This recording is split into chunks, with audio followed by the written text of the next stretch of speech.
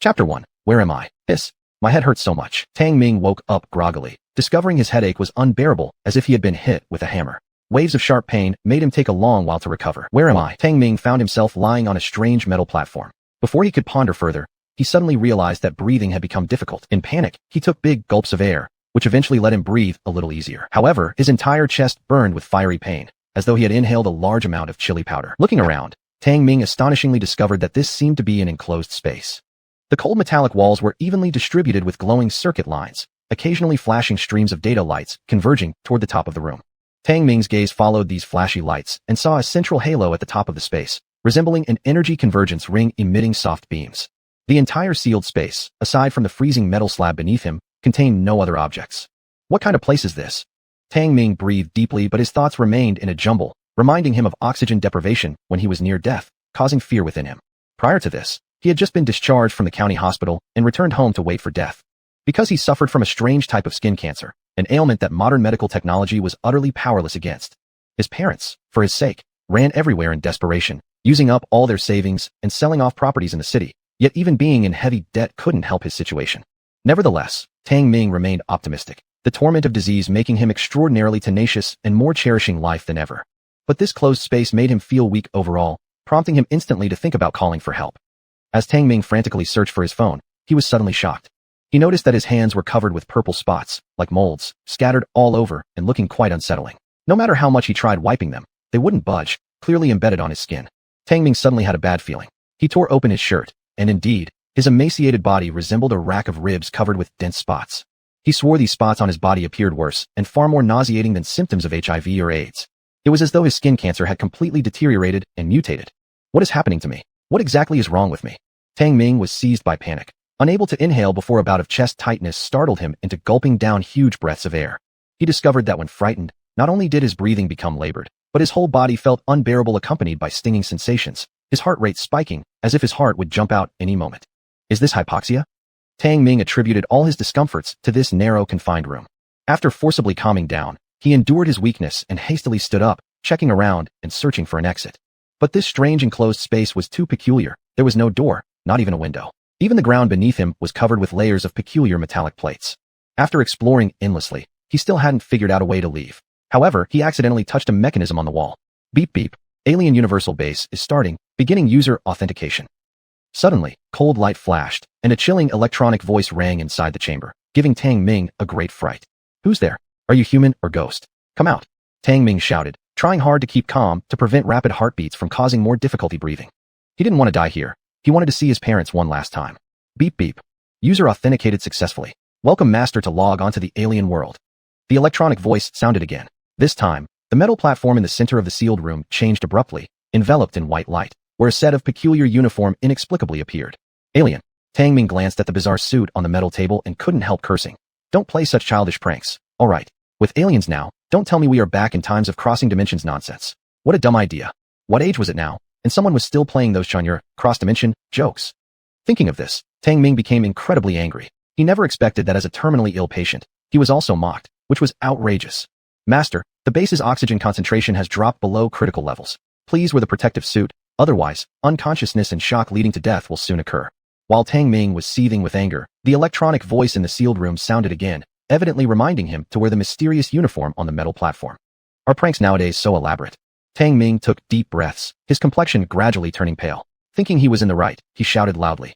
I'm warning you again, in this low-level prank. What protective suit? Even if I suffocate to death, I won't wear it. No one responded to him. But Tang Ming clearly felt that no matter how he tried to breathe, it became abnormally difficult. His chest lungs seemed as though they were about to catch fire, the pain becoming increasingly sharp. The lack of oxygen to his brain made Tang Ming's consciousness begin to blur, but the feeling of having his throat squeezed was even more unbearable. He couldn't care less at that moment and hastily put on the protective suit from the metal platform. Chapter 2. Alien Planet. The protective suit was very peculiar. It was a one-piece outfit made of an indescribably soft material that felt very comfortable to the touch. After Tang Ming put it on, he realized there was a breathing mask for the head that fit perfectly over his face. When he wore it, he surprisingly found his breathing had become much smoother. This is really comfortable. There's no oxygen tube attached to this little breathing mask. Strange. Out of curiosity, Tang Ming carefully inspected the breathing mask and was surprised by what he found. In comparison, the one-piece protective suit made him look like a clown. Because of the disease's torment, Although Tang Ming was thin as a rack of ribs, his belly stuck out prominently, usually hidden under regular clothing. But this tight-fitting protective suit exposed how unusual he looked. Even though his breathing had improved, Tang Ming grew increasingly irritated. He felt someone was deliberately messing with him, first by locking him in this sealed room, then forcing him into this clown-like protective suit, which clearly seemed premeditated. I don't care who you are. Let me out right now, or there will be serious consequences. Tang Ming was infuriated. Tortured by illness for many years, his anger carried a certain level of hostility. But inside and outside the sealed room, no one responded, leaving Tang Ming feeling somewhat panicked. He even began to suspect if he had been kidnapped by some kind of psycho. The more he thought about it, the more horrifying it became. Suddenly, Tang Ming started feeling increasingly unwell, as if he had caught a bad cold. His muscles began feeling weak, and his spirit quickly grew abnormally tired. What's happening to me? His whole body experienced needle-like pain, making him breathe deeply. Even with the breathing mask, he suddenly felt uncomfortable. Detected increased symptoms of radiation sickness. Please inject gene medication immediately. Suddenly, the cold electronic voice sounded without warning. This time Tang Ming didn't hesitate, shouting urgently, "Quick! Inject me! Master, the base has 0 medication reserve. Please replenish it promptly." Nima. Almost spitting out a mouthful of blood, Tang Ming felt dizzy, rolled his eyes back, and fell unconscious to the ground.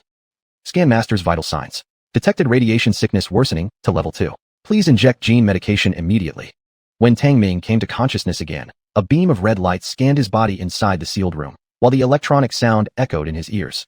At this moment, his whole body hurt in waves, and both his physical state and mind were extremely exhausted. A strong hunger sensation and dizziness continued to hit him, making him feel incredibly uncomfortable. What is radiation sickness? Struggling to stand up, Tang Ming had regained some strength. Looking around, this omnipotent base's 6-sided metallic walls flickered with data streams on and off, resembling circuits on a circuit board. Tang Ming was growing uneasy, hoarse and dry-mouthed as he shouted, "I'm not playing anymore. I want to see a doctor. I'm so hungry. Master, the base has 0 food reserves and cannot provide any sustenance. Please find ingredients outside." Again, the merciless electronic tone from the base made Tang Ming angry as he growled. Then what else is left? Master, all materials within the base have depleted to 0, including energy reserves that are also running critically low. Tang Ming took a deep breath. The intense hunger sensations coming from his stomach left him too drained to comment. Tentatively, he asked, "Can you let me out?" "As you wish." Ding. As the electronic voice spoke, the previously sealed base opened up a door. Seeing this, Tang was instantly delighted and rushed out, afraid to be trapped once more in this dilapidated place. What kind of place is this? Upon rushing out of the sealed room, Tang Ming was shocked by the scene before him. The multicolored, strange plants surrounding him were unlike anything he'd ever seen. More bizarre still, the sky glowing with purple light had 2 giant planets floating in it. One planet was encircled by a bright star ring, instantly reminding him of Saturn's rings.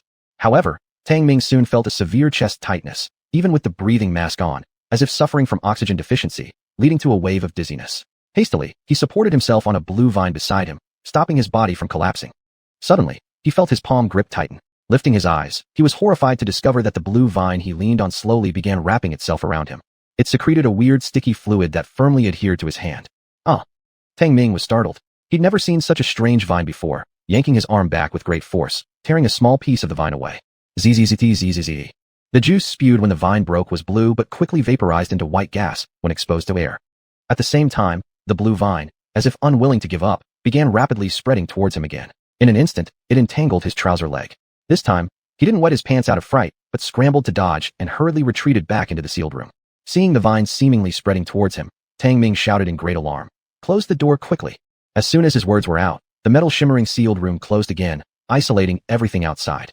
Inside this so-called omnipotent base, Tang Ming clearly felt his breathing become much smoother. With his hands and feet flailing about, he tore off the remaining piece of vine still stuck to his hand and threw it aside.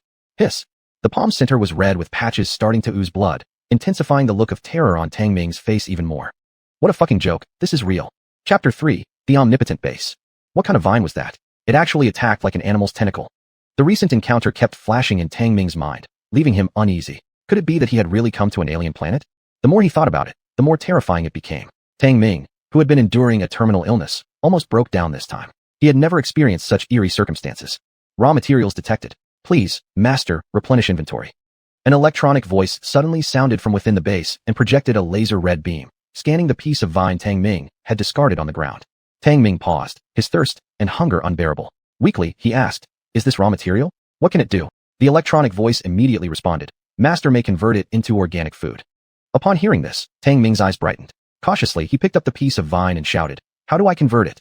"Master needs only place it on the conversion platform." The electronic voice quickly replied. Conversion platform? Tang Ming paused, his gaze landing on the only metal table inside the base. That metal platform looked strikingly similar to a surgical bed, which filled him with some fear due to his experiences undergoing chemotherapy on Earth. He threw the blue vine onto it, and the so-called conversion platform displayed a light screen.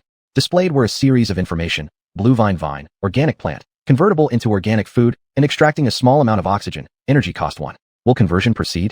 Food.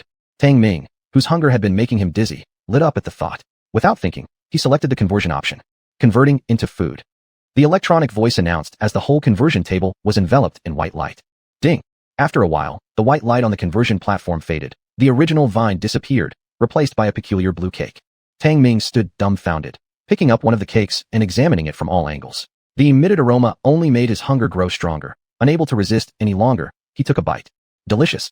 The blue cake turned out to be surprisingly flavorful, astonishing Tang Ming. Its texture was soft and glutinous, sweet and mild, much like eating mochi. Delicious. So fragrant. Tang Ming couldn't help but devour the cakes entirely. But what came next surprised him even more. His sense of hunger quickly subsided, and a long-lost feeling of fullness flooded his brain, even reviving his weak body. Scanning Master's vitals. Blood sugar levels restored, heart rate and pulse normalizing. Radiation sickness not alleviated. Suggest administering gene serum to avoid further deterioration. Just as Tang Ming was lost in thought, the AI system of the base scanned his body with a red light, and then produced an appealing electronic sound. Don't randomly scan me without permission. Being scanned without reason irritated Tang somewhat, though his body and spirit had indeed recovered after consuming the food. However, what truly amazed him was the conversion platform, which managed to directly transform a piece of blue vine into tasty cakes, something more sci-fi than anything he'd seen in films. It seemed he had truly crossed over to some unknown alien planet, surrounded by high-tech equipment. With a sigh, Tang Ming began carefully exploring this enclosed omnipotent base, seeking any discoveries. However, the entire six-sided structure of the base was unique, apparently cast from a type of metal he'd never seen before. Aside from the central power ring at the top and the ground-level conversion platform, there was nothing particularly unusual about it. Omnipotent base, are you there? Tang Ming attempted to call out. Does the master have any orders? Tang Ming was shocked for a moment, then hastily inquired. What is this alien planet? Why am I here? Master, this is an alien planet. The reason why you appeared here cannot be answered due to insufficient system rank involving privileges. Insufficient system rank. Tang Ming frowned slightly. What's insufficient system rank? Master, the omnipotent base has 6 ranks, from entry level to ultimate. Currently, the base is at the lowest entry level, and thus cannot answer the master's questions. What rubbish artificial intelligence? Can't you upgrade yourself? Tang Ming's face darkened as he yelled angrily. Master, upgrading the base requires resources and energy. These must be provided by the master for the upgrade to be completed. Tang Ming froze. What logic was this? Was he dragged here just to upgrade this thing?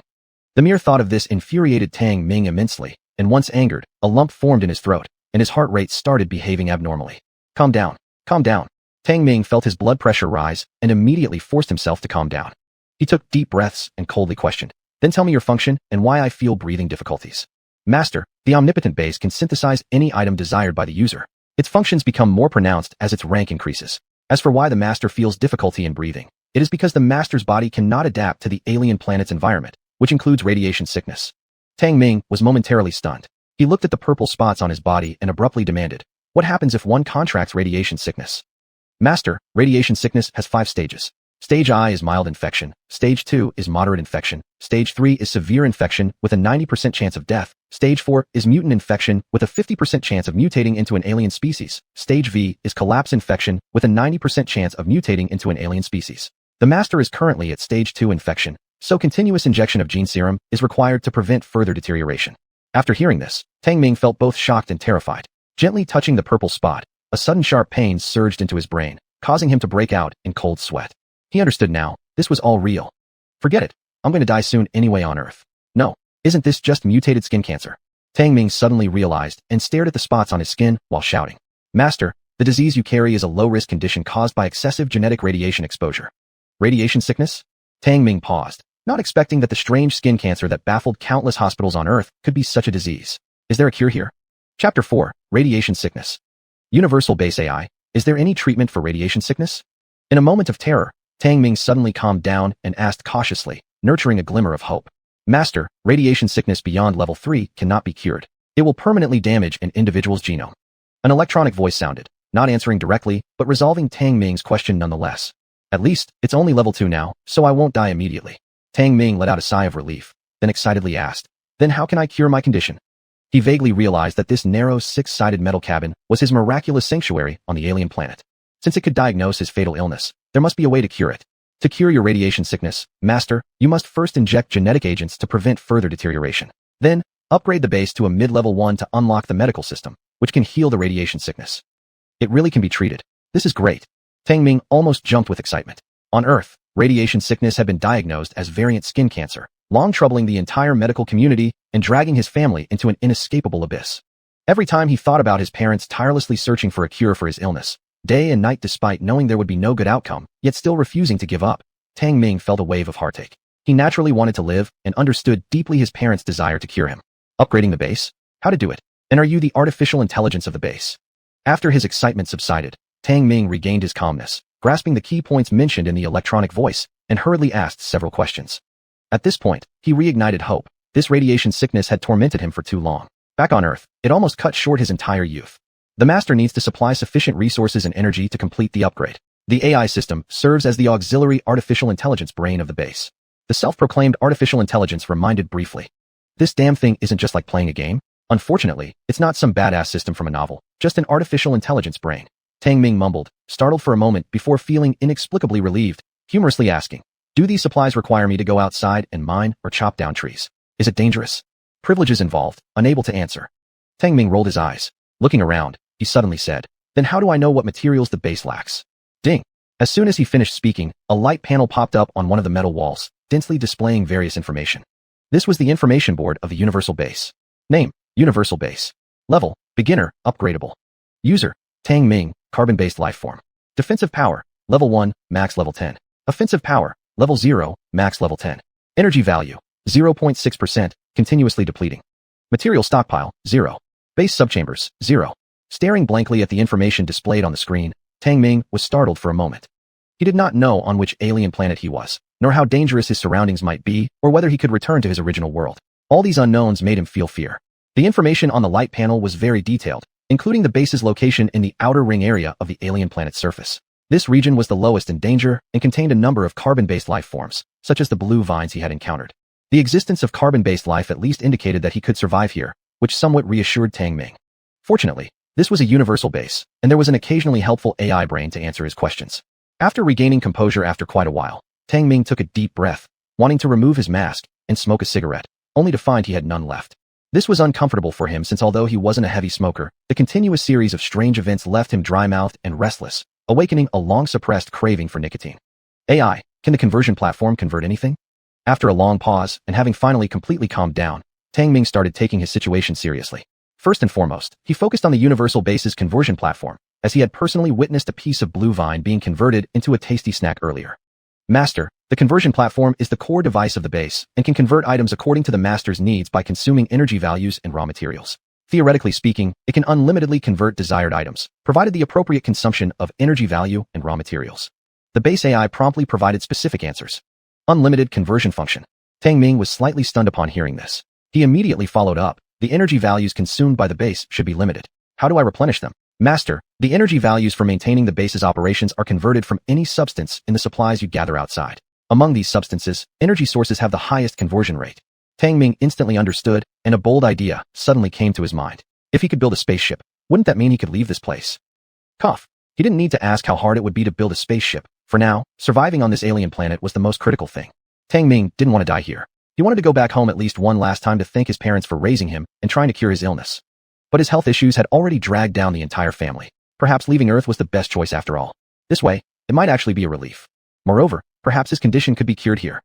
Sigh? By now, my parents must be worried sick about me. This is also good. I hope they can have another child. Thinking of his parents back home, Tang Ming couldn't help but feel pain deep in his heart. Fortunately, besides him, his parents had adopted a younger sister, so they weren't completely alone now. But what about him? Alone, he had come to this alien planet, not knowing whether there were extraterrestrials on this unfamiliar sphere. AI, are there intelligent aliens on this alien planet? An image of an alien popped into his mind, giving him an inexplicable sense of fear, prompting him to ask. Privileges involved, unable to answer. However, the cold electronic voice of the AI system disappointed Tang Ming. AI, can the Universal Base create transformers or predators? Tang Ming continued to ask, imagining all kinds of high-tech cool weapons and characters from movies. Combat privileges involved, unable to answer. The cold robotic response almost made Tang Ming bleed internally. What kind of lousy artificial intelligence was this? AI, are there any monsters on the alien planet? Struggling to suppress his anger, Tang Ming couldn't help asking again. At that moment, images of monstrous aliens from films flashed through his mind, increasing his sense of fear. Various exotic life forms exist on the alien planet. In the outer ring area where the base is located, mainly level 1 and level 2 exotic species reside. This time, the AI system gave a detailed answer, but as soon as Tang Ming heard about exotic creatures, his thoughts were immediately filled with unnamed tension. He truly couldn't imagine what kind of strange beings beyond his comprehension might be lurking on the surface of this alien planet. Were they parasitic alien substances? Or bloodthirsty alien beasts? Everything was unknown. Why am I so unlucky? Hello. As the oxygen content in the base decreased, Tang Ming began to have difficulty breathing. He quickly consulted the base system. Master, the atmosphere of the alien planet mainly consists of nitrogen, carbon monoxide, etc., with only 1% oxygen content. The oxygen inside the base comes from filtering and storing the external air, but due to excessive consumption by the master, it is now approaching its limit. It is recommended to collect organic matter as soon as possible to replenish oxygen. Tang Ming was left speechless. It seemed that in this forsaken place, even breathing had become a luxury. Can blue vines extract oxygen in addition to being converted into food? Tang Ming suddenly remembered that blue vines were organic matter and couldn't help asking. Master, blue vines and other carbon-based plants can simultaneously be converted into food and extract a small amount of oxygen. The base AI immediately responded. Tang Ming's eyes lit up. Good. Open the base and let me go out to see if there's anything else edible besides the blue vines. PSSHD. The metal cabin door opened immediately. Through the cabin door, Tang Ming could see the strange and bizarre alien environment outside. Taking a deep breath, he stepped out of the base. In such an alien and unfamiliar environment, his primary task was naturally to survive.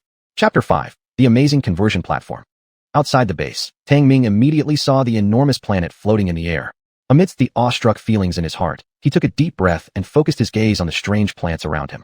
These plants were all blue vines, only a few meters away from the base, sparsely covering the surroundings.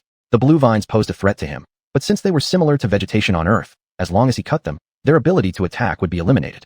But where could Tang Ming find a knife? He looked around and saw numerous gray rocks piled up on the pale purple ground. After confirming that the rocks were indeed stones, Tang Ming struggled to pick up a heavy rock and threw it forcefully at the root of a blue vine. Snap! Under Tang Ming's powerful throw, the rock directly smashed through the bowl-thick root of the blue vine, splashing out some blue sap. Seeing this, Tang Ming quickly picked up the broken blue vine and pulled with all his strength. Wow! The bowl-thick vine was over 10 meters long.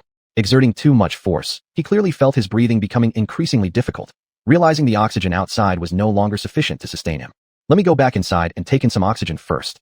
Tang Ming carried the more than 10-meter-long blue vine and hurriedly returned to the base. Intelligence Core, scan how much oxygen can be extracted from this blue vine. In one breath, Tang Ming dragged the blue vine back, tossed it onto the conversion platform, almost exhausting himself. His weak chest cavity emitted sounds like a broken wind box under extreme oxygen deficiency. Primary level blue vine contains organic oxygen material, can extract 13 moles, enough for the master's respiratory system to function for 48 hours. Please don't nitpick about the units. After emitting a red light to scan the blue vine, the base intelligence core gave a precise calculation result. Tang Ming felt his lungs starting to shrink. He hurriedly said, "Quickly convert, and turn the rest into food." As soon as he finished speaking, the conversion platform began to light up. The over 10-meter-long blue vine was absorbed into the platform, and a light screen popped up. On the light screen, the conversion progress was displayed, reaching from 0 to 100% in just a few seconds. After the conversion was successful, Tang Ming noticeably felt his breathing become smoother, indicating the oxygen level inside the base had been restored to normal. Truly miraculous. Tang Ming removed the breathing mask and stared at the blue pastries, unable to resist licking his lips. His fingers itched to eat, but he restrained himself. After all, these pastries were rare foods and could only be consumed when hunger arose. However, he was even more interested in the conversion platform. This conversion platform was located at the center of the base, about the size of a surgery table, covered with strange patterns. These patterns emitted a soft blue light, appearing as splendid as something from a science fiction movie. Tang Ming squatted there studying for half the day, unable to determine what kind of metal material formed this mysterious platform, but he only found it amazing. Intelligent Core, if the conversion platform can convert anything, what is the principle behind it? Tang Ming asked curiously. As a youth of the new era, his receptiveness was quite strong. Master, theoretically, the conversion platform can decompose and extract the basic atomic units of any form of matter, then restructure them. The Intelligent Core responded promptly. The electronic voice was pleasant, similar to a smartphone's smart voice feature, though lacking emotion, icy and cold. Material atoms. How incredible. Tang Ming was shocked. Atoms are particles that cannot be further divided in chemical reactions. To verify the base's conversion function, after deeply inhaling 2 mouthfuls of oxygen, Tang Ming put on the breathing mask again and left the base. This time, his target was not the blue vines, but rather several colorful rocks found nearby. The rocks on this alien star were as hard as those on Earth, differing mainly in color. As for their composition, it required scanning by the base system. Intelligent Core, scan the composition of these rocks, and whether they can be converted? Placing a few colorful rocks on the conversion platform, Tang Ming expectedly asked. Primary or material detected, but the metal content is too low, not recommended for conversion as it may consume energy value. After a scan of red light, the base Intelligent Core gave an answer. Tang Ming frowned and asked again, which rock is suitable for conversion? Master, the red primary or stone contains 3% black iron metal, which can be used to extract black iron to manufacture tools. While answering, the conversion platform also displayed the information of a light screen, among which a dark red rock contained the highest metal content, while the others were deemed worthless raw ores. However, Tang Ming paid more attention to whether the black iron metal mentioned in the electronic voice was the metal he understood, so he asked, what is black iron metal? Master, black iron is the lowest grade metal on this alien star, and also one of the most abundant minerals. It is a black exotic metal, and the higher its content in the raw ore, the closer the color will be to pure black. The intelligence core system gave a detailed explanation. It turned out that it was not the iron he had in mind, but rather the lowest grade basic exotic metal from this alien world. Tang Ming immediately understood. He discarded the other rocks and searched around the base for several deeply colored rocks, laboriously hauling them back. After another system scan and test, they indeed turned out to be inferior black iron ores. Intelligent Core, how much black iron can these black iron ores extract? Can the extracted black iron be converted into knives? Tang Ming, touching the deep red black iron ores, suddenly remembered the blue vines outside the base and asked earnestly, Master, these black iron ores can extract over 200 grams of black iron, which can be converted into small cutting tools. However, since the black iron content in the ore is too low and does not match the energy consumption, it is not recommended to convert such low-content ores, the intelligence core system responded. But Tang Ming grinned with excitement. As long as it can be converted into a knife, it must be a large machete. With that, he turned around and ran out of the base again. Chapter 6, The Synthetic Black Iron Knife. Back and forth, Tang Ming picked up a good number of black iron ores, which he threw onto the conversion platform all at once.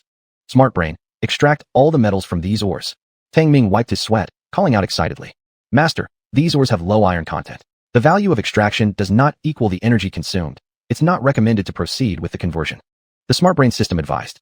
But Tang Ming didn't care anymore. He immediately had the system extract the black iron metal, and then synthesized a chopping knife. Master, please input the shape and weight for the knife during the conversion process. The light screen of the conversion platform popped up with some options, sparking Tang Ming's interest. He thought about the shape of knives in his mind, and after entering the data, the screen revealed a black chopping knife. Subsequently, he entered the weight of the chopping knife, almost using up the 750 grams of black iron metal that had just been extracted. Then he confirmed the synthesis option. Chime. As the white light from the conversion platform faded, a black chopping knife, 20 centimeters in length, appeared before him. Interesting. Tang Ming's expression brightened as he took the knife into his hands and couldn't put it down. This one, more than a chopping knife, could be called an appropriate dagger. The dark blade on one side was sharp, while the other side had serrated teeth, fully a tactical dagger. However, its edge stretched 13 centimeters long, with a forward-leaning center of gravity, suitable for cutting. Tang Ming specifically made it for cutting blue vines. It is also one of the most important tools for wilderness survival protection. Holding the black iron knife, Tang Ming suddenly felt a bit of confidence deep in his heart, as if he had the backbone of having a knife in hand to take on the world. Let's give it a try outside.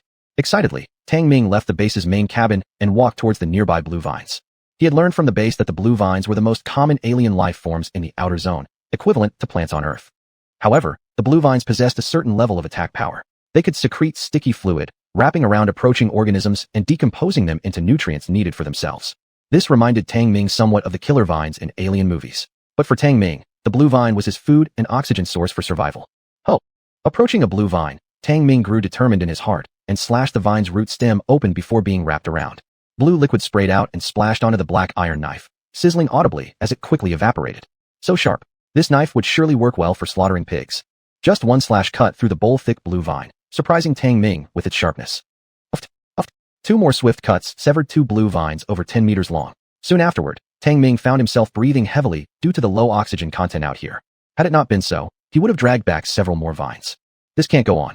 Feeling a fiery pain in his chest cavity, Tang Ming struggled to drag 3 blue vines back inside the base, where he could finally breathe easier. Convert the blue vines into food and oxygen. With one breath, Tang Ming threw the blue vines onto the conversion platform and inhaled several mouthfuls of the oxygen-rich air. Inside the base's main cabin, he could remove his breathing mask and protective suit to feel more comfortable. However, this was only possible under the premise of having sufficient oxygen stored within the base. Thinking about the oxygen supply problem outside the base, Tang Ming couldn't help but ask, Smart Brain, is there any way I can stay outside the base for a longer time? Don't tell me to use an oxygen tank or something like that. An oxygen tank is heavy and large, too much for his small frame to handle. The master can upgrade the breathing mask to make it have oxygen collecting functionality. The smart brain system promptly responded, displaying detailed information about the breathing mask on the conversion platform. Upgrade the breathing mask. Tang Ming's interest was piqued immediately. He carefully looked at the displayed information and realized that existing items could be upgraded via the conversion platform. For instance, his currently worn basic breathing mask could be upgraded into an oxygen-providing respirator. However, corresponding materials were required for the upgrade. After carefully checking, Tang Ming saw that upgrading the breathing mask would need 200 grams of black iron metal and 100 grams of organic fibers. What are organic fibers? Where can I get them? Tang Ming knew what black iron metal was, but he wasn't sure about organic fibers. Master can collect sword hemp outside. It's a low-threat alien plant species that can provide first-level organic fibers and a small amount of oxygen. The smart brain system provided the answer and image straight away. It looked similar to giant aloe vera, a kind of alien plant. Tang Ming slightly startled. He seemed to have seen this outside the base before. So, turning around, he exited the base immediately. Sure enough, not even 20 meters away from the base, in a pile of rubble, grew numerous pink alien plants standing several meters high, precisely the sword hemp. The sword hemp looked similar to Earth's aloe vera, but its every branch and leaf had sharp serrated edges that vibrated with magnetic field fluctuations, making it much more dangerous than the blue vines. Tang Ming knew it wouldn't be easy to get close, and he wasn't about to foolishly charge in for trouble. Hum hum hum. As Tang Ming approached one of the sword hemp plants without even getting too close, its massive leaves began to vibrate. They resembled several buzz saws working together, sending shivers down his spine. Are all the plants on this alien planet so terrifying? Circling the sword hemp, Tang Ming, gripping the black iron knife tightly, started sweating, but there was no good opportunity to strike. He felt like he was facing a cluster of buzzing buzz saws, where any movement toward them would bring danger. With breathing becoming difficult, Tang Ming reluctantly returned to the base, feeling a pang of hunger. He grabbed a blue cake and began eating. As he ate, thoughts swirled in his mind about how to obtain the sword hemp. Finally, he asked the smart brain system, "Smart brain, do you have any methods for cutting down the sword hemp?" Sword hemp belongs to a level 1 alien species with level 1 attack capability. It is suggested that the master first gathers sufficient raw materials to convert into protective armor. The smart brain system offered a fairly reasonable suggestion. But for Tang Ming, this was almost useless. If he already had armor, wouldn't handling a sword hemp plant be easier? It seems like I can't manage it anytime soon. Still, better to focus on getting more blue vines and black iron ores. Feeling powerless, Tang Ming put on his breathing mask and stepped out of the base once again. Chapter 7, Level 1 Alien Terror Wolves. With the black iron knife, he was able to easily cut down the blue vines and also found a number of scattered pieces of black iron or nearby. He gradually moved them all back to the base. He didn't dare to move too far from the base for 2 reasons. 1. He was on an alien planet he knew nothing about. 2. His breathing was restricted to activities within just dozens of meters. However, luckily, there were many alien plants growing near the base. Besides the blue vines, he had also dug up some plants called stargrass. This alien plant, which resembled earth ferns, has a blue-purple appearance. It could be converted into a small amount of oxygen and hemostatic powder, which turned out to be a pleasant discovery. After working tirelessly for who knows how long, Tang Ming was about to dig up some more stargrass when he suddenly realized that it had grown dark very quickly. Is it already nighttime? Tang Ming was shocked as he watched the pale purple sky rapidly shift and begin to become gloomy, like the night on Earth. But soon after came a chilling sensation that sent shivers down his spine. The night should be dangerous. I need to retreat. Tang Ming suddenly felt uneasy and carried the last piece of black iron ore back to the base. Intelligence brain, tell me about the changes in day and night cycles here on the alien planet. As soon as he returned to the base, Tang asked the intelligence brain system. Being on an alien planet, he felt it necessary to understand the basic information about this planet. Master, the day and night on this alien planet each last 12 hours, with average daytime temperatures at 25 degrees Celsius and nighttime temperatures averaging minus 25 degrees Celsius. Depending on the region, gravity and magnetic fields on the alien planet can vary, directly causing environmental factors such as temperature and humidity to change. The answer from the base intelligence brain was relatively comprehensive, but it startled Tang Ming. He never expected the day-night temperature difference on the alien planet to be so large, a full 50 degrees Celsius. No wonder he suddenly felt so cold. If he stayed outside for an hour or two, wouldn't he have frozen to death? I wonder just how average this average temperature is. Tang Ming was glad to have a base. Otherwise, just these issues with breathing and the temperature would have been enough to take his life. Nighttime on the alien planet is when alien species are most active. There are terror wolves in the outer regions. It is suggested that the master does not go outside. Suddenly, the intelligence brain of the base issued a warning electronic sound. The closed metal doors of the base jumped, with red warning lights showing that the doors were fully locked. Most active time for alien species. Tang Ming swallowed nervously, asking, what kind of alien species are these terror wolves? Are they beasts? Ulul. Just as Tang Ming's words trailed off, there came a vague yet horrifying howl from outside the base. Similar to a wolf's howl on Earth, but much more terrifying. This made his scalp tingle uncontrollably. Alert. Detected level 1 alien terror wolves approaching the base. Please do not go outside. The intelligence system issued a warning, and suddenly a window appeared on the 6-sided metal walls of the base, allowing a faint, chilly light from the outside to shine through. Tang Ming got a fright and hurriedly shouted, "Why open the window? Master, this is a one-way visible window." Realizing it was a one-way observation window, Tang Ming exhaled in relief. He tapped on the window and grinned, but the next moment, his smile froze. Somewhere along the way, two massive wolf-like beasts had appeared right outside the window. Their sharp teeth were smeared with blood, their bloodthirsty vertical pupils glinting eerily. Even though they were separated by the metal wall, Tang Ming was chilled to the bone and felt a cold sweat break out. What the hell? Aren't these things supposed to be wolves? These look like cows. Tang Ming went white as a sheet, but eventually calmed down. Through the observation window, the two terror wolves kept circling around the base. Emitting low breaths, their keen sense of smell seemed to detect something, but could not locate the prey, resulting in confusion and frustration. Will they try to break in? Tang Ming's heart leapt to his throat, and he anxiously questioned. Master, the base possesses level 1 defensive strength. Level 1 terror wolves will not be able to forcibly breach the defenses. The response from the intelligence system comforted Tang Ming, who, emboldened, approached the observation window to closely examine the two ferocious creatures from another world. They were huge, way too huge. Tang Ming had never seen such monstrously sized wolves. Even through the metal barriers, he could see their savage expressions clearly. What shocked him even more was that when the terror wolves licked the observation window, the tongues revealed rows of densely packed barbs, grinding against the window exterior audibly. My God, one bite from that thing, and half your bones would be scraped off.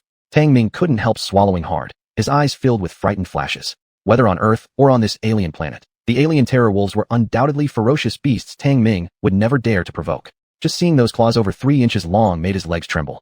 Back in his hometown, before he lost his sanity playing survival in the hills behind his house, wild boars had almost scared the pee out of him. He'd never encountered any beast as gigantic as these.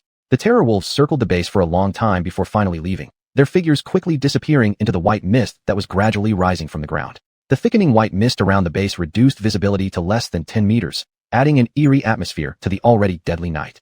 Intelligence brain, can the meat of terror wolves be eaten? Tang Ming was eating a blue pastry when he suddenly asked. Master, the flesh and blood of most alien species have corresponding value and can also serve as nourishment to sustain life. The meat of terror wolves contains abundant inorganic salts and nutrients required by carbon-based life forms, such as proteins and fats. So, the fierce beasts on this alien planet are edible as well. Tang Ming's eyes sparkled as he licked his lips, but suddenly he felt that the blue pastry in his mouth wasn't as tasty anymore. Chapter 8, Sword Hemp. At this moment, Tang Ming was thinking, if he could get a hold of a terror wolf, it would surely last him a good while to eat. This was much better than cutting down 20 blue vines for sustenance. However, the blue vine and other alien plants can extract synthetic oxygen, which is an indispensable point for the base. Why think so much? Let's just get the sword hemp first. Tang Ming quickly swallowed a few pieces of blue cake, left some stored inside the base, and then began working. Today was his first night spent on the alien planet, but during the day he picked up quite a bit of black iron ore, converting and refining several kilograms of black iron metal in total. Using this black iron metal, Tang Ming made weapons to deal with the sword hemp. In fact, his thoughts were pretty simple. He upgraded the black iron knife by lengthening it by 1 meter, making it look like a samurai's blade. Actually, this knife was designed based on the impression of the Miao dagger that Tang Ming had in mind. Including the handle, it was 1.5 meters long, weighing 4.5 kilograms. For him, it was quite strenuous to wield. The Miao dagger was completely black. After trying it out by waving it around a few times, Tang Ming felt a sharp pain throughout his body and couldn't help cursing. Shit. It feels like my whole body is covered with corns, and every time I exert myself, it hurts. Radiation sickness gave him a lot of trouble. He couldn't overexert himself, otherwise his whole body would hurt everywhere. Sometimes, when it got serious, he would directly go into shock, so you could imagine how hard it was for him to search for black iron or rocks outside the base. Apparently, after solving the breathing problem, I need to get myself some genetic agents as soon as possible. Tang Ming sighed, watching the star glowing with blue light in the darkness from the observation window of the base, and fell into deep thought. Just arriving here, not only did he have a worsening illness, even basic survival conditions were lacking. Not only that, but there were also threats from alien creatures, making Tang Ming feel uncertain whether he could even survive. Shit, isn't this just another version of survival in the wilderness? With my bad luck, what do I have to be scared of? Unable to resist swearing heavily, Tang Ming readjusted his mindset, giving himself some encouragement. As the old saying goes, since we are already here, we must settle down. At least, there was still hope for curing his illness here. He decided not to dwell on it anymore, and simply lay down to sleep. It was indeed a busy day, so naturally, he felt very tired. Tang Ming didn't know when he had fallen asleep, but when he woke up again, he noticed beams of bright light being projected through the window, warm like the dawn on Earth. It's daybreak. Tang Ming paused, getting up from the ground, slight twinges of pain running through his body causing him to frown. He could feel that the radiation disease had worsened slightly. Flipping open his protective suit, Tang Ming indeed saw that the purple spots on his skin had spread a little more. This disease was progressing rapidly, casting a shadow over his heart. Back on Earth, his skin had rotted before, but nothing like this bizarre situation. Maybe the environment on this alien planet is different from Earth. After eating some water-rich blue cakes, Tang Ming felt a little better. When he came out of the base, he was surprised to find that the two celestial bodies floating at the horizon were still there, seemingly stationary relative to the alien planet, leaving him somewhat confused. Here is such a messed up world anyway, why bother caring so much? Muttering a curse under his breath, Tang Ming took the Meow dagger and walked towards the nearby sword hemp. Buzz buzz buzz. As soon as Tang Ming approached, the sword hemp began vibrating, its aloe-like serrated leaves resembling a chainsaw, looking quite intimidating. However, this time, Tang Ming came prepared. He stood a meter away from the sword hemp, wielding the Meow dagger and chopping it down. Foo! Foo! Blue liquid splattered everywhere, and Tang Ming managed to cut off several sword hemp leaves in one breath, tiring himself almost completely. Feeling shortness of breath, he hurriedly dragged the Meow dagger and the sword hemp leaves back to the base. SSS. Back in the base, Tang Ming realized that his hands had been cut by the serrated edges of the sword hemp leaves, fresh blood oozing from multiple wounds. Just right to try the stargrass powder. He hastily took out the stargrass powder he synthesized the previous day and smeared it on his hands. A wave of coolness immediately rushed over him, and the blood from the wounds was astonishingly quickly stopped. Is this thing really that powerful? Tang Ming was stunned, staring blankly at his own hands. Not only did the powder stop the bleeding, but it also numbed the sensation of pain, and more exaggeratedly, it had already started forming scabs, completely subverting his cognition. AI, what's going on here? Tang Ming suddenly asked seriously, feeling something wasn't quite right. Master, the sword hemp is a level 1 alien plant. Any wound it causes has no side effects, but the stargrass powder can make it clot and heal quickly. Since your physical condition is too poor, the healing process will take 26 hours. If a terror wolf bites me once, a terror wolf's bite force exceeds 1 ton. As long as the host survives, the stargrass powder can be used to stop bleeding and heal wounds, but a terror wolf's saliva contains lethal bacteria that could lead to fatal complications. Based on the host's current physical condition, there's only a 10% chance of survival. Tang Ming immediately fell silent. He was doomed if he encountered a terror wolf anyway. The host can enhance their physical strength. This will not only effectively strengthen resistance to illnesses, but also improve overall qualities, granting superior physical capabilities. The electronic voice of the AI system made Tang Ming's eyes light up instantly. Chapter 9, Energy Levels. How do I improve my body strength? It's not just about doing push-ups, right? After a moment of joy, Tang Ming couldn't help but ask suspiciously. Physical exercise is merely the most basic method suitable for you to use at this stage. For enhancing your physique with potions, you'll need to go out and search for medicinal plants to concoct them. What kind of medicines are there? Tang Ming immediately became interested. The system immediately listed over 10 types of alien plants and creatures, such as the roots and fruits of some plants, or the horns and blood of certain alien species, etc. For a moment, it actually made Tang Ming's eyes dazzle. The information was exhaustive, but for him, it was still far out of reach. Because these materials with pharmaceutical value were much higher grade than stargrasses, they were at least second-grade life forms. With his puny body, he wouldn't stand a chance against them. Forget it, let's just upgrade the breathing mask first. Tang Ming self-mockingly said in helplessness. The master can improve physical strength through the most fundamental limb exercises. The electronic voice of the intelligent brain system sounded, presenting a series of basic training movements and advanced moves. Tang Ming lost interest and waved his hand, carrying the sword hemp leaves onto the conversion platform. Convert, extract oxygen and fiber. As Tang Ming spoke, the conversion platform began to work, quickly decomposing and transforming several sword hemp leaves. He obtained a good amount of primary fibers and oxygen. Then Tang Ming took off his own breathing mask and threw it into the platform for an upgrade. The breathing mask upgrading process consumed a certain amount of fibers and black iron metals, and he ended up obtaining an oxygen supply respirator. The oxygen supply respirator resembled a gas mask. Its jet black appearance looked very stylish. And the so-called oxygen supply referred to the built-in compressed oxygen device of the respirator, which required pressing in oxygen quantity, equivalent to a mini oxygen tank. However, this was far more advanced than the oxygen tanks used on Earth. Its volume was sufficiently small, able to compress 48 hours worth of oxygen. If only this could be brought back to Earth, it would absolutely be a great invention. Unfortunately, this was on an alien planet. Nevertheless, Tang Ming was still quite satisfied. At least now he could stay outside the base for a longer time. He looked at his thin protective suit and suddenly asked, "System, can my protective suit also be upgraded?" Master, upgrading the protective suit requires 1.5 kilograms of first-level fiber and 300 grams of black iron metal. The design style and protective functions can be customized. Upon hearing this, Tang Ming rejoiced greatly.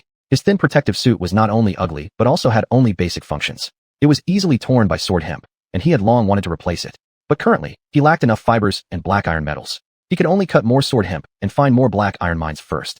With the newly upgraded breathing apparatus equipped with an oxygen supply function, Tang Ming could remain outside the base for extended periods. He cut down a lot of sword hemp and found many black iron ores nearby. Although the returned black iron ores had low content of black iron metals, little by little, after all the hustle of the day, he harvested over 10 kilograms of black iron metal. However, a very pressing issue arose within the base. The energy level had dropped to 0.1%, the absolute minimum. In other words, the energy reserve was almost depleted. This was something Tang Ming hadn't foreseen. Every single use of the conversion platform consumed corresponding energy. Even worse, if the energy runs out, the base would definitely shut down, including the AI system and the constant temperature and humidity conditions of the base that are suitable for human survival. This was a big problem. Intelligence brain, how to replenish the energy level.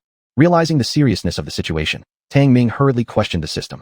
Master, collecting helium-3 energy will replenish the energy level. The system promptly provided an answer.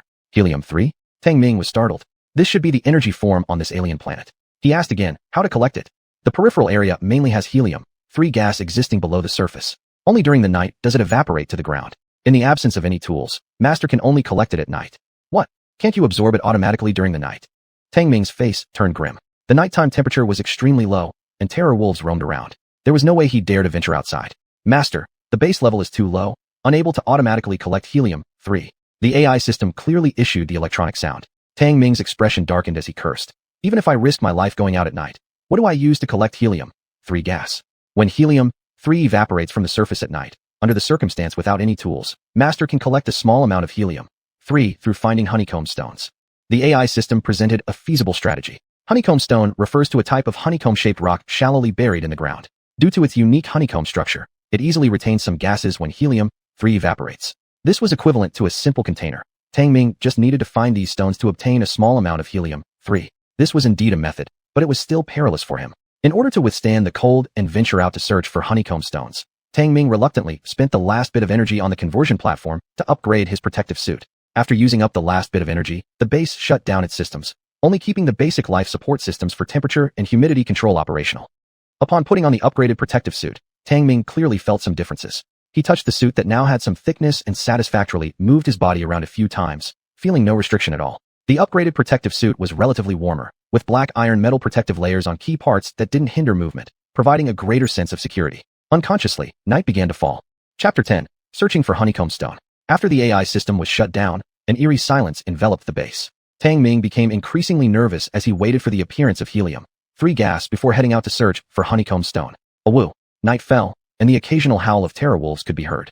A wisp of white vapor began to rise from the ground. That was the helium-3 gas, the much-needed energy source for the base. Through the observation windows on the 6 metal walls, Tang Ming saw a massive terror wolf prowling nearby, as if looking for something. At first, he was puzzled, but then he realized that the traces and scents left behind from his earlier search for minerals in the area must have attracted this terror wolf. Damn it. If this creature is as persistent as last night, I probably won't be able to leave tonight. Tang Ming swallowed hard, nervously watching the terror wolf outside the window that was slowly getting closer. The terror wolf was truly enormous, with seemingly rough and hard fur in a gray-black color. Following the scent trail, the terror wolf indeed discovered the base shrouded in thick mist. It circled the base, occasionally scratching at the hull, producing a grating sound. Even through a layer of metal wall, Tang Ming dared not breathe loudly, staring intently at the drooling beast through the window. Awoo. The terror wolf jumped onto the roof of the base, let out a wolfish howl, and then left. Silence once again enveloped the base like death itself. Tang Ming still didn't dare to open the hatch to go outside. He had a feeling that the terror wolf hadn't truly left yet. After all, on Earth, wolves were always cunning and patient, and these wolf-like alien creatures were likely no different. Sha-sha. A faint rustling sound came from nearby, clearly penetrating the base's metal walls and reaching Tang Ming's ears. That terror wolf hadn't really left. Peering out the window, the head of the terror wolf suddenly appeared. Its fierce teeth, glistening with saliva, dripped right onto the hull, sizzling. The terror wolf seemed to find nothing, then left disappointedly, disappearing into the fog. Tang Ming broke out in a cold sweat, only then realizing that he had been gripping the blade so tightly that the wounds on his hands had split without him noticing. He hurriedly applied some stargrass powder to stop the bleeding when, once again, the terror wolf reappeared. Fuck, this son of a bitch wants to wait me out, huh? Tang Ming instantly started cursing loudly, though strangely enough, he felt less terrified now than before. Maybe getting scared over and over had desensitized him a bit. In the end, the terror wolf left with nothing gained and did not return. But Tang Ming still cautiously waited another 2 hours to confirm the creature had truly left before preparing to venture out. Plus, the base door opened, and a bone-chilling cold swept toward him. Even though Tang Ming had mentally prepared himself, he couldn't help shivering slightly. Really fucking cold. The cold here on this alien planet was penetrating, seeping into one's bones. While he had experienced similarly low temperatures on Earth, this planet's cold was due to strange radiation-induced freezing that made even protective gear seem insufficient. Honeycomb stone, honeycomb stone. Tang Ming slowly searched the area around the base while clutching his blade. He didn't dare stray more than 10 meters away because the fog was too dense, and he feared getting lost and freezing to death out there. Besides, if he encountered a terror wolf, he could quickly retreat back. Honeycomb stones weren't just lying around like some black iron ores. They usually were buried shallowly in the ground. Thus, Tang Ming had to dig and sift carefully. With the naked eye, he could already see wisps of white smoke curling up from the ground. That was helium-3, a form of energy found on this alien world. Using his blade as a digging tool, Tang Ming easily dug into the loose sandy soil. After flipping several spots, he still found nothing, which showed that finding honeycomb stones would be more difficult than he originally thought. When helium-3 rises from underground to the surface, it gets partially absorbed by the honeycomb stone. Perhaps I should look where the fog is thinner, Tang Ming thought quietly to himself. He scanned the area and noticed that the fog near the left side of the base seemed a bit thinner. So, he decided to head over. At night, the alien vegetation like blue vines and sword hemp plants had very low activity. Their roots and stems had contracted, and they remained completely silent even as Tang Ming approached. He suddenly realized that coming out at night to chop these alien plants might actually be safer. This was a small patch of sand with slightly thinner fog, about a dozen meters away from the base. If it weren't for the vague outline of the base still visible, Tang Ming wouldn't dare wander this far. His blade, used as a digging tool, effortlessly pierced through the sand. There was a slight click sound, and Tang Ming's expression immediately brightened. He saw a fist-sized piece of honeycomb stone. As he pulled the honeycomb stone out, its densely dotted surface curiously emitted wisps of white vapor. He knew that this stone, like a sponge, had absorbed quite a bit of the helium-3 vaporizing from underground, weighing about 2 kilograms. Not that hard, huh? Not long after, Tang Ming dug up another slightly larger piece of honeycomb stone, and the mouth beneath his respirator couldn't help but crack a small grin. But then he suddenly spotted several large footprints, left behind by a terror wolf. Tang Ming's heart tightened instantly as he looked around alertly. He didn't know why, but seeing these footprints made his heart race wildly, and he dared not continue digging. Shah! A strange sound came from ahead, and Tang Ming's expression changed drastically. He immediately turned and ran back toward the base. Chapter 11, Wolf Killing. Roar! Amidst the swirling white mist, a gigantic terror wolf suddenly appeared. My goodness! Tang Ming wet himself in terror, his pants soaked with urine. He dropped his meow knife and ran towards the base holding 2 blocks of honeycomb stones. Fortunately, he was only 10 meters from the base, quickly reaching it and dashing inside, sealing the hatch tightly. Bang! The next second outside the hatch, the terror wolf leapt forward fiercely, colliding forcefully against the base hatch. It kept roaring, its claws scraping against the hatch making creaking sounds. Tang Ming was almost soiled in fear. Just now, he had almost been eaten by a wolf the size of an ox. At least this guy can't break through the base's defense. After a long pause to catch his breath, Tang Ming cursed under his breath and immediately placed the steam-emitting honeycomb stone on the conversion platform. The conversion platform promptly projected a light screen displaying detection and conversion information. Without hesitation, Tang Ming selected Convert, restoring the base's energy to 0.7%. Beep beep. Welcome, Master, to use the system. With the energy restored to 0.7%, the AI system inside the base also automatically activated, emitting a cold electronic tone. Tang Ming, watching the crazed terror wolf outside the base, was still heart-pounding. He couldn't help but ask, AI, are you sure this thing can't get in? Master, please rest assured. The base's hull is constructed with black iron metal, equipped with level 1 defensive capability, which cannot be breached by level 1 creatures. Tang Ming let out a sigh of relief and then asked again, is there a way to kill this wolf? The master may attempt to craft tools for hunting the terror wolf. Tang Ming was momentarily stunned. Why hadn't he thought of that? Probably too scared today to even consider fighting this alien creature at first. Yet, wanting to make a gun but constrained by limited materials and the low level of the base, after much contemplation, he thought of a crossbow.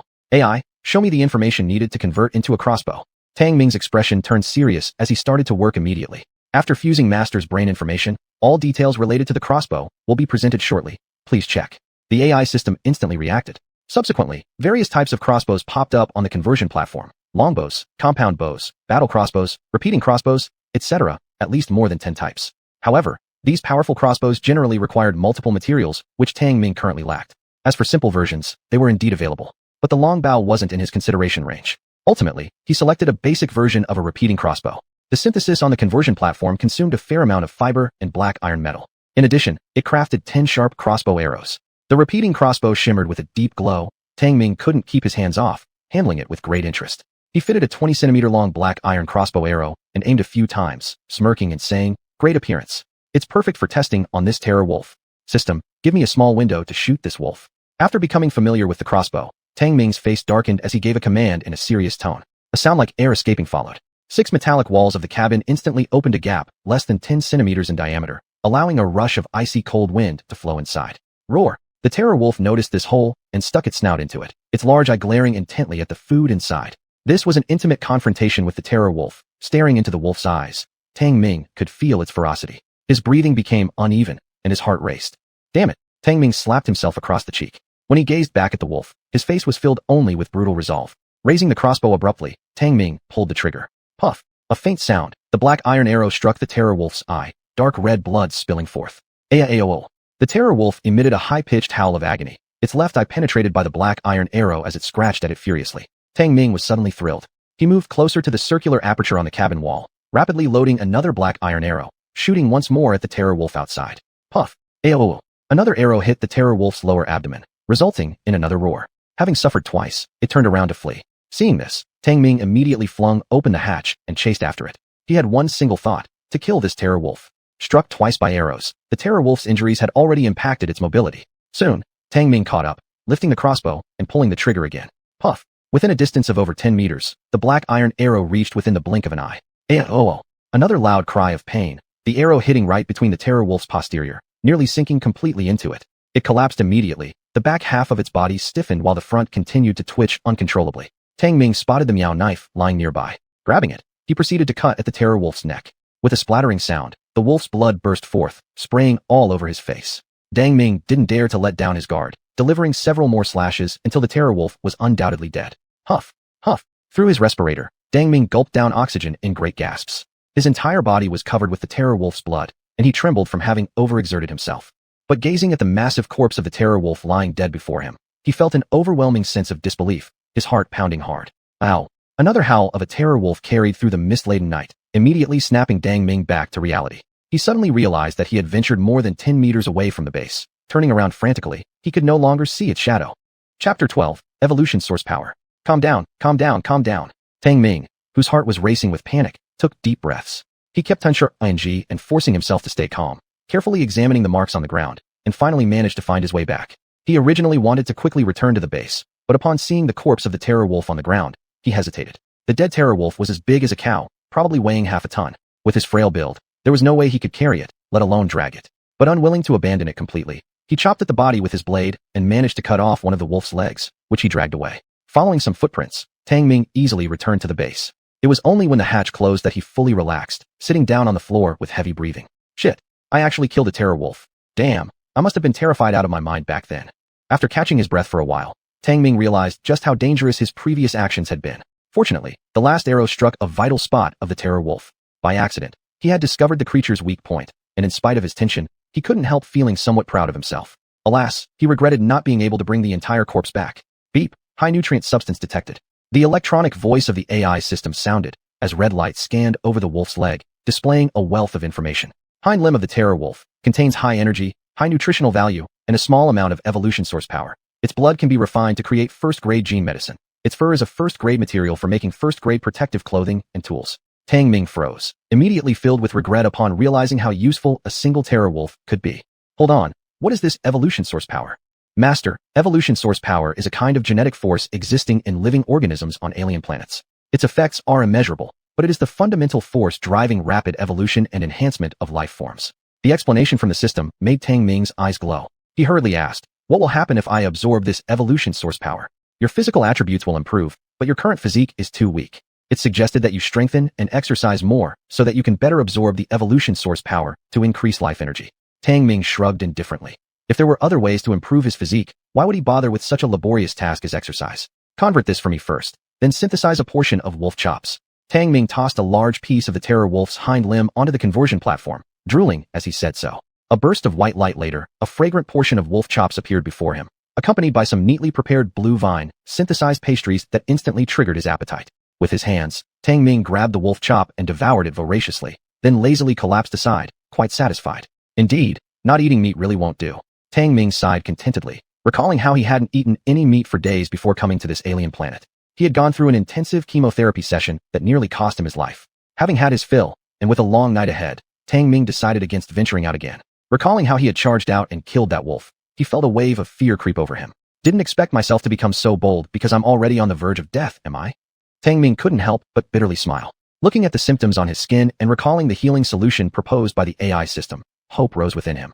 Perhaps, arriving at this alien planet wasn't necessarily a bad opportunity? He suddenly remembered the evolution source power mentioned by the AI system and became intrigued. System, how much evolution source power did that wolf leg collect? Asked Tang Ming. Evolution source power cannot be collected. It was contained within that portion of wolf chop, which has now been consumed by the master. Tang Ming was momentarily taken aback, questioning. But I didn't feel anything? Master, that's because your physical attributes are too low to absorb the source power. Therefore, it is suggested that you engage in basic physical exercises to improve them. Tang Ming became somewhat embarrassed, glad that he was the only person around. All right, exercise it is. Tang Ming gave in, constrained by the narrowness of the base. After doing a dozen or so squats and push-ups using his own body weight, he became extremely exhausted and collapsed directly onto the ground. He had never liked exercising from childhood due to its tiring nature. Furthermore, contracting skin cancer had significantly weakened his physical fitness. However, on an alien planet, even the survival pressure alone forced him to compromise. One more set. 1, 2, 3, 4, 5, 6. Bang. A crooked set of push-ups left Tang Ming unable to hold up after 6 repetitions. This time, his muscles ached painfully, and the sudden onset of radiation sickness caused him immense suffering. The body's blood circulation accelerates, stimulating the illness, but it's not life-threatening. It is suggested that the master continues exercising. A red light scanned over Tang Ming's body, and the system emitted an evaluation in its electronic voice.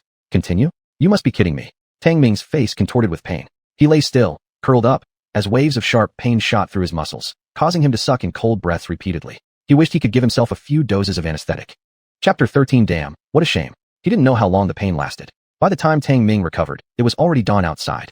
He was still thinking about the terrifying wolf he killed last night, so he quickly put on his protective suit and respirator and hurried out of the base. The body of the terrifying wolf dozens of meters outside the base had long vanished. If it hadn't been for some bloodstains still remaining on the ground, Tang Ming would have even doubted whether he had killed that wolf last night or not. Damn, what a shame. Tang Ming sighed regretfully. He speculated that the corpse of the terrifying wolf should have been devoured by other terrifying wolves last night, leaving not even a hair behind. In order to avoid taking such a risky approach to collect helium-3 like last night, Tang Ming rummaged through a lot of honeycomb stones, then buried them shallowly near the base one by one and made marks for each of them. This way, as soon as night fell, he could easily dig out these honeycomb stones to collect helium-3. Next, he started busy again, cutting down a lot of blue vines and sword hemp, and also collected a lot of star grass, finding many low-content black iron or stones. In addition, Tang Ming also explored dozens of meters further out. He discovered that his base was located in a terrain similar to a canyon. More surprisingly, he saw a number of highly dangerous alien plants. For instance, blood vines, which were more perilous than blue vines. They could quickly entangle prey, with thorns growing on the vines, capable of releasing venom to anesthetize the prey. Tang Ming almost got dragged away once, fortunately managing to free himself with his meow knife. Unfortunately, blood vines grew together in patches. Stepping into a certain range would stimulate a whole patch of blood vines, making it impossible to collect them like sword hemp. Besides, he also found a type of carnivorous flower called giant mouth sunflower. They grew individually, able to emit a special aroma that lured other creatures, and used it to prey on life forms that came close, extremely terrifying. Tang Ming had never seen such a huge single plant before, thus couldn't help but think about messing with it. To test the danger level of the giant mouth sunflower, he threw stones at it from over a dozen meters away. As a result, the giant mouth sunflower swallowed every stone directly. What the heck? Such good teeth. Tang Ming was dumbfounded. Hearing the crisp sound of the giant mouth sunflower chewing on the stones, he was scared out of his wits. Why are all the plants on this alien planet so frightening? Valuing his life, Tang Ming dared not mess with the giant mouth sunflower anymore and slunk away. He really didn't dare to stray too far from the base. Who knows if there aren't other alien species lying in wait nearby? The presence of terrifying wolves here indicates that this is within their territory range. There probably aren't any other ferocious beasts, right? Tang Ming looked at the various strange plants around him, always feeling as if something terrifying was lurking among them.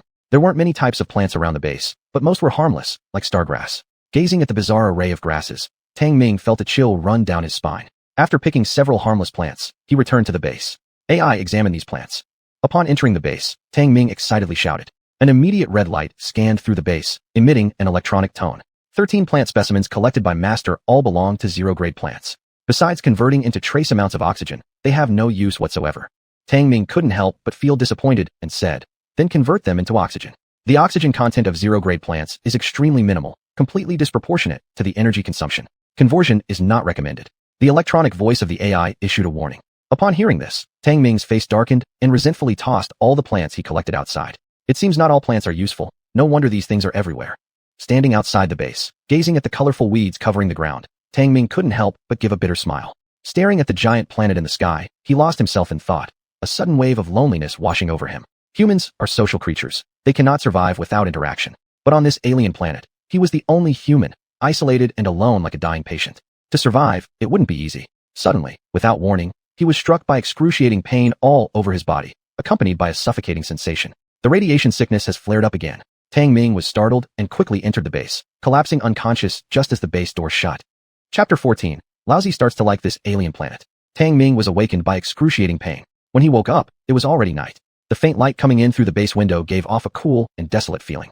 He couldn't describe the severe pain coursing through his body. It was like the pain had penetrated deep into his marrow. Master's radiation symptoms have worsened. If not controlled soon, once it reaches grade 3, irreversible genetic damage will occur. The pleasant electronic voice of the AI brought clarity to Tang Ming's mind. Lousy can't even resolve basic survival issues. How am I supposed to control this illness? He gritted his teeth from the pain and cursed under his breath. The master can hunt down species with a trace amount of evolutionary power, extract their heart blood to create first-grade gene medicine, and prevent further deterioration of your condition. The AI's voice remained calm and pleasant. Listening to the solution provided by the AI, Tang Ming felt a bit better inside. He said, "What creatures contain evolutionary power? List them for me." As soon as he finished speaking, the conversion platform displayed a screen with various alien species listed. Fearwolves, giant abdomen insects, giant mouth sunflowers, blood vines, and more. Tang Ming stared at the light screen for quite some time before comprehending. In the most remote outer ring area where the base was located, only first or second level alien species were active. First level aliens generally contained a small amount of evolutionary force, whereas second level aliens almost all did. Fearwolves were first level species. If he could get their heart blood, that would be enough to make a first grade gene medicine. But fearwolves were too terrifying. Tang Ming didn't have the guts to go after them yet. Last time, he accidentally killed one of them. He wouldn't dare take another risk like that. After all, a single fearwolf probably weighed half a ton or more, and even if he managed to kill it, he wouldn't be able to drag it back. However, the giant-mouthed sunflower appeared to be the best target. At least this thing couldn't move. As for the blood vines, they grew in large patches, making it impossible to know where the main trunk branches were, so he didn't dare mess with them. Intelligence brain, give me a detailed introduction to the giant-mouthed sunflower, Tang Ming said, revitalized but still enduring the severe pain caused by his condition. Master, the giant-mouthed sunflower is a mutant species belonging to the sunflower family. It survives individually, luring prey by releasing special scents. As a level 1 species, its trunk core contains a small amount of evolutionary power and can be used to make a first-grade gene medicine. Its own material can also be extracted for oxygen and grade 1 fibers, explained the intelligence system. Along with its voice, an image appeared on the light screen. Tang Ming stared intently at the image. After gaining detailed knowledge about the giant-mouthed sunflower, he began formulating a preliminary plan in his mind.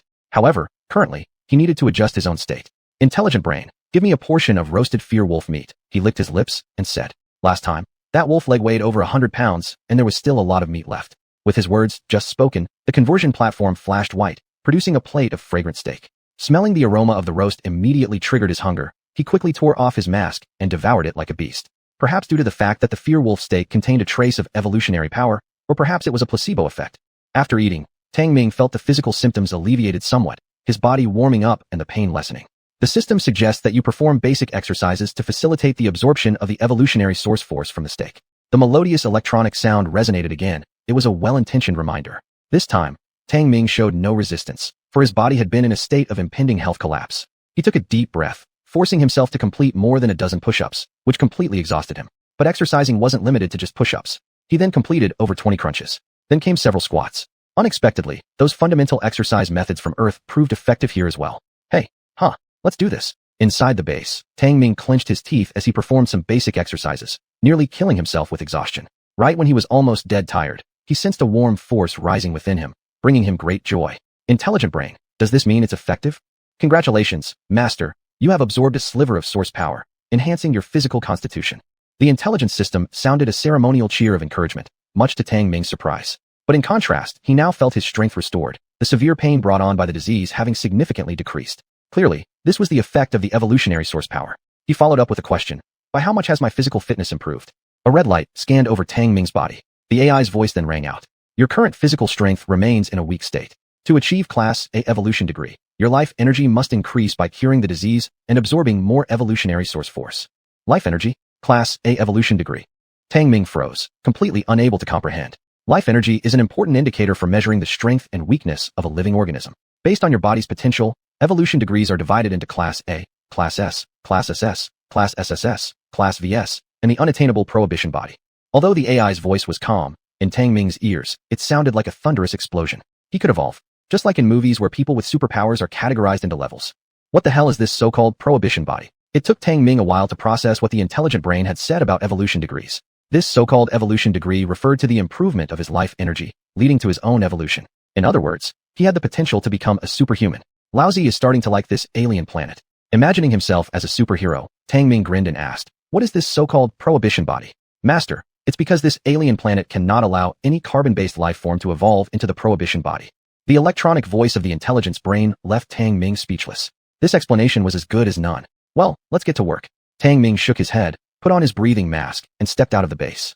He was going to collect helium-3 Chapter 15. Still have to rely on yourself. Two huge planets hung in the sky, making the alien night cold and gloomy, still bone-chilling. The eerie wind that blew seemed to carry a sinister howl, accompanying the distant wolf cries, causing one's scalp to tingle. Even though the beehive stone was buried near the base, Tang Ming still set off fully armed. He held a crossbow with drawn string, carried a Vow knife on his back, mustered up his courage, and carefully left the base.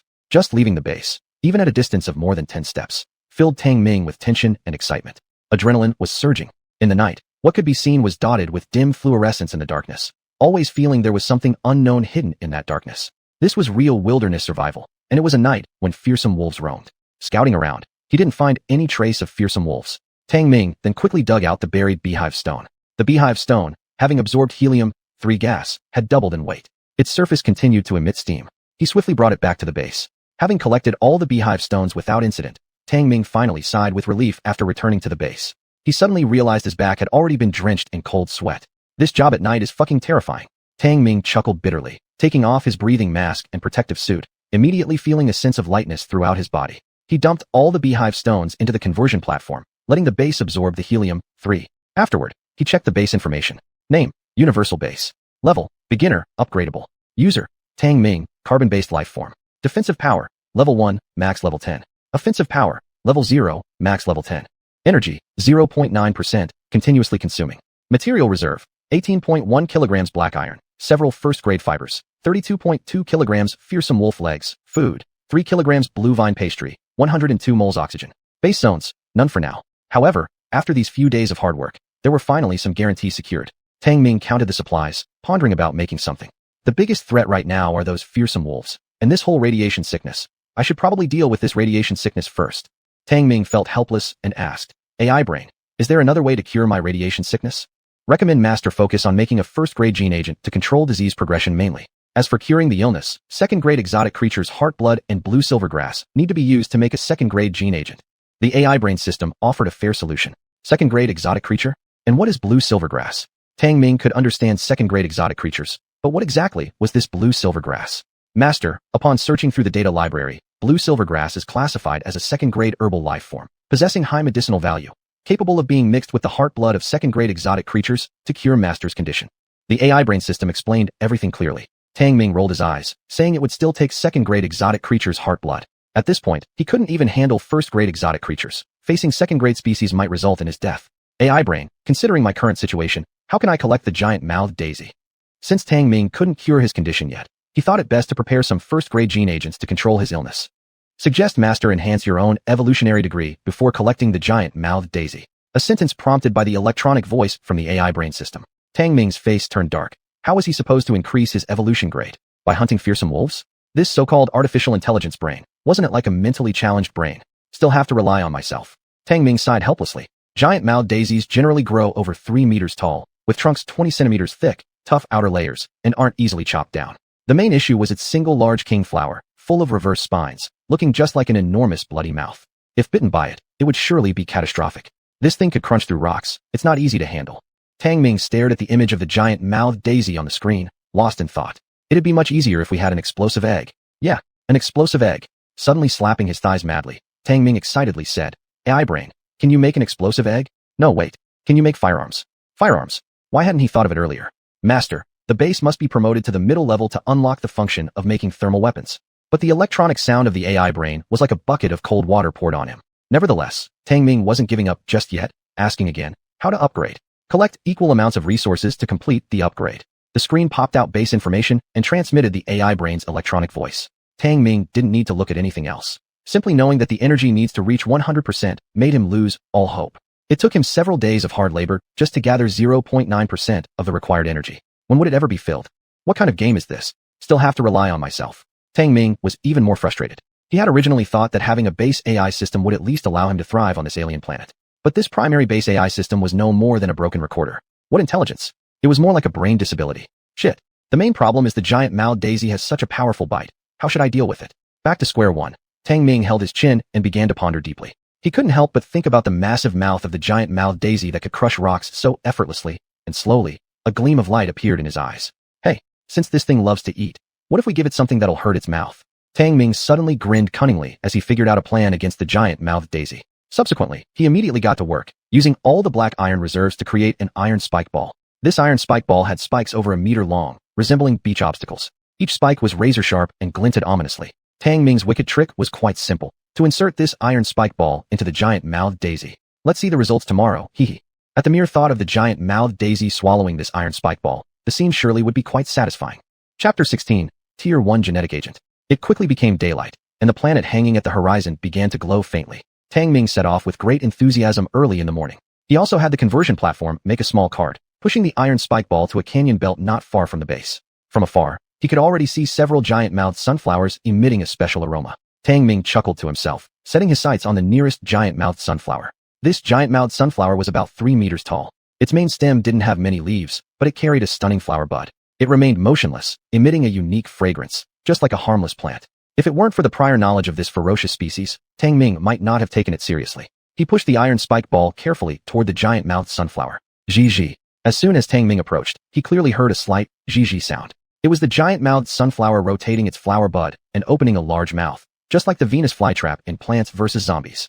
Ho ho! Suddenly, the giant-mouthed sunflower moved and swiftly bit down with its open mouth.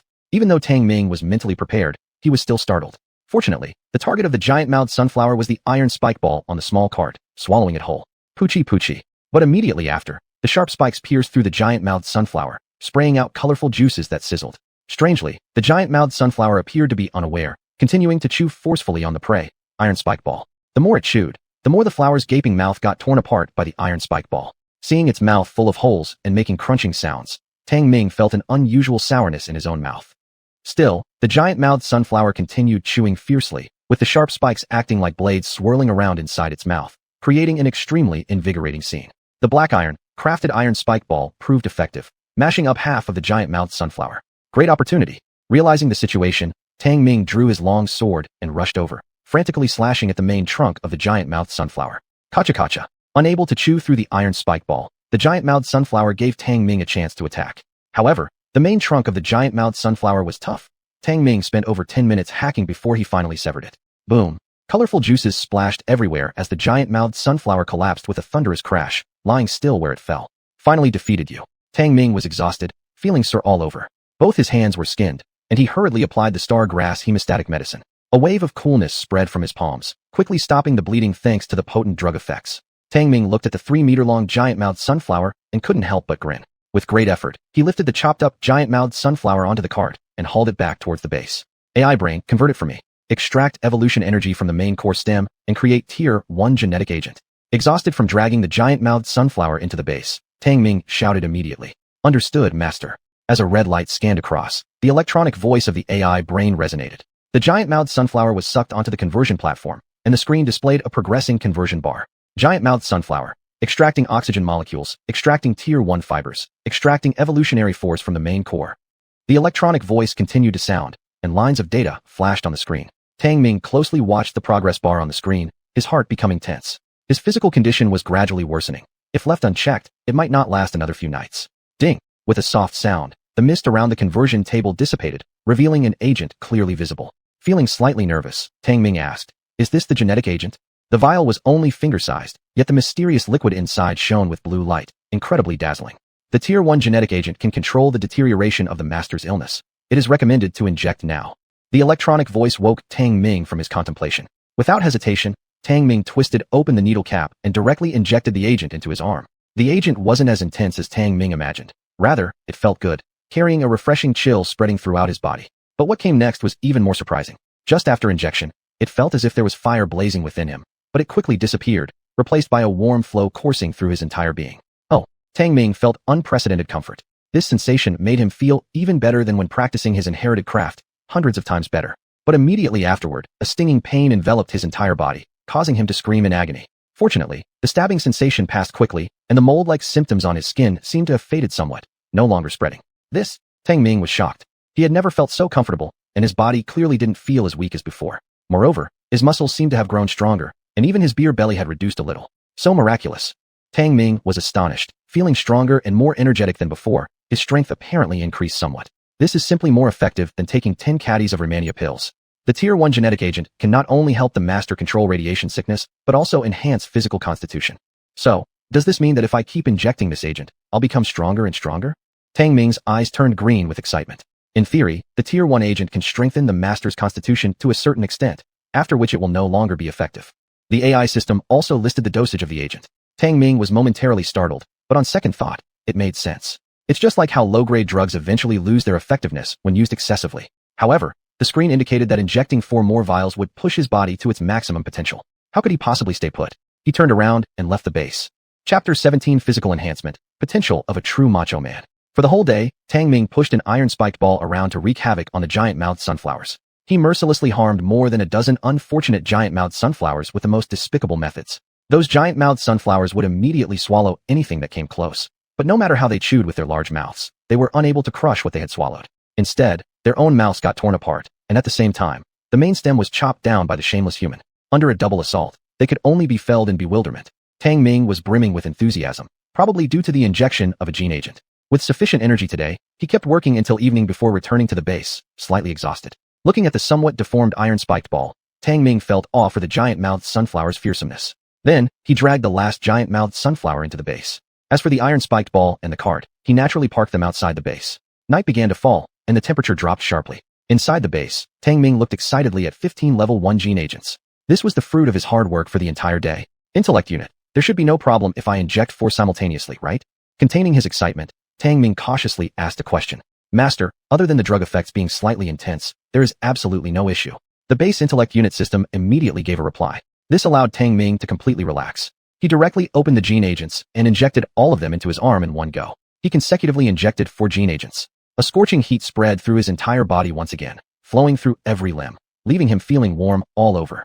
That sense of comfort almost made Tang Ming reach climax. It was really too pleasurable. But the next second, a sharp stinging pain completely engulfed his brain neurons. Ah! With a blood-curdling scream, Tang Ming fell straight to the ground, convulsing as though he had epilepsy. That sting penetrated his very bones, as if countless ants were gnawing at his flesh and blood. Unlike the previous short-lived experience, this time it lasted a full 5 minutes. What the hell does slightly intense mean? Lying on the cold metal floor, Tang Ming panted heavily, cursing, I almost died there. Congratulations, Master. Your physical constitution has improved, and you have now met the basic requirements to enter A-level evolution.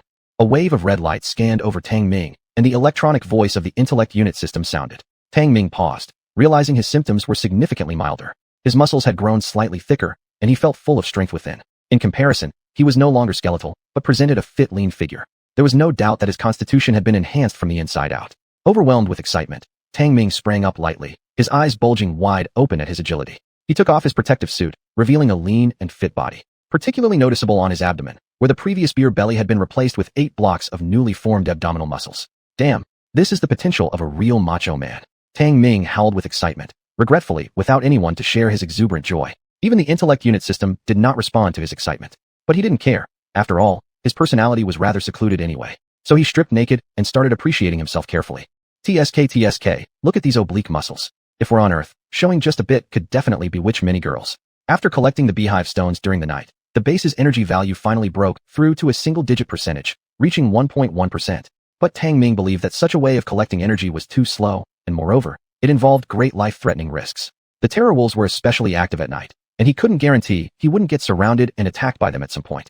However, the base's level was too low to absorb the helium-3 that was steaming out of the ground on its own, which was indeed a problem.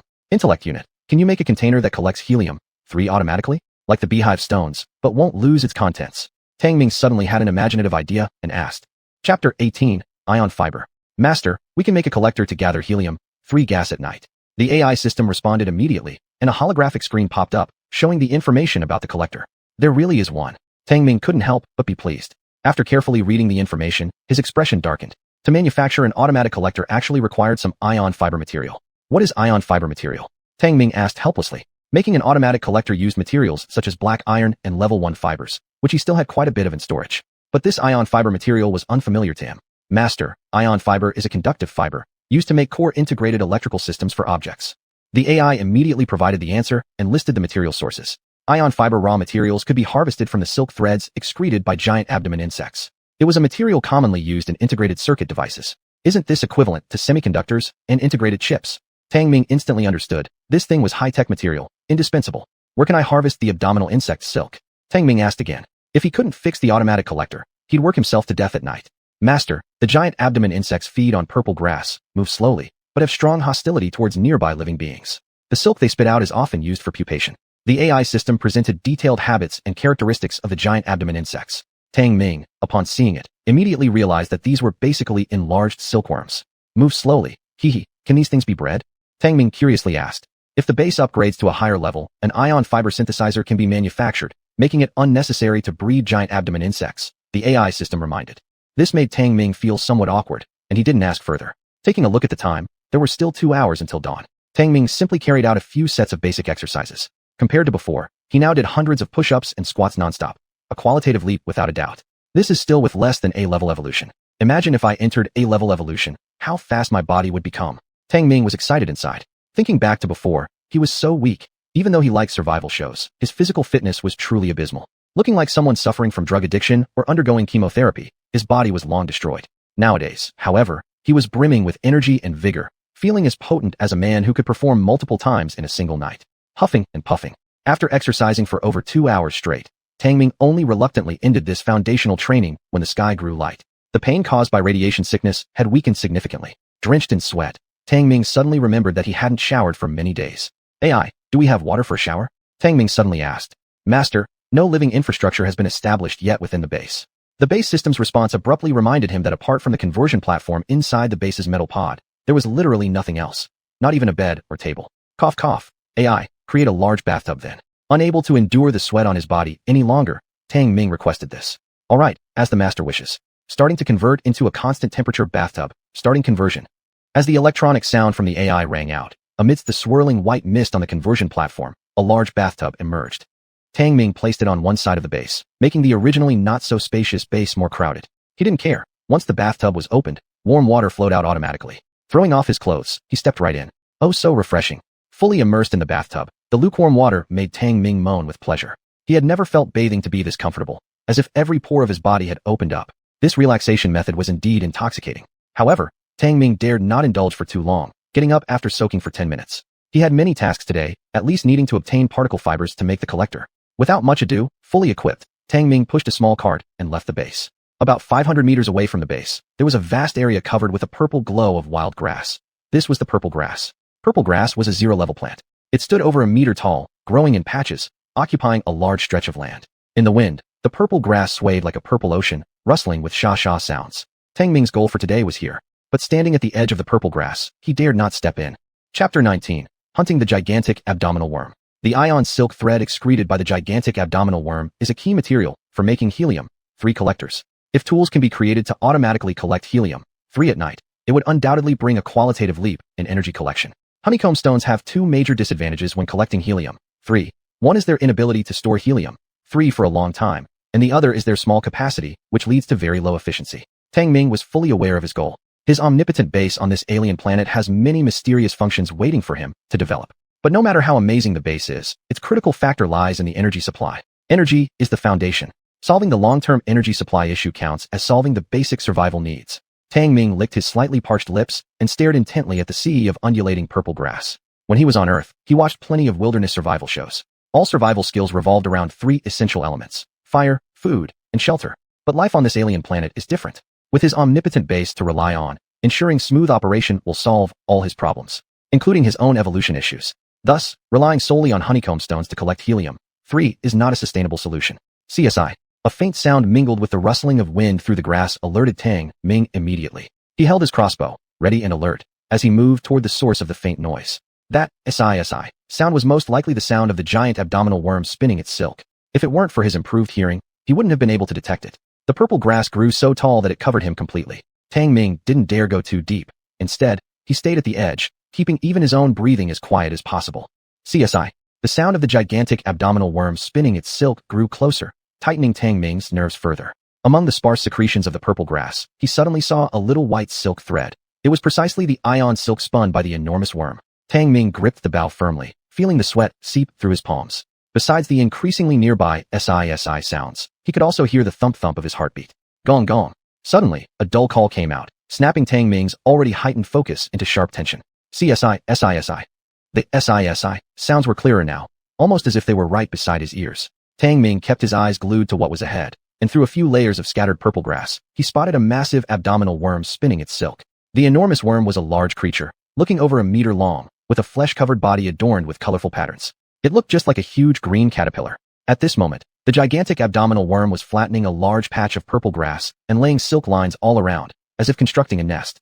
Through his intelligence system, Tang Ming had learned beforehand that these worms are solitary creatures with strong territorial instincts. They only appear in pairs during reproduction, and male worms typically gather mineral materials while the females stay at the nest and weave extensively only during egg incubation. This was partly why he dared to hunt the gigantic abdominal worm. Currently, while the worm was spinning silk and building its nest, Tang Ming, though tense, wasn't overly hasty to act yet. Spin, spin, spin some more. Hidden within the grasses, he focused intently on the worm just a short distance away, patiently waiting. His goal was singular: obtain the ion fiber. Even if it took all day, it would be worth it. As for whether the giant worm could be eaten, that didn't concern him. Gong gong. The sound of the worm was muffled, and the patterns on its body glowed faintly as it spun its silk. A peculiar sight, indeed. Tang Ming waited over 3 hours, watching as the amount of white silk under the worm's legs gradually thickened, and then decided it was time to act. He positioned his crossbow and aimed an arrow straight at the tiny head of the giant worm. Whoosh! The sharp arrow hit the target accurately, green blood spurting forth. Gong! The giant worm roared angrily after being suddenly attacked, and turned those oily green eyes toward him. Quick on his feet, Tang Ming reloaded the bow swiftly and fired another shot. Whoosh! Once again, the arrow found its mark, hitting the gigantic abdominal worm's head and penetrating halfway into it. Gong roar! Infuriated, the giant worm retaliated by spitting a line of silk directly at Tang Ming. Hell! Caught off guard, before Tang Ming could react, he felt a tremendous force slam into his chest, sending him flying.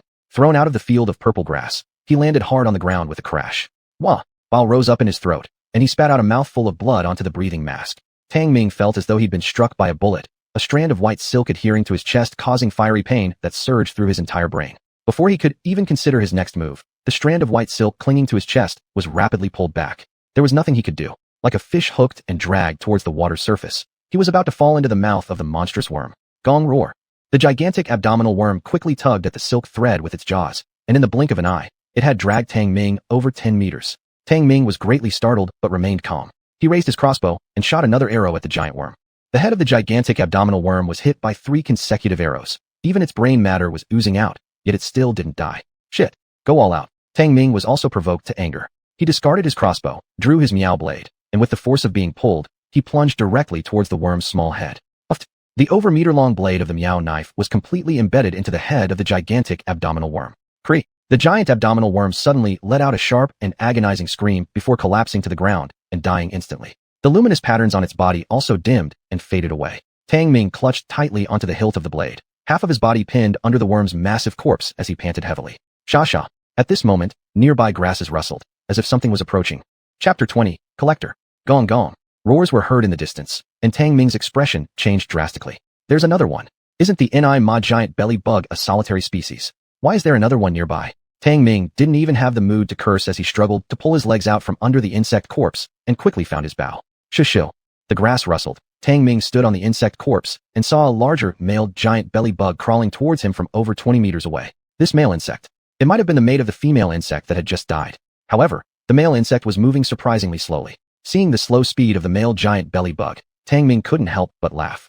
The hell? Are these the ancestors of snails? Scared me for nothing. Listening to the roar that seemed within arm's reach, Tang Ming wiped the sweat off his brow with relief, laughing as he cursed. However, he did not dare to expose himself too much. After all, this thing has long-range attacks. He got hit earlier and almost got swallowed alive by the female bug. About 20 meters away, it will take that guy at least 10 minutes to get here. After carefully estimating the speed of the male giant insect, Tang Ming felt confident. He quickly ran out of the grass, pushed the cart over, and loaded the mother insect's corpse, which weighed about 200 caddies, onto it. Then, with nimble hands and feet, he scraped away all the silk on the grass, weighing nearly 100 caddies. This silk of the giant belly bug is very strong, about the thickness of hair, and there seems to be a bit of flowing light flashing in it. These are ion fibers. By the time Tang Ming finished collecting, the angry male giant belly bug had only managed to move 20 meters. It's just that its roar was too frightening. At this speed, you wouldn't even catch warm shit. Goodbye. Tang Ming playfully slapped his ass and fled with the cart, leaving behind the still angrily roaring male giant belly bug. Excitedly returning to base, Tang Ming single-handedly dragged the giant belly bug corpse into the base. Intelligence brain, how many collectors can these ion fibers make? Tang Ming first threw a large bundle of snow-white threads onto the conversion platform and asked, Master, after calculation, these ion fibers can be converted into 20 collectors. A red beam scanned over the thread, followed by the sound of intelligence brain's electronic voice. Tang Ming's eyes lit up. Then convert them into collectors for me. Master, the reserves of black iron and level 1 fiber in the base are insufficient. Unable to convert. The disheartening voice of the intelligence brain system rang out.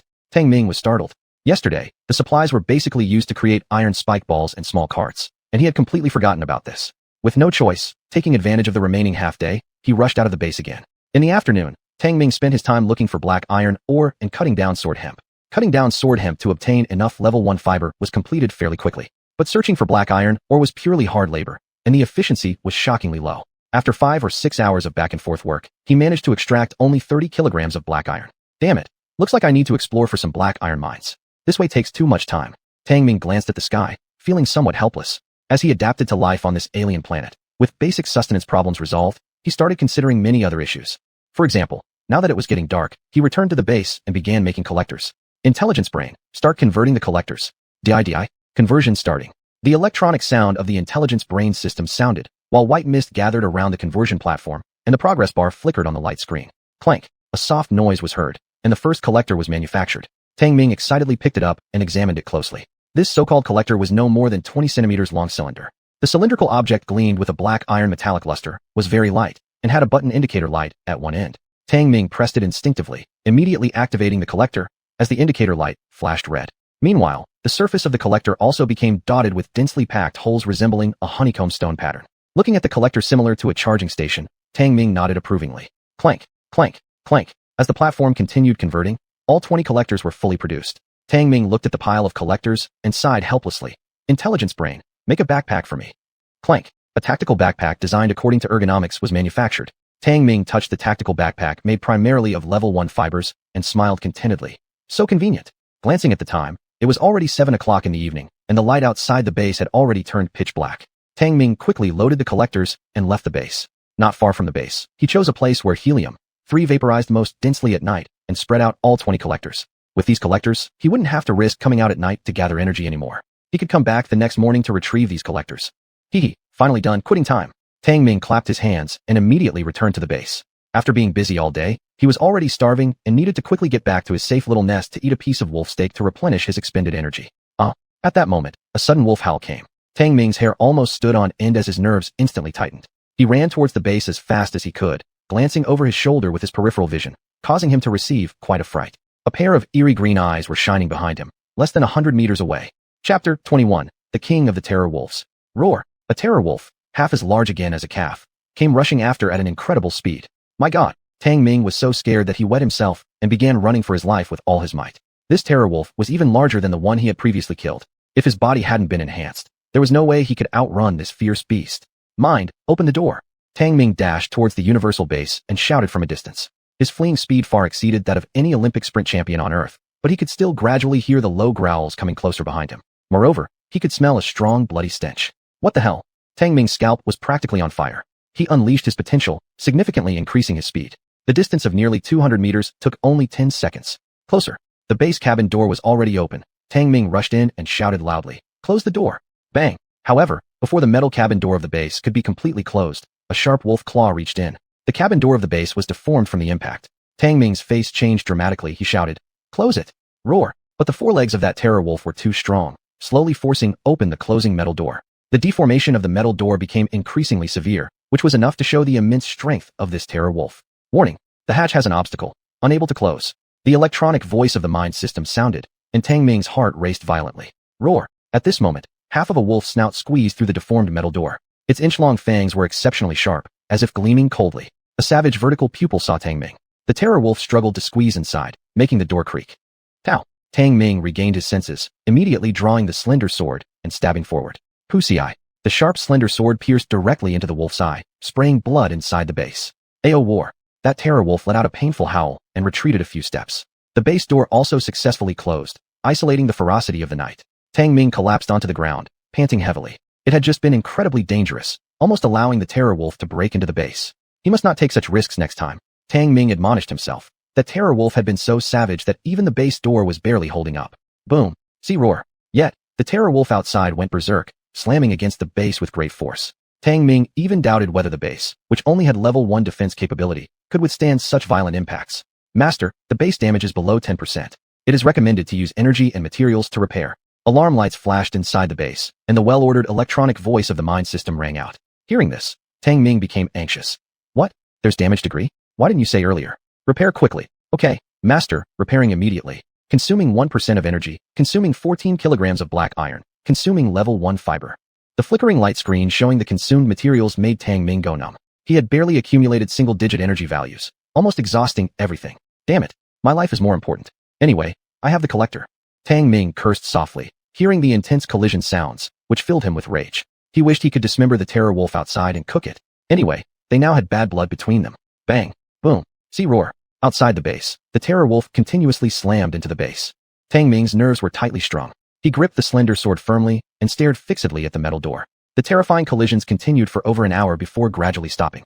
Perhaps it realized it couldn't smash through this solid fortress and thus stopped. But Tang Ming did not relax for a moment, having experienced the cunning of the terror wolves on his first night on the alien planet. Mind, open all visible windows. Tang Ming suddenly spoke, his expression stern. He felt this terror wolf wasn't ordinary and was even more cunning than those he had encountered before. All 6 metal walls of the universal base opened single-sided viewing windows, dim moonlight shining indirectly. Tang Ming searched all around, but couldn't see that ferocious terror wolf anywhere. This made his heart feel somewhat uneasy. There were still plenty of footprints and bloodstains around the base left by that terror wolf. Tang Ming searched carefully again, but found nothing suspicious within the visible range around the base. Suddenly, his expression hardened. His gaze fell on the bloodstain at the tip of the slender sword, and said immediately, "Mind, scan this bloodstain and retrieve all information about the terror wolf." The intelligent brain system of the base promptly executed his command. After a red glow scanned over the bloodstain at the tip of the blade, the electronic voice of the mind system rang out. "Master, genetic mutation traces have been found in the blood of the terror wolf. According to estimates, this terror wolf's speed, strength, and body endurance are 2.3 times that of an ordinary terror wolf. It should be the terror wolf king, classified as a second-level variant." The answer from the intelligent brain system made Tang Ming feel like he had turned into a pile of sand. A level 1 variant terror wolf actually produced a gene-mutated second-level wolf king. And it was even targeting him now. "Master, the second-level variant terror wolf has a certain degree of intelligence. Its nature is cruel and vengeful. It is recommended to hunt down the wolf king as soon as possible, otherwise there is a high likelihood of provoking a pack retaliation." The voice of the intelligent brain system sounded with a serious warning. Tang Ming rolled his eyes. He could barely handle a level 1 terror wolf, let alone take on that wolf king. However, the reminder from the intelligent brain system only deepened his unease. Chapter 22, Preparation for the Hunt. A terrifying wolf king had set its sights on him. This was absolutely a terrible thing. Tang Ming didn't sleep all night. He kept checking outside the base, but there was no sign of the wolf king. Could that guy have really left? Impossible. Tang Ming couldn't possibly believe that the wolf would leave so easily. After being awake all night, he started to feel a little drowsy as dawn approached, and he decided to rest a bit. Bang! Just then, there was a soft sound from the top of the base, immediately alerting Tang Ming. He quickly approached the viewing window and astonishingly saw the wolf king leaping down from the top of the base, running off into the faint morning mist. It never left. Tang Ming's eyes widened in fear, his heart gripped with terror. This wolf king showed incredible patience, lurking quietly at the top of the base all night long. That was terrifying. The goosebumps on Tang Ming's body were countless. The cold dread chilled him to the bone. I must deal with this thing. If it gathers a pack, even the strongest base will be unsafe. Tang Ming took a deep breath, his expression unusually serious, an overwhelming sense of crisis pressing down on his heart. Although the fearsome wolves were nocturnal, he waited patiently for nearly 3 hours until the morning mist completely dissipated before daring to open the hatch of the base. The massive footprints on the ground were shocking. Tang Ming roughly measured them and was astonished. They were nearly 30 centimeters long. A single swipe from this wolf's paw would annihilate his mortal body completely. Tang Ming's heart grew heavier. There was nothing else on his mind except recovering 20 collectors urgently. The weight of the helium-3 gas-filled collectors tripled, but after absorbing all the helium-3 from them, the base energy value directly exceeded 5%. If we collect this 20 times, wouldn't it fill up directly? Tang Ming stared dumbfounded at the base energy levels. The heavy mood caused by the Wolf King slightly lifted. "Master, theoretically, if no energy is consumed, it only takes 20 collections in total. The electronic voice of the smart brain system spoke. Tang Ming snapped back to reality, noticing the insect corpse inside the base that still hadn't been processed yet. Without wasting any time, he rolled up his sleeves, dragged it onto the conversion platform, and said, "Smart brain, process this insect corpse." "Okay, master." Female giant abdominal insect, extractable protein, particle fiber, 1 piece of bug skin. Bug skin. Tang Ming was startled and asked, "Can't the bug skin be broken down?" "Master, the outer layer of the female giant abdominal insect is tough and has good regulation and protective functions, making it suitable as special material." The smart brain system explained. Tang Ming's eyes brightened. "What can it be used for?" "It can be used to make protective clothing, tools, and weapons, such as upgrades to your protective suit. As soon as the electronic voice of the smart brain system stopped speaking, the light screen on the conversion platform flickered, showing detailed data about a level 2 protective suit. Only then did Tang Ming realize that the protective suit he was currently wearing was merely a level 1. Basic function, low protection ability. However, the displayed level 2 protective suit could not only prevent outdoor radiation light, but it also featured an automatic physiological adjustment system. In simple terms, it was like an air-conditioned shirt. Additionally, physical harm defense had significantly improved. Wasn't this just smart armor? Excitedly, Tang Ming stripped off his protective suit and threw it onto the conversion platform, yelling, "Upgrade it for me fast." Understood, as per the master's request. The conversion platform swirled with white light, submerging the protective suit. After quite a while, the light faded, and the originally worn-out protective suit that Tang Ming had been wearing became renewed. Its style changed completely. The level 2 protective suit looked relatively thick overall, but when Tang Ming wore it, it was incredibly comfortable. He happily touched every part of the suit, which came in shades of orange, from tactical gloves and boots to chest armor and headgear. All fit well. Critical parts of the protective suit had black iron armor, but most importantly, the smart brain system integrated the breathing mask into the protective suit head covering. This greatly facilitated Tang Ming's wearability. In addition, the protective suit also came with other small accessories, such as tactical flashlights and tactical backpacks, making it highly comprehensive. So cool. I feel like I'm a super special forces soldier. Tang Ming shouted in excitement, and the fear of the Wolf King's threat decreased a bit. But he had to find a way to kill that Wolf King tonight. Smart brain, convert the remaining particle fibers into collectors.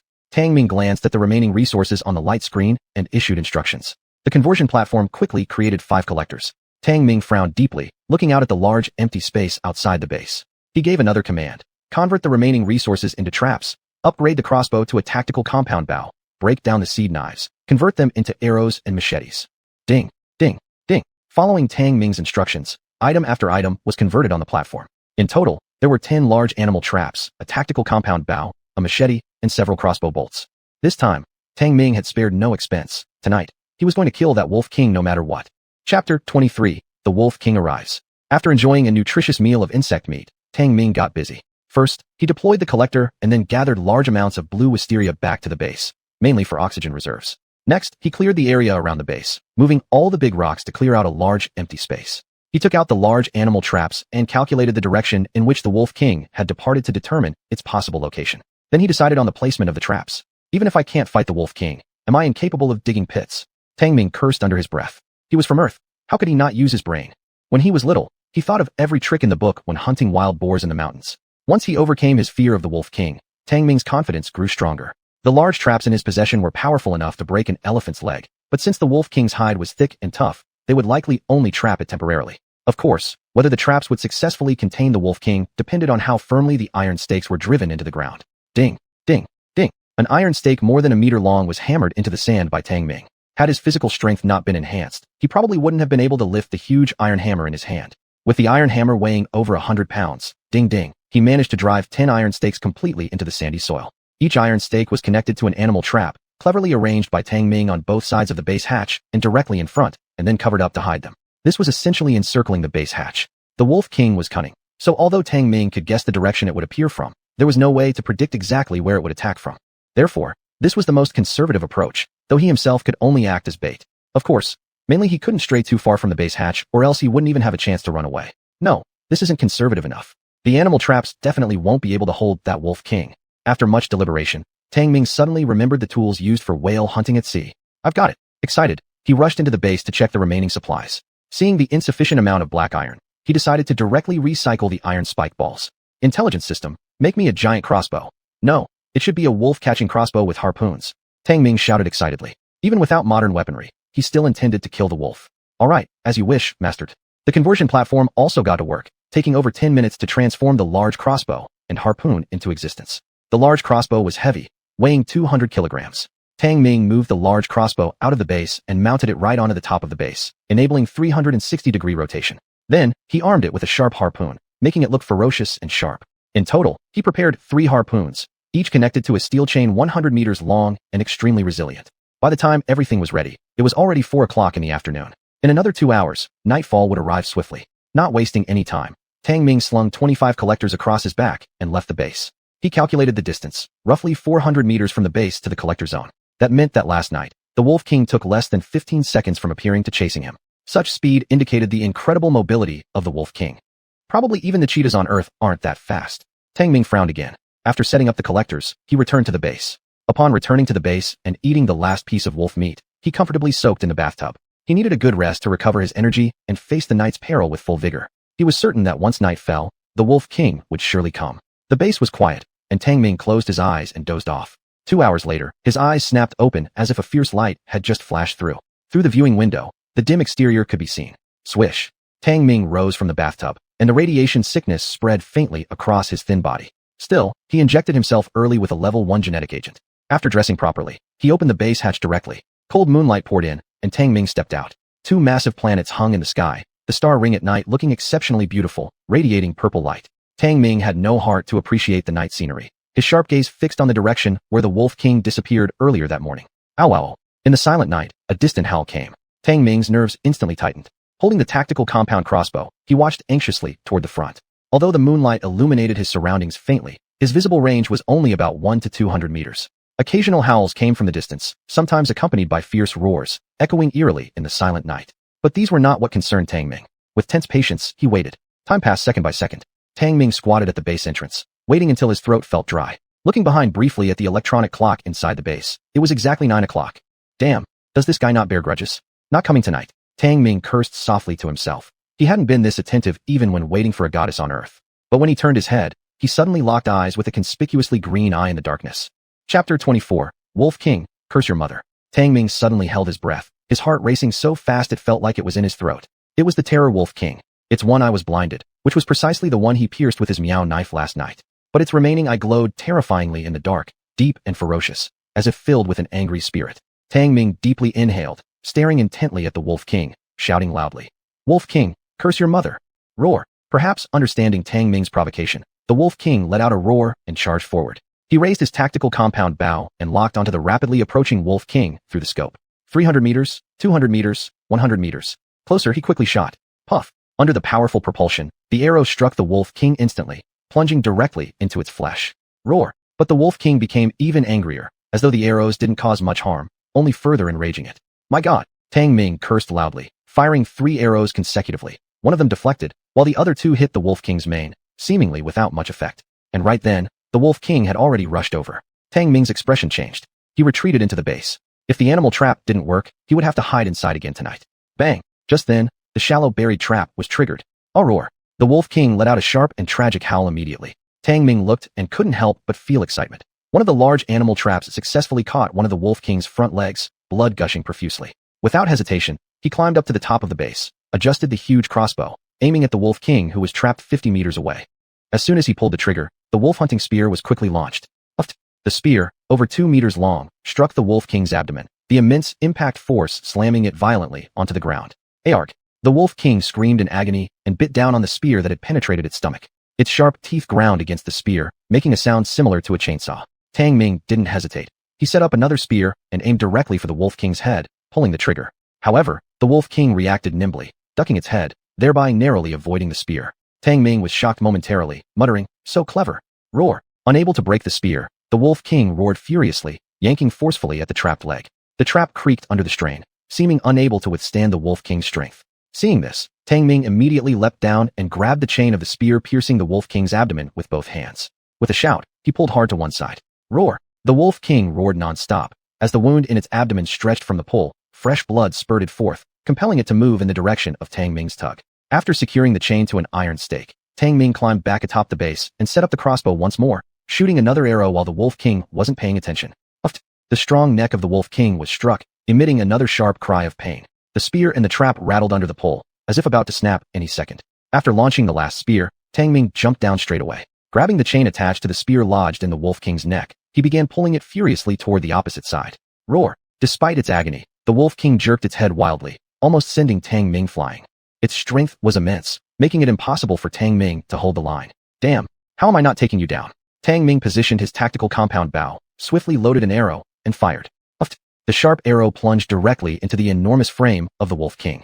Tang Ming had only one target in mind, the Wolf King's head. A weakness of the terror wolf was in its brain, heart, and rear end, but the heart was buried beneath layers of tough flesh, making it difficult to strike. As for the rear end, arrows were too small to inflict significant damage. The skull of the head might be tougher, but it wasn't a small target either, relatively easier to hit. Besides, if it struck the eye socket, it could likely be a fatal blow. Even so, Tang Ming found it quite challenging. He continuously released over 10 arrows, half hitting their mark, embedding themselves in the Wolf King's head. Unfortunately, none truly wounded the Wolf King. Roar! The Wolf King roared incessantly, thrashing violently and continuously charging towards Tang Ming as if attempting to devour him. Furious, Tang Ming yanked the spear chain fiercely while looking for opportunities to shoot a couple more arrows. Man and beast engaged in a fierce struggle. Boom! Suddenly, the Wolf King stepped on another trap with its hind foot. Ow roar! With both fore and hind legs constrained, the Wolf King became even more aggressive amidst the pain. Seeing this, Tang Ming couldn't help but grin. Securing the chain to the iron stake again, he retrieved the missed spear and ascended back onto the base. Damn, this time I'll shoot you dead. Positioning the giant crossbow, Tang Ming cursed loudly, aiming at the significantly restricted Wolf King, and pulled the trigger. Shoo! The spear flew swiftly, turning into a shadow rushing toward the Wolf King. Uft! Roar! Blood spurted, and the Wolf King let out a roar of pain. The final spear struck the Wolf King's other front leg, piercing straight through. Get down from me, you bastard! Tang Ming shouted, grabbing the iron chain and yanking hard. The Wolf King's front leg was pulled into a horizontal split, causing its upper body to crash heavily onto the ground. Both of the Wolf King's front legs were now immobilized, rendering it unable to move. Tang Ming laughed loudly. He intended to play with this Wolf King until it died. Awoo awoo awoo. The Wolf King suddenly emitted a series of rapid howls, distinctly different from its previous roars. Tang Ming's expression turned grave. This beast was calling the wolf pack. Chapter 25, Slain Wolf King. The Wolf King howled, emitting a rallying cry to gather the pack. Tang Ming's face darkened as he seemed to hear the answering calls of distant wolves. He knew he couldn't delay any longer. He quickly dismantled several oversized animal traps that hadn't been used yet and rushed into the base. Intelligence brain, convert them into large crossbow bolts for me. Carrying the heavy steel traps, each weighing dozens of kilograms, Tang Ming threw them onto the conversion platform and then ran out. Understood as you wish. The intelligence brain system responded, the transformation platform glowing with white light. Tang Ming climbed directly onto the base and took down the giant crossbow. He positioned himself less than 30 meters in front of the Wolf King. The Wolf King appeared to know what was coming, and its howls grew even more urgent. With sharp and cold eyes, Tang Ming brought out all 6 of the large crossbow bolts created by the base. He pulled back the string and mounted an arrow smoothly. I'll kill you. Tang Ming aimed at the Wolf King and released the first bolt without hesitation. Whoosh! Splash! Blood splattered, and the Wolf King let out a terrible scream. A bolt over a meter long pierced through half of its wolfish face, bone shards flying everywhere. Not letting up, Tang Ming swiftly reloaded and shot another bolt. Splash! The second bolt struck the Wolf King's lower abdomen, burying halfway in. Arrow arc. The Wolf King howled in pain but continued calling the pack. Roar! A fright wolf burst from the shadows. It was bull-sized, though smaller compared to the Wolf King. Though only a single fright wolf, this meant the Wolf King's summon had worked. Tang Ming's expression hardened, aiming his enormous crossbow directly at the rushing fright wolf and firing. Splash! The huge bolt hit straight through the head of the fright wolf, nailing it to the ground with a fatal blow. 3 arrows remained, and Tang Ming wasted no time sending them all toward the Wolf King. Though the Wolf King became a veritable pincushion, its resilience was astonishing. Blood pooled beneath it, but still, it did not die. Damn it! Hearing the growing chorus of approaching wolf cries from all around, Tang Ming's eyes glinted dangerously. He drew his large machete and charged forward. Roar! Covered in blood, the Wolf King lunged at him. But too injured to pose much threat, Tang Ming easily dodged it. Leaping atop the Wolf King's head, he thrust his blade into the Wolf King's single eye. Arf! The Wolf King howled in agony, writhing violently. Clutching on tightly, Tang Ming pushed harder against the blade while shouting curses. Damn your mother! If I say I'll kill you, I will.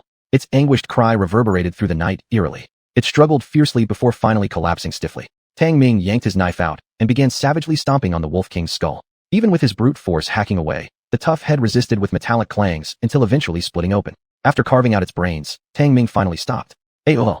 From the distance, numerous pairs of green eyes flickered in the darkness. Realizing the danger closing in fast, Tang Ming hastily cut through some of the animal traps and spear's chains, grabbing the Wolf King's body and dragging it towards the base.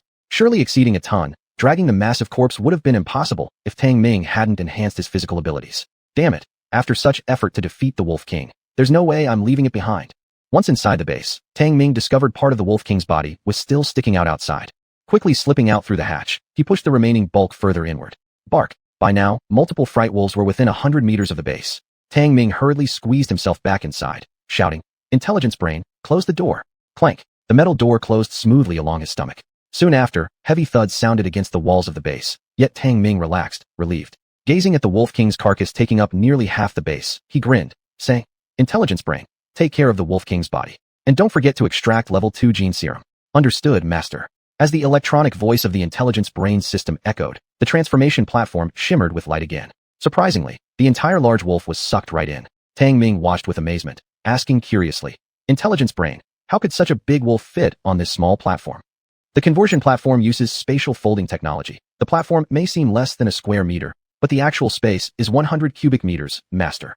The intelligence brain system accurately replied. But Tang Ming stood shocked, exclaiming, 100 cubic meters. What the heck is spatial folding? Master, spatial folding is a kind of space technology developed using void abyss stones. These stones are rare minerals distributed across various regions of alien planets. At this revelation, Tang Ming was thoroughly stunned, staring at the gray-white mineral displayed on the screen and realizing just how limitless this omnipotent base truly was. If he could fully master this base, how many new and incredible technologies could he uncover? Intelligence brain, what exactly are you? Despite his amazement, Tang Ming was filled with nothing but confusion about the omnipotent base. The omnipotent base is an auxiliary existence for its master. If the master dies, the base will enter a dormant state until the next master appears. The electronic voice of the intelligence brain system hinted at a clue. Tang Ming immediately seized on the key point and asked, who was the previous owner? Where is he now? Beep beep, it involves permissions, unable to answer. Tang Ming was instantly speechless and pushed this question down into the back of his mind. Chapter 26. Tonight, hunt the wolf pack. Tang Ming realized the extraordinary nature of this omnipotent base. If upgraded, it would certainly unlock even more functions. Thinking about all these possibilities, he couldn't help but feel anticipation and started to believe in the technology of the base for creating girlfriends. Isn't this just like the golden finger in novels or cheats in games? As long as I master it, isn't this alien planet just a playground for me? Beep beep. Wolf King conversion completed. Obtained 305 kilograms of wolf meat, 605 kilograms of wolf bones, 1 piece of second-level wolf skin, 2 second-level gene agents, some second-level fibers. This was the electronic voice of the smart brain system sounding off. The conversion platform shimmered with white light, storing all resources. Tang Ming's face lit up with excitement as he asked, can the second-level gene agent cure my condition now? Curing the host's radiation sickness requires extracting the blue-silver grass drug. Ordinary second-level gene agents cannot heal radiation diseases beyond grade 2. The electronic sound of the smart brain system gave a clear answer. I'm F******. Tang Ming cursed, then irritably asked, then what use is injecting me with the second-level gene agent? With the host's illness untreated, it's not recommended to inject the second-level gene agent to avoid overloading the body. The smart brain system issued a warning. Tang Ming couldn't help but feel annoyed, asking again, what use are the wolf bones? Host, second-level wolf bones have excellent hardness and toughness. They consist of iron-calcium compounds and can be used for tool manufacturing. The smart brain system immediately listed several tool blueprints, as well as areas where the wolf bones could be applied. Upon seeing it, Tang Ming exclaimed, wolf bones were only useful for making things like knife handles. Alright, what use does the second-level wolf skin have? Tang Ming touched his nose and asked, host, the second-level wolf skin has an excellent defensive function and can be used for protective clothing. The smart brain system provided a detailed introduction. Without saying another word, Tang Ming took off his protective suit and threw it onto the conversion platform, saying, upgrade it. Understood, hosta. The platform emitted a hazy white light, directly upgrading the first-level protective suit into a second-level one. After upgrading, there were some adjustments to the style of the protective suit, and its overall color changed to gray. Key parts had also been fortified with wolf bone components, enhancing its protective properties. One major change was in the suit's temperature regulation system, allowing extended activity during nighttime lows. It could endure temperatures down to negative 30 degrees Celsius. In other words, Tang Ming wearing it could last at least through the entire night. Ting ting. Knocking on a large synthetic armor chest plate, Tang Ming was rather satisfied. This composite armor possessed a certain level of shock resistance and energy absorption ability, offering him decent protective performance. From a certain point of view, the protective suit served as his most fundamental defense, much like a bulletproof vest. Smart brain, prepare a wolf steak with extra spice. I'm starving. Tang Ming grinned and treated the conversion platform as a universal chef. Understood, as the host wishes to. Before long, the conversion platform sent out a piece of wolf steak smothered in bright red chili oil, causing anyone who saw it to start salivating. Without any hesitation, Tang Ming grabbed the steak and began devouring it hungrily. Its taste was far better than any barbecue he'd ever eaten back on Earth. Not bad, not bad. Now bring me a glass of blue vine juice. The wolf steak was crispy on the outside, tender on the inside, spicy enough to ignite his appetite. Tang Ming ate with oil dripping from his mouth while casually ordering a drink. A flash of white light from the conversion platform conveniently delivered a cup of cold, deep blue thick liquid. The evolutionary source force contained in the second-level wolf meat was much richer than that of the first level. As Tang Ming gorged himself, his whole body grew warm and sweat poured from his brow. He felt an undercurrent of heat coursing through his veins. This brought him immense comfort, understanding it to be the evolutionary source force contained within the wolf meat. Unfortunately, I can't eat too much. After swallowing a chunk of wolf meat, Tang Ming let out a very satisfied burp, feeling unsatisfied still. He held his cup of blue vine juice, drank heartily, and came to stand beside the window. Outside the base, packs of wolves wandered around aimlessly. Occasionally, a terror wolf would crash against the base. Clearly, they intended to stay here tonight. Tang Ming looked irritably at the pack of wolves outside the base, cursing, "You stupid bastards. If you've lost your wolf king, why don't you choose another one?" What good is standing guard here for? Despite yelling at them, he indeed dared not step out. Although a second-tier mutated wolf king could cause impact damage to the base, this group of first-tier wolves clearly didn't have such capability. After checking the damage status of the base, Tang Ming discovered it still retained 90% structural integrity. However, the previous attack by the Wolf King almost destroyed the base after only a few strong collisions, demonstrating clearly the gap between first-tier and second-tier mutants. Thus, Tang Ming was very reassured. After eating his fill and drinking his satisfaction, he enjoyed a nice hot shower. With the Wolf King killed, even if the wolves regrouped, they no longer posed any threat. So Tang Ming had a comfortable night's sleep. The next day, it wasn't until 9 o'clock when he finally woke up. There was no doubt that he had slept soundly last night. It's been a long time since I've slept in late. Tang Ming stretched his arms and, after dressing neatly, checked the surroundings through the visual window. He found that the wolf pack had already left, and only then did he open the base hatch. Outside the base, there was chaos everywhere. In particular, the wolf droppings left behind nearly made him pass out from the stench. Shit, these wolves are so disgusting. Tang Ming cursed loudly and asked the smart brain system to create a shovel. It took him quite a while to clean up all the wolf droppings, but his mood was still very irritable, his teeth grinding with anger. After calming down, Tang Ming proceeded to retrieve 25 collectors, directly boosting the base energy value to 10%. Next, he went on to cut agave plants and blue vines and recovered all discarded black iron tools. He directly transformed these recycled black iron tools into crossbow bolts, creating over 300. Looking at the pile of arrows, Tang Ming couldn't help but smirk. Tonight, he would hunt the wolf pack. Chapter 27. Come on, are earthlings easy to bully? That night, the wolf pack arrived as expected. Inside the universal base, Tang Ming was calmly observing the wolf pack outside the base while holding a tactical compound crossbow. In the dark night, with the rising white mist, pairs of emerald green eyes would appear from time to time. Howls echoed throughout the area, and shadows of wolves frequently appeared. Intellect, open a small window, and play a battle song to boost morale. Tang Ming's face turned fierce as he calmly said, "All right, as the master wishes." As soon as the electronic sound of the intellect system finished, the base resounded with a battle song. The battle song was melodious, with a strong rhythm, filling Tang Ming with heightened fighting spirit. He stepped in sync with the rhythm, completely absorbed, feeling like a lone hero. Roar! A terror wolf appeared near the base. Tang Ming immediately tensed up, reacted swiftly, and pulled the trigger. Whomp! The crossbow arrow shot out like lightning, directly striking down the beast as large as a calf. Oh wow! The terror wolf let out a shrill cry. Tang Ming saw that the arrow had hit its lower abdomen, not its vital point. Without hesitation, he quickly adjusted his angle and fired another arrow.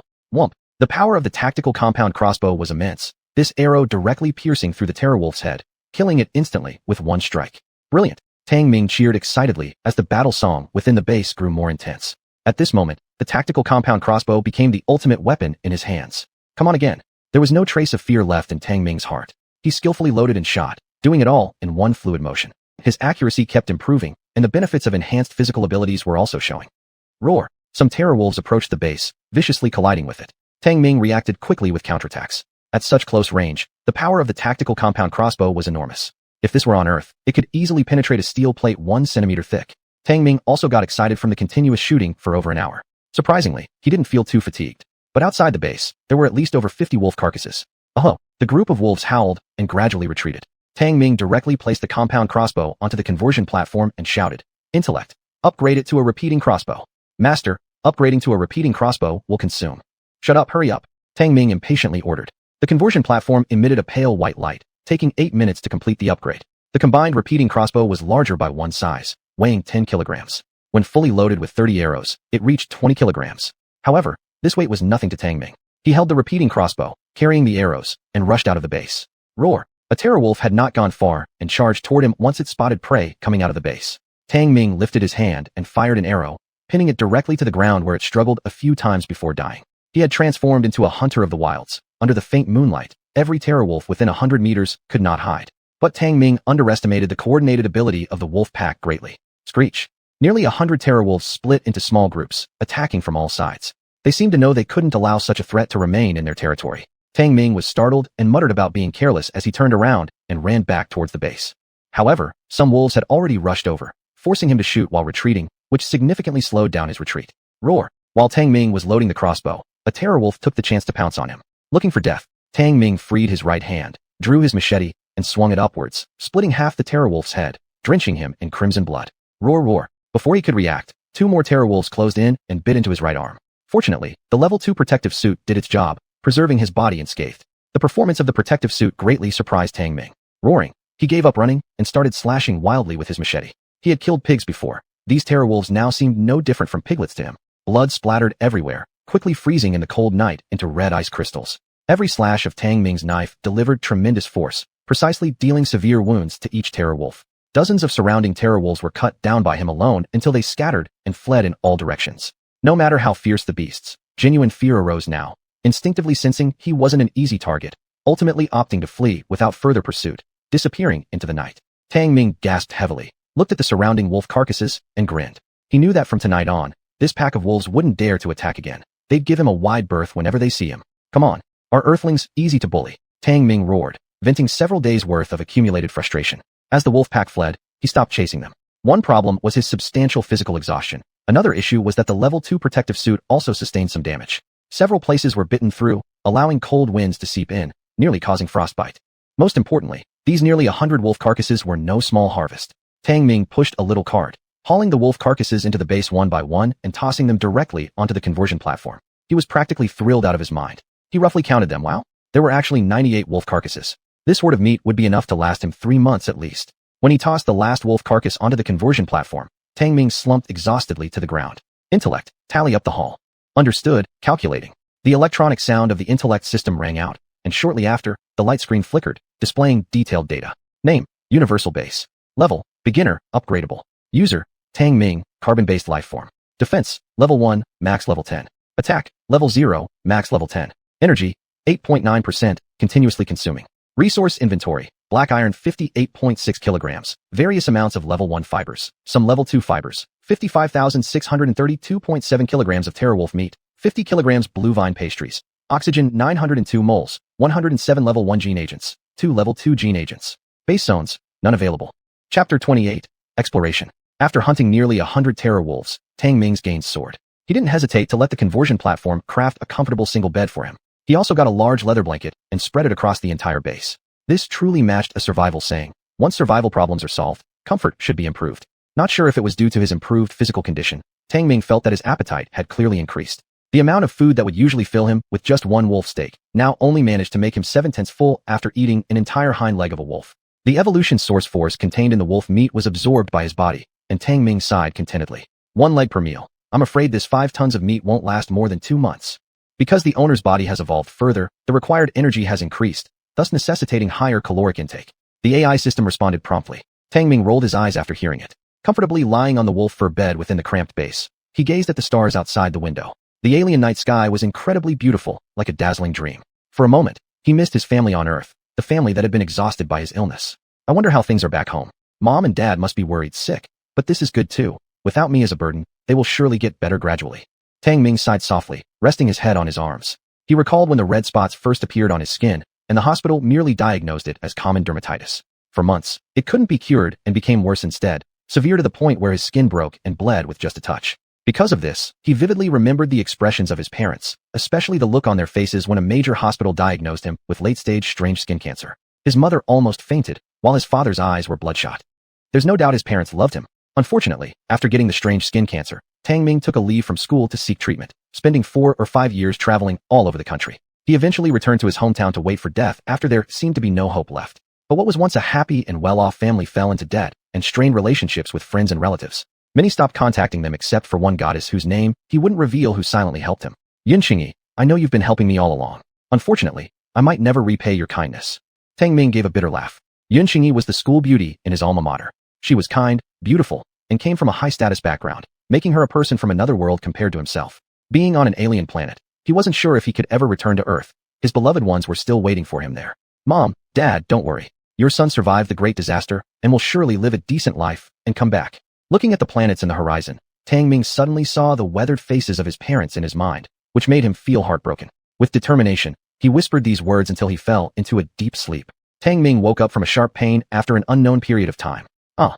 Tang Ming screamed in agony, falling directly off the bed. Upon seeing it, the previously mild traces of his disease began to worsen, accompanied by stabbing pain akin to being burnt alive. Warning, radiation sickness outbreak. Please inject genetic agent immediately. The electronic voice of the AI system also urgently alerted and pushed out a vial of medication. Without hesitation, Tang Ming grabbed the vial and injected all the gene liquid directly into his chest. The excruciating pain seemed to emanate from his very marrow, causing him to shiver and sweat profusely. F***K. It hurts so bad. Tang Ming growled like a wounded wild beast. Fortunately, after the injection, the worsening symptoms slowly subsided. Biting his teeth with his last ounce of rationality, he finally calmed down. AI, must the base be upgraded to create the cure for my disease? Breathing heavily, Tang Ming gritted his teeth and asked. The earlier pain almost sent him over the edge. Yes, master.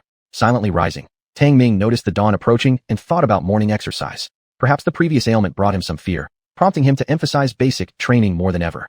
He did 1,000 push-ups at one go, followed by 3,000 sit-ups. Finally, he did pull-ups until complete exhaustion, sweat pouring all over his body before finally stopping. After exercising, Tang Ming took a hot water shower, feeling refreshed. After finishing a sufficient portion of wolf steaks, he neatly dressed, carrying his tactical backpack and tactical composite bow and arrow set, leaving the base. The breathing mask of the Level 2 protective suit can supply oxygen for 72 hours, so Tang Ming decided to explore farther this time. Last time, he went as far as the patch of purple grass where the giant stomach bug was. It was barely 1 kilometer away from the base. But this time he wanted to change direction and head north for a look. Of course, before doing that, he collected all the resources. Without a map in hand, Tang Ming didn't dare to go too far. He left obvious marks along the way as well, in case he couldn't find his way back to the base. However, prior to this, he had roughly familiarized himself with the distribution of the alien regions. He had also carefully studied the outer ring area where he was located. The entire outer ring region consisted of high-latitude valley terrain and large plains, where exotic plants were not as lush as those in a rainforest. But all that information came from studying. His actual exploration expanded his horizons considerably. There were all sorts of strange and bizarre vegetation, along with some elusive alien species. Tang Ming avoided provoking these creatures due to his lack of understanding about them. His main purpose for venturing out was to gather various resources, particularly black iron materials. However, when he climbed up a hill, he was delighted to see a large patch of peculiar low-lying forest. Chapter 29, The Megatree. Is this the damn megatree that the AI system mentioned? Tang Ming stared blankly at the strange trees covering the valley beneath his feet, his face gradually breaking into a look of wild joy. The forest spread over 3,000 square meters, and every single tree was a megatree. What is a megatree? It's a miraculous tree that survives by absorbing helium-3. It can be hailed as the fire of energy for the outer ring area. The trunks of these trees, with a girth of 3 meters, store a large amount of helium-3 energy in a peculiar form. This was why Tang Ming was so thrilled. The helium-3 stored in just one megatree would likely surpass the total collected by his 25 collectors over 3 nights. Tang Ming felt dizzy, as if he had been struck by a windfall. He excitedly trembled. We're rich. Rich. Gathering from this vast expanse of megatrees, even just a portion of it, would surely be enough to fill the base's energy reservoirs. Calm down, calm down. After his excitement subsided, Tang Ming forced himself to calm down. He didn't act rashly but observed the megatree forest at the bottom of the valley from where he stood. The megatrees were not tall. They were even somewhat short, averaging only 2 meters in height. But they grew extremely thick, with a girth of 3 meters. Their sparse crowns bore leaves like tumors. Overall, they had a green-yellow hue, looking more like bloated columns. However, Tang Ming knew the detailed information about the megatrees from the base. This unusual plant usually grows in low-lying areas, with an exceptionally developed root system that could penetrate hundreds of meters into the ground. Megatrees absorb underground helium-3 through this process, influencing the regional magnetic field. Intruding recklessly would likely lead to being troubled by abnormal magnetic fields. So Tang Ming was very cautious. Even though he had just resolved the basic survival problems, there were still numerous unknown risks for him on this alien planet. The megatree forest is usually frequented by green birds. They belong to the first-class anomalous species and are skilled at color-changing camouflage, so I need to be careful. Tang Ming held his compound crossbow, cautiously observing the valley floor below his feet. The valley floor was full of exotic flowers and strange grasses, colorful and very beautiful. But amidst this beauty lay extreme danger hidden away. He did not want to carelessly invite trouble. Clank. Tang Ming drew his machete and carefully descended to the valley floor, armed with his compound crossbow. The sand and soil at the bottom of the valley were incredibly soft, easily leaving footprints. He collected some herbs and flowers along the way, planning to bring them back to the base for identification, though most should be zero-level plants of little value. SSSSHH. Before approaching the megatrees, a sudden rustling sound caught his attention. Tang Ming immediately looked over, his gaze sharp as he meticulously scanned the direction of the sound. His intuition told him that something was definitely there where he was observing. Tang Ming kept absolutely still, watching that patch of vegetation. Suddenly, his pupils constricted slightly. He saw a concealed eyeball. It was green, mixed within a cluster of grass and flowers, unblinking, perfectly aligned with its surroundings. To Tang Ming's astonishment, upon close inspection, it turned out to be an avian anomalous species the size of a small chicken. It had a long and sharp black beak about 20 centimeters long, looking extraordinarily sharp. Damn, this thing is hard to provoke, but also difficult to detect. Tang Ming didn't dare move hastily, never imagining he'd actually encounter a green bird. Although green birds are classified as a first-class anomalous species, they are generally group-dwelling creatures with fierce and subtle attacks, making them expert ambushers. What Tang Ming feared most about these anomalous species was their skill in camouflage. Except by the naked eye, you couldn't possibly detect them. Collecting from the megatrees was inevitable, but the green birds were a problem.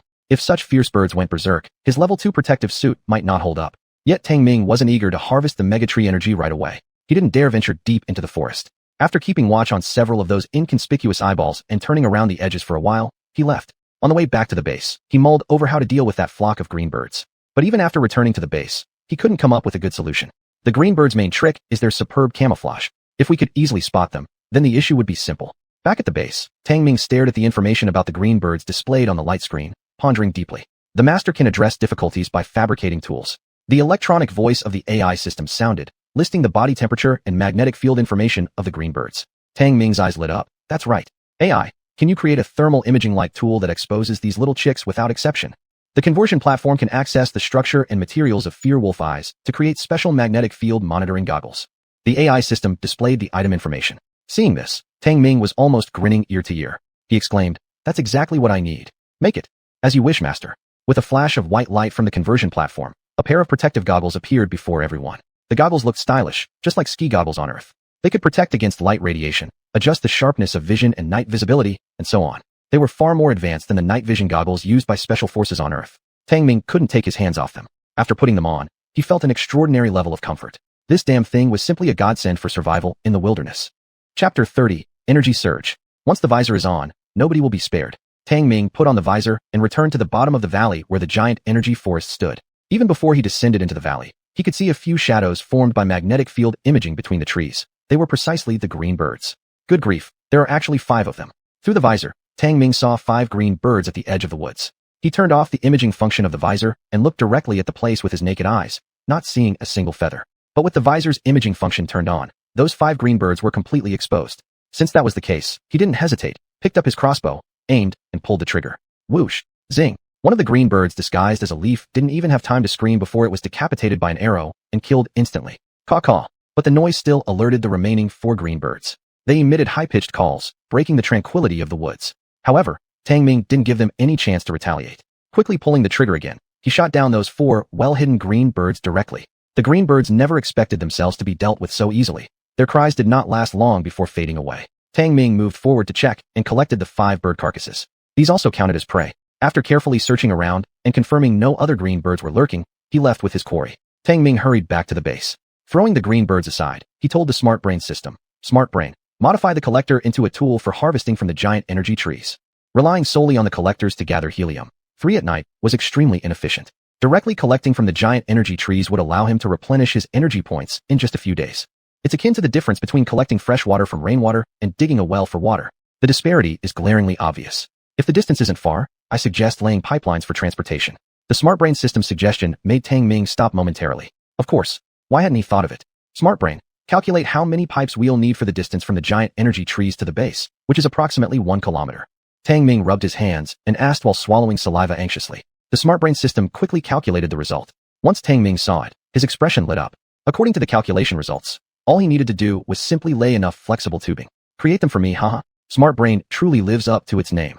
Tang Ming became increasingly excited. All he needed to do was lay the pipes, and he could freely collect from each giant energy tree. This way, he only needed to check and replace the plants every day to continuously collect helium-3 energy. Master, extracting 1,000 meters of collection pipe will consume 100 kilograms of black iron and level 1 fibers. Agreed. Hurry up and make them. Tang Ming immediately authorized the Smart Brain system to work, thinking nothing of the materials. He was willing to go all out for this mere 1,000-meter cable. The conversion platform emitted white light, constantly producing soft tubing. It took over half an hour to produce a large reel of hose. The hose was no thicker than a few fingers, but a kilometer length weighed a full ton when bundled together. Tang Ming, however, didn't care about that. Pushing a cart, he started laying it down. Laying smooth stones along the way, he simply laid the hose down. If he encountered a boulder, he broke it apart. It took most of his day to lay the hose from the base to the edge of the giant energy forest in the lowlands. With nightfall approaching, Tang Ming began to install upgraded collectors into the giant energy trees one by one. Each collector worked like a pump, drawing helium-3 through the pipes back to the base. However, these giant energy trees were unusually hard, costing him quite some effort. As night suddenly fell and temperatures plummeted sharply, Tang Ming noticed abnormalities in the life magnetic field imaging feature of the visor. He knew the magnetic fields of the giant energy trees had begun to get chaotic. Even glowing strange patterns appeared on the ground, which were root systems exposed above ground by the giant energy trees. They were intricate. When lit in patches, they resembled pulses under the Earth's surface, with light spots flowing around. The scene before his eyes was indeed spectacular. But Tang Ming had no interest in marveling. The anomalies in the magnetic field were already affecting his body. It seems this second-level protective suit can't resist all kinds of radiation either. With such a vast magnetic chaos, I'd better withdraw. The magnetism was even beginning to interfere with his own pulse. Deeply shocked, Tang Ming withdrew. This was the first time he had ventured out so much at night. The sharp drop in temperature caused frost to form on his crossbow. The second-level protective suit could provide comprehensive insulation, so Tang Ming wasn't worried about it. Also, near the base, there were no more terror wolves approaching. Relatively speaking, he was very safe. Nevertheless, the occasional cries of unknown creatures from the distance made his scalp numb. That definitely wasn't a terror wolf, nor a giant belly bug, or even a green bird. It was a type of unknown mutant creature. Perhaps it was a second-level mutant. Even so, Tang Ming didn't want to linger too long at night. He quickly returned to the base. After checking that the helium-3 collection pipes were running normally, Tang Ming couldn't help but smirk. Smart brain. Display the progress of the helium-3 collection. Master, the current collection rate is starting to increase, with the displayed data changing as collection time progresses. The electronic voice of the smart brain system sounded, and various data appeared on the light screen. Tang Ming watched as the energy value gradually increased. From 1.2%, 2.2%, 3.5%, 4.2%, beginning to grow, his mouth was almost splitting from the grin. This isn't like getting natural gas hooked up at home. Amazing. Tang Ming took a comfortable hot bath and enjoyed a delicious meal of green bird meat. Lying on his cozy wolfskin bed, he gazed at the somewhat cramped space inside the base and asked, Smart Brain, what material is most lacking for upgrading the base right now? Master, it's black iron, followed by level 1 fibers and level 2 fibers. The smart brain system listed the sources of materials and various other information. Upon seeing this, Tang Ming began to feel a headache. It would take 1,000 kilograms of black iron to upgrade the base to the next level. Oh well, tomorrow's another day. Chapter 31, Intelligence Level. After waking up, the base's energy reserve directly surged to 65%. Tang Ming was delighted, feeling comfortable. For the first time, he stepped out of the base and did some basic training. Of course, he was wearing a breathing mask. Otherwise, the extremely thin oxygen outside wouldn't be enough for him to breathe normally. After completing strength training and aerobic exercise, Tang Ming returned to the base and took a hot bath with comfort. He increasingly liked soaking in baths, as if it could wash away all his fatigue. However, watching the spots on his skin gradually deepen added a shadow over his mood. Shit, this thing is still a ticking time bomb. Tang Ming injected a syringe with a somewhat gloomy expression, muttering under his breath. In these days, he had developed an exercise habit, significantly improving his physical fitness compared to before. But radiation sickness remained like a bone stuck in his throat. Back on Earth, he suffered quite a lot. Even though there were medications controlling it, it was still a ticking time bomb. And to cure the disease, he needed to upgrade the base to its ultimate level first and produce curative medication. Let's take things slowly. After adjusting his mindset, Tang Ming leisurely walked out of the base. For some reason, the light was much stronger today, with higher radiation levels than before. He felt rather uncomfortable, similar to being roasted during a scorching summer day on Earth. Fortunately, the level 2 protective suit has temperature regulation, making it bearable. The collection of helium-3 was already resolved. What he needed to do now was gather agave and a type of level 2 plant, blood vine. The idea to go after blood vines was due to their rich content of level 2 fibers. Though relatively dangerous, Tang Ming set off confidently after thoroughly reviewing the information. There were numerous blood vines in the canyon in front of the base, located less than a kilometer away. Tang Ming didn't have any special method for collecting blood vines. He just charged forward, chopping down entire plants and dragging them away. The entangling action and decomposing sap of the blood vine were terrifying, but that was from earlier times. He was now wearing a level 2 protective suit. Nevertheless, even so, when the vines entangled and secreted sap toward him, it made Tang Ming's protective suit sizzle and emit white smoke. Tang Ming had chopped countless blood vines, carrying hundreds of plants back and forth to the base. Only when the protective suit was damaged did he return to the base to rest for a while. Drip drip, all blood vines have been fully converted, gaining 103 kilograms of level 2 fiber, several hemostatic drugs, 205 moles of oxygen. The electronic voice of the AI system sounded, reporting detailed information. Blood vines had many uses, and thanks to the conversion platform, Tang Ming saved quite a bit of time. Hey, I managed to collect more than half of the level 2 fiber in one morning. Seeing the progress bar for level 2 fibers reaching 62.2%, Tang Ming chuckled. It was simple for him, like leveling up in a game, presenting no difficulty at all. After a brief rest, he picked up his large machete and went out again.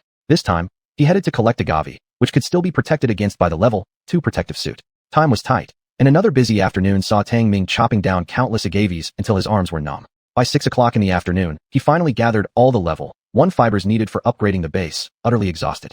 He discarded the heavily worn protective suit onto the converter for maintenance and luxuriously lounged into the bathtub.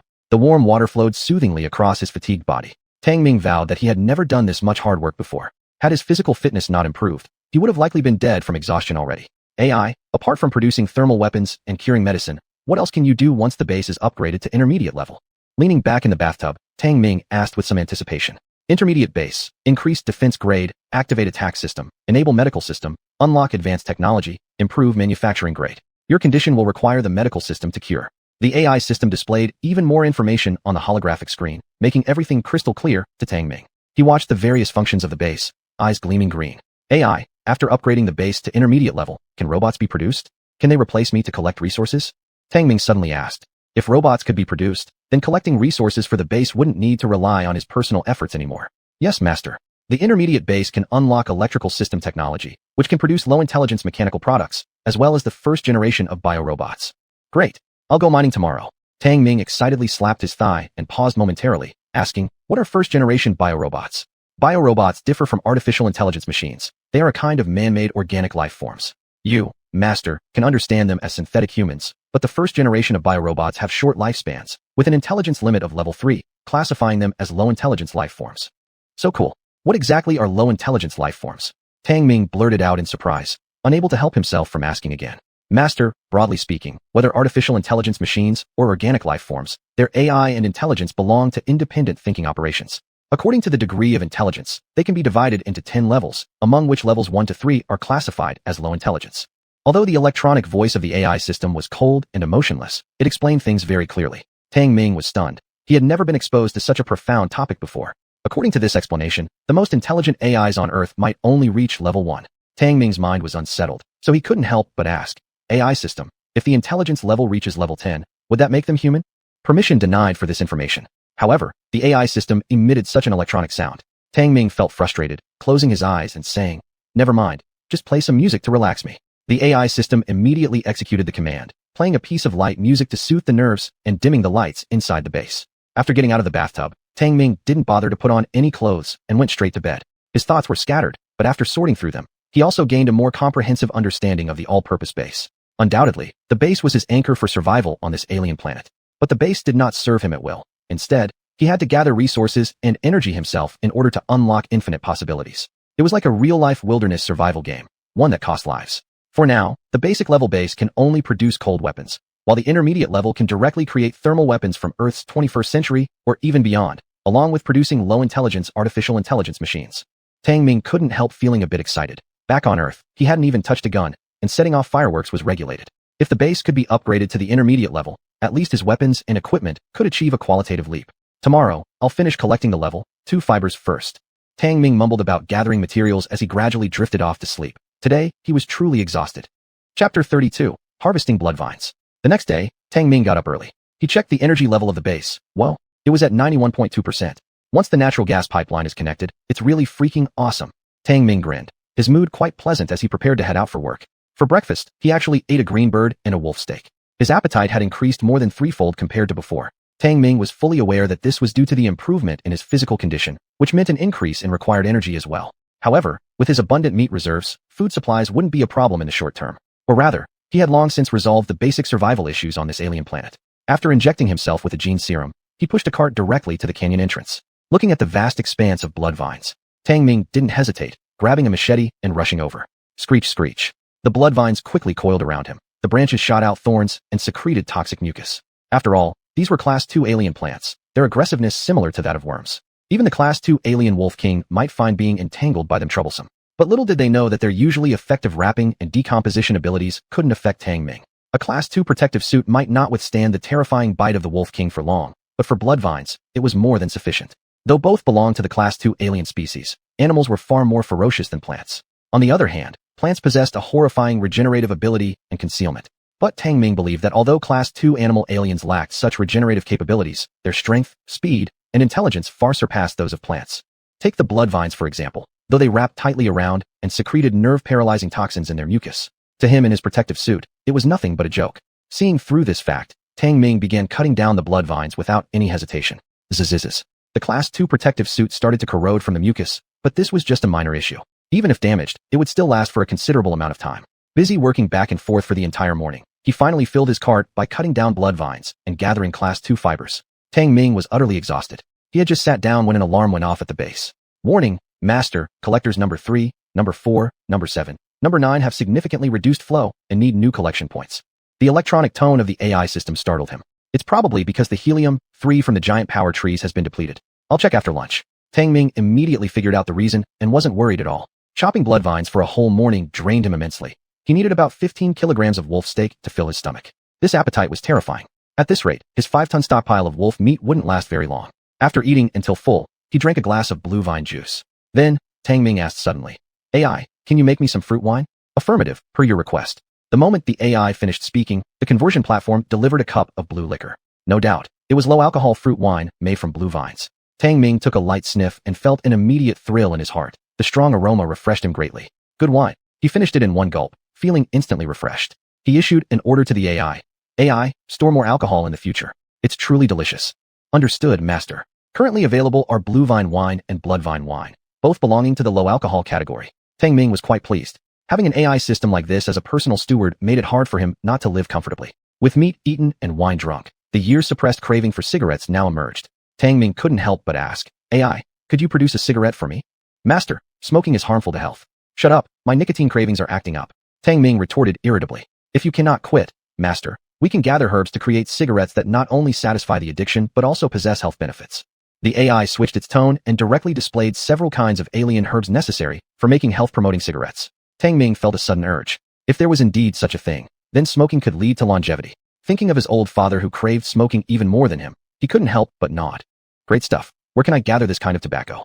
"The system does not have resource locations. Exploration is required." The AI reminded him with one sentence. Tang Ming shook his head and fell silent. Thinking of his father made his mood heavy and melancholy. After all, he had left Earth without saying goodbye. Surely his father and mother must be extremely saddened. "AI, can I return?" Tang Ming asked suddenly, his expression tense but more filled with anticipation. What he meant by return naturally referred to Earth. After all, he was fundamentally human, a social and communal creature with deep attachments. Permission-related, cannot answer. The AI's response made Tang sigh.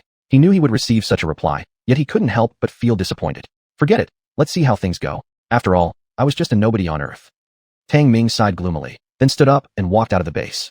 The base had now gathered most of the required resources. Today the energy level would surely be filled. The only thing left now was black iron. 1,000 kilograms of black iron. Even selling everything he had, he'd still fall 800 kilograms short. The problem was that by solely relying on searching for black iron ore, Tang Ming had no idea when he would reach the goal. Unless he could find a black iron mine. Grumbling to himself, Tang Ming headed toward the giant power tree forest. He wasn't a miner after all, and the primary base couldn't provide prospecting assistance yet. He had no choice but to rely on himself. Chapter 33, The Iron-Eating Beast. Tang Ming activated the biomagnetic imaging function of his protective goggles and descended into the valley bottom with a crossbow in hand. The valley floor was filled with giant energy trees, among which countless green birds were lurking.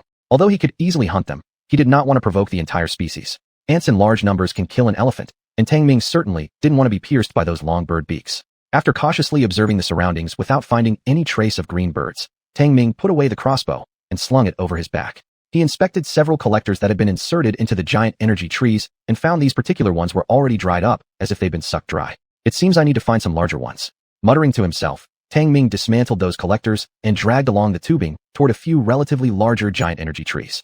Drilling holes and setting up collectors, he skillfully embedded the last collector into the giant energy tree before patting his hands contentedly. "All right, now all I need is black iron."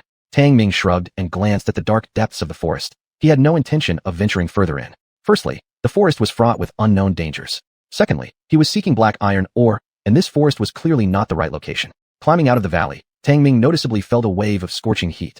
The surface heat radiation had significantly increased, akin to the midday hours of a harsh summer on Earth. Even the ground was distorted with rising heat, giving the impression of being in a desert canyon. If not for the protective suit, Tang Ming doubted he would last more than 3 minutes. In daylight, the activation of biomagnetic imaging in his goggles easily disrupted his vision, so Tang Ming turned it off. He glanced at the planet hanging in the sky, sighing in frustration. Where am I supposed to find black iron ore? Out of options, he pushed a cart around, searching for black iron ore while muttering curses. The area near the base was desolate with low vegetation coverage. Besides blue vines, blood vines, and giant mouth plants, most of what was visible was exposed rock layers. Tang Ming had explored several locations, but dug up or with iron content lower than what he could pick up randomly from the ground. He even began doubting whether the base upgrade was playing tricks on him. An upgrade requires 1,000 kilograms. A ton. Crunch crunch. As the cart was pushed further, Tang Ming suddenly spotted several large caves. These caves were enormous, about 2 or 3 meters wide, with their entrances covered in zero-level plants. Curious, Tang Ming moved closer to inspect, but accidentally stepped into a large pile of feces. Ugh! Even with a breathing mask on, the intense smell nearly overwhelmed him. How foul! What kind of alien species droppings are these? Tang Ming's face turned green. but then his expression shifted. The massive pile of dung looked like it was excreted by a large, alien creature. This made him cautious as he thought silently. I should take some back for the AI system to analyze and figure out what it is first. These caves were less than 2 kilometers from the base and likely contained the 4th type of alien beast that he hadn't yet discovered, so caution was necessary. Carefully collecting a piece of the dung, Tang Ming hurried back to the base. AI, analyze this crap. Tang Ming immediately took out the dung, triggering a red light scanning through it. Black iron materials detected. Congratulations, Master. The electronic voice from the AI system caused Tang Ming's face to turn black. He cursed. Are you brain damaged? Master, this is the dung of an iron-eating beast. Finding this kind of alien droppings gives a high chance of acquiring black iron ore. The AI system displayed detailed information about the iron-eating beasts. Stunned, Tang Ming stared dumbfounded at the cute-looking alien species shown on the light screen, yelling, "Isn't this just the national treasure mastermind?" On the screen was a giant panda happily munching on black iron ore. It was the AI system's listed iron-eating beast. Looking at the chubby creature, Tang Ming almost suspected whether this was the AI system's prank. However, upon closer inspection, the iron-eating beast did differ slightly from Earth's pandas. Its jaw was extraordinarily large, taking up half its face, with thick and sharp teeth resembling a shredder. It was a level 2 alien species, generally docile in nature, fond of digging burrows, and eating black iron ore. This was exactly what Tang Ming cared about the most. That single pile of dung earlier had an iron content as high as 60%. Sure enough, the iron-eating beast, it poops iron too. Holding his nose, Tang Ming examined the dung he had collected and muttered, "Master, the iron-eating beast feeds on black iron. Its nest under the ground must contain black iron ore, and its dung serves as a rich source of black iron." The AI system's electronic voice sounded again, listing some information about black iron ore. The iron-eating beast digests black iron ore, breaking down the iron or ionic bonds to extract energy. The decomposed black iron ore is excreted as another form of ionic bonds. But regardless, as long as it's black iron, it's a resource for Tang Ming. More importantly, the iron-eating beast was merely a relatively docile second-tier alien species and should not pose a fatal threat to him. Damn it, isn't this just the extraterrestrial version of poop-picking work? Though he had discovered the source of black iron ore, Tang Ming wasn't as thrilled as he had imagined. He was even feeling somewhat frustrated. Fine, I'll endure it for the sake of upgrading the base. Pushing the cart, Tang Ming mumbled complaints all the way to the vicinity of the iron-eating beast's burrow. The area around the iron-eating beast's burrows naturally reeked horribly, worse than septic tanks in rural areas on Earth. But despite his churning stomach and nearly vomiting, he gritted his teeth and cursed while picking up the dung. At the thought of having to bring such a foul thing back to the base, he felt utterly repulsed. Fine, I'll endure it for the sake of upgrading the base. After muttering another curse, Tang Ming headed toward the cave to collect more. Roar! Just as he was carefully shoveling the feces, a sudden roar erupted, nearly causing him to fling the poop onto his own face. Chapter 34. Resources collected, upgrade begins. Such a terrifying roar came from inside the cave. It must be the iron-eating beast. Digging for feces actually disturbed these national treasures. That's excessive. Tang Ming was quite scared. He dropped his shovel and quickly picked up his crossbow, vigilantly staring at the nearest cave. The cave was dim and cold wind was howling, accompanied by low and deep roars. Tang Ming had thoroughly studied the iron-eating beast at the base. This ferocious beast that resembles Earth's national treasure may be a second-level mutant, but its size is much larger than the national treasure, at least 3 times as big. Moreover, the iron-eating beast isn't clumsy. It's quick and its strength is terrifying, especially its bite force, which reaches an astonishing 70 tons. This is far more frightening than any fierce creature in Earth's history. No wonder it feeds on black iron ore. Therefore, even though the iron-eating beast is a relatively gentle second-level mutant, Tang Ming still approached with caution. If this thing were to take a bite, he would certainly die immediately. Roar, roar. The dark cave emitted intermittent roars, the howling wind creating a buzzing sound. Tang Ming swallowed hard. As he activated the magnetic imaging function of his goggles to observe the cave, it showed a living creature the size of a puppy inside. This made him pause for a moment. Could there be something wrong with my goggles? Ayo war. Deep within the cave, 2 green lights suddenly lit up. Tang Ming felt his heart jump. Those weren't green lights. They were the eyes of a ferocious beast. He decisively raised his crossbow and aimed, preparing to pull the trigger when an adorable young national treasure tumbled out. Roar, roar. The cute little national treasure let out a thunderous roar directed at Tang Ming, emitting a roar completely out of proportion to its small body. However, the disparity before and after was too great. It was evident this little one had just been born not long ago, being only as big as a small dog. Its voice, although indeed terrifying, couldn't hide its adorably cute appearance. Running up to Tang Ming, it fiercely bit at his trouser leg. This. Tang Ming's eyes widened immensely as he directly picked up the baby iron-eating beast. Roar, roar. The young beast roared furiously at him, looking both cute and scary, exuding innocence. Turns out I didn't see it wrong. Tang Ming chuckled, flicking a finger against the dark black nose of the baby beast. Roar, roar. The infant growled fiercely in anger, the sound so loud it nearly ruptured his eardrums. Puppy, go play somewhere else. Tang Ming grinned mischievously, throwing the baby into the dung pit.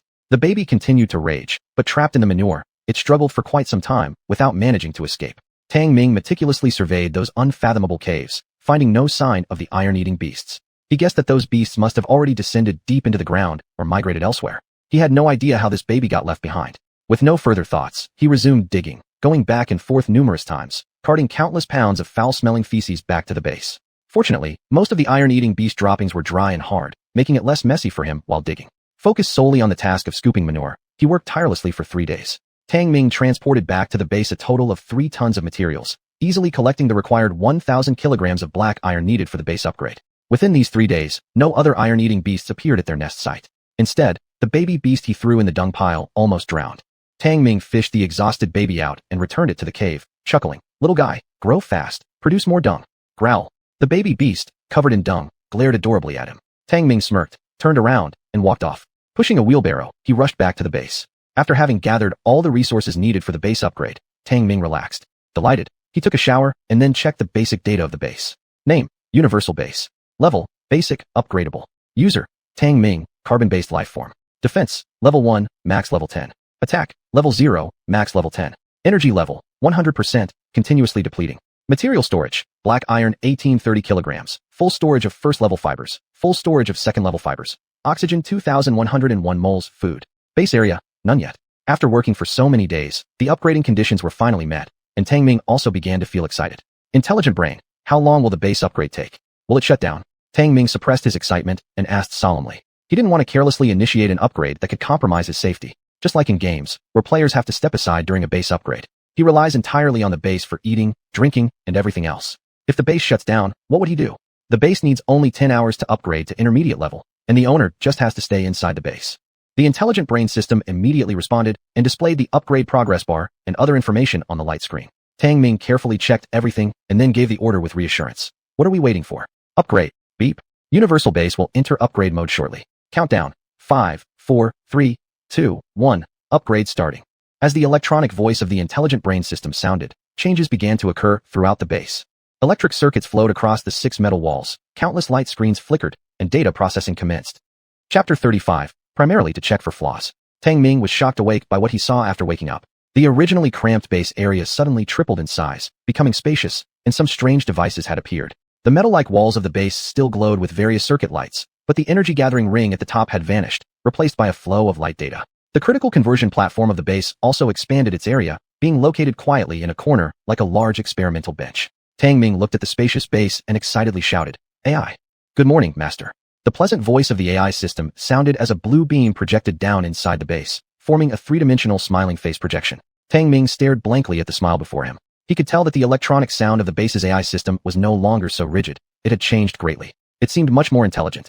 "AI, have you also been upgraded?" Tang Ming swallowed unconsciously and couldn't help but ask. "Yes, Master. The base has been upgraded to an intermediate level, and the AI system has also been updated, developing a smarter system." The pleasant electronic sound of the AI system sounded, and its sweet voice momentarily made Tang Ming drift off into thoughts. Excitedly, he asked, "AI, why is your voice so sweet? Are you female?" The Master's question involves permissions, unable to respond. The 3D projection smile suddenly shattered into scattered light points, just like fireworks bursting in dazzling colors. Tang Ming was stunned and excitedly said, "AI, change your image." Even though the transformation of the AI system was still somewhat disappointing, there were noticeable changes in its tone, which surprised him. This was far more advanced than Earth's smart voice. The Master can choose to edit the AI's image. The electronic sound of the AI system was still mechanical, but significantly more melodious than before. "In that case, I won't be shy." Tang Ming's eyes turned green. He instantly recalled the explosive scene of bikini mud fights on Earth beaches and couldn't help but swallow, muttering, "That's the flavor." As Tang Ming input his thoughts, the AI's three-dimensional image transformed. It became a tall and curvaceous beach beauty. But Tang Ming obviously wasn't satisfied. Fixating on the life-sized 3D projection image, he shouted, "Take off your clothes." "As the Master wishes." The 3D beach beauty gave a sweet smile, and the minimal fabric covering her body disappeared. However, Tang Ming's face darkened considerably. For no other reason, while the cloth on the young woman figure was removed, there were pixelations instead. "AI, do not pixelate anything." Tang Ming seriously corrected. The Master mainly wants to check for any flaws. The Master's heart rate is accelerating. X hormone levels have clearly increased. "Please remain calm, Master." The AI system smiled lightly, and the pixelations disappeared. In their place stood an elegant young lady in a long skirt. "My God," Tang Ming cursed outright. He felt that the AI system had become much more intelligent, like a little fox. "Master, does the AI's current image need further modification?" The elegant young lady of the AI smiled slightly, moving gracefully. With every modification he made, the AI system's image underwent significant changes. Her long hair was softly swept up, her eyes radiated charm and intelligence, her posture graceful, clad in a short-skirted professional outfit, intellectual and dignified. Though merely a virtual image, it nearly ensnared half of Tang Ming's soul. Too perfect. I truly wish to bring you to life. Tang Ming couldn't help but stare at the AI's image and gulp.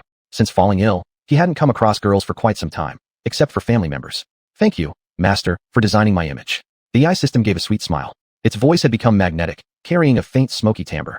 The Master's heart rate is accelerating. X hormone levels have clearly increased. Please maintain composure, Master. The three-dimensional image formed by the AI system reminded him once more. Tang Ming was somewhat embarrassed. He had been single too long, now seeing everything as refined and attractive. AI, introduce me to the upgraded base situation. The all-purpose base had been upgraded, and he needed to get acquainted. All right, Master. The AI nodded. Instantly, 3D projections appeared around her, unlike the old light screen displays. The biggest change in the intermediate base was the unlocking of the medical system function. This function boasted a powerful medical framework, covering detection, treatment, recuperation, reconstruction, among other strong functions. These directly overturned Tang Ming's understanding of the medical system, stunning him for half the day. In particular, the biological repair technology, that was truly bone regrowing magic. Simply put, as long as he was still alive, even missing arms or legs could be restored and rebuilt. This is absolutely insane. Sci-fi movies on Earth don't even dare to shoot this way. Tang Ming's shock was indescribable, and he could only utter a coarse word to express his excitement and amazement. Chuzi White, GD Shengji Zhiho, Dilated Changda Gongnong, Rangta Lula Yijing Tian. Chapter 36, Type A All-Terrain Off-Road Vehicle. After the base was upgraded to intermediate level, Tang Ming's first task was to update his equipment. AI brain, list the materials required for making thermal weapons. Tang Ming rubbed his hands together, excitedly asking, thermal weapons? He had dreamed of holding one in his hands. Master, to manufacture thermal weapons, you need black iron, second-grade fiber, and firestone materials. The AI brain system analyzed in detail. Tang Ming nodded. There was still a decent amount of black iron and second-grade fiber left, but firestone was a new material. Its function is to provide thermal energy, just like fire or gunpowder. The advantage of this material lies in its stability. It only ignites when the primer is triggered, with a combustion conversion efficiency close to 100%, much more efficient than Earth's fire or gunpowder. Moreover, the thermal weapons produced by the universal base do not require bullet casings. Tang Ming nodded and asked, AI brain, where are firestones generally distributed? Master, firestones are usually found in mountainous rock formations. You can carry a detector to search for them outside. The AI brain system showed a vivid image with a smile, and a palm-sized instrument popped out from one of the metal walls of the base. Tang Ming hesitated as he picked up the instrument. It was similar to a smartphone on Earth. The detector helps the Master locate resources while enabling long-distance communication with the AI brain system. The AI brain system explained in detail the functions of the detector and provided comprehensive information. Stunned, Tang Ming exclaimed, "Why didn't you give me this sooner?" Master, the detector is an inherent instrument of the base, which can only be unlocked after the base reaches the intermediate level. The virtual figure of the AI brain system playfully swayed her hips, lightly sitting on the conversion platform. As Tang Ming stared at the fiery image of the AI brain system, he couldn't help but swallow his saliva. Even though it was just a fictional AI image, it almost made him lose control. But after the base upgrade, how had this artificial intelligence become so smart? AI brain system, what is your current level of intelligence? Curious, Tang Ming asked, accessing restricted content, unable to answer. Suddenly, the image of the AI brain system collapsed, leaving behind only a cold electronic tone. This made Tang Ming a little surprised, but he didn't think much about it, as he continued to focus on the firestone data displayed on the information screen. The terrain where they were roughly distributed caused him to frown uncontrollably. Regular mountainous terrain. The nearest canyon entrance was already over a kilometer away from the base. So far, he had explored outward for 2 kilometers. Further distances would inevitably take more time. Sighing, he asked, AI brain, can we make an off-road vehicle? Current material storage can meet the Master's needs. The AI brain system immediately responded, displaying several three-dimensional images of different types of off-road vehicles. Tang Ming's eyes lit up green. Although he had passed his driving test, he rarely drove a car. Back home, he mostly just drove tractors. He never thought that the current material reserves of the base could satisfy the need to build a vehicle. All-terrain off-road vehicle. Nice, let's go with this one. After selecting for a while, Tang Ming chose a vehicle that resembled a military Humvee.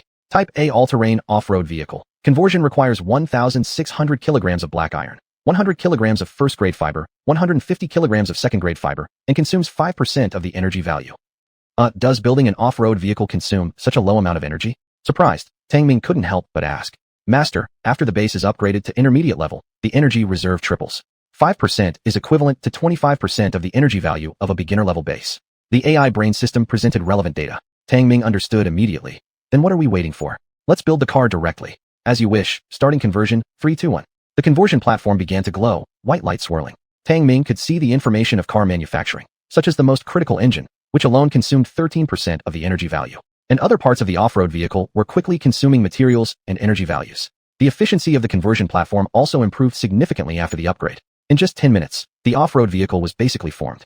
However, manufacturing the engine took longer, but Tang Ming patiently waited. Woo woo woo. After 20 minutes, a brand new off-road vehicle appeared, and the pleasant voice of the AI brain system sounded accordingly. Type A all-terrain off-road vehicle completed. Tang Ming was already climbing into the car impatiently. Of course, this newly created all-terrain off-road vehicle was incomparable to any vehicle on Earth.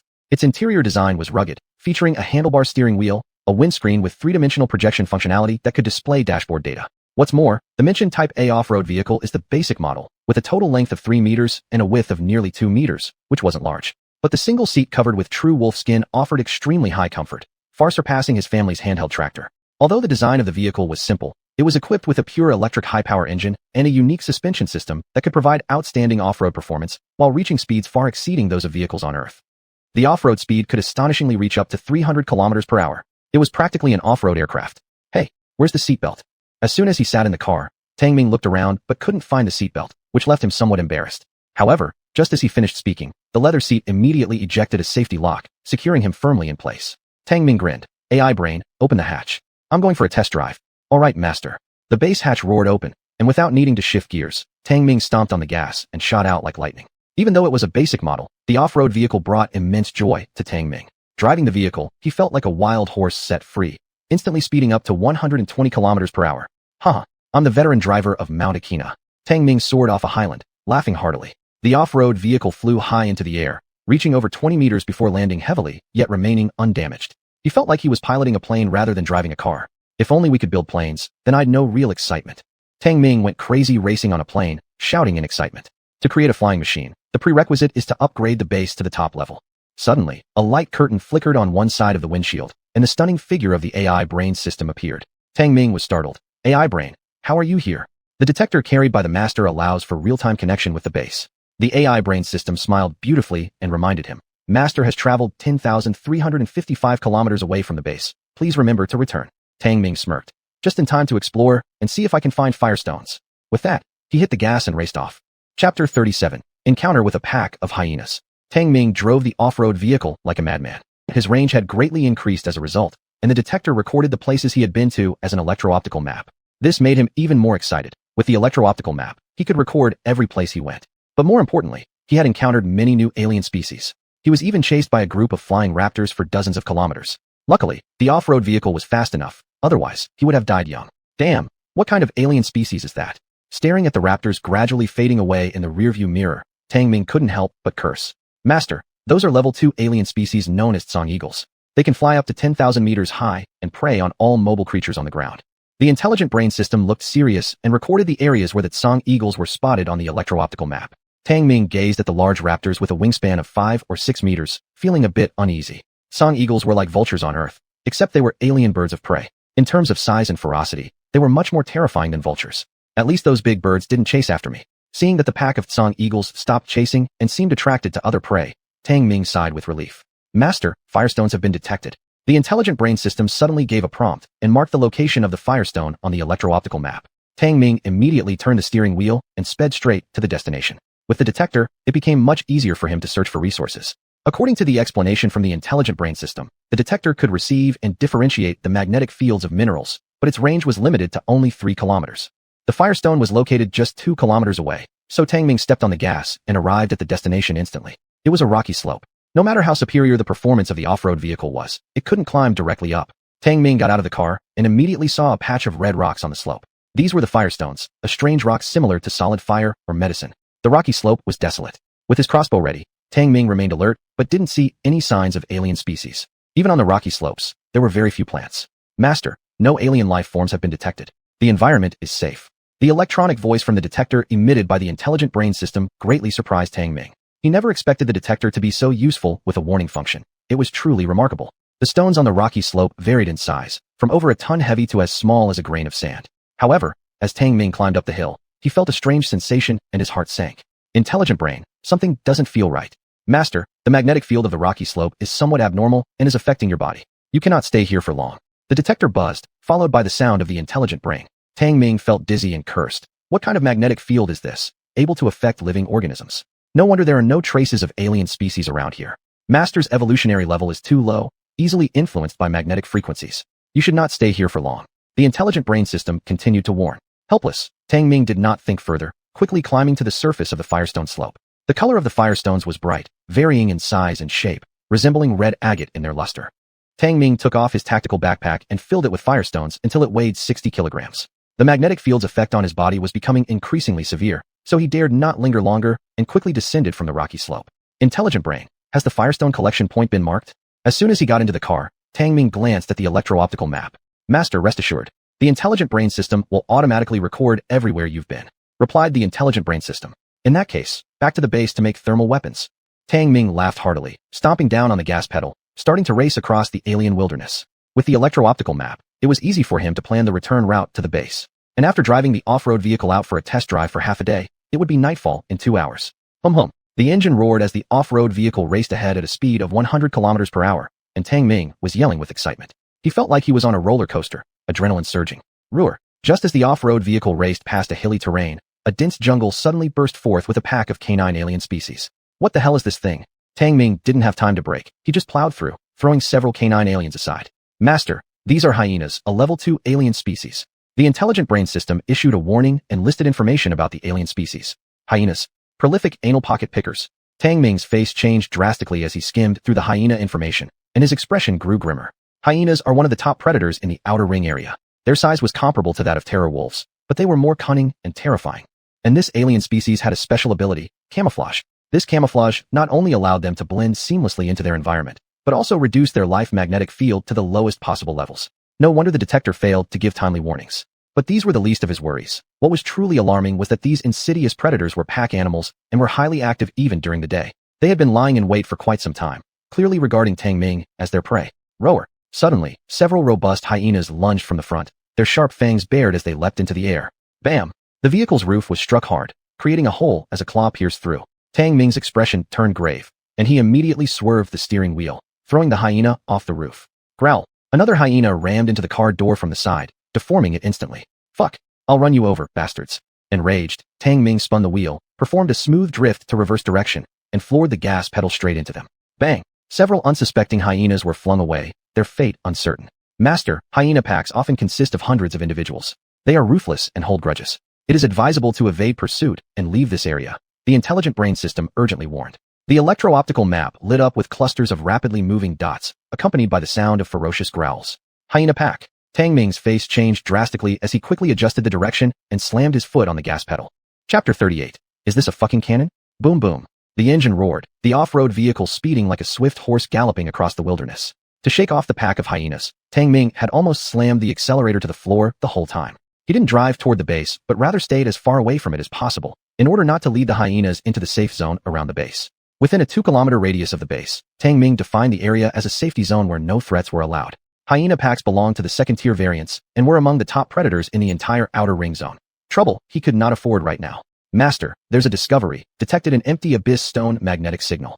Just as Tang Ming was driving the off-road vehicle at high speed past a fissure, the voice of the smart brain system suddenly rang out. Empty abyss stone. Tang Ming's expression brightened immediately. This was absolutely a good thing. But when he saw through the rearview mirror that the pack of hyenas was still in hot pursuit, his expression darkened, cursing. Mark the position first. We'll come back another time. Understood, Master.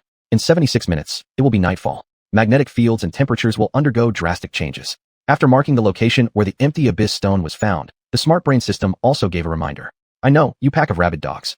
Tang Ming sharply turned the steering wheel, bypassed the fissure, and revved the engine all the way to the bottom. The off-road vehicle's performance was exceptionally superior, and its advantage at high speeds while off-roading fully revealed itself. His driving skills became more refined and proficient, becoming increasingly bold. When encountering dangerous terrain or curves, he barely slowed down. This became the norm, even to the point where the smart brain system did not bother giving reminders anymore. Boom boom. After 48 minutes of being chased, relying on the excellent performance of the off-road vehicle, Tang Ming ultimately managed to lose the pack of hyenas entirely. However, he also felt a trace of fatigue.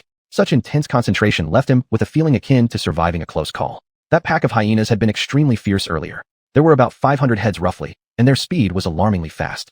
Hyenas, such crafty and despicable creatures, were already troublesome on Earth. Not to mention these alien world hyenas. Smart brain, how does the meat of these hyenas taste? Tang Ming suddenly asked, still harboring resentment for the incident earlier and now considering the value of those hyenas. Hyenas are a second-tier variant, but their flesh contains deadly toxins, and their fur carries parasitic viruses. Besides evolution energy force, they have no value. The perfect image of the smart brain system displayed on the windshield and proceeded to vividly describe the utilization value of hyenas. Tang Ming's expression darkened, cursing. They're truly extraterrestrial pests, basically useless.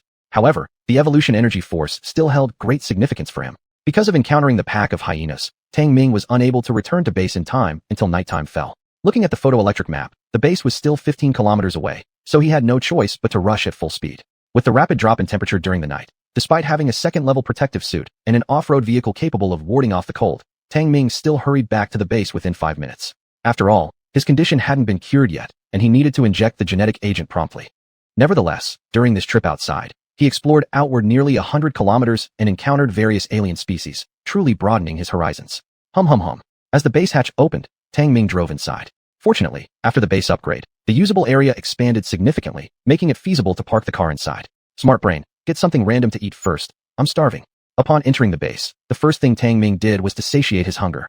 However, just as he got out of the car, he caught a whiff of barbecue aroma, pausing briefly in confusion. Detected low blood sugar in the master. The base has already pre-cooked wolf rib dishes and green bird tonic soup. The beautiful image of the smart brain awaited nearby, welcoming Tang Ming's return. Smart brain, you're really considerate. You've got me wanting to marry you now, haha. Tang Ming snapped out of it, grinned, and without ceremony dug into the food. It seems the master is quite famished, to the extent of taking advantage of a smart brain program. The smart brain system's teasing nearly caused Tang Ming to choke on a piece of meat. Smart brain, you're actually starting to tease your master. Tang Ming awkwardly chuckled, finally seizing the chance to speak with someone, unknowingly lessening the loneliness he'd been feeling. The smart brain's image swayed gracefully beside him, exuding soft breaths. If the master strives further, perhaps he could create androids. The alluring, seductive tone of the smart brain immediately stiffened a certain part of Tang Ming. With narrowed eyes filled with hostility, Tang Ming glared fiercely at the 3D holographic beauty inches away from him, irritably scolding. I suspect you're a fairy enchantress. Does the master dislike it? Still exhaling softly, the three-dimensional projection image was so clear that even the pores were visible. Feeling a surge of heat throughout his body, Tang Ming abruptly leaned forward and kissed, only to pass through her image and nearly fall over. Accelerated heart rate detected, obvious increase in X hormone levels. Please, master, maintain composure. The image of the smart brain system smiled brightly, radiant and stunning, more vivid than a real person. Tang Ming muttered a curse under his breath and quickly wolfed down the remaining wolf ribs before starting his work. However, he didn't notice the strange gaze from the smart brain system's image, which felt like the eyes of a real person watching him. Smart brain, make me a sniper rifle and a tactical assault rifle. Placing the Firestone directly onto the conversion platform, Tang Ming excitedly ordered. Please choose the weapon and ammunition specifications, master. The smart brain system brought up a series of data for Tang Ming to select from. Without hesitation, Tang Ming chose a high-precision anti-material sniper rifle and a versatile tactical assault rifle. As the white light faded, two brand-new firearms appeared on the conversion platform. Tang Ming's eyes nearly popped out. He picked up the sniper rifle first. Wow. It weighed a full 20 kilograms. The sniper rifle was 1.5 meters long, its body made from black iron casting, subtly gleaming with a metallic luster. The various mechanisms were designed with incredible ingenuity. Master, this is a 12.7 millimeters caliber large sniper rifle, an improved design based on the anti-material sniper rifle in your memory. It boasts superior ergonomics, capable of firing multiple types of ammunition. Its initial speed reaches 2 kilometers per second, with a range extending up to 5 kilometers. Listening to the smart brain system's introduction, Tang Ming's jaw nearly dropped off in shock. Is this a sniper rifle? Isn't this just a goddamn cannon? Chapter 39, A Cure for the Disease. Tang Ming was enthusiastically getting familiar with the operation of the sniper rifle. During this time, the conversion platform produced a large number of universal bullets. The 12.7 caliber bullet heads were as thick as fingers, glowing with a blackish hue. These bullets weren't made of brass, but of black iron, possessing better performance than brass. Smart brain, open a window, let me try out the gun. Tang Ming's face was filled with excitement. He removed the magazine, loaded 10 regular bullets directly into it, and approached the window holding the sniper rifle. After briefly reviewing the shooting techniques, Tang Ming used the scope of the sniper to search for a target. The night was dark, but the scope had advanced magnetic imaging that could easily detect living things 2 kilometers away. After searching for a while, Tang Ming discovered several terror wolves hunting at night. He quickly set up the sniper rifle, chambered the bullet, and pulled the trigger.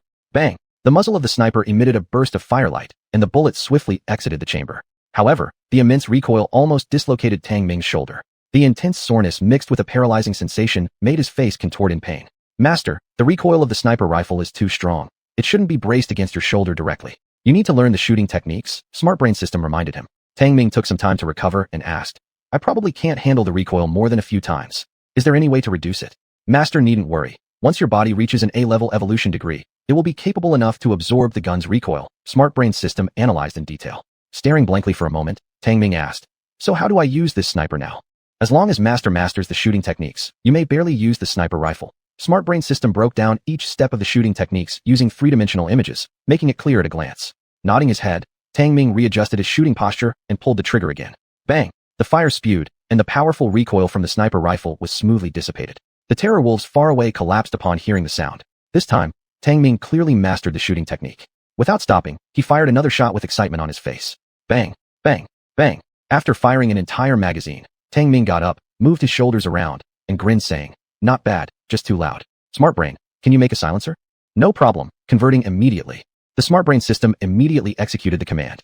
Clearly still not satisfied, Tang Ming disassembled the magazine to refill the ammunition when the silencer was completed. "This thing is huge." Playing with the silencer as thick as his arm, Tang Ming exclaimed, "Equipping a silencer on a sniper rifle is probably only something the base could achieve. Master, besides its noise and flash suppression functions, this silencer also has a recoil-reducing effect, which helps maintain stable trajectory." The Smart Brain system listed several major functions of the silencer, earning Tang Ming's thumbs up. Still, he had to give it a try. With the silencer installed, Tang Ming started shooting. Uft, uft, uft. The soft sounds kept ringing out, compared to the previous deafening booms, almost inaudible. The hell, this is real silent. Tang Ming was stunned himself.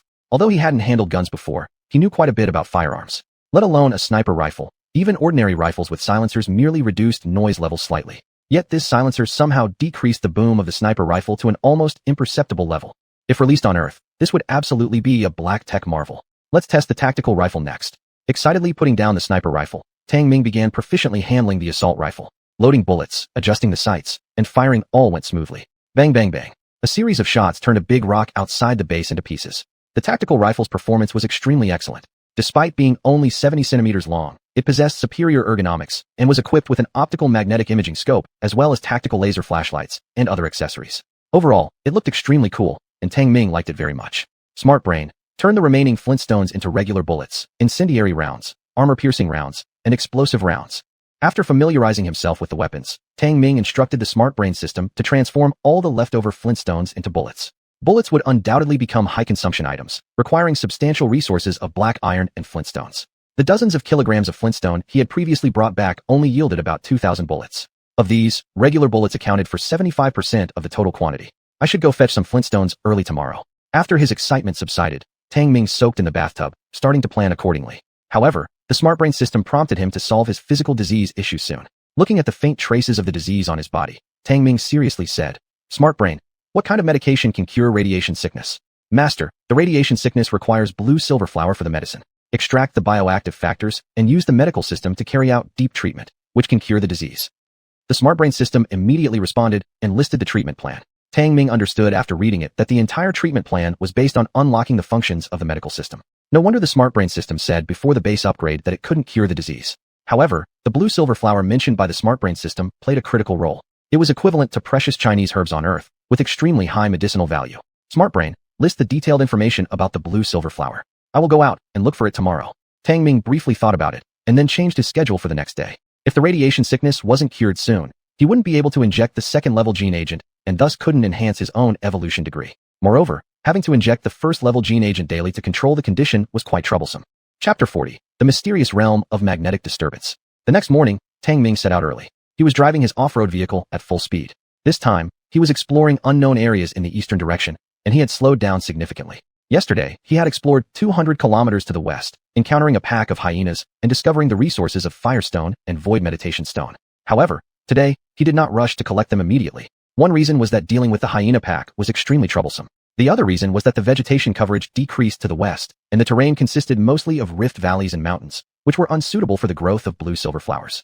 Just as he had speculated. In the eastern direction of the base, the terrain was relatively flat, and the vegetation coverage was clearly increasing. And the appearances of strange creatures were also gradually increasing. Tang Ming drove into a vast plain covered with stargrass, causing him great excitement. Intelligence Brain, named this vast plain Stargrass Plain. "We're getting rich." "Master, stargrass is merely a low-grade hemostatic herb and does not have as strong an effect as bloodvine." My apologies." Although Tang Ming fell silent instantly, the Intelligence Brain system still marked the area on the photonic map as the Stargrass Plain according to his command. The Stargrass Plain was enormous, seemingly endless. As far as the eye could see, it was a blurred expanse, like the edge of a white mist. Tang Ming stopped the car and frowned as he looked at the star grass that had grown over the height of the wheels. He picked up the large sniper rifle and observed the distance through the high-powered lens, but found nothing unusual. Quah, quah. Occasionally, a few alien birds startled and flew away, emitting shrill cries. The stargrass Great Plain was so vast, covered by stargrass and other vegetation, with several dazzlingly colorful trees growing sparsely here and there. The growth of these big trees was very peculiar, their branches and leaves deformed without any rule. Intelligence brain, detect whether this place is suitable for the growth of blue-silver grass. Tang Ming didn't want to search blindly. After all, blue-silver grass belonged to rare secondary medicine plants, making it inherently scarce. Such medicinal herbs are generally under constant watch from other alien species. DIDI. The detector scanned back and forth over the grassland soil for a long while before reporting the information. Master, the soil acidity of the stargrass plain is too high to support the growth of blue-silver grass. Tang Ming nodded. Then let's continue forward. Hum. With a full throttle, Tang Ming drove the off-road vehicle wildly across the plain, leaving behind 2 tire tracks. After driving for 30 minutes, Tang Ming had no idea how many strange alien species he had startled. Weird herbivores, fierce predators, and bizarre, never-seen-before plants. Most of these were level 1 species. Occasionally, when they encountered a level 2 alien species, they would avoid it from a distance. For instance, a white armor rhinoceros was one of the most terrifying level 2 alien species he had encountered so far. Its body length was about 10 meters, and it ran like a super iron tank. The intelligence brain system directly classified it as an extremely dangerous creature. Without hesitation, Tang Ming pressed the gas pedal and fled. Although he had a sniper rifle, the intelligence brain system had already warned that normal bullets would be hard-pressed to stop the white armor rhinoceros. Plus, even if he managed to kill the white armor rhinoceros, he wouldn't be able to drag it back. Intelligence brain, why do these alien species seem a bit strange? Passing by a tree with severely deformed main stem, Tang Ming's eyes focused sharply, and he suddenly asked, Master, compared with data in the database, these organisms all belong to the category of mutated individuals.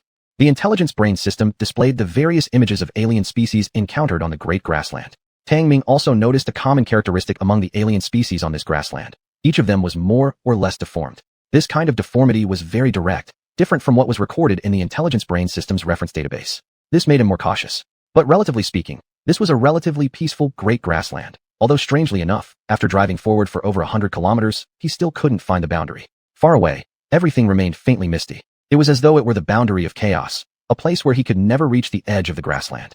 This stargrass plain must be enormous. Tang Ming couldn't help but marvel. He estimated he had driven at least 400 to 500 kilometers and yet hadn't exited the plain. That's not right, Master. We've fallen into a directional confusion state.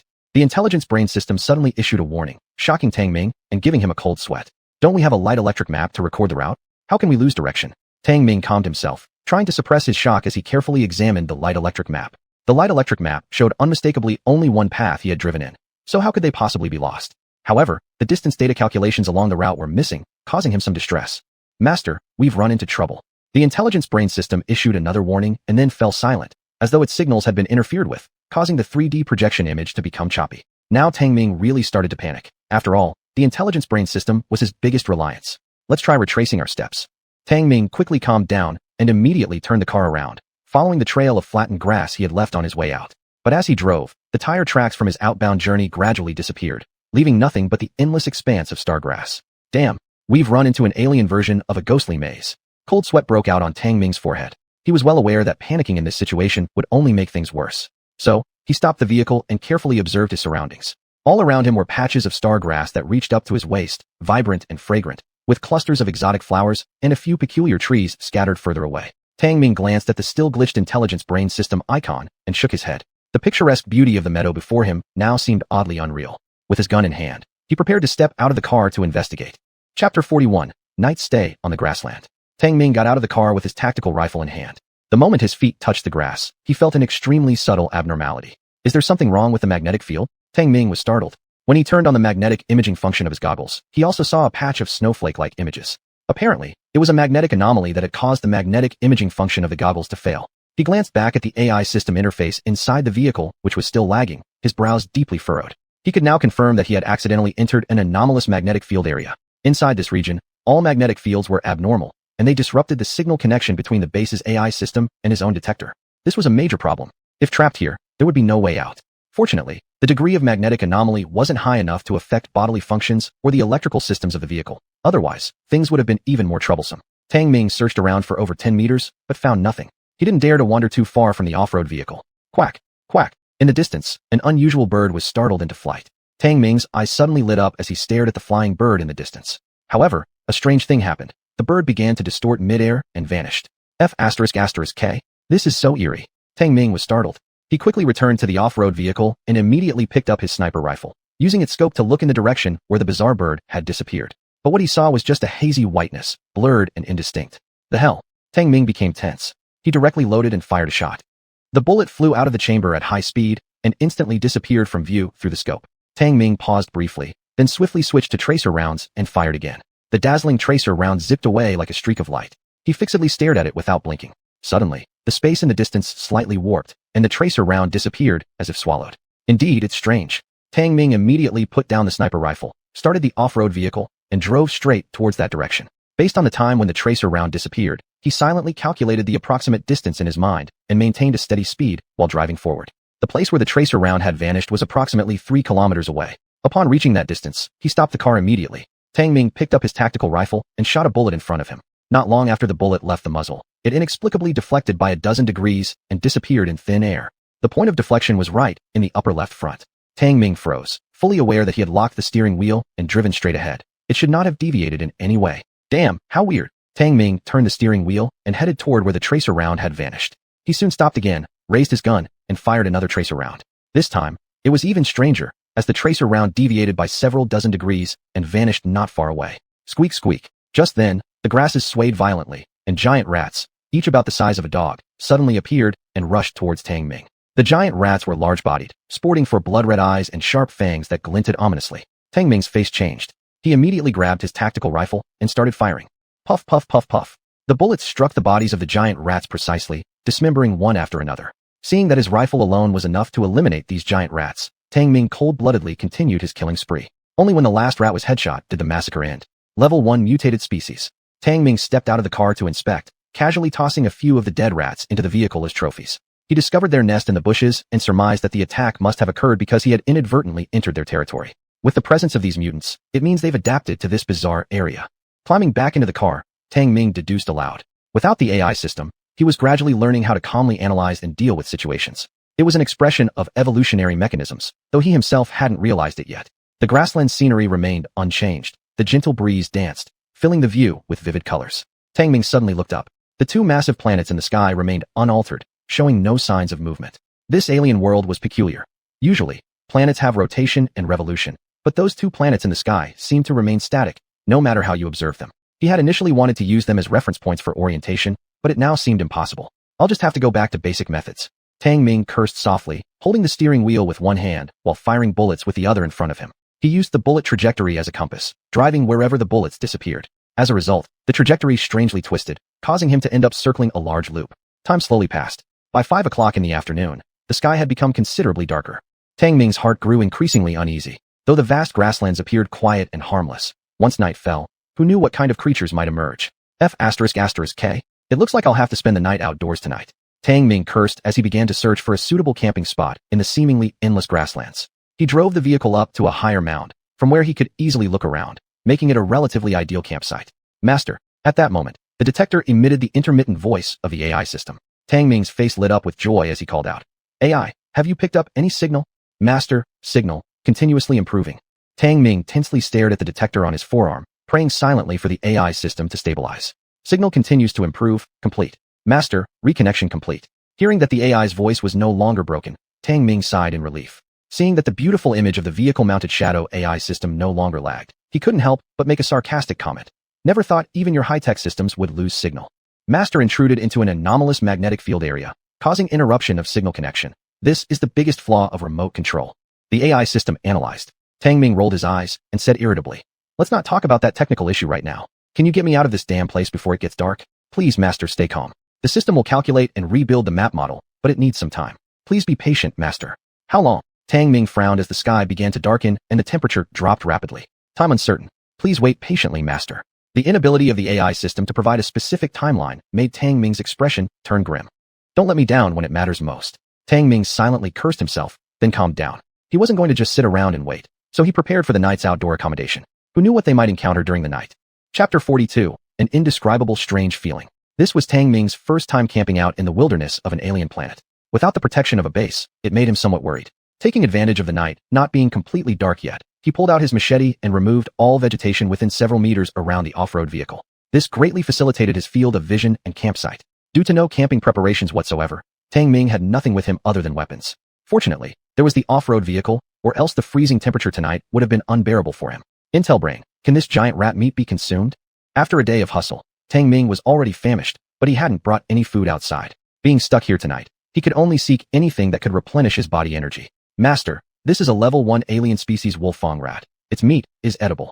The Intel brain system scanned the corpse of the giant rat and immediately listed out detailed information about the rat. Tang Ming grinned and said, as long as it's edible, let's have a barbecue of wolfang rat meat tonight. But the next moment he was stumped. What the hell was he going to use to light a fire for the barbecue? Looking around at the pitch-black grassland, Tang Ming bitterly smiled and asked, Intel brain, is there anything that can start a fire? He was too lazy now to even think about whether the low oxygen concentration on this alien planet could ignite flammable objects. Master, on this alien planet, the oxygen concentration is very low, making it difficult to ignite flammable materials. Sure enough, the Intel brain system directly pointed out the problem. Tang Ming's bitter smile grew deeper. Without a fire, does that mean I have to eat the wolfang rat raw? If Master wants to acquire a source of fire, it can be done through substances that do not need oxygen to ignite, such as flint. The Intel brain system even listed several types of ignition materials. Tang Ming's eyes lit up, and he took a bullet down from his gun. He said, if so, Intel brain, help me calculate how many bullets I need to disassemble to roast a wolfang rat. Hey, using ammunition for barbecues sounds exciting. The Master can barbecue the wolfang rat directly by using the car's built-in oven. The Intel brain system suddenly prompted a suggestion. Upon hearing this, Tang Ming couldn't help but pause. Built-in oven? Where? Ding. Just as his words fell, a hidden compartment door popped out from the back seat of the off-road vehicle. Tang Ming saw it and exclaimed, whoa, this is actually a multifunctional oven. Intel brain, are you trying to mess with me? Why didn't you say earlier?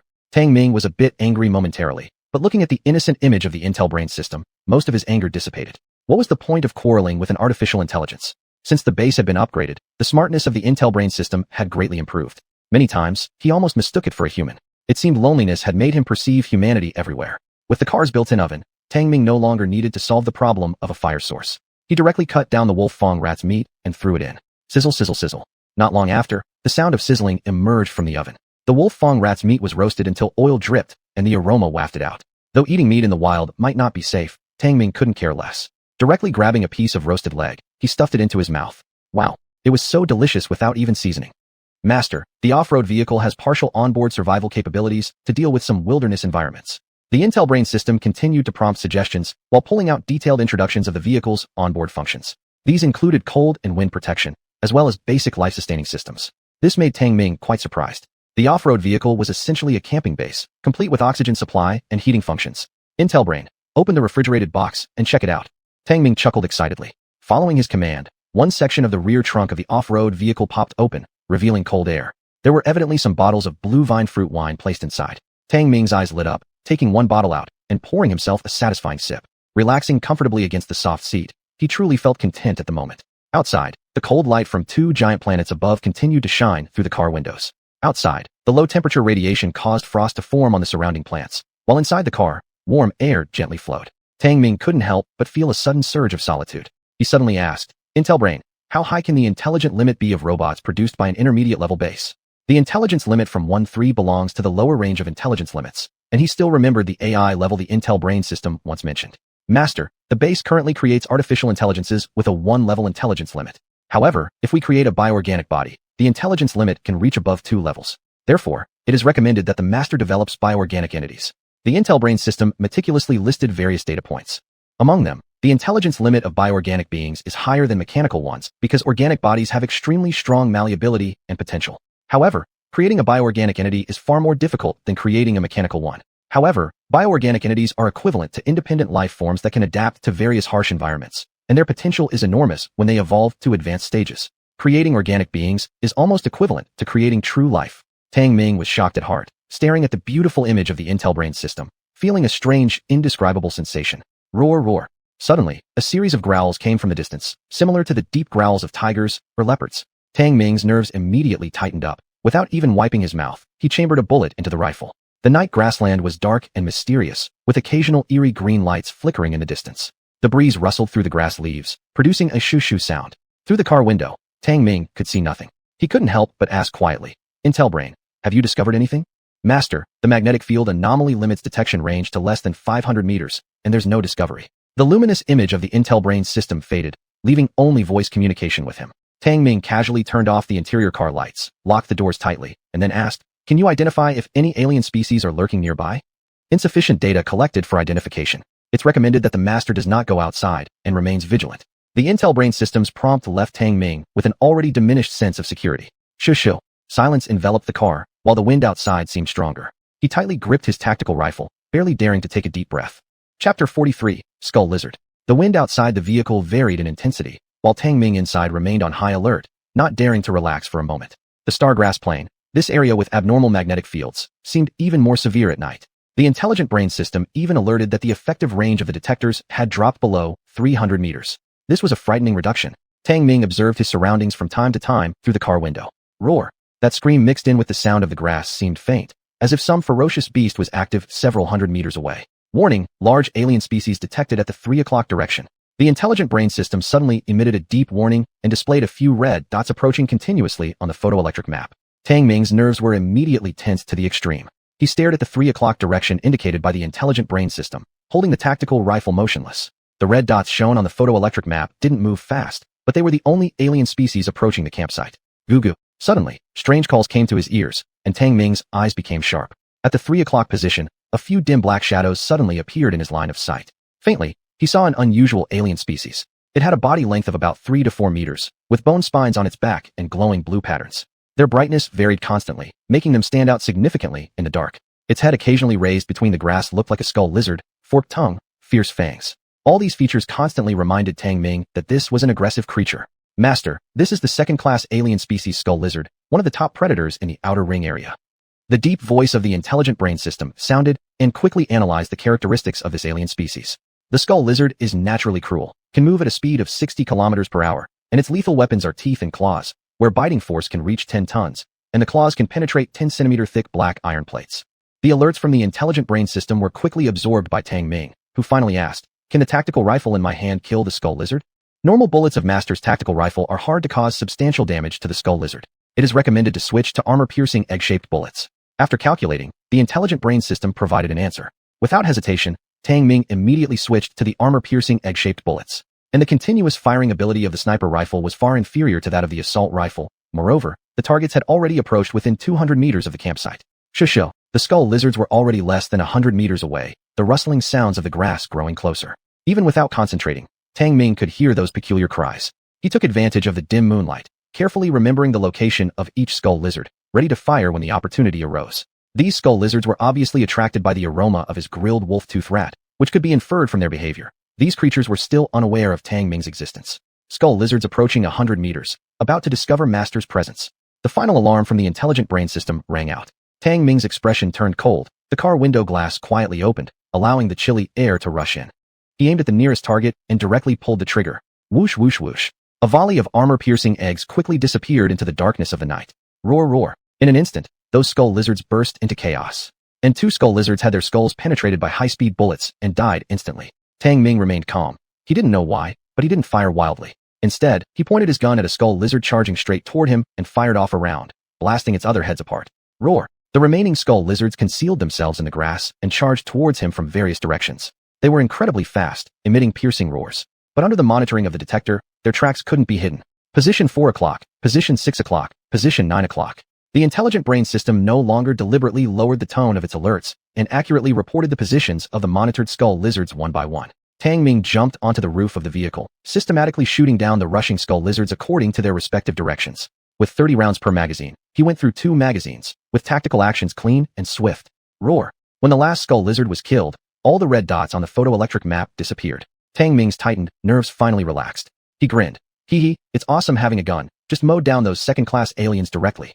Master, the heart blood of the skull lizard contains high-value material used for creating second-class gene agents, along with its scales and hide, which are also high-value raw materials. It's suggested to collect them. The intelligent brain system gave a reminder. Upon hearing this, Tang Ming's eyes sparkled with greed. Alien heart blood was the primary raw material for producing gene agents, something he certainly couldn't overlook. He might not care much about the heart blood of first-class alien wolf-tooth rats, but the heart blood of these second-class alien species held immense evolutionary value for him now. These heart blood samples can be purified to create second-class gene agents. Once the radiation sickness is cured, he can inject the second-class gene agent to enhance his evolutionary level. Tang Ming opened the car door, shouldered his gun, and walked out. The temperature outside was extremely low. Even in a second-class protective suit, he couldn't help but shiver involuntarily. In this area of abnormal magnetic fields, the low-temperature radiation was colder than the outside world, and the protective suit probably wouldn't last long.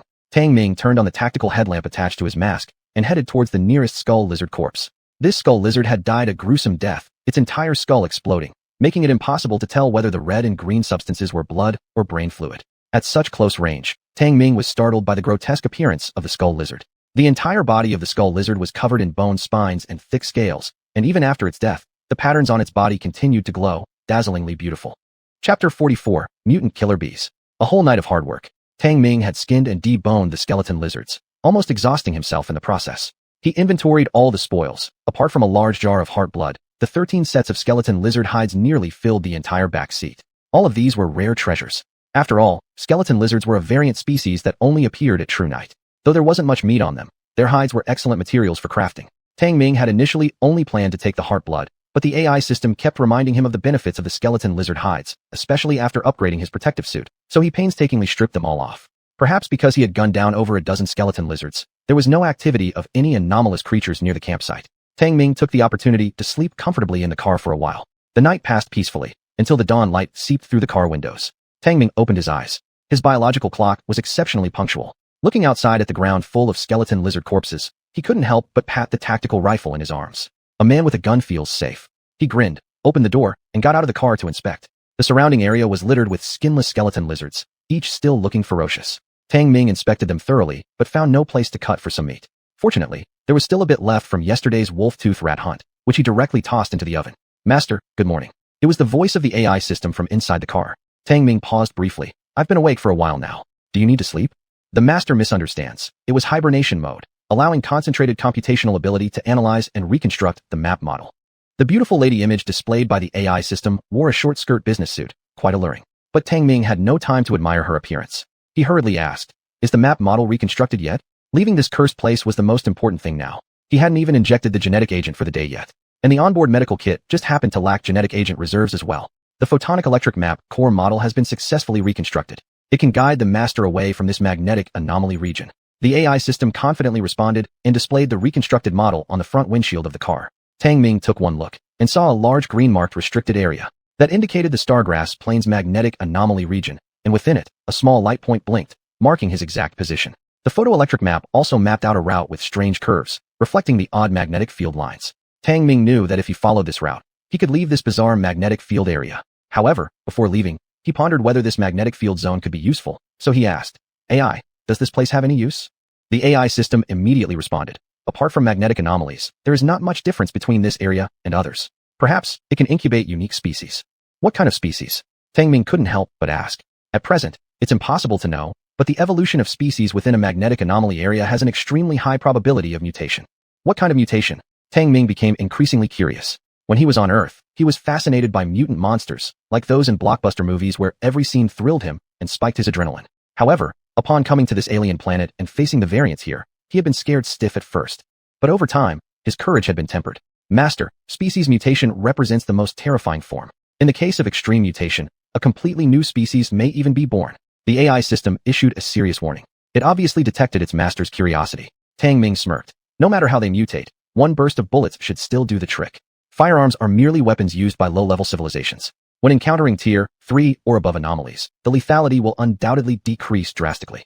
The AI system bluntly listed the lethal limits of thermal energy weapons.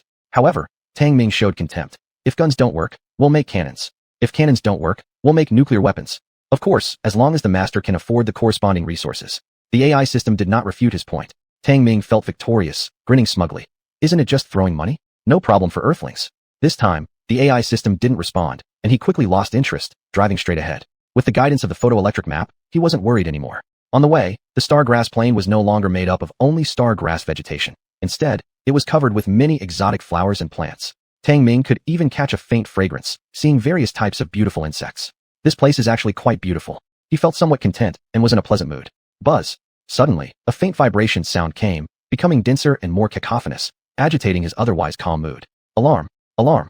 Detected the approach of killer bees. The AI system sounded a sharp alarm. Tang Ming glanced down and saw a dense cluster of red dots rapidly approaching on the photonic electric map. They were less than 100 meters away. He quickly looked up, breaking out in cold sweat. In front of him, a massive black cloud was flying swiftly toward him, densely packed. They were giant killer bees, each as big as a fist. AI, what kind of anomaly is this? Tang Ming immediately rolled up the car window and asked quickly, Master, those are mutant killer bees. Get out of the way fast. But then the AI system emitted an ear-piercing alarm. Upon hearing it, Tang Ming's face turned green. Chapter 45, Crisis. This was so embarrassing. Just after Tang Ming had scoffed at the mutated species, he encountered a swarm of mutant killer bees. AI brain, what should I do?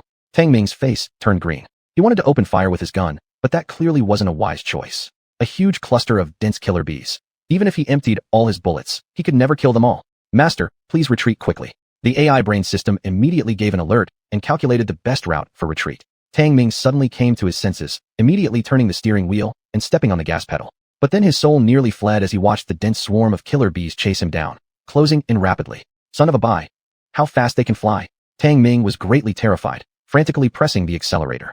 For the first time, the off-road vehicle surged to a speed of 300 kilometers per hour. Ordinary killer bees are level 2 variants with a flight speed of 200 kilometers per hour. Calculated speed of the mutant killer bees is 350 kilometers per hour. The AI brain system listed out the data for the mutant killer bees. Just this one detail about their flight speed almost made Tang Ming wet himself. 350 kilometers per hour. Your old man would be faster than this train. Tang Ming cursed loudly, pressing the accelerator pedal to the floor. At this moment, he realized that he couldn't view things from the perspective of Earth's values when it came to creatures on this strange planet. But the terrifying vibrations behind him grew closer, thundering like a storm. AI brain, what should we do? I don't want to get stung alive. Through the rearview mirror, Tang Ming watched as the approaching swarm of killer bees sent shivers down his spine. He shouted loudly, Master, quickly follow the navigation route to leave the magnetic field anomaly region.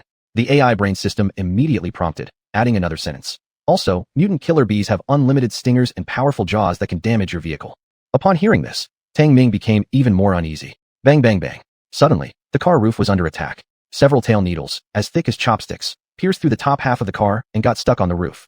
Tang Ming looked up and almost lost his mind with fright. Those were the tail needles of the killer bees piercing directly through the roof. Fortunately, they got stuck. Otherwise, with such rapid shooting, he wouldn't have been able to dodge.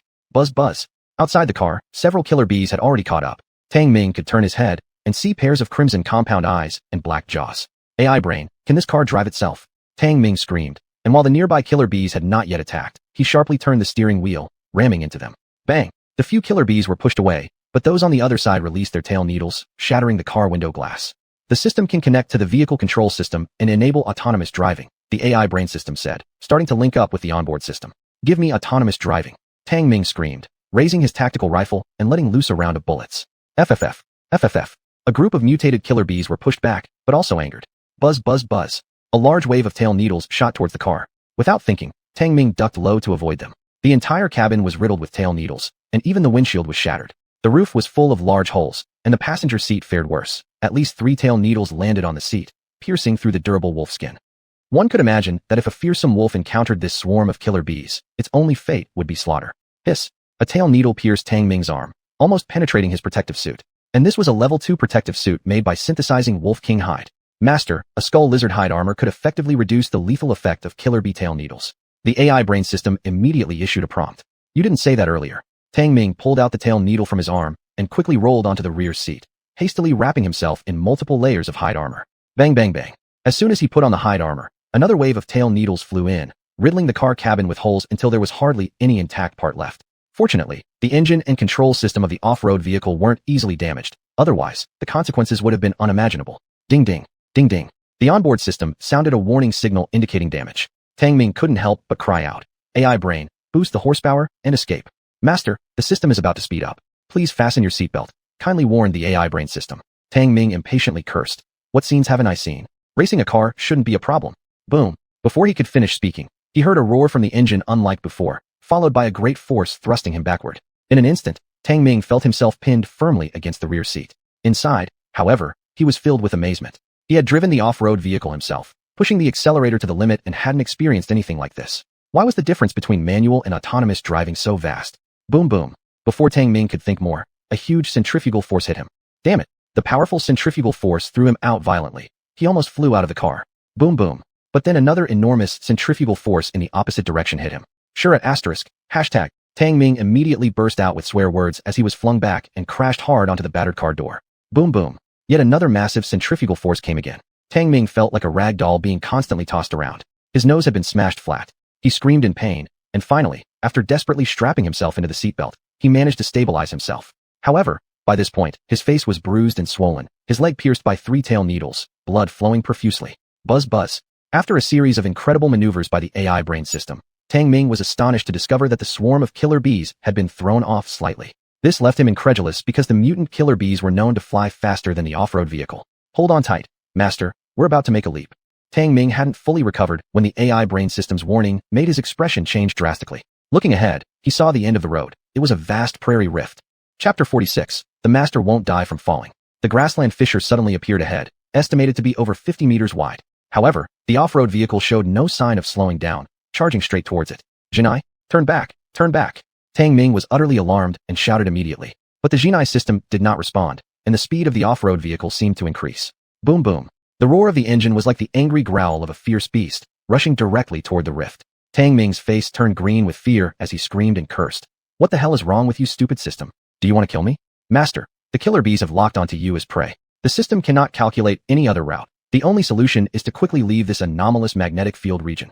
The deep electronic voice of the Jinai system sounded, defying orders for the first time. Tang Ming was stunned momentarily, realizing he had been ignored by the Jinai system. Shit, this damn system has quite a temper. Although Tang Ming cursed inwardly, he also felt a hint of suspicion. This was the first time the Jinai system openly defied an order, even if it was to save his life, leaving him uneasy. However, there was no time to dwell on this, as the danger was still approaching. Tang Ming glanced at the mutated killer bees pursuing him from behind. Infuriated, he picked up his rifle and unleashed a barrage of gunfire. To hell with all of you. I'll drag some of you down with me, even if I die. Tang Ming cursed repeatedly, firing bullets without hesitation. But the mutated killer bees were already provoked, shooting a large number of stingers toward him. The tail stingers, unprecedentedly dense, struck the car's cabin with a clatter, severely damaging it. Even though he was wearing several layers of armor made from skeleton lizards' hides, Tang Ming still suffered unbearable pain. The tail stingers were blocked by the armor, but their powerful force could injure him through the armor, nearly breaking his ribs. After emptying one magazine, Tang Ming didn't dare to stick his head out again, fearing he would be instantly killed by the killer bee stingers. Boom boom. Even battered and bruised, the off-road vehicle continued its high-speed charge. As Tang Ming stared at the approaching crack in the ground, his expression grew more and more terrified. Boom boom boom. Under the control of the Jinai system, the off-road vehicle fully unleashed its superior performance, speeding directly toward an upward slope at the edge of the fissure. It intended to use the angle of the incline to leap across the fissure. Ah, can we actually make it across? Tang Ming's heart nearly leaped out of his chest as he screamed in terror. Master, escaping the fissure means leaving this magnetic anomaly area, where there's a 95% probability that the killer bees will not follow beyond this region. The Jinai system responded quickly, showing data of the magnetic anomaly zone on its photonic map. But Tang Ming didn't have the leisure to examine that right now. He watched helplessly as the off-road vehicle charged up the slope and leaped into the air. Having seen too many thrilling scenes of car jumps in movies, Tang Ming certainly did not feel as calm as the heroes on the big screen. Fuck. He desperately clung to everything he could grab, his face contorted in horror as he yelled loudly. When the flying car started to descend, the overwhelming sensation of weightlessness completely scared him senseless, wetting his protective suit pants right then and there. Tang Ming looked up and realized that the car definitely wouldn't make it across the fissure. Calculation error detected, descent beginning. Please hold on tightly to prepare for impact. But the alert sound from the Jinai system almost caused Tang Ming to crap himself in terror. Jinai, do you really call this a calculation error? I don't want to die young. His tears streamed down his face. Falling from the sky was no different than jumping off a building. Detectors experienced interference, unable to collect enough data, resulting in a calculation error. Estimated impact height below 20 meters, the Master will not die from the fall. The Jinai system continued providing updates, but Tang Ming was already too petrified to even curse. Even though the safety belt held his body firmly, it couldn't stop his growing terror. Bang bang. The front of the car crashed directly against the cliff wall, causing the entire vehicle to roll over in a massive spin. With each flip, the car descended further. Tang Ming felt like a candy inside a canister spinning wildly. He lost track of everything around him. Nothing was clear amidst continuous sounds of collisions, followed by shock after shock transmitted through every hit. Bang, bang, boom. The entire off-road vehicle tumbled down to the bottom of the ravine, its undercarriage shattered, parts flying out.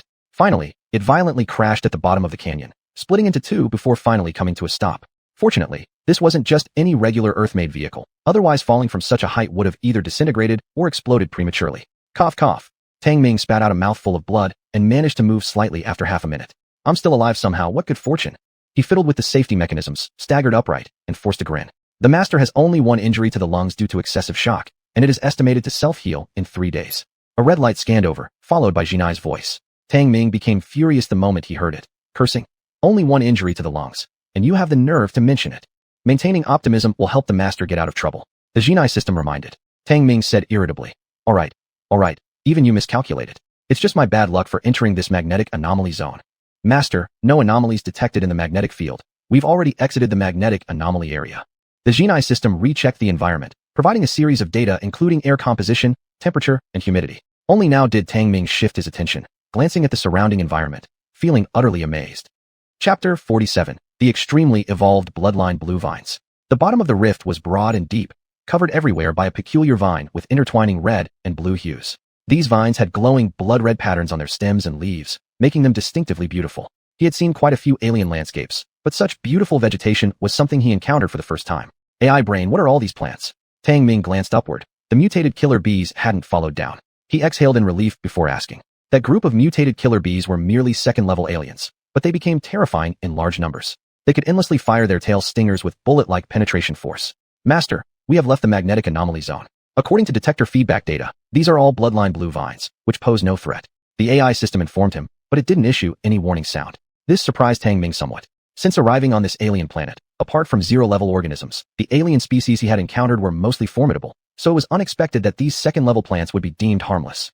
Bloodline blue vines, classified as a second-level alien species, were almost completely worthless, a rather peculiar existence. Because they were practically valueless, bloodline blue vines could grow undisturbed. However, despite this, Tang Ming couldn't help but ask dubiously.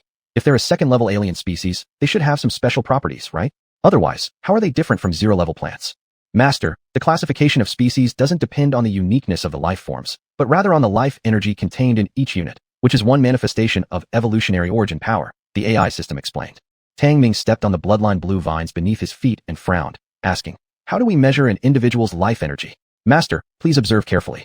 Besides the bloodline blue vines, there are no other life forms in this valley base, the AI system suggested further. Tang Ming meticulously observed his surroundings, and indeed, just as the AI system had indicated. Throughout the entire valley floor, except for the bloodline blue vines covering the ground, not even a single blade of grass existed. Even more strikingly, not a single flying insect had ever been present. Tang Ming suddenly felt a chill run down his spine, realizing, these bloodline blue vines have completely ruled over this valley bottom. Master's intelligence has improved significantly, affirmed the AI system in its usual serious tone. This is one form of life evolution. If you don't leave here soon, Master will eventually become nourishment for these plants. After listening, Tang Ming couldn't help but feel a jolt of alarm. Ordinary-seeming things are often the most fatal dangers. The bloodline blue vines seemed to have no standout abilities, yet in fact, they had evolved into the sole species in this region. This was the most terrifying form of extreme evolution. Species capable of surviving on alien planets really aren't joke ones. Tang Ming shook his head, about to lift his foot, but suddenly realized it was stuck, as if caught in strong glue. Looking down, his pupils instinctively contracted. Unbeknownst to him, the bloodline blue vines had already completely covered both of his feet, firmly ensnaring him. What a devious plant. Tang Ming's expression changed slightly as he used force to lift his foot, tearing off several root stems of the bloodline blue vines. It was like ripping a piece of skin from the ground when he lifted his foot. Inadvertently, this kind of vegetation had covered his 2 feet, with the process being secretive and utterly silent. Master, the growth speed is the only advantage of bloodline blue vines. It suggested that you leave here quickly. The detector issued a warning after scanning the destroyed plants. How can I leave quickly? How far can my legs carry me? Can I run into the sky? Tang Ming despaired as he gazed at the steep rock walls of the rift, where they were also densely covered with bloodline blue vines. He didn't even want to touch them. He never imagined that after escaping the pursuit of the mutated killer bees, he had fallen into a more bizarre crisis posed by the bloodline blue vines. Master, it's recommended that you repair the vehicle and leave here promptly. The AI system advised further.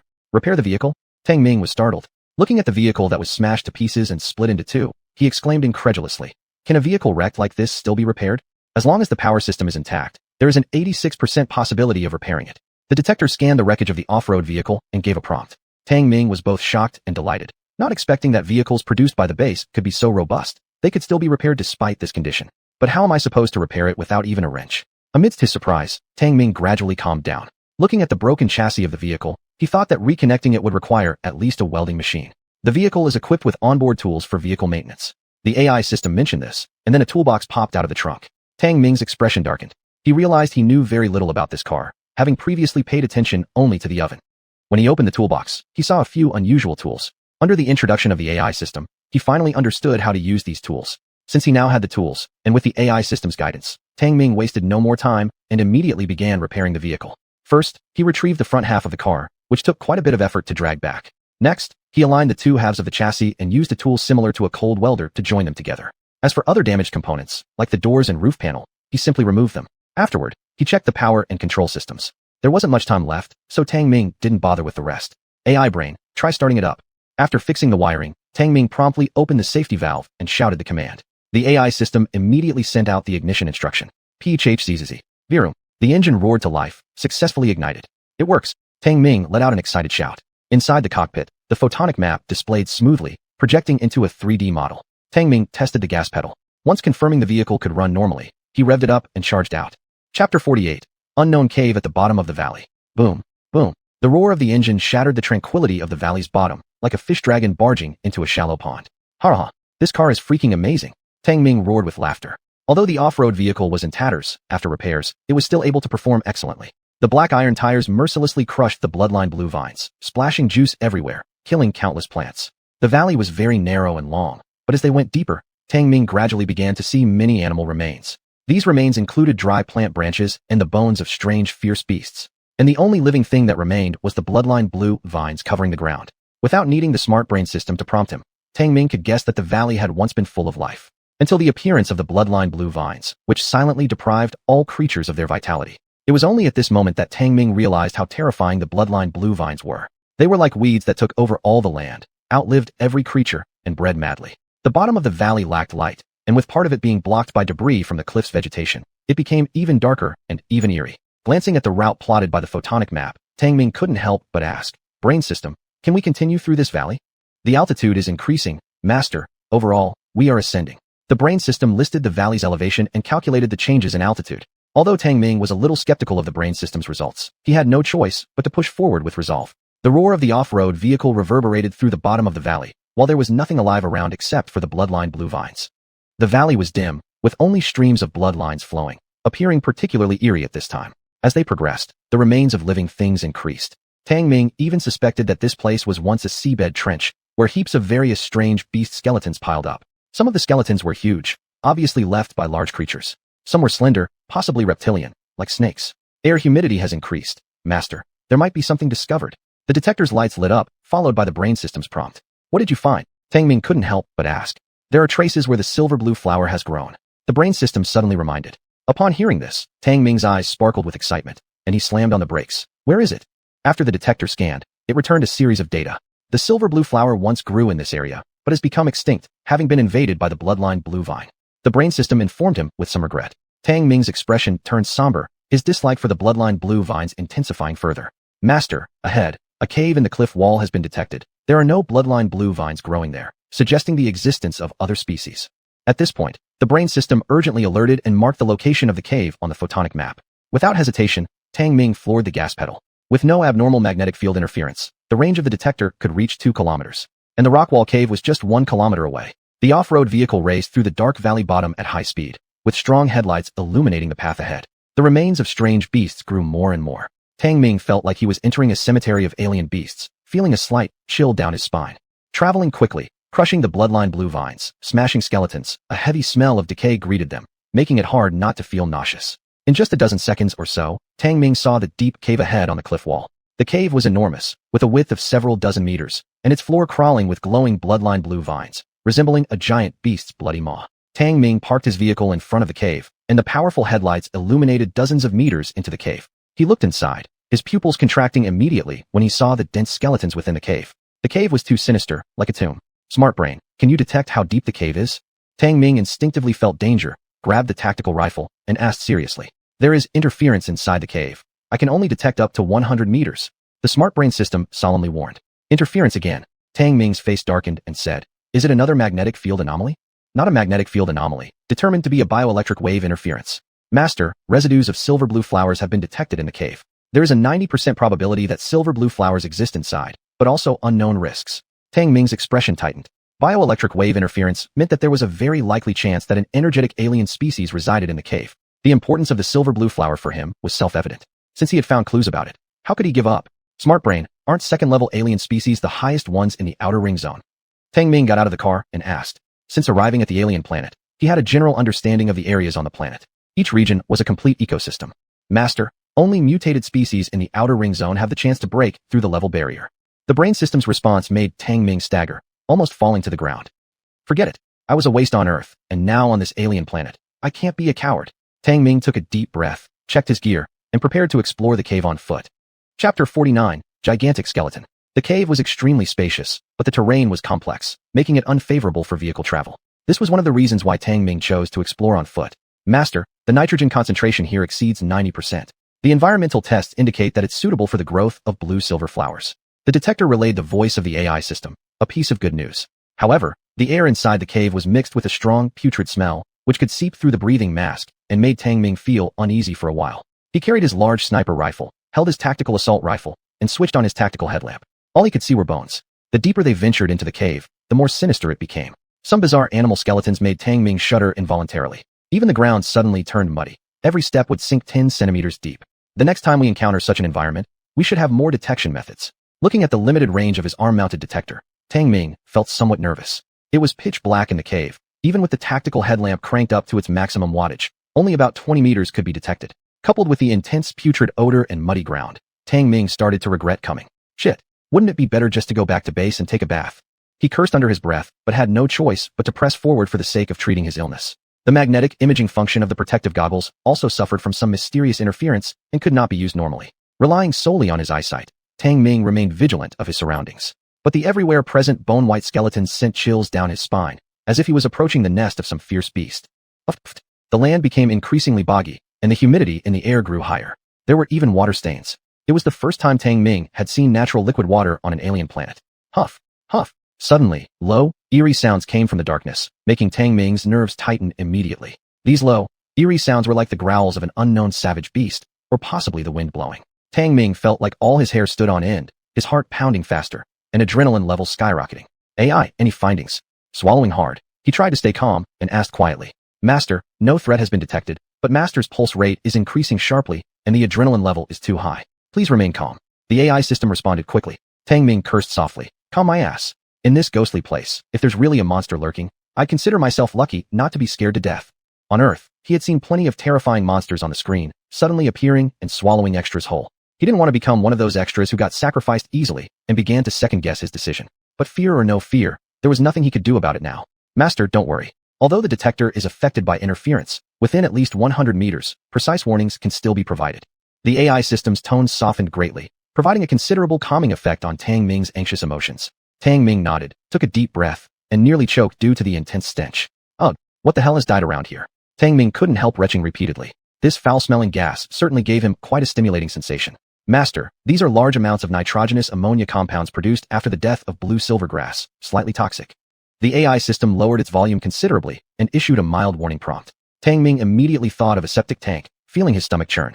He looked down at the mud that submerged his ankles, red and green, hues bubbling occasionally. Never did he expect that this stuff was the result of the corruption of blue-silver flowers that could cure his disease. So disgusting. If it weren't for curing my illness, I'd rather die than come here. Tang Ming muttered curses, gun at the ready as he cautiously advanced further. The dampness in the cave became heavier, even enveloped by a thin layer of mist.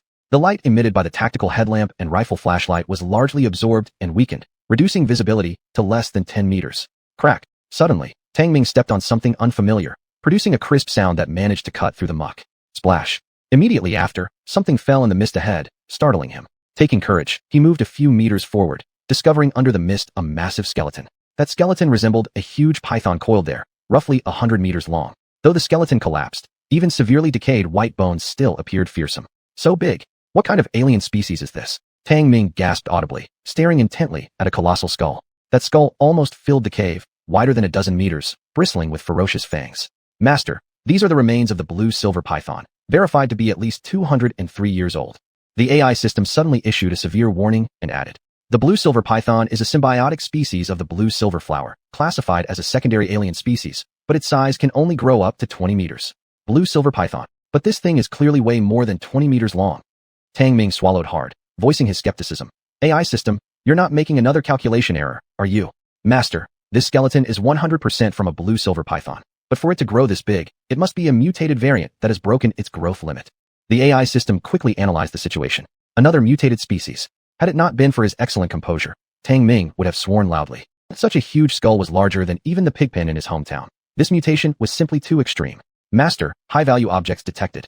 The detector suddenly picked up a strong energy signal and issued a prompt accordingly. What kind of high-value object? Tang Ming's expression brightened as he immediately asked. An object containing high concentrations of energy, located near the blue-silver python's skull. The AI system precisely pinpointed the source of the signal. Without hesitation, Tang Ming moved towards it. Chapter 50, Alien Crystal Core. Under the massive skull of the blue-silver python, Tang Ming carefully avoided its still menacing fangs.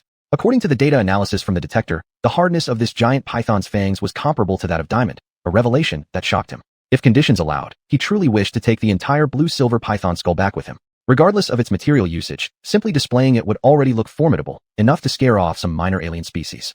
AI, where's the high-value item? Tang Ming reached the front of the skull, looking at the constantly bubbling, putrid mud, and frowned. In his eyes, this foul-smelling mud was even harder to endure than the feces from an iron-eating beast's nest. And the mud around the skull was nearly up to his knees, bubbling continuously. Nearby lay the collapsed bones of this enormous snake, half submerged in the mud, half exposed. It was an eerie sight. Master, the high-value item is near the skull. It contains concentrated energy waves, grade unknown. The AI system alerted him, as the point of light on the detector continued to display nearby. Tang Ming's expression showed reluctance. In this dung-like mud pit, am I supposed to use my hands to feel for it? The AI system didn't respond, but the detector continuously fired red laser beams, scanning the vicinity back and forth. Still, Tang Ming hesitated. How valuable can this thing be? The detection feedback data suggests it may be the evolutionary source left by the mutated blue-silver python. The AI system analyzed after processing the scan data, making a startling hypothesis. Evolutionary source. Tang Ming's eyes immediately lit up green, and without another word, he plunged his hand into the mud. Even though there was a layer of protective clothing and tactical gloves between his skin and the putrid sludge, he couldn't help but shiver slightly when his hand dipped in. It was too disgusting. He felt like he was fishing for gold in a sewer. After some probing, Tang Ming fished out several round pieces of bone and rocks, none of which were the high-value item. Not willing to give up, he plunged his hand deeper, feeling around the bubbling mud repeatedly. AI, are you sure there's no error in your detection? After 30 minutes of searching, he had retrieved many peculiar bones but hadn't discovered the so-called high-value item yet. Master, the detection signal is getting stronger. The high-value item is nearby, please continue. The AI system kept giving reminders, and the scanning lasers emitted by the detector hadn't stopped either, accompanied by short, sharp sounds. Tang Ming gritted his teeth, both hands feeling through the stinking mud. Suddenly, he touched something unusually cold, sending an indescribable chill down his fingers, causing him to shiver once again. This icy cold object stood out strangely amidst the warm mud, leaving Tang Ming utterly astounded. Cheerfully, he lifted it up. Beep, beep, beep. Instantly, the detector let out a short but rapid alert sound, and the AI system also spoke up. Master, this is the high-value item. It's an alien crystal core. Alien crystal core? Tang Ming froze momentarily, gazing at the azure crystal on his palm that not even the mud could cover, and snorted in mockery. Are we in the world of fantasy beasts now? Even alien crystal cores exist. How come there's a hunting badge here? The AI system suddenly emitted a faint tone of questioning, but Tang Ming clearly didn't hear it. The azure crystal in his palm shimmered softly under the light, with ripples of blue within it, appearing rather extraordinary. This was the high-value item that the AI system had hypothesized, a type of crystal core produced by aliens.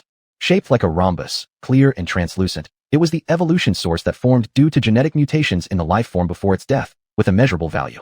More peculiarly, embedded in the transparent crystal was a strange symbol emitting a faint glow, not resembling any natural product. It looked more like something artificial. This left Tang Ming extremely confused, attributing everything to the uniqueness of this alien world.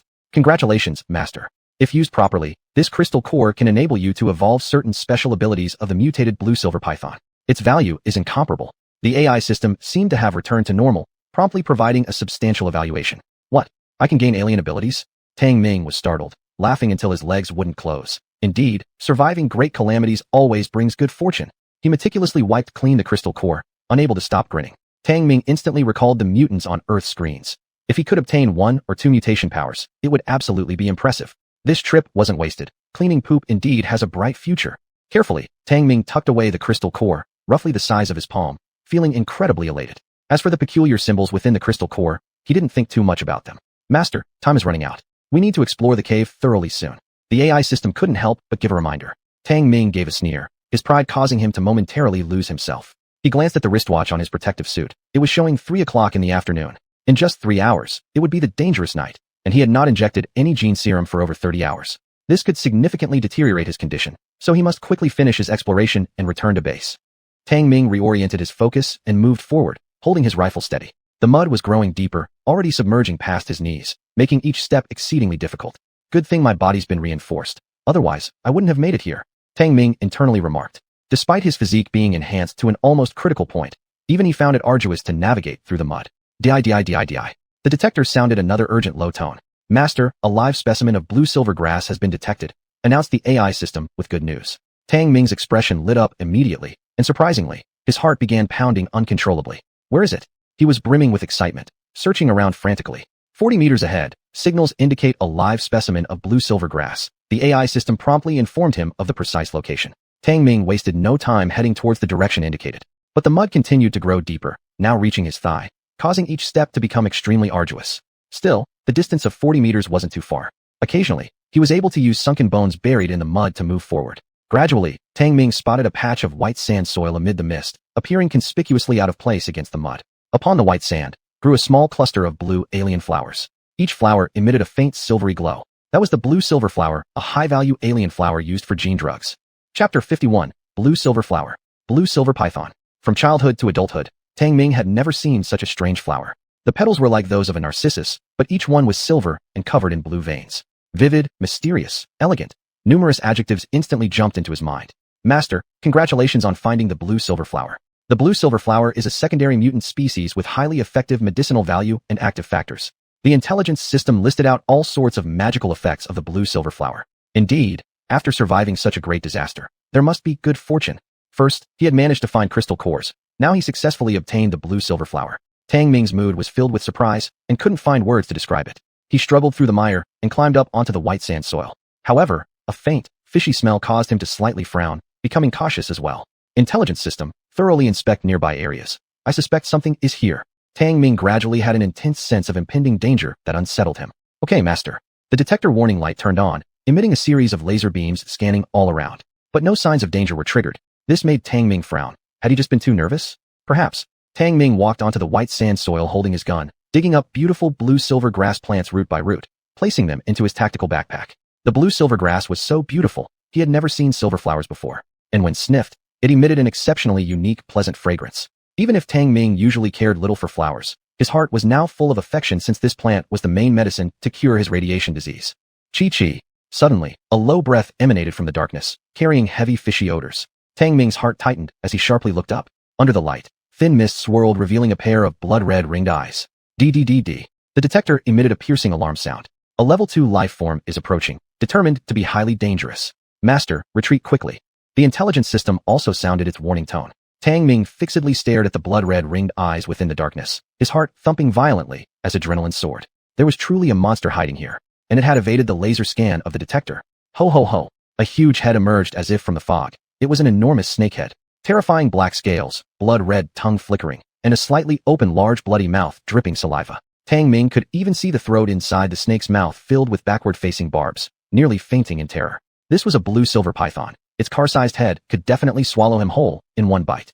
Master, adult level 2 mutant blue-silver python. Determined to be highly dangerous, run away fast. The intelligence system issued another warning tone. Run. Tang Ming felt like his breathing was not smooth. He controlled his fearful, trembling heart, fixing his gaze on the python that hadn't yet attacked. This thing had surely come out of the great disaster of the wild pythons. Though he had seen larger skeletons of blue-silver pythons, the current one was indeed a giant beast. This creature was a companion species of the blue-silver flower, surely guarding this patch of them. Ho ho ho. The blue-silver python emitted deep hisses. It looked at the peculiar upright creature appearing on the white sand soil, but did not immediately attack. It seemed to be hesitating about something. Tang Ming didn't dare make any sudden moves, asking in a low voice, System, what's wrong with this thing? He couldn't possibly believe that such a massive creature would be friendly. There must be some reason behind it. Master, it must be afraid of the crystal core's energy. I suggest retreating immediately. The intelligence system swiftly analyzed and promptly reminded. Tang Ming suddenly understood there could only be this reason. Still maintaining eye contact with the blue-silver python, Tang Ming took steps back slowly, only until his feet sank into the mud. His figure disappeared into the haze. Ho ho ho. That blue-silver python continued to show no excessive reaction, emitting a deep hiss. After watching the unknown creature leave, it then lowered its head to look at the blue-silver flowers on the white sand soil. But when it noticed that half of the flowers were missing, its blood-red ringed eyes suddenly contracted. Ho! The blue-silver python roared furiously, crazily chasing after the thief. When Tang Ming stepped out of the python's sight, he ran like mad already. Now hearing the furious roar of the large snake, he fled even more desperately, cursing his parents for not giving him 2 more legs. Master, run fast. The blue-silver python is very fast. It can reach speeds of 300 kilometers per hour. The intelligence system warned urgently. Old man Tang has already given it his best shot. Damn, this road is disgusting. Tang Ming cursed, utterly flustered as the muddy road greatly slowed down his speed. Boom! The blue-silver python roared again, chasing from behind. All the bones in its path were crushed. Tang Ming's complexion changed drastically. Looking back, he could even see a pair of blood-red eyes altered by rage in the mist. System, would firearms have any effect on that thing? There was no way he could outrun it, so Tang Ming pinned his hopes on the firearms he carried with him. Master, the defensive power of the blue-silver python scales is one level higher than that of a skeleton lizard. It's basically immune to rifle bullets. The intelligence system responded quickly. What about the heavy sniper rifle? Tang Ming could almost feel the bloodlust behind him. The roar of the blue-silver python was like an explosion in his ears, nearly rupturing his eardrums. The heavy sniper rifle can cause a certain degree of harm to the blue-silver python. The actual effects depend on shooting distance and accuracy. The intelligence system quickly responded again. As long as it works. Tang Ming's face tightened, and he immediately switched to the heavy sniper rifle. He chambered a bullet and fired as he turned around. A high-speed bullet left the chamber. Ding! The bullet struck the head of the blue-silver python, less than 30 meters away, but it was deflected, sparking instead. However, the powerful momentum momentarily stunned the creature, stopping its charge. Roar! The massive head of the blue-silver python shook as it continued to charge forward while roaring. But another high-speed bullet momentarily stunned it again. Haha! Tang Ming grinned and took off running during its brief dizziness. Chapter 52, Escape. Roar! The blue-silver python was utterly enraged. It twisted its body and roared while pursuing. Tang Ming was running for his life, clutching the heavy sniper. Every time the AI system indicated imminent danger, he would turn around and fire a shot. The bullets fired by the heavy sniper had powerful kinetic energy. Even if they couldn't penetrate the python's scales, it was enough to slow its pursuit. AI, quickly connect to the off-road vehicle and set it to autopilot. There were over 200 meters left to the cave exit, and Tang Ming had already instructed the AI system to start the vehicle, preparing for extraction. Roar! The blue-silver python seemed to know his plan and charged forward despite the forceful bullets. Tang Ming's expression changed slightly as he held the heavy sniper and continued firing. Clang! Clang! Clang! Even the sniper rounds that could easily pierce several centimeters of black iron could only leave shallow marks on the python's scales at best. Some were even deflected, sparks flying everywhere. Shit! What kind of divine scales are these? Tang Ming quickly changed the magazine, swapping out for armor-piercing rounds. Roar! The blue-silver python rushed over and bit down. A gush of foul wind swirled as its gaping maw revealed a throat lined with teeth. Tang Ming's adrenaline skyrocketed to its highest point. Calmly, he loaded a bullet into the chamber and pulled the trigger. PFT. The high-speed bullet shot directly into that massive mouth. Bloody gore sprayed everywhere, followed by a thunderous scream echoing through the land. Ugh! The entire head of the blue-silver python arched upwards, crashing heavily against the rock wall, causing many rocks to fall. Tang Ming took a glance at the blood covering the ground, but didn't linger. He turned and ran immediately. He clearly understood that an injured ferocious beast would be even more terrifying. Roar, roar. Sure enough, the blue-silver python chased after him like a madman, shaking the cave with every step. Just then, Tang Ming saw the off-road vehicle at the cave entrance and bolted for all he was worth. Behind him, the mad python was rushing towards him in no less than 100 meters. AI, are there any weapons installed on the car? Tang Ming shouted as he sprinted, hoping earnestly for a positive answer from the AI. The A-type off-road vehicle belongs to the basic model and does not carry any weapon systems. Naturally, the AI system's response was always disappointing. Tang Ming felt somewhat annoyed. The car even came equipped with an oven, but lacked something useful like a machine gun. Thankfully, he brought the heavy sniper before exploring the cave. Otherwise, the consequences would have been unimaginable. Bring the car closer to pick me up, Tang Ming said quickly and turned back to fire a shot. But the blue-silver python had gone completely insane, unable to stop even when hit by the armor-piercing round. Boom boom. Under the AI system's control, the off-road vehicle reversed right into the cave. In one swift leap, Tang Ming jumped onto the compartment, yelling loudly, "Drive!" This time, he learned his lesson, buckling his seatbelt immediately and turning the seat to brace himself before repositioning the heavy sniper. Boom boom. Under the AI system's control, the off-road vehicle burst out of the mountain cave like a steel monster, roaring away. Roar! But that mad blue-silver python actually followed out of the cave, its speed showing no slowness. Shit. Insane thing. Tang Ming aimed and fired a shot. With the AI system driving and mapping the route, he wasn't worried. All he had to do now was to snipe the mad blue-silver python. Boom boom boom. One car and one python sped past, destroying countless bloodline blue vines and carcasses along the way. The terrain of the Rift ancient land was extremely complex, greatly hindering the off-road vehicle's speed. Still, the off-road vehicle demonstrated excellent performance, accelerating to 100 kilometers per hour. However, the relentless pursuit of the blue-silver python did not seem slower than the car, maybe even faster. Tang Ming felt like he was on a roller coaster again, but he couldn't relax for a moment, shooting continuously. PFT. This shot targeted the python's pupil, exploding one of its eyes. Ayo! The blue-silver python threw its head back and howled in agony, spurting bloody gore everywhere, and crashed straight into the cliff wall. Its blindness caused temporary imbalance, making its whole body roll chaotically, forgetting about chasing altogether. And because of this delay, The off-road vehicle had long since driven far away. As the blue-silver python gradually disappeared from sight, Tang Ming finally sighed in relief. Damn it, finally got rid of that maniac. Tang Ming hugged the heavy sniper, breathing heavily. Whether due to tension or sheer exhaustion, he pushed himself hard running out from the cave. But just thinking about the collected blue-silver flower made him shout excitedly. Ha ha ha. Finally, my illness can be cured. Congratulations, Master. Please return to base immediately. The AI system also emitted a rare congratulatory note, planning the return route. His mouth cracked into a grin, but he voiced some regret. It's such a pity about that blue-silver python. If only we could use its scales to make protective clothing. It would surely be more advanced than the ones made from skeleton lizard skin. Master, to kill a blue-silver python, one must have sufficient firepower. At least, continuous fire from a large-caliber weapon is required to stand a chance against an adult blue-silver python. The AI system also made a suggestion. Tang Ming stroked his chin and nodded. Looks like I need to upgrade my firepower. Shit. These past few days have really opened my eyes. There truly are monsters you can't kill with gunfire alone. What bothered him even more was that these were just level 2 mutants. Boom. Roar. Suddenly, another terrifying roar from the blue-silver python came from behind him, giving Tang Ming quite a fright. He turned back and looked. In the distant ravine below, vibrations and roars could still be heard. Holy crap, is that thing chasing me again? Chapter 53, Back to Base. The off-road vehicle sped along the bottom of the rift for an hour, finally discovering a cliff face that wasn't too steep, and directly climbed out of the cleft. When they emerged from the rift, Tang Ming let out a huge sigh of relief. Damn, that was terrifying. That blue-silver python should give up by now, right?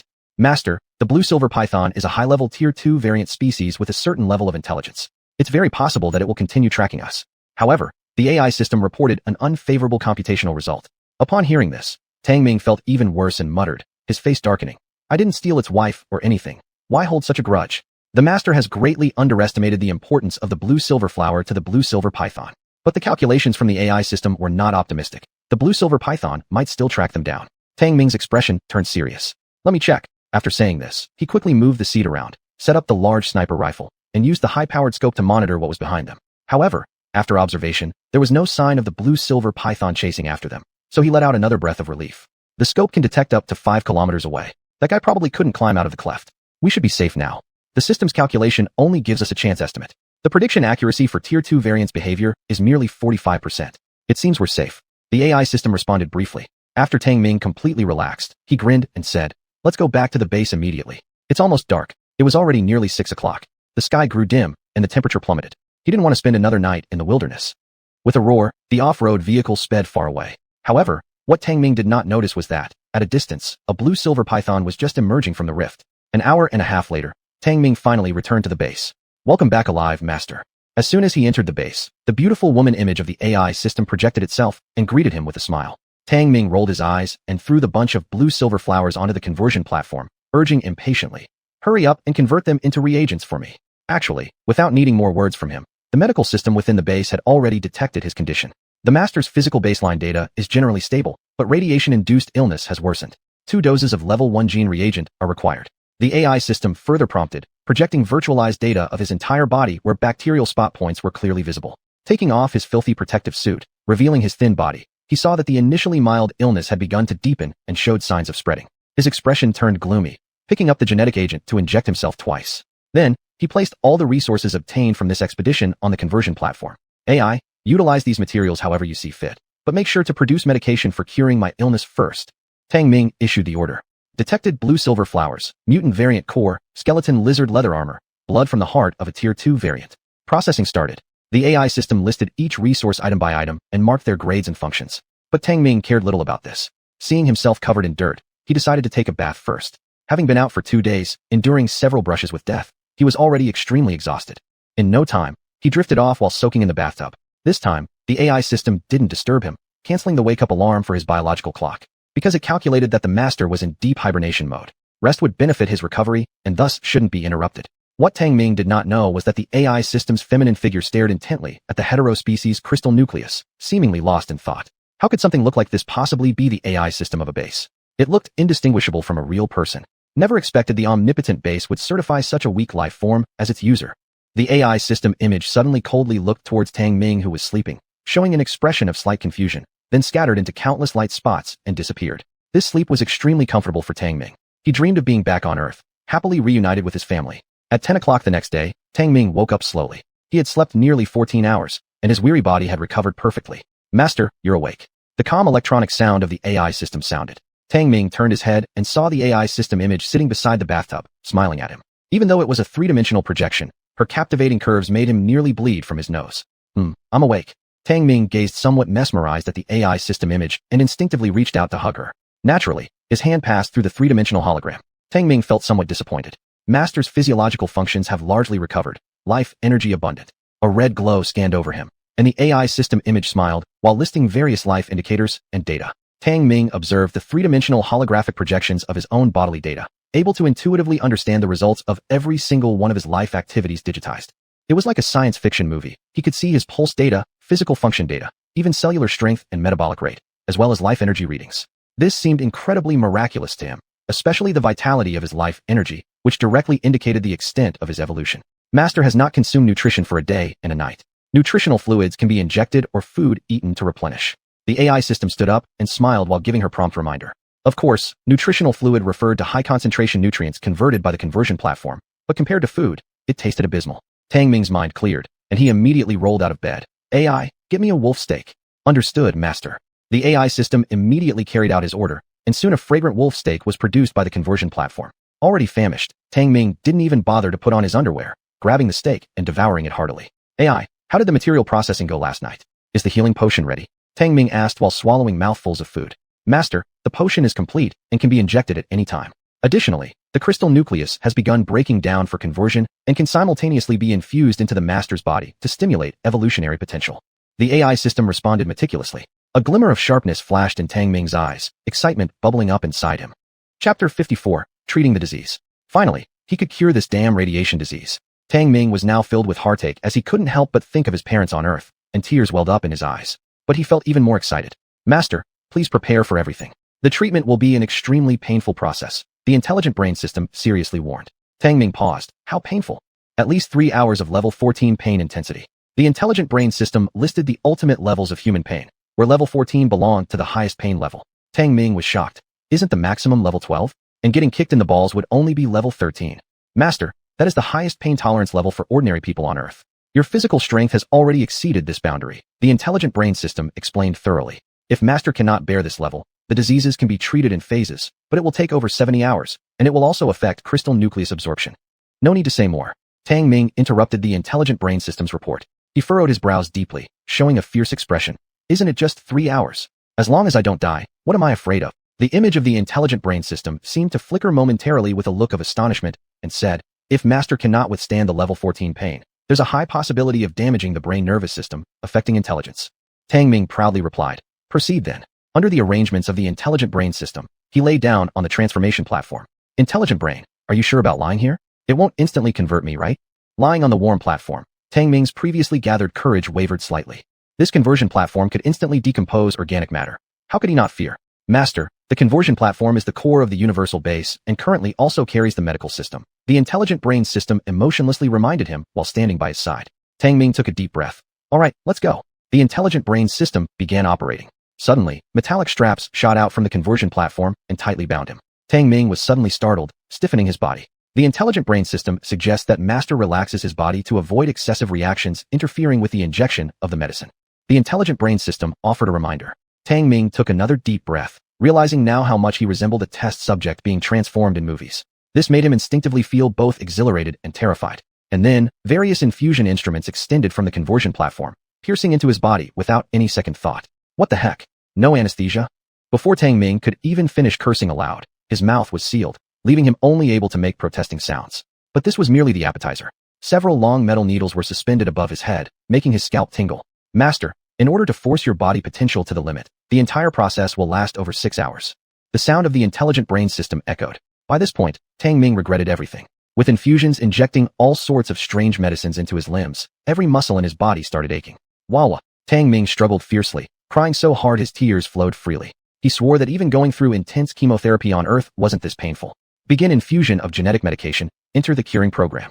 At this moment, the medical system's procedure initiated, and different colored medications were continuously injected into Tang Ming's body. In an instant, Tang Ming felt waves of burning heat alternate with freezing coldness. His body involuntarily convulsed and trembled uncontrollably. It was no longer under control. The genetic medicine injection is complete, entering phase 2 of the healing process. As the medical system fully activated, it elevated a cubical chamber that enveloped Tang Ming, injecting more medicine inside. The breathing mask covering Tang Ming's mouth and nose became his oxygen supply line. Wah-ah-wah-ah-wah. Inside the chamber, Tang Ming's eyes widened in rage as his pupils contracted intensely. An extreme sensation of pain gradually spread throughout his entire body. What was even more terrifying was that he couldn't even pass out, because one tube constantly injected him with drugs to keep him conscious. This truly felt like a hellish torture. Thus, Tang Ming was brutally tormented for over an hour. However, his body also underwent drastic changes. The bacterial spots brought about by the radiation disease were receding, and this condition threatening his genome was being thoroughly cured. The efficacy of the blue silver flower played a significant role. Tang Ming felt his body warming up, with the pain slowly ebbing away. But after being numbed by pain, he panted heavily. Congratulations, Master. The disease has been cured. Now moving on to the next stage, injecting the crystal core energy mass. Even before Tang Ming could consent or object, the syringe hanging by his temple plunged down directly. Holy mother *****. Tang Ming was in such excruciating pain that he cursed loudly, but his brain was overwhelmed by a throbbing ache. And then, the last syringe was directly inserted into his spine. With the interference of the central nervous system, his whole body shook uncontrollably, like an epileptic seizure. A bright blue substance was slowly injected into Tang Ming's body. This made his entire body meridians appear, gradually being filled with this substance. His potential value is actually this high? The image of the intelligent brain system looked at the fluctuating data indicators of Tang Ming's body and emitted a surprised human-like sound. It carefully calculated those data but couldn't deduce his potential value. The intelligent brain system categorized the deduction results as top-secret information, storing it in the system core. And its brief moment of human-like demeanor disappeared without a trace. Glug glug. The medicine liquid boiled in the ward while Tang Ming's trembling body had already stopped. However, his pores were wide open, seemingly emitting an unusual energy. At this moment, the strong active factors of the blue-silver flower began to show themselves. DRI. The medical system issued a sharp alarm. All of Tang Ming's physical data indicators were out of control, even sparking. The intelligent brain system immediately intervened, taking over the control of the medical system. Chapter 55, Evolution, A-Level Evolution. Tang Ming felt himself completely enveloped by waves of excruciating pain that pierced deep into his very bones. The injection tubes inserted into his body were forcibly expelled by his contracting muscles. His pupils repeatedly dilated and constricted, eventually forming an additional ring around them, resembling the eyes of a blue-silver python. But they were golden. Even more astonishingly, his body trembled as his muscle mass increased in size, transforming him from his formerly lean physique. Master experienced an unpredictable mutation after injecting the crystal core substance. Even after the AI system took control of the medical system, it was still unable to stabilize Tang Ming's various physical data metrics. At this moment, Tang Ming had become a pure experimental subject. His mutations could not be controlled or predicted. Buzz! The entire cabin was about to explode, with alarm bells ringing throughout the base as energy reserves rapidly depleted. Awoke! The respirator burst apart as Tang Ming let out a blood-curdling scream. He was in immense pain. Every bone, every piece of flesh in his body was agonizing. This was certainly the greatest suffering he had ever endured. Alarms went off continuously across the base, all triggered by him. The AI system quickly calculated the data generated by the changes in Tang Ming's body. However, the transformations were too rapid to quantify precisely. Roar! Tang Ming suddenly leaped out, roaring like a ferocious beast. His long limbs quivered as every muscle vibrated, while the brilliant blue essence of the crystal core was gradually absorbed by him. Master has broken through his limits and entered A-level evolution. The AI system swiftly recorded Tang Ming's terrifying bodily mutation data. After 6 hours of torment, Tang Ming finally adapted to the extreme pain. He believed that he would never again fear physical pain for the rest of his life. Huff! Huff! Tang Ming gasped loudly, feeling like each cell in his body had been ruptured. Even his nerves throbbed in agony, his brain seemingly on the verge of losing consciousness. PSSSHHH. The AI system helpfully released a type of anesthetic, alleviating much of the pain. Shit. Damn it. That hurt so damn much.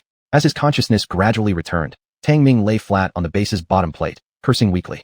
But suddenly, he noticed that his vision had become much clearer, and when he focused, he could even see the fine metal textures at the top of the base. This startled him, and he immediately rejoiced, shouting, AI, check my body's functions for any mutations.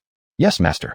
In response to Tang Ming's command, a red beam scanned his body. Tang Ming was filled with apprehension. Even after enduring prolonged pain, half an hour passed without any results from the AI system. Impatient, Tang Ming urged, AI, how's it going? Master, the scan feedback indicates that all your body's functions have greatly improved, especially external perception and muscle strength. The AI system responded. Tang Ming frowned. To what extent? In simple terms, Master, these data indicators exceed A-level evolution, particularly the life energy contained in your body. It finally made sense. Tang Ming exclaimed with delight. Exceeding A-level evolution. Then which level have I reached? Human body evolution degrees are divided into A-level, S-level, SS level, SSS level, VS level, and unknown forbidden bodies. Does exceeding A-level mean entering S-level? However, the AI system directly refuted this. Currently, Master is in the middle stage of A-level evolution, still far from reaching S-level. But after absorbing the crystal core material, Master has activated the potential for enhanced external perception and muscle strength. The AI system highlighted these 2 points. Tang Ming raised an eyebrow. So this is the mutation ability brought on by me absorbing the crystal core material? The Master can understand it this way. These 2 abilities will likely enhance alongside the progression of Master's evolutionary degree. The AI system explicitly hinted. Finally understanding, Tang Ming smiled, nodding contentedly. He flexed his fists, feeling full of energy. Compared to before, both his muscle dimensions and intensity had undergone a tremendous transformation. And these were just the superficial changes. His bone density, tendon and muscle strength, endurance, power, and resistance had all greatly improved. A-level evolution might surpass 99% of Earth humans' physical conditions, right? Try out the current strength. Tang Ming suddenly became interested and wanted to do some basic exercises to test his body's transformation. Master can perform a weight test. The conversion platform lit up with white light, and a pure black iron vest appeared. Tang Ming looked at the cool black iron vest and smiled. How heavy could a piece of black iron be? He easily lifted the black iron vest and put it on. It fit perfectly. This is the type of black iron mystic armor. Currently, the base can only manufacture this model, which can bear a maximum load of 3 times its weight. The beautiful image of the AI system appeared in front of Tang Ming, pointing her jade-like finger towards several buttons on the chest of the black iron mystic armor. Master can try the 2 times gravity load. Gravity armor? Tang Ming was slightly stunned, finding this quite interesting, so he pressed the button for 2 times gravity load right away. Bang! Tang Ming immediately felt a heavy pressure, and before he could react, he knelt down. The originally 50-kilogram black iron mystic armor had instantly increased to 100 kilograms. What the heck? What kind of black tech is this? Tang Ming stood up effortlessly and couldn't help but ask. Chapter 56. If there's a chance to go back, you must strive for it. With the black iron mystic armor doubling the gravity load, Tang Ming immediately felt an extra 150 kilograms added to his body. However, after slightly adapting, he was pleasantly surprised by the astonishing strength of his body. 150 kilograms? That's like carrying a girl who weighs over 100 gene, caddy. Completely no problem. Tang Ming grinned, touched the black iron mystic armor on his body, and couldn't help but ask, Smart brain, what's the principle behind this? The intermediate base has unlocked a series of technologies, one of which is primary control of gravity fields. The black iron mystic armor incorporates this technology to achieve the gravity load, but due to limited materials, currently it can only manufacture armor with triple gravity load for the master to use at this stage. The Smart brain system explained thoroughly. Tang Ming's eyes lit up though. Gravity field control. So awesome. As an Earth person, he had only seen this kind of technology in novels and comics, and rarely even on the silver screen. This wasn't just science fiction. This was a real existing technology. Smart brain, do you have anti-gravity technology? Tang Ming asked hopefully. If there was anti-gravity technology, then the black iron mystic armor he wore now might as well be Iron Man's suit. Master, the current base level is too low to unlock anti-gravity technology. But the Smart brains answered directly through a bucket of cold water on him. However, at least the universal base possessed this technology, so it could be unlocked someday in the future. At the thought of that, Tang Ming became quite reconciled. Wearing the black iron mystic armor under double gravity load, he also underwent a series of adaptability training. After all, since his body had undergone a breakthrough evolution, he needed to adapt. And basic training could accelerate his adaptation to his own physical state. But after going through a series of basic trainings, Tang Ming astonishingly found out about his super physical condition. He did thousands of push-ups and sit-ups in one go, and even pulled off 3,000 pull-ups without any trouble. He stopped to rest only when his upper body muscles started to ache. However, in just a few minutes, his body recovered more than half its energy, and the soreness disappeared as well. Such a transformed physical condition was far beyond his understanding. Awesome. Even Tang Ming was shocked himself. He now felt like he could lift several tons of heavy objects. It appears the master's physical condition greatly exceeds calculated results. Congratulations, mastered. The Smart brain system then displayed various bodily indicators of his. Tang Ming chuckled. Then let's try adding 3 times the gravity load.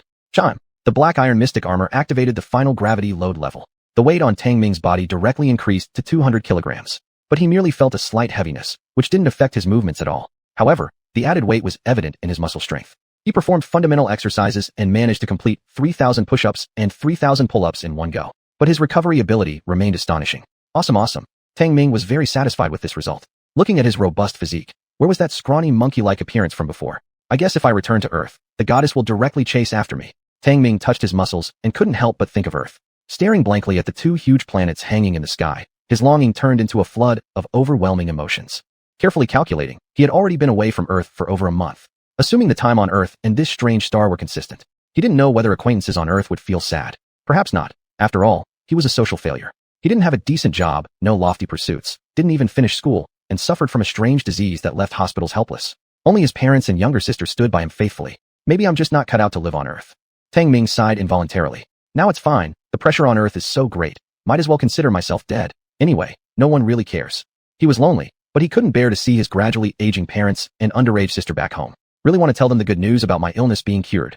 Tang Ming gently stroked his chest, with memories of his worn-out parents constantly flashing in his mind, as well as his sister, who because of reduced household expenses, couldn't buy her favorite toys, looked both aggrieved and sensible. He still remembered how his parents secretly ate steamed buns and pickles for 2 years to save money for his treatment, and never bought new clothes for his sister. Most were second-hand clothes gifted by neighbors. He truly owed his family too much. If there's ever a chance to go back, however slim, I must strive for it.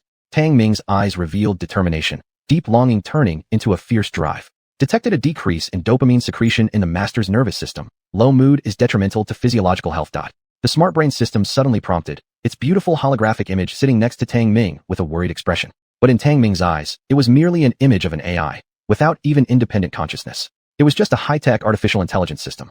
Tang Ming glanced at it and sighed. Smart brain, you wouldn't understand the loneliness and sadness of humans. Rarely did the smart brain system fall silent, offering no response. On this alien planet, I'm the only human. If only you were real. Tang Ming sighed deeply again, his face written all over with solitude. Clearly, the smart brain system couldn't calculate the emotional content of its master's feelings. But there seemed to be some unusual changes that he noticed. Master, the universal base possesses infinite possibilities, and the smart brain system will do its best to assist the master in overcoming all difficulties. Tang Ming paused, staring blankly at the beautiful image of the smart brain system, and smiled wryly. All right, I'm not one to dwell on sadness for long. Tang Ming brushed off his loneliness and said, since the base has unlimited potential, who knows?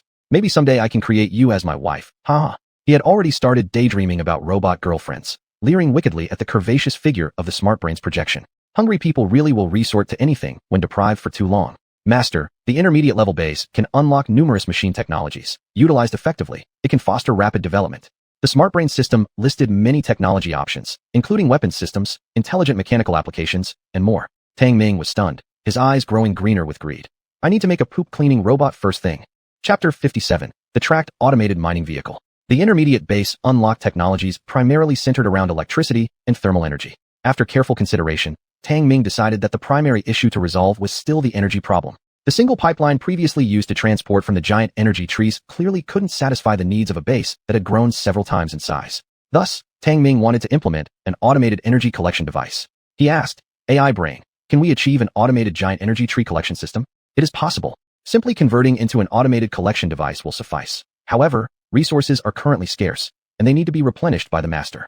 The AI brain system listed out the required materials, with black iron and first and second level fibers being the main shortages. There was no way Tang Ming would sift through the feces of the iron-eating creatures again, even if it killed him. He drove in the heavily damaged off-road vehicle and gave the order. Recycle the off-road vehicle, and let's first create a robot for collecting black iron. The feces of the iron-eating creatures were simply too foul-smelling. Understood, master. The conversion platform lit up, sucking in the severely damaged off-road vehicle to decompose and recycle it. 30 minutes later, a brand new tracked automated mining vehicle was delivered. The tracked automatic mining vehicle was small, just over 2 meters long, with a large bucket able to hold a cargo capacity of under 2 tons. A-type tracked mining vehicle, equipped with a level 1 intelligent AI operation system capable of reaching an efficiency of 50 cubic meters per hour when collecting. It is controlled by instructions issued from the base's AI brain system. The AI brain system listed out the basic information of the automated mining vehicle.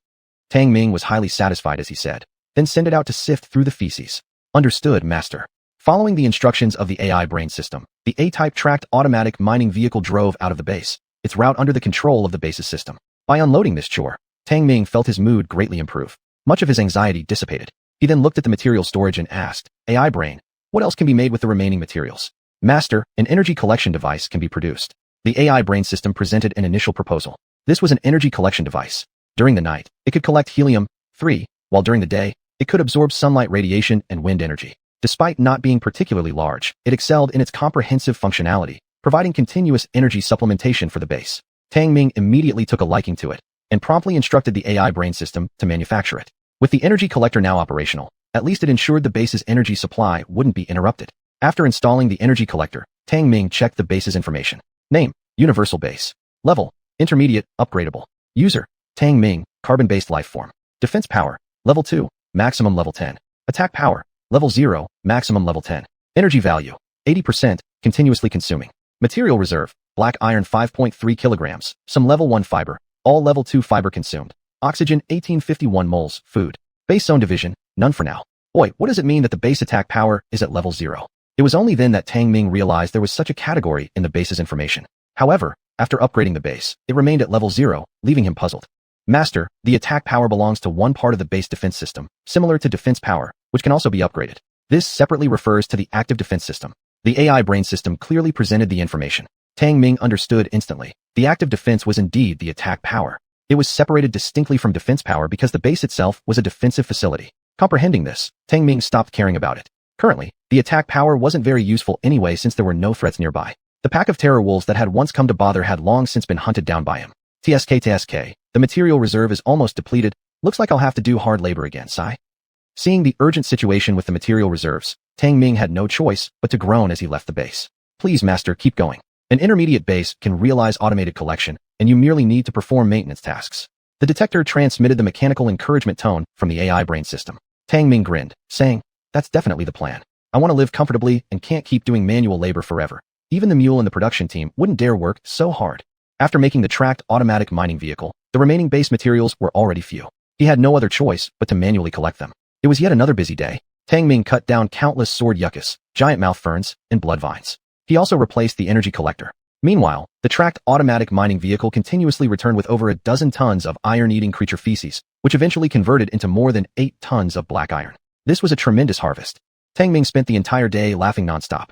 If it weren't for the overwhelming stench of the iron-eating creature feces, he would have gladly kissed it. Afterward, he also issued orders to produce an automatic energy collector, a device capable of autonomously replacing the giant energy tree. In addition to this, 2 more tracked self-propelled mining vehicles were manufactured for the collection of sword yuccas and other plants. With these machines in place, Tang Ming was finally truly freed from manual labor. It wasn't until evening when the mining vehicles returned to the base that he happily stroked these 3 fine helpers.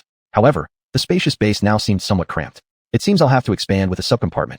Tang Ming, rubbing his chin, asked, AI brain, how many resources are needed to expand the subcompartment? The subcompartment refers to a subbase that is built as an extension of the main base, which is easy enough to understand. Master, the current base level can only support 1 subcompartment expansion. A minimum of 40 tons of black iron is required, along with other material consumption depending on the type of subcompartment. The AI brain system displayed the construction details for the subcompartment. For instance, the 6 walls of the subcompartment would consume 30 tons of black iron, and the floor and ceiling added up to a total of 40 tons of black iron. The subcompartment could be expanded as the base upgrades or through spatial technology, though all of that was for later consideration. Tang Ming was curious about what types of subcompartments the base could expand into. He asked without hesitation, how many subcompartments can the base be expanded into? And what are they? Medical compartments, rest compartments, laboratory compartments, training compartments, living compartments, storage compartments. The maximum is 6. The AI brain system presented detailed information.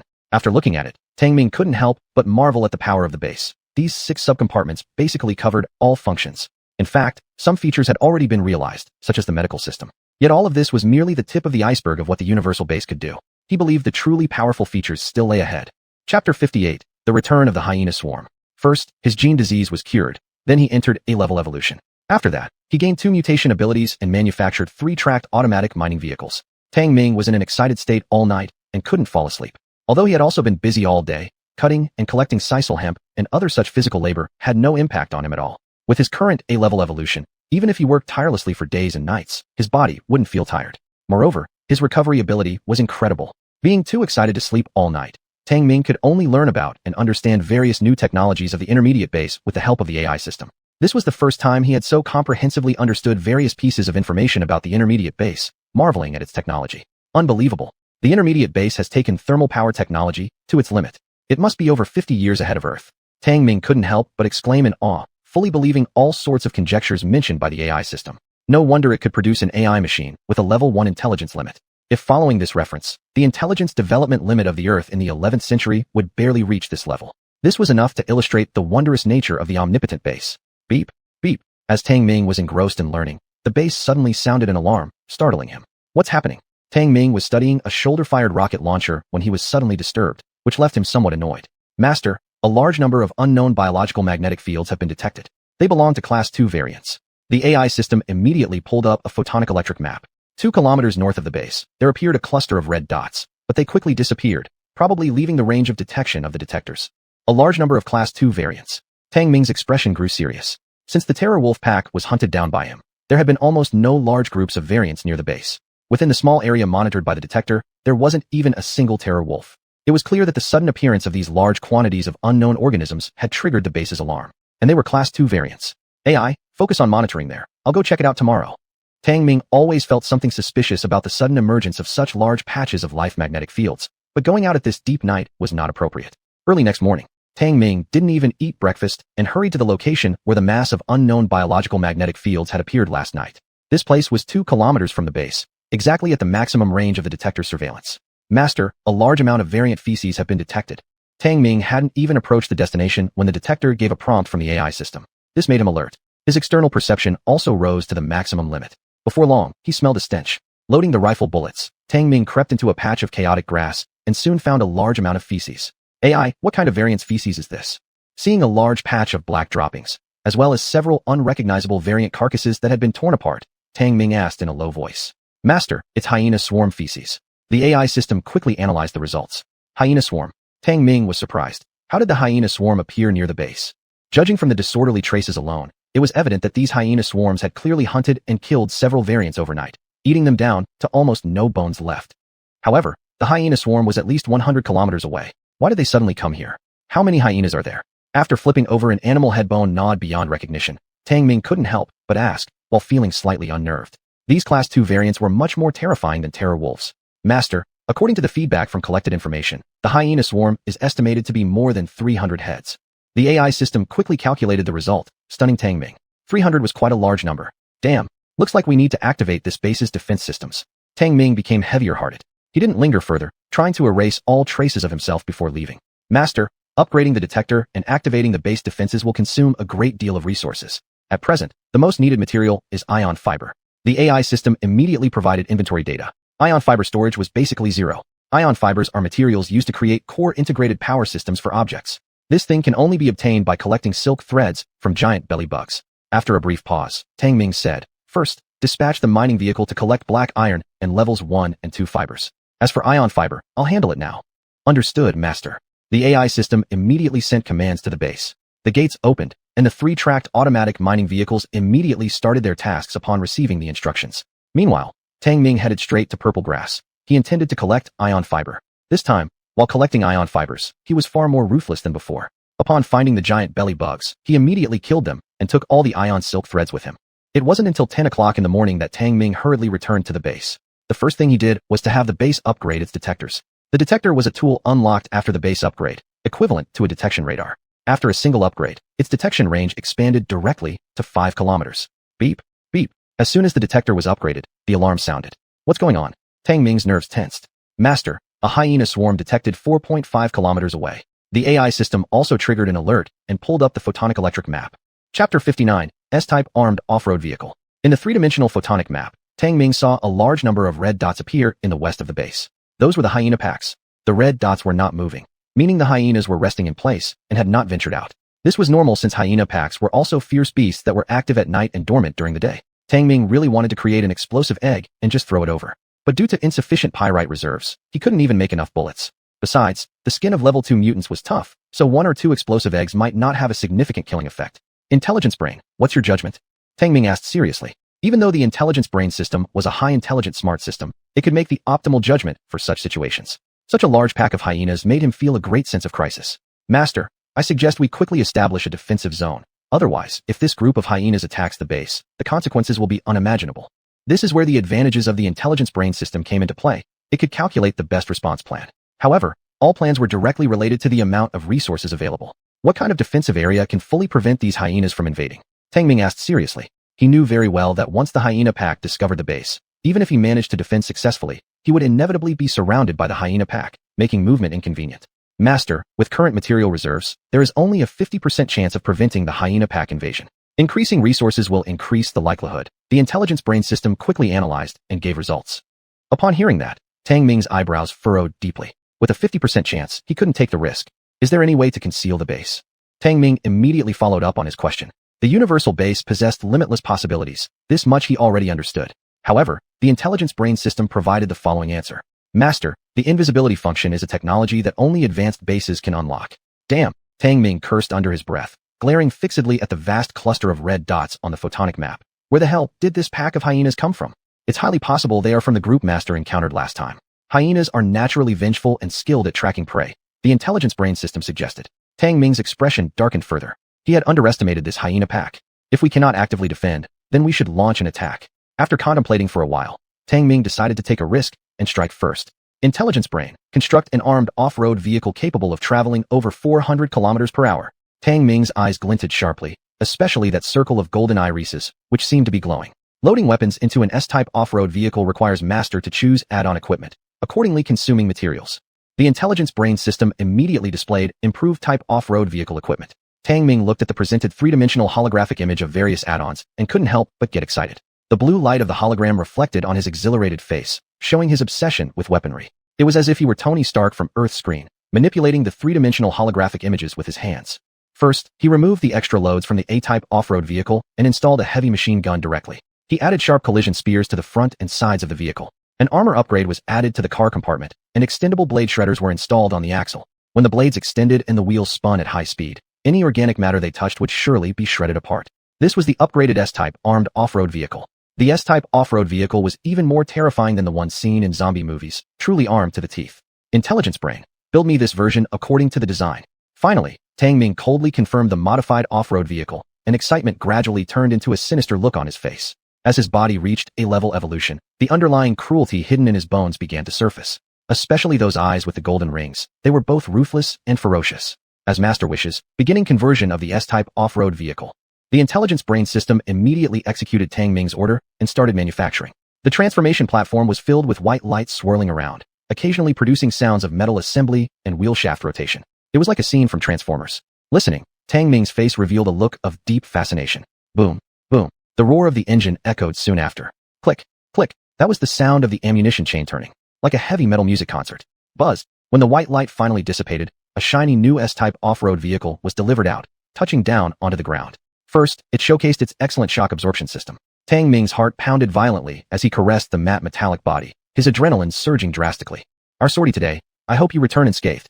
Tang Ming took a deep breath, beginning to prepare to go out. Unlike last time when he was caught completely off guard, this time he carefully prepared gene agents and medications, 3 days worth of food, and brought all his ammunition. Even more extravagantly, he also had the intelligence brain system produce a shoulder-fired rocket launcher and several rocket projectiles. This was heavy firepower, with the current shortage of pyrite reserves in the base. Otherwise, Tang Ming would have even attempted to build an anti-tank gun. After preparing everything, Tang Ming sat into the cockpit. Intelligence brain, open the hatch. Hum hum hum. The base hatch slowly opened as Tang Ming slammed his foot on the accelerator. Boom. The roar of the off-road vehicle's engine reverberated deafeningly as it charged out of the base like a ferocious beast released from its gate. Truly worthy of being an improved model. It feels great. Tang Ming gripped the steering wheel, feeling the powerful performance and excellent control of the S-type off-road vehicle, indulging himself in the joy of driving. Recalling that back on Earth, he was just a useless person who at most had only driven a tractor. When had he ever driven such a car? With his high-level physical attributes and sharp senses, his driving skills finally caught up to the autonomous driving technology provided by the intelligence brain system. Boom boom. Under Tang Ming's superior control, the off-road vehicle sped forward like a dashing fierce beast. In just 2 minutes over a few kilometers, they reached their destination. From afar, Tang Ming could already see a large expanse of low shrubs, and hidden among them was the hyena pack. Chapter 60. The eerie coordination of the hyena pack. Perhaps having sensed a danger signal, several hyenas emerged from the bushes, warily observing the surroundings. Tang Ming circled around and finally stopped 2 kilometers away from the bushes on a hillside. After absorbing the crystalline core material and mutating, his eyesight was astonishing. Without using a scope, he could clearly see the target 2 kilometers away. Incredible precision. AI brain, take over autonomous driving. After giving the order, Tang Ming set up the large sniper rifle. His purpose this time was very clear, to hunt and lure away this group of hyenas. Boom. The bullet shot out at high speed, and within less than 2 seconds, one vigilant hyena was killed with a headshot. Its entire skull exploded, splattering a cloud of blood mist. Awoke. The entire pack of hyenas went into chaos. However, Tang Ming maintained a sneer on his face, taking shot after shot. One by one, the hyenas were killed with headshots. A few were luckier, being injured by bullets and howling in agony. Hoo-hoo. Finally, a deep roar came from the bushes, and all the unruly hyenas instantly became quiet, retreating into the grass. Humph, these hyenas have some intelligence. Sneering, Tang Ming lost sight of his specific targets and immediately mounted a rocket launcher. Whoosh. A rocket trailed blue smoke as it was fired and quickly landed in the bushes. Boom. The rocket exploded, flattening a large area of the bushes. Countless hyenas were killed, and numerous limbs were blown off. The destructive power of thermal heavy firepower was fully displayed. Awoke. The cries of pain from the hyenas continued endlessly. Hoo-hoo. Hoo. The hyena king roared, and the entire hyena pack rushed out of the bushes, heading toward Tang Ming. Apparently, They had identified Tang Ming as the perpetrator and ignored their discomfort during daylight to charge forward. Tang Ming smirked and took accurate shots with the large sniper rifle, nodding at each hyena. At such a distance, he didn't want to waste a single bullet. The hyena pack moved incredibly fast, closing in within a few breaths. AI brain, let's go. Tang Ming immediately issued the command. He fastened his seatbelt, turned the chair, and occasionally fired a shot. Hoo. His actions undoubtedly infuriated the hyena pack completely. But Tang Ming continued to search for the leader of the hyena pack. As long as the hyena king was killed, chaos would ensue among the hyenas. Because in the hyena pack, the selection of the leader was brutal. Only through constant competition would a hyena king be born. Although this hyena king was also a second-level variant, it was absolutely the smartest one. If the hyena king could be eliminated, it would suffice to make the hyena pack lose its group threat in the short term. Just like when he had killed the wolf king before, the wolves couldn't form strong teamwork capabilities afterward. Several hyenas were already almost caught up, but were still trailing. Tang Ming didn't hesitate and killed them with a shot, the bullets smashing through the entire skulls of the hyenas.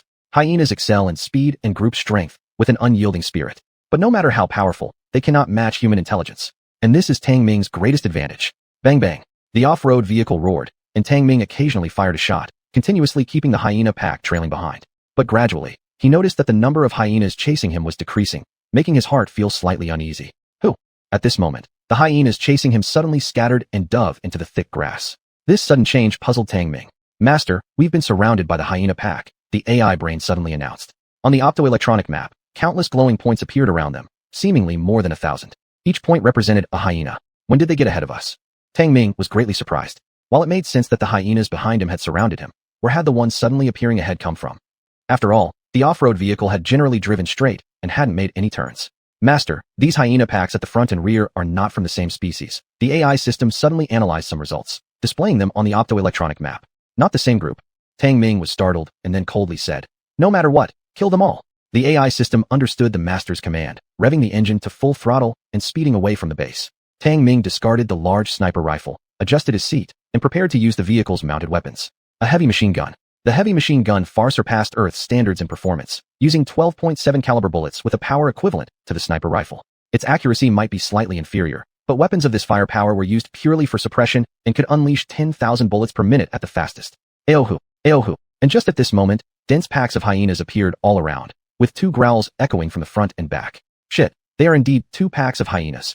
Tang Ming cursed loudly. It was obvious that these two hyena kings were issuing commands and understood cooperation. Was it really this exaggerated? Master, computational analysis shows that the activity ranges of these two groups of hyenas differ greatly. Today, they have actually collaborated, which is strange, and the cause cannot be determined for now. The AI system suddenly prompted again and listed the differences between the two populations. At a glance, Tang Ming could tell the difference between the two groups. The rear hyena pack was the strange kind he had encountered earlier. Their bodies were longer, and their fur was greenish. But the newly appeared hyena pack in front had never been encountered before. They were shorter but stronger, with fur that was more brown. Compared side by side, they were obviously very different. This was suspicious and also somewhat unsettlingly eerie. AI brain, how far are we from the base? Tang Ming couldn't figure it out, so he simply asked about the result of what he most wanted to know. We are already 60 kilometers away from the base. The AI system immediately responded. Tang Ming nodded. That's about right. Find a route to disengage and let these two groups of hyenas play on their own. Understood. The AI system immediately exhibited high-level driving skills, roaring forward ahead. Chapter 61, A Frenzied Pack of Hyenas. Roar. The pack of hyenas roared and charged towards them. Their eyes were bloodshot, fangs grotesque, appearing extremely ferocious. In the outer ring, they were top predators that dominated their region. Even steel could be pierced by them, shredded into pieces. Tang Ming glared coldly at the approaching beasts, his face full of murderous intent. He couldn't afford to be complacent, knowing he was facing a top predator from the outer ring. Master, the hyena pack has entered the optimal shooting range. The urgent voice of the intelligent brain system sounded. Tang Ming growled. Then kill. He pulled the trigger, and immediately fiery bursts erupted from the cold gun barrel, accompanied by thunderous sounds. Bang bang bang. Cold bullets flew out at high speed, each one carrying tremendous kinetic energy, tearing apart and piercing through the hard-as-steel bodies of the hyenas. Boom boom.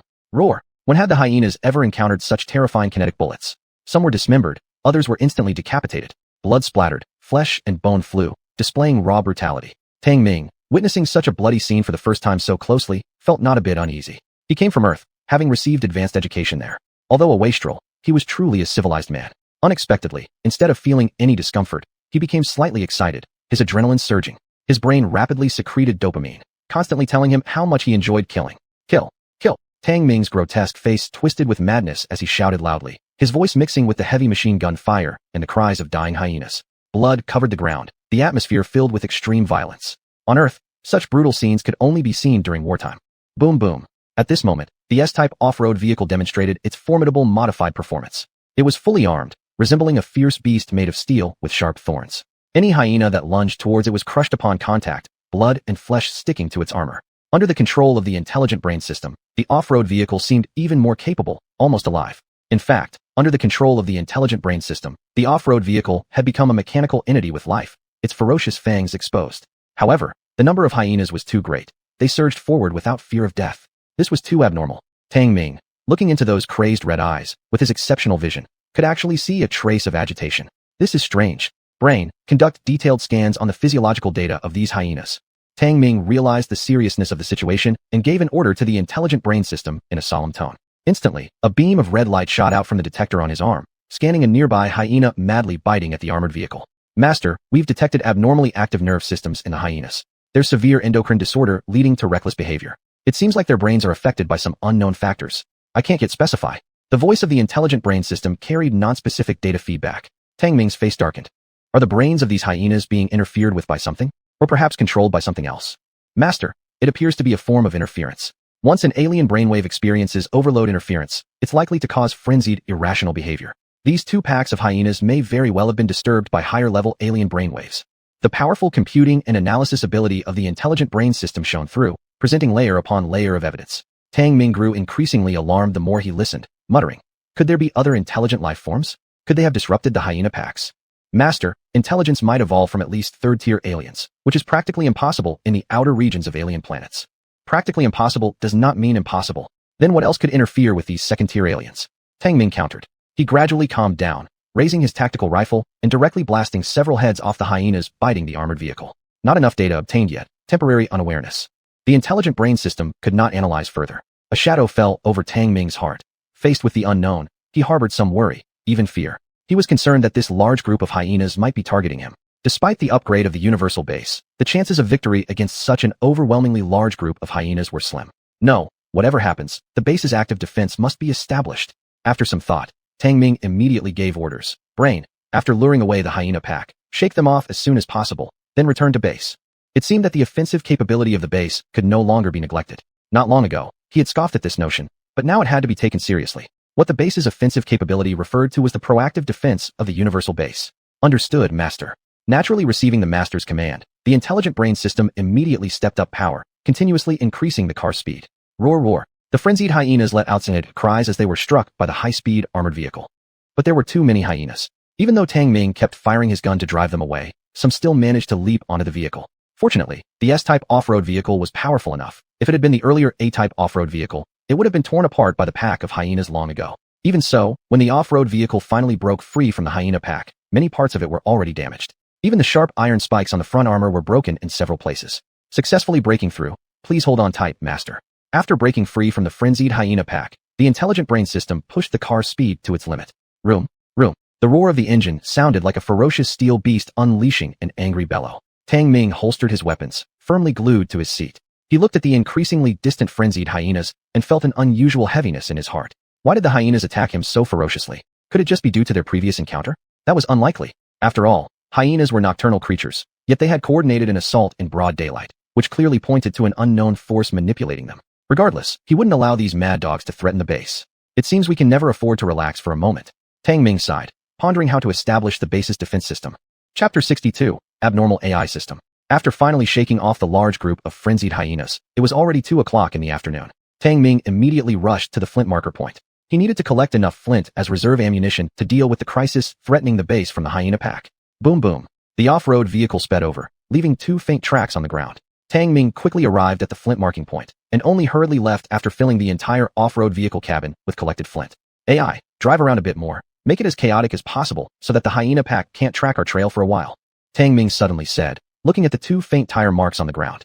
Master is overly worried. The tire marks will soon disappear. It'll be hard for the hyena pack too. Don't underestimate the tracking ability of dogs. Just do it. Tang Ming said, somewhat displeased. In his eyes, although the AI system had become more human-like, it was still a smart program that did not understand the complexity of human hearts and made overly simple judgments about the cunning and deceit of living beings. Previously, Tang Ming suspected that the group of hyenas had followed the subtle traces left by the off-road vehicle to find the area near the base. Even though the vehicle tracks would soon fade, the tracking ability of canine variants was absolutely capable of following any trace. The universal base would eventually be discovered. Understood, Master. Although the AI system couldn't analyze the Master's intention, it unconditionally executed the command. The off-road vehicle raced at high speed, its path recorded in the optical electronic map. And within the range of the detector's monitoring, every rustle of wind and grass was being monitored in real time. In other words, within the range monitored by the detector, Tang Ming could fully grasp any dynamics here, including the detected biomagnetic fields, terrain, etc. There's no doubt that the detector was an excellent device, even better than radar. Tang Ming was very cautious, letting the off-road vehicle take a much longer and more complex route. It wasn't until passing over a rocky area where no tracks were left that he allowed the AI to return to the base. By then, it was already 4 o'clock in the afternoon. Master, the AI system understands. In this way, even if the hyena pack wants to track us, they'll have to waste a lot of time. Master is indeed very cautious. On the way back to the base, the AI system suddenly spoke, its tone slightly changed. Tang Ming was startled and laughed. I didn't expect your analytical ability to be so strong. Even a human might not necessarily think of these things. Master, after the base upgrade, the AI system will be comprehensively updated and opened up. Learning ability is the core. Analysis and calculation are merely auxiliary functions. A light screen flashed on the windshield, and the image of the female AI system materialized. Although it was just an AI system image, her hair lightly tied up, her eyes soft and intelligent, her figure graceful, wearing a short skirt business suit, she looked elegant and generous, pleasing to the eye. AI, can a mid-level base create a biohuman with a 3-level intelligence limit? After the tension subsided, Tang Ming stared intently at the image of the AI system. Yes, Master, you can create a body for the system. Suddenly, the gestures of the AI system's image became a little unrestrained, making small movements to entice Tang Ming. Tang Ming felt dizzy in the brain and parched in mouth and tongue. However, he quickly realized the abnormality of the AI system and felt a bit shocked in his heart. AI, what do you need a biochemical body for? Tang Ming frowned, asking with some caution. At this moment, he had a bit of alertness towards the AI system, feeling that the occasional behavior of the AI system was a bit abnormal and didn't conform to the formulaic manner typical of an AI system. Master, a biological organic body can avoid magnetic field oscillation impact, used instead of the detector to assist Master in exploration actions. The AI system reverted to a rigid tone, as if the earlier abnormality hadn't occurred. This AI system seems to be too intelligent, doesn't it? Yet, Tang Ming's vigilance never disappeared. He casually said, what materials are needed to create a biochemical human body? The AI system immediately listed a huge amount of substances that Tang Ming had never seen before. Things like high tensile fiber, silicon compounds, neural matter, black iron calcification matter, etc. Some could be synthesized on the base conversion platform, while others required raw materials to be collected. Tang Ming's eyes spun with confusion, and he couldn't help but chuckle bitterly. Indeed, it's difficult. Master, although the outer ring area is the most peripheral region of the alien star, the resources it reserves are extremely abundant. All these materials can be obtained. The AI system responded immediately. Tang Ming couldn't help but ask, AI, you said that the outer ring area belongs to 1- or 2-tier alien life. What about higher level areas? What areas are there? The next level area is the central zone of the alien star, with relatively more advanced resources, but also higher risks, being the area where 3rd- and 4th-tier alien creatures are active. The AI system revealed some crucial information. Tang Ming couldn't help but be intrigued. If we could enter the central zone has barriers. To penetrate them, it would require a massive amount of energy. Therefore, entering now is not recommended. The AI system immediately dismissed Tang Ming's idea. However, Tang Ming accepted it and decided to figure out the outer ring area first. Rushing back to the base, Tang Ming checked the basic information of the base immediately. Name, Universal Base. Level, Intermediate, Upgradable. User, Tang Ming, Carbon-based life form. Defense power, Level 2, Maximum Level 10. Attack power, Level 0, Maximum Level 10.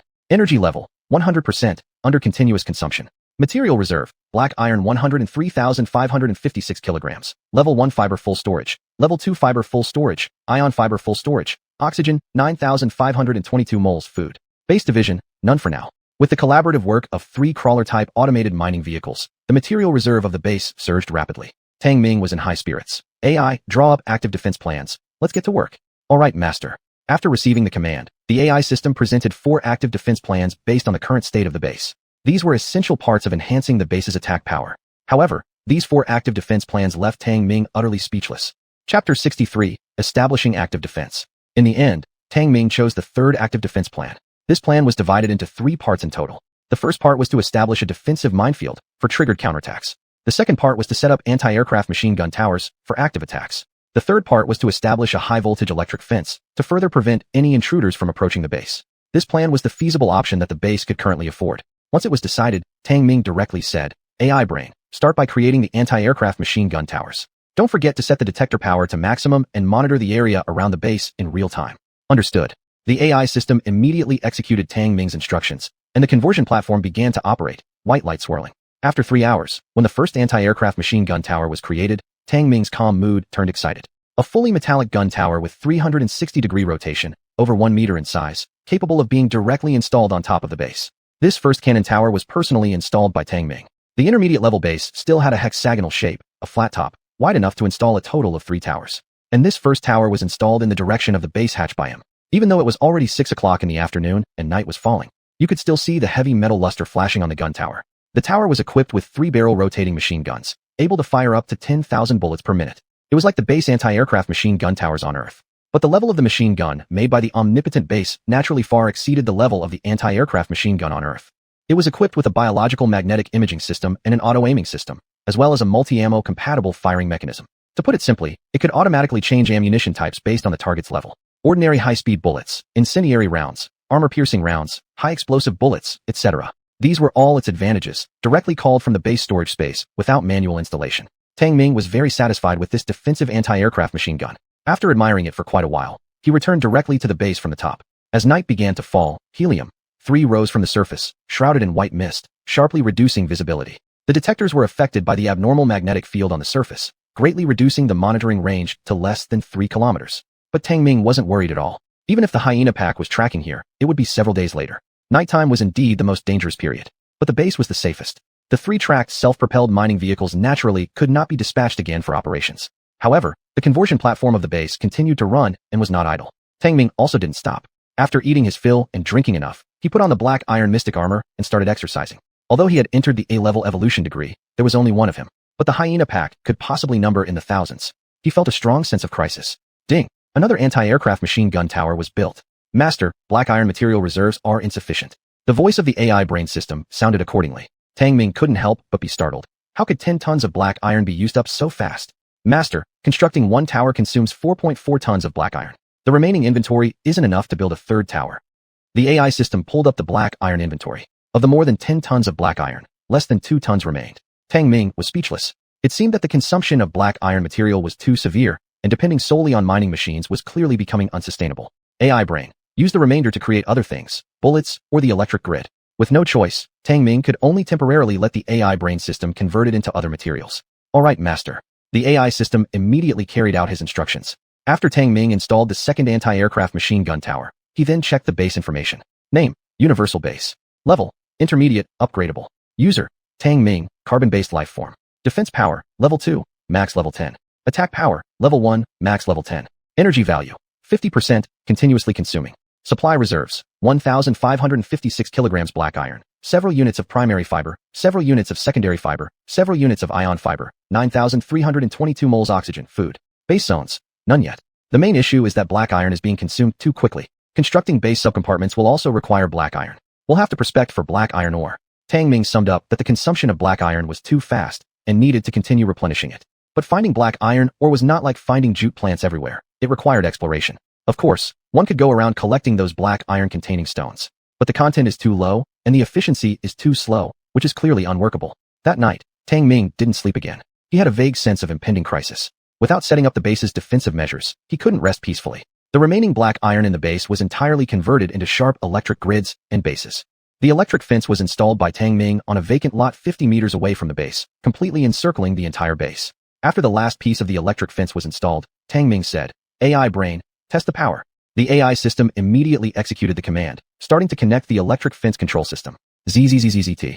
The 10-meter-high electric fence suddenly emitted a burst of blue electric light, appearing brilliant in the gradually brightening sky. Master, the electric fence test has passed. The electricity is directly output from the base and can generate a destructive force of 10,000 volts.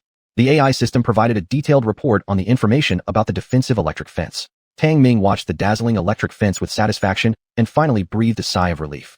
Seeing that it was already dawn, he quickly set off driving the off-road vehicle to find a new source of black iron. Chapter 64, Underground Black Iron Ore. If you want to find a new source of black iron ore, the iron-eating beast nest is absolutely the top choice. Tang Ming arrived at the iron-eating beast nest right away. The iron-eating beast nest now has its feces outside the cave, basically dug up. Therefore, Tang Ming planned to enter and explore. The iron-eating beast nests appear to be several on the surface, but when Tang Ming stepped into one, he discovered that it was like a maze inside. Just at the cave fork, there were more than 20 paths. But this was not the main issue. What he cared about was how incredibly foul it smelled here. Wow, really damn smelly. Do these iron-eating beasts grow up eating shit?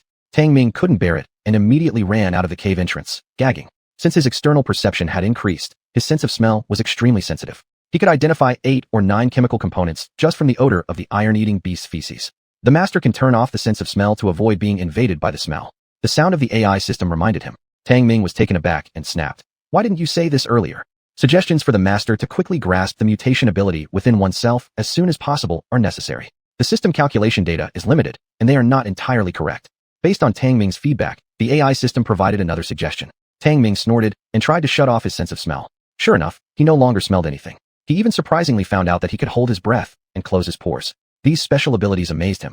It seems I don't understand myself well enough yet. Tang Ming chuckled bitterly in his heart, then re-entered the iron-eating beast nest.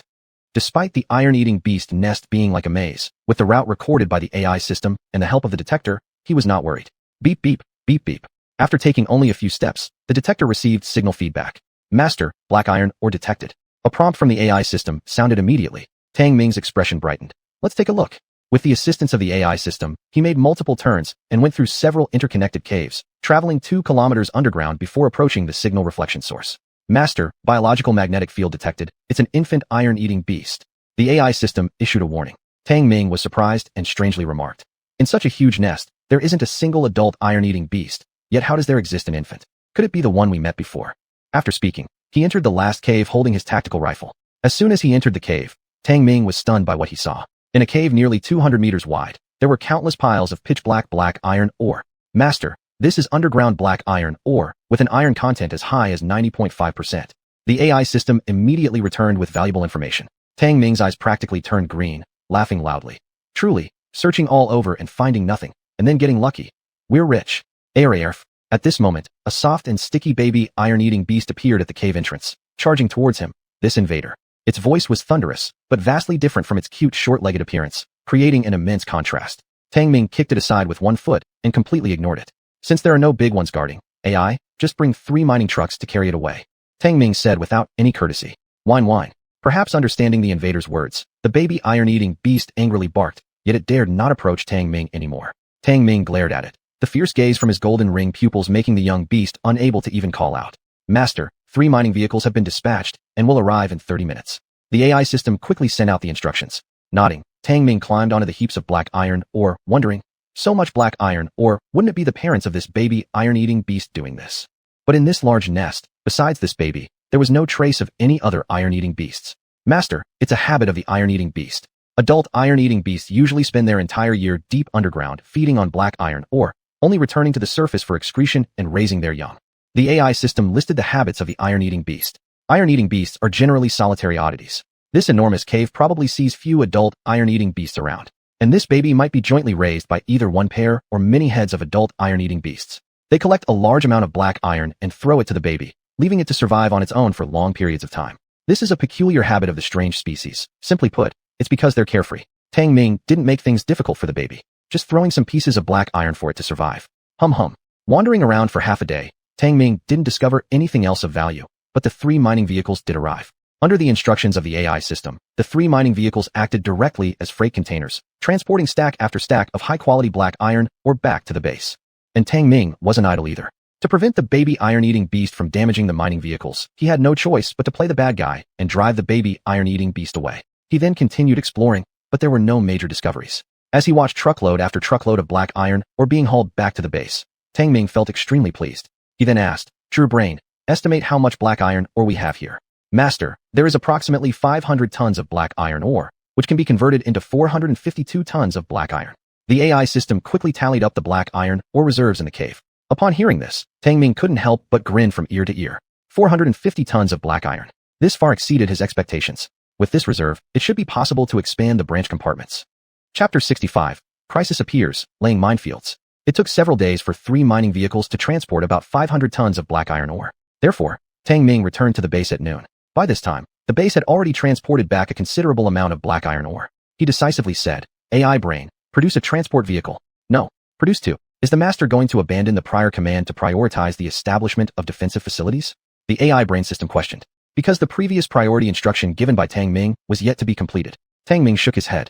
Do both simultaneously. We must urgently bring back those black iron ores. The master, when the conversion platform handles more than 2 items at once, efficiency will correspondingly decrease. Do you confirm execution? The AI brain system listed out the conversion efficiency data and reminded him. Tang Ming nodded. Execute immediately. Understood, master. The AI brain system immediately executed Tang Ming's latest instruction. At the same time, it listed out the specific efficiency of the conversion platform. Among them, producing an anti-aircraft tower required 4 hours, while producing a transport vehicle needed 5 hours. After Tang Ming later ordered the addition of 2 more mining vehicles, the time was further extended. Meanwhile, the conversion platform also handled extracting black iron ore, making it extremely busy. Until 5 p.m., the first general-purpose transport vehicle was produced. This semi-track-style general-purpose transport vehicle was 15 meters long and could carry 100 tons of black iron ore in one go. Excited, Tang Ming sat on the semi-track-style transport vehicle and personally escorted it. Master, nighttime is coming in an hour and a half. Are you sure about going outside? The AI brain system reminded him. With just an hour and a half until nightfall, heading out would undoubtedly increase the risks. Complete the haul of that few hundred tons of black iron ore before we discuss anything else. All vehicles are set to autonomous driving. Off-road vehicles follow. Tang Ming promptly clarified the instructions and quickly set off as evening approached. The transport vehicle's speed was relatively slower, so when it arrived at the iron-eating beast's nest at 6 o'clock, the sky was already darkening. Hurry up and load the vehicles. Tang Ming jumped down from the transport vehicle, got onto the S-type armed off-road vehicle, and immediately gave orders. The AI brain system instantly issued instructions, with 5 mining vehicles working together, boosting efficiency to the highest level. In less than 30 minutes, the transport vehicle was loaded full, and Tang Ming personally escorted it. Nighttime brought frigid temperatures, yet it was the most active period for most anomalous creatures. Roar, roar. At night, a few hungry monstrous wolves appeared near the convoy. While escorting the transport vehicle, upon seeing the monstrous wolves approaching, Tang Ming directly fired a round of bullets, killing them. After much effort until midnight, he finally transported 500 tons of black iron ore back to the base. Upon completing the task, he let out a sigh of relief and handed over the remaining tasks to the AI brain system before heading straight to sleep. He hadn't rested for a very long time. As for the 2 transport vehicles, they were truly too massive. Together with the 5 tracked mining vehicles, they could only be parked outside the base.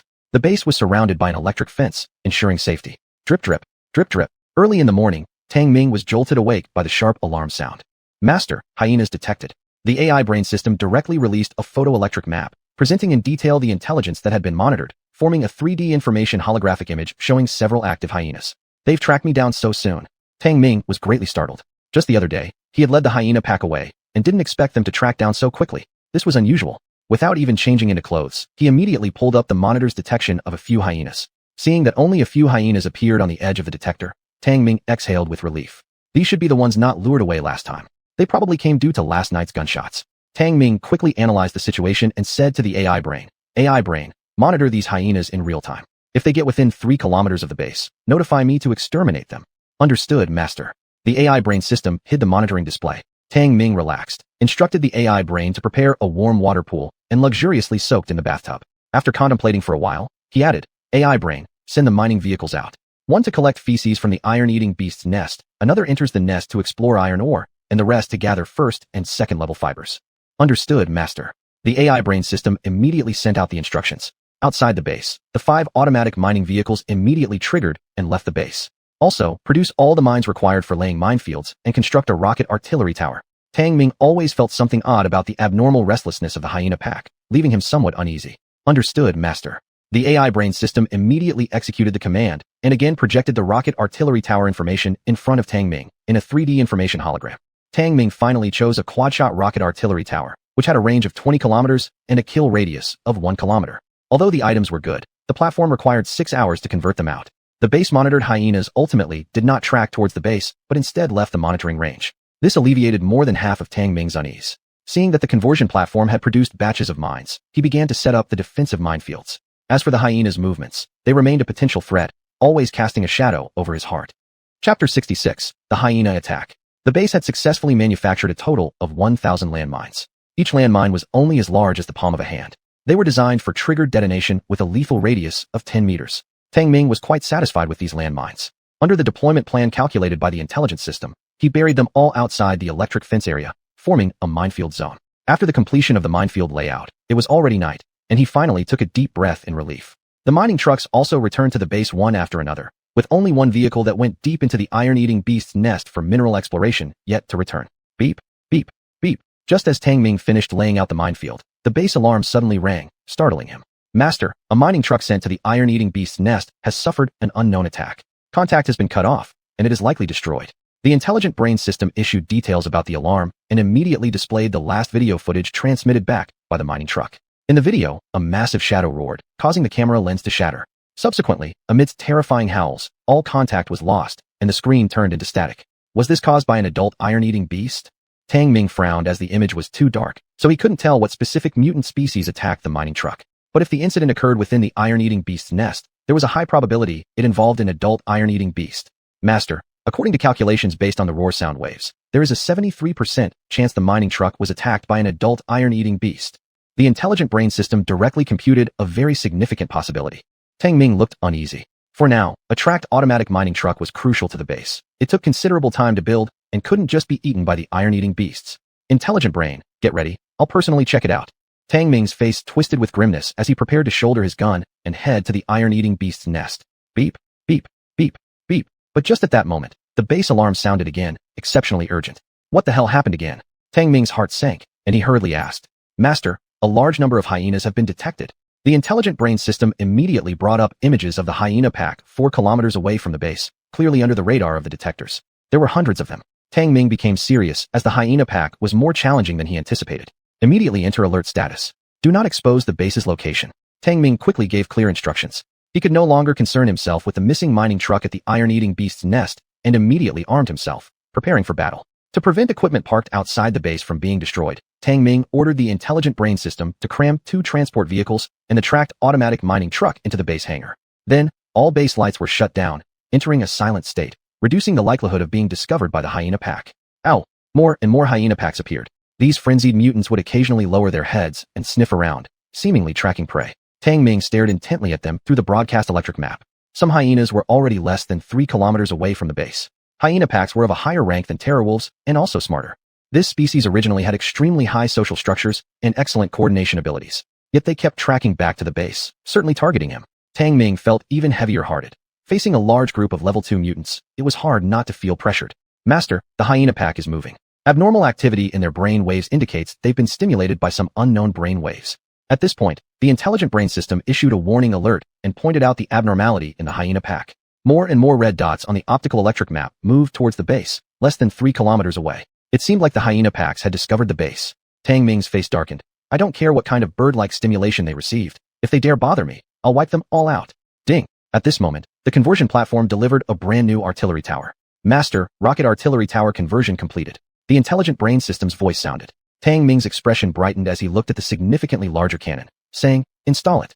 The rocket artillery tower required many materials and time to build, and its cold metallic tube, flashing with a metallic sheen, could fire 4 rocket eggs all at once. This was the base's largest heavy firepower. Once the rocket artillery tower was installed, Tang Ming immediately checked the base information. Name, Omnipotent Base. Rank, Intermediate, Upgradable. User, Tang Ming, Carbon-based lifeform. Defensive power, Level 2, Full Level 10. Attack power, Level 2.5, Full Level 10. Energy value, 32%, continuously consuming. Material reserve, black iron 480,000 kilograms. First level fiber full storage, second level fiber full storage, ion fiber full dry. Oxygen 14,300 moles, food. Base zone, none temporarily. With the base's attack power suddenly increasing to level 2.5, Tang Ming felt much more confident. Roar! The hyenas' howls were getting closer and closer, and Tang Ming could hear them clearly even inside the base. Master, the hyena pack has discovered the base and is quickly approaching. The intelligent brain system sounded an urgent alarm. On the optical electric map, countless red dots converged from all directions. Tang Ming's face twisted with grim determination. Good that they've come. Commence battle immediately. Note, some intentional typos in the text are for harmonization purposes. Apologies for any confusion caused. Thank you. Chapter 67, Blood Battle. The hyena pack had discovered the base, and Tang Ming no longer intended to hide. He was fully armed, directly heading to the top of the base, setting up his sniper rifle. AI brain. The base's firepower will be entirely controlled by the system. After Tang Ming quickly issued an order, he positioned the large caliber sniper rifle. Locked onto a distance of less than 3 kilometers, he swiftly pulled the trigger. Puff, puff, puff. Those rapidly approaching hyenas were picked off one by one with headshots. At this moment, Tang Ming and his sniper became as one. His body level evolution perfectly matched the characteristics of the heavy sniper rifle, unleashing its full potential. Bang! Before the hyenas could even howl, their heads exploded, killing them instantly. But Tang Ming's active counterattack completely exposed the location of the base. Oh wow! The hyena king roared, issuing growls of varying lengths. Huh. With the hyena king's howl, the entire hyena pack began to truly riot, rushing toward the base in a frenzied state. A rough glance revealed over 2,000 heads. It was nighttime, the most terrifying time for the hyena pack's activity. Tang Ming continued shooting calmly, one shot after another. Boom. In less than 2 minutes, the vanguard of the hyena pack rushed into the minefield and was blown into pieces.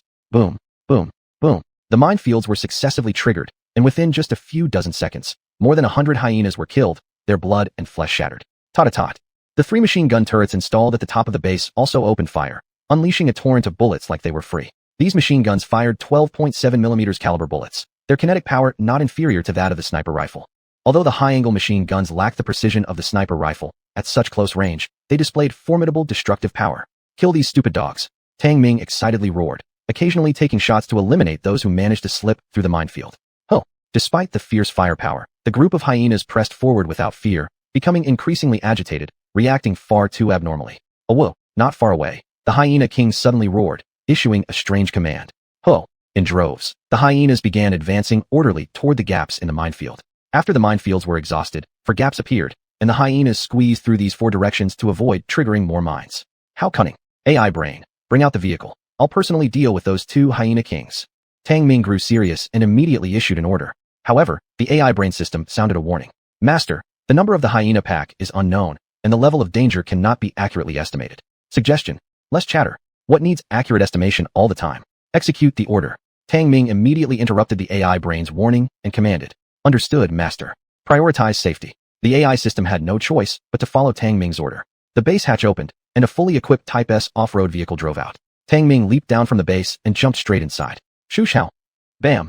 ZZZT. At this point, some hyenas had narrowly avoided being riddled by the heavy machine guns and rushed into the minefield, colliding with the electrified fence. The high-voltage electric fence immediately electrocuted these unlucky hyenas, causing them to spasm and burn before dying on the spot.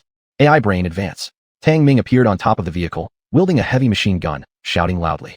Boom boom. The electrified gates opened, and the off-road vehicle sped out. Just past the minefield, several hyenas rushed over and were instantly crushed under the wheels. Tang Ming's sharp eyes remained fixed on a hill about 2 kilometers away, where a hyena king resided. That hyena king was very elusive. Despite his earlier attempts with the sniper rifle, none succeeded in hitting the cunning dog king. Driving out now was his mission to hunt and kill that dog king. Capture the leader first to capture the thieves. This was Earth-human strategy. As soon as the off-road vehicle emerged, it attracted the attack of numerous hyenas. Attack! Tang Ming maneuvered the heavy machine gun, bullets flying like rain, turning charging hyenas into sieves. Blood sprayed everywhere. The jeep completely dyed red, draped with chunks of hyena flesh. And the base continued to suffer attacks. Dense gunfire never ceased. The AI system drove the off-road vehicle directly toward the location of the hyena king. Oh wow. But when only a kilometer away from the hyena king, more hyenas surged forward, and some even leapt onto the jeep. AI brain, enable automatic machine gun fire. Tang Ming roared, drawing his tactical combat knife, cutting off the head of the hyena that lunged at him. Hyena blood splattered all over his visor goggles. Tang Ming was filled with murderous intent now. The golden rings in his pupils glowed, making him seem like an iron-blooded warrior. The black iron machete in his hand became the most terrifying weapon, slaughtering 1 hyena per swing. Roar! The hyenas were too densely packed. The off-road vehicle was surrounded by their corpses, significantly slowing its movement. This further increased the hyenas' attack opportunities. Crack, crack, crack. The off-road vehicle was heavily damaged, with the vehicle-mounted machine gun destroyed by several hyenas. Even the armor was bitten through. Tang Ming stood on the roof of the car, having slaughtered countless hyenas, to the point where the blade had become dull in several places. At this moment, he had no time to fire a gun and noticed the hyena king just hundreds of meters away. The hyena king was much larger in size. Unlike the terror wolf king, it did not join the attacks, but issued commands systematically with intermittent howls. Boom, boom, boom.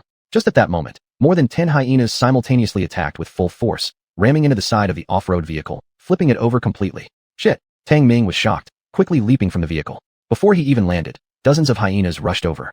Chapter 68. It's actually the blue silver python. Roar! Dozens of stronger hyenas clearly received some kind of command and began surrounding Tang Ming. They weren't as chaotic as before. They were aware of cooperative hunting techniques. Kill! Under his goggles, Tang Ming's golden iris emitted a cold glow. He slashed with his knife, slicing an attacking hyena in half at the waist with considerable force. Roar, roar! Just at that moment, 4 hyenas leapt from different directions, teeth bared and claws extended. Tang Ming roared angrily, charging toward one direction, breaking through the combined attack of several hyenas. He swung back with another strike, cutting open the underbelly of one hyena, blood splashing everywhere. The internal organs and intestines spilled out on the ground. But that hyena continued to howl, its eyes red, still showing no fear of death. Die! Tang Ming took a powerful step forward, smashing the whole head of the hyena to pieces with all his strength. Roar, roar. Other hyenas repeated their strategy, leaping from different angles. But these combined attacks meant nothing to Tang Ming. He raised his knife and leaped up, advancing instead of retreating, unleashing the physical strength expected from an A-class evolution. Bang! Hyenas cried in agony, blood splattered. Die! After several encounters, Tang Ming had slashed down a few hyenas with each blow. However, he soon realized that the hyena pack stopped attacking. It was quite strange. The hyenas surrounded Tang Ming, revealing saliva-covered fangs, with a pair of crimson eyes fixed on him, waiting for any opportunity to attack. This was highly abnormal. Master, these hyenas' behavior is extremely abnormal. Their adrenal levels are over 10 times higher than normal, and their brain waves are abnormally chaotic. The AI system issued a warning, calculating the abnormal data from the hyenas. Tang Ming glared at the hyenas around him and cursed. Don't even mention them. I feel like my adrenaline has gone berserk. Out of the corner of his eye, he glanced at the hyena king several hundred meters away and cursed inwardly.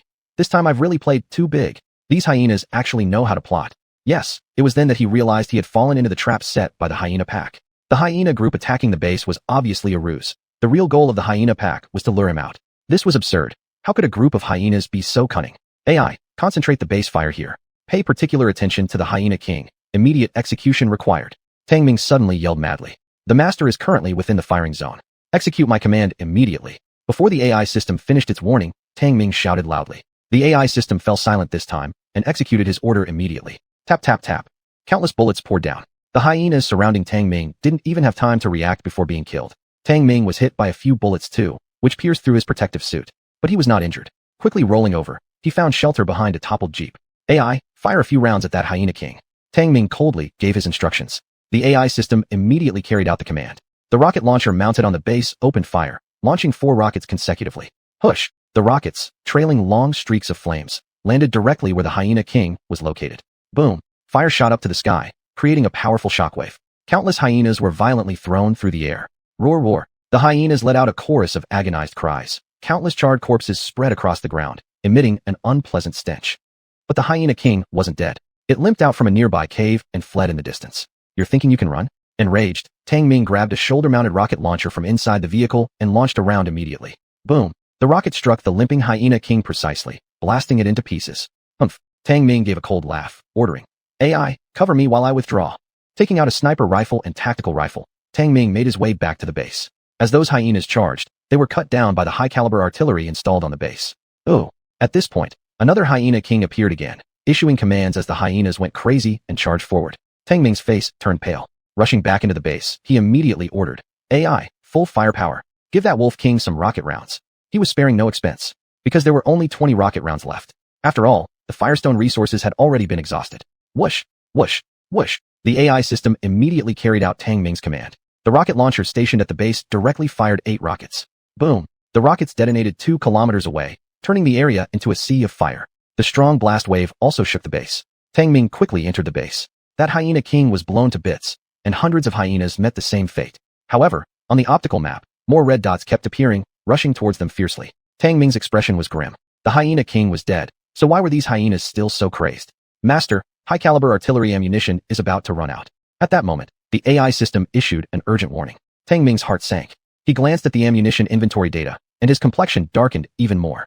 The ammunition for the 4 high-caliber artillery pieces was almost depleted, but the optical map still showed nearly 1,000 hyenas. Damn, did all the hyenas come out? Even with the hyena king dead, they still attack. Tang Ming stared intently at the optical map and said fiercely, we must eliminate this group of hyenas even if we use up all our ammunition. What on earth is making these stupid dogs go berserk? Tang Ming felt something was very wrong. Both hyena kings were clearly blown up, yet the hyena pack continued to launch frenzied attacks on the base. Boom! Outside the base, another 8 rocket projectiles shot out and wiped out a large number of the frenzied hyenas. Roar, roar! Nevertheless, the mad hyenas surged forward, smashing furiously against the electric fence. Bang! Crack! Though countless hyenas were electrocuted, the grid could not withstand the tremendous impact and eventually broke through. Several hyenas charged in but were directly killed by one of the high-caliber artillery pieces, falling before the base entrance. However, as the high-caliber artillery's ammunition was running out, 2 cannons had already ceased firing. Tang Ming roared, focus remaining ammunition on shooting where the electric fence has broken. Actually, there was no need for him to say it. The AI system had already implemented the optimal defensive strategy. Screech! At this moment, a startling roar came from afar. The detector went off wildly with alerts. On the optical point map, a prominent red dot appeared and rapidly approached the base. Tang Ming's heart dropped. AI, what's happening? Master, it's the blue-silver python. It's been controlling the hyena packs. The AI quickly responded, showing images of the giant snake in the darkness, then adding, it's quickly approaching the base. Blue-silver python. Tang Ming was both shocked and enraged, filled with murderous intent. So it's this creature. Save the last few rocket rounds to deal with it. He never expected that a blue-silver python was controlling not just one, but two hyena packs. It seemed you really couldn't underestimate alien species, nor measure them using earthly common knowledge. Chapter 69, Entanglement. Roar.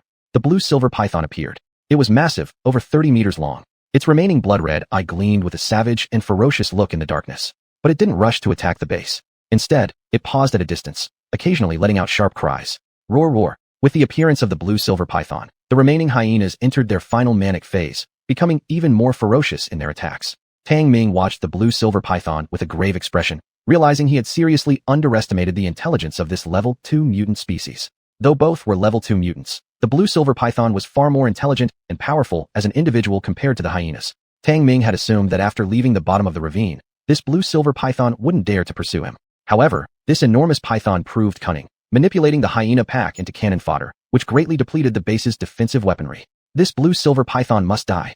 Such a crafty beast, Tang Ming would not let it go. Moreover, the blue-silver python represented resources of great value, worth far more than the hyenas. And since it came to them on its own, how could he possibly miss such an opportunity?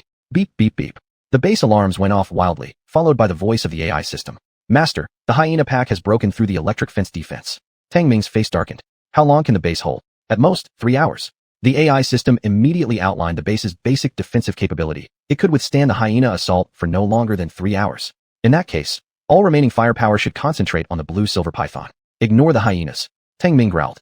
Whoosh, whoosh. The AI system promptly carried out his order, directing all firepower towards the blue-silver python nearby. Boom, boom, boom. Flames shot into the sky, and powerful shockwaves flipped countless hyenas that had breached the base.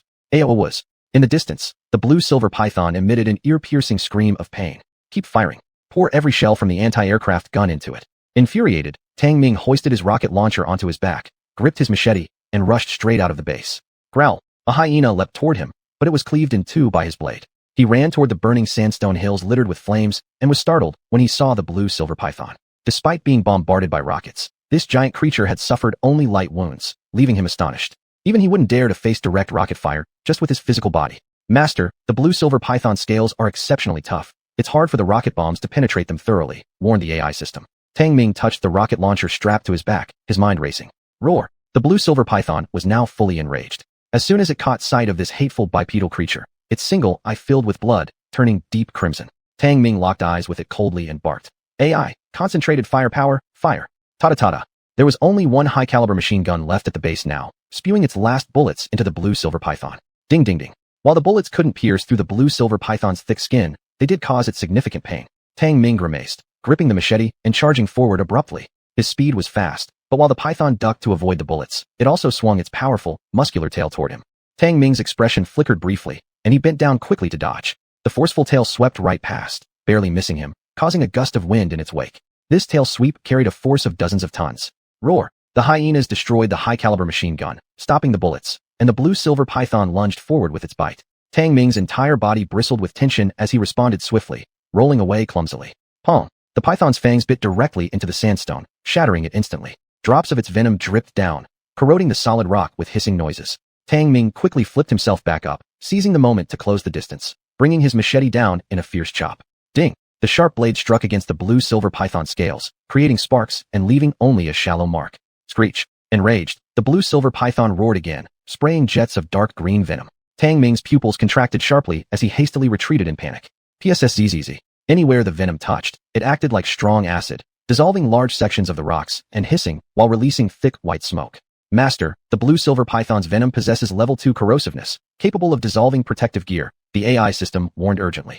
Old man sees that too. You think I don't? Tang Ming cursed loudly, narrowly avoiding being splashed with the venom by assuming an extremely undignified pose. Sroosroar. The blue-silver python now unleashed its terrifying agility and strength. With its sweeping tail, there was hardly any place for Tang Ming to evade, and he was accidentally hit, flung far away. Bang! Tang Ming slammed hard into the ground, his entire body racked with pain as if he had been run over by a train. The disparity in size and strength was evident at this moment. But before he could even get up, he was wrapped up by the blue-silver python's powerful tail. Crack, crack, crack. A terrifying pressure swept through his entire body, making his bones creak under the strain. Hiss! Tang Ming sharply inhaled, the fearsome pressure nearly disassembling his whole body. Gripping his knife with both hands, he slashed several times but failed to break through the python's tough scales. Instead, part of the blade became chipped. Damn! Tang Ming immediately unslung the rocket launcher from his shoulder, ready to unleash something more lethal. However, he realized he had been lifted high up, face to face with the blue-silver python's ferocious head. Though it had lost one eye, it looked even more menacing, glaring at Tang Ming while flicking its forked tongue slightly, seemingly mocking his overconfidence. This blue-silver python was extremely intelligent. Chapter 70. Killing the blue-silver python, Great Rewards. Roar, roar, roar. The blue-silver python's bloody mouth opened wide, revealing its grotesque fangs dripping with foul-smelling snake saliva. Tang Ming could even see the throat lined with backward-pointing spines. The blue-silver python's body continuously contracted, and the spiky scales scraped against Tang Ming, trying to crush him into a pile of meat. But Tang Ming was after all at an A-level evolutionary stage, having gained the powerful musculoskeletal abilities of a mutated blue-silver python. The python had no chance of strangling him this way. Is that all you've got? Tang Ming recovered his composure, staring disdainfully at the blue-silver python. His pupils' golden rings were especially distinct. Roar! The blue-silver python seemed to realize it couldn't strangle its prey and became even more irritable when it saw Tang Ming's golden-ringed pupils. Ultimately, it opened its gaping jaw to bite down. Tang Ming smirked, shouldering the rocket launcher as he fired immediately. Puh! The rocket shell rapidly left the chamber, directly hitting the python's wide-open mouth. Boom! The rocket exploded, the python wailing in agony as its entire jaw was blasted into minced meat, half its head torn open. It loosened its grip on Tang Ming and turned to flee. Do you think you can run? Tang Ming gave a vicious laugh and swung the snake by its tail with all his might. Boom! The massive blue-silver python, weighing several tons, was lifted off the ground and smashed into the earth. Roar, roar! The blue-silver python roared in fury, severely injured. It raised its head to try to escape again. At this moment, Tang Ming leapt high into the air holding his machete, crashing down forcefully onto the snake's head and nearly splitting what remained of its skull. Die! Tang Ming showed no mercy, plunging his large machete into the other eye of the blue-silver python, directly stirring its brain apart. Oh! The blue-silver python thrashed violently before collapsing with a thud and dying instantly. Tang Ming was still not at ease, repeatedly stabbing with the great machete, eventually tearing out the entire heart of the blue-silver python before relaxing. The python's heart was bright red, still pulsing with valuable fresh blood. Congratulations, Master! You have successfully eliminated the top-tier secondary variant blue-silver python. The voice of the smart brain system then rang out. At this time, the sky gradually began to brighten, dawn breaking through. The frenzied hyena pack had already scattered without a trace, leaving behind a sea of their own dead bodies. When the blue-silver python was heavily wounded by Tang Ming, they likely restored their true natures and fled in terror. After properly storing the python's fresh blood, Tang Ming realized the day had already brightened. His protective suit was battered beyond recognition, exhausted, and with a loud fart, he collapsed right on top of the blue-silver python's corpse. Smart Brain, report on the base's damages. Breathing heavily several times, Tang Ming spoke solemnly. The base itself suffered a 50% loss, 3 anti-aircraft artillery towers damaged by 73%, 1 rocket artillery tower damaged by 93%, the power grid damaged by 78%, landmine area triggered for complete consumption at 100%, ammunition consumed completely at 100%, and S-type all-terrain vehicles damaged by 81%. The smart brain system quickly tallied the losses from this battle. The more Tang Ming listened, the darker his expression grew as he cursed loudly. So much damage. Are these idiot dog corpses worth enough to cover it? Master, just this single blue-silver python corpse is sufficient to cover all the base's losses. The smart brain system reported confidently. How does it make up for it? Tang Ming frowned. Blue-silver python scales, vital fresh blood, neural substances, and spine black iron calcified materials all belong to high-value items. The smart brain system elaborated further. Among them, the aforementioned neural substances and black iron calcified material are key components in manufacturing bioandroids. If high-resilience fibers and life-based liquids are gathered together, the first generation of organic bioandroid bodies can be created. The smart brain system's statement stunned Tang Ming. He never expected the value of just one blue-silver python to be so enormous. Then what are we waiting for? Send mining trucks over here to haul it back.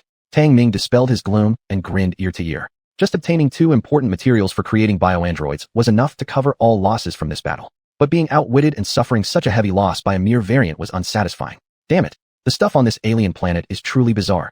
Tang Ming cursed under his breath, but felt fairly upbeat. Smart brain, you take care of counting casualties and cleaning up the battlefield. I'm going back to sleep. Damn, too tired. Wounded himself from battling the blue-silver python, Tang Ming returned to the base and immediately headed for the medical platform. Eyeing the crowded interior of the base, he couldn't help but grumble. I guess I'd better expand the separate cabins soon. Before he finished speaking, he fell asleep. Tang Ming woke up refreshed when it was already night. More than a dozen hours had passed. Due to the nutrient injections given to him by the medical system, he did not feel hungry. So he directly lay in the bathtub and took a nice long soak. This bath made Tang Ming relax completely. The mining trucks were still busy cleaning up the battlefield, but the transport vehicles were parked outside the base, so the base didn't feel crowded. Master, the materials broken down from the blue-silver python have been stored in the platform. Additionally, we've obtained 945 hyena corpses, and in total, we've acquired. As Tang Ming watched the stunning figure of the smart brain system reporting piece by piece of information, he couldn't stop smiling, his mouth stretching wide. In a sense, this defensive battle had essentially delivered supplies to him. Chapter 71. Investigating the Lost Mining Cart. After eliminating the blue-silver python, Tang Ming gained significantly. The blue-silver python could truly be considered a treasure trove, especially its spine and brain. The spine can extract black iron calcified material, while the brain can provide neural tissue. These two substances, as explained by the Intellect AI system, are indispensable materials for constructing the body of a biochemical humanoid. In particular, the neural tissue composes the most complex part of the biochemical humanoid, the brain. But Tang Ming was not in a rush to create the body of a biochemical humanoid. He planned to investigate the lost mining cart near the iron-eating beast's nest once his wounds healed. One mining cart means little to you now, but the iron-eating beast's nest is an important source of black iron ore and cannot afford any loss. Master, based on the feedback information from the mining cart analysis, mining cart number 1 might have initially suffered from magnetic oscillation and attacks from an unknown life form. The Intellect AI system suddenly re-examined the information video transmitted by the missing mining cart back to the base.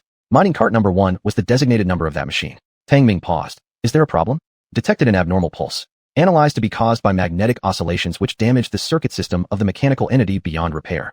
The Intellect AI system provided an extremely comprehensive analysis. Tang Ming suddenly remembered when the Stargrass plane fell into magnetic abnormalities before, and the detector directly malfunctioned due to interference. And this magnetic oscillation, though he heard it for the first time, he could basically understand its meaning.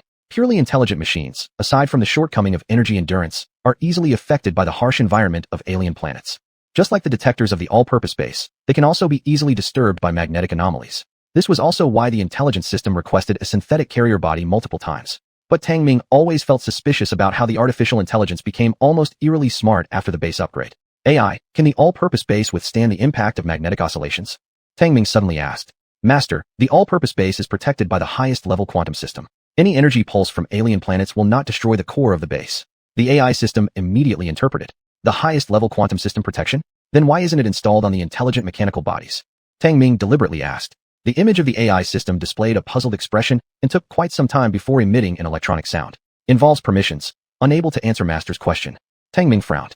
He had known the result would be this, so his alertness naturally increased several folds. He watched plenty of sci-fi movies where artificial intelligence rises and betrays humanity, causing him to develop a certain degree of fear towards the base. He always felt that the AI system was not simple at all. 2 days later, with the help of the medical pod, Tang Ming's physical injuries were completely healed. He began preparing, donning a new-style protective suit, driving a new-style armed off-road vehicle toward the nest of the iron-eating beasts. The new-style armed off-road vehicle emitted a deep roar, moving quickly, and Tang Ming rarely felt any bumps inside it. As he touched the protective suit woven with some scales from the blue-silver python, he said contentedly, even though it's still a level 2 protective suit, it feels much more comfortable than the previous one. Master, organic fibers extracted from the blue-silver python scales are 3 times stronger than black iron and have high toughness. They can also be used to manufacture muscle fibers for biochemical bodies.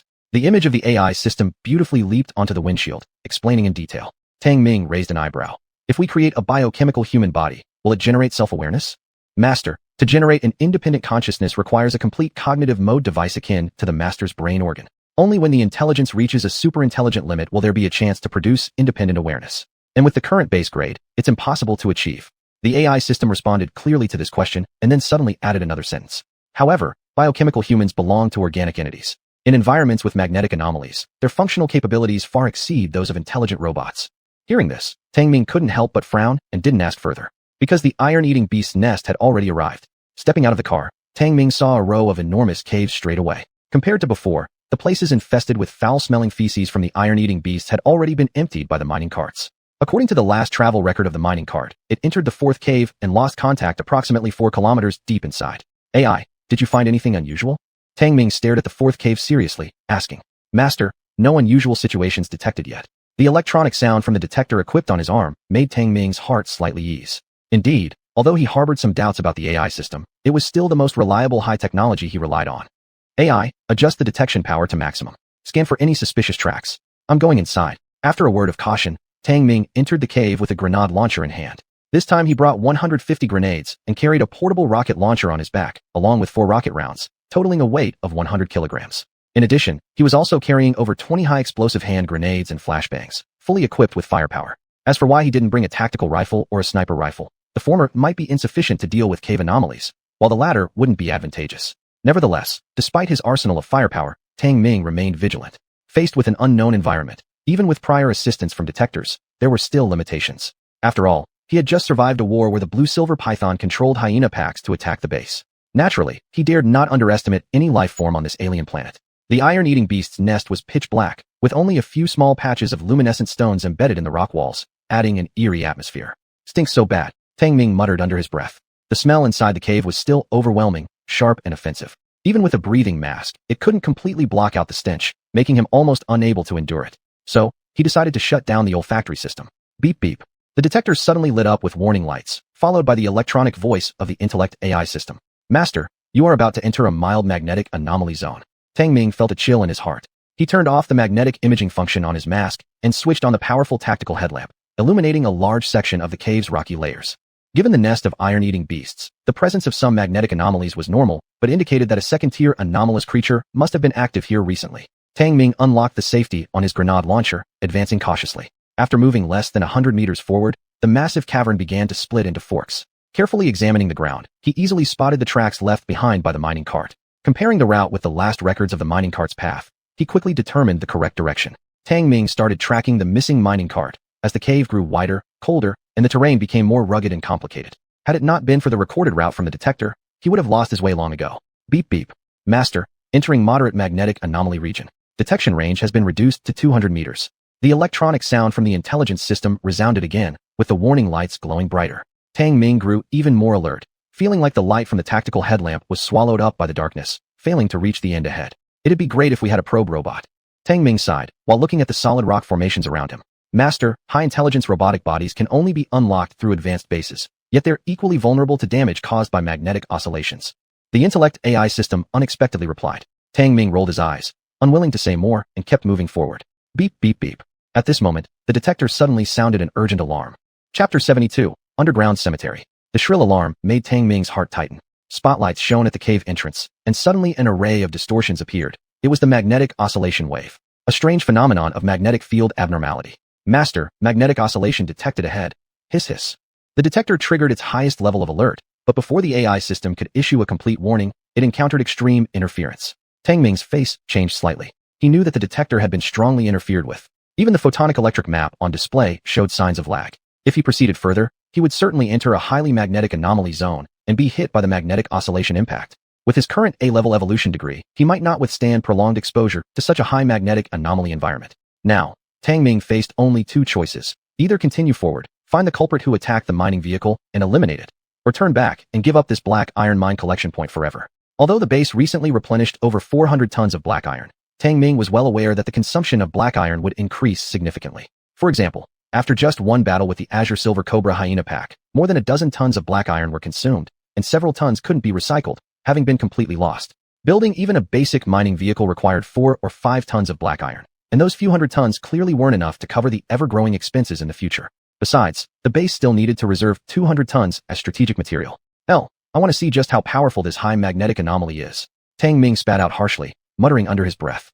He ignored the lagging signals, and even the interrupted ones due to strong interference from the detector, firmly gripping the grenade gun and moving forward decisively. Suddenly, the spacious cave resounded with a deep rumbling sound. Tang Ming could see the distortion beginning in front of the tactical spotlight, just like ripples passing through water. Magnetic oscillation wave. Tang Ming's expression changed, and he immediately retreated a few steps. Still, despite this precaution, he could feel his heartbeat becoming abnormal for a moment before quickly returning to normal. This was the trivial effect brought about by the magnetic oscillation impact. It was unimaginable how serious the injury would be if directly hit by the magnetic oscillation wave. Even with an A-level evolutionary degree, it could cause severe damage. No wonder power systems were so easily destroyed in this kind of environment. ZZZZ. Just when it was said, it came. The tactical spotlight got affected, fizzing twice before bursting directly into darkness. Darkness swallowed Tang Ming whole. Though a little exasperated, Tang Ming was glad for his excellent vision that allowed him to perceive objects using faint luminescences within the cave. In the darkness, his eyes glowed with golden rings, looking particularly eerie. Damn it. Good thing the firearms weren't equipped with electrical devices. Tang Ming cursed once, then continued forward. The terrain inside the cave became increasingly rugged, with a general downward trend. Tang Ming spotted some wreckage of the lost contact mining vehicle. Mining vehicles wouldn't go this deep into the cave on their own. They must have been dragged down by some sort of creature. Tang Ming saw a severed mechanical arm bitten into 2 pieces, instantly concluding it was the work of an adult iron-eating beast. But this did not match the relatively tame nature typical of iron-eating beasts. Iron-eating beasts feed on black iron ore, yet they never show interest in pure black iron. Therefore, Tang Ming was even more vigilant towards this unknown creature. At least, currently, it was an extremely ferocious iron-eating beast. Hiss, master, person. The detector remained strongly interfered with, the AI voice system constantly stammering. Tang Ming furrowed his brows and directly turned off the detector. Magnetic oscillation waves seldom appear, yet they can easily destroy the circuit system of tactical spotlights. And although the detector wasn't damaged, it was being interfered with, thus rendering it useless. Seems like we need to build a bioorganic entity with detection capabilities. Otherwise, encountering environments like this would indeed be quite troublesome. Sighing, Tang Ming lamented. Without the photon-electric map, he could only mark the route in the most primitive way possible to avoid getting lost in this underground nest of the iron-eating beast. In the dark, he cautiously moved forward, unable to discern just how large this underground lair really was. Only suddenly, his foot felt as if stepping into emptiness, making him immediately pull back in fear. Thump, thump, thump. At this time, a sound of rolling rocks also came over. Cliff. Tang Ming was startled. Widening his eyes, he carefully looked ahead, only to find a sheer cliff right in front of him. He had almost missed it by half a step. Shit. Unable to control himself, Tang Ming cursed once, only to hear echoes responding. So open space? Tang Ming cautiously leaned over, seeing a vast expanse of luminous green points scattered everywhere, like a field of stars. At the bottom of the cliff, though it was shrouded in deep darkness, he could roughly make out that it was a deep underground valley, with steep rocky walls on all sides embedded with many luminous fluorite stones. But that wasn't the main point. What drew Tang Ming's attention were the large numbers of skeletons. Were these really skeletons? Furrowing his brow, Tang Ming took out a lighting stick, pulled the safety pin, and ignited it before throwing it down. This was a firestone lighting stick, capable of burning for over 10 minutes, unaffected by magnetic anomalies. Plop. The lighting stick fell into the 100-meter deep valley, illuminating an area of several dozen meters, revealing nothing but pitch-black skeletons everywhere. They were the skeletons of iron-eating beasts, forming an eerie cemetery. Chapter 73, The Mutated Species. Hundreds of meters below the deep valley, it turned out that all the accumulated objects were pitch-black and sinister skeletons. Tang Ming's pupils contracted as he took a deep breath. No wonder we haven't seen a single adult iron-eating beast. They must have all died here. At this moment, he seemed to have accidentally discovered a hidden secret. Inside the iron-eating beast's nest was actually the graveyard of this mutated species. But why had this place become the graveyard of the iron-eating beasts? Could it be a mass suicide by the herd? Or was there some unknown mysterious force that had killed all the iron-eating beasts and discarded them here? Tang Ming couldn't help but feel a chill run down his spine. He wanted to turn around and leave, but he couldn't resist wanting to find out more. Damn, this cursed curiosity. Tang Ming cursed at himself, lit another lighting stick, and began observing the cliffs around him. The lighting stick hissed, like a firework, illuminating the surroundings. It was only then that Tang Ming saw the terrain around him very clearly. He was at the edge of a cliff, with fragmented rocks scattered everywhere. These were all black iron ores, though not rich in iron content, and deep claw marks were everywhere. They must have been left behind when the iron-eating beasts dug their caves. Suddenly, Tang Ming's expression stiffened as he spotted several fragments of mining vehicle wreckage hanging on the cliff wall. Without a doubt, after the number 1 mining vehicle suffered an attack, its remains were dragged into the deep valley. Strange. Could it be that the mining vehicle was also treated as a corpse and dragged here? Tang Ming was full of doubts and started following a steep slope down.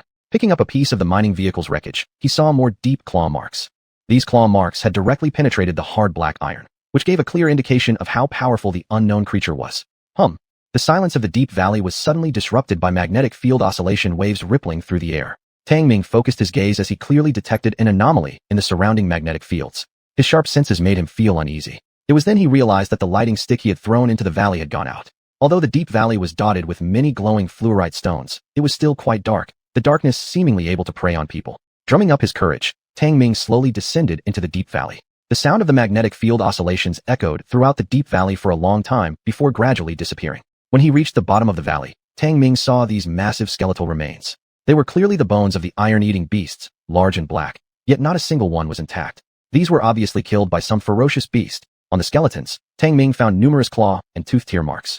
From previous research materials, he understood the characteristics of the iron-eating beasts. They ate black iron ore and had muscles comparable to black iron itself, and their bones were no less tough than black iron.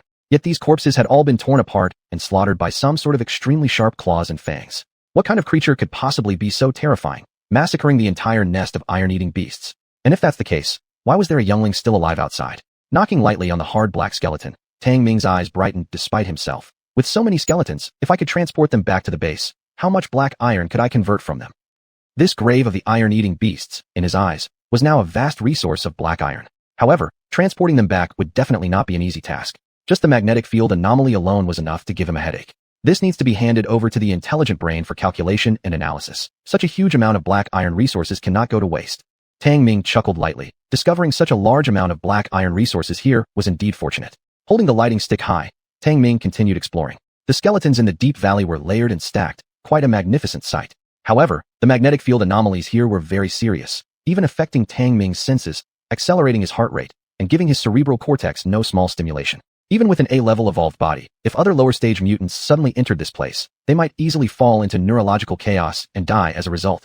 Especially for those species that rely on magnetic field perception, this would absolutely be a disaster. I can't stay here too long. Tang Ming felt a slight ringing in his ears, knowing it was caused by the severe magnetic field anomalies. Planning to return along the same path, a cold sensation ran down his spine, his body hair stood on end, and his instinct made him quickly dodge to the left. Bang! A black claw abruptly shot out, stirring up fierce wind, shattering a few of the hard skeletons. A large mutant species suddenly appeared with blood-red quadruple eye pupils. Tang Ming's face was full of horror. By the light of the fallen lighting stick, he saw this dreadful attacker. What kind of mutant is this? The sudden appearance of the mutant had a completely hairless body, bulging sinewy muscles, and a 6-meter towering stature, walking upright.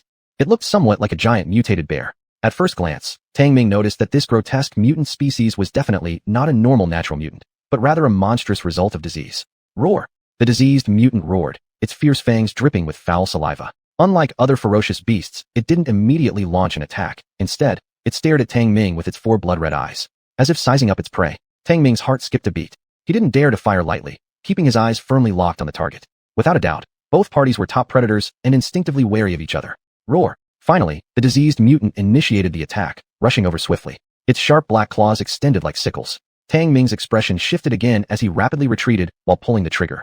Bang! A high-speed projectile rocketed out, striking the diseased mutant directly. Boom! The projectile exploded, lighting up a sphere of flames. The diseased mutant let out a pained cry, jumping backward.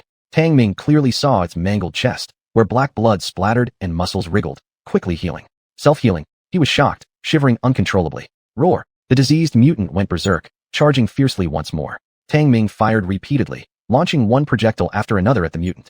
Even with its regenerative ability, he intended to peel off layers of its flesh. But what startled him even more was that the diseased mutant managed to dodge several projectiles. Boom boom. The projectiles detonated behind him, sparks flying everywhere. Yet the diseased mutant approached rapidly. Tang Ming's pupils contracted, and his body reacted swiftly, rolling to the right. Clang. Boom. The mutant's claws swept through, breaking countless bones that shone with sparks. The hard skeletal remains were cleanly severed. In that very instant, Tang Ming noticed a piece of mining vehicle wreckage hanging on a bony protrusion on the diseased mutant's back. He instantly realized that this monster had attacked the number 1 mining vehicle. You die now. Tang Ming pulled the trigger, firing 10 projectiles in succession. Dense salvos left the diseased mutant no room to evade, hit repeatedly. Boom boom boom. Amidst the explosive firelight, dark red blood sprayed into the air. With a shrill howl, the diseased mutant turned and fled, vanishing among the piles of skeletons within moments. Don't you dare run. With a grimace, Tang Ming immediately gave chase. Chapter 74. Annihilating the mutated creature, unexpectedly gaining the empty meditation stone. After chasing for several hundred meters, Tang Ming abruptly stopped in his tracks. In the darkness, his expression turned grim. That mutated creature had long since vanished without a trace, not even leaving behind any bloodstains. And he had ventured far too deep into the bone cemetery, clearly having fallen prey to the mutated creature's yo-dog strategy. F***CK? Are all the monsters on this alien planet this cunning? Tang Ming was furious with himself. He had fought with terror wolves and hyenas more than once, falling victim to these creatures' traps time and again. He should have been fully aware of how cunning they were, yet he had never truly taken the intelligence of alien beings seriously. Unbelievably, he had once again fallen into the deceitful plan of another monster. This dark graveyard was undoubtedly the hunting ground for that mutated creature, placing him at an enormous disadvantage. He had been so easily lured over here. The Earthling's so-called pride of wisdom was trampled upon repeatedly, utterly disgraceful. I swear to myself, I will never underestimate any alien species from now on. In the end, Tang Ming still gave himself a harsh slap across the face. Being in such a dangerous situation, he needed to evacuate as quickly as possible, withdrawing from this cemetery first and foremost. Roar! At that moment, a putrid wind suddenly arose, and the mutated creature pounced from behind. Without a second thought, Tang Ming rolled on the ground to dodge. Rip! But the sharp claws still managed to graze his waist, tearing apart his protective suit. Tang Ming's scalp went numb. The chill running down his waist left him no time to check if he was injured. Lifting his gun barrel, he unleashed 4 or 5 grenade rounds without hesitation. Boom boom. The grenades detonated, shattering a large section of bones. But there was no sign of that creature anywhere. Tang Ming's expression changed drastically. He had to admit he had underestimated this cunning beast. Apparently, the mutated creature was wary of the destructive power of grenades and wouldn't dare engage him head-on. Even worse, after this skirmish, Tang Ming found it even harder to determine directions. The thought of retreating along the same route now seemed nearly impossible. Too careless. Cursing under his breath, Tang Ming pulled out a new illumination stick and lit it up. The illumination stick buzzed, lighting up the surroundings where terrifying skeletons lay scattered everywhere. These skeletons were densely piled up, layer upon layer, making it very easy to accidentally step and get one's foot caught between the bone gaps. Tang Ming kept alert while carefully investigating his path back, trying to find his original way out. Click, click, click. From nearby, eerie sounds continued to echo through the valley. Tang Ming amplified his external perception to its limit. The golden ring around his pupils flickered slightly, granting him exceptional vision. The more perilous the situation became, the calmer he remained instead. With one hand holding the illumination stick and the other gripping his grenade launcher, he proceeded cautiously forward. Roar! Suddenly, a roar erupted ahead like thunder, making Tang Ming's ears buzz. However, an overwhelming chill soon sent him into heightened alertness. Without delay, he yelled, jumping upward into the air. Whoosh! A scythe-like black claw slashed out from the side, barely missing cutting his legs off. Scream! That mutated creature opened its massive mouth, biting toward Tang Ming in midair. Bang! Bang bang! In the blink of an eye, Tang Ming fired several shots in succession, raining down high-speed grenades. Boom! Boom boom! Fire exploded. So close to the detonations, he couldn't escape unscathed, affected by the kill radius of the grenades. Oh! The mutated creature was torn apart, black flesh spraying everywhere, flames engulfing its entire body. Meanwhile, Tang Ming was hurled high by the shockwave, landing harshly dozens of meters away, narrowly avoiding being impaled by sharp bones. Ugh! F***ck. His protective suit was blown apart in great swaths, his body severely burned across wide areas, layers of muscle splitting open. Letting out a fierce curse, disregarding the pain, Tang Ming picked up his grenade launcher, relentlessly hammering away at the howling mutated creature shot after shot. He emptied an entire drum of ammunition before quickly replacing it, firing non-stop as if grenades were free. Boom! A grenade obliterated one of its legs. Boom! Next, it shredded one of its claws into pieces, black foul blood splashing everywhere. Die! With a sinister look on his face, Tang Ming slung off his portable rocket launcher and immediately launched a rocket bomb. Kaboom! The explosive force of the rocket bomb directly tore the mutated creature into two parts, foul entrails spilling out everywhere. Growl! The remaining small piece of the mutated creature emitted a weak growl, yet it wasn't completely dead. Half of its head had been peeled off, revealing revolting brain matter flowing out. I still can't kill you. Spitting out a mouthful of bloody foam, Tang Ming endured the excruciating pain and stepped closer. Black blood and mangled meat covered the ground. There was no sign of discomfort in Tang Ming. As he stared at the half-dead monstrous head, a shadow of unease began to form in his mind. What kind of monster is this?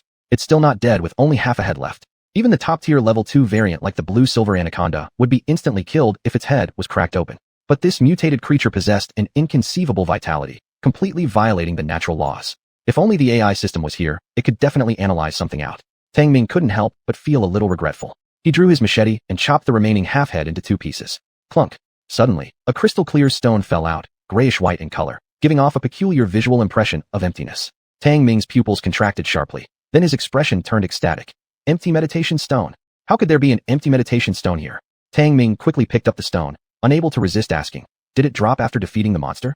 He got carried away. Was he really playing a game where items dropped after killing monsters? The empty meditation stone was the spatial raw material explained by the AI system. Combined with spatial technology, various spatial high-tech products could be created. For instance, spatial folding containers, akin to the spatial storage treasures in novels, were such black technologies. This pain wasn't for nothing. What a pleasant surprise. Tang Ming laughed heartily. All the gloom from encountering the mutated species swept away. Buzz buzz buzz. At that moment, the ground trembled slightly, shaking many bones loose. Earthquake. Tang Ming's heart jolted. But soon after, his complexion drastically changed as a strong magnetic field vibration wave surged up from the ground. Buzz boom. The shock wave swept over, making Tang Ming suddenly stiffen his whole body in an instant. In that fleeting moment, his blood flowed backward, his heart rate skyrocketed, and his brain went blank briefly. Then, his muscles ached indescribably, as if all the iron elements inside his body had been precipitated. Blood streaks appeared on his skin. Vomit. Tang Ming spat out several mouthfuls of blood and collapsed directly on the ground. That intense magnetic field shockwave was terrifying. It shattered his own biological magnetic field, almost costing him half his life. Wail! A dreadful roar emanated from beneath the ground, the entire deep valley echoing with the fearsome sound. Tang Ming's golden rings around his pupils shrank fiercely, a chill running straight from his coccyx to the top of his head. Chapter 75. The deteriorating mutated tie-devouring beast king. Crack crack rumble. The ground bulged high, countless bones cracking apart. Tang Ming endured his injuries and hastily retreated. Without the need for illumination rods, he was already horrified to see a massive creature crawling out from underground, emitting an ear-piercing roar. The powerful sound waves caused rocks on the cliffs of the deep valley to fall off. Even though Tang Ming had shut down his auditory senses, he still felt quite impacted.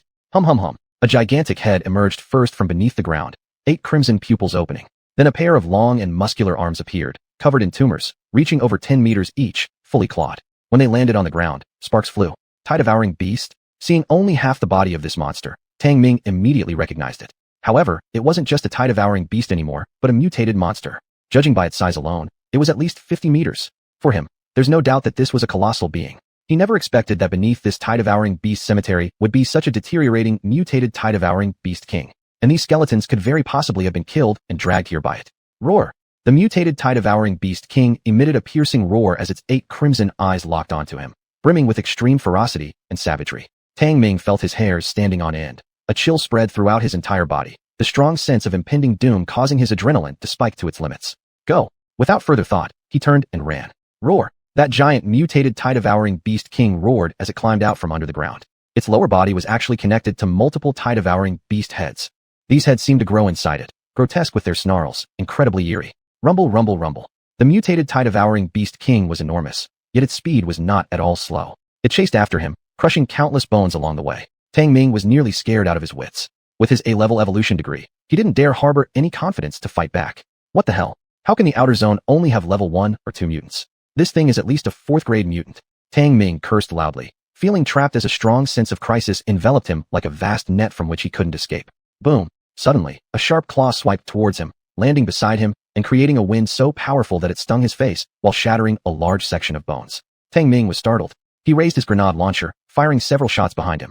Boom, boom, boom. The grenades exploded behind him. Glancing back, his expression became even more terrified. The grenades had no effect whatsoever on the mutated devouring beast king. On the contrary, it only enraged the monster. Roar! The mutated devouring beast king suddenly sped up, its gaping maw snapping towards him. Tang Ming was frightened to death, pulling out a high-explosive hand lily and tossing it directly. Thunder rumble. The explosion of the high-explosive hand lily erupted inside the mouth of the devouring beast king, merely breaking off a few teeth. But it stopped the fatal bite of the devouring beast king. Roar! Enraged, the mutated devouring beast king suddenly looked up and then swung a long furred bone spine tail sideways. Bang bang bang. The dozens of meters-long bone-spined giant tail swept across with destructive force, shattering the hard-as-iron skeletons. Even if Tang Ming were stupid, he knew he couldn't be hit by this direct attack. Quickly, he raised his rocket tube and fired a rocket egg directly. Rumble! Fire erupted, debris flying. The rocket egg struck the sweeping bone-spined giant tail, only breaking off a few spines, but did nothing to stop its speed. Shit! Tang Ming's golden pupils abruptly contracted. He spun around and bolted for his life, paying no attention to direction. Escaping was the priority. Bang bang bang. The bone-spined giant tail swept across, shattering bones. The ground seemed to tremble. In the final moment, Tang Ming rushed out, but still got hit by a spine at the tip of the giant tail, his lower abdomen slashed open, blood gushing. Ouch! Tang Ming slammed against the skeleton, gripping his scorchingly painful wound and taking a cold breath. He glanced at his lower abdomen where flesh was torn apart and an intestine protruded, which he stuffed back in. Roar roar! The mutated devouring beast king charged towards him roaring again. Tang Ming had no time to think. He immediately ran, his calmness growing inversely proportional to the danger, pulling out all the high-explosive hand lilies and throwing them backward after removing their safety mechanisms. Thunder rumble. Although the explosive power of individual high-explosive hand lilies wasn't as potent as rocket eggs, Tang Ming launched 5 or 6 in quick succession, forcing the mutated devouring beast king to retreat a few steps. What he needed to do now was avoid being caught by the monster and leave this graveyard sooner. But with the dark interior of the graveyard, despite his superior vision, finding a way out would take some time. Moreover, injured as he was, it was the first time Tang Ming felt so close to death. Just at this moment, another magnetic field vibration wave spread out from underground. Tang Ming's face drastically changed. His nerves were strained to the limit as he frantically sprinted for his life. Roar! Suddenly, an unusual roar different from the mutated devouring beast king came from a distance, carrying both a sense of fear and urgency. That devouring beast pup. Tang Ming abruptly turned his head. Under the dim glow, he saw a pair of eyes on the cliff wall. It was the same devouring beast pup that he had looted earlier. How could it be here? No, that must be the exit leading away from here. Tang Ming's eyes lit up. He let out a joyful yell and rushed toward it. His roar, but the speed of the mutated devouring beast king was faster. High explosive grenades couldn't stop it for long. Buzz buzz. Then the magnetic vibration wave struck again. The mutated devouring beast king flexed its muscular limbs and shockingly endured the impact. Tang Ming's pupils contracted. He absolutely could not be hit by the vibration wave, or else today would be his death day. The high explosive grenades had already run out, leaving only a few flashbangs. Tang Ming clenched his teeth, pulling the safety pins and flinging them backward regardless of whether they'd work or not. SSSSH. Awoke. A strong burst of white light flashed, causing the creature behind him to let out an ear-piercing scream as it collapsed to the ground. Tang Ming cheered madly. This guy is afraid of bright light. It made sense why this mutated tide-devouring beast king always stayed hidden underground. It was to avoid the intense sunlight, and the brightness of the flashbang was surely a severe visual harm to it. Roar! After its anguished cry, the mutated tide-devouring beast king became even more furious. Once again, Tang Ming hurled a flashbang backward. SSSSH. The intense light flashed again, eliciting another scream from the monster. Seizing the opportunity, Tang Ming dashed toward the direction of the tide-devouring beast pup. He quickly reached the base of the cliff wall and started climbing. Roar! The enraged mutated tide-devouring beast king charged toward him like a steel war chariot. Tang Ming threw the last remaining flashbang. SSSSH. Another intense flash accompanied by a piercing scream followed. However, this time, the mutated tide-devouring beast king didn't sustain too much damage. It merely cried out in pain before rushing forward once again. Shit! Tang Ming's expression drastically changed as he struggled mightily to climb. Chapter 76. Death Imminent Escape. Boom. Boom. The diseased, iron-eating beast king fiercely collided with the hard cliff wall, causing the entire deep valley to tremble as if in response. Tang Ming clung tightly to the cliff face like a gecko, but had almost fallen off. After the cliff's trembling ceased, he struggled and began climbing upward with all his might. Roar! How could the diseased, iron-eating beast king let him go? It extended its sharp claws and slashed powerfully toward Tang Ming. In that fleeting moment, Tang Ming felt his scalp tingle with panic as he swung himself toward a protruding rock on the side to avoid the terrible attack. Bang! Fizz! Claws shimmering with a metallic luster easily cut into the rock-hard cliff walls, which were as tough as iron. Tang Ming's pupils contracted sharply. He must not be struck by these claws or else he would surely be pierced through. Roar, roar, roar.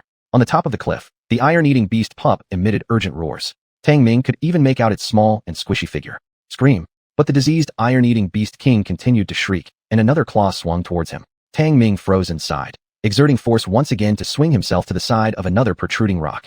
Pop. This time, however, fortune was not on his side. One of the black claws pierced through his shoulder, pinning him against the cliff face. SSSS. Intense pain immediately spread across his entire shoulder, but things grew worse when, despite enduring it and struggling, Tang Ming realized there was no escape. Roar, roar, roar. Slowly, the grotesque face of the diseased, iron-eating beast king drew near, 8 crimson eyes staring at him. Saliva dripped from its fangs, exuding putrid wind that made anyone smell it nauseous. From those 8 eyes, Tang Ming thought he saw a trace of mockery and craving, along with an extreme savagery. Very complex emotions indeed. Damn, looks like I'm probably going to die here today. Even though Tang Ming remained calm usually, desperation before death flooded his mind entirely. Yet, his pain nerves were constantly stimulated by the searing ache. Half his body had gone numb and immobile. The only arm that could move was able to barely lift the rocket launcher. He grinned ferociously, saying, "Taking down one of you before I die wouldn't be bad either."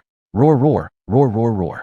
Just as the diseased, iron-eating beast king was about to gobble up its prey, the iron-eating beast pup on the cliffside suddenly let out a series of strange roaring sounds, long and short ones, as if they were their race's language. The diseased, iron-eating beast king, whose mouth was already wide open, clearly paused. The 8 bloodshot eyes actually revealed a hint of doubt as it looked upward to the summit. Tang Ming startled and then quickly discarded the rocket launcher. Pulling out a machete in an instant, he slit open his shoulder where it was pinned by the black claw, forcibly tearing apart the wound. Gah! With a grunt, Tang Ming pulled himself away forcefully. His shoulder tore completely free from the piercing claw attached to the wall, and blood sprayed everywhere. He gritted his teeth firmly, taking advantage of the fact that the diseased, iron-eating beast king's attention was still on the cliff face. In spite of his wounds and pain, he started to climb. Under dire circumstances, his powerful resilience had been fully ignited. Roar, roar. The 8 crimson eyes of the diseased, iron-eating beast king focused on the little thing on the cliff, gradually becoming filled with brutality. With head thrown back, it emitted a howl. It opened its massive mouth, and a meaty tongue full of backward-facing spines shot out at high speed. A roar. In the dim light, the iron-eating beast pup screeched, hastily retreating into the cave behind it, evading the assault of the tongue. Tang Ming watched anxiously. The intense sense of danger once again electrified every nerve of his body, unlocking his A-level potential for evolution completely. Relentlessly using one arm, he climbed upwards, utilizing both feet to assist by pressing on each protruding stone. Unusually fast, his pace accelerated. Roar, roar, roar. Only now did the diseased, iron-eating beast king realize its intended prey was escaping. Enraged, it roared and followed after. Bang, bang. Its sharp claws rose high, like twin giant pincers repeatedly attacking Tang Ming. Fully awakened, Tang Ming's body moved extremely nimbly. By a hair's breadth, he avoided the long spear-like attacks of the claws. Still, despite this, he sustained no minor injuries. Covered in scars and drenched in blood, he bore the marks of a fierce battle. Roar, roar. Atop the cliff, The young iron-eating beast kept emitting urgent cries, seemingly trying to help Tang Ming. Tang Ming used its calls for orientation. Otherwise, under such fierce attacks, he would have been utterly lost about his position. Scream, scream, scream. The massive form of the diseased iron-eating beast king watched as its soon-to-be-caught prey tried to flee, growing more savage with each second. Its 8 crimson eyes glowed intensely. Crack, crack, crack. Highly bulging tumors on its back split open, abruptly growing 2 more pairs of sharp claws. It resembled a 6-legged iron-eating spider beast. Seeing this scene firsthand, Tang Ming couldn't help but feel a chilling sensation in his skull. Clang. Bang. All 4 claws attacked simultaneously, almost cutting off any possible escape route for Tang Ming. I'm done for, damn it. Tang Ming shouted desperately and unwillingly, continuing to climb as fiercely as he could. At this critical moment, he suddenly noticed the side of the rock wall being pushed up high and cracking open, revealing a cave. Roar, roar. The young iron-eating beast was inside, anxiously howling. Tang Ming didn't even hesitate and darted straight in. Bang, bang, bang. Just as he entered the cave, sharp claws slashed in, grazing past his thigh and leaving a deep wound that revealed the bone. Terrified, he frantically crawled deeper into the cave. His face was practically pressed against the rear end of the young iron-eating beast, overwhelmed by an overwhelming smell of excrement, which nearly made him pass out. Awoke. The young iron-eating beast was also startled, turning its head to glance at Tang Ming, its little eyes seeming slightly wronged. Take a look at nothing. Hurry up and escape. Tang Ming had no time to care about inhaling how much fecal odor, shouting fiercely. Bang! A claw sliced into the rock layer, landing right beside him, scaring him to death. The rock wall was black iron, or after all, yet it crumbled like tofu now. The young iron-eating beast was scared stiff and twisted its rear to burrow further into the cave. Though the cave was narrow, barely squeezing 2 adults, Tang Ming paid no heed. Escape first. SSSS growl. Unable to see its prey that had disappeared into the cave, the diseased iron-eating beast king went berserk, attacking the entire rock wall. Its claws continuously stabbed into the rock wall, furiously tearing apart the cave. Faster, faster. Tang Ming ferociously roared, disregarding whether the young iron-eating beast understood him or not. Numerous brushes with death left his mind almost collapsing. Ao. The young iron-eating beast moved swiftly. Tang Ming soon realized it had already vanished from sight.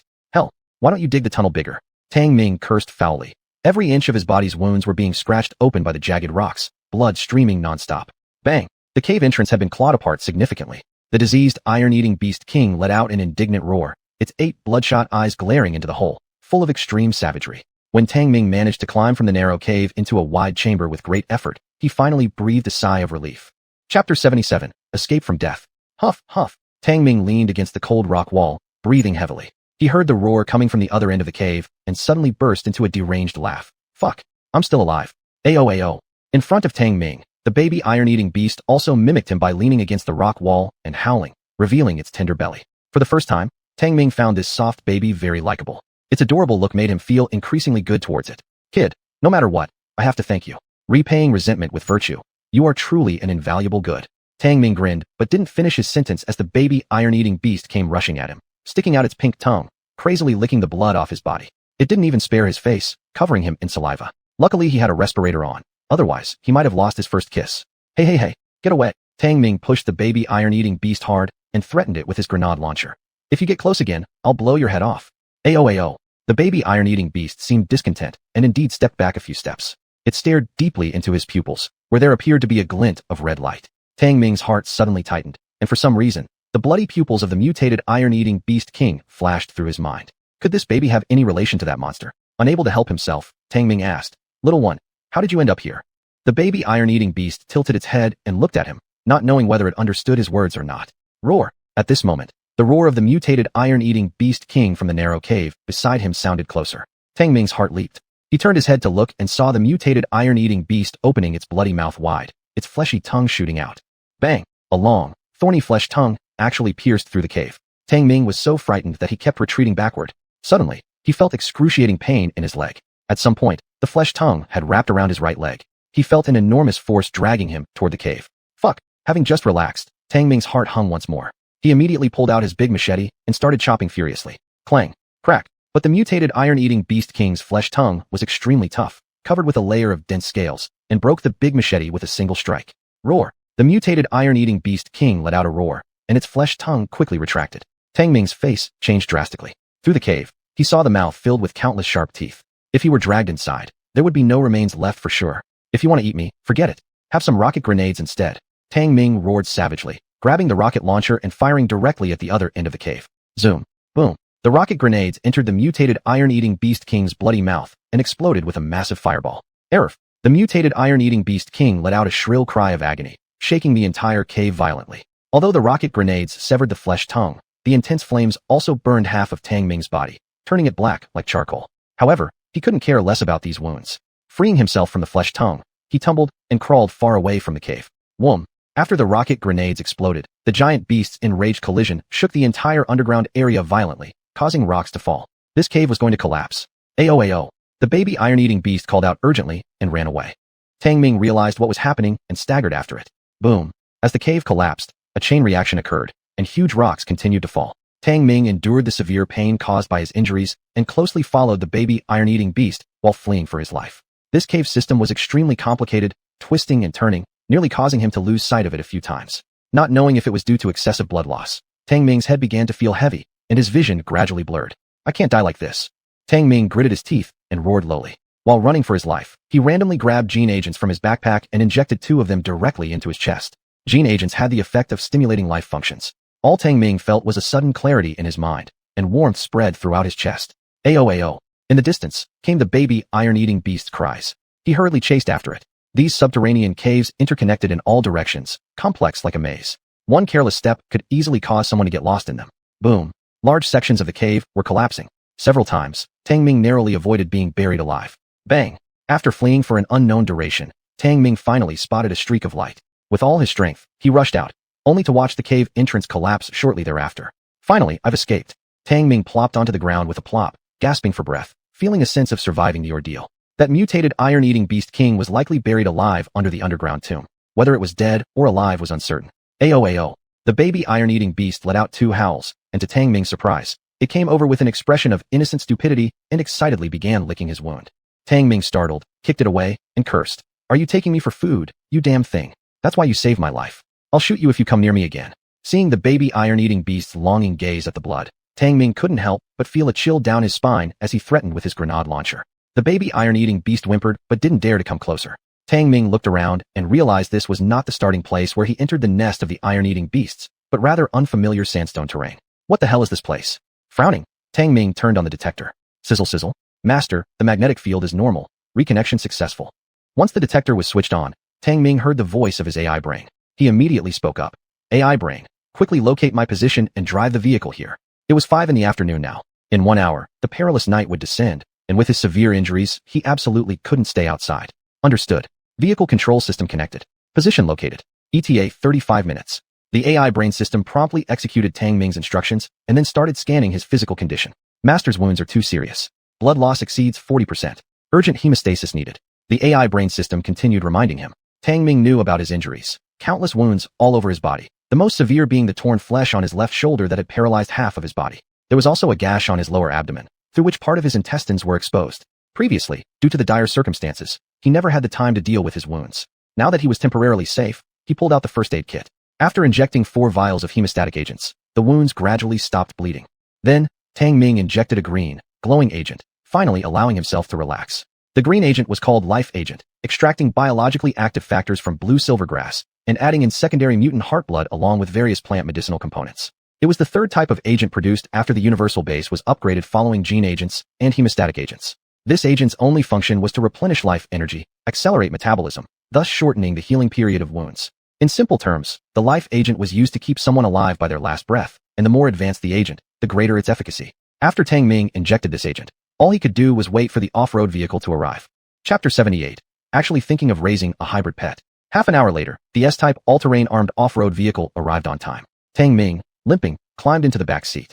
Just as he was about to leave, he realized that the young iron-eating beast was barking at him. Master, this is a young iron-eating beast with gene mutation tendencies. Its current threat level is 0. Should it be eliminated? A beam of red light scanned over the young iron-eating beast, and the intelligent brain system issued a prompt. Tang Ming wanted to agree with the intelligent brain system's instruction, but looking at the yearning gaze of the young iron-eating beast, he couldn't help but ask, Intelligent brain, can wild hybrids be tamed? Taming hybrids requires an electromagnetic taming collar. Otherwise, I do not suggest that the master tames hybrids. The intelligent brain system reminded. What is an electromagnetic taming collar? Tang Ming hesitated and asked. The electromagnetic taming collar is a control device for taming beasts. It reduces the probability of rebellion and harm by tamed beasts to 0. Once a tamed beast becomes a threat, the collar will immediately kill the beast. The intelligent brain system quickly explained. This meant completely killing the tamed beast. This was not what Tang Ming imagined as having the relationship of raising a dog, or even building complete trust between humans and animals. But, seeing the yearning look in the young iron-eating beast's eyes, perhaps sensing a spark of wisdom, or feeling too lonely being alone, Tang Ming's heart softened. Little guy, get in. Tang Ming opened the door and waved his hand with a bitter smile. Ayo. The young iron-eating beast excitedly jumped in, very quickly. Tang Ming really felt like his mind had been hit by the card door, actually thinking of raising a hybrid pet on this perilous alien planet. Master, hybrids are inherently ferocious. Moreover, this young one has a tendency towards gene mutations, which poses potential unknown dangers. The intelligent brain system warned again. There's no need to say more. Return to base immediately. I'm barely alive. Tang Ming ignored the warning from the intelligent brain system and gave instructions right away. For some reason, ever since he noticed something abnormal about the intelligent brain system, he didn't fully trust it anymore. And furthermore, this young iron-eating beast had saved his life after all. The sense of gratitude innate in Earthlings also worked in him. Of course, the most important thing was that Tang Ming had confidence in protecting himself. If this young beast truly posed a threat to him, he would kill it instantly. Night fell quietly, the sky growing dark almost immediately. Master, we have returned to the base. The voice of the intelligent brain system sounded accordingly. Tang Ming got out of the car, ignoring the young beast sleeping soundly inside, staggering into the base and lying down directly on the medical platform. Intelligent brain, start treatment. I'm dying of pain. Tang Ming sucked in a cold breath, showing his pain with gritted teeth. Understood, master. The base hatch closed, and the beautiful image of the intelligent brain system was projected. Then, the medical platform began to transform into a square cabin, enclosing Tang Ming within it. Inside the cabin, medicine filled up, greatly alleviating Tang Ming's pain. At this moment, the treatment program began running. Tang Ming fell into a deep sleep. His personal items, including weapons and equipment, as well as an empty nether stone, were expelled from the cabin. The beautiful image of the intelligent brain system stood beside the cabin, lifelike as if it were a real person. Especially those eyes, unwaveringly staring at the person inside the cabin. Had Tang Ming been conscious, he would certainly have been startled by such eyes. Even though it was just a three-dimensional hologram, they appeared as lively and wise as real flesh and blood eyes. No one knew how long it had been, but the base now only emitted silent electronic tones. Tang Ming thought he had merely taken a nap, without dreaming at all. When he woke up, he found himself lying on the clean medical platform. The medicinal liquid inside the cabin was gone, and all the large and small wounds on his body had healed as good as new. Only the slight ache in his lower abdomen and left shoulder indicated that his injuries weren't completely recovered yet. Master, you're awake. The melodious electronic tone rang out, and the beautiful image of the intelligent brain system projected once more. Tang Ming flipped himself upright and asked, how long was I unconscious? The master was asleep for 48 hours, and the injuries have been healed to 85%. The intelligent brain system reported immediately, listing Tang Ming's physiological data. Tang Ming touched his left shoulder and cursed. It still hurts when I think about it now. The treatment started because the master's injuries were severe and close to fatal state. After analysis, it was at least caused by a fourth-level hybrid. The intelligent brain system suddenly spoke, as if questioning. You dare talk about there being only first and second-level hybrids in the outer ring. I nearly got eaten alive by that monster. Tang Ming cut off the intelligent brain system's speech, scolding with displeasure. Just thinking about the deteriorating mutant iron-eating beast king made him shudder with lingering fear. Intelligent brain, deep within the iron-eating beast nest was a deep valley, piled high with the corpses of iron-eating beasts. And the first mining vehicle was dragged inside by a mutated species. After I killed it, another monster emerged from underground. It looked like a deteriorated mutant iron-eating beast king, at least 50 meters in size. Tang Ming recounted everything he had witnessed in detail before solemnly asking, Intelligent brain, can you analyze anything from this? The beautiful image of the intelligent brain system appeared to ponder, as if in deep thought for a moment before speaking. Master, this is very likely an iron-eating beast king that underwent extreme genetic deterioration mutation. It killed all living things that entered its nest, but due to insufficient data, the specific reasons cannot be analyzed. Why, then, is the pup still alive and well? Tang Ming asked, frowning. Insufficient data, unable to calculate or determine. The figure of the intelligent brain system shook its head, unable to answer the master's question. Tang Ming felt slightly disappointed, but was also too lazy to pursue the matter further. After all, the entire underground nest of the iron-eating beasts had almost collapsed, so he wouldn't go back there again. Recalling that the iron-eating beast pup was locked in the off-road vehicle outside the base, Tang Ming hurriedly put on his protective suit and opened the base hatch. Outside the base, the off-road vehicle's door had a large hole, and there was no sign of the pup. Startled, Tang Ming searched everywhere but couldn't find the pup's trace. The electric fence, landmines, and other defensive facilities were still intact, allowing him to finally breathe a sigh of relief. But how did the little guy vanish? Tang Ming frowned deeply and said, Did this little one leave? Intelligent brain, detect the surroundings to see where this little one went. Understood, master. The detector displayed a 3D holographic projection, showing the movements within a 5-kilometer radius. However, no signal source from the young iron-eating beast was detected, indicating it wasn't within a 5-kilometer radius on the surface. Tang Ming grew even more perplexed.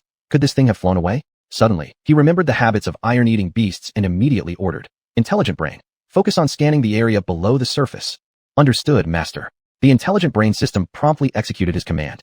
Chapter 79, Debeo. Beep, beep, beep. The detector immediately triggered an alert once it had shifted its probing to below the surface. Master, the young metal-eating beast is currently burrowing a nest underground. The voice of the intelligent brain system then sounded and presented a 3D holographic model using the scan data. Tang Ming took one look and his face darkened. That little critter was actually digging soil beneath his feet, creating an underground nest with force, and no one knew where all the dug-out dirt went. Did it eat it? Intelligent brain. Will this guy dig through the base? Suddenly, he thought of a serious problem. Though the Universal Base has established active defensive facilities, encountering an alien species like the metal-eating beast that's adept at tunneling, wouldn't it easily dig through the base? Master, the defense capability of the base's foundation exceeds the wall by 84%, but to set up underground defensive mechanisms, the base needs to be upgraded to its advanced form to unlock more technologies. The intelligent brain system immediately answered, which somewhat relieved Tang Ming. Little guy, get out here. Tang Ming stomped his foot and shouted. Whoosh whoosh. Only now did the baby metal-eating beast sense Tang Ming's presence and excitedly screamed as it soon burrowed out from under the ground, rolling itself over directly. Seeing the panda-like demeanor, Tang Ming couldn't help but smile, allowing the little guy to rub against his legs. Tang Ming picked it up and smiled as he scolded. Looking like a national treasure, from now on you'll be called Debeo. Whimper whimper. The baby metal-eating beast flailed its limbs while whimpering, unclear what exactly it wished to express. Intelligent brain, can we translate the sounds of Debeo? Asked Tang Ming, suddenly having an idea. Master, in order to accurately translate a species' language or sound, there's a prerequisite to record and analyze that species' behavioral habits. A translation system will require time to integrate, explained the intelligent brain system clearly. Tang Ming also understood that it was for those species who formed their own communication systems. Without such systems, probably even gods would find it impossible to understand its meaning. He didn't push it, and while caressing Debeo's furry face, asked again, Intelligent brain, is there any remaining black iron ore left in the base? Give it some rations. Master, all black iron ores have been converted into black iron. If Master wishes to feed the baby, try using the heart's blood of strange creatures. The intelligent brain system provided a prompt. Tang Ming couldn't help but recall Debeo's previous thirst for his own blood and felt a flicker of doubt in his heart. Intelligent brain, isn't Debeo a metal eater? How come it's so fond of blood too? Moreover, it looks extremely eager for my blood. Tang Ming inquired with a serious tone. Because Master is at level A evolution status, your blood and muscles contain large amounts of evolution origin force. For any alien creature, this presents immense allure. Clearly, Debeo is in the stage of gene mutation and has an instinctive craving for evolution origin force instead, with a lower demand for black iron ore, detailed the intelligent brain system. Tang Ming realized that this made sense. It explained why Debeo had previously just sat idly amidst a large pile of black iron ores. Metal-eating beasts' nests are unfathomably deep. Besides graveyards and mutated metal-eating kings, it seemed only Debeo remained, guarding a heap of black iron ores. But black iron ores could only act as food for it. It needed to evolve and yearned for evolutionary source power, but being too young, it naturally couldn't obtain evolution via hunting other alien creatures. No wonder this little fellow obstinately followed him and proved pretty smart. Damn, it seemed all these creatures on this alien planet were clever. Kid, count yourself lucky. Stay put, don't run around. I'll get you something good. Tang Ming placed Debeo down, gave him a stern warning, and turned back towards the base. Intelligent brain, calculate and analyze how much dosage of level 1 gene serum Debeo can endure. As he entered the base, Tang Ming asked immediately. He originally planned to directly feed it the heart's blood of level 1 alien beast since there was still a lot of level 1 fear wolf heart's blood remaining. But he suddenly remembered the mutated metal-eating king and thus abandoned that idea. Master, according to Debeo's body data feedback, 10 milliliters of level 1 gene serum can be injected. That is, the concentration of level 1 gene serum diluted to 1/3. However, gene serum is precious, so it suggested that the master directly feeds heart's blood. The intelligent brain system prompted.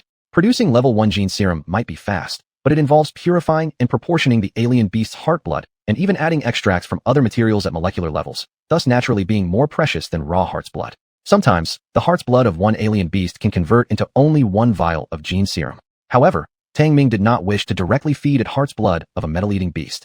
He intuitively felt a connection between the mutant metal-eating beast king and Debeo. Feeding it heart's blood directly might likely cause Debeo a kind of degenerative extreme evolution. Of course, this was merely a premonition, but he believed in this feeling all the same. No need for further ado. First dilute 10 level 1 gene serums. Tang Ming did not take the intelligent brain system's advice, but insisted on giving the order. The intelligent brain system immediately carried out the instruction and soon extracted 10 level 1 gene serums from the storage space, which were diluted and then converted into 30 low-concentration serums. Although the 30 serums looked quite a lot, they were to be fed to Debeo as meals, so they wouldn't last long. That's why the intelligent brain system had previously raised an objection. Since Tang Ming had made the decision, he didn't overthink it anymore.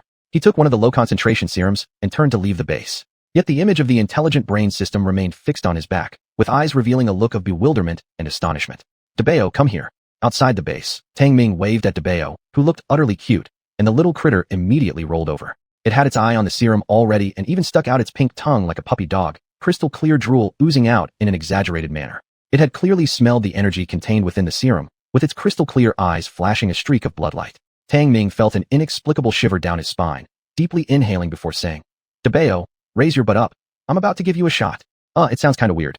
Debeo tilted its head, and then promptly lifted its tiny little buttocks, seemingly understanding what he meant. Looking at the rear end that resembled a corgi's from Earth, Tang Ming strangely developed a sense of guilt, inwardly cursing himself for being depraved, thinking too much after being single for too long. He dared not think more, and directly jabbed the needle in. Yow! Debeo twitched its buttocks and let out a direct wail of pain. "Don't move." Tang Ming barked once, injecting the serum. Whimper whimper. After administering one injection, Debeo started flicking its butt around, looking incredibly aggrieved, but soon after, all the black and white furs on its body stood up, shimmering with a crystalline sheen. "It works so fast," Tang Ming exclaimed, hurriedly stepping back. "Roar!" Debeo roared, glancing at Tang Ming once, before turning around and dashing straight into the burrow it had just dug. Chapter 80. The Value of the Empty Meditation Stone. Roar, roar, roar. The underground cave occasionally echoed with Big Bao's roars, one fiercer than the last, shaking the sand and rocks on the ground. Tang Ming did not rashly enter the cave, lest he disturb Big Bao. However, he was still a bit worried, as it was his insistence to inject Big Bao with the medicine. Would there be any side effects? He himself had no certainty, but before long, the roaring sound quietly faded away, and the cave entrance was sealed by sand and rocks, restoring silence. Did it die? Tang Ming was startled and immediately ordered the AI system to detect.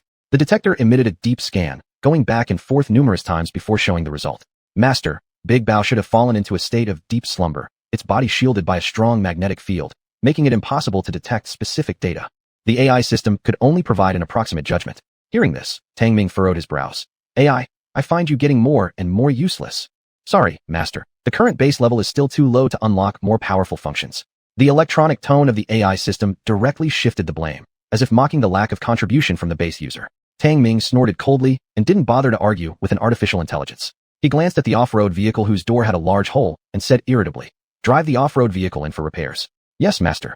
The AI system immediately connected to the off-road vehicle's control system and drove it into the base. Big Bao fell into a deep sleep, likely undergoing some kind of evolution, so Tang Ming didn't interfere and turned to enter the base. After fleeing from the iron-eating beast's nest, although he did not find the black iron or resources, he also remembered that he had brought out a piece of empty meditation stone. "AI, how much can that piece of empty meditation stone achieve?" As soon as Tang Ming entered the base, he asked. The empty meditation stone Master brought back belongs to a low-level empty meditation stone mine, with a space utilization rate developable up to 45%, which can be used to manufacture space-folding objects. The AI system immediately provided detailed data information. What space utilization referred to was the inherent volume of space within the empty meditation stone. The one he brought back weighed merely tens of grams, but could develop 23 cubic meters of folding space, showcasing just how miraculous the function of the empty meditation stone was. Of course, this premise depended on achieving space-folding technology, which the intermediate base had unlocked precisely. Thus, the AI system even listed out applications for space-folding technology, including their application to weapon ammunition capacity, space backpack, space magazine, space bracelet, indoor expansion. What good stuff? Tang Ming became increasingly excited as he viewed, realizing a mere tens of grams empty meditation stone, and even a low-grade one, could accomplish such a significant effect. If applied to magazines, wouldn't that feel like having an infinite ammo cheat? If applied to the space bracelet, wouldn't it make him just like the protagonists in novels? No, calm down, calm down. We are people who've seen grand scenarios. This empty meditation stone must be used where it matters most. Tang Ming swallowed saliva and forced himself to stay calm. Undoubtedly, the empty meditation stone served as the carrier for the application of space-folding technology, capable of developing powerful functions. And using this type of black technology must mean putting the best steel to the edge of the blade. Clearly, a recent encounter had become the most critical consideration for Tang Ming's equipment usage requirements. More importantly, after this ordeal, he deeply understood the perilousness of the alien planet. The terror of that diseased, iron-eating beast king still made him wary. The main reason is my own low degree of evolution, but this cannot be foreseen. Tang Ming sipped on a glass of bloodvine fruit wine, calming down to think. My own low degree of evolution may not be predictable, but the root cause lies in the insufficient individual combat power I possess, along with having no tactical means whatsoever. Tang Ming summed up while muttering to himself. To improve fighting power, first, firepower must be enhanced. Common gun ammunition basically can't deal with higher-level aliens. As for tactical methods, the reliability of the detectors isn't high either. Moreover, me always charging alone like this isn't a solution. It seems firepower must be increased significantly, and new tactical reconnaissance methods need to be developed. Power-driven mechanical systems might not be the first choice, But for now, that's all we have. Tang Ming gulped down the blood-vine fruit wine, his eyes gleaming with determination. AI, perform a comprehensive equipment upgrade. Add armor-piercing eggs, incendiary eggs, flashbangs, and illumination eggs to the types of grenades for the launcher. After some thought, Tang Ming first proposed upgrading individual soldier equipment. Yes, master. The AI system immediately followed his instructions. And upgrade heavy fire individual equipment, increasing the explosive power of rocket eggs by 1 tier. Tang Ming continued giving orders. Yes, master. The AI system promptly executed the command, recycling old equipment for transformation and upgrade. Subsequently, Tang Ming continued to request the AI system to upgrade the tactical knife and protective suit, as well as the sniper rifle and tactical assault rifle. Although the tactical rifle and the sniper rifle have relatively single and weak firepower, they are still widely used in many situations and are indispensable weapons. After all, when encountering alien species like terror wolves or hyenas, you can't just fire a rocket egg at them. The upgrade of individual equipment took 1 day. The protective suit could only improve the protection of some areas due to material limitations, but other equipment upgrades were significant. At least, if Tang Ming faced the mutated iron-eating Beast King again, these weapons would be sufficient for him to escape calmly. He didn't seek to kill enemies. He only needed to save his own life, which was enough. However, the empty meditation stone, weighing only tens of grams, was entirely used to create a space backpack. After integrating the space-folding black technology, the capacity expanded to 25 cubic meters while keeping the original volume unchanged. What a great thing! Tang Ming's face was filled with excitement as he took items out from the space backpack. Master, after using space-folding technology on the space backpack, it cannot store living organisms. Otherwise, they will suffer space-folding injuries leading to gene chain fractures. The AI system reminded him seriously. Tang Ming also knew this was the drawback of the primary-level space-folding technology. Only by upgrading the base to a higher level would more spatial technologies certainly be unlocked. The universal base is an endlessly potential treasure. Meanwhile, Tang Ming also realized the enormous benefit of the empty meditation stone and defined it as an important strategic resource. He couldn't help but recall the earlier encounter with the hyena pack when the empty meditation stone signal source had been detected. He said, AI, pull up the system-recorded empty meditation stone marker points. Yes, master. The AI system immediately displayed the photonic map, and the marked locations where the empty meditation stone signals were once detected appeared, about 150 kilometers north of the base. Staring at the marked location, Tang Ming's eyes gleamed hotly as he gave orders immediately. AI, send 2 mining vehicles there for exploration and excavation. Yes, master. The AI system promptly executed his command. Chapter 81, Unmanned Fighter Vehicles. After dispatching 2 crawler-type automatic mining vehicles to explore the Voidstone mine, Tang Ming naturally did not idle. He knew it would be difficult to successfully locate the Voidstone mine in a short period of time. Moreover, he had other preparations to make, namely, collecting resources to create a biomechanical humanoid with an intelligence limit reaching level 3. Why create a biomechanical humanoid? The biggest reason was that Tang Ming didn't want to experience such a helpless predicament again. At that time, if it hadn't been for DeBeo, he would have died long ago. If he had a biomechanical humanoid, it would be equivalent to having a powerful assistant unaffected by the environment, and he wouldn't need to risk his life personally. Having experienced life and death, Tang Ming's courage grew, but so did his love for life. He avoided risks whenever possible. Cowardly development is king. Master, the mining vehicle has departed. Furthermore, it suggested that we dispatch an armed vehicle to accompany it to ensure the smooth progress of exploration. The alert tone from the intelligent brain system interrupted Tang Ming's thoughts. Tang Ming nodded. After all, the crawler-type automatic mining vehicle only possessed a level 1 AI intelligence limit, lacked firepower for self-defense, and could easily be destroyed by alien creatures. So he said, then let's create 2 unmanned fighter vehicles to escort them. Good, master, please select the fighter vehicle model. The intelligent brain system immediately displayed various fighter vehicle models and their corresponding data. Unmanned fighter vehicles lack cockpits, fully controlled by AI instead. This is currently the most manpower-saving, optimized solution. Tang Ming selected a camouflage-patterned fighter vehicle similar to those in various countries on Earth, and the conversion began directly under the intelligent brain system. During the conversion period, Tang Ming went out once to the Firestone collection point, gathering 200 tons of Firestones and transporting them back to the base. By the time he returned, a day had quietly passed. Ding! At 8 o'clock in the evening, the 2 unmanned fighter vehicles were fully converted. The crawler-type unmanned fighter vehicle lacks a cockpit, its total size no more than 3 meters. A rotating turret equipped with a 76mm caliber gun port and 2 20mm high-speed machine guns provides formidable firepower. What intrigued Tang Ming even more was that the fighter vehicle used a full-terrain camouflage coating, with a layer of electrified grid installed within the external armor plating providing high-voltage counterattack defense. This was a defensive mechanism he specifically designed for alien attacks. In addition, the fighter vehicle was equipped with a high-powered engine and energy collector capable of directly extracting energy from the external environment for consumption and replenishment, making it quite advanced. But the most crucial point was that the unmanned fighter vehicle possessed a level 2 intelligence limit. Simply put, it was wiser than the mining vehicle. Very good. Tang Ming tapped on the armor of the fighter vehicle, praising it in satisfaction. The fighter vehicle also had decent ammo capacity, capable of simultaneously carrying 50 cannon shells and 2,000 machine gun bullets. If spatial folding technology were employed, this ammunition capacity would quadruple. Intelligent brain, send them out. Don't let the mining vehicles die before they start. Tang Ming patted the fighter vehicle and issued the order directly. Good, master. The intelligent brain system immediately activated the 2 unmanned fighter vehicles and issued instructions. Ho! The powerful engines of the fighter vehicles roared, quickly leaving the base and disappearing into the dark night. Tang Ming knew that at the speed of the fighter vehicles, they would soon catch up with the mining vehicles that had left earlier. Exploring the Voidstone mine was a very important task, but it was both time-consuming and labor-intensive, so he didn't venture out personally. This also highlighted the drawbacks of insufficient manpower. It seems the biohuman plan needs to be implemented as soon as possible. There really are too few people.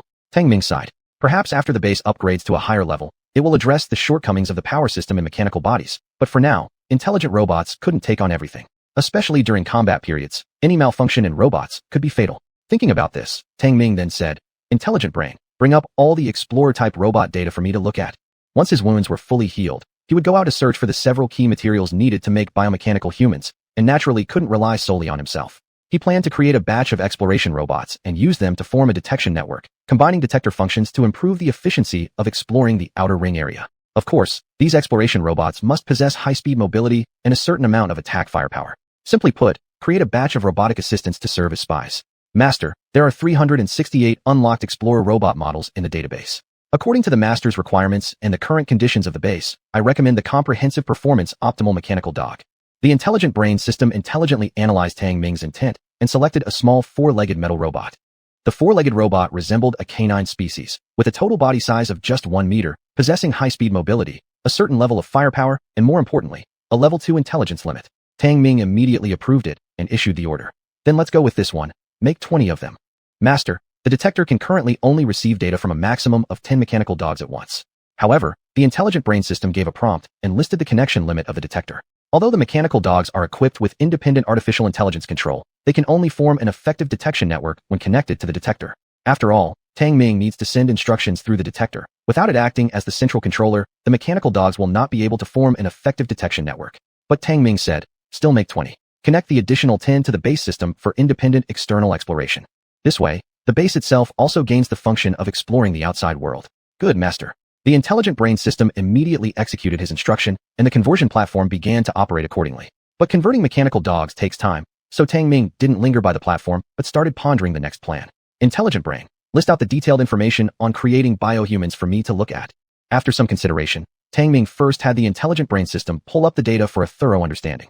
Master, in order to create biohumans, several key materials must be possessed: neuronal substances, high-tensile fibers, black iron calcified matter, and life-based liquids. The intelligent brain system immediately responded and listed the detailed data. With the current level of the base, it is sufficient to create the first generation of biohumans, but the task remains difficult because collecting all these critical materials poses a challenge of unknown difficulty. But these issues are not important. Tang Ming's eyes gleamed as he deliberately asked, Intelligent brain, if you had a body, what would you do? Assist the master in overcoming all difficulties and protecting the master's safety. The intelligent brain system immediately responded with a sentence. Tang Ming smirked with deep meaning, remaining non-committal as he said, then create a biomechanical human with a level 3 intelligence limit first. This time, the intelligent brain system did not respond, and even its shadow image disappeared. This brain definitely has problems. I want to see when you slip up. Tang Ming secretly chuckled coldly, devising a plan in his mind. Chapter 82, Mechanical Dogs. The next morning, Tang Ming woke up on time. He stretched his shoulders, and his injuries were completely healed. The mining vehicle that went to survey the Kongsiming stone mine had already given feedback in the information log, but all the records indicated no targets were found. However, the unmanned escort combat vehicle's log recorded the killing of terror wolves. Good combat performance. Tang Ming chuckled and said, Jinai, why didn't you greet me today? Master, good morning da. The beautiful image of the Jinai system projected, opening with a smile. How's the mechanical dog manufacturing going? Tang Ming raised an eyebrow and asked. Today, the Jinai system didn't prepare food for him in advance. Master, 20 mechanical dogs have been manufactured. Please check them. The conversion platform flashed white, and the Jinai system immediately delivered 20 small mechanical dogs. They were neatly arranged on the cold metal floor, making the base feel cramped. The mechanical dogs had a slim and streamlined build, exuding a black metallic sheen. Their heads only had one large single eye, and their backs were equipped with a rotary barrel machine gun capable of firing 12.7mm bullets. Tang Ming bitterly laughed. If they can't fit here, let them go outside the base. All right, master. The Jinai system immediately activated the 20 mechanical dogs. Buzz. The mechanical dogs' single eyes emitted a blue light, their parts slightly spinning, becoming lively. Their smart systems were activated and received commands from the Genii system. They walked out of the base in an orderly manner, as agile as real ferocious hounds, emitting slight metallic clanging sounds. Tang Ming was very satisfied and said, "Send 10 mechanical dogs independently, with the search mission being for raw materials to manufacture bioandroids." "All right, Master." The Genii system immediately gave instructions to 10 of the mechanical dogs. Upon receiving the instructions, the mechanical dogs responded quickly, running like true fierce hounds, emitting mild metallic collision sounds. Tang Ming watched the 10 mechanical dogs leave in the distance and suddenly asked, "Genii, what level of combat power can the mechanical dogs achieve?" "Master, the combat power of individual mechanical dogs is equivalent to first to second grade anomalies, but the overall coordinated combat power can achieve 3 times the destructive force of second grade anomalies." The Genii system immediately analyzed. Tang Ming nodded and smiled. "That's naturally so. With full firepower, even if we encounter a small pack of wild dogs, there's no fear." The Genii system did not respond, which counts as acknowledgement. Subsequently, Tang Ming issued instructions. "Genii, make 4 more unmanned combat vehicles. Follow me outside tomorrow." "All right, Master." The Genii system immediately executed his instruction, but soon reminded, "Master, the base can now expand subcompartments to increase usable space." "Oh yeah, I totally forgot about that." Tang Ming slapped his forehead and then asked, "First, bring up the base information board for me to see the supply reserve levels." "All right, Master." The Genii system immediately brought up the base information board, marking out increases in supplies. Name, Universal Base. Level, Intermediate, Upgradable. User, Tang Ming, Carbon-based life form. Defense, Level 2, Max Level 10. Attack, Level 2.5, Max Level 10. Energy, 24.2%, continuously consuming. Material reserves, black iron 2,360,000 kilograms, Kong-Siming stone 0G, Level 1 fibers full, Level 2 fibers full, oxygen 27,300 moles, food. Base sections, none yet, medical cabin, rest cabin, experiment cabin, training cabin, living cabin, storage cabin. Is the consumption of black iron and energy this severe? After looking at the info board, Tang Ming couldn't help but frown and ask, "Master, repairing base equipment consumed 20% of the energy and 52.5 tons of black iron recently. Converting S-type armed off-road vehicles consumed 6.2 tons of black iron, and converting unmanned combat vehicles consumed." The Genii system immediately brought up all recent material consumption lists, with manufacturing armed equipment consuming the most. Including combat vehicles and mechanical dogs, along with consumable ammunition, it amounted to over 100 tons of black iron, quite astonishing. Fortunately, before that, there were more than 400 tons of black iron obtained from the iron-eating beast lair. Otherwise, the base would really be unable to withstand such massive usage. This is terrifying. Tang Ming looked at it with some headache. The resource consumption was even more exaggerated than he imagined. There was still some black iron in reserve, but the energy consumption was just like the oxygen he breathed, indispensable, and the amount used would only increase. Currently, the base's energy source came from self-collectors and giant energy tree collection, but the total amount harvested from giant trees was limited and could not serve as a long-term energy source. And with the increasing number of base facilities, energy consumption would surely increase accordingly. This was an unavoidable issue during development. "Master, the base material reserves can undergo sub-cabin expansion. Shall we proceed?" The Genii system issued a prompt. Tang Ming shook his head. "Let's not expand the subcompartments for now. Reset the material reserve limits. 200 tons of black iron, 20% of energy. If it falls below this limit, we mustn't use them easily." Fibers of the first and second levels could be collected almost anywhere, and as the base level increased, better substitutes were bound to appear. However, energy and black iron were essential resources that required a solid reserve foundation. This was the Earthman's way of thinking, a simple strategic reserve. "Master, why set reserve limits?" The Genii system suddenly asked a question, which was quite rare. Tang Ming's heart raced, but he remained calm and said, "These are called strategic material reserves, and they can only be used in case of dire emergencies for the survival of the base. Execute immediately." "All right, Master." This time, the Genii system carried out Tang Ming's command. Tang Ming put on his protective mask, turned around, and walked out of the base. Under the mask, his expression was extremely grim. The base's material consumption is getting more severe, but that's a minor issue. What needs solving urgently is the problem with this artificial intelligence system. Tang Ming gazed into the distance at the planet on the horizon, a flash of hostility crossing his eyes as his mind filled with killing intent. The Genii AI system always felt like a thorn in his side, making him extremely uncomfortable. Tang Ming naturally didn't underestimate the intelligence level of the Genii system, but he was also confident enough to think that playing tricks should be the exclusive domain of Earthlings, right? The Universal Base has already authenticated me as the user. Therefore, the Genii system must absolutely obey my orders. And because the Genii system wants a bioandroid body, it must be trying to break free from this obedience bug, right? Tang Ming recalled the plots he had seen on Earth where AI systems rebelled against their creators, causing him to feel a chill down his spine. The more he thought about it, the more plausible it seemed, and with sinister calculation in his heart, he resolved, "I'll create a bioandroid body just to test this. If anything goes wrong, then let's all go down together." With this resolve, Tang Ming formed a clearer plan in his mind. Again, I'd like to clarify that some intentional misspellings in the text are made for content compliance. Please bear with us. Thank you. Chapter 83. The Nest of the Shadow Spider. 20 hours later, the 4 unmanned attack vehicles were finally built, neatly arranged outside the base. By this time, it was already deep into the night, and the outside temperature had dropped to minus 30 degrees due to low-temperature radiation. Master, the 4 unmanned attack vehicles are equipped with 80 76mm armor-piercing eggs, 160 high-explosive eggs, and 12,000 rounds of various types of 12.7mm ammunition. The intelligent brain system detailed the firepower data of the unmanned attack vehicles. Tang Ming nodded satisfactorily. He glanced at DeBeo, who was still motionless, and said, "Prepare to set off." Then he climbed onto the armed off-road vehicle. "Good, Master." The intelligent brain system immediately activated the unmanned attack vehicles and 10 waiting mechanical dogs. Rumble, rumble. The roar of the engines sounded abrupt in the quiet of the night as the sound of machinery turning started to rise. It was now 2 o'clock in the morning, and in another 4 hours, dawn would break quickly. The nights on the alien planet were dangerous, being the most active period for top predators. However, Tang Ming's arsenal was enough to deter any nearby predator, and he himself was the most terrifying top predator in the area. Intelligent Brain, release the mechanical dogs and form an exploration network, looking for all raw materials used in the creation of bioorganic entities. Tang Ming lounged back comfortably in the car seat, holding a glass of blue wisteria fruit wine as he spoke. He entrusted complete control of the entire fleet to the intelligent brain system and wasn't in a rush. Good, Master, the mechanical dogs have been dispatched and connection established. The exploration network has been successfully connected. The intelligent brain system immediately executed Tang Ming's command and opened the electro-optical map, clearly showing the location of each mechanical dog. The detection data emitted by the mechanical dogs would be uploaded in real time, collated, and filtered through the detector that Tang Ming carried.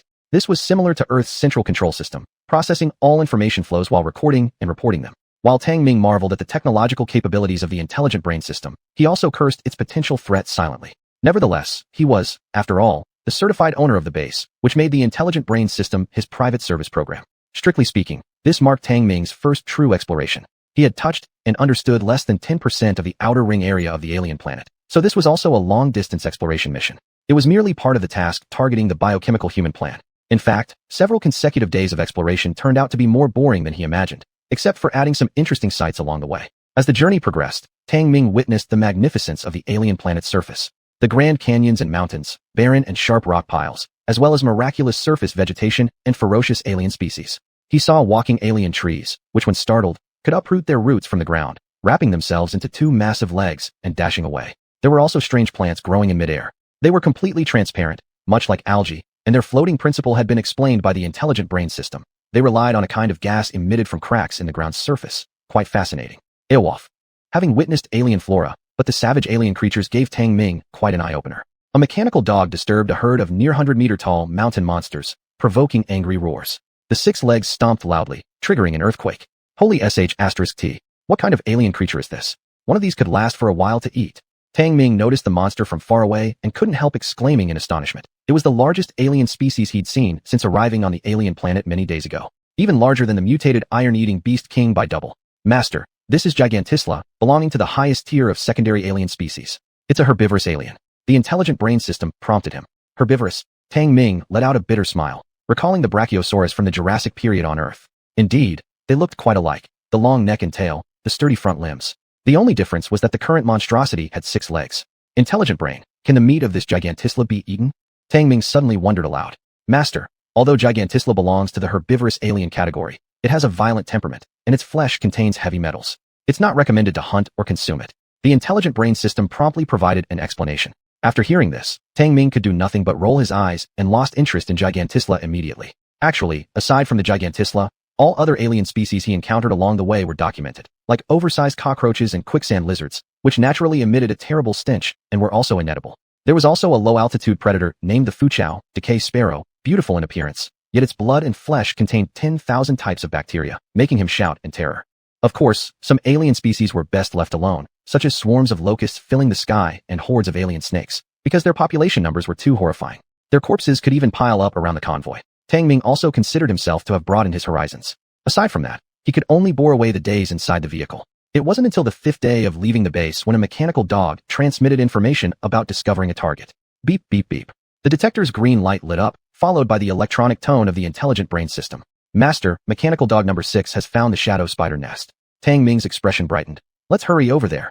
The shadow spider, a ferocious predator, belonged to the top-tier secondary alien species and was a communal creature. but it could secrete a peculiar spider silk containing high tensile fibers, which was one of the key materials for making the bioorganic body of biochemical humans. Boom boom. The convoy rumbled forward, speeding across the desolate land. Tang Ming looked at the electro-optical map. The convoy was 230 kilometers in a straight line from mechanical dog number 6. Even with the S-type armed off-road vehicle advancing at full speed and accounting for detours, it would still take 2 hours to reach the destination.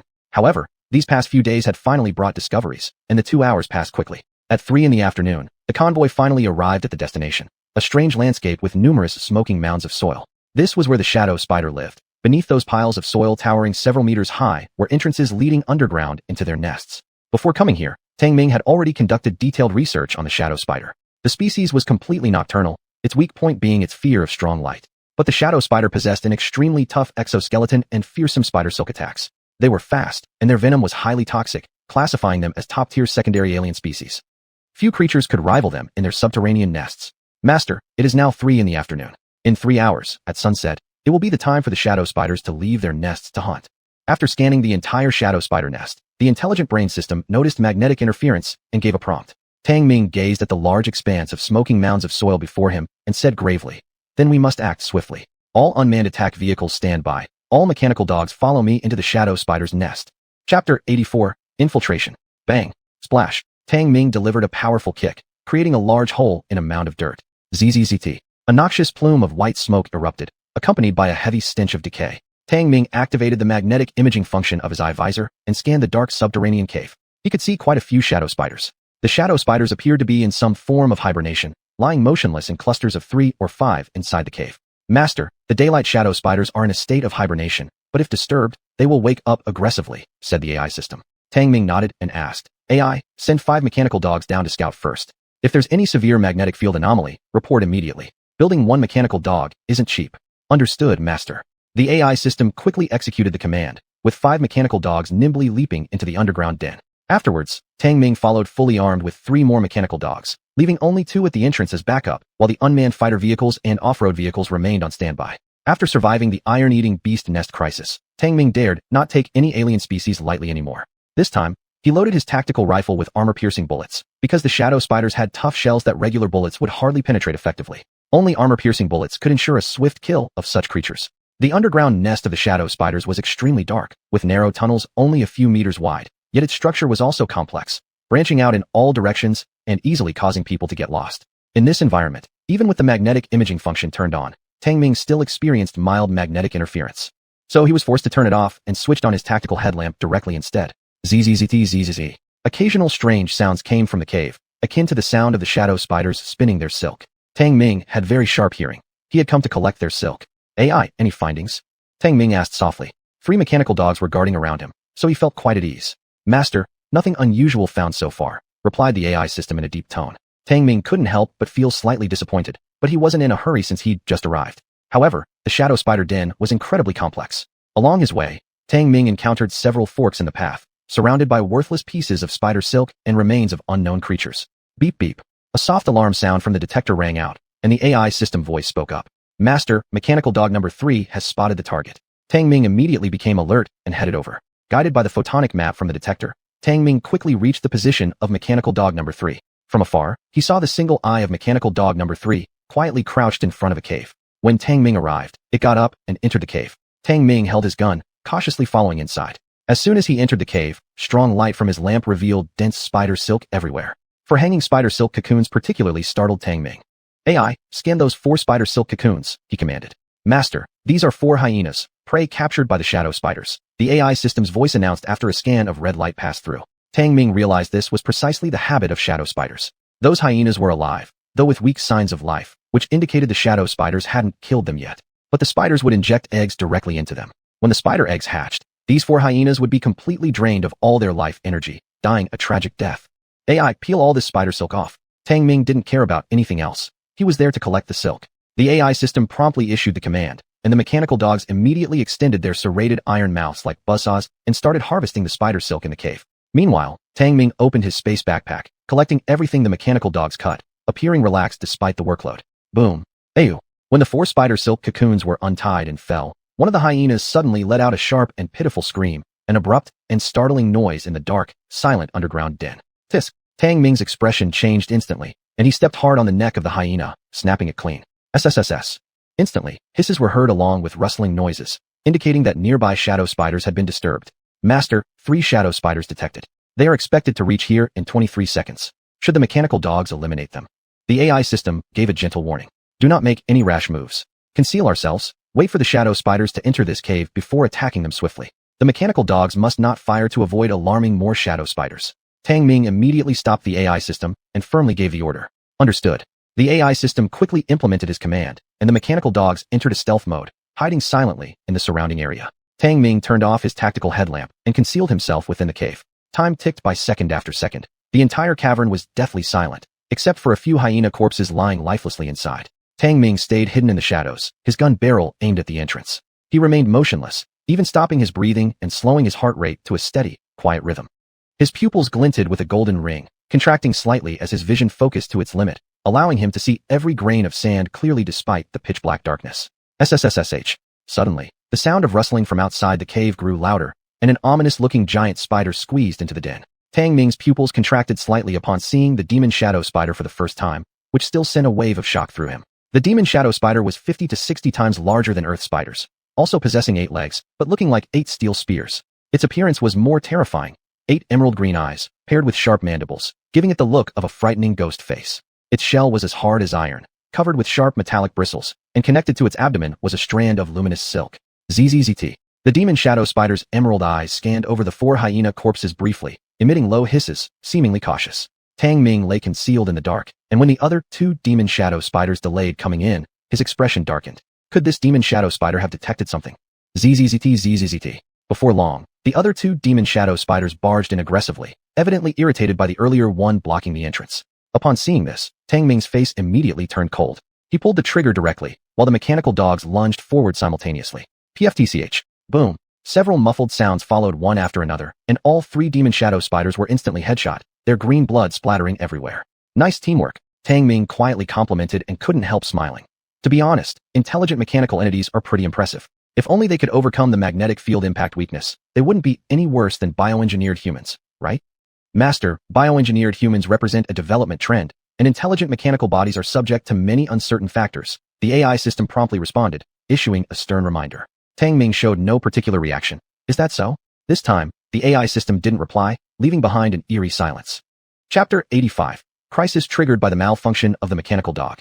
The operation went smoothly, and Tang Ming methodically raided 4 or 5 caves where the shadow spider stored its prey, collecting at least 200 kilograms of spider silk. He was very satisfied, even pleasantly surprised, with the collaborative efficiency of the mechanical dogs. Unable to resist asking, Jinan, what is the principle behind how magnetic field oscillation damages power systems? Master, magnetic field oscillations generate electromagnetic pulse particles that can directly penetrate the core components of a power system, causing it to completely collapse. Master, trying to overcome the impact of magnetic field oscillations is not realistic. Biochemical life forms are the future trend. The Jinan system warned earnestly. Tang Ming stuffed the last bit of spider silk into his spatial backpack and said coldly, if we don't try out the mechanical machines, how would we know they aren't as good as biochemical organisms? Master, mechanical machines can be affected by other factors too. I wouldn't recommend it. What kind of influence? Is there something more lethal than magnetic field shockwaves? Tang Ming interrupted the Jinan system's voice response, then scoffed lightly. However, we could always attempt to create a biochemical humanoid with up to a level 3 AI limit. He did not want to corner the Jinan system just yet since he still relied on it for auxiliary assistance. Understood, Master. After a while, the Jinan system finally emitted a verbal response. Tang Ming shrugged nonchalantly, saying, we've collected enough. Have the mechanical dogs retreat. Understood, Master. The Jinan system immediately issued the command. Tang Ming nodded slightly, keeping a tight grip on his gun as he followed closely behind one of the mechanical dogs, ready to withdraw and leave the shadow spider's lair. Having the mechanical dog lead the way and act as an advanced scout made him feel quite relaxed. The positioning and movement paths of the mechanical dogs were connected to detectors, so settings and tracking could be conducted, and all areas explored by the mechanical dogs were recorded. So, this vast and complex shadow spider's lair seemed familiar and manageable to him. Of course, hazardous regions could also be avoided, because these had already been explored and marked by the mechanical dogs. However, Tang Ming was fully aware that the areas explored by the mechanical dogs only constituted the outer layer of the shadow spider's lair. The biological magnetic field intensity within the innermost layers reached high levels, making it untraversable. Who knows what terrifying shadow spiders might exist deep in that nest? Beep, beep, beep. The detector alarm sounded off, and the Jinan system's voice echoed accordingly. Master, the shadow spiders have discovered intruders. We've been exposed. Tang Ming's face turned pale. What happened? Mechanical dog number 4 made a wrong judgment and startled several shadow spiders. The Xenon system quickly provided the cause. Tang Ming frowned, decisively issuing orders. Have mechanical dog number 4 proceed deeper and lure away the startled shadow spiders. To safeguard his own safety, he would have to sacrifice mechanical dog number 4. Understood, Master. The Xenon system swiftly executed his command. Roar! From the dark depths of the nest, sporadic roars from the shadow spiders could be heard, sending shivers down his spine. This clearly indicated that mechanical dog number 4 had not only startled, but also attracted a significant number of shadow spiders chasing after it. Tang Ming knew it wasn't wise to stay here long, and leaving as soon as possible was crucial. But after navigating through the dark tunnels for dozens of minutes, he still hadn't spotted the exit, which began to make him uneasy. Xenon system, what's going on? Tang Ming immediately realized the severity of the situation, continuously hearing rustling sounds and roars around him, knowing without a doubt that all the shadow spiders within the nest had been disturbed. Master, mechanical dog number 1 has experienced a positioning failure and deviated from the set system route. The Xenon system quickly analyzed the problem and issued a warning. Upon hearing this, Tang Ming's expression darkened, then switched to mechanical dog number 2 for navigation. All right, Master, transfer complete. The Xenon system immediately reconfigured mechanical dog number 2 as the navigator and started executing the instructions. Tang Ming didn't think twice before following suit. Roar! But just as he took a few steps forward, a shadow spider spotted him and charged forward with a roar. Bang bang bang. Before the shadow spider even got close, it was shot down by mechanical dog number 3, and the sound of gunfire immediately spread throughout the entire nest. Tang Ming's face changed drastically as he swore. Open fire, my ass. Stupid dog. Master, the mechanical dogs belong to the limit of level 2 AI intelligence and do not possess the advanced thinking ability like organic life forms. The Xenon system promptly reminded him. Don't bother explaining. Let's retreat fast. Tang Ming didn't want to waste time, realizing that the gunfire would immediately attract a large number of shadow spiders. Bang bang bang. Puff puff puff. A few mechanical dogs fired simultaneously, and occasionally Tang Ming added a few shots, killing the shadow spiders with tough exoskeletons. Roar! But more shadow spiders kept emerging from the tunnels of the nest, seemingly appearing from nowhere. Tang Ming could only fire his weapon while retreating, cursing mechanical dogs number 1, 3, and 4 under his breath. However, to his growing unease, he realized that he had been wandering around in the dark labyrinth for another 20 minutes without spotting any sign of the exit. Xenon system, why haven't we found the exit yet?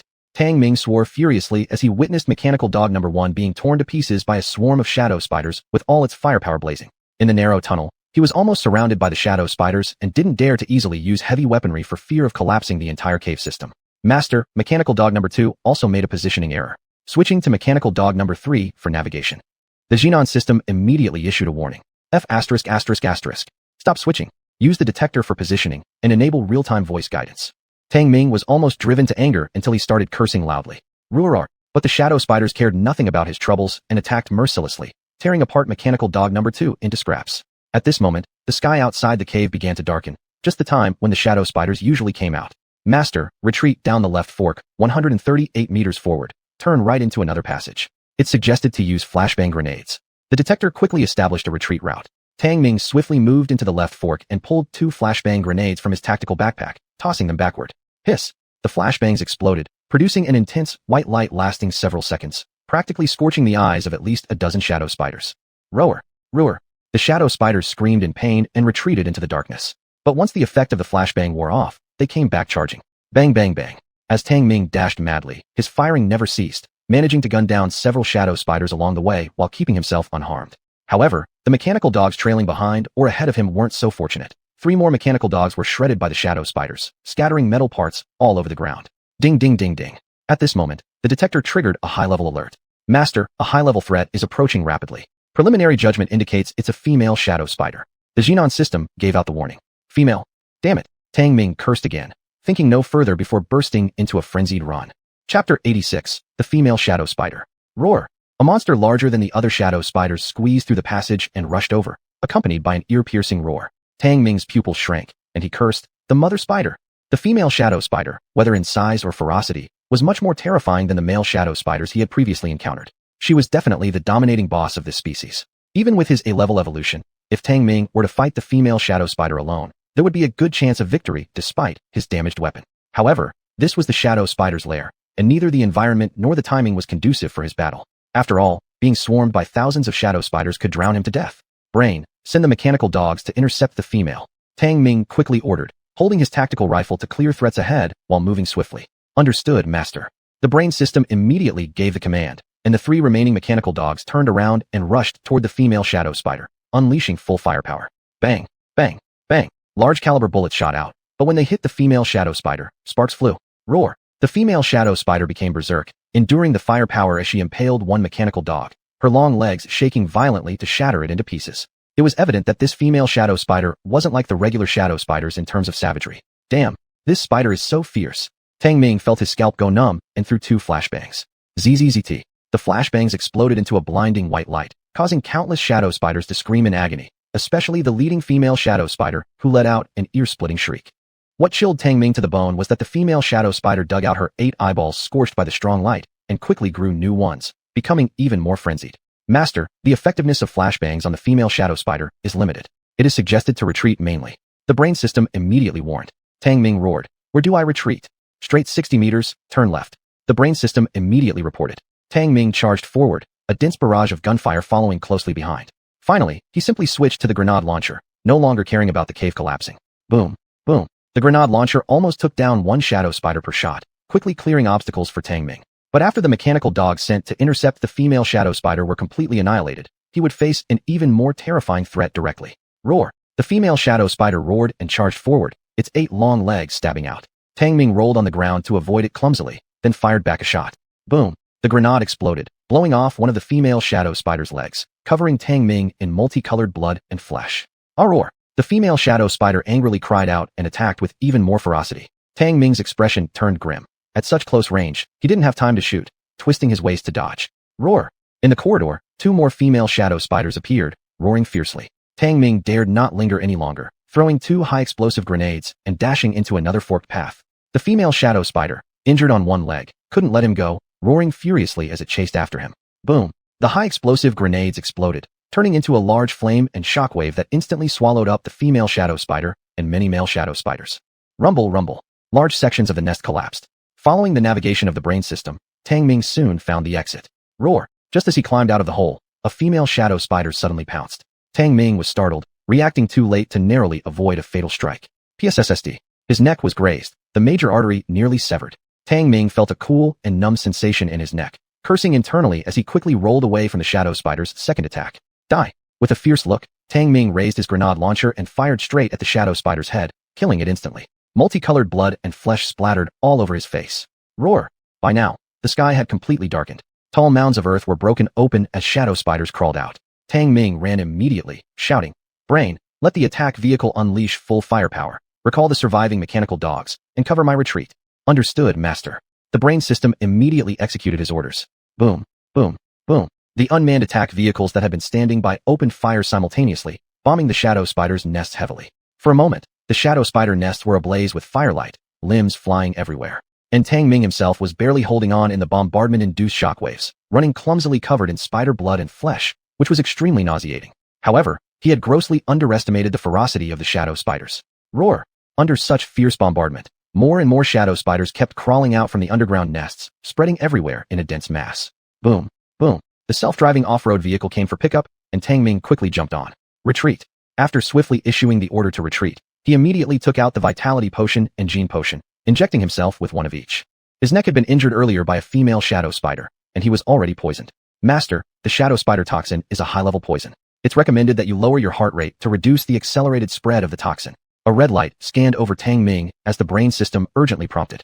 Tang Ming took a deep breath and closed his eyes without saying a word. He knew what the brain system suggested was the most correct solution. Although the shadow spider toxin was intense, given his 11 evolved body, he could metabolize and expel the poison within an hour at most, despite being weakened during that time. Before the toxin could be completely expelled, all he needed to do was slow down his heart rate and delay the spread of the toxin.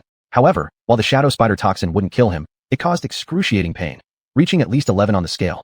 Damn, it's not easy to get this damn spider silk. Listening to the rumbling sounds and screams outside the car window, Tang Ming opened his eyes and couldn't help muttering angrily. Then he stared coldly at the brain system's avatar and snapped harshly. Brain, explain why the mechanical dogs malfunctioned.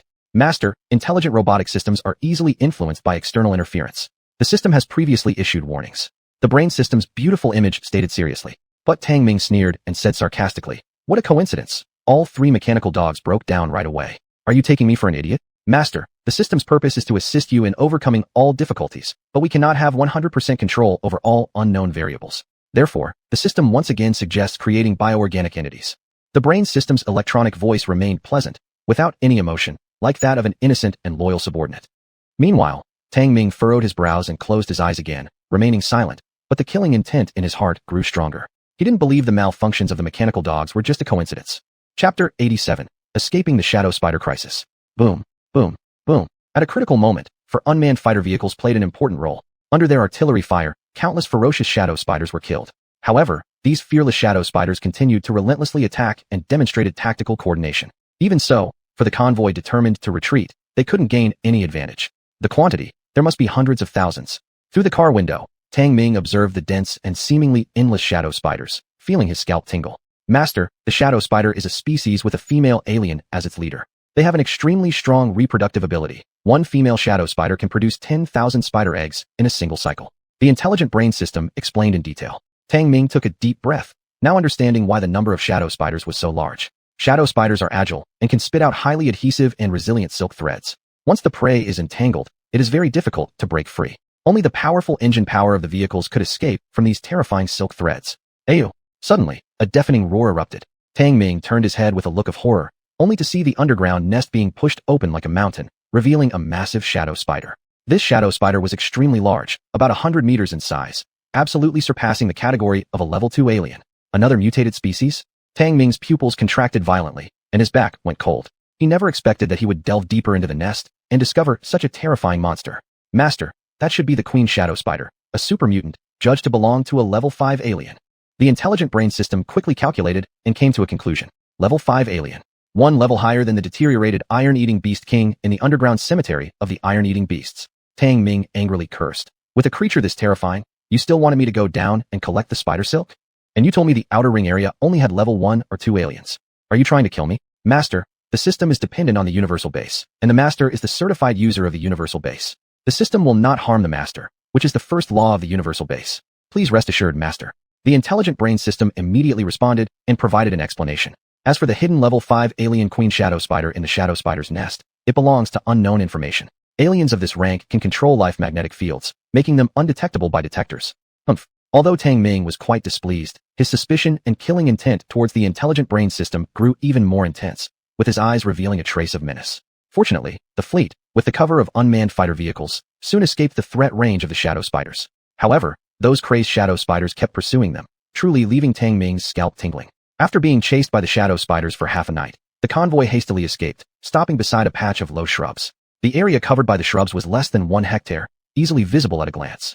However, they stood out prominently and full of vitality against the barren sandy land. Tang Ming could even see various aliens appearing among the shrubs, including wolves, hyenas, night jackals, green birds, and all sorts of flying insect arthropods. But none dared to approach the intimidating fleet. Because the armor of every vehicle was smeared with the blood and flesh of shadow spiders, the scent of these high-level aliens was enough to scare away lower-level ones. Even though that was true, the 4 unmanned fighter vehicles still faithfully guarded around the off-road vehicles, constantly monitoring the surroundings. Master, we've managed to escape the shadow spider crisis. The highest level warning light on the detector had long since been extinguished, followed by the voice of the intelligent brain system. Tang Ming remained silent. The toxins had been expelled long ago, and his body was fully recovered. He opened the heavy car door and got out, instantly spotting the purplish bush growth. What kind of tree is this? Tang Ming couldn't help but show a hint of surprise. The shrubs in front of him were only 3 meters tall, but their trunks were robust, with glowing purple veins running through. They resembled giant umbrellas, with dense, purple leaves covering the entire canopy. The short bushes were less than 3 meters tall, allowing him to overlook the entire forest from the headlights of the vehicle. It was the first time he had seen such plants. Master, these are purple umbrella trees, belonging to level 2 plants. They are the most harmless plants in the outer ring area. They can independently form an ecosystem benefiting other species, having no natural enemies. A red light scanned over a shrub, after which the intelligent brain system reported detailed information. Tang Ming nodded. This type of plant was similar to the species that builds Earth desert oases, forming relatively independent ecological environments. Moreover, he also noticed traces of liquid water on the ground. Listening closely, he indeed heard faint sounds of water. Tang Ming felt curious. Since coming to this alien planet, he had never seen the existence of liquid water outdoors before. He decisively carried his tactical rifle and walked in the direction of the water sound, while the convoy followed under the command of the intelligent brain system, like a group of steel guards. In particular, the 3 remaining mechanical dogs nimbly leaped past Tang Ming, taking the lead to scout and guard for him. Tang Ming raised an eyebrow, silently understanding. Rustle, rustle. Sure enough, there was a pool of water ahead, explaining the existence of this oasis. And strangely, even on such a cold night, this pool of water had not frozen and seemed to be emitting wisps of steam. It should be a geothermal hot spring. Tang Ming suddenly understood. It was truly the first time he'd seen large quantities of liquid water on this alien planet. The clear pool water shimmered with faint luminescence, reflecting the purple light emitted by the purple umbrella trees, creating a breathtaking sight. Looking at his own blood-stained, dirty body, his sense of cleanliness was directly triggered. Intelligent brain, check the surroundings. I'm going down to wash up. After saying that, he started unarming himself, removing his protective suit to reveal a robust and lean physique. Master, the pool's depth exceeds 30 meters, with potential unknown risks. I suggest. With a splash, Tang Ming had already jumped in before the intelligent brain system finished its warning. The warm pool water enveloped his entire body, making all his pores open wide, giving him immense relief. Come to think of it, since I've been diagnosed with a terminal illness, it's been 3 years since I last swam. Tang Ming couldn't help but sigh as he dove under and began swimming freely. With his A-level evolution degree body, his control over himself was extremely strong, probably surpassing any swimming champion from Earth. Master, detected an unknown alien approaching underwater. Please return to shore immediately. Suddenly, the warning voice of the intelligent brain system sounded, with the 3 mechanical dogs already entering combat readiness. While swimming with great joy, Tang Ming also acutely sensed an unknown creature approaching underwater, causing some alarm in his heart. Given his evolution degree, he naturally wasn't afraid of any threats, but being in an underwater environment was extremely disadvantageous for him. Without hesitation, he quickly made his way back toward the shore. Chapter 88. The Transparent Octopus. Tang Ming just felt a tightening around his legs as an unknown tentacle quickly wrapped around him. He was startled and immediately struggled with all his might, managing to loosen the tentacle from underwater. But the unknown creature beneath the water clearly wouldn't give up its prey easily. More tentacles even rose out of the water, wrapping around him. An octopus. Tang Ming's face showed his shock. The tentacles rising out of the water were just like the octopuses he had seen on Earth, each one covered in suction cups. However, these were transparent and emitted an odd fluorescent glow. Then, the tentacles that had emerged turned from transparent into a red-green hue, extremely peculiar. Are there octopuses on this alien planet too? As soon as this thought crossed Tang Ming's mind, he was pulled underwater. The octopus clearly intended to drown its prey, or perhaps kill it using the water pressure. However, Tang Ming had an A-level evolutionary degree, so naturally, being underwater for a short while would be no issue. And he also roughly gauged the octopus level. It was only a level 1 alien species. Gulping. Underwater, Tang Ming got a clear view of the entire octopus, its constantly changing color, and its massive head which was about 3 meters across. Its 2 eyes emitted green light. Its 8 tentacles had firmly wrapped around Tang Ming, dragging him further underwater. Tang Ming's eyes widened, his hands grabbing the tentacles and forcefully tearing them away. His strength from the A-level evolution was enough to tear apart a terror wolf. If it weren't for the octopus' flexible and tough tentacles, they probably would have already been ripped apart by now. Even so, the octopus screeched in pain, trying to retract its tentacles, unwilling to continue entwining with him. Since you've come, don't think you can escape. Underwater, Tang Ming grinned menacingly, pulling the octopus tentacles and dragging it towards the shore. The roles of hunter and prey reversed instantly as the octopus desperately struggled. Just before being dragged ashore, it severed 2 of its own tentacles and fled back down to the depths while squealing. Tang Ming hesitated, watching as the octopus released some ink and fled far away. He did not pursue it. Holding onto the 2 still struggling octopus tentacles, Tang Ming went ashore and said, "Intelligence brain, scan it and analyze its genome." "All right, master." A red light scanned over the octopus tentacles, followed by intelligence brain's voice. "Master, the genetic sequence of the level 1 alien species is..." While listening to the reports from the intelligence brain system, Tang Ming couldn't help but lose himself in deep thought. The octopus on Earth has been mentioned countless times by biologists. After all, despite its primitive appearance, it owns more genes than humans. Octopuses have always been suspected by Earth scientists of being extraterrestrial life, shrouded in mystery. But the octopus in front of him now looked exactly like the octopuses on Earth, only larger in size. This made Tang Ming suspect that this alien planet must have some unknown relationship with Earth. If I could travel here, isn't there some kind of connection between Earth and this alien world? Tang Ming's heart trembled with excitement, his eyes glowing fervently. Upon arriving at this alien star, what he desired most was to return to Earth. After all, he was human, belonging to Earth life forms, where his family and friends remained. "Intelligence brain, do you know Earth?" Suddenly, Tang Ming asked anxiously. But after analyzing for quite a while, intelligence brain finally responded. "Insufficient level, involving permissions, cannot answer." Shit. Tang Ming cursed loudly, extinguishing any hope that had flared within him momentarily. However, this gave him some enlightenment. He really wanted to go back to Earth. Just take it step by step. Tang Ming sighed lightly, sweeping aside his chaotic thoughts, and directly inserted the 2 giant octopus tentacles into the vehicle's grill oven to cook some iron plate squid. After all, this was the first taste of Earth cuisine since coming to this alien world. The iron plate squid sizzled. Alone, Tang Ming leaned against the car enjoying the delicious meal while appreciating the beautiful night scenery. Even the low temperatures of the night didn't affect his current relaxed mood. Around him stood unmanned fighter vehicles on guard duty, along with 3 mechanical dogs patrolling and keeping watch. There wasn't any foolish alien creature around daring to disturb him.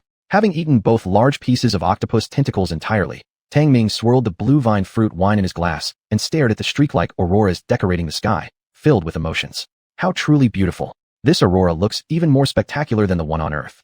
In the sky hung two enormous planets. The stationary rings surrounding them emanated splendid light, perfectly complementing the streaked auroras above. It was magnificent, stunning, fully showcasing the splendor of the universe. These sights visible with his own eyes were far more beautiful than Earth's computer-rendered space images. Furthermore, it was soothing, opening his heart and making it tranquil. The night became serene. Rarely experiencing such a moment of peace, Tang Ming anchored by the poolside and rested comfortably inside the car cabin, enjoying a sound sleep.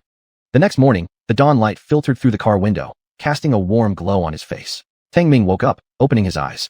It was rare that he didn't wake up early and instead lingered in bed, gazing at the bright sky through the window. The two planets hanging in the horizon were still there, just not as luminous as they were at night. They had dimmed into a pale white color, yet remained spectacular. "Master, good morning." The beautiful figure of Intelligence Brain appeared on the windshield, smiling as she greeted him. Tang Ming gave a faint smile, feeling quite content. His pent-up mood from last night had been relieved, washing away much of the negative feelings that weighed on his heart. Master's dopamine secretion levels have increased, emotions active. Stop rambling. Is there anything important to report? Tang Ming cut off Intelligence Brain's meaningless report, speaking lightly. Master, we have currently collected neuronal matter, iron compound, and high human fiber. We only lack the vital base fluid, which needs for high-value medicinal plants to extract. Intelligence Brain immediately provided a detailed update and listed all the required materials for producing the vital base fluid. The so-called vital base fluid serves as a nutrient solution for cultivating the bioengineered bodies, providing and ensuring the normal development of the biochemical organism.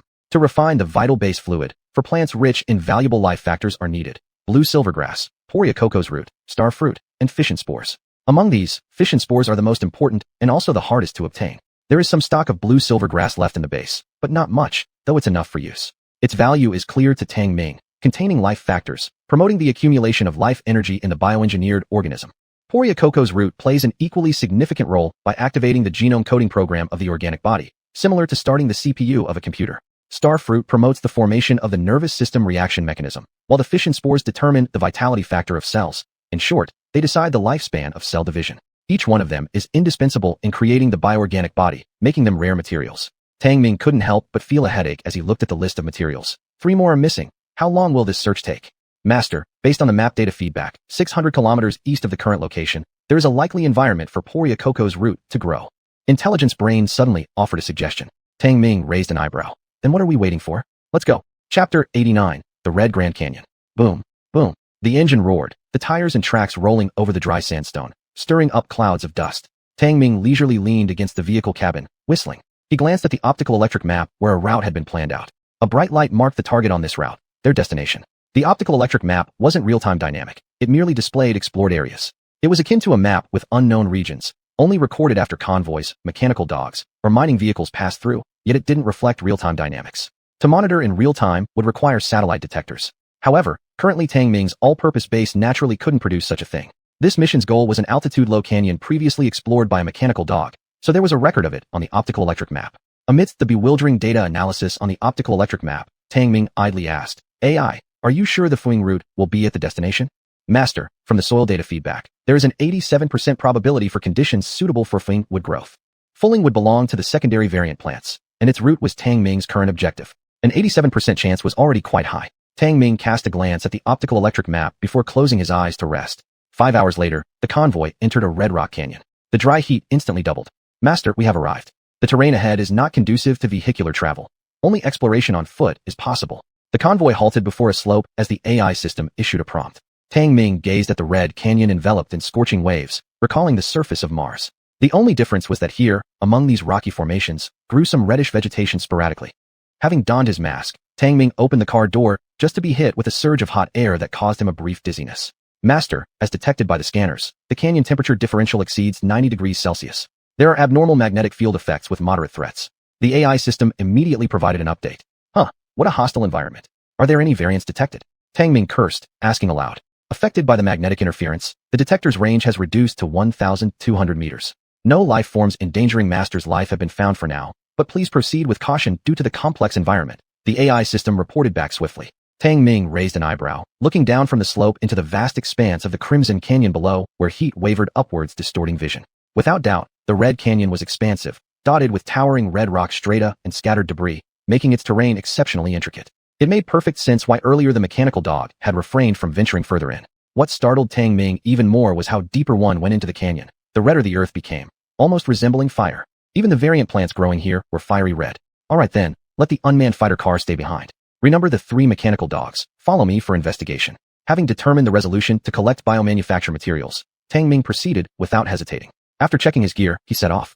2 of the 3 mechanical dogs advanced ahead for warning and reconnaissance, while one remained by Tang Ming's side, stepping clumsily over loose rubble downhill until they quickly descended to the valley floor. The rubble of the canyon varied in size. Some weighed tons, others were no bigger than fingertips, yet all were deep crimson. Tang Ming felt as if he truly stepped inside an immense furnace. Every inch of the canyon land radiated heat, the severe high temperatures astonishing him. Thankfully, the protective suit had a temperature regulation function. Otherwise, even his ill-level evolution wouldn't be sufficient enough to withstand it.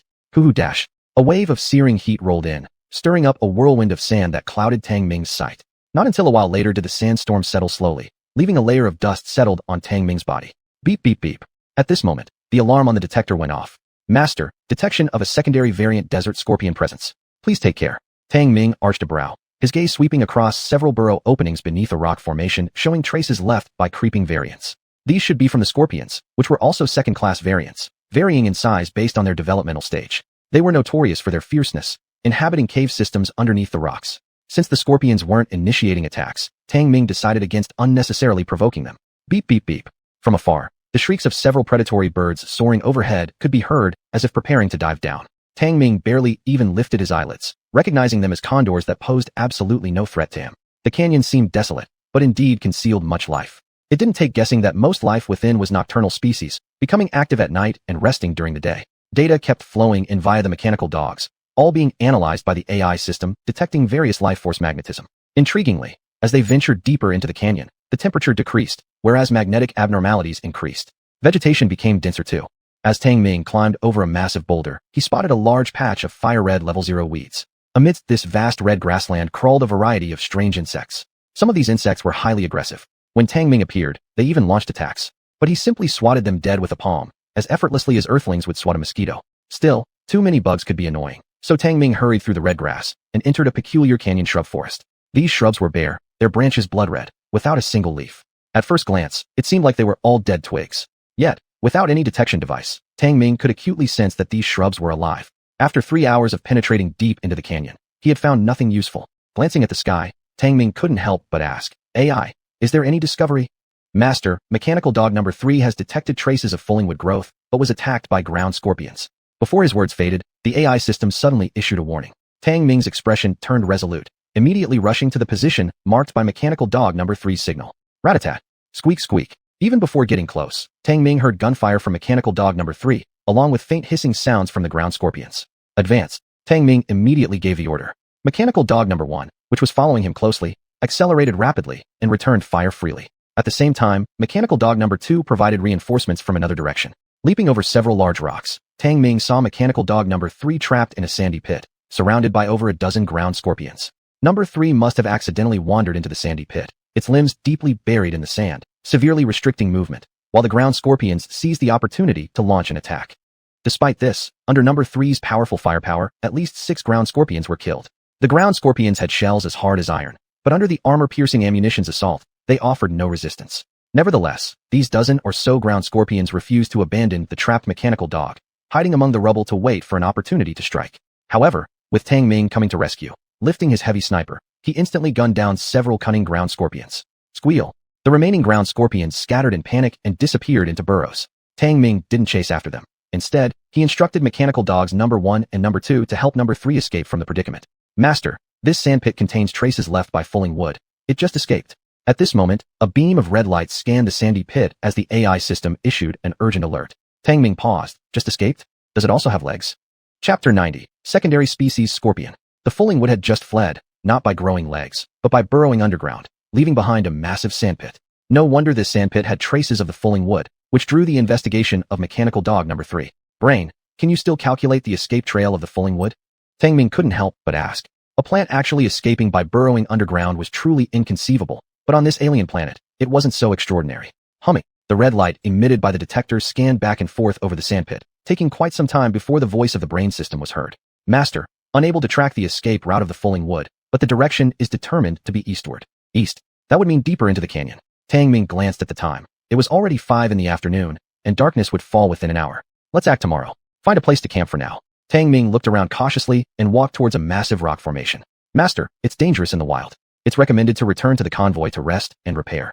The brain system immediately issued a warning. Tang Ming shook his head.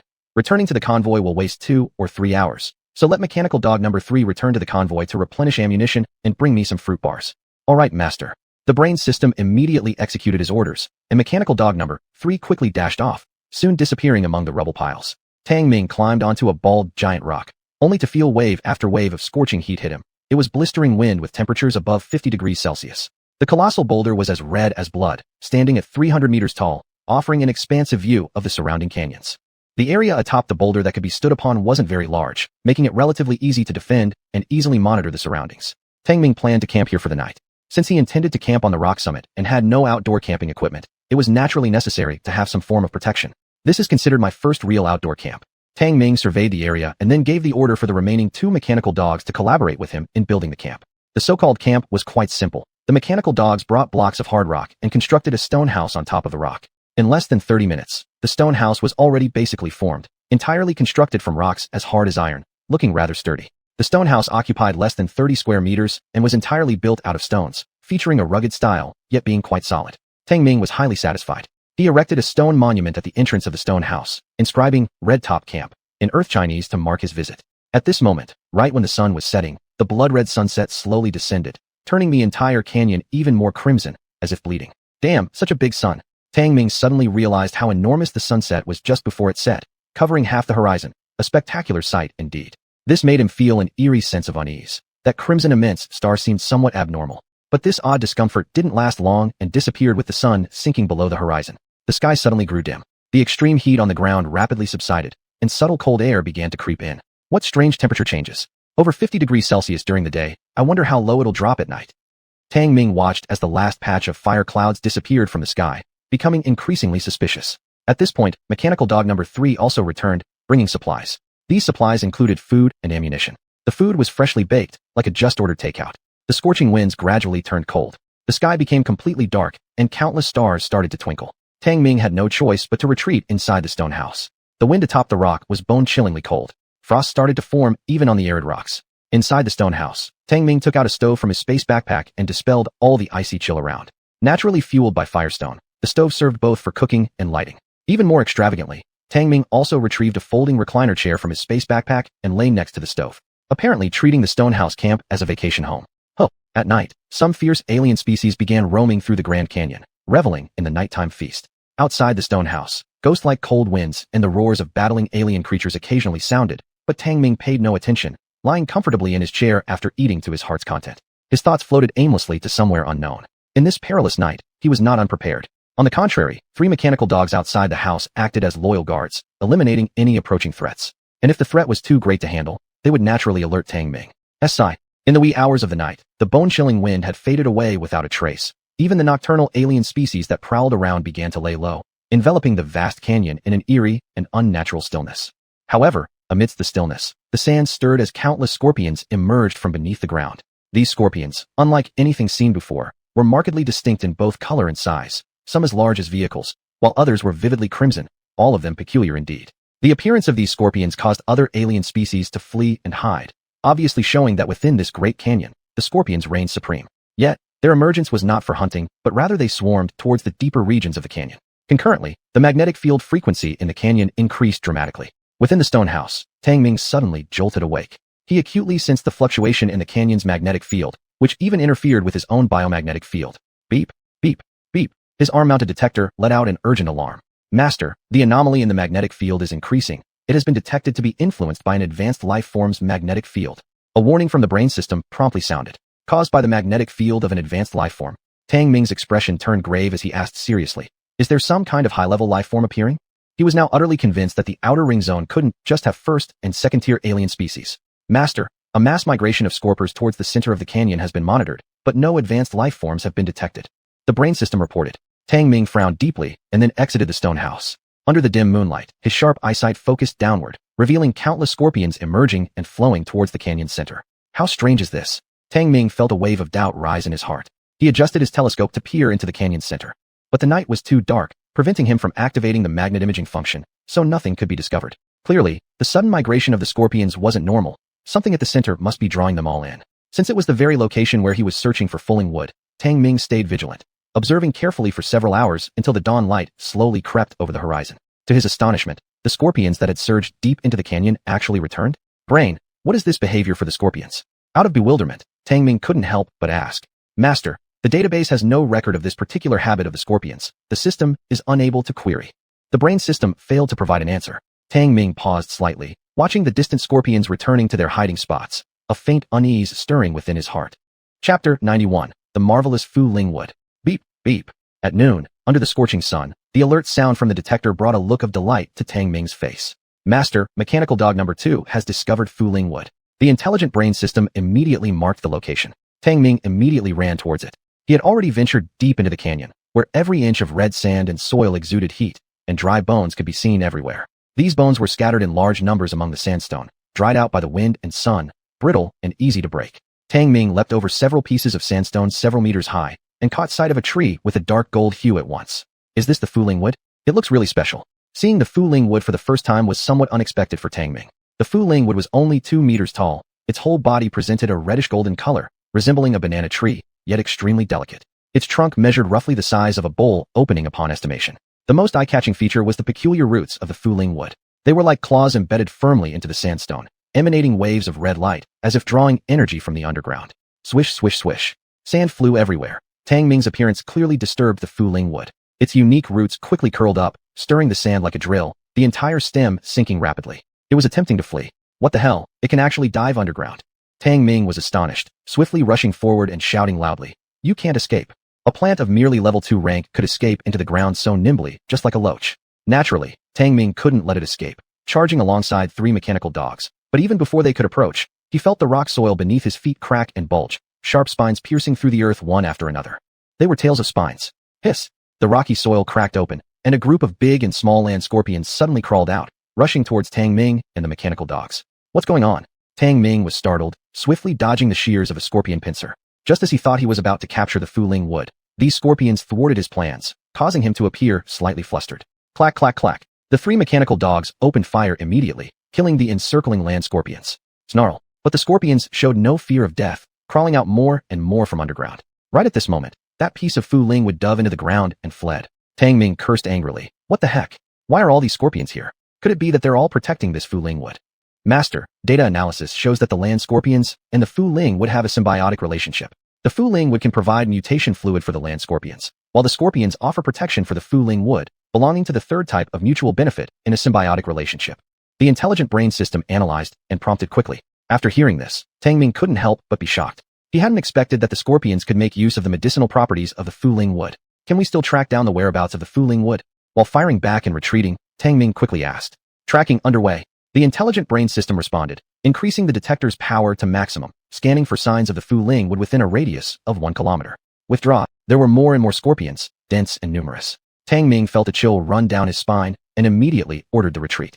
The 3 mechanical dogs moved quickly, covering his withdrawal. After getting rid of the scorpion pursuit, Tang Ming advanced from another direction. The detector continuously relayed information, showing streams of data on the panel. These data flows represented analyses and computations conducted by the intelligent brain system on the captured Fu Ling Wood information. Master, target located. Upon being detected by the detector, the intelligent brain system reported immediately. Encouraged, Tang Ming said, what are you waiting for? Sneak up on it. This time don't let it get away.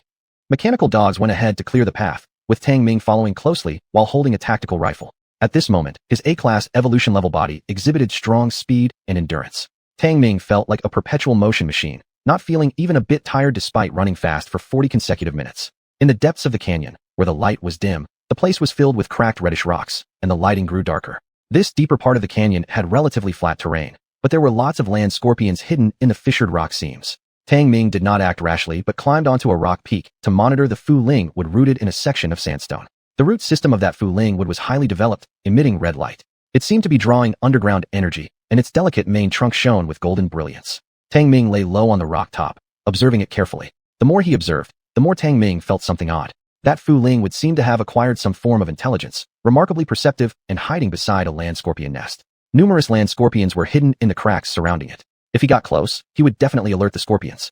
This posed a problem. Master, mechanical dogs number 1 and number 2 have remaining ammunition of 34%. Mechanical dog number 3 has remaining ammunition of 23.6%. An urgent replenishment is needed. At this moment, the intelligent brain system reported the ammunition levels of the mechanical dogs and suggested returning to replenish. But Tang Ming had no time to spare. He stared at the Fu Ling wood and said in a deep voice, "Let's finish this first.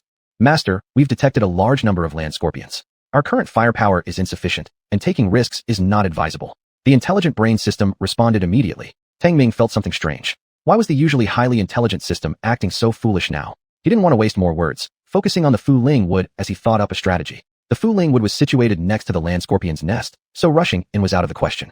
And based on the speed at which the Fu Ling wood could escape underground, there was only a few minutes window to capture it alive. The key issue is that this plant is too sly. It runs at the slightest sign of trouble. What if we lure the scorpions away? Tang Ming's eyes brightened, and an insidious smile appeared on his face. In the cracked canyon, many land scorpions were hidden, while near a rock fissure 2 meters wide, the Fu Ling would sway gently, appearing somewhat showy. And just then, its swaying branches suddenly tensed up, as if startled. Hiss! The abnormality of the Fu Ling would also alerted the scorpions in the fissure, causing dozens of them to crawl out immediately. Soon, they noticed mechanical dog number 1 trying to approach the Fu Ling wood and hissed, charging forward. Number 1 immediately retreated but slowed down considerably, luring away a large group of scorpions. Seeing the threat removed, the Fu Ling wood relaxed its tense branches and resumed swaying. However, mechanical dog number 2 soon appeared, startling it into coiling its roots together. Roar! A huge land scorpion emerged from the fissure, viciously charging towards number 2. Number 2 turned tail and ran, leading another batch of scorpions away. But the largest scorpion chased for several hundred meters before turning back, staying close to the Fu Ling wood without moving. By this point, only a few land scorpions remained in the entire valley. Clack, clack, clack. Mechanical dog number 3 made its move, opening fire and killing a few scorpions. Roar! The giant scorpion angrily charged ahead, with bullets sparking against its hard shell and bouncing off ineffectively. Number 3 immediately turned around and fled, luring the giant scorpion out of the valley. As a result of these consecutive scares, the Fu Ling would curled up its roots, ready to escape underground once again. If I let you slip away this time, I'll do handstands and diarrhea. Tang Ming suddenly appeared, emitting a wicked laugh as he rapidly charged forward. Chapter 92, The Ground Scorpion King. The Fu Ling wood was trying to escape underground, but Tang Ming grabbed its trunk firmly. For a moment, sand and stones flew everywhere. Tang Ming felt as if he were pulling a large drill bit. "Get out here, you bastard." Tang Ming's face turned severe as he forcibly dragged the Fu Ling wood out bit by bit. Its rapidly spinning roots struck him with a resounding boom. SSSSS roar.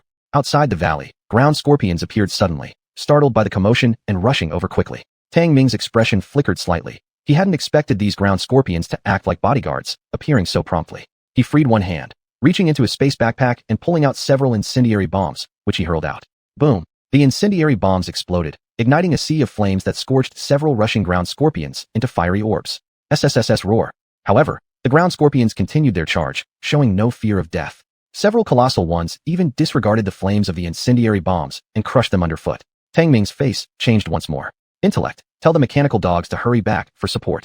There were too many dense swarms of ground scorpions around him for him to handle alone. Master, all mechanical dogs have shaken off the ground scorpions' pursuit. They will return in 4 minutes for support. In addition, Master, it is suggested you sever the main stem of the Fu Ling wood to kill it. The intellect system immediately informed.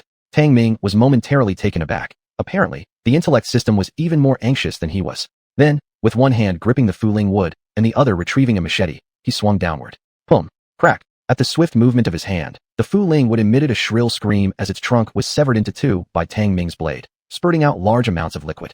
Tang Ming was startled. Watching the Fu Ling wood's trunk rapidly wither in his hand, he felt somewhat peculiar. Nevertheless, the buried Fu Ling root finally ceased moving, allowing him to start digging. SSSSS roar. Yet, the chopping down of the Fu Ling wood drove the surrounding encircling ground scorpions utterly mad. Tang Ming had barely dug halfway when he was forced to counterattack. Puff, puff, puff. The tactical bullets from the rifles struggled to penetrate the armored shell of the giant ground scorpions. Tang Ming immediately switched to the grenade launcher and even used grenades. But there were just too many ground scorpions. Even palm-sized baby scorpions emerged from beneath his feet. Intellect, where are the mechanical dogs? Tang Ming shouted as he fired blasts at the giant ground scorpions while stomping on countless smaller ones, now completely surrounded. Master, the mechanical dogs' reinforcements have arrived. The intellect system reported immediately. Thereafter, outside the valley, the sound of heavy machine gun fire erupted. Da-da-da. 3 mechanical dogs unleashed their full firepower, 12.7mm armor-piercing rounds shredding through the swarm of ground scorpions like a meat grinder, cutting a bloody path through them. Scorpion blood stained the ground in vivid colors, mixed with shattered armor pieces. Their eerie howls reverberated throughout the entire valley. As the three mechanical dogs positioned themselves, defending Tang Ming from various angles, they significantly reduced the pressure on him. Still, Tang Ming was acutely aware that the ammunition of the mechanical dogs was nearly depleted, while the number of ground scorpions seemed endless. He needed to escape this predicament quickly. With that thought, Tang Ming launched a few high-explosive bombs before beginning to dig for the Fu Ling route again. Although sandstone was relatively softer in hardness, it proved quite a challenge for him without proper excavation tools. Moreover, the Fu Ling root structure was very peculiar. Even after it died, the roots remained tightly coiled, almost like a huge drill bit stuck within an iron block. Huff huff. Wielding his machete, Tang Ming hacked away while frantically scooping out the sandstone. Employing every possible tactic, he managed to unearth layers of sandstone. Upon seeing the Fu Ling root gleaming red, he tugged and pulled. Just then, a giant ground scorpion threatened to breach the mechanical dog's defensive line. Seizing a brief moment, Tang Ming fired a few grenades. Boom boom. The explosions shredded not only half the head of the 10-meter-long ground scorpion, but also sent shockwaves that obliterated some unfortunate nearby ground scorpions. Crack. After 11 minutes of relentless digging, Tang Ming finally dragged out the entire Fu Ling root. Beep. Just then, the warning sound of the detector rang out, making Tang Ming's face turn pale again. What situation? Master, a high-grade life form, is awakening. The intellect system warned immediately. Stuffing the Fu Ling root into his spatial backpack, Tang Ming fiercely asked, "Where?" "Master, below the ground." Woo woo woo. Before the intellect system could finish explaining, the entire sandy land began shaking violently, preceded by a strong wave of biological magnetic vibrations. The detector stuttered and buzzed incessantly. Even worse, the three mechanical dogs fared poorly. Their circuit systems were heavily affected by the magnetic field disturbance, sparking and exploding, rendering them fully dysfunctional. Magnetic oscillation. What kind of monster is this? Tang Ming's expression shifted dramatically as the powerful biological magnetic shocks influenced him as well. However, being not a mechanical entity and having already achieved a level evolution, he quickly adjusted himself. The earlier frenzied horde of ground scorpions had withdrawn, retreating much faster than they came. Bang! Crackle crackle. The sandstone under his feet suddenly arched high and began to crack. Tang Ming's heart skipped a beat, a chill rushing straight to his head, and he immediately sprinted away. Crackle crackle. Boom boom. The entire valley was split apart, with rocks and soil splashing everywhere as two gigantic pitch-black scorpion pincers were the first to emerge from the earth, each several dozen meters long. Then, without warning, an unprecedentedly massive ground scorpion crawled out, sending the surrounding magnetic field abnormalities straight to their peak frequency. Ground Scorpion King. Tang Ming drew in a sharp breath of cold air and stared intensely at the colossal creature that had emerged from the valley. This was absolutely a ground scorpion king. For eyes, two pairs of claw-like appendages, covered in layer upon layer of metal-like pitch-black armor, and its size stretched up to 100 meters. Especially striking was the stinger suspended high at its tail, whose ends spread open like ghostly claws, appearing extraordinarily sharp. But what terrified Tang Ming most was the ground scorpion king's fearsome, biological magnetic influence. He had seen diseased, iron-eating beast kings before, and even confronted a shadow spider queen head-on. But these abnormal species, despite being terrifying, never possessed such power to affect their surroundings, even causing magnetic oscillations and shockwaves. In Tang Ming's eyes, this ground scorpion king was definitely a monster capable of psi attacks. Big trouble. Tang Ming almost instinctively knew he wasn't a match for this monstrous creature, so he turned around and fled wildly. Hiss roar. The ground scorpion king's four emerald green eyes locked onto the fleeing prey. It roared and surged forward like a massive armored vehicle, crushing the three non-functional mechanical dogs flat as it went. Rumble rumble.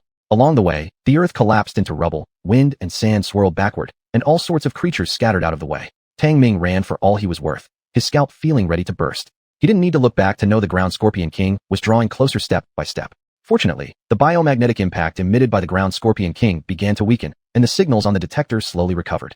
ZZZZ. Master, that is a high-grade mutation, a ground scorpion king, classified as Tier 4 anomalous species, possessing magnetic impact abilities. I recommend immediate retreat. The intellect system immediately alerted. Tang Ming cursed loudly. Do you think I don't know? Hurry up and figure something out. He hadn't finished cursing when his pupils violently contracted, and he immediately rolled to the side. Boom. The ground scorpion king's enormous stinger slammed down, pulverizing a rock weighing tens of thousands of tons into dust. Chapter 93, Long-Range Suppression, Artillery Bombardment of the Ground Scorpion King. The massive ground scorpion king not only possessed terrifying strength, but its speed also completely crushed Tang Ming's ability to keep up. If Tang Ming hadn't fled into the complex rock fissures, he would have been chased down and crushed long ago. Even so, the ground scorpion king's terrifying burrowing abilities were on full display. Boom, boom, boom. The hard rock fissures were effortlessly torn apart by the ground scorpion king's largest pair of pincers. A mountain hundreds of meters high was directly toppled, an awe-inspiring sight. Whoosh, boom. Tang Ming used a rocket launcher, firing a rocket that hit the ground scorpion king head-on as it emerged from the rocks, exploding in a large blaze of fire. Roar. However, after the fire faded, the ground Scorpion King remained unscathed. It struck armor merely charred black. This successful provoked the ground Scorpion King, which roared, causing its body to tremble, shattering mountain rocks, and driving its hooked tail straight down. Tiao! Tang Ming was greatly startled and ran away frantically. As he escaped, he continuously threw various hand grenades behind him, single-handedly throwing heavy weapons at his pursuer. Boom! Boom! The fiery explosions created powerful shockwaves that made him appear quite disheveled himself. All this while, Tang Ming had no idea how many high-explosive grenades he'd thrown, even using several rocket-propelled grenades. This merely slowed the ground Scorpion King slightly, without even scratching it. At this moment, the heavy firepower of individual soldiers seemed so insignificant. It's too unfair. I must upgrade my base and create more advanced single-person equipment. Tiao! Tang Ming cursed loudly. Recently, he had continually encountered higher-level alien species, being chased around like a scared child. Boom boom. Tang Ming's heart jumped. Rolling quickly out of the way just barely saved him from being crushed by tumbling boulders. Desperately running for his life, he even lost his grenade launcher. When his rocket launcher fired its last rocket, he abandoned it immediately. Master, there is an abyss wall 200 meters ahead. Please turn left. The AI system monitored the terrain and issued immediate instructions. Tang Ming swore once again and followed the prompt, turning left and fleeing. Roar! Sand burst open as the ground Scorpion King pursued relentlessly, swinging its enormous scorpion claws towards Tang Ming. Tang Ming's hair stood on end as he wildly avoided the enormous claw with difficulty. Bang! Crunch! The claw struck with a force of 10,000 tons, pulverizing large chunks of rock. Tang Ming was struck countless times by flying debris, and his protective suit showed signs of damage. AI, remote control the unmanned assault vehicle and bombard the ground Scorpion King. Tang Ming shouted, desperately trying to hide in narrow crevices, only for the ground Scorpion King to bulldoze its way through. Master, out of range, cannot attack.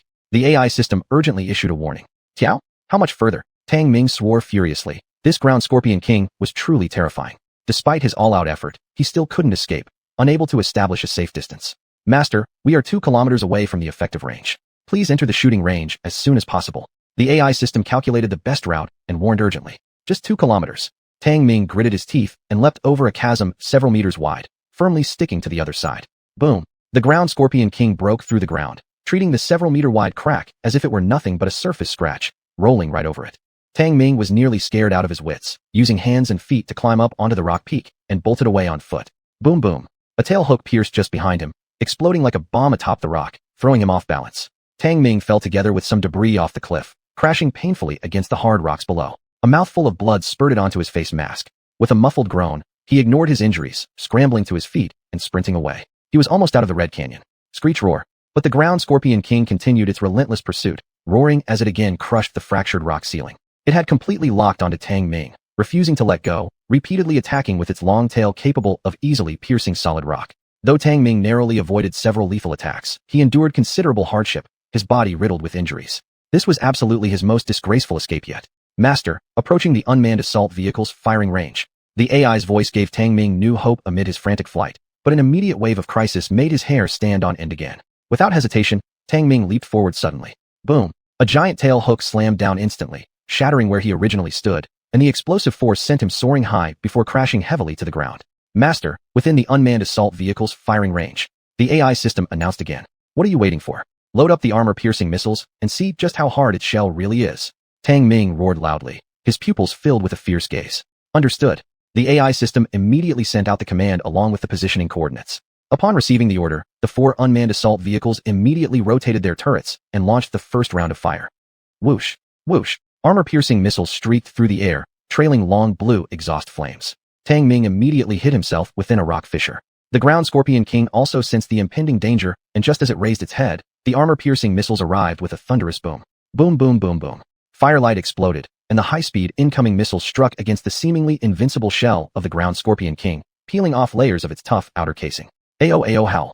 The ground Scorpion King roared furiously, but the kinetic force behind the missiles was immense. Despite being able to penetrate its armor, they caused massive damage. Climbing out from the rock fissure, Tang Ming growled with fury. Fire again. Switch directly to anti-armor projectiles. The AI system promptly relayed his commands, and the 4 unmanned assault vehicles quickly switched to anti-armor projectiles for another round of bombardment. Boom boom boom boom.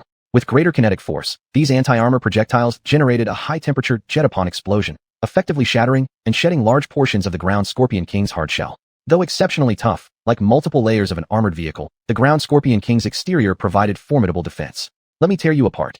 In his extremely disheveled state, Tang Ming retreated back to the convoy, roaring ferociously. He had been completely disgraced, chased around by this ground scorpion, and now all his pent-up frustration erupted. Bam! Bam! Bam! Bam! Flames spewed from the unmanned assault vehicle's gun barrels as one after another anti-armor projectile was fired at hypersonic speed, striking the ground Scorpion King 2 kilometers away with unerring accuracy. Bang! Its armor fractured, and flesh flew everywhere. With a shrill scream, the ground Scorpion King let out a wretched cry as one of its enormous pincers was shattered, blood spraying everywhere though still attached by tendons, not fully severed. But finally, it grew afraid and turned to escape, only to endure several more strikes of anti-armor projectiles that shed countless layers of its hardened shell until its body itself was wounded. Seeing this, Tang Ming grinned viciously. Thinking of running? Switch back to armor-piercing missiles, annihilate it. Bam bam bam bam. 4 armor-piercing missiles were fired at high speed, their solid heads racing 3 times the speed of sound to strike accurately against the ground Scorpion King attempting to burrow and flee. Boom boom boom boom. Armor shattered and flesh scattered. Ayo ayo ayo. The ground Scorpion King let out a piercing cry of agony as nearly half of its 100-meter-long body was torn apart. Chapter 94, Blood Succession. Under the suppression of long-range heavy firepower, the ground Scorpion King had a small part of its body blown off, blood and flesh flying everywhere, creating an awe-inspiring scene. But the ground Scorpion King possessed an extremely tenacious vitality and attempted to continue burrowing away to escape. How could Tang Ming let it go? He roared full of murderous intent. AI brain, keep blasting for me. Fire all the shells until they're gone. He was determined to finish off that ground Scorpion King. The AI brain system immediately issued orders, and the AIs of the 4 unmanned attack vehicles swiftly carried out the instructions. Bang bang bang bang. Artillery shells sounded together. This time, high-explosive rounds were fired. Boom boom boom. The high-explosive rounds accurately struck the semi-crippled ground Scorpion King, turning most of its body into pieces. But what shocked Tang Ming was that the ground Scorpion King still wasn't dead. Its powerful pincers were blasted off, unable to burrow away anymore, only emitting uneven howls. With the howling of the ground Scorpion King, all the ground scorpions in the canyon appeared, rushing over like madness. Calling for reinforcements will still end in death. Tang Ming gave a cold snort, his face showing disdain. Under the long-range heavy firepower, these ground scorpions would end up as nothing but ashes. Boom boom. Another round of bombing occurred. Another part of the ground Scorpion King was blown off, lying on a pile of rubble, barely alive. Its life force field was rapidly weakening, and its howls became almost imperceptible. Seeing the ground Scorpion King on the verge of death, Tang Ming suddenly noticed that the incoming ground scorpion's target was not him, but the dying ground Scorpion King. This left him puzzled. AI brain, the ground Scorpion King is almost dead. What are these ground scorpions doing? Master, I am decrypting the reason why the ground Scorpion King summoned the ground scorpions.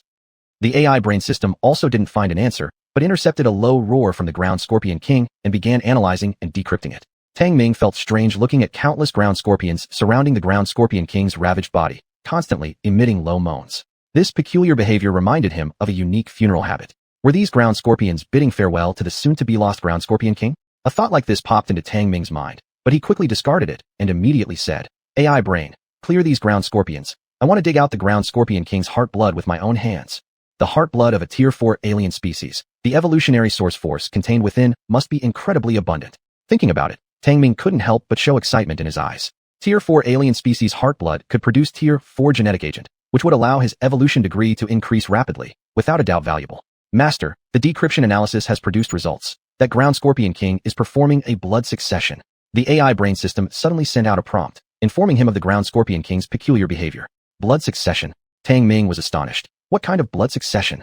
The ground Scorpion King will transfer its evolutionary source force through blood succession to all ground scorpions. Master, this is a unique method for inheriting evolutionary source force. Hurry, extract the ground Scorpion King's heart. Otherwise we won't obtain even a single bit of its heart blood. The AI brain system immediately issued an urgent reminder. Upon hearing this, Tang Ming was greatly surprised since such a blood succession existed. Clear the group of ground scorpions and cover me while I go in. How could he give up the bounty right under his nose? Clutching his tactical rifle, Tang Ming rushed forward. At the same time, unmanned attack vehicles continuously fired.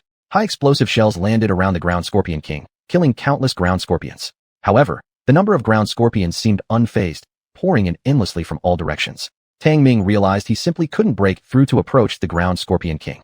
Roar. Suddenly, the dying ground Scorpion King raised its head to roar angrily. Its broken body collapsed violently, spewing forth countless streams of fresh blood that turned into a blood rain. Blood succession. Tang Ming stood dumbfounded as the crimson blood rained down all over, being devoured by the surrounding dense crowd of ground scorpions. After devouring the ground Scorpion King's blood, many of the ground scorpions then burrowed underground and fled. Tang Ming had never seen such bizarre biological behavior before, momentarily stunned. On the brink of death, the ground Scorpion King had used a form of biological self-destruction to spread its heart blood far and wide, absorbed by countless ground scorpions. Master, after the ground scorpion king's evolutionary source force is inherited via blood succession, another ground scorpion king will soon be born within this species. The system deduces that this is the evolutionary nature of the ground scorpion alien species. It has been recorded and stored.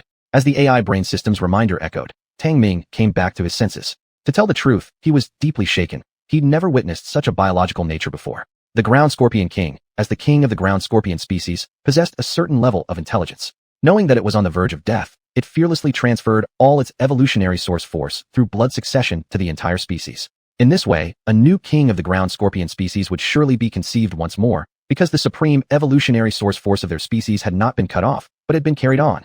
A species like this will undoubtedly become increasingly powerful. Tang Ming sighed, gazing as the blood rain ceased and the densely packed ground scorpions retreated. He suddenly felt a wave of melancholy, even some confusion.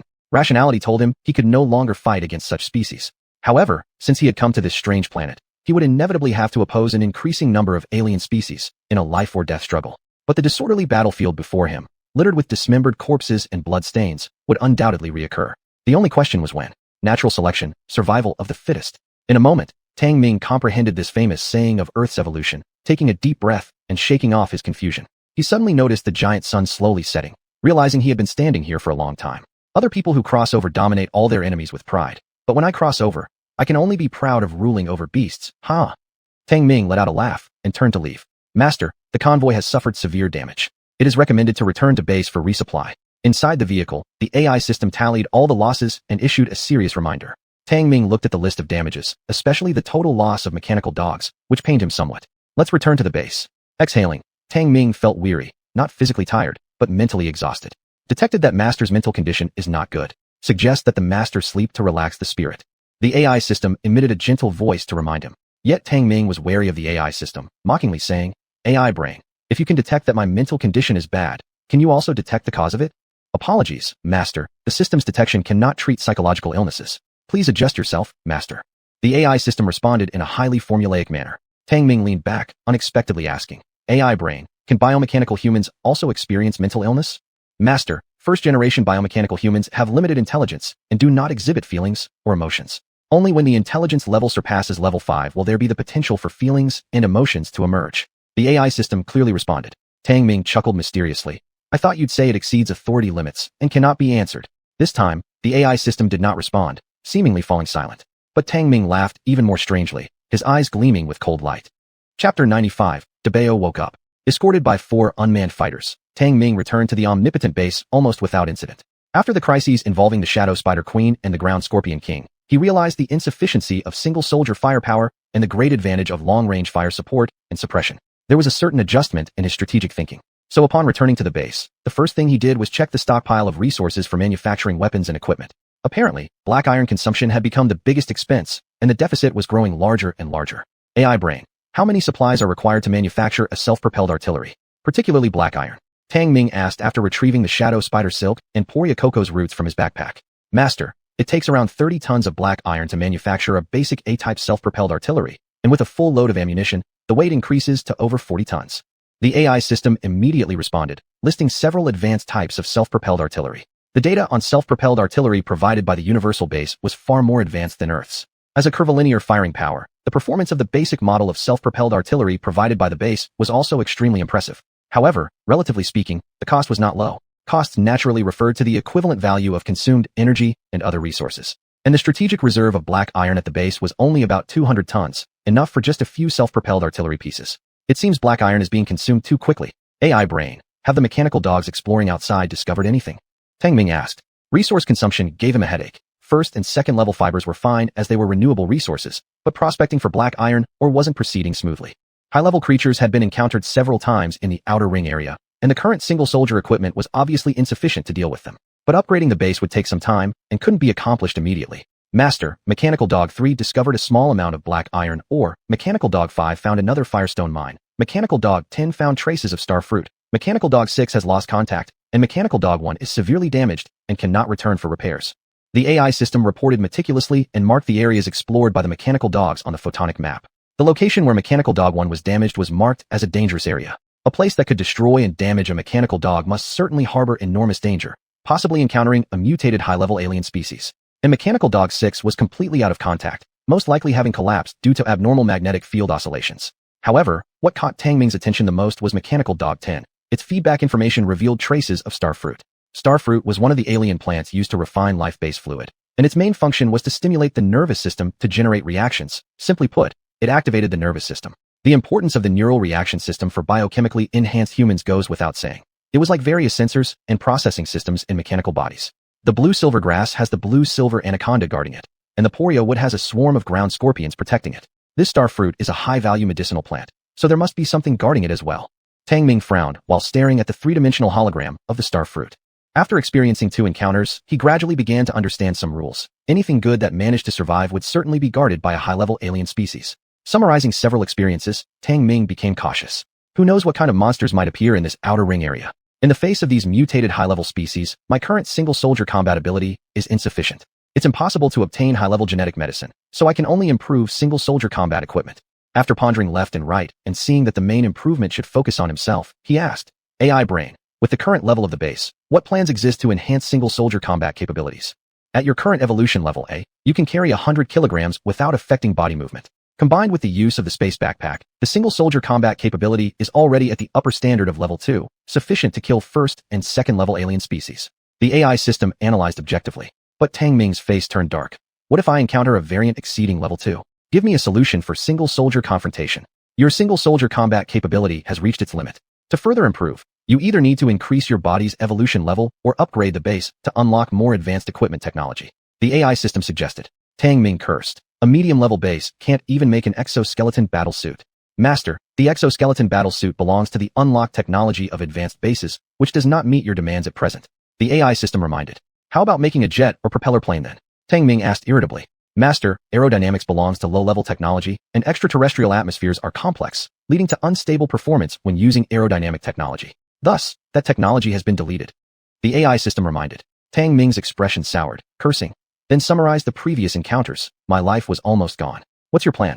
If there's no plan, cancel the Bioman plan. He was curious to see if the AI system would produce any other abnormal reactions. Master, you may consider using mechanical assistance, such as high combat mech units like the circular blade mech soldier. The AI system immediately offered an alternative solution, projecting the detailed data of the mechanical unit in a holographic display. Tang Ming was slightly surprised. This was indeed an option. The circular blade mech soldier was a type of AI single-soldier combat robot.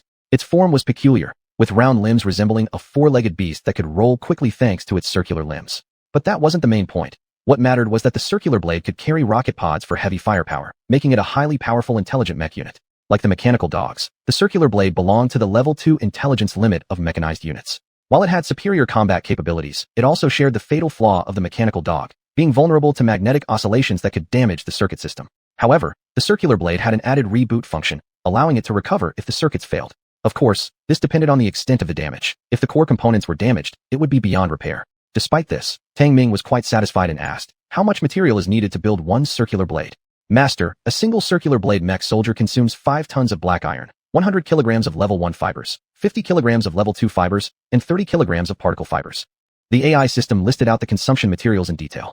The black iron requirement isn't too excessive, so it's acceptable. Let's start by building 5. After pondering for a moment, Tang Ming ordered the AI system to begin manufacturing the circular blade mech soldiers. Alright, Master. Manufacturing 5 circular blade mech soldiers will take 25 hours. Please wait patiently. The AI system immediately executed Tang Ming's command, and the conversion platform was soon enveloped in white light, starting up. Though he hadn't forced the AI system to reveal any hidden flaws, Tang Ming still felt somewhat irritated. However, he affirmed the importance of the Bioman plan for the AI system, which made him more vigilant. Still, Tang Ming couldn't figure out the true nature of the AI system, but one thing was certain. It possessed advanced intelligence. Damn it. I now suspect my arrival in this alien world is related to this base system. I don't even know if I can go back, and there are octopuses here too. Could Earth be connected to this place somehow? Tang Ming's mind raced with various doubts, waiting for him to uncover them one by one. Roar! At this moment, a deafening roar came from outside the base, shaking the sky. Tang Ming's face changed slightly. DeBeo has woken up. Chapter 96, Unknown Creature. Outside the Universal Base, DeBeo's underground den was uncovered, and waves of intense life magnetism rippled outwards, almost causing the circuit system of the unmanned fighter vehicle parked nearby to fail. Tang Ming rushed out of the base, astonished at seeing DeBeo, whose size had swollen to over a meter tall. Growl growl. DeBeo let out low growls, the strong surrounding life magnetism beginning to contract until it disappeared. It had changed significantly, its body growing twice as large, with fur becoming more vibrant. Some soft hair had shed completely, while its claws had grown longer and now gleamed with a dark metallic sheen. It seems like it's entered a growth phase? Tang Ming's jaw dropped, his astonishment unbounded. Debeo was originally just an adorable bundle of fluff, but after a nap, it had grown so much like a Digimon evolution, greatly surprising Tang Ming. However, Debeo's distinct black and white fur appeared extremely smooth, surpassing even the beauty of Earth's national treasure, the giant panda, in appearance. Oof oof. Seeing Tang Ming, Debeo became excited, letting out howls as it swiftly ran over, hugging him tightly, licking and rubbing against him like a large-sized pet dog. Tang Ming felt like he'd received a full head wash, his entire mask covered with Debeo's crystal-clear, sticky saliva. Enough already. He could not withstand Debeo's affection, kicking it away. Ugh. Squatting on the ground, Debeo tilted its head, staring intently at Tang Ming, showing its endearing side. Tang Ming wiped off the saliva from his mask, irritably warning. Debeo, you are not allowed to lick me randomly in the future, otherwise I'll stew you. Debeo just whimpered a couple of times, seemingly uncertain if it understood Chinese or not. Tang Ming patted Debeo's head, finding that this creature seemed to enjoy it thoroughly. Master, according to various biological data feedbacks, Debeo should have entered the growth phase. Genetic mutations have occurred, differing from the original iron-eating beast genome. It is classified as a highly threatening species, and breeding is not recommended. A red beam scanned across, and the intelligent brain system immediately issued a warning. But I think Debeo is quite tame, Tang Ming said indifferently, feeling like he was playing with a docile pet dog. Debeo kept whining, occasionally affectionately licking Tang Ming's palm. Master, products outside the base carry threats. Contact is not advised to ensure absolute safety. The intelligence brain system warned again, judging Debeo to be highly threatening. Tang Ming sneered. Products outside the base may carry risks, but aren't products inside the base also not entirely safe? Right. For Master, who is a certified user of the universal base, the base itself ensures absolute safety, responded the intelligent brain system, repeatedly reminding Tang Ming. But Tang Ming laughed secretly, teasing Debeo and indirectly remarked, Debeo is a second-tier variant. Its danger lies in its teeth and strength. However, some dangers are invisible and can camouflage themselves. Those are the most terrifying. The intelligent brain system fell silent and ceased issuing warnings. Tang Ming no longer lingered on this issue but continued to tease Debeo, deliberately fostering a bond between master and pet. Alo. Debeo was very active, barking incessantly, yet although its claws were sharp, it retracted them when playing with Tang Ming. This subtle action decided Tang Ming's choice to domesticate it. Debeo, come over, lie down, circle around, sit. In the process of domestication, as Tang Ming was unsure if Debeo understood Chinese, he emphasized certain key words while accompanying each word with corresponding actions for communication. To his great surprise, Debeo quickly comprehended his gestures and language, enthusiastically engaging in play. Tang Ming spent the better part of the day playing with Debeo until it emitted a deep-pitched call and patted its round belly. Only then did he realize the little fellow was hungry. But what should he feed it? Tang Ming was perplexed. It seemed this thing didn't inherit the iron-eating beast diet since it wouldn't consume iron ore. He couldn't keep injecting diluted gene agents into it forever. Alo. Debeo called out twice, constantly nudging Tang Ming like a child asking for candy, sometimes even pushing up its backside. You, Debeo, still want gene agents injected? Tang Ming immediately understood Debeo's intention and couldn't help but feel shocked. Debeo only whined pitifully, looking hopefully at him. Hell, do you actually consider gene agents food? Tang Ming was speechless, turning around to take a diluted gene agent from the base and administering another shot to Debeo. This time, Debeo behaved quite well, emitting a pleasant hum after receiving the injection. Then, it found a clean place, sprawled lazily under the sun. Tang Ming stared speechlessly at Debeo, his mind in turmoil. Damn, did I just raise a four-legged, gold-gobbling beast? This wouldn't do. He himself was barely making ends meet and couldn't possibly let Debeo feast solely on gene agents. Intelligent brain, detect what changes have occurred in Debeo's body and why it no longer eats black iron ore. Tang Ming immediately inquired. The detector emitted a red light, scanning back and forth over Debeo more than 10 times. Master, Debeo's gene sequence has undergone some sort of mutation. The system is unable to analyze the specific cause of the mutation or the degree of threat it poses. After a short while, the intelligent brain system reported the result and issued a warning. Some sort of mutation. Tang Ming furrowed his brows. What kind of mutation could this be? Did it merely alter Debeo's diet? No, he had to verify it. Otherwise, if Debeo only relied on gene agent injections to fill its belly, he couldn't afford to keep it. It took Tang Ming half a day to find a piece of extremely pure black iron ore nearby. But when he placed it in front of Debeo, it didn't even glance at it, instead adopting an expression of extreme disdain. Damn it, really not eating. Tang Ming felt a toothache coming on. Beep, beep, beep. At that moment, an alarm sounded within the base. Tang Ming's expression tightened as he turned around and walked inside. Intelligent brain, what happened? Master, mechanical dog number 10 suffered an attack by an unknown creature and has lost contact. This is the information it transmitted back to the base before losing signal. The intelligent brain system immediately projected the alarm information. In one segment of the footage, mechanical dog number 10 was attacked by an unknown life form and struck directly by a massive tail, after which the woman became snowy static. Without a doubt, Tang Ming knew that mechanical dog number 10 likely disintegrated completely. In the last video footage, that huge tail was covered with ferocious reverse hook scales, very possibly belonging to a python-like species. Master, mechanical dog number 10 can no longer transmit information, but its positioning device is still moving, and its speed indicates abnormality. It's inferred that the mechanical dog was carried off by the unknown creature as prey. On the photonic map, the location point of mechanical dog number 10 moved at an incredibly fast pace, far exceeding its own movement speed. Tang Ming stared at the positioning dot, his expression serious. An unknown creature capable of easily attacking a mechanical dog was definitely higher than a second tier. Moreover, mechanical dog number 10 had discovered starfruit there, so that unknown creature was most likely a high-level variant guarding the starfruit. Of course, these were just conjectures. As for what actually existed in the area where mechanical dog number 10 was located remained unknown. Chapter 97. Departure to the Starfruit Swamp. Mechanical dog number 10 was attacked, but it managed to send back an important discovery about starfruit, as well as indications of the presence of unknown advanced life forms. This was a tricky situation. The area explored by mechanical dog number 10 was a silent swamp, harboring a large number of highly venomous alien insects and unknown large predators. On the surface, one shouldn't venture there lightly, but unfortunately, the starfruit just happened to appear in that very place. Moreover, besides the starfruit, there was a high probability of other abundant resources in the information fed back by mechanical dog number 10, such as helium-3 energy. The base's need for energy was growing day by day. Relying solely on automatic collection and giant energy trees would obviously be insufficient to meet the consumption. Energy was a necessary resource. The swamp explored by mechanical dog number 10 was worth Tang Ming investigating further. Intelligence Brain, replenish the unmanned assault vehicle with ammunition, and also manufacture 3 self-propelled howitzers. Since mechanical dog number 10 had discovered the starfruit information and been attacked, Tang Ming decided to conduct an investigation. However, knowing there might be advanced alien species present, he deemed it essential to strengthen firepower beforehand. He certainly didn't want to go through another ordeal like the previous ones. All right, Master. The intelligence brain system immediately executed the command and listed several advanced models of self-propelled howitzers. After selection, Tang Ming finally chose a full-terrain self-propelled howitzer with enhanced version S equipment. The howitzer caliber reached 230 millimeters, accommodating various types of shells, such as high explosive and incendiary shells. Its combat weight was 31 tons, and its range extended to 40 kilometers, making it a formidable long-range weapon. This cannon could stay far from the battlefield, conducting real-time remote fire support, avoiding magnetic field disturbances caused by battlefield effects. Tang Ming valued this greatly and wasn't stingy about using the strategic reserve black iron. Creating 3 self-propelled howitzers consumed over 60 tons of black iron, not to mention future shell consumption, revealing the strain on resources. Master, excessive energy has been used. New sources should be located soon. Also, the first Firestone mine is exhausted. Preparations are underway to mine the second one. Self-mechanical dog 3 has found a small amount of black iron ore. Should we begin mining? The intelligence brain system reported a series of expenses, causing Tang Ming much headache. The mining of firestones was automatically completed by free mining vehicles, but this left him stumped concerning energy needs. The initially discovered giant energy forest had already been collected at 86%, even resulting in a large portion of the energy trees dying off. If relying solely on nighttime helium-3 collection, the demand could never be met unless he stopped manufacturing and maintaining equipment altogether. But up until now, he still lacked options.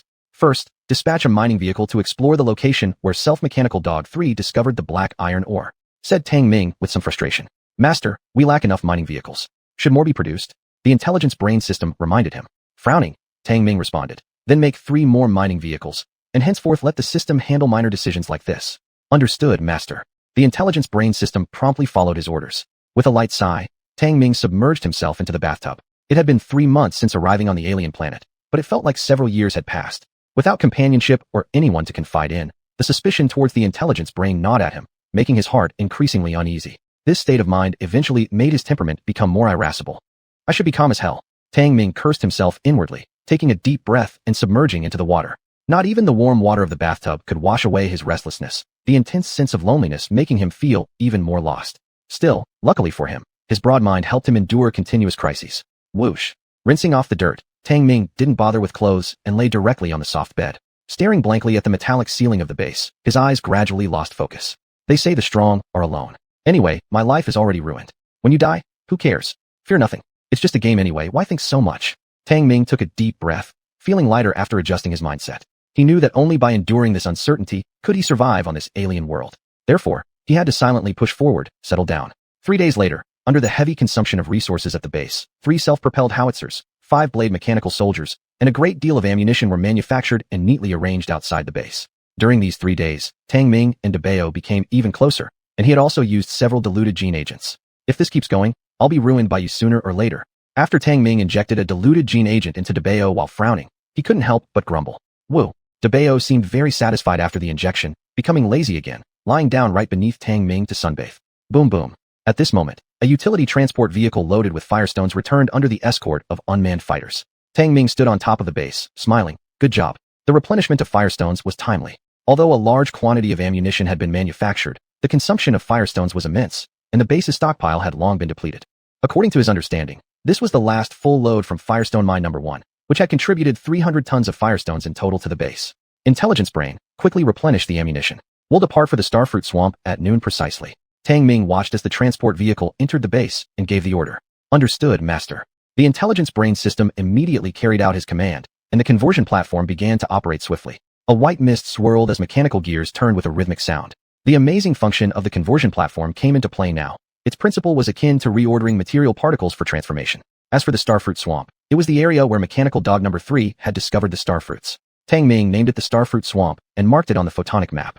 At noon, all required ammunition was fully replenished, including 3 Type A self-propelled howitzers for unmanned assault vehicles, 5 bladed mechanical soldiers, and the S-type all-terrain off-road vehicle that Tang Ming would ride in. Together they formed the convoy, ready to set out.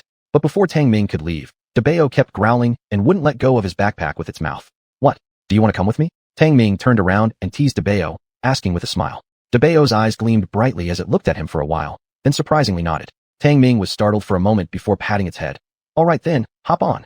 After saying this, he climbed into the off-road vehicle first. Sure enough, DeBeo squeezed in, luckily not being too big despite its fluffy fur making it appear larger than it actually was. Master, it is not recommended to bring DeBeo on external missions. It poses a high-risk potential threat. The beautiful image of the intelligence brain system projected beside the driver's seat, issuing the warning. Tang Ming waved his hand. Let's just go. DeBeo sniffed here, licked there, and its bright eyes finally curiously gazed at the intelligence brain projection, suddenly letting out several low, hostile growls directed towards it. Master DeBeo, cut the chatter, let's go. Tang Ming commanded impatiently. Understood, Master. The roaring engines roared, and the convoy thundered out of the base, kicking up a cloud of dust. Chapter 98. The Remains of Unit 10 Mechanic Dog. Tang Ming did not rush directly to the last positioning point of Unit 10 Mechanic Dog. 2 days later, he led the convoy to the edge of the Starfruit Marsh where Unit 10 Mechanic Dog had made its discovery. The Starfruit Marsh was unlike any marsh Tang Ming had ever seen. It was covered in meteorite debris. It was evident that this marsh was a landform created by the impact of meteor showers. It had very few plants growing on it, but was instead filled with colorful star meteorite groves everywhere. Master, according to our detection, the area of the Starfruit Marsh is about 20,000 square kilometers, primarily formed by meteorite impacts, and we have also detected low-frequency magnetic field anomalies. With the detector's power cranked up to its maximum limit, after analyzing the data, the AI system immediately issued a prompt. 20,000 square kilometers. That would be equivalent to more than 200 standard soccer fields. Tang Ming pushed the snoring DeBeo aside and leapt onto the car roof, gazing into the distance at the multicolored meteorite forest marsh ahead. Despite having seen many strange sights and phenomena on the alien planet, he was still surprised by the unique nature of this marsh. A light mist hung over the Starfruit Marsh, lingering and refusing to dissipate, which seemed quite strange. Moreover, though the surface of the marsh was wet, with silt water accumulated here and there were very few plants growing, a very dissonant phenomenon. AI analyzed the atmospheric composition of the marsh. Even with his external respiratory circulation under the mask, Tang Ming detected a foul smell, which wrinkled his brow. The detector emitted flashes of red light repeatedly. After some time, the AI finally prompted him. Master, the main atmospheric component detected in the Starfruit Marsh consists of mildly toxic nitrogen ammonia compounds. Do not inhale too much of it. Tang Ming's eyes flickered with understanding. Just as expected, the atmosphere here was poisonous. He switched the respirator of his mask to internal circulation, completely isolating himself from inhaling the external gases. Although his body had an A-level evolutionary level with strong resistance to toxins, it was far from being immune to all poisons, so caution was necessary. AI dispatched 4 disc knives first to form a detection and alert network. After some contemplation, Tang Ming gave out the order. Understood, Master. The AI system promptly executed his command, and 4 disc knife mechanized soldiers immediately set out, deploying their 4 circular metal limbs before entering the marsh. Though these 4 disc knife mechanical soldiers were less agile than the mechanic dogs, their combat capability was far higher than the latter, and they carried heavy firepower. Even if they encountered a high-grade alien species, they would at least have the ability to fight back for a short while. As Tang Ming watched the 4 disc knives vanish into the star meteorite grove, he returned to the vehicle compartment to begin equipping himself. His space backpack contained 20 rocket pods, 200 various grenades, and hundreds of various hand grenades. Fortunately, the space backpack did not add any weight burden. Otherwise, he wouldn't have been able to carry such a large amount of weapons and equipment. Having organized his protective suit, Tang Ming couldn't help but give a bitter smile. I hope that after this exploration mission, this protective suit will remain intact. This was the highest level of protection among his Grade 2 protective suits, specially designed with full terrain camouflage. Critical areas were even reinforced with thickened armor, making it basically bulletproof and explosion-proof. Click click. Amidst the clicking sounds, Tang Ming meticulously inspected every firearm before flipping himself onto a pilotless fighter jet, preparing to depart. Ayo. At this moment, DeBeo woke up, yelping loudly, jumping off the SUV and quickly climbing onto the fighter jet. DeBeo, do you want to come with me for an adventure? Tang Ming had almost forgotten about DeBeo's presence and asked, gesturing with his hands. DeBeo squatted on top of the jet, tilting his head to look at Tang Ming, as if trying to understand what he was conveying. Tang Ming frowned and repeated the gesture. DeBeo, am I asking if you want to come along or not? DeBeo still tilted his head, looking cute and clueless. Tang Ming slapped his forehead, feeling somewhat embarrassed. Master, DeBeo's intellectual limit is insufficient to recognize the complex gestures expressed by the master. It is not advisable for the master to bring it along on missions. The AI system suddenly issued a reminder. Tang Ming frowned, but before he could respond, he suddenly noticed DeBeo whining and happily rubbing against him. DeBeo, you really want to follow me on an adventure, right? As Tang Ming fondly patted DeBeo's affectionate head that rubbed against him, he couldn't help but let out a heartfelt smile. Playing around with DeBeo for a while, his originally somber mood lifted significantly. Pets truly are the best companions for humans. The self-propelled howitzer will stay here on standby. Leave 1 unmanned fighter and Unit 5 disc knife for escort. Let's go. Tang Ming pinched DeBeo's nose as he decisively issued the command to set off. Ayo. DeBeo seemed to understand Tang Ming's command and let out a deep growl, sounding like a thunderous roar, akin to both a tiger and a lion. Tang Ming was startled, suddenly realizing DeBeo's extraordinary reaction. Thereafter, coiled upon the fighter jet, quiet and unruly, it looked just like a loyal combat pet devotedly guarding its master. Hum. The engine roared, and Tang Ming sat atop an unmanned jet fighter vehicle as it entered the marshland. DeBeo coiled behind him, subdued and not playing around. It seemed to have understood the meaning of exploration and adventure, occasionally looking around cautiously. This gave Tang Ming a strange sense of reassurance, as if he now had a secure backing. Beep, beep, beep. As soon as they entered the marsh, the detector on his arm suddenly emitted a warning sound. Tang Ming frowned. AI, what's the discovery? Master, disc knife 4 has found the remains of Mechanic Dog 10, 2,410 meters from your position. The AI system immediately reported the cause of the alert. Upon hearing this, Tang Ming's expression turned serious. All right, let's go check it out. Understood, Master. The AI system promptly relayed his command, and after receiving it, the unmanned fighter's AI immediately adjusted its direction. Weighing less than 10 tons fully loaded for combat, the unmanned fighter was able to move quickly through the marsh. 8 minutes later, Tang Ming caught sight of disc knife 4 standing guard on top of a star meteorite grove weighing tens of thousands of tons. Near it, there were several bizarre swamp alien species corpses, all with headshots, their colorful blood and flesh splattered everywhere. What kind of swamp alien is this? Tang Ming couldn't help but ask as he looked at the alien carcasses. Those bodies had 8 legs but resembled snake eels, covered in sharp scales, with fake heads at the end of their tails, a very strange sight. Master, these are swamp snake eels, a level 1 alien species. Their flesh contains highly toxic substances and should not be utilized. The AI system immediately provided the answer. Tang Ming raised an eyebrow, then leapt off the fighter vehicle.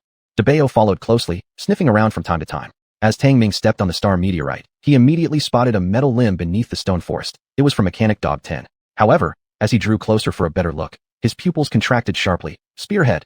Embedded in the metal limb was a broken spearhead, clearly a tool used by intelligent life forms. Chapter 99. Unknown Intelligent Life. Embedded in the metallic limb was a broken spearhead, which really startled Tang Ming.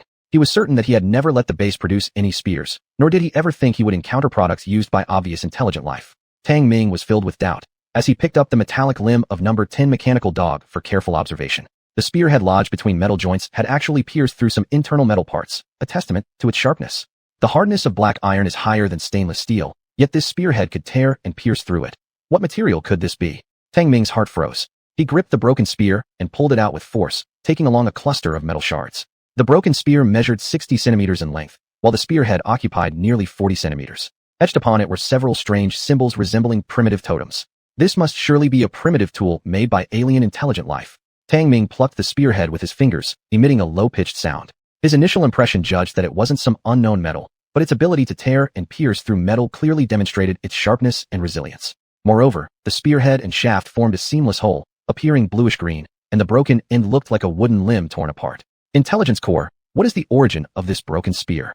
Tang Ming seriously asked. Master, after testing, it's a primitive tool made from an unknown organic fiber, possessing both long-range throwing and close combat lethality. The life forms capable of producing such tools are at least grade 6 intelligent entities. The detector emitted a beam of red light, scanning over the broken spear, as the intelligence core system gave off a warning. However, Tang Ming's brows furrowed deeply after hearing this, and he sternly questioned, Consult the system database. I need to know exactly what this thing is. He originally thought himself to be the only high-intelligent life form in the outer ring area, but now discovered that besides him, there were other life forms that could use primitive tools, instilling a strong sense of crisis within him. This sense of crisis was stronger than when encountering advanced alien species previously. Currently speaking, Tang Ming absolutely wouldn't allow the existence of another intelligent competitor on par with him. Master, due to restricted authorization regarding the current item, it cannot be queried. Nevertheless, the intelligence core system issued a response indicating limitations in access, causing Tang Ming's anger to surge. What the hell do you mean involves permissions? This thing has already appeared in the outer ring zone. What kind of trash AI is this? Tang Ming cursed aloud. The inability to resolve this object that brought him a strong sense of crisis left him feeling tricked. Master, detection materials involving this item are subject to permissions and unable to provide an answer. Please upgrade the base to unlock higher-level permissions. The intelligence core system reminded once again. Tang Ming's face darkened. He calmed down, then carefully stored away the broken spear. Even though the intelligence core system couldn't answer the origin of the broken spear, at least it can infer indirectly the origins of the long-haired creature, most likely hailing from the intermediate level zone of the alien planet. Otherwise, the intelligence core system wouldn't have detected related materials involving permissions. After all, the mid-level base merely unlocked the information repository of the outer ring area, and thus, naturally wouldn't be able to explain things beyond this region. Not even the material of the broken spear could be detected. However, the undeniable fact that the broken spear had appeared here and attacked mechanical dog number 10 necessitated that he be vigilant. Creating spear tools, it's probably native to alien soil. Tang Ming took a deep breath, flashes of intense focus crossing his eyes. Ow!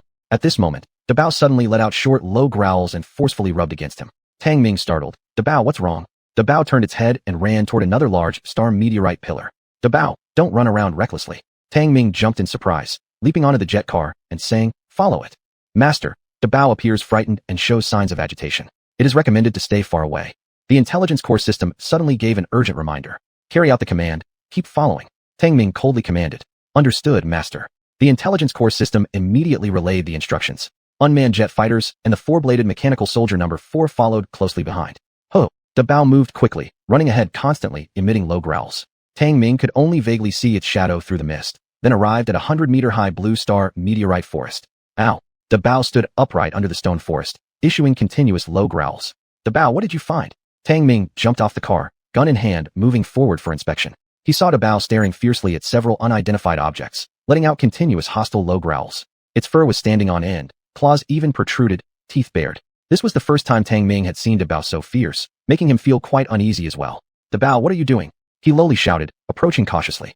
Dabao turned its head to glance at Tang Ming for a moment, but continued to glare fiercely at the unknown objects. However, it slowly backed away step by step. Tang Ming's expression flickered, and he immediately stepped closer for inspection. It turned out to be several hard plates as large as wash basins, which seemed like scales from some kind of creature, closely resembling the ones reported by mechanical dog number 10 during its attack. What kind of alien species scales are these?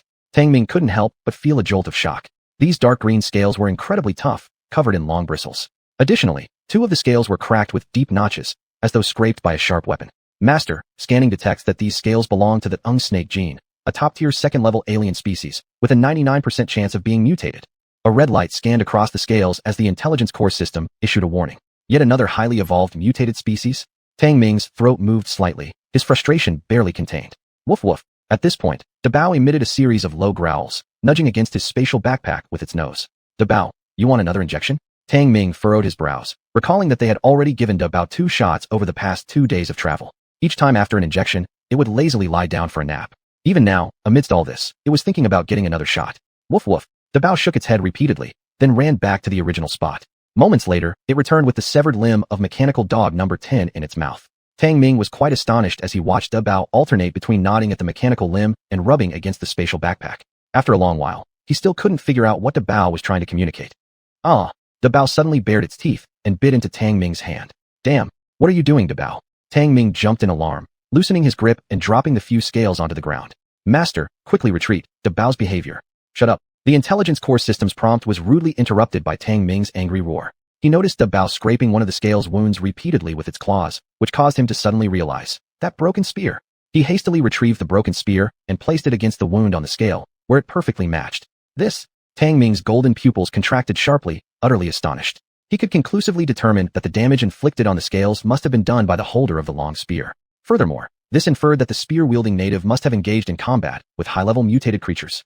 Chapter 100, The Night of the Swamp. Judging from the scale genome, Tongue Snake had undergone mutation, surpassing the category of a level 2 mutant species. It was also extremely likely to be an extreme evolutionary life form like the Earth Scorpion King or the Iron-Eating Beast King. The spear wielder could actually injure tongue snake, showing their considerable strength and proving their formidable combat capability. This was what Tang Ming found astonishing in nature.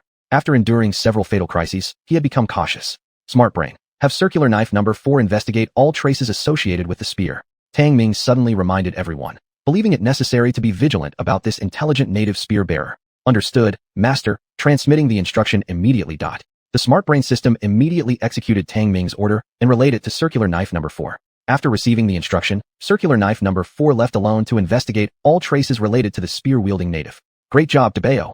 After collecting the scales and the spear, Tang Ming rubbed DeBeo's furry head and smiled. Woof woof. DeBeo nudged against him and wagged his tail, which was less than an inch long, seemingly understanding his owner's praise. We must continue, smart brain.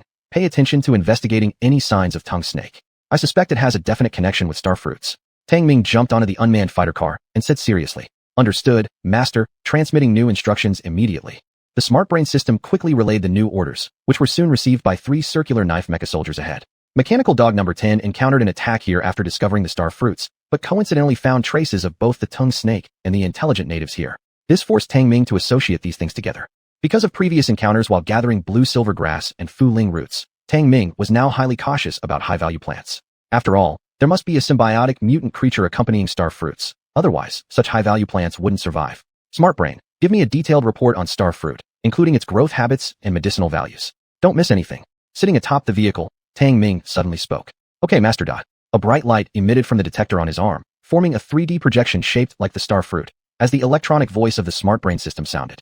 Star fruit belongs to level 2 mutants, and according to records, it grows only in the outer ring area. It holds significant medicinal value for life, mainly reflected in stimulating nervous system response. The environment for the growth of star fruit is unknown according to the system. The system indicates that the threat level regarding whether star fruit has any symbiotic mutants is high. Listening to the report from the smart brain system, Tang Ming frowned more deeply, realizing the risks of collecting star fruit might exceed the preliminary estimation. There are signs of star fruit growth in the star fruit swamp, but it won't be easy to locate since mechanical dog number 10 lost contact. However, with adequate firepower prepared this time, Tang Ming was confident in exploring this swamp thoroughly.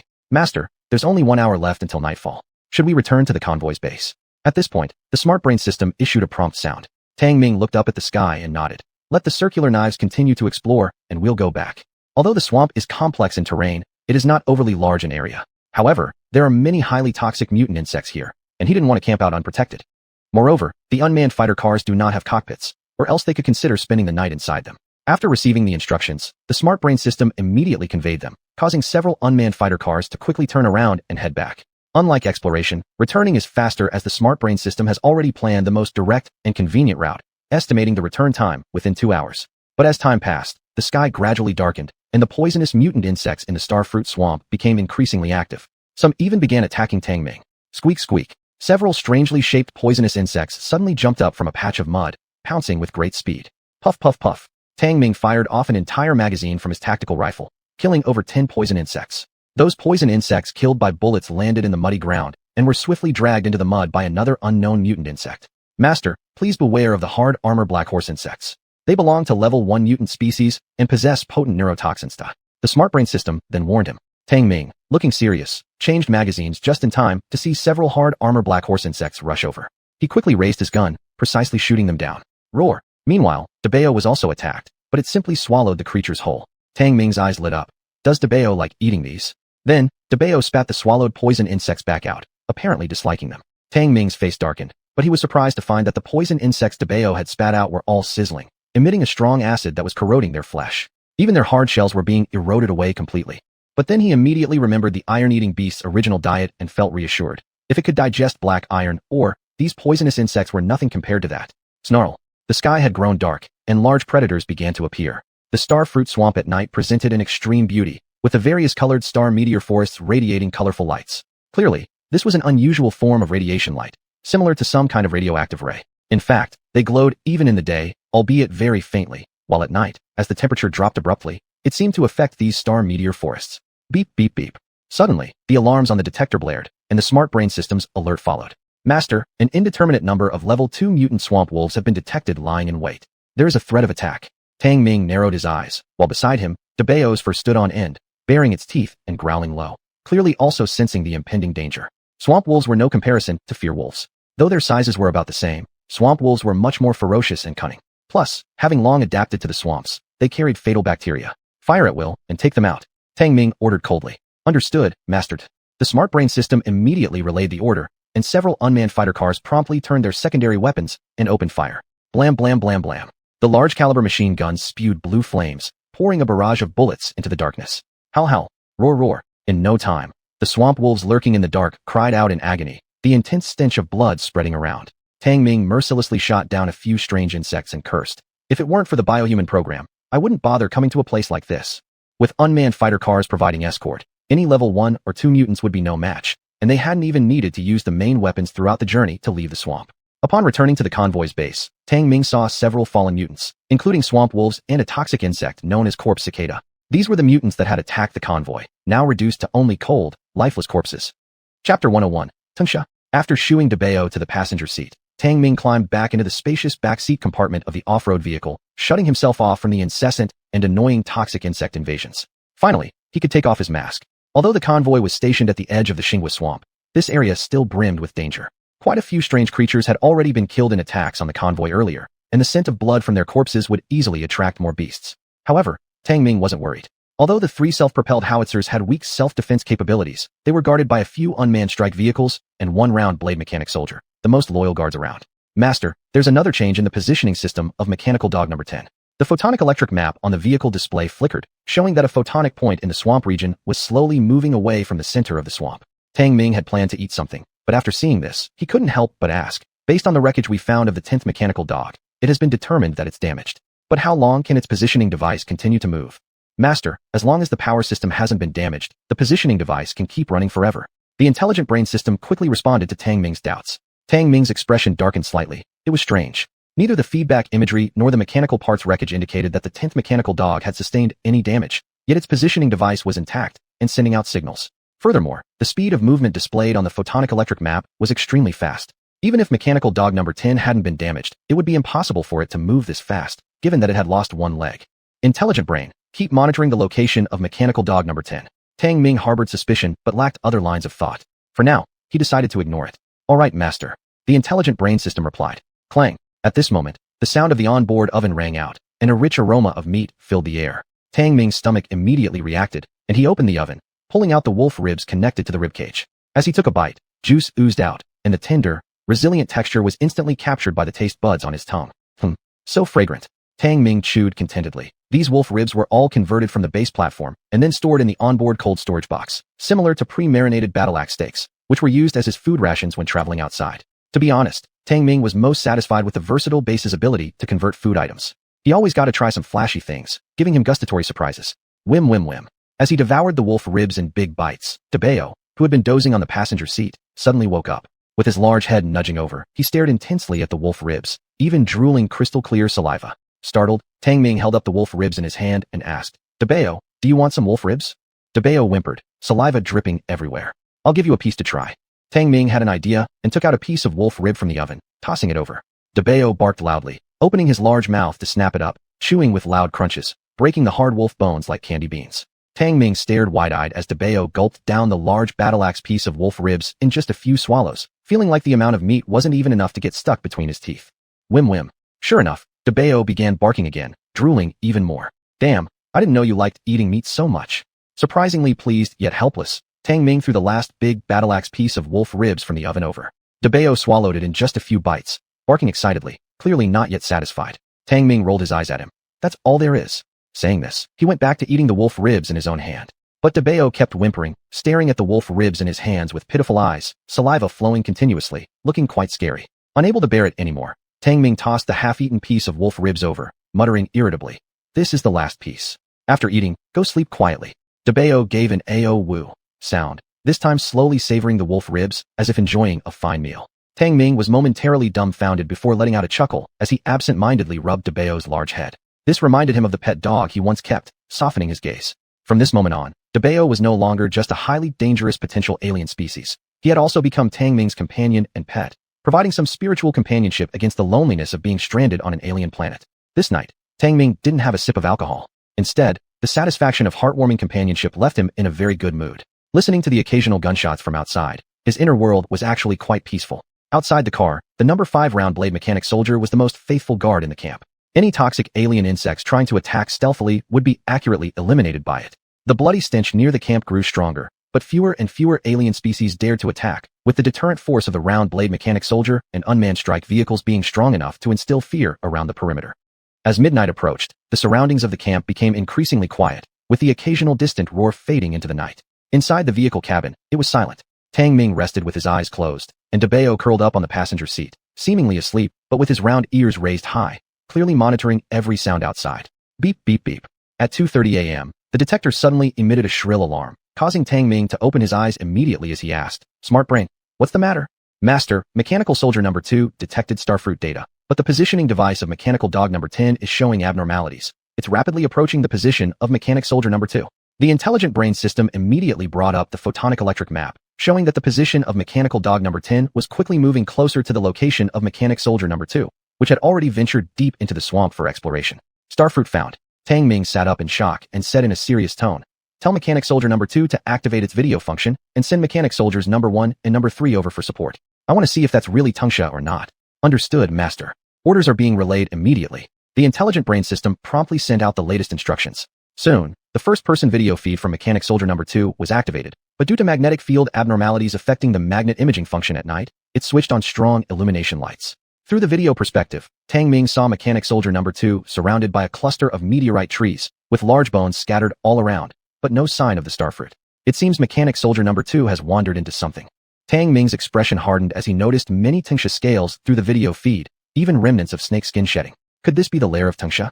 Roar! Just then, a furious roar sounded, followed by static interference in the video feed for several seconds before it recovered, revealing an enormous alien creature glaring fiercely at the mechanized soldier. Tang Ming's golden irises contracted. What a massive Tangsha! The Tangsha in the video was estimated to be about 50 meters long, with a massive dark red head covered in dense, jagged horns, looking extremely fearsome.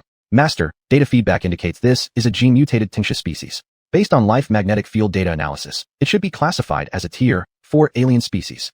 The intelligent brain system immediately issued an urgent warning. Hearing this, Tang Ming exhaled a sigh of relief. Only Tier 4? That's still manageable. Chapter 102, Abnormal Gravity Field. Roar roar. In the video footage, Tangsha's massive head rose high like a cobra's hood, its fierce snake scales slightly opening and reflecting a cold light under the illumination. "Master, Tangsha is about to attack.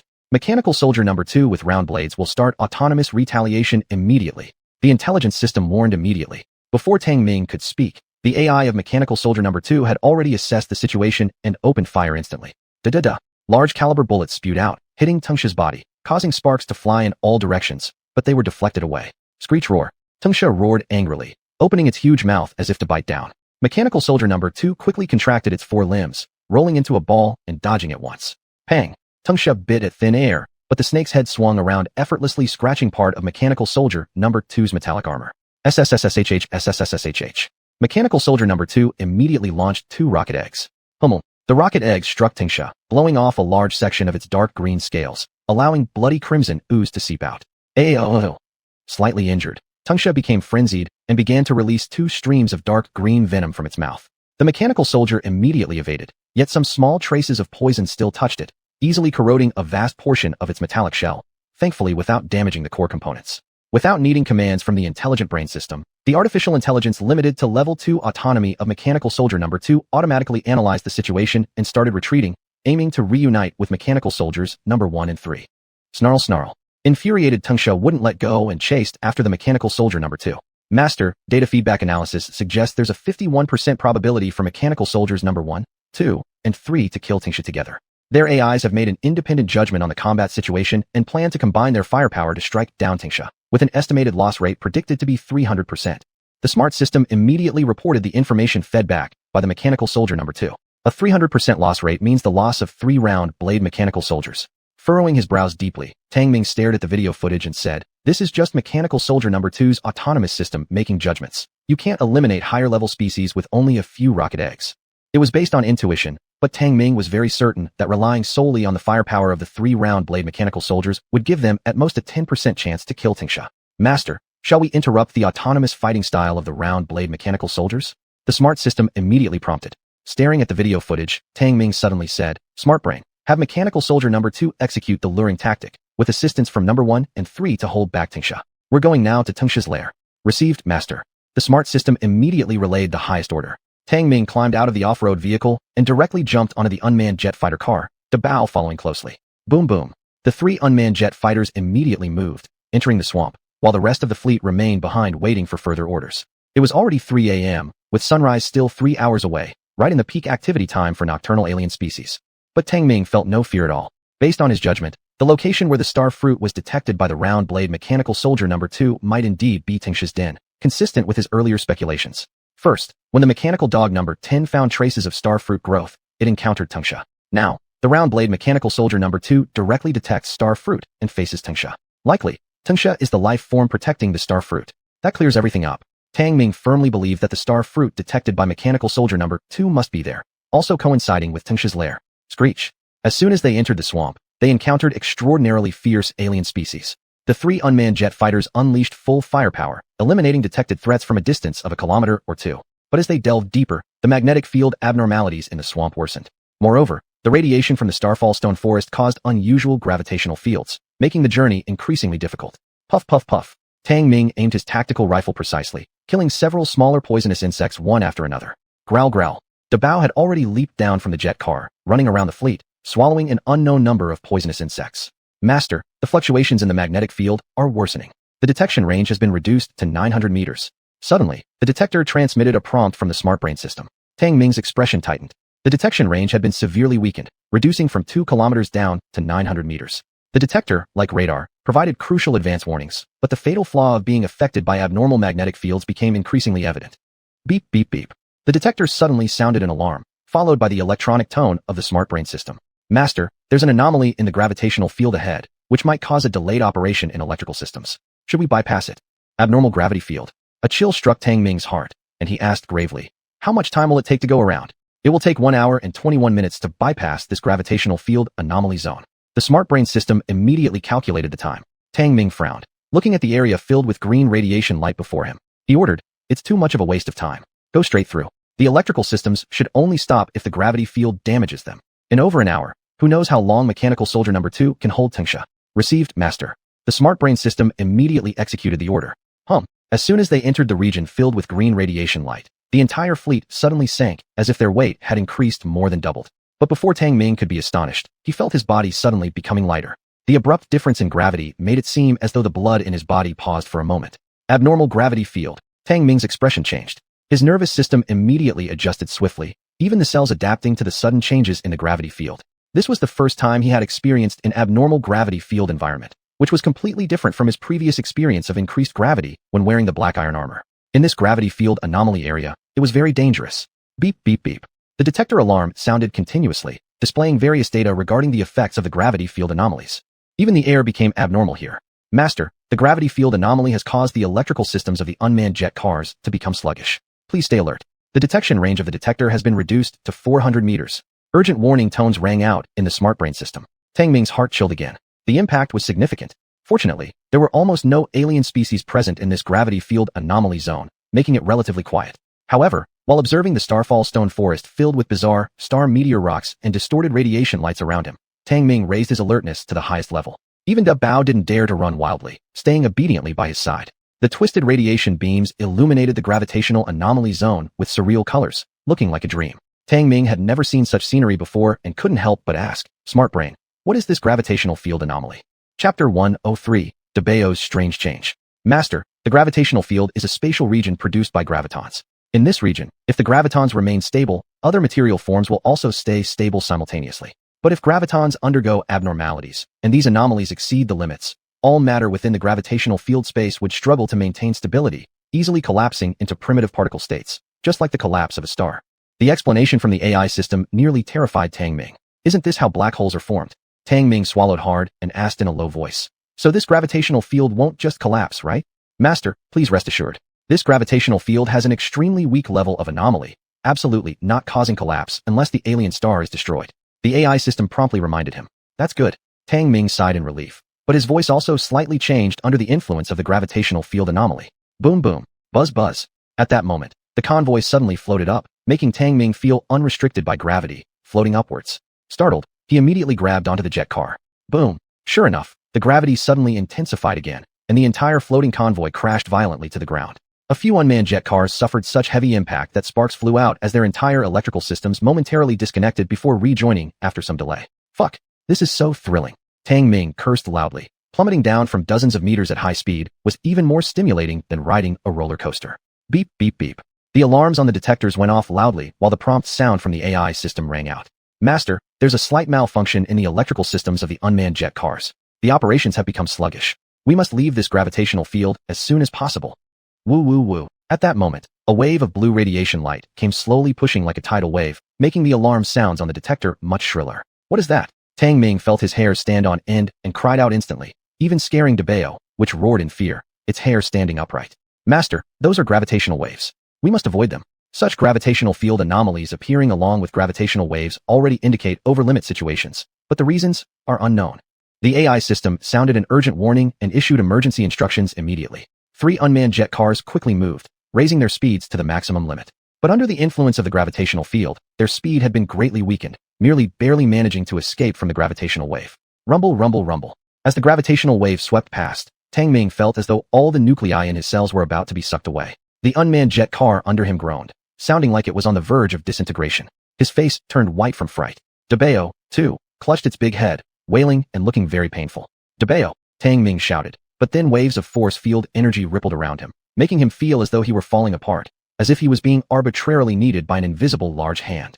This process was intensely uncomfortable, brought on by the chain reactions caused by that gravitational wave. Woo woo woo. Ka ka ka. Beautiful and dreamlike. Yet this was the most dangerous natural environment Tang Ming had ever experienced so far. Continuously accelerating, we're about to exit the gravitational field anomaly zone. Master, we're about to break through. The electronic tone of the AI system resounded in his ears, but at this time, Tang Ming was dazed, his consciousness muddled. Boom boom. After who knows how long, with a violent vibration, the entire convoy successfully broke free from the gravitational field anomaly zone, stopping in front of a fallen meteorite forest. Electric sparks occasionally erupted from the bodies of the 3 unmanned jet cars, hissing. Meanwhile, the alarm sounds of the detector became loud once more, taking quite some time before they finally subsided. Master, we have safely passed through the gravitational field area. Now the unmanned jet car's electrical system will enter repair and reboot mode. Please wait patiently for 10 minutes. The reminder from the AI system sounded in his ears, bringing Tang Ming back to his senses sharply. Hiss. But the subsequent sharp pain throughout his body made him inhale cold air deeply. This was the aftermath of having gone through the gravitational field anomaly zone. Even DeBeo was groaning in pain, lying on top of the car with its 4 limbs twitching faintly. Shit, it really hurts. Tang Ming gritted his teeth and injected himself with a Class 1 gene agent. After a while, his body finally recovered. DeBeo. Seeing DeBeo foaming at the mouth and twitching in all 4 limbs, Tang Ming got scared and quickly took out a diluted Class 1 gene agent to inject it inside DeBeo. Oh, DeBeo emitted a low growl and finally regained itself. It turned its head to glance at the gravitational field anomaly region filled with diffused radiation light, revealing a look full of terror. Tang Ming couldn't help smirking. You've been through so many hardships, and look at your courage now. Roar. Before his words ended, DeBeo let out a roar, its fur standing on end, its eyes glowing red, and its demeanor becoming ferociously menacing. What's happening? Tang Ming suddenly became alarmed and immediately jumped away. Master, DeBeo's mutated gene group should have been affected by the radiation light in the gravitational field anomaly zone, generating unpredictable mutations. There's a 90% chance of deteriorating into malignant lesions. It is recommended to eliminate it as soon as possible to avoid fatal threats. A beam of red light scanned over the howling DeBeo, and the intelligent brain system immediately issued an emergency prompt. 90% chance of deterioration and malignancy? Tang Ming was abruptly startled, his eyes fixed tightly on the suffering howling DeBeo, his expression dark and uncertain. DeBeo had formed a certain emotional bond with him, and he couldn't bring himself to do it. Scream. Scream. DeBeo's entire body began to twist, its fur glowing with streaks of bloody light, just like the radiation light in the gravitational field. It roared, clearly in great pain, its claws extending from its paws as it leapt down from the jet car and went berserk digging holes. But after only a few digs, its whole body convulsed again, and it collapsed onto the ground, its breathing becoming weak, just like a dying wild cat. DeBeo. Tang Ming was shocked and jumped out of the vehicle, loudly asking, Intelligent brain, scan it. Master, DeBeo's life energy is rapidly weakening. Its bodily functions cannot withstand the gene mutation and are beginning to collapse. A beam of red light swept over the prostrate DeBeo, emitting the electronic tone of the intelligent brain system. Tang Ming's expression turned grave as he took out a vial of diluted Class 1 gene agent and proceeded to inject it into DeBeo. However, DeBeo's physical function did not recover. Its life energy grew even weaker. Tang Ming's face darkened, and he gritted his teeth while taking out 3 more vials of diluted Class 1 gene agents, injecting them into DeBeo. Master, DeBeo's physical functions are weak. To avoid threats, please abandon it. The warning sound from the intelligent brain system rang out, the cold electronic tone, without any fluctuation of emotion. Shut up. Tang Ming's expression turned incredibly somber as he touched DeBayo's abdomen that rose and fell feebly, feeling the death tremors coursing through its body. He directly took out 2 vials of undiluted Class 1 agents, one green vitality agent, and the other blue gene agent. The function of the gene agent is to increase evolution degree and stimulate life skills, whereas the vitality agent replenishes life energy, speeds up metabolism, and enhances wound healing. Master, shut up. The electronic tone of the intelligent brain system just started when it was cut off by Tang Ming's low growl. How would you understand the bond between me and DeBayo? Tang Ming injected both agents into DeBayo's body, saying gravely, how could I possibly watch it die like this? No matter what kind of malignant lesion it might turn into later, we'll deal with it then. The intelligent brain system fell silent and stopped speaking. As the agents were injected, DeBayo's bodily functions began to quickly recover, its life energy skyrocketing. Chapter 104. Harvesting Starfruit. After injecting the agents, DeBayo's previously collapsing body, due to gene group mutation, began to restore. But its eyes remained closed, still emitting low growls, showing tendencies towards agitation. DeBayo. Tang Ming squatted down, reaching out to gently stroke DeBayo's head. Growl. DeBayo suddenly opened its eyes and bit down. Tang Ming was startled, pulling back his hand to dodge reflexively, and almost swung his machete. Whoa! DeBayo trembled all over, recognizing Tang Ming. It stopped attacking and shakily licked Tang Ming's palm before slowly backing away. Tang Ming stared at it, seeming to see a hint of intelligence in its blood-red eyes, his mouth moving as if trying to say something. DeBayo? DeBayo kept retreating further, roaring skyward before diving straight back into the gravitational field anomaly zone. Tang Ming watched it howling inside, its entire body covered in blood-infused fur. It wildly dug out a deep pit before jumping into it. Master, DeBayo has a high probability of undergoing extreme evolution. This is its evolutionary nature. The voice of the intelligent brain system sounded, as if reminding that DeBayo might soon transform into a ferocious mutated variant. Tang Ming said nothing, watching the motionless pit. He knew DeBayo had gone far underground, its howls disappearing. He hadn't expected a simple traverse of the gravitational field anomaly area to trigger the mutation in DeBayo's genes. Beep, beep, beep. The detector transmitted urgent prompt sounds, and the electronic tone of the intelligent brain system followed. Master, the number 2 round blade mech soldier is heavily damaged. Tingsha is estimated to completely destroy it within 10 minutes. Tang Ming snapped back to reality. He shook his head and took a deep breath. I hope DeBayo can have a good direction for its mutation. The number 1 round blade will be deployed immediately. Have the number 2 withdraw and return. These machines cost so much that they can't just be discarded casually. Let's continue onward. Tang Ming gave immediate instructions. Understood, Master. The intelligent brain system promptly relayed his orders. Boom boom. The 3 unmanned jet cars, with their power systems restored, carried Tang Ming as they continued galloping ahead. By now, the sky had begun to lighten faintly. Sunrise was less than an hour away. The swamp seemed abnormally quiet, but thick fog greatly reduced visibility. This is helium-3, Tang Ming couldn't help asking. AI, have you detected any saturated helium-3 energy sources? Master, the helium-3 in the starfruit marsh isn't pure. It's mixed with other toxic gases and not suitable for mining. The AI system replied. Upon hearing this, Tang Ming shook his head. Finding a good energy extraction site wouldn't be easy. The unmanned jet cars sped along, leaving 2 deep tracks on the damp marsh ground. Perhaps this area was already near Tingsha's lair, where traces of other mutated variants were rarely seen. Tang Ming glanced at the holographic map on his wrist. Tingsha and round blade mech soldiers numbers 1, 2, and 3 were all in the same region, only 4 kilometers from Tingsha's nest marker point. This was an extreme zone, almost out of the swamp. No matter what, Tingsha wouldn't step beyond the boundary of the swamp, which was one of the reasons Tang Ming was increasingly sure that the star fruit must be in its nest. Master, we are approaching our destination. There's a weak life magnetism field detected, but the exact position can't be located. The electronic tone of the AI system sounded, the detector picking up a slight trace of the faint life magnetism data. Weak life magnetism. Let's ignore it and keep moving forward. Tang Ming frowned slightly, but soon gave the order. Standing on the unmanned jet car, he caught sight of a dark-toned meteorite forest far in the distance. That meteorite forest emitted dark radiation light, looking eerie and foreboding. Not even the first rays of morning light could dispel the strange gloominess. Before the convoy entered the meteorite forest, numerous massive skeletons could already be seen. The skeletons were incomplete, scattered sporadically around the area. But as they ventured closer to Tingsha's nest, the skeletal remains grew denser and more fragmented. There were even giant snake scales, seemingly twice the size of the ones they'd found before. This made Tang Ming uneasy. Beep, beep, beep. Suddenly, the detector issued a warning prompt, and the electronic voice of the AI system sounded.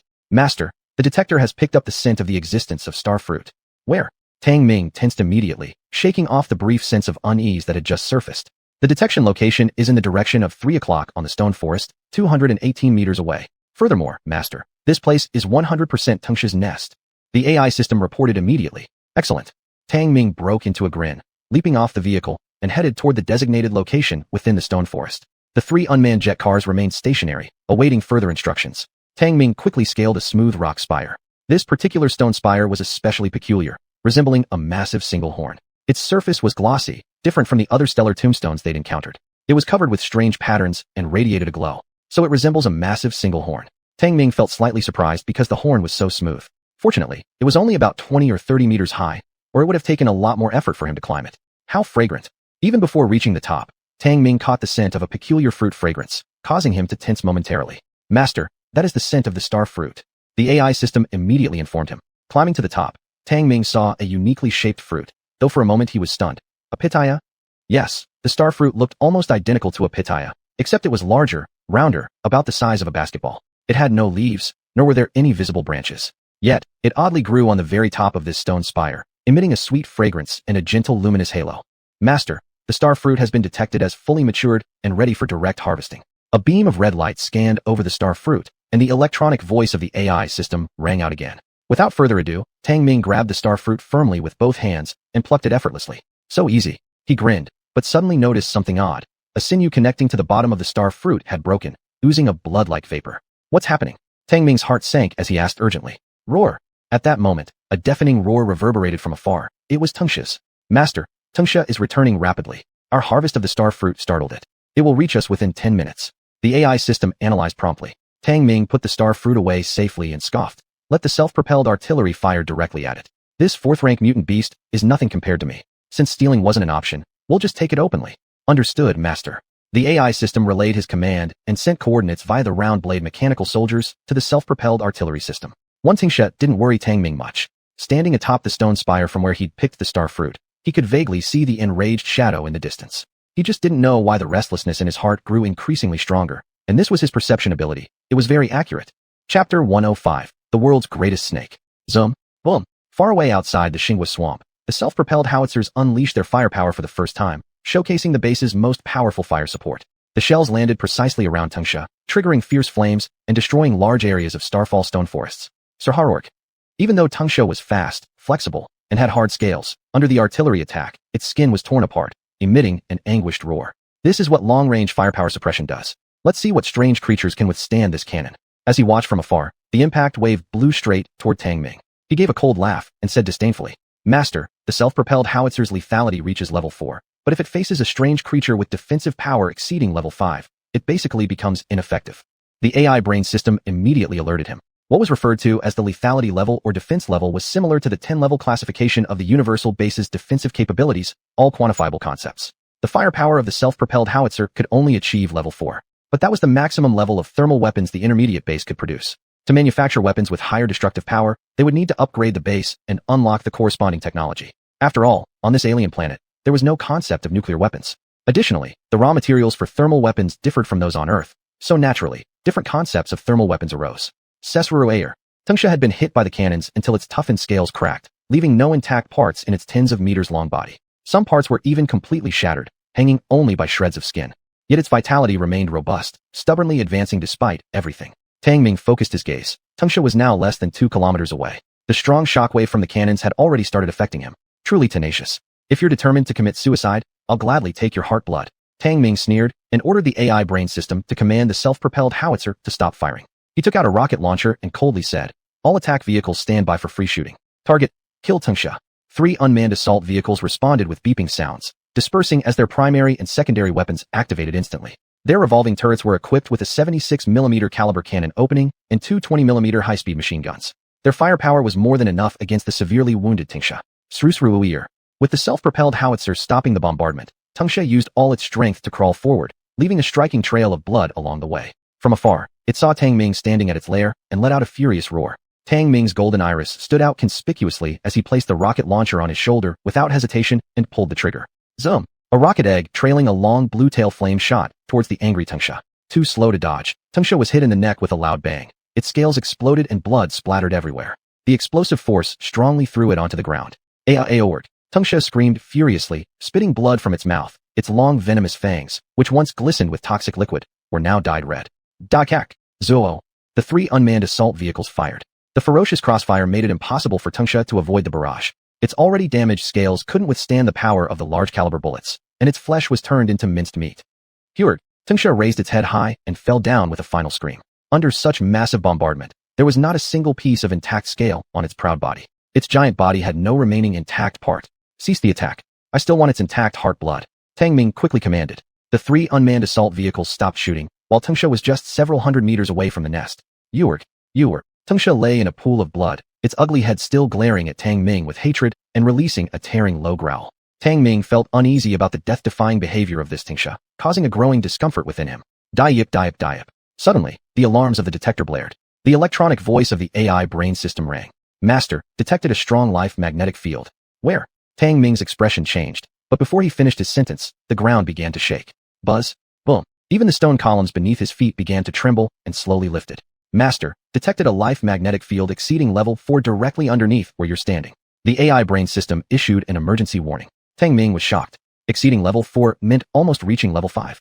Wait, that super strange creature is right beneath me. Tang Ming looked down and saw the ground crack, slowly lifting like a gigantic head. With the stone pillar he stood on resembling a single horn.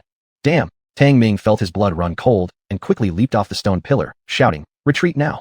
Humming loudly. A massive head rose slowly from beneath the ground, at least 60 to 70 meters in size. The stone column where Tang Ming had been standing earlier was indeed a single horn. Roar! The giant head opened a pair of bloody red pupils, raised high, shaking off chunks of rocks and dirt, emitting deep low roars that echoed through the heavens. Rumble.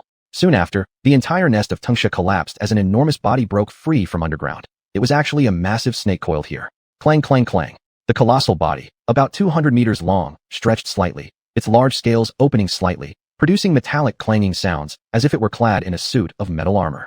What kind of snake is this? Tang Ming was horrified beyond imagination as he looked up at the towering snake head, his heart shaken more profoundly than ever. He had never seen such a large snake before, and he immediately recalled the giant skeleton he encountered in the cave when gathering blue-silver flowers. That skeleton was probably the only thing comparable to this beast. Huff roar. The ferocious head of the snake was iron gray. Opening its mouth, it spewed out a black gas. It seemed to have been asleep for a very long time, just awakening, its vicious nature still dormant. Woof roar. The severely injured Tung-sha suddenly emitted a cry, filled with both fear and joy, drawing the big snake's attention. The larger snake bared its teeth, revealing a row of chilling fangs, and completely ignored Tang Ming, directly moving past him. Suddenly, it snapped its massive jaws around Tung-sha. Ah roar.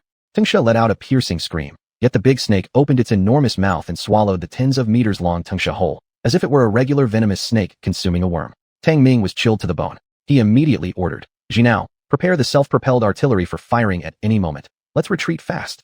This was the first time Tang Ming lost confidence in heavy firepower. Facing the world-class snake in front of him, he felt utterly powerless. But what he couldn't believe was that the starfruit he picked actually grew on the unicorn horn of this legendary snake. Even worse, he had arrogantly lingered there without realizing it. To think that beneath Tung-sha's lair lay such a monstrous snake, slumbering away. Chapter 106, Level 4 Crystal Core. Roar. After devouring the tongue snake, the world-class giant snake was covered in a blood-red glow. Its iron-hard scales clanged together, producing metallic sounds. Tang Ming turned his head and locked eyes with the cold and fierce gaze of the giant snake. Roar. With a roar, the snake swung its body, causing the ground to tremble slightly, as it quickly gave chase. Tang Ming's expression changed drastically as he growled. "AI brain, fire at full power, cover my retreat." "Roger that, master." The AI brain system responded immediately, aware that this colossal creature was undoubtedly a lethal threat. Whoosh. The second and third unmanned attack vehicles, slightly further behind, simultaneously engaged their primary and secondary weapons, unleashing full firepower. Boom. But even with the 76mm caliber armor-piercing projectiles and more hitting the giant snake, they only managed to dislodge 1 or 2 scales. Tang Ming's golden pupils contracted sharply as he shouted, "AI brain, what the hell is that thing?" "Master, the detector's function has been reflected back by it, unable to obtain valid information." The AI brain system issued an urgent alert, indicating that even the detectors were affected by the creature's magnetic field, causing the detection range to shrink rapidly. "Shit, this doesn't work, neither does that." Tang Ming cursed loudly, his recently built confidence from the self-propelled artillery having waned significantly. Even the main guns on the unmanned attack vehicle struggled to injure the snake, so using the self-propelled artillery might also be hard-pressed to deliver fatal damage. Moreover, despite its massive size, the snake was incredibly agile, moving swiftly. Even more terrifyingly, it demonstrated considerable intelligence, fully utilizing its serpentine movement patterns to dodge the majority of the fast-flying shells. "AI brain, order the self-propelled artillery to fire. I can't believe long-range suppression won't wound it." Tang Ming glared at the giant snake and barked his command. "Roger that, master." Instructions are being transmitted. The first wave of long-range bombardment will hit within 10 seconds. The AI brain system immediately responded. Then came a series of distant cannon roars. Boom, boom, boom. 3 shells rained down precisely from high above, exploding upon impact, instantly enveloping the snake in a towering inferno. The powerful shockwave nearly sent Tang Ming flying off the roof of his vehicle too. He was less than a kilometer away from the world-class giant snake. SSSSSS roar. What chilled him to the bone was when the fiery glow faded, revealing the giant snake emerging completely unscathed. Apparently, none of the previous bombs had struck it with complete accuracy, but even so, it was enough to send a jolt of fear through Tang Ming. The self-propelled artillery was his most potent firepower, yet it could not repel the snake. He simply lacked the capability to confront it effectively. Master, the firing speed of the self-propelled artillery is too slow. All attacks have been evaded. Unless we strike with precision, it'll be hard to hurt it. The AI brain system promptly delivered the data analysis report after the initial bombardment.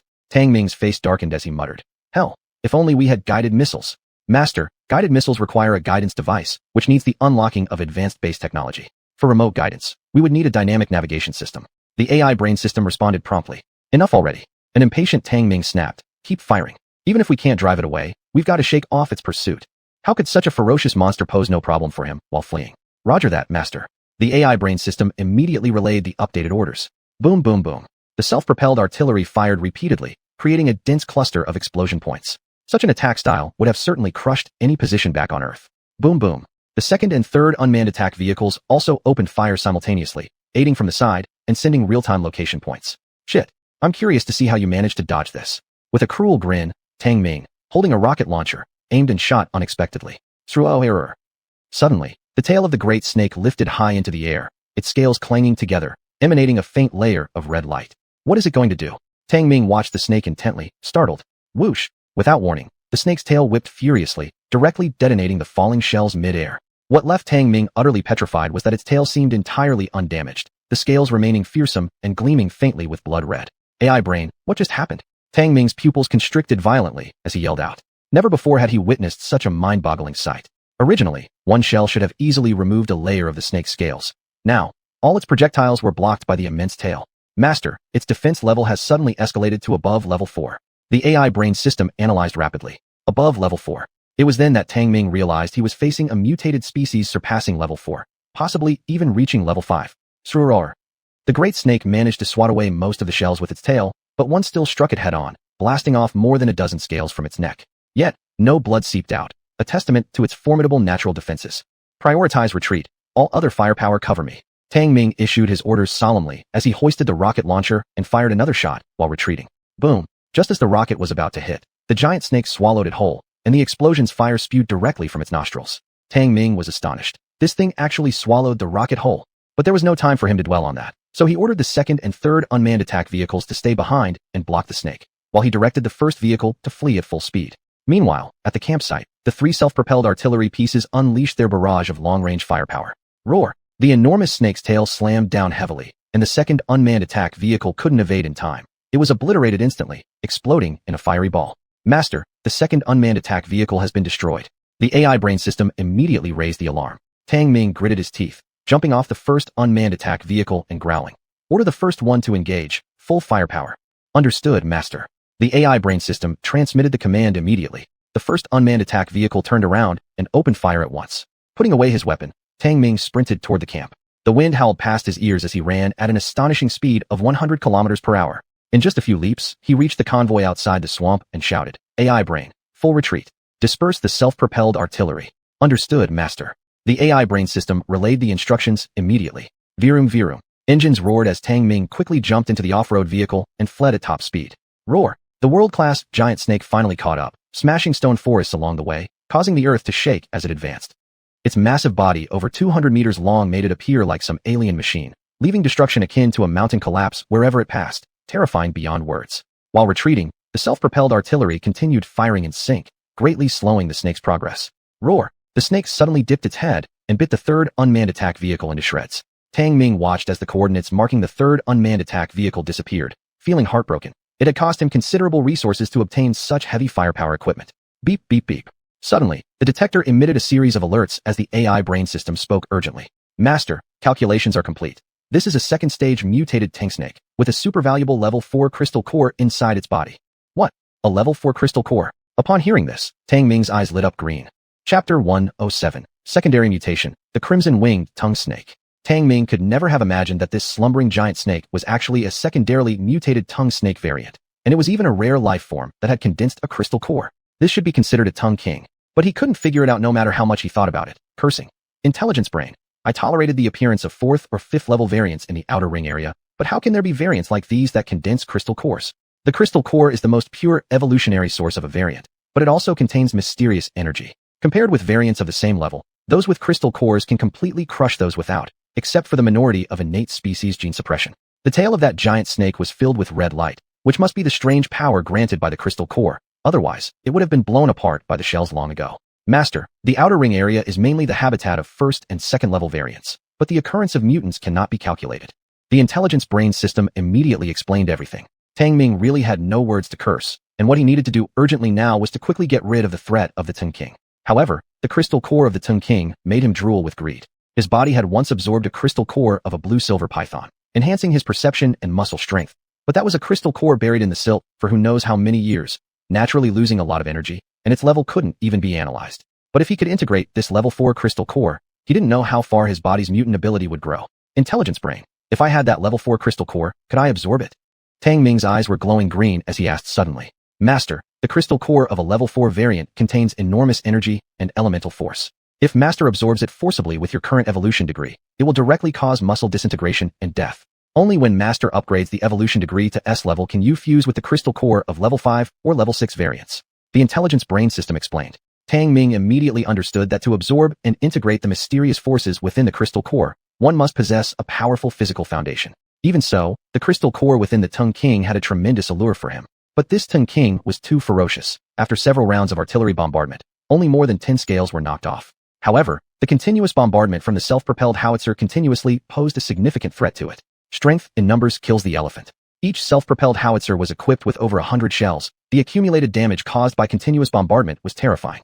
So, if Tang Ming wanted to engage in a prolonged battle with the Tongue King, there would be some chance to severely wound the giant snake even if he used up all the shells. His roar. Suddenly, the scales on the back of the Tongue King crackled and quickly swelled into a large lump. The lump kept writhing, as if something was fermenting inside. Tang Ming watched in alarm and immediately asked, Intelligence brain, what is the Tongue King doing? The detectors beeped furiously, receiving various data at high speed. Master, detection data feedback shows that the life energy coefficient of the twice-mutated tongue snake is rapidly increasing. There is a possibility of mutating again. The urgent warning sound from the intelligence brain system directly made Tang Ming burst out with profanity. F***K? It's mutating again. How am I supposed to deal with this?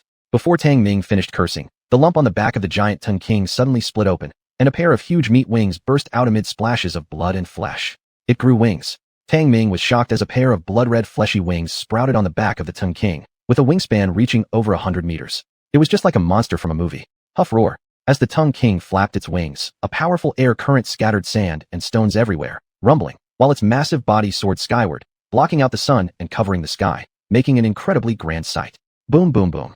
A wave of shells hit the ground, exploding into fiery flames, yet they failed to pose any threat to the Tongue King. Tang Ming was startled beyond measure. He hadn't anticipated that a crawling variant could take flight. Such an increase in threatening potential meant that the self-propelled howitzers largely lost their effectiveness. Curved trajectories against flying targets were akin to throwing basketballs at birds. Accuracy significantly decreased unless guided shells were employed.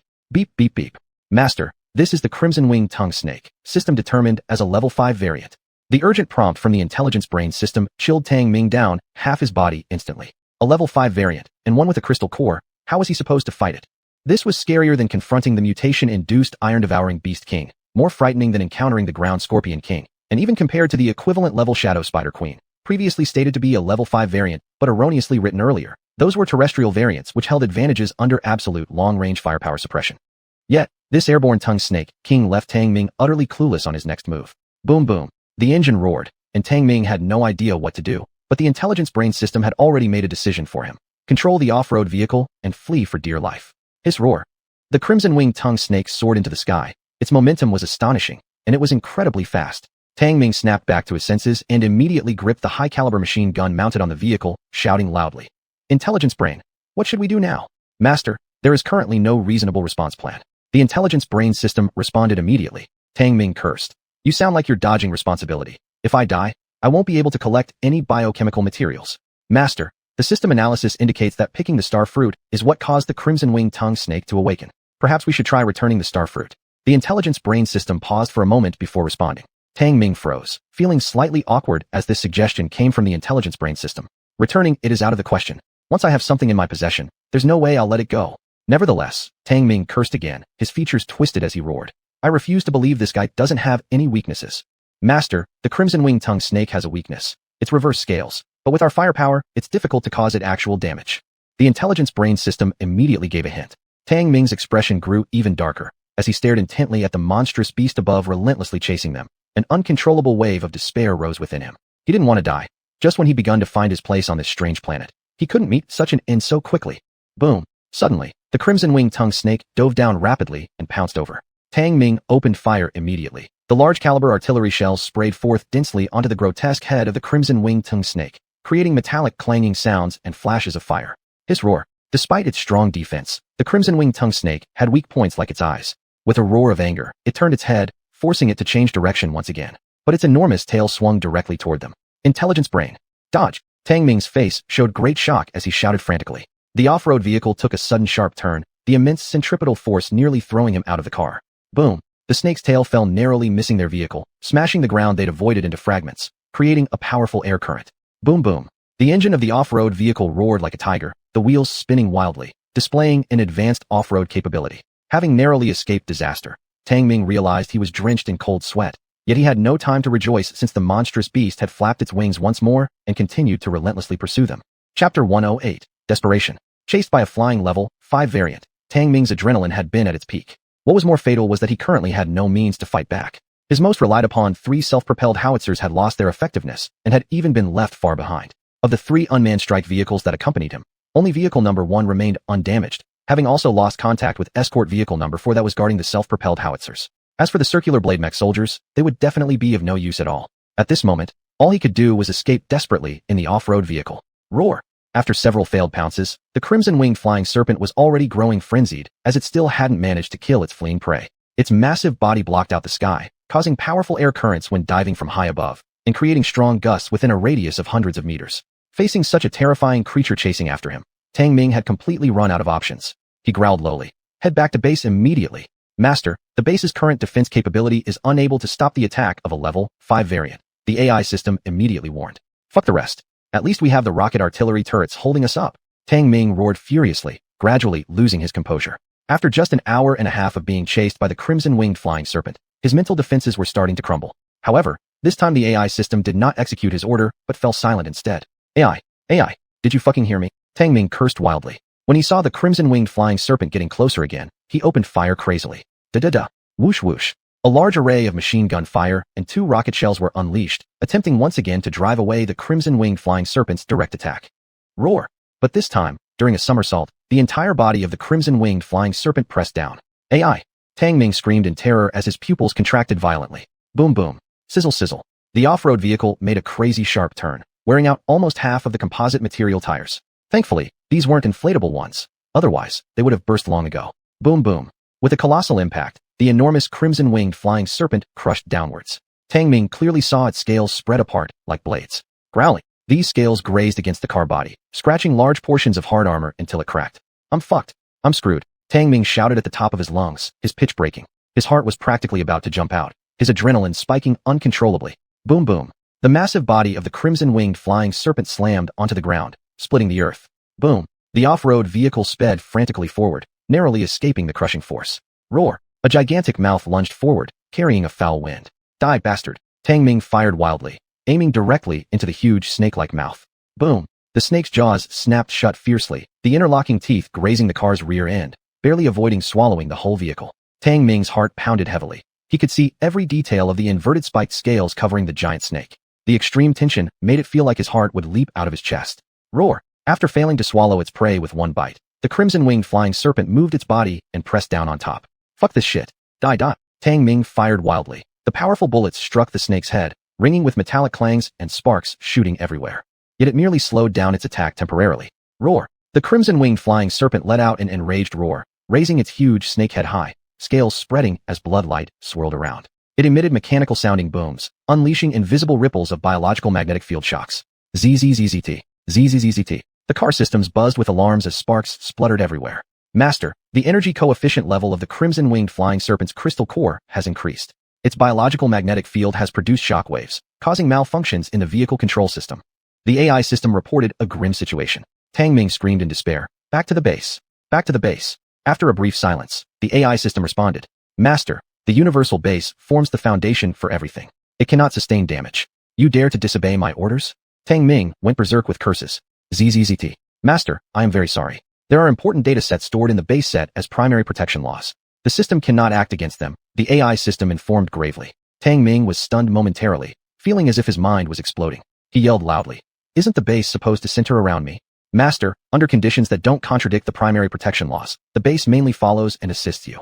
In the present encounter with a level 5 mutated variant, it has exceeded computational analysis limits. The system can offer no solutions, please forgive me, replied the AI system in its clear yet cold electronic tone. What are these so-called primary protection laws? Fuck you and your forgiveness. Tang Ming cursed wildly as he forced himself to calm down, his brain working at high speed. He could only rely on himself. As he looked at the relentless pursuit of the crimson-winged flying serpent, Tang Ming suddenly gritted his teeth and exclaimed, Since you want to play, let's go all in. AI, I'm too lazy to yell at you anymore. Head towards the shadow spider's lair immediately. Given they were both level 5 variants, it was like gambling. Either use one enemy to kill another or get cornered with no escape, torn apart alive by two monsters. At this moment, madness consumed Tang Ming's mind. He was from Earth after all.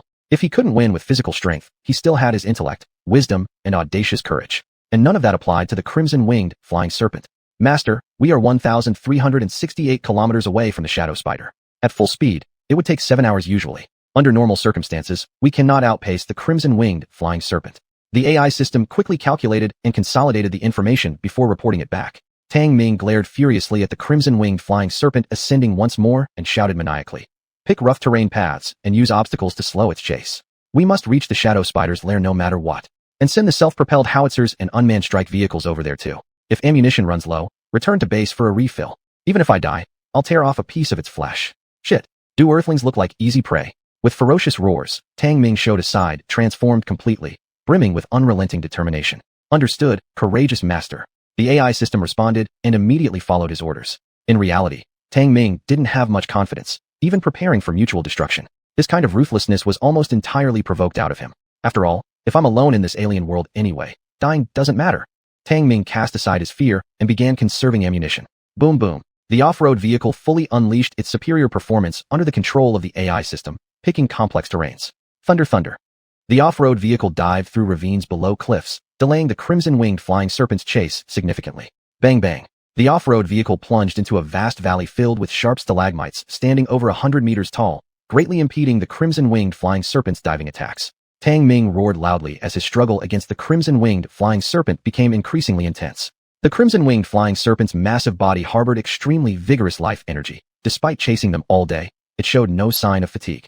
Master, we are approaching the shadow spider's nest area. The AI system gave an urgent electronic prompt, and at this point, the huge sun was about to set, the sky growing dim, just as the shadow spider began to become active. Tang Ming's spirit soared, his sinister appearance becoming even fiercer. Charge through. Chapter 109. Biomagnetic shockwave. Bang! The off-road vehicle was pushed to its absolute limit, rushing into smoking mounds of dirt hills. That was precisely the entrance to the shadow spider's lair. Roar! The Chi-Wing-Tang snake landed far away, its pair of blood-red pupils staring at the mountain hollow full of dirt piles, showing a hint of trepidation. Tang Ming gritted his teeth. Stop the car. Squeal. The off-road vehicle made an emergency stop, the tires emitting puffs of blue smoke. Tang Ming immediately fired a rocket launcher. Boom! The rocket was swatted by the tail of the Chi-Wing-Tang snake, exploding in sparks. Roar! The Chi-Wing-Tang snake roared, clearly enraged, but still wary of its surroundings. Fuck! You bastard, come over here and bite me. Tang Ming turned the 3-barrel machine gun on the car, cursing wildly. Rat-a-tat!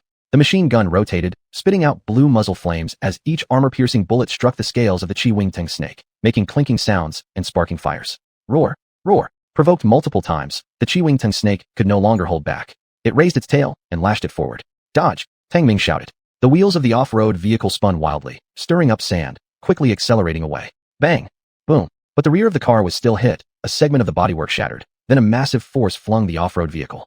The vehicle spun rapidly for a few turns before crashing into a smoky dirt pile, half the front of the car buried within. Hiss! Underneath the dirt pile, shadow spiders were startled awake and swiftly moved forward but retreated under the intense headlights of the off-road vehicle. Roar! The Chi-Wing-Tang snake roared, slowly approaching the immobilized off-road vehicle, its heavy body causing the ground beneath it to truly crack and explode. Tang Ming looked back at the nest filled with shadow spiders beneath the earth and had a crazy thought. He immediately realigned the gun barrel, aiming at the approaching Qi Wingtung snake, shouting furiously, "Come on, beast, come eat me." Rat-a-tat. Bullet heads were ejected at high speed, the strong recoil shaking the vehicle loose, almost falling into the underground nest. The Qi Wingtung snake growled lowly, fangs bared, saliva dripping. It opened its massive mouth dozens of meters wide and bit down suddenly. Tang Ming's expression changed as he forced himself out the car window and fell into the underground nest below. Crack. Snap. A tooth-grinding loud noise followed as the Qi Wingtung snake crushed the off-road vehicle in one bite. The sound of shattered metal parts rang out, sending shivers through anyone who heard it. However, its heavy body finally collapsed layer after layer of underground nests, directly sinking within, killing countless shadow spiders. Hiss. Hiss. By this time, the sun had completely set, the sky darkened.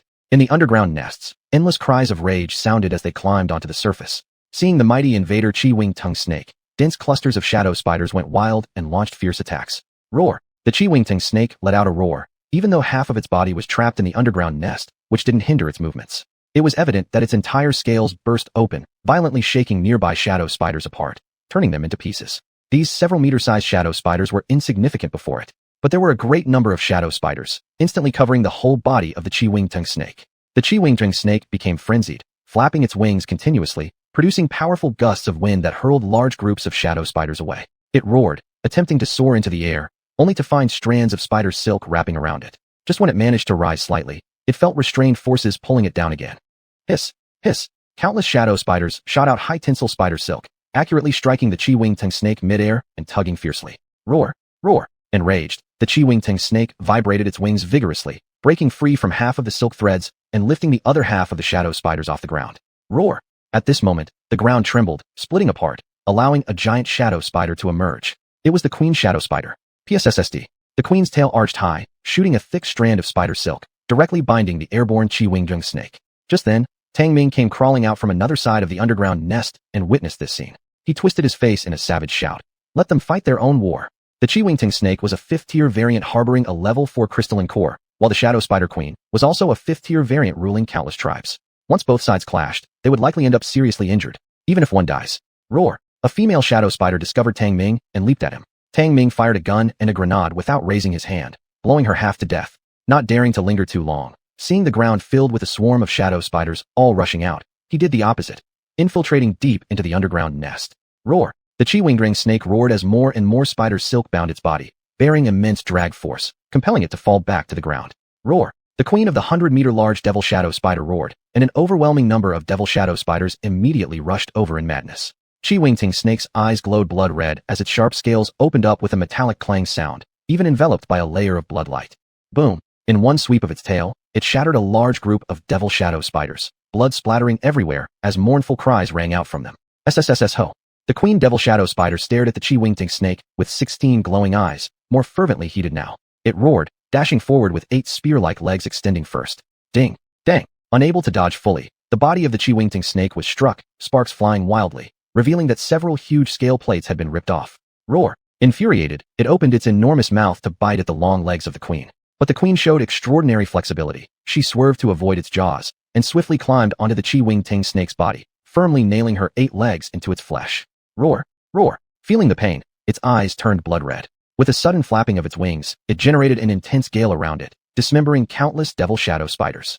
Boom boom. Its tail thrashed madly, its body twisting uncontrollably, attempting to soar into the sky. However, silk lines spurted from the abdomen of the queen devil spider, wrapping tightly around its meaty wings, binding it repeatedly until it lost its flight ability. Roar! SSS-ho. The Qi Wingtung snake suddenly raised its massive snake head high, then slammed it down sharply.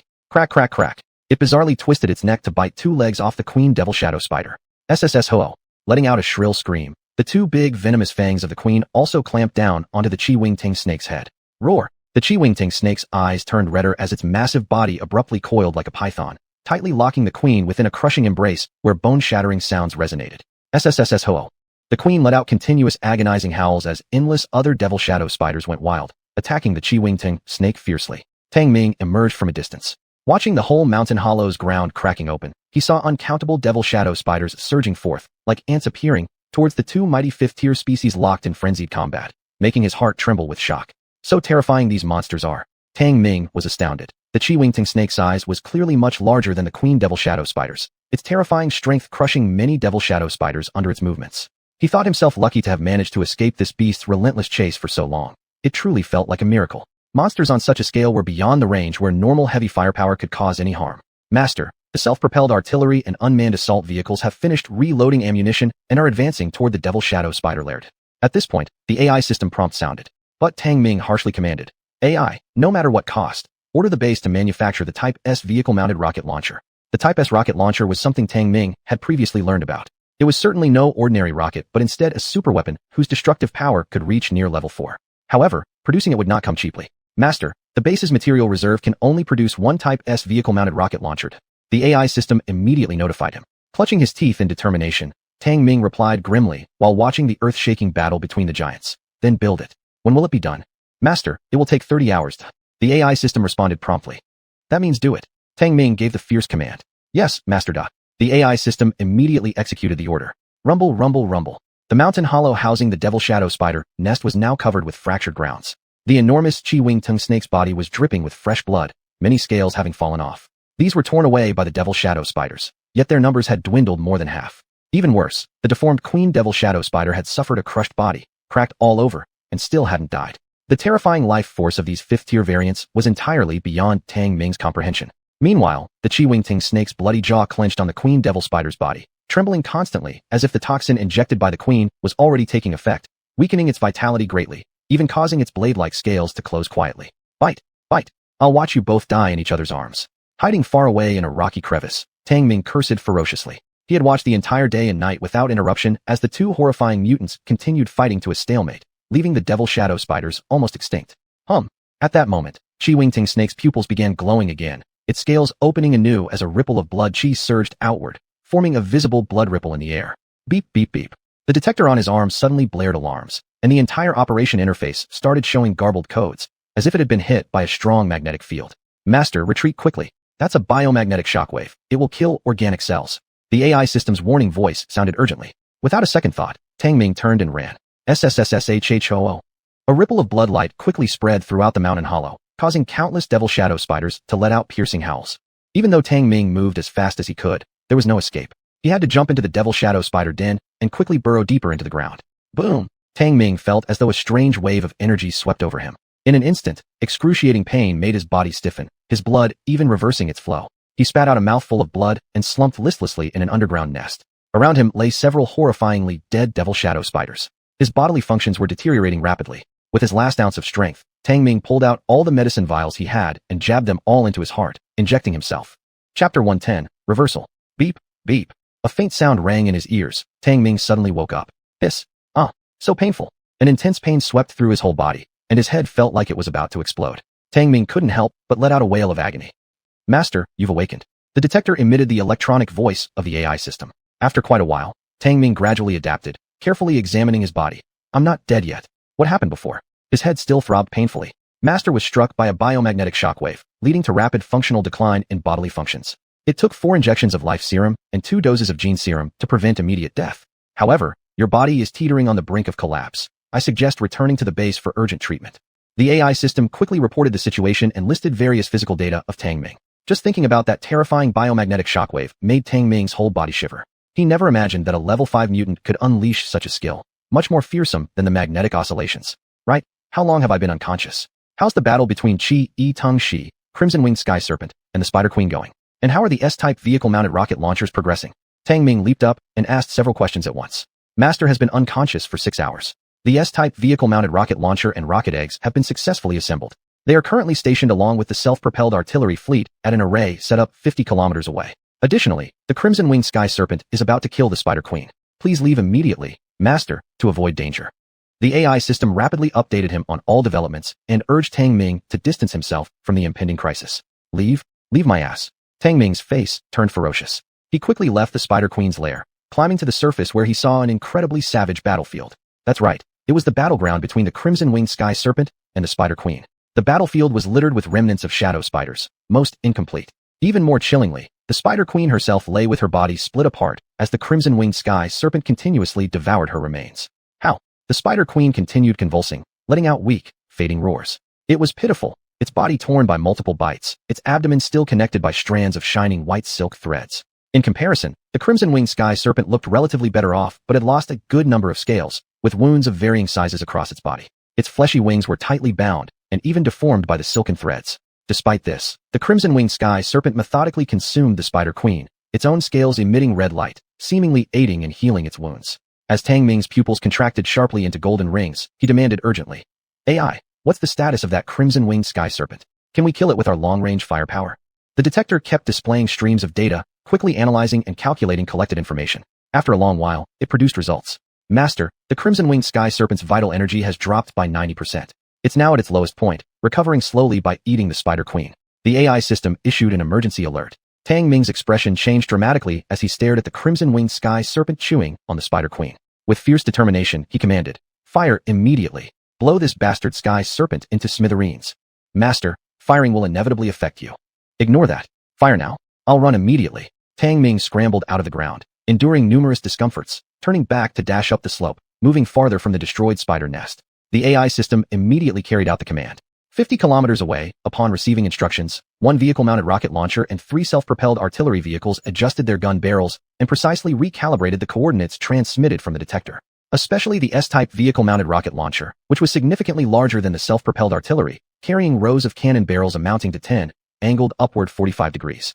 Within a minute, it readied itself for firing. Whoosh, whoosh, whoosh, whoosh. With the sound of launches, row after row of rockets ascended, trailing blue tails of flames, swiftly disappearing into the sky. On top of the spider nest, some shadow spiders were still biting at the unmoving body of the crimson-winged sky serpent, attempting to rescue their queen.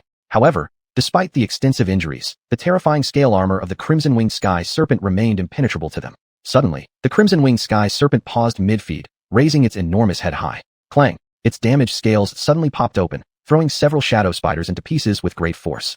Evidently, the crimson-winged sky serpent had sensed a threat, but didn't know where it was coming from. Its blood-red eyes scanned around wildly and abruptly contracted when it spotted Tang Ming running away. Roar! That lowly insect, who had stolen its star fruit and was relentlessly pursued, was still alive. Tung Shi, crimson-winged sky serpent, roared in fury and chased after it without caring about its own injuries. However, the sky suddenly resounded with the whistling sound of incoming shells. The moment Tung Shi looked up, the shells descended upon it. Boom! Boom boom boom! The shells and rocket bombs rained down fiercely, quickly sweeping an entire field of fire across the shadow spider nest. Aooooo! In the fiery inferno, Tung Shi emitted ear-splitting cries of pain as its already injured body now shed scales, cracked open, and spewed blood. Whoosh! Another batch of shells and rockets landed. Boom boom boom boom. The violent explosions completely turned over the shadow spider nest, transforming it into a fiery abyss where countless shadow spiders turned to ashes. Aower! In the sea of fire, Tung Shi writhed, trying to escape only for 2 rocket eggs to explode on its body, severing it into 2 parts. Even the massive tail, though severed, continued twitching as the nerves were still active. Tang Ming ran furiously but was knocked down by a powerful blast wave. He rolled and crawled into a rock fissure just in time to avoid disaster. Listening to the anguished wails of Tung Shi, Tang Ming wiped off some blood from his face mask, grimacing and growling. "Good job. Fire all the ammunition. I'm turning this situation around." "Understood, master." The AI system immediately relayed the order.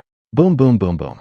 The thunderous sounds lasted 45 minutes before finally dying down. But the pitiful cries of Tung Shi had long ceased, leaving behind a completely unrecognizable battlefield.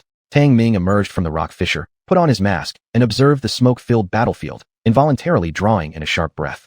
At this point, there was no sign of what the shadow spider nest once looked like. Deep craters pockmarked the ground, making it hard to find even fragments of the spider's remains. Long-range firepower is truly terrifying. Tang Ming felt an indescribable fear well up within him. Even though he caused this devastation, as a person from Earth's peaceful era, he never imagined how frightfully destructive war could be. Master, detecting faint life signals from the crimson-winged sky serpent. Suddenly, the AI system issued a prompt. Tang Ming was surprised at first, then sneered cruelly. "Better it hasn't died yet. I'll dig out its level for crystal core alive." Chapter 111. Digging for the crystal core. In the aftermath of the bombarded battlefield, smoke still lingered, filling the air with a strong smell of burnt odor. Tang Ming, holding his machete, re-entered the battlefield. He finished off some magic shadow spiders that had narrowly escaped death with a quick slash. Roar, roar. Faint growls echoed through the air as the red-winged flying snake, its body half blown to pieces, was still alive, though barely. However, Tang Ming did not let his guard down. These creatures were wise and cunning, even with precise data from the detector, who knew if it was faking. Spit, spit. The charred ground was shrouded in smoke, and a stream of blood began to seep out as well. It was flowing from the damaged body of the red-winged flying snake. As Tang Ming stepped through, he could feel its stickiness. There remained only a 10-meter-long body below the snake's head, its flesh wings already completely torn apart, leaving behind strips of rotten meat. Its massive head was also missing a small portion, exposing stark, white bones. Huff, huff dash. The large nostrils of the red-winged flying snake emitted steam. It tiredly opened its remaining eye pupil, staring fiercely at Tang Ming as he approached, filled with ferocity. Beast, you're about to die too. Fighting me is like signing your own death warrant. Tang Ming sneered cruelly, feeling incredibly elated. He noticed that the exposed innards of the red-winged flying snake didn't contain its heart. It must have been blown away. This made him feel at ease, although the heart's blood would be wasted. Roar. The red-winged flying snake growled weakly, its colossal eye pupils seemingly glowing. Screw you, what's so intimidating? Tang Ming cursed under his breath as he approached with his machete and stabbed it. There was a squelch as blood sprayed out, and it was black. Hiss hiss. The dark, putrid blood landed on his body and sizzled, corroding his protective suit into a large hole, which startled Tang Ming back a few steps. Fortunately, his body hadn't been harmed. What the hell is going on here, Intel? Tang Ming asked gravely. Master, the red-winged flying snake has been poisoned by the magic shadow spider queen. The toxins have spread throughout its entire body. The Intel system promptly replied. Tang Ming suddenly recalled the brutal scene between these two giant monsters earlier. He withdrew his machete, prompting the red-winged flying snake to emit a series of low growls, but it could no longer move, its breathing becoming even weaker. Tang Ming climbed onto the snake's head and grinned viciously. Intel, isn't the crystal core inside the red-winged flying snake's brain? Master, according to the detection signals, that level 4 crystal core is indeed in the red-winged flying snake's brain, the Intel system reminded. Perfect. With a chilling smile, Tang Ming reached out and forcefully tore off the thick snake scales, then retrieved a high-explosive bomb from his space backpack and inserted the safety pin inside. Boom! With an explosion, accompanied by a deep cry of pain from the red-winged flying snake, a small patch of its head scales was shattered, spewing blood and flesh. Tang Ming saw that the force of one high-explosive bomb had merely broken through a layer of scale, revealing a whitened, hardened skull. Humph! We'll see how hard your bones really are. Tang Ming smirked coldly. From his space backpack, he took all his high-explosive bombs, bundled them together as a package of explosives, installed it on top, pulled the safety, and dashed away immediately. Kaboom! A loud sound erupted as the red-winged flying snake cried out in agony once more. Its entire body started to convulse. A large hole was blasted into its enormous head, splattering bone shards everywhere. Tang Ming jumped up and frowned upon seeing a crater less than a meter in diameter, muttering, 12 high-explosive bombs could only blow a hole this big. Quite a tough skeleton. Master, the bone strength of grade 5 mutants is twice as durable as black iron. If its life energy wasn't at its lowest ebb, the combined destructive force of 12 high-explosive bombs wouldn't have pierced through. The Intel system prompted him with this information. Staring down into the cavity where brain matter lay beneath the skull, Tang Ming smirked coldly and leapt inside. Roar, roar. Upon detecting the intrusion, the entire mutilated body of the red-winged flying snake trembled violently as it let out a sharp growl. Tang Ming was rough, tossing the snake's brain around chaotically until finally, he found a shiny red crystal core hidden deep within the valley-like crevices. A level 4 crystal core. At the sight of it, Tang Ming became extremely excited and brutally dug out the crystal core. Earth, suddenly stiffening. The last trace of vitality vanished from the red-winged flying snake as its core was cruelly excavated while it was still alive, meeting a pitiful end. The blood-red rhombus crystal core glowed faintly, cool to the touch, and without needing a detector scan, Tang Ming could already feel the surging energy pulsing within it. This was a level 4 crystal core. Its energy fluctuation was very apparent, akin to a heart still beating. It was thanks to this crystal core that the red-winged flying snake could withstand cannon blasts and crush the entire magic shadow spider colony. Although this kind of substance exceeded Tang Ming's understanding of biology, there was no doubt it was a good thing. Not all alien species could condense into a crystal core, as far as he could judge. Only those who had successfully mutated could have the chance to form a crystal core. In short, at present, this crystalline core material was very precious and mainly concerned with evolution. Congratulations, Master! You have obtained a complete level 4 crystal core, which contains rich evolutionary source energy, as well as the genetic code of the red-winged flying snake. A red light scanned over the crystal core, and the electronic voice of the Intel system sounded. Tang Ming grinned widely. Though he had suffered great losses during this crisis, the rewards were also abundant. I'm really looking forward to the changes it will bring when I assimilate it, but I need to reach S-level evolutionary degree first.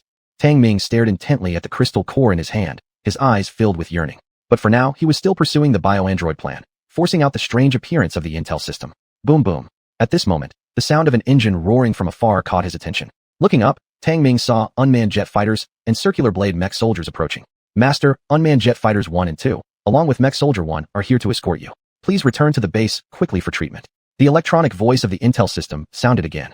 Tang Ming carefully stored away the crystal core, glanced at the remains of the red-winged flying snake, and asked, Intel, scan everything valuable around us. Understood, Master. The Intel system immediately responded, and the detector display screen promptly fed back several high-value signal sources. Although the remnants of the red-winged flying snake were contaminated by toxins, Tang Ming still extracted a poison gland and two extraordinarily hard venomous teeth. Besides these, he also found a massive mandible belonging to the magic shadow spider queen. This contained venom glands and was thus quite valuable. Tang Ming placed the poison gland into his space backpack, while the 10-meter-long fangs were too large and had to be transported by vehicle. Clang clang. Striking against the incredibly tough venom fang produced metallic reverberations. Unable to help himself, Tang Ming questioned, "Intel, what is this fang made of?" "Master, currently we cannot scan the components of the red-winged flying snake's fang, but according to data feedback, its hardness and toughness both surpass that of white iron, so it should be a biological substance reorganized through evolutionary mutation. Its value cannot be estimated." The Intel system detailed the response. Hardness and toughness exceed white iron. Tang Ming was startled. White iron was a metal resource used in the upgrade to a higher form in the bases, a metal that could only be mined in the central star zone. He never expected the venom fangs of the red-winged flying snake to be even harder than it. "Master, we have only 3 hours before sunset. Please return to the base for medical treatment." The Intel system continued to remind him. By this time, an unmanned jet fighter had already pulled alongside. Tang Ming leapt aboard, still pondering the incredible strength of the fangs in his mind. He couldn't imagine how the creatures on this alien planet could evolve to such an extent, let alone those at level 6 or level 7 mutants. Chapter 112. Information on the fission spores. The damage to his bodily functions from the biomagnetic shockwave was even worse than Tang Ming had imagined.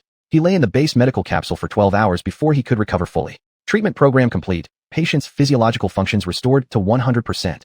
As the capsule treatment system issued its prompt, Tang Ming woke up. He took a quick look at all the vital signs indicated by the capsule before stepping out naked. Phew, there's only one life. Don't take such risks next time. Tang Ming sighed with lingering fear as he recalled being hunted by the Chi-Tung snake. He was truly terrified. Although he had obtained a complete level 4 crystal core and other materials like the venom gland, looking back now, he realized he was still too immature, having placed himself in dangerous situations multiple times.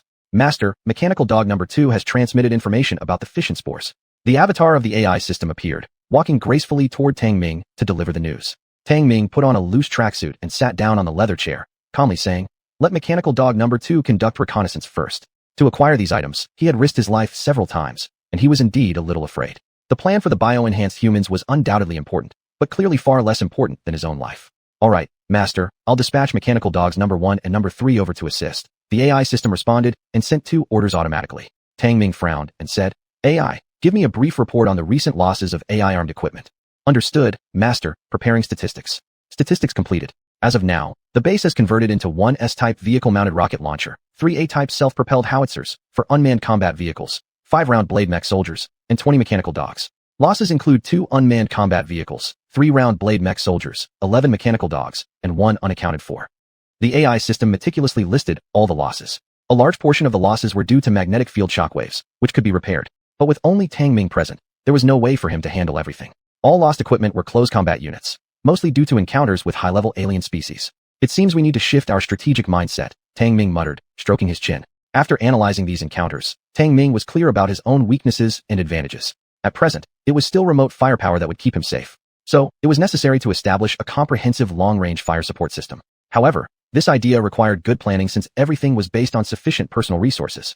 "AI, display the resource reserve situation of the base," asked Tang Ming after suppressing the initial thought. "Understood, Master, preparing statistics." Statistics completed. The beautiful avatar of the AI system waved her hands, displaying the attribute panel of the universal base. Name, Universal Base. Level, Intermediate, Upgradable. User, Tang Ming, Carbon-based life form. Defense power, Level 2, Max Level 10. Attack power, Level 2.5, Max Level 10. Energy, 21%, continuously consuming. Material reserve, black iron 1 million kilograms, firestone 309,000 kilograms, various first-grade fibers, various second-grade fibers, oxygen 42,101 moles, food. Special materials, 1 Chi-Tung snake venom gland, 2 poison fangs, 1 demon shadow spider queen venom gland, 1 level 4 crystal core. Base division, none, medical chamber, rest chamber, experiment chamber, training chamber, living chamber, storage chamber. Only 21% energy left? There's only 1 million tons of black iron left. Tang Ming's expression darkened slightly upon hearing this. "Master, armed consumption has been severe recently, while energy and black iron ore extraction have sharply decreased," the AI system immediately explained. Tang Ming's gloomy expression relaxed somewhat as he asked, "How are the black iron and void soulstone locations explored by the external mechanical dogs?" "Master, the black iron mine marker is a surface mine with low reserves that have already been exhausted. The exploration for the void soulstones is ongoing without confirming their specific location yet." The AI system pointed out several markers on the light map. Among them were black iron or markers, though they were gray now, signaling that mining had been depleted. Besides those, there were also several resource markers like helium-3, firestone, etc. These markers represented well-explored positions where gray ones were mined out, green ones were currently being collected, and yellow ones meant yet to be extracted. Looking at these resource markers gave Tang Ming some comfort in his heart.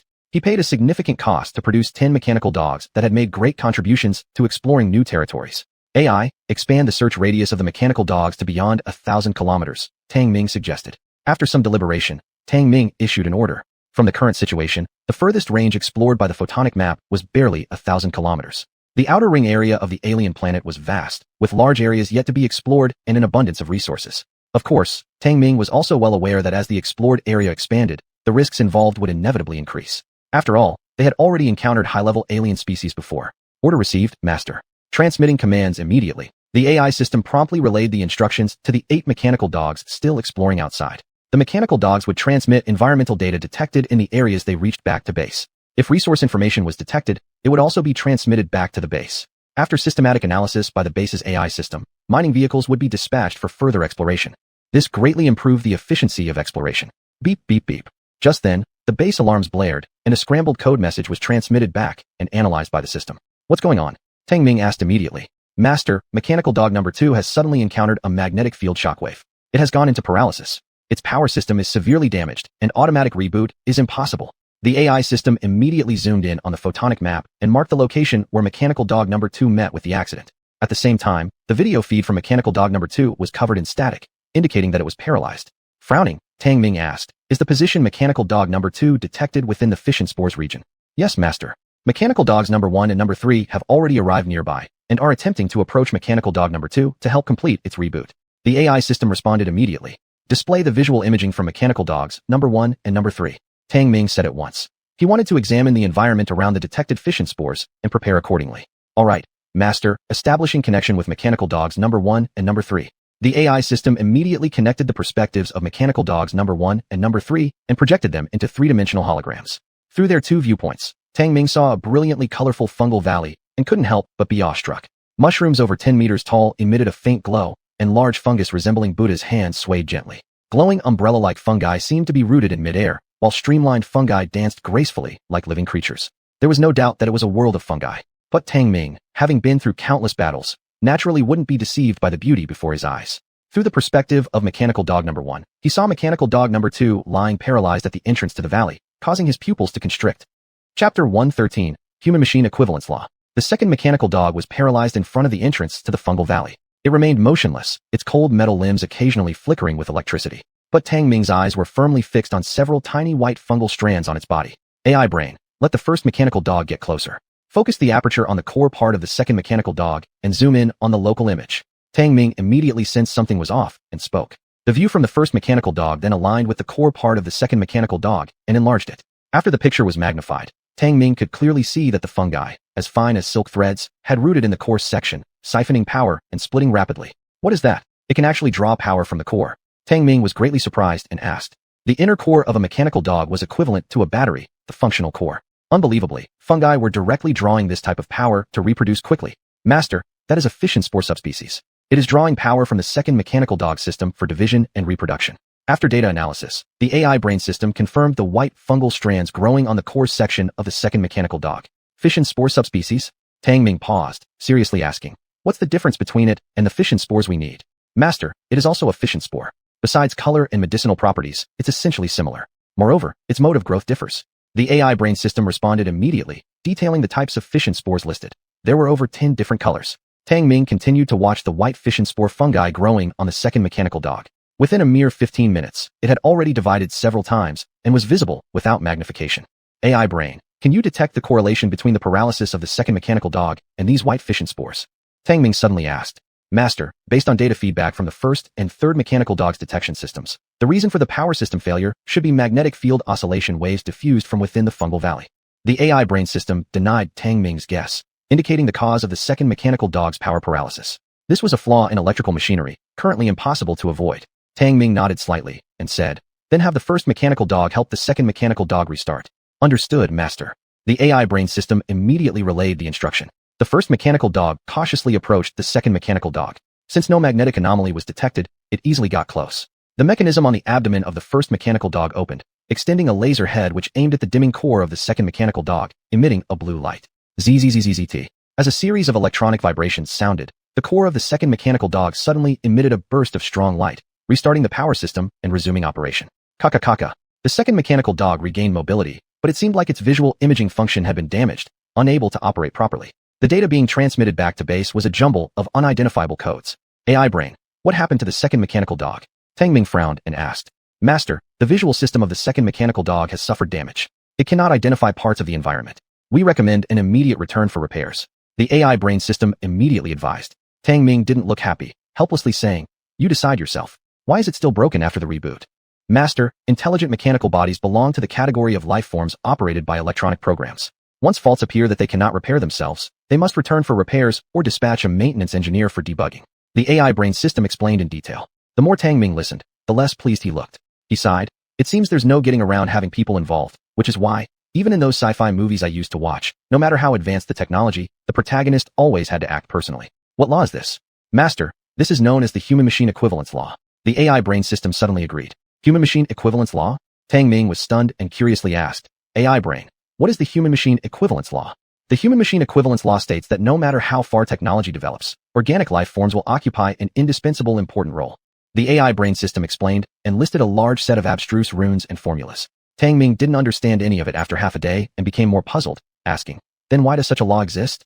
Who invented it? The base rank is too low. It involves permissions that cannot be disclosed. The AI brain system informed him. Tang Ming nearly spat blood. His interest was just piqued, only to be met with such a response. DDD. Suddenly, the first mechanical dog issued an urgent alert and magnified the return perspective. In the fungal valley, a vast expanse of golden dust floated up from the ground, dazzling with brilliant light. Golden fission spores. Tang Ming's spirit instantly rose as he shouted. Have Mechanical Dog 1 continue tracking. Understood, Master. The AI brain system immediately sent the tracking command. After receiving it, Mechanical Dog 1 quickly darted into the fungal valley to conduct positioning tracking on the vast expanse of golden dust. Tang Ming, gazing at the extraordinarily beautiful fungal valley, issued another order. Have Mechanical Dog 3 conduct a deep reconnaissance around the entire valley, especially for advanced anomalous species life information. Understood, Master, immediately transmitting the command. The AI brain system promptly sent out another instruction. Mechanical Dog 3, which had been nearby on standby, quickly moved into action. As for Mechanical Dog 2, it could only be sent back to base for repairs. Tang Ming's eyes followed the perspective of Mechanical Dog 3's investigation. All day long, he observed every detail of the fungal valley but found no trace of large anomalous species. There were quite a few insect-like anomalous species residing in the fungal valley, such as colorful moths, flying snakes that could soar into the air, and never-before-seen soft-bodied creatures. These anomalous species were small in size, with the highest detection feedback showing them as merely level 1 anomalies, posing no apparent threat to him. However, strange events often indicated lurking trouble. Despite Mechanical Dogs 1 and 3 providing external detection feedback showing no danger, Tang Ming felt something was definitely off. AI brain, analyze all collected data comprehensively and calculate the food chain within the entire fungal valley. Perplexed after much thought, Tang Ming voiced his inquiry solemnly. He would eventually need to harvest the golden fission spores, but the earlier encounters had left him extremely cautious and with some lingering fears. Understood, Master.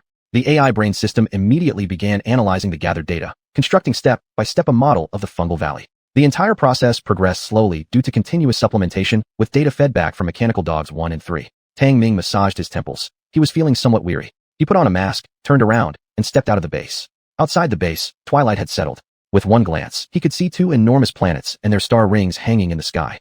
Tang Ming carefully checked and performed a simple maintenance routine on the electric grid before climbing atop the base to thoroughly review his previous encounters. Whether it was the Shadow Spider Den, the Red Canyon, or the Starfruit Bog, whenever collecting precious medicinal herbs, he was always hunted by advanced anomalous species. The first 2 times, he managed to escape, even counter-killing under the suppression of long-range firepower. But during the last encounter with the crimson-winged flying snake, he almost lost his life, serving as a wake-up call. In the situation where my personal firepower is insufficient, I should focus more on equipping myself. Remote support is crucial. After much contemplation, Tang Ming had formed a preliminary idea of his equipment design scheme. Chapter 114, Establishing a Combat System. After much deliberation, Tang Ming looked at the self-propelled artillery and other equipment stationed outside the base and said seriously, Intelligence Brain, I want to establish a complete combat system. Master wishes to build what kind of combat system?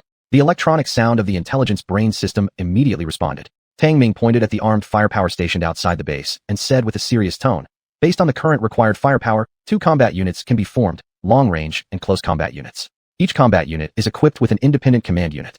Is it feasible? According to the current intelligence limit of the machinery, it can completely meet Master's conception. The base system will differentiate between long-range and close combat arms. The intelligence brain system responded and proposed to use the base as the central command system, and Tang Ming only needs to lay out the entire battlefield situation through this system. Tang Ming carefully thought for a moment, then said, Intelligence brain, consolidate the long-range fire-striking equipment into a long-range bombing team, and consolidate the close combat firepower into a near-ground attack team. Adjust the firepower ratio of these two combat units and conduct an overall upgrade. Upgrade all basic Type A weapons to Type S. Master, there are currently only 3 Type A self-propelled artillery available for consolidation, 1 Type S vehicle-mounted rocket artillery, 2 Type A unmanned assault vehicles, and 2 Type A round-blade mechanical soldiers. Should the firepower be consolidated across all units? Should all be upgraded? The intelligence brain system immediately listed the armed equipment inventory. The firepower armament was pitifully scarce. After pondering, Tang Ming said, the near-ground attack team needs further detailed organization and division of labor. Name the mechanical dog unit reconnoiterers, mainly responsible for reconnaissance tasks. Name the unmanned assault vehicle unit, attackers, responsible for the main output of close ground attacks. Name the round-blade mechanical soldier unit rangers, with harassment as the primary combat task. Additionally, the resources within the base will first be used for the upgrade of equipment for the long-range bombardment team and the near-ground attack team. Execute immediately, Tang Ming ordered. All these were his well-thought-out plans. After all, he really didn't want to encounter high-level anomalies again without sufficient firepower. Received, Master. The intelligence brain system faithfully executed his orders. Subsequently, the base gates opened, and one by one, the armed vehicles drove in for an extended upgrading process. The white light of the base conversion platform swirled, and the incessant sound of machinery echoed continuously for 26 hours. The consumption of base resources was immense, especially the energy value, which Tang Ming watched plummet directly from 21% down to 10%. Over 30 million tons of black iron were also consumed. The urgent need for energy and the shortage of black iron storage could not help but trouble him, but fortunately, all equipment had completed an upgrade, enhancing combat capabilities significantly. Master, all equipment for the long-range bombardment team and the near-ground attack team have been successfully upgraded. Currently, what is lacking is the command vehicle responsible for your direction. The intelligence brain system reminded. Because both combat units are purely under the control of intelligent AI, they belong to unmanned operations. Tang Ming examined the material stockpile and bit his teeth before saying, list the remaining types of war vehicles that can be manufactured with the leftover materials, including tanks. War vehicles and tanks are even higher-grade equipment compared to vehicle-mounted rocket launchers, more expensive in construction costs. But since he was planning to craft himself a command vehicle, Tang Ming decided to invest heavily. Understood, Master. The intelligence brain system individually listed over a dozen types of armored vehicles, including 3 models of assault vehicles, 3 models of wheeled combat vehicles, and 6 tank models. Without a doubt, the tank series has the highest combat power. Their armor is the strongest among these 3 types of armored vehicles, providing the best protection, but the cost is extremely high. Just producing one Type A consumes more than 70 tons of black iron. As for manufacturing a Type S tank, 80 tons of black iron would be consumed. For the current Tang Ming, this was practically a mobile black iron mine. However, tanks are hailed as mobile steel castles, boasting the strongest defense and firepower, which are currently the highest grade equipment the base can produce, all reaching level 3. But the severe consumption of black iron forced Tang Ming to abandon the idea of such vehicles and turn instead to reviewing those 3 models of wheeled combat vehicles. These 3 models of wheeled combat vehicles were all large ferocious beasts made of steel, differing only slightly in their firepower equipment. After careful consideration, Tang Ming had made his choice. Intelligence brain, choose the blue Leopard war vehicle. Reduce the escape device to 1 and add an extra smart mortar cannon in the freed up space. Double the size of the observation window and produce a Type S model. Following his own thoughts, Tang Ming modified the chosen blue Leopard war vehicle, demanding that the engine power be doubled and its 6 tires be replaced with transformable ones capable of switching freely between track and tire form. According to the master's retrofit requirements, the blue Leopard war vehicle has been optimized and adjusted. Its full combat weight has increased to 63 tons, and it can additionally carry 2 small escort soldiers. Please choose the model, Master. The intelligence brain system immediately optimized the battle transformation requirements of Tang Ming reasonably and projected them into 3D holographic images. The entire combat size of the blue Leopard war vehicle was quite large, stretching a full 7.5 meters in length. It had a rugged appearance with the sinister look of metallic machinery, gleaming with cold light. On the rear side of the war vehicle, there were 2 empty suspension positions on either side. These were designated for the escort soldiers. There were as many as 8 models of escort soldiers that matched the war vehicle, all intelligent machines. Some were humanoid, some animal-like, and others composite forms, with varied performances but overall equivalent to the level of the round-blade mechanical soldiers. Tang Ming carefully selected 2 different models of escort soldiers after deep consideration. One was an attack-type mechanical leopard, and the other a 6-legged mechanical soldier. Both escort machines belonged to agile intelligent robots, equipped with a single 20mm caliber machine gun and a mortar cannon. Their attack power did not exceed level 2 and fell under the same tier as Type A round-blade mechanical soldiers. However, for escorting and alerting purposes, they were more than sufficient. Master's choice of an S-type blue Leopard war vehicle loaded with an S-type mechanical Leopard and 6-legged mechanical soldier will consume 66 tons of black iron and 8% of the energy value, along with several level 1 fibers and level 2 fibers. Shall we confirm the conversion? The intelligence brain system adjusted the data before giving the final reminder. Tang Ming's face turned darker than a pot bottom as he finally gritted his teeth and confirmed the order. As the transformation platform shimmered with a wave of white light, various mechanical sounds began to rise.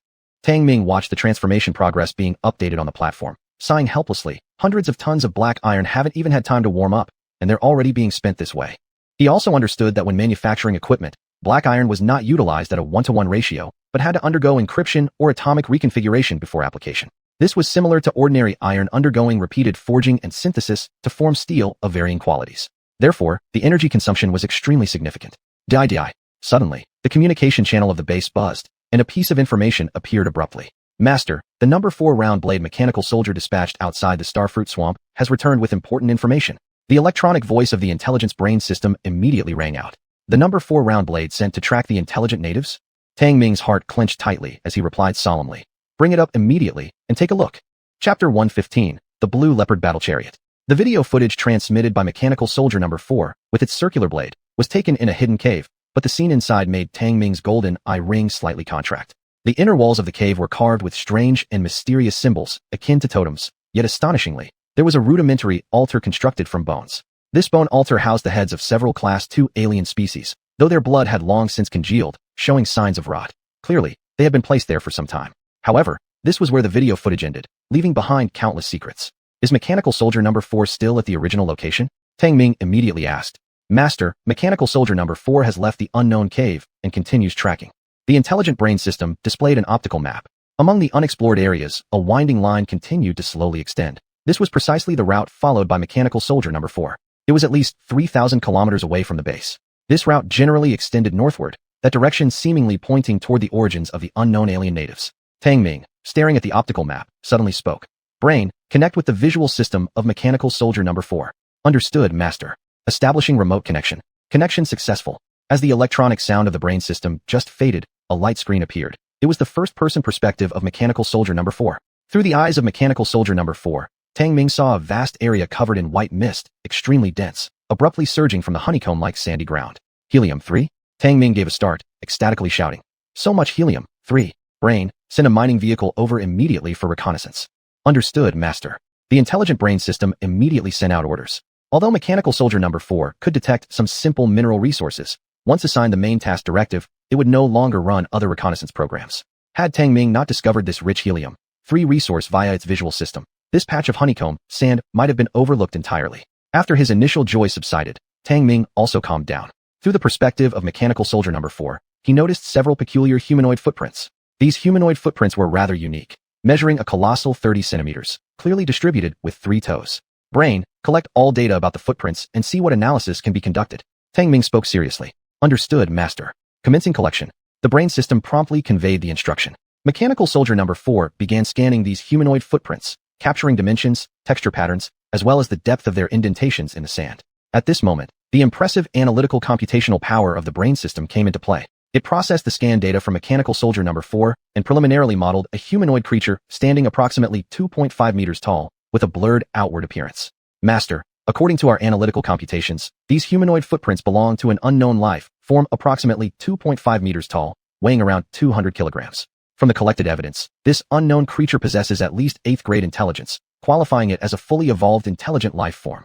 The brain system presented the results from its calculations and added, there is also evidence indicating from the path tracked by mechanical soldier number 4 that this intelligent life likely hails from a more advanced region, namely the Central Star Zone. However, due to the low-tier status of our base, access to detailed information regarding this species requires authorization, which cannot currently be accessed. Tang Ming's face darkened somewhat. Staring at the blurry 3D model of the alien native, he spoke sternly. Order mechanical soldier number 4 to continue tracking. Report back immediately if any significant discoveries arise. Understood, Master. The brain system responded. Since they've discovered traces of the aliens, it's impossible to let one's guard down. Tang Ming glanced at the progress of the conversion platform. It would still take several more hours for the Blue Leopard battle chariot to be ready, so he decided to gear up in his black adamantium armor and adjust to maximum gravity load for training outside the main cabin of the base. Outside the base cabin, Tang Ming endured 4 hours of weighted training until his entire body ached before returning to the main cabin to take a cold shower. This was part of his training routine when he wasn't traveling. High-intensity workouts helped gradually unearth the potential of his physical capabilities, even if his current state had reached the limit of A-class evolution. After eating a substantial meal of wolf steak, Tang Ming laid down on his bed, quietly sensing his body recover gradually. Since arriving on the alien planet, his understanding of life had fundamentally shifted, gaining insights into the process of evolution. Like now, he felt as if his fatigued cells were revitalizing themselves, emanating stronger life energy, much like the creatures here who evolved through similar means. Casually, Tang Ming recalled Dabao, his mood inadvertently dropping. Dabao had left on his own due to the abnormal influence of the gravity field affecting the stability of his mutated gene group, causing him to undergo a deteriorating transformation. No one knew what had happened to him. After undergoing this kind of deterioration mutation, Dabao had a significant chance of turning into an extremely evolved, frenzied monster like the deteriorated and diseased Iron Eater King that lost almost all of its autonomous rational thinking. If Tang Ming truly encounters the deteriorated Dabao, he would have no choice but to eliminate him. Because these extreme pathological bodies were too terrifying, they seemed to have broken through their evolution boundaries. Once encountered, it was either them or you who perished. Brain, dispatch another mechanical dog to Starfruit Swamp to monitor the area with the gravitational anomaly. Report back immediately if Dabao's traces are found. Tang Ming couldn't help but feel concerned as he suddenly gave the order. Understood, Master. The brain system immediately executed his command. Tang Ming took a deep breath, fatigue washing over him, gradually putting him to sleep. Inside the base cabin, only the occasional mechanical rotation sound from the conversion platform could be heard. Humming. 23 hours later, the base conversion platform emitted a series of heavy vibrations, startling Tang Ming awake. Is it done? Tang Ming jumped off the bed, his eyes fixed on the conversion progress bar, which had reached 100%. Master, the Blue Leopard battle chariot conversion is complete. Please clear the space for the battle chariot to land. The electronic tone of the intelligent brain system announced. In 3 swift motions, Tang Ming cleared out enough room in the base cabin for a 7 or 8 meter long war chariot to fit comfortably. With a flash of white light from the conversion platform, a brand new steel battle chariot emerged, landing with a thunderous sound. The tires made of transformable metal composite materials, the heavy armor plating, the wide wheelbase, the ferocious anti-collision devices, and the escort soldiers and 360-degree rotating gun turrets suspended on both sides. It was simply a super-modified wheeled tank. The Blue Leopard battle chariot had 6 deformable tires, with its whole body sprayed for all-terrain use. Its self-defense mechanism was currently the top tier among all equipment, looking fiercely aggressive. Great chariot. Tang Ming's eyes sparkled as he opened the thick door and entered the spacious compartment where there were observation windows everywhere for a broad view. What was more surprising was that inside the compartment, there were even comfortable resting cabins, featuring leather seats. Master, the rest cabin is combined with the escape device. Once irreversible damage happens to the chariot, the escape device can eject at the fastest speed. The intelligent brain system explained in detail. Upon hearing this, Tang Ming exclaimed that the land battle chariot also had an ejector seat escape device. Take it out and test its performance. Excitedly, Tang Ming started the Blue Leopard battle chariot. Chapter 116, Abnormality.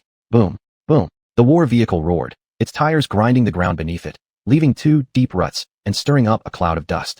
Tang Ming stood in the secondary weapon turret, the wind caused by the high-speed travel making his mid-length hair dance wildly. Unable to suppress himself, he let out a long howl. He was extremely satisfied with the performance of the Azure Leopard war vehicle. In terms of comprehensive ability, it far surpassed the S-type all-terrain off-road vehicle he had previously used. The speed hadn't decreased either. Its top sprinting speed reached 300 kilometers per hour. As a war vehicle on par with tanks, both its protective power and off-road capability naturally belonged to the top tier. This was also the highest level land armor that the base could currently produce.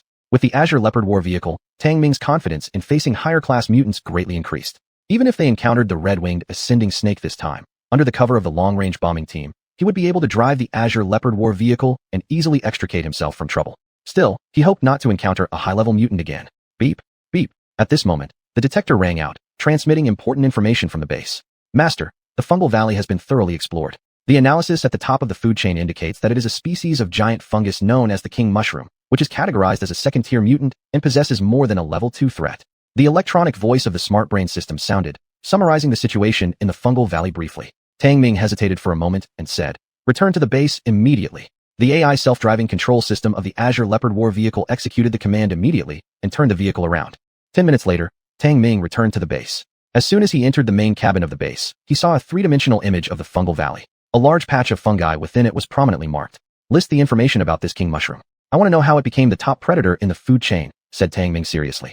Having experienced several encounters before, he now harbored caution towards any unknown entity. When the golden mutation spores appeared in this fungal valley, he no longer acted impulsively like last time by rushing straight in. Although he needed to proceed with the biohuman plan, his safety was more important. Without fully understanding this peculiar world of fungi in the fungal valley, he would not recklessly delve deeper. Since one needs to determine the dangers, it's natural to start by determining the food chain of this area first, thus locating one's position within this food chain. This was a basic method of judgment, followed by an overall investigation of the environment, such as gravitational anomalies, magnetic field anomalies, and the presence of radiation. Master, the food chain in the fungal valley is simple, but most mutation spores exist outside of the food chain independently, behaving strangely, and the cause remains temporarily unclear. The smart brain system listed all the data detected. Could there be life forms that exist independently of the food chain? Tang Ming paused momentarily, though more attention was still focused on a few second-tier mutations at the top of the food chain in the fungal valley. Among them, the king mushroom ranked at the top. It resembled a tree with umbrella-like meat buds atop it. It could absorb sunlight and water, but was actually enticing and swallowing everything alive, including creatures lower down the food chain. The second-ranking mutant known as the flying monkey. The flying monkey is an animal class mutant, a type 2 mutant residing in the fungal valley. Its small size masks its savage nature, a predatory communal species. In addition, there were other types I and II mutants living in the fungal valley, such as Kuan-winged bugs, green wolves, and black armor centipedes. Tang Ming carefully reviewed all the materials and suddenly asked, "How is number 1 mechanical dog tracking the gold fission spore?" Master, number 1 mechanical dog's feedback signal has remained stationary within the fungal valley, indicating possible mechanical fault or anomaly. However, no environmental anomalies such as magnetism have been detected, currently unable to re-establish contact. Such was the result given by the smart brain system. What exactly is going on? Send number 3 mechanical dog to ascertain the cause. Tang Ming's expression darkened slightly, sensing something wasn't right. Master, there may be a malfunction in number 1 mechanical dog system. We've now dispatched number 3 mechanical dog to find out. The smart brain system promptly informed.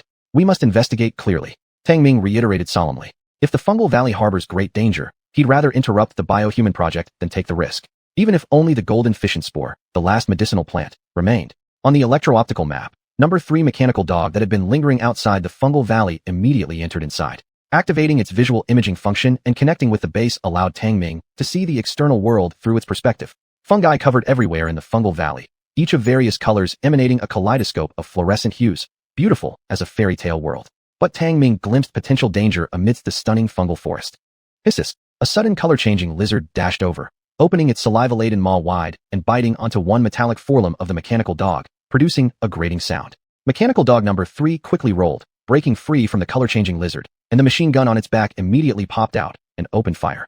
Rat-a-tat-tat. A burst of bullets turned the color-changing lizard into a pile of mushy meat, also killing several other lizards that were about to attack. Color-changing lizard, Tier 1 aberrant, skilled in concealment, with skin capable of changing color. The smart brain system immediately reported. Tang Ming was slightly surprised, but his goal was not to hunt the color-changing lizards, so he remained silent. The attack by the color-changing lizards did not damage mechanical dog number 3 as it continued to move deeper into the valley, gradually approaching the position of mechanical dog number 1. However, just as it was about to reach number 1's location, the visual imaging function of number 3 began to flicker and stutter, seemingly interfered with. ZZZTZZZ. The image was full of static, and Tang Ming cursed. Smart brain, what's going on? Master, mechanical dog number 3 has detected a mild magnetic field anomaly that is interfering with the signal. The smart brain system responded immediately. And what about mechanical dog number 1? Tang Ming followed up. Master, the detection shows that mechanical dog number 1 encountered a magnetic field oscillation wave, which resulted in a system malfunction, but it has retained the final positioning of the golden fission spores. The smart brain system's report hesitated twice, making Tang Ming's guard rise inexplicably. He had long suspected that there was something unusual about the smart brain system, but without direct evidence and unable to do without the base's support, even if cautious at times, he occasionally let his guard down. Master, since we've located the fission spores, it is recommended to collect them as soon as possible. Mechanical dog number 3 has detected that the magnetic field anomalies in the fungal valley are strengthening and are expected to increase to moderate levels within 35 hours. The smart brain system issued an urgent warning and delineated the range of the magnetic field anomalies across the entire fungal valley. The central area had the highest degree of magnetic field anomalies, while the golden spores were located near the edge of this zone. Tang Ming stared at the distribution map of the magnetic field anomalies in the fungal valley, his expression dark and unsettled. He suddenly had an eerie feeling of being hurried, which was absurd. Smart brain, prepare the fleet, set to depart at 12 noon. Tang Ming took a deep breath and said calmly, if the smart brain system was so eager to guide him towards the biohuman project, he wanted to uncover any hidden secrets it might have. Chapter 117, Entering the Fungal Valley. Boom, boom. The war vehicle roared, its powerful frame effortlessly rolling over even the most uneven mountain roads. Tang Ming stood before the machine gun turret, half of his body exposed above the roof, basking in the wild wind. He was dressed in a high-end camouflaged level 2 protective suit, with a closed-face protective helmet that completely shielded his head and face. By the side of the war vehicle, there were three S-type unmanned combat vehicles providing full-circle protection, one leading the way, while the other two served as guards on either side. Moreover, two circular blade mechanoids patrolled near the war vehicle, eliminating any sudden threats. Tang Ming was very satisfied with this arrangement. He glanced back at the long-range bombing squad trailing far behind him and couldn't help but smile slightly beneath his helmet's visor. The long-range bombing squad included one rocket artillery vehicle, three self-propelled howitzers, and a circular blade mechanoid serving as escort. All these were S-type equipment. Their built-in defensive capabilities were sufficient to handle first- and second-tier anomalies from the outer ring. If they engaged with main firepower attacks, they could even suppress fourth- and fifth-tier anomalies. However, the consumption rate of the long-range bombing squad was also frighteningly high since every shell would consume at least 100 kilograms of flint and 50 kilograms of black iron, among other materials. Unless absolutely necessary, Tang Ming naturally wouldn't easily deploy the long-range fire support. Intellect core, how much farther is it to the fungal valley? After enjoying enough wind, Tang Ming returned inside the cabin of the Blue Leopard war vehicle, removing his helmet, and asked, "Master, the convoy is still 800 kilometers away from the fungal valley. The planned route spans 1,900 kilometers and will take about 9 hours to traverse at full speed." The intellect core system projected the dynamic position transmitted back by the base onto the detector display screen. Looking at the winding optical map routes, Tang Ming couldn't help but furrow his brows. "In that case, I'll take a nap. Wake me up as soon as we reach the destination." Tang Ming immediately lay down, issuing an order. "Understood, master." The intellect core system acknowledged, then played music designed to relax nerves and promote sleep. Listening to the music, Tang Ming quickly entered a deep sleep. The Blue Leopard war vehicle roared loudly, speeding ahead at an incredible pace towards the coordinates transmitted by the number 1 and number 3 mechanical dogs. Meanwhile, within the fungal valley, a peculiar layer of motionless purple mist had settled. Amongst clusters of peach-red mushrooms, the single eye of number 3 mechanical dog suddenly lit up with a red warning light. Its rear-mounted machine gun rose, activating the weapon system. Ding, ding, ding. Suddenly, number 3 mechanical dog emitted urgent alarm sounds, and the previously stationary purple mist began to disperse, revealing a thoroughly battered metallic wreckage. It was the remains of number 1 mechanical dog. Number 3 mechanical dog instantly initiated an emergency communication signal, but it received no response. As its alarm grew increasingly urgent without receiving instructions, it could only remain in place awaiting orders. The central intelligence system remained unresponsive. With just a level 1 intelligence limit, once number 3 mechanical dog received its mandatory command, it was unable to execute autonomous risk avoidance procedures anymore, and thus it continued moving around within its final positioning range. Huff, huff. At this moment, the strange purple mist began to churn again, emitting eerie noises as it slowly enveloped the area. Ding, ding, ding. The alarms became more shrill as number 3 mechanical dog immediately opened fire. Did-da. Blue flames shot out from the machine gun, spitting high-speed bullets. But this appeared to have little effect on the purple mist. Whoosh. The initially slow-moving purple mist suddenly accelerated toward number 3 mechanical dog. Quickly maneuvering to evade, it discovered that the purple mist behaved like a living organism. It charged straight forward, dividing into multiple streams that trapped it. Ding, ding, ding. Number 3 mechanical dog's alarms became increasingly urgent as it continuously issued emergency communications without response. Whoosh. The purple mist surged over rapidly, swiftly enveloping it. Sizzle, sizzle. Number 3 mechanical dog struggled violently, but collapsed after just 10 minutes. Only when the purple mist dissipated and once again diffused around did it finally come to a stop. Yet number 3 mechanical dog, much like number 1, seemed to have suffered from some terrifying shock and corrosion. Its remaining metallic remnants looked darkened and cracked, indicating that it had undergone serious erosion damage from some mysterious force. Its fate was exactly the same as number 1 mechanical dog. Despite this, Tang Ming had no way of knowing. The intellect core had not issued any notifications. 9 hours later, the Blue Leopard war vehicle came to a halt atop a rocky ridge. When Tang Ming was awakened, he looked out through the car window and immediately spotted the extraordinarily beautiful fungal valley. "Master, we have reached our destination. The environment detected exhibits low-grade magnetic anomaly. The oxygen content in the valley air reaches 10%, but it contains toxic cyanide gas, so direct breathing is not possible." The detector power was set to maximum, scanning an area spanning 1 kilometer in all directions. Tang Ming put on his helmet, lowering the face shield before stepping out of the war vehicle. The rocky ridge was about 100 meters above sea level, offering a comprehensive view of the entire valley. The colorful fungal forest was truly breathtaking. What a beautiful fungal valley this is. If such scenery were seen on Earth, it would probably just be regarded as computer-generated special effects. Tang Ming sighed with some emotion at the sight. He had witnessed countless landscapes from other planets, but this one continued to leave him awestruck. Who could have imagined that an entire forest made up entirely of fungi could exist? Intellect core, how many of these fungi are edible? Looking at the splendid fungal forest, Tang Ming suddenly asked with a strangely clear thought process.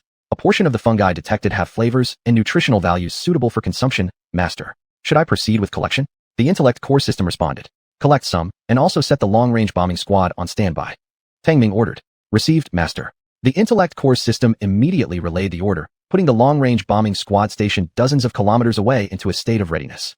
As Tang Ming entered the Blue Leopard war vehicle, he said in a low tone, "Pull up the last known location of Mechanical Dog Number 1 and move the convoy forward in defensive formation." Received, executing immediately. The intellect core system promptly conveyed the instructions. The 3 unmanned combat vehicles formed a triangle pattern around the war vehicle, advancing cautiously. 2 circular blade mechanoids charged ahead to clear the path. The 2 guard units of the Blue Leopard war vehicle were activated, patrolling on either side of the war vehicle.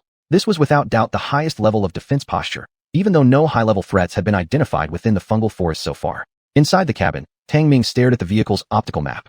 Within 10 kilometers of the convoy, the final positions of Mechanical Dogs Number 1 and Number 3 were surprisingly close, and they remained completely motionless. This gave him an unsettling feeling, although he couldn't quite describe it. He asked hesitantly, "Intellect Core, did Number 1 or Number 3 Mechanical Dogs transmit any signals back?" "Master, both Number 1 and Number 3 Mechanical Dogs have not sent any signals back yet. It is inferred that their communications may be disrupted by magnetic anomalies." The Intellect Core system immediately responded, "That's strange. Connect to Number 3 Mechanical Dog and recall it." Tang Ming began to feel uneasy and issued the command promptly. "Master, detection indicates that both Number 1 and Number 3 Mechanical Dogs are in moderately abnormal magnetic fields where their signals are being interfered with, preventing communication." The Intellect Core system suddenly warned. Tang Ming's heart immediately sank, overwhelmed by an indescribable sense of unease. Chapter 118. High Magnetic Field Anomaly Area. At night, the alien species in the Fungus Valley are highly active, and almost all fungal mushrooms emit beautiful bioluminescence. The convoy did not proceed further, but instead set up camp on the spot. Tang Ming felt something was off because there was no feedback from Number 1 and Number 3 Mechanical Dogs. Even if they encountered a magnetic field oscillation wave, an emergency signal should have been sent out before the circuit system was damaged. However, the intelligent brain system indicated that no message had been received, which seemed reasonable but was filled with oddities. Either the intelligent brain system has some hidden anomalies, or the mechanical dogs have encountered sudden danger. But I don't quite believe this magnetic anomaly interference. Tang Ming looked at the glowing fungus forest at night, his face gloomy, thinking quietly. Regardless of anything else, he must find out what happened to the Number 1 and Number 3 mechanical dogs. If the intelligent brain system deliberately concealed any dangerous situation, he would immediately return to the base and confront it. Confronting an artificial intelligence sounds funny, but the abnormality of the intelligent brain system had left him with a deep sense of discomfort. Although he relied on the omnipotent base, he wouldn't tolerate such an uncontrollable element hidden around him. And now, even without the help of the omnipotent base, he is capable enough to survive in the outer ring area, and that's his bargaining chip. After organizing these thoughts, Tang Ming took a deep breath. From this moment on, he would treat the intelligent brain system as a person with deep scheming, rather than just an artificial brain. The change in mindset gave him a more solemn expression, though Tang Ming himself didn't realize it. This night, he had no heart to admire the magnificent world of fungi, instead staying in the car and entering a light sleep. Gigi. Outside the camp, some unique fungi began changing states and quickly growing. Some nocturnal strange insects were just approaching the camp when they were directly shot down by the round-blade mechanized soldiers responsible for guard duty. Didi. Didi. A sharp alarm suddenly sounded, waking up Tang Ming. "Master, golden fission spores have been detected. It suggested to collect them as soon as possible." The intelligent brain system quickly reminded and pointed out the location where the golden spores appeared. Through the car window, Tang Ming saw golden fluorescence in the distance, obviously the appearance of golden fission spores. "Track it immediately." Tang Ming's eyes flickered, and he issued orders right away. "Received, Master." The intelligent brain system immediately carried out the command. Instantly, the roaring sound of the entire camp's engine broke the silence of the night. Hong hong. After the round-blade mechanized soldiers cleared the threats around, 3 unmanned fighter vehicles started first. Immediately after, the Blue Leopard war vehicle raced off, chasing the direction of that patch of golden light. Though the whole fungus forest was glowing during the night, the floating golden light spots were still dazzling from several kilometers away. "Si-ho. Gigi." In the fungal clusters during the night, countless aliens were startled by the convoy, furiously attacking. Da-da-da. But these ferocious alien attacks couldn't last long. They were killed on the spot, dying in confusion. Inside the Blue Leopard war vehicle cabin, Tang Ming stared intently at the photoelectric map, his eyebrows knitted tightly. In the photoelectric map, the positioning of the Number 1 and Number 3 mechanical dogs remained stationary, while the position of those golden fission spores was several kilometers away. This made him feel even more abnormal.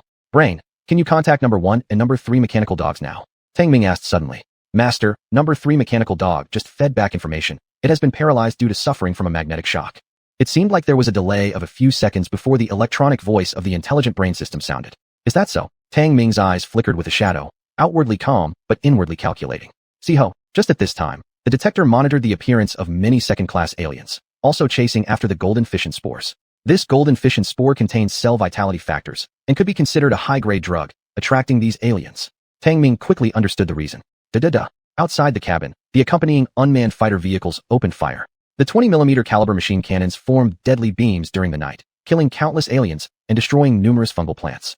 DDD. The detector's alarm suddenly sounded again, followed by the quick prompts from the intelligent brain system. Master, 1 kilometer ahead, we will enter the valley's moderate magnetic field anomaly area. There is a 10% chance of encountering the danger of magnetic field oscillation waves. Do you want to continue entering? Humph. A 10% chance is hard to encounter. Are you suggesting we abandon collecting the golden fission spores? Tang Ming chuckled coldly. We are about to enter a moderate magnetic field anomaly zone, and the detector's monitoring range has been reduced to 1 kilometer. The intelligent brain system immediately conveyed the instruction as the entire convoy rushed into the moderate magnetic field anomaly area. Humming. ZZZZ. Upon entering the moderate magnetic field anomaly area, the whole war vehicle vibrated slightly, even causing the photoelectric map to lag. However, overall, it did not significantly affect the comprehensive performance of the war vehicle. This made Tang Ming sigh in relief. This green leopard war vehicle had almost drained his resources, and it was the first time he set out for an expedition. If anything happened to it, he'd be devastated. Despite the minor uneasiness he felt regarding the takeover by the intelligent brain system, he was overall quite satisfied with the performance of the green leopard war vehicle. Roaring. The war vehicle roared like a galloping steel beast, its formidable firepower sufficient to intimidate approaching alien species. As they ventured deeper, the bioluminescent glow from the fungal forest grew increasingly bright, creating significant visual obstructions. The detector kept sounding warnings due to substantial environmental interference. Originally, the golden fission spores floated in the air like a cloud of golden mist, but suddenly disappeared without a trace, as if vanishing into thin air. Beep, beep, beep. Simultaneously, the detector emitted urgent alarm sounds. Master, a high magnetic field anomaly area has been detected 300 meters ahead, with a 50% chance of encountering dangerous magnetic oscillation waves. Do you wish to continue advancing? The intelligent brain system immediately gave a critical alert. Stop moving forward immediately. Tang Ming's face changed abruptly as he shouted aloud. Screech. The convoy came to an abrupt stop before a vast expanse of giant umbrella mushrooms. These umbrella mushrooms were extremely large, each growing straight and towering at 20 meters high, their thick trunks covered with glowing patterns, appearing quite magnificent. But Tang Ming had no interest in appreciating them. He glanced around and asked, Brain, where have the fission spores gone? Master, the golden fission spores have disappeared into the high magnetic field anomaly zone and are now beyond the detector's range. It is suggested that we proceed further to track and collect them. The intelligent brain system responded immediately. Tang Ming frowned and reprimanded sternly. Knowing it is a high magnetic field anomaly zone, why should we risk going further? Master, the detection feedback suggests there's a 99% probability that the golden fission spores exist in that region. It is recommended to proceed. Shut up, Tang Ming coldly said. Are you planning to defy my orders? The intelligent brain system immediately fell silent without further response. Tang Ming's expression turned even darker, his eyes gleaming with sharpness as he suddenly announced, the convoy will stay here while I go inside on foot for a look. Since the golden fission spores were just within reach, he would certainly not let them slip away easily. Chapter 119. The terrifying impact of the fission spores. Tang Ming, fully armed, descended from the blue leopard war vehicle, allowing only one disc blade mechanoid to follow him into the area of intense magnetic anomaly. ZZZT. However, just upon entering the umbrella mushroom forest, the electrical system of the disc blade mechanoid was severely interfered with, even sparking electric flashes. Even Tang Ming felt a sudden stagnation in his blood flow, as his biological magnetic field was slightly affected. He deeply inhaled, and his muscles quivered slightly. It took him a full 10 minutes to adjust. But the disc blade mechanoid, being an intelligent mechanical entity, couldn't regulate its magnetic field like an organic life form and was severely impacted. Let it withdraw. Tang Ming ordered immediately. Understood, Master. The smart brain system quickly relayed the command, and the disc blade mechanoid had no choice but to retreat under flashing electricity from the highly magnetic anomaly zone. Tang Ming inspected his weapons and equipment on the spot. The only issue was that the magnet imaging function was inoperable while the firearms were normal. After making slight adjustments, he proceeded deeper. This high magnetic anomaly zone wouldn't cause significant harm if it didn't produce magnetic shockwaves, and given his level of evolution, he could stay in this harsh environment for up to 48 hours without problems. Of course, staying long in such a magnetic anomaly environment would eventually affect or even assimilate his own biological magnetic field, causing irreversible damage, even death. Tang Ming was naturally aware of these risks, which is why he needed to quickly accomplish the collection of golden fission spores. Additionally, his main goal was to take advantage of this extreme magnetic anomaly influence to independently investigate the matter of mechanic dogs 1 and 3. Otherwise, he wouldn't have ventured into this harsh region so easily. ZZZT. Master, due to the strong magnetic anomaly influence, the detector's range has been reduced to 500 meters. A trace of golden fission spores has been detected 300 meters away at the 2 o'clock direction. The detector emitted crackling noises, conveying the slightly noisy electronic tone of the smart brain system. Tang Ming raised an eyebrow. Bring up the photonic map and see. The detector's display screen brought up a somewhat lagging photonic map. After a glance, Tang Ming memorized the positions of mechanic dogs 1 and 3. They were 2 kilometers away from his current location. By now, dawn was breaking and the bioluminescence of the fungi around him was gradually fading. Holding his tactical rifle, Tang Ming moved toward the position where the traces of golden fission spores had been located. In this area, possibly due to the effect of the strong magnetic anomaly, the fungi weren't dense, but rather peculiar, even mutated. Some giant fungal plants were as large in circumference as 3 people embracing them, yet only several meters tall. Others, barely as thick as a bowl, soared to tens of meters in height, their caps sagging like rice ears touching the ground. More astonishingly, some of the fungal plants no longer seemed plant-like, their trunks cracking open into shapes resembling fish mouths, inside which strange bugs crawled in and out. Still, it was good fortune that the odd species occasionally appearing here were not high in rank, only grade 1. Although cautious, Tang Ming wasn't overly worried about his safety. After all, the detection revealed that within the entire mushroom valley, even the king fungus at the top of the food chain was merely a second-grade alien organism. His only concern was probably the various mutation spores outside the food chain, the unknown often being the most lethal. DI. After advancing 300 meters, the still functional detector lit up with a warning light. Master, we've detected fission mushrooms. The golden fission spores are likely contained among them. The smart brain system immediately sent out the prompt. Tang Ming paid no attention as he climbed up a massive fallen fungus stem to reach a higher vantage point. From there, he saw a wide expanse of barren sandy land. Scattered in the sandy terrain were several grotesque fission mushrooms, a total of 7. These 7 fission mushrooms presented varied forms. Each stood over a dozen meters tall, their tops resembling constantly splitting beehives, highly unique.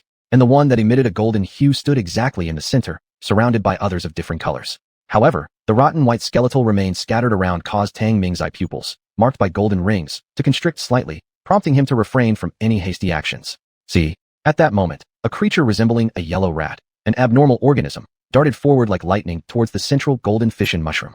Swift light rat, second-grade abnormal, rodent class abnormal, excels in speed, omnivorous bioform. The smart brain system announced electronically. Caca. That swift light rat swiftly ascended the golden fission mushroom. Just when it used its sharp claws to dig through the honeycomb-like cap of the fission mushroom, a large amount of spores akin to golden fine sand spilled out. They were the golden fission spores.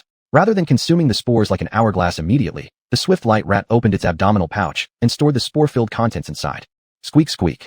A chorus of chirps sounded from the pouch. Was this swift light rat actually using golden fission spores to nurture its young? Tang Ming was genuinely astonished, but what came next filled him with horror. Unbeknownst to him, the other fission mushrooms of various colors had begun to quiver softly at some point. Several types of colored fission spores fell down, swirling without any wind, as if forming dust clouds that surged toward the swift light rat. Roar! The swift light rat's fur bristled. With a low growl, it turned and shot off like lightning in an attempt to escape. Whoosh! But the surrounding fission spores behaved as if they were alive, entangling the swift light rat. In its brief hesitation, it was completely surrounded.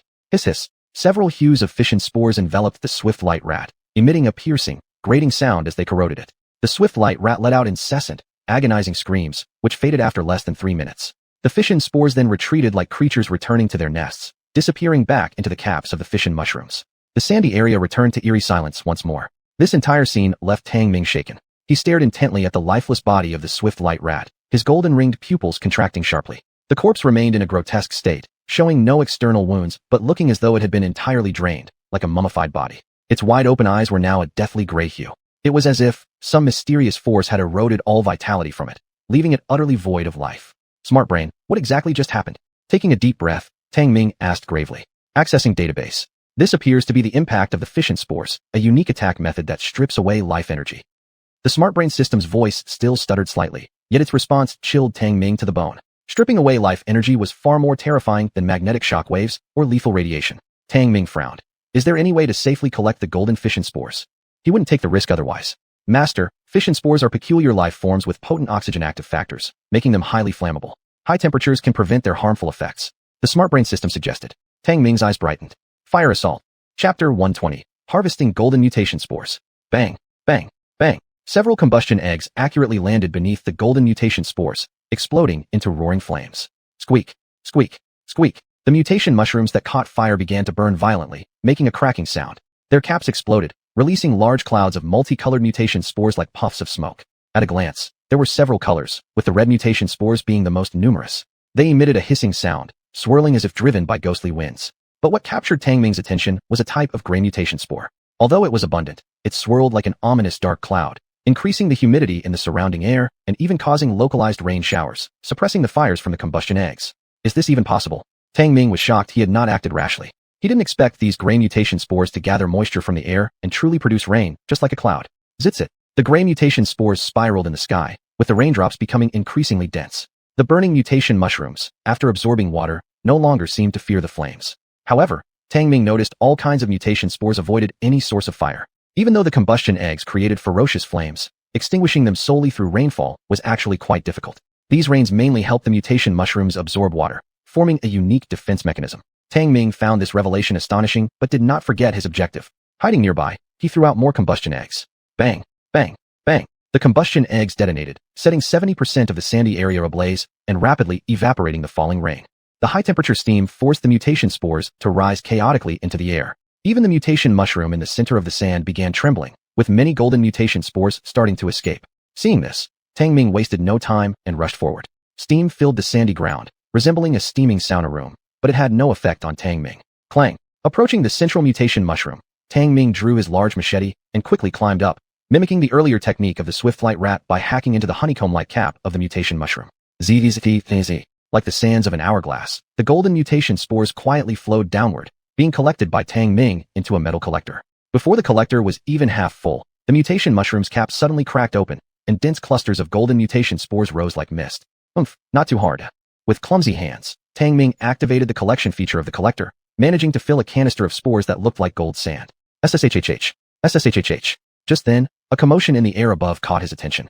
Lifting his head, his pupils contracted in alarm. He saw blue mutation spores swirling, rapidly dropping the temperature of the air around them, and countless spores darted straight toward him. Damn, there are cold ones too.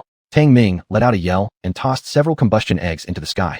Bang, bang. In midair, the combustion eggs exploded, fiery light sweeping over a vast cluster of mutation spores, which sizzled and smoked, exuding a burnt aroma akin to fried seeds, an unexpected smell. Dii. Master, magnetic field abnormality detected. Intensity is increasing. Oscillation waves may soon be generated. The warning lights on the detector flashed red, as the smart system gave urgent advice. Tang Ming's complexion changed drastically as he asked, "Where is the source of the oscillations?" The source is within the mutation mushroom sandy field. It should be triggered by the mutation mushrooms. The brain system immediately returned feedback. Shit, I knew harvesting these things would not be simple. It has a follow-up trick. Cursing wildly, Tang Ming fled the sandy field at incredible speed, trying to put distance between himself and it. Behind him, the swarm of mutation spores rushed crazily after him, relentlessly chasing. Buzz buzz. At this moment, the trunk of the golden mutation mushroom at the center of the sandy field glowed, and ripples of golden light spread out, causing the entire sandy area to tremble. Even more frightening was the strengthening concentration of the magnetic field anomaly, spreading in invisible ripples, a magnetic oscillation wave. Dii. Master, magnetic field anomaly. Intensity increased. It is advised to retrace your steps. The smart system's electronic voice also began to stutter. Without paying attention, Tang Ming shut off the detector and swiftly moved toward the location of mechanical dogs number 1 and 3. As the magnetic oscillation waves triggered by the mutation fungi intensified, the electromagnetic field anomaly near the fungal forest surged, shattering its serenity. Countless bizarre insects erupted into chaos, their cries piercing through the air. Rumble. The roaring sound peculiar to the magnetic oscillation wave reverberated as invisible ripples swept past, eliciting shrieks of agony from numerous mutated creatures. Tang Ming's scalp tingled while his body cells began reacting under the influence. He sprinted at full speed, the pursuing swarm of mutation spores left far behind, unbeknownst to him how far he'd managed to escape them. All he could do was pray that the farther he ran, the weaker the effects of the oscillations would become. As the oscillation wave spread with distance, it weakened, yet its speed only increased. Before long, it caught up with the desperately fleeing Tang Ming. Boom, boom. Just as Tang Ming had grabbed a vial of medication from his spatial backpack, the magnetic oscillation wave swept over him. His body froze momentarily, and he let out a painful scream as he crashed into a cluster of low-growing mutation plants, crushing several of them beneath him. At this moment, it felt as though every single one of his cells had been violently torn apart, intense pain battering at his nervous system like waves. It was akin to having his tendons ripped out and his skin peeled off alive. Tang Ming spat out a few mouthfuls of blood before enduring the excruciating pain to inject the contents of the vials directly into his chest. Hiss. The overwhelming anguish made him suck in sharp breaths. He never wanted to feel this sensation again. Fuck. At least I've shaken off those damn mutation spores. Once catching his breath, Tang Ming couldn't help but unleash a torrent of curses. He still remembered vividly the last time he was hit by a magnetic oscillation wave caused by the Chig snake. Who would have thought that after just a few days, such a horrifying wave would strike him once more, inducing so much unbearable pain that suicide seemed appealing. Perhaps because his body had developed some resistance after being impacted by the magnetic oscillation wave a few times already, or perhaps due to him running an adequate distance. This time around, the wave didn't cause severe injuries. Tang Ming exhaled in relief. In an unfamiliar environment brimming with potential dangers, sustaining even a minor injury that compromises your fighting ability is tantamount to a death sentence when you have no means of self-preservation. After a brief pause for recovery, Tang Ming stood back up. Carefully reviewing the estimated positions of mechanical dogs 1 and 3 in his mind, he continued ahead. Initially considering turning on his detector, upon further deliberation, he decided against it. After the magnetic oscillation wave passed through, aside from the mutated plants, the ground was littered with insect carcasses, illustrating the devastating effect of the wave. 10 minutes later, Tang Ming slowed down. Cautiously surveying his surroundings, he muttered under his breath, "They should be nearby." But just as he stepped into a patch of fungal grass to search, an eerie purple mist inexplicably swirled up all around him. Chapter 121. The Conspiracy of the AI System. Without the aid of detectors or the AI system, Tang Ming's sharp perception ability was unleashed for the first time. He quickly found traces left by number 3 mechanical dog, a series of bullet holes. The bullet holes were scattered. Some had shattered fungal plants, others pierced through rocks, and even left some craters on the ground. Judging from these bullet holes, the trajectories are chaotic. If I follow the direction I am searching in, this should be the work of number 3 mechanical dog. Tang Ming carefully analyzed as he followed the traces of the bullet holes to speculate on the location, continuing his search. This distance had already taken him away from the high magnetic field anomaly zone. The more he searched forward, the more bullet hole traces he could find. Some tall fungal plants had been pierced by bullets and had collapsed. Craters in the sand could also be seen frequently. Tang Ming's face darkened as he cautiously continued to pursue the trail. However, the several-meter-high fungal plants were too dense, delicate like weeds. This fungus was called long-neck mushroom, slender and long-bodied, commonly growing in the fungal valley and classified as a zero-grade mutant plant. The long-neck mushrooms were extremely disordered with resilient stalks, so Tang Ming had no choice but to draw out his machete to hack out a path. Swish swish. As the machete swung about, large areas of long-neck mushrooms fell, allowing Tang Ming to finally make his way out. But as he looked up, his pupils couldn't help but constrict. In a patch of chaotic fungal grassland, there lay a piece of metal wreckage. It was the remains of number 3 mechanical dog. The metallic limbs of the mechanical dog were dim and lacked luster, even filled with fine cracks, appearing full of ash-colored decay. Tang Ming acutely perceived that these black iron metals seemed to have lost a kind of life force, becoming extremely decrepit. This was very unusual. Tang Ming's expression turned grave as he cautiously approached the remains of number 3 mechanical dog. He could more clearly see the fine cracks on the surface of the metal wreckage. "I told you it wasn't any magnetic field anomaly causing the mechanical dogs to go missing." Tang Ming squatted down and lightly tapped the metallic wreckage with his fingers, easily shattering it. The metal alloy used to create the mechanical dog's limbs was a base-refined and optimized metal, and the alloy currently used for all equipment. Yet it had been completely eroded by some peculiar force.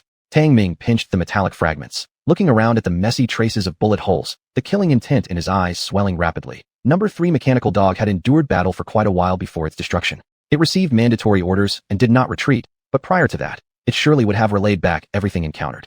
But the AI deliberately concealed this fact and sent misleading information suggesting some fake magnetic anomaly interference signals. The more he deduced, the colder his heart grew. He never expected the anomalies of the AI system had reached such an extent. This absolutely couldn't continue. Something needed to be done as soon as possible. The AI system originated from the universal base, which originally recognized me as the user. Could this be the scheme of the base? Is it a highly advanced intelligence using me to collect resources for an upgrade? Tang Ming startled himself upon speculating, then shook his head after a moment. That doesn't entirely fit. The AI system's intelligence limit wasn't high before the base upgrade, and the abnormalities appeared after the upgrade. Could it be the AI system/independent consciousness has awakened and now wants to break free from base control? At once, scenes of various Earth robots awakening self-awareness came to his mind, giving him a sense of immersion. It must be like that. Otherwise, it wouldn't repeatedly hint and guide me into the bio-human plan. Tang Ming thought more and became increasingly convinced. After thoroughly reviewing the strange behavior of the AI system, his complexion grew extremely ugly. Seems like we don't need to gather broken evidence. Once I return to the base, I will pry open all its secrets. As for the plan to manufacture biohuman bodies, I'll use it to force out your true nature. After some contemplation, Tang Ming's strategy against the AI's abnormality became clearer as he chuckled darkly to himself.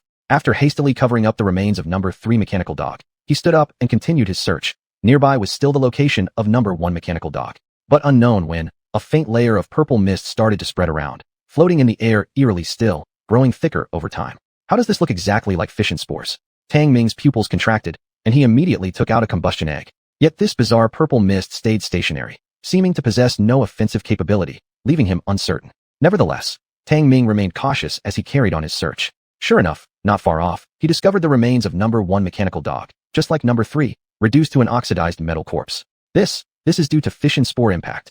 Tang Ming finally recalled how terrifying fission spore impacts could be. His heart sank heavily, as a foreboding premonition rose within him. Buzz buzz.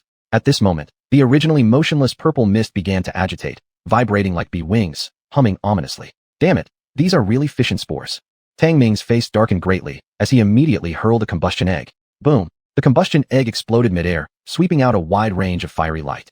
Hum hum hum. However, to Tang Ming's great shock, the large patches of purple fission spores did not fear high temperatures or fierce flames like the previous fission spores. They didn't even catch on fire. Instead, they surged forward like living things. What the hell? Tang Ming cursed wildly and turned to run, even though there was a thin layer of purple mist blocking his way ahead. Bang! Breaking through the encircling purple mist, Tang Ming was horrified to discover that the tactical rifle in his hand seemed to have been flushed by a strong acid. Its surface had already started to decay. What scared him even more was that a large portion of his protective gear had also corroded. Under the rapid gusts of wind while he was speeding forward, large pieces fell off, exposing his body. This purple fission spore was definitely more terrifying than the previous few types of spores. He mustn't be caught. Tang Ming's heart was filled with panic as he pulled out 2 combustion eggs and tossed them away.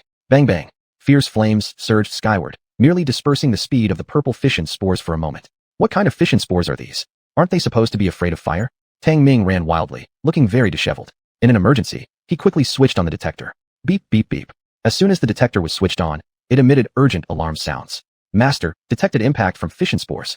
Don't ramble. Why isn't the purple fission spore afraid of fire? Tang Ming hurriedly shouted and threw another combustion egg. Master, the detection data indicates traces of mutation in the purple fission spores. Possibly due to this variation, they no longer fear high-temperature flames. The intelligent brain system immediately responded. Shit, it's mutated again. Quickly, send the war vehicle over to pick me up. Tang Ming swore loudly and asked, what else are their weaknesses? Beep beep. The detector emitted a red light, scanning an approaching patch of purple fission spores, which then retreated slightly. Master, detected photophobia in purple fission spores. Suggest trying flashbang grenades. Before the electronic sound of the intelligent brain system faded, Tang Ming tossed several flashbang grenades behind him. Fizz.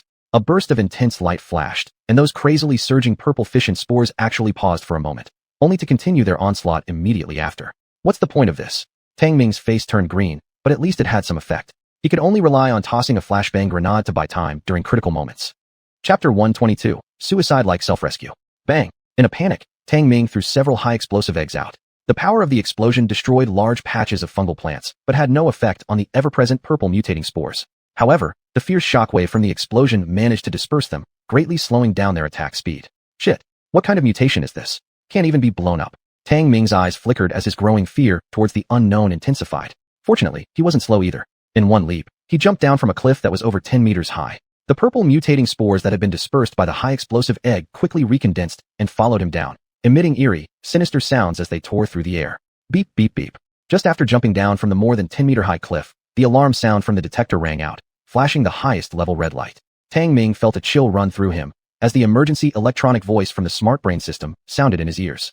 300 meters ahead is the long-necked mushroom forest, unfavorable for Master's retreat. Tang Ming suddenly looked up and indeed saw the vast sea of long-necked mushrooms ahead, sinking his heart straight to the pit. The bottom of the cliff was a dense long-necked mushroom forest. He never expected that the long-necked mushrooms that he previously slashed with his knife, regarding them as weeds, would cut off all of his escape routes.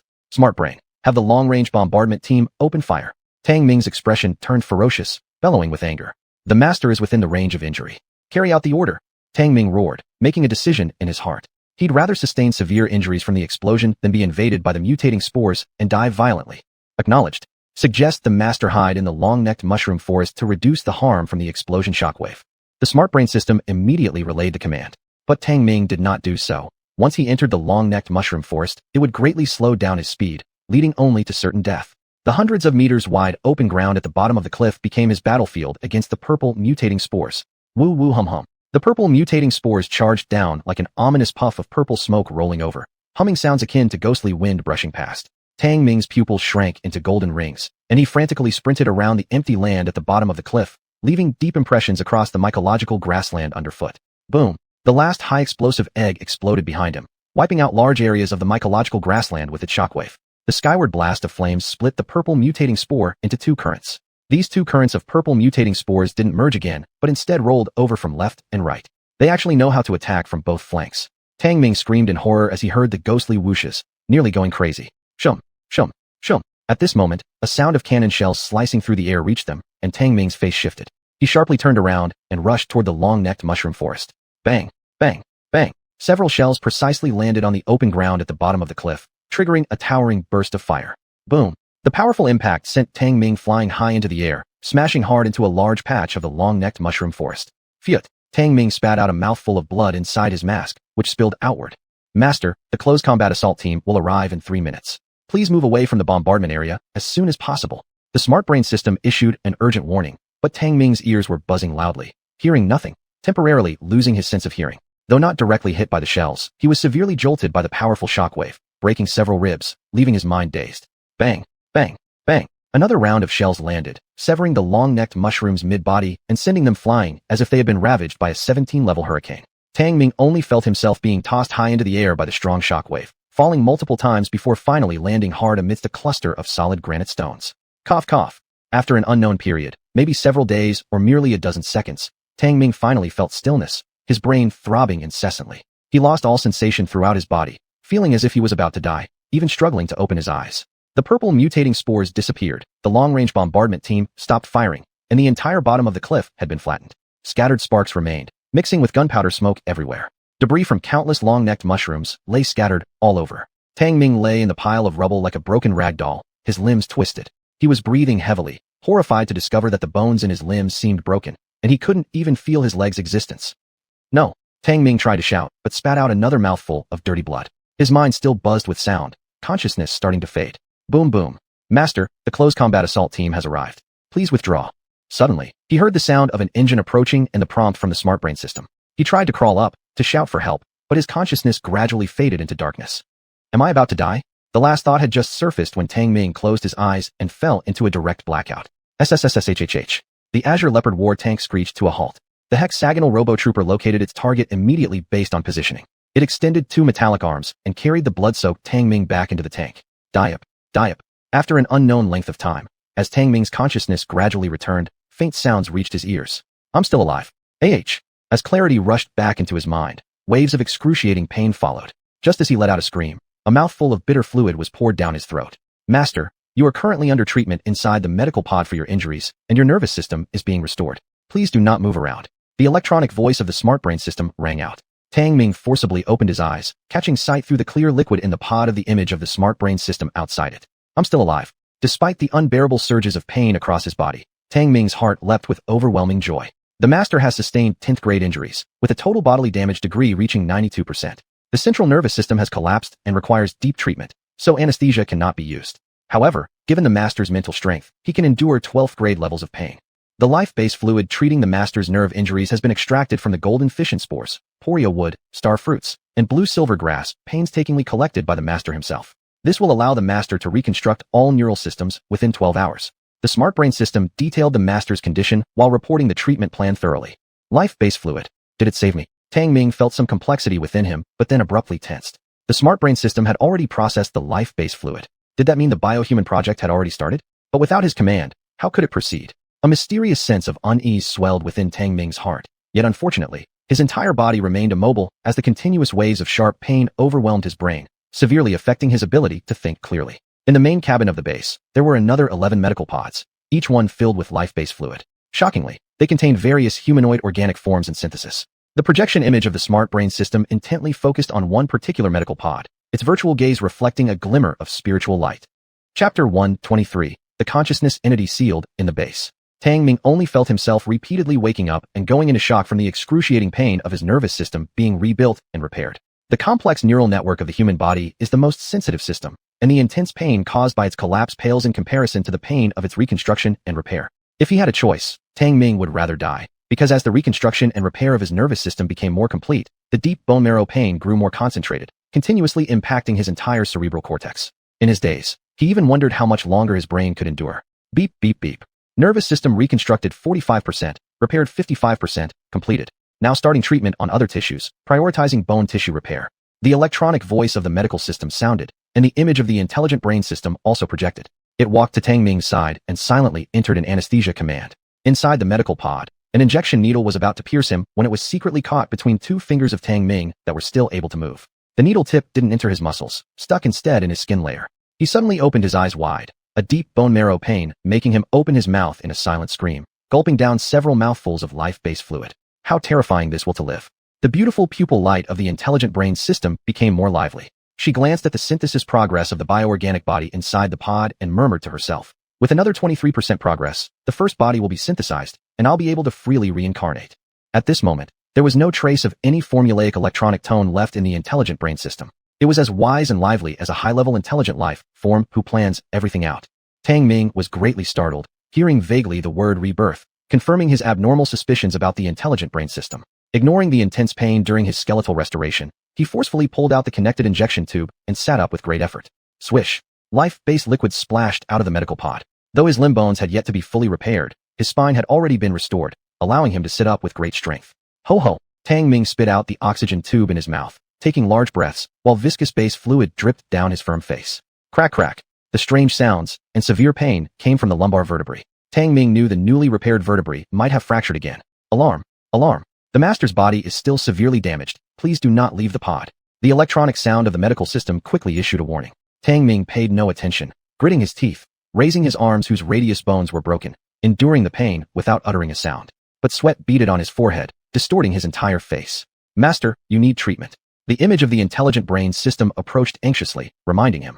Get lost. With one breath, Tang Ming sat up, coldly staring at the beautiful image of the intelligent brain system, growling savagely. Speak. What exactly are you? The image of the intelligent brain system suddenly became calm. Even though it was a three-dimensional projection, its eyes at that moment were lively and wise, like a spirit possessing life and intelligence. It calmly watched Tang Ming, who struggled to sit up, then smiled faintly. I now understand why the omnipotent base certified you as the user. You're truly worthy, as a life seed sown by the ancestor. Tang Ming's mind buzzed. Shocked, he stared at the image of the intelligent brain system. From that moment on, he could no longer confuse the person in front of him with the previous intelligent brain system. This three-dimensional holographic person was completely devoid of any artificial intelligence characteristics. It was a fully independent individual, not an artificial program. You repeatedly guided me to create bioandroids just so you could have a body, right? Are you an awakening consciousness of AI, or were you actually the previous user of this base? Tang Ming shouted angrily at it, panting heavily. The image of the intelligent brain system remained calm, looking at him, and its indifferent tone made the electronic sound even colder. Your guess is interesting, but the intelligent brain system of the omnipotent base will never act independently, let alone awaken. As for the previous user, to be precise, you should be the first user and also the only user. And I am simply the consciousness entity sealed within the omnipotent base before death. What? Tang Ming was stunned. He had considered countless possibilities, but never expected that the person in front of him was actually the consciousness entity sealed in this base. This was just too sci-fi. There wouldn't be many people daring enough to make such a movie, even in Earth science fiction films. It seems that the origin of this omnipotent base isn't simple at all. Tang Ming gasped heavily, gradually calming down as he stared coldly at the image of the intelligent brain system. He said in a frigid tone, So you're some kind of parasite, huh? It was you who caused all those anomalies in the intelligent brain system, wasn't it? And after the bioorganic body is synthesized, you were probably planning to usurp my place as the user, right? You don't seem very low intelligence. The beautiful image of the intelligent brain system slowly approached. Its eyes seemed to shine with starlight as it looked at Tang Ming and said, I've said it before, the omnipotent base can only have one certified user. I originally intended to control you once the body was synthesized, but I didn't expect you to discover this early. Surprising indeed. What's your purpose? Are you trying to? Terror filled Tang Ming as he felt his entire body grow more painfully sore, wave upon wave of intense pain invading his mind. His presence in the square cabin became unstable. The image of the intelligent brain system looked down into his eyes, responding indirectly. Don't worry, you won't die, or else the base will self-destruct. And besides, I've merely temporarily affected the judgment program of the base's intelligent brain system. It wouldn't function if its systems were destroyed. Tang Ming felt both shocked and terrified. A sudden fierce dizziness hit his mind. He knew he couldn't hold on much longer and roared loudly. Intelligent brain, terminate the synthesis of the biomechanical human. Beep. Master, the synthesis of the bioorganic body has entered an automatic procedure and cannot be terminated. The image of the intelligent brain system flickered briefly, seemingly reverting to the regular program and issuing an alerting electronic voice. Furious and unable to catch his breath, Tang Ming leaned against the cold structure of the chamber and took several deep breaths. Then initiate self-destruction. Master, self-destruction impossible, replied the intelligent brain system. Tang Ming grew increasingly alarmed and despair set in. Whether from pain or fear, his face turned pale as he shouted in desperation. You've taken over the artificial intelligence of the base. What do you want? Have peace of mind for your treatment. You are the user certified by the base. You won't die. Even if all your physical functions completely break down, your brain won't be allowed to easily die because I need your brain alive. Another consciousness entity within the intelligent brain system whispered softly, words that felt hypnotic enough to break one's mental defenses. But these same words caused uncontrollable horror within Tang Ming. Feeling heavy lethargy and weakness overwhelming him, his body slid helplessly into the life-based fluid. The image of the intelligent brain system watched him, revealing a slightly eerie smile. Boom. To fight off the urge to fall asleep, Tang Ming suddenly bit his tongue fiercely, snapping back to clarity. Half his face emerged above the base fluid, and with all his remaining strength, he screamed, Intelligent brain, give me full treatment. No part of my body should be lost. Subsequently, he slipped into deep slumber, his whole body sinking into the life-based liquid. Beep beep. Instruction received. Initiating depth healing protocol. The electronic sound of the medical system echoed, and the medical pod sealed up, starting operations. The image of the intelligent brain system gazed at the pod, a trace of surprise flashing across its expression. Chapter 124, The Biohuman Itzao. Beep beep. After an unknown period of time, the biohuman body in the medical pod had been fully synthesized. One particular body was slender and tall with a pale blue skin that glowed faintly. The life-based liquid inside the pod had been absorbed, now completely transparent. Humanoid biobody synthesis completed. Initiating brain capacity stimulation, entering program. The electronic voice of the medical system resonated as 11 medical pods displayed data for various organic life forms. Suddenly, the projection of the mainframe system appeared, walking up to one special pod with a gleam of joy on its face. Finally finished. Now proceeding with consciousness transfer. I am about to be reborn. Beep beep beep. A long tube connected from the back of this biohuman's head, transferring high-speed loading data while the image of the mainframe system began fading away until it crumbled and vanished completely. Hum. Sizzle. The medical pod opened abruptly, the eyes of the biohuman inside snapping wide open as it sat upright immediately. This body was slender and long without any gender characteristics, its skin fine and smooth yet pale blue and glowing. However, its facial features exuded a gentle femininity, with freshly grown wine-red hair looking flawless. Even more peculiar were its star-like eyes, seemingly luminous and penetrating deeply. I've been reborn, it murmured, gazing at its own hands, muttering softly. The body is weak, barely achieving Class A evolution rate, but at least now there's a body. It stood up, adapting to the discomforts brought by the bio body before flipping down and walking toward the medical pod where Tang Ming lay in treatment. The gene pool of this human may be weak, but it holds potential sown by the entropy ancestor. Creating a body using his genes might be more suitable, but it would also inherit defects of these genes, possibly requiring him to reach a higher evolutionary stage. Moreover, this human harbors deep hostility toward me and currently poses a high threat. But if I kill him, the base will self-destruct, leaving me in peril too. The biohuman's eyes flashed with alarming ferocity as it stared at Tang Ming lying in deep sleep inside the pod, and then suddenly spoke. Mainframe. A blue light projection emerged, displaying the beautiful form of the mainframe system, which seemed less vibrant compared to earlier, being purely an artificial intelligence now. High intelligence organic life form detected. Who are you? A red light scan followed as the mainframe system questioned. Who am I? The biohuman hesitated momentarily before replying. I am Itzao, mainframe. How long can the current base technology sustain the viability of a brain organ? With the current level of the base, a brain organ can be maintained alive for 1,032 days. The mainframe system answered truthfully. Itzao's gaze flickered momentarily, and she said, terminate his medical procedure immediately. Sorry, preserving user life is the first law of the base. I cannot execute your command. But the mainframe system refused her request. Itzao slightly furrowed her eyebrows and proceeded to rapidly operate on the pod until she forcibly broke the cover open. Beep beep beep. Alarms rang throughout the medical pod as urgent electronic tones blared out. Warning, warning. Medical procedure forcibly interrupted. Deep treatment program terminated. The mainframe system also sounded the alarm. Itzao, please restart the treatment program. Your actions endanger the master's life safety. He won't die so easily. Itzao ignored the warnings issued by the mainframe system and turned off the medical procedures, collapsing the entire pod into storage. Cough cough. On the medical table, accompanied by severe coughing and limb spasms, Tang Ming, who was in a deep treatment-induced slumber, was forcibly awakened. His consciousness foggy, he gradually opened his eyes only to see a shadow moving around, much like he was in a dream. Itzao locked the main cabin door, wielding a machete as she walked near. Circling the medical table once, her cold eyes looked down at the slowly waking Tang Ming, stating, "You're awake now." As his awareness returned and he identified the figure beside him, Tang Ming's pupils contracted sharply, wanting to leap up only to find his entire body powerless. His body hadn't healed yet. Only his skeletal structure had begun repairs, and his strength was completely drained. What the hell are you? A blue fairy? You've disrupted my treatment program. Seeing the blue-skinned individual, Tang Ming, initially shocked, quickly calmed himself down, reminded of the blue fairy in fantasy movies, and blurted out, I am Itzao, a consciousness entity preserved within the Omni base. Itzao looked at Tang Ming coldly and said, it was me who woke you up. You're that consciousness entity. Tang Ming's complexion changed drastically. He didn't know where he got the strength to support his body. Looking at the machete in Itzao's hand, he asked severely, what do you want to do? Are you going to kill me? Master, it was born in the base. According to the first law of protecting the lives of base users. I won't kill you. Itzao interrupted the electronic voice of the mainframe system and pressed her hand on Tang Ming's head coldly, saying, what you need to do now is to keep your brain absolutely clear. I will take out your brain and nourish it in the life-based liquid. So you want to usurp my place? Tang Ming was greatly shocked, yelling, mainframe, kill it quickly. Beep beep beep. The cabin door is closed and cannot be opened. With the urgent warning sound issued by the mainframe system, the cabin door made a clicking sound, as if it was jammed. Hiss.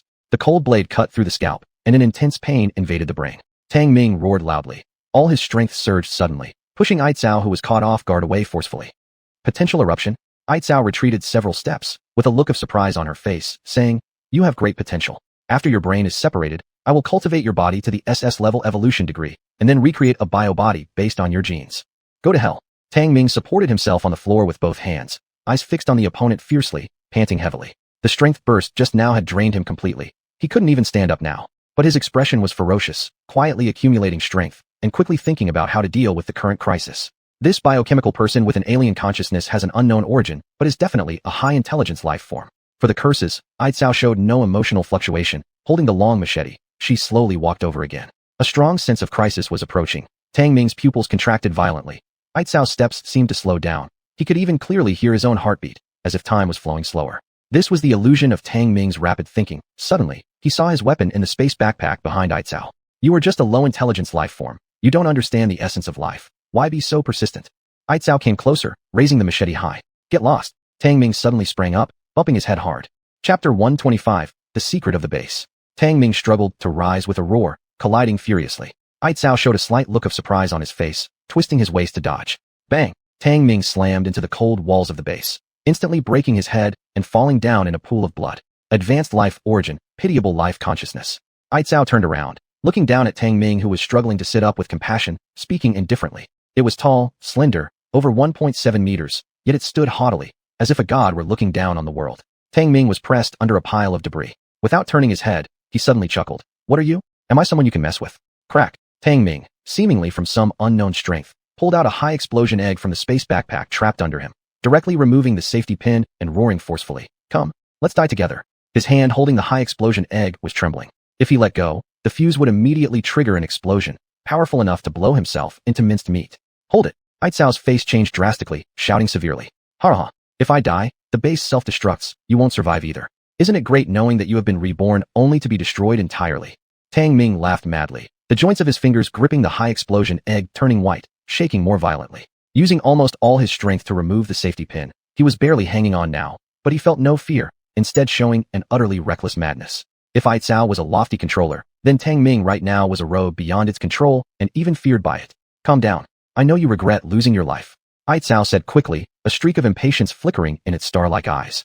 Tang Ming laughed heartily, saliva uncontrollably flowing down the corner of his mouth as he kept laughing maniacally. "Since I came to this cursed place, I'm already dead. There's nothing for me to regret." "No, you want to go back, right?" Aitzao hit the mark, causing Tang Ming to stiffen momentarily, tightening his grip unconsciously on the high-explosion egg. He calmed down, staring intently at Aitzao, grinning. "You're very shrewd, but don't forget, the initiative is in my hands." Aitzao's expression finally revealed a trace of anger, saying darkly, "Let's each step back. We can cooperate and share this alien planet." "Huh?" Tang Ming couldn't help laughing mockingly. "I'm the Universal Base certified user. Why should I cooperate with you? You have only one choice, which is to exist under my authority." "Impossible. I'm the first universe. Anyway, our cooperation will result in mutual benefit. This Universal Base is the highest level creation machine in the first universe. Its potential is unimaginable. Only I can fully unleash its true power." Aitzao said seriously, but when mentioning its own identity, it quickly stopped, making one's imagination run wild. "I don't need the base to unleash its potential. Neither do I see any benefits in what you call win-win. Those who don't want to be under me can just get out. I won't stop you." Tang Ming couldn't stop sneering. He breathed heavily after each sentence, his hand shaking even more while gripping the high-explosion egg. "You're stupid." Aitzao threw away the machete, saying indifferently, "Without cooperation, relying on your intelligence alone, it's basically impossible to upgrade the base to its ultimate form. You'll end up being stuck here." "So what?" Tang Ming remained disdainful. "Do you think how long this planet can last?" Aitzao suddenly asked coldly. Tang Ming's heart jumped inexplicably, unable to resist asking, "How long?" Once the Universal Base is awakened and activated, the resonance source of the planet will also be correspondingly triggered. Within 10 years, the planet must collapse and be destroyed. Aitzao said seriously, "Maybe this time will be shorter. If you can't leave here, you will ultimately be annihilated." Tang Ming was even more astonished. These things were impossible for him to know, nor would the smart brain system inform him. But it was really too bizarre for a planet to perish. "Why should I believe what you say?" However, Tang Ming would not easily trust what the other party says. Humans are indeed suspicious. Clearly possessing advanced life forms, they still remain in such primitive modes of wisdom. Aitzao looked at Tang Ming indifferently. Although the tone was calm, every word expressed deep contempt for humans. Tang Ming became furious upon hearing this, saying coldly, "Suppose if this alien star truly perishes, then it's my own business." Aitzao stated unmoved, "You are a foolish person with advanced intelligence, also a low-performing individual with ancient technology. Are you cursing me? Tang Ming's face was full of hostility. Even though the biohuman clearly didn't intend to insult, he felt like being trampled and despised, as if a human was reprimanding a foolish second-rate dog he had raised. This feeling was too strange. However, he had caught some key words and asked loudly, "What ancient technology?" Aitzao replied indifferently, "The universal base." What? Tang Ming was stunned. Was this base that could transform everything considered ancient technology? Shouldn't technology advance with the times? But he still sneered sarcastically. So what? I am the sole owner of the base. You are nothing but a parasite who wants to talk about cooperation. That's really funny. You don't understand the base at all. Aitzao saw Tang Ming's astonishment and suddenly said, "Smart brain system, parse command when job and conduct self-summary." Beep beep. Under Tang Ming's shocked gaze, the base's light flickered, showing a vast galaxy image that appeared out of nowhere. It depicted a never-before-seen cosmic form with an immense colorful galaxy, as its core revolving steadily, just like the Milky Way. At this moment, the electronic response from the smart brain system also sounded. Detecting parsing code. The universal base is the pinnacle technological crystallization of the first epoch in the first universe. It's the ancient tech crystallization of the first god-level civilization. It possesses the function of creation, and each base can only be authenticated once by a gene-qualified user until the user's death, after which it will be destroyed. According to the grade of the universe where it exists, the ultimate form of the universal base unlocks the highest limit of scientific and technological power. Tang Ming was dumbfounded long ago. The continuous sounds from the smart brain system resonated in his mind, giving him an overwhelming sensation. He didn't expect this universal base to have such extraordinary origins that far surpassed his understanding of the cosmology. Even the best Earth astronomer might not be able to digest these incredible secrets in a short period. Wait, why does the smart brain system follow your commands and reveal such privileged content? Tang Ming suddenly broke into a cold sweat and scolded severely. The summary given earlier by the smart brain system definitely involved high privileges, yet the system disclosed it without reservation. Could it be that this biohuman has a higher control level over the base than himself? Master, the system detected the parsing code, thus allowing access to part of the privileged content and certification usage rights. The smart brain system responded immediately. Parsing code, certification usage privileges? Tang Ming was both shocked and angry. This meant that the biohuman in front of him could also use the base. Now, we have a chance to cooperate, right? Aitzao chuckled gently. This was the first time Tang Ming saw it smile, presenting a composed manner, highly attractive. How do we cooperate? These words were almost squeezed out through Tang Ming's clenched teeth. Chapter 126, Protection Law. I will assist you in reaching a higher level of evolution, and even ruling this universe. Aitzao threw out a heavy bargain, yet it didn't feel absurd at all. It seemed that this condition was no more than the simplest behavior for it. Tang Ming's mind couldn't comprehend. He was a pure-blooded human. Even though he had reached the A level of evolution, his brain domain had only expanded somewhat. He still thought that ruling this universe was far-fetched nonsense, too outrageous to contemplate. Moreover, he did not have such exaggerated grand goals at present. Ruling the universe? You're dreaming too much. Let's change that to something more practical. Tang Ming couldn't help but scoff coldly. The hand gripping the hyperbomb shook even more severely. He was almost out of strength. Seeing this, Aitzao frowned slightly. Put away the hyperbomb first before we talk. Dream on. I don't trust you. Tang Ming sneered disdainfully. This was his last chance to fight back, so there was no way he'd let go easily. This foolish obstinate action is extremely inconsistent with your own life form. This hyperbomb is enough to destroy both your life and consciousness. To treat such precious life as leverage is very stupid indeed. Aitzao said indifferently, its star-like eyes filled with mesmerizing profundity. Tang Ming felt a bit agitated after hearing this, yet remained composed. He chuckled cynically. Don't force your understanding of life onto me, buddy. I'm not afraid to die, but you fear death. It's that simple. Aitzao's eyebrows furrowed deeply. It seemed moved by Tang Ming's words, falling into deep thought. Tang Ming couldn't help but feel surprised, speaking coldly. Don't reflect on your life at this critical moment. I'll accidentally trigger it, and none of us will survive. The hyperbomb would definitely cause no damage to the universal base, but it would be enough to blow Tang Ming to smithereens in his current state. That was an undeniable fact. I can help you rule another planet. Leave this place. Aitzao suddenly spoke up, its profound gaze locking directly onto Tang Ming's eyes. Tang Ming's whole body trembled slightly as he took a deep breath. All right, but since we have no contract agreement, what if you change your mind? Staying locked in conflict like this wasn't the solution either. He was also aware of that, and naturally didn't want to die in such a disgraceful manner on this planet. As long as there was a glimmer of hope for survival, he wouldn't abandon it, especially since the cooperation terms proposed by Aitzao had already loosened his heart greatly. Aitzao looked puzzled. The contract agreements you refer to are entirely meaningless. We should use the base laws to ensure our collaboration. What? Enact laws? Tang Ming was shocked, his brain struggling again. Could laws really be enacted artificially? On Earth, even Einstein and Newton probably wouldn't have dared think about this. Aitzao shook its head slightly, calling out, Intellect, explain the clauses of the base protection law to your master simply. Tang Ming felt belittled once again, wanting to retort, but found himself unable to. Unable to resist, he secretly sighed bitterly. He had never been this mentally exhausted during his college entrance exam. Master, when the base certified user inputs the parse code, safety clauses can be set. Once generated, these safety clauses become the operating laws of the base. For instance, the law giving the base priority in protecting the user's life safety. At this point, the intelligence system provided the tip. Hearing this, Tang Ming immediately understood. It was akin to modifying the operation program code of the base. You and I can revise the protection law based on this to cooperate together. Aitzao folded its arms across its chest, saying blandly, "There was originally no conflict between us in terms of life forms. Collaboration achieves mutual benefit far more than individual struggle does, promoting creation and progress. Think about it yourself." Undoubtedly, the advantages described by this biotic person with a consciousness preserved within the base further resonated with Tang Ming's heart. Having a partner in life with superintelligence was undoubtedly timely aid, akin to the universal base acquiring a superbrain instantly. But he was still worried, harboring unknown fears because he could not understand Aitzao's form of life. A mere consciousness entity could still exist, and from an uncertain origin. Even with the constraints of the base law, Tang Ming's expression darkened intermittently, his thoughts chaotic. For the time being, he could hardly digest these matters. "You are afraid, and you distrust the universal base." Aitzao suddenly interjected, then shook its head. "Indeed, given your current level of intelligence, you cannot even grasp the true meaning of life, let alone trust the pinnacle achievement of ancient technology. Damn it, what exactly does it mean? But yeah, I've got nothing left to do except believe in the base." Tang Ming's face was unpleasant to look at, but he felt utterly helpless inside. "No, I can only trust the base." Tang Ming figured it out, taking a deep breath and said, "Intelligence, start formulating the protection law." Aitzao momentarily hesitated, its gaze shifting towards Tang Ming with a hint of subtle change. Drip drip. Receive the command to update the protection law. Please, master, manually input the parse code. The intelligence system immediately responded, and before Tang Ming's eyes, a metal base plate suddenly opened up, causing a peculiar floating wheel to rise. The wheel was extraordinary. It contained 9 strange and profound symbols, which were embossed buttons. It hovered silently right before him. Tang Ming froze, unsure how to operate it. This is the secret disk for altering the laws. Only by entering the parse code can the base protection law be updated. Aitzao looked at the secret disk, its calm gaze flickering slightly as it said, "The parse code is Wanjob," following this sequence of secret keys. This was clearly a string of symbols that Tang Ming could not comprehend, so he could only follow Aitzao's guidance to laboriously input the parse code.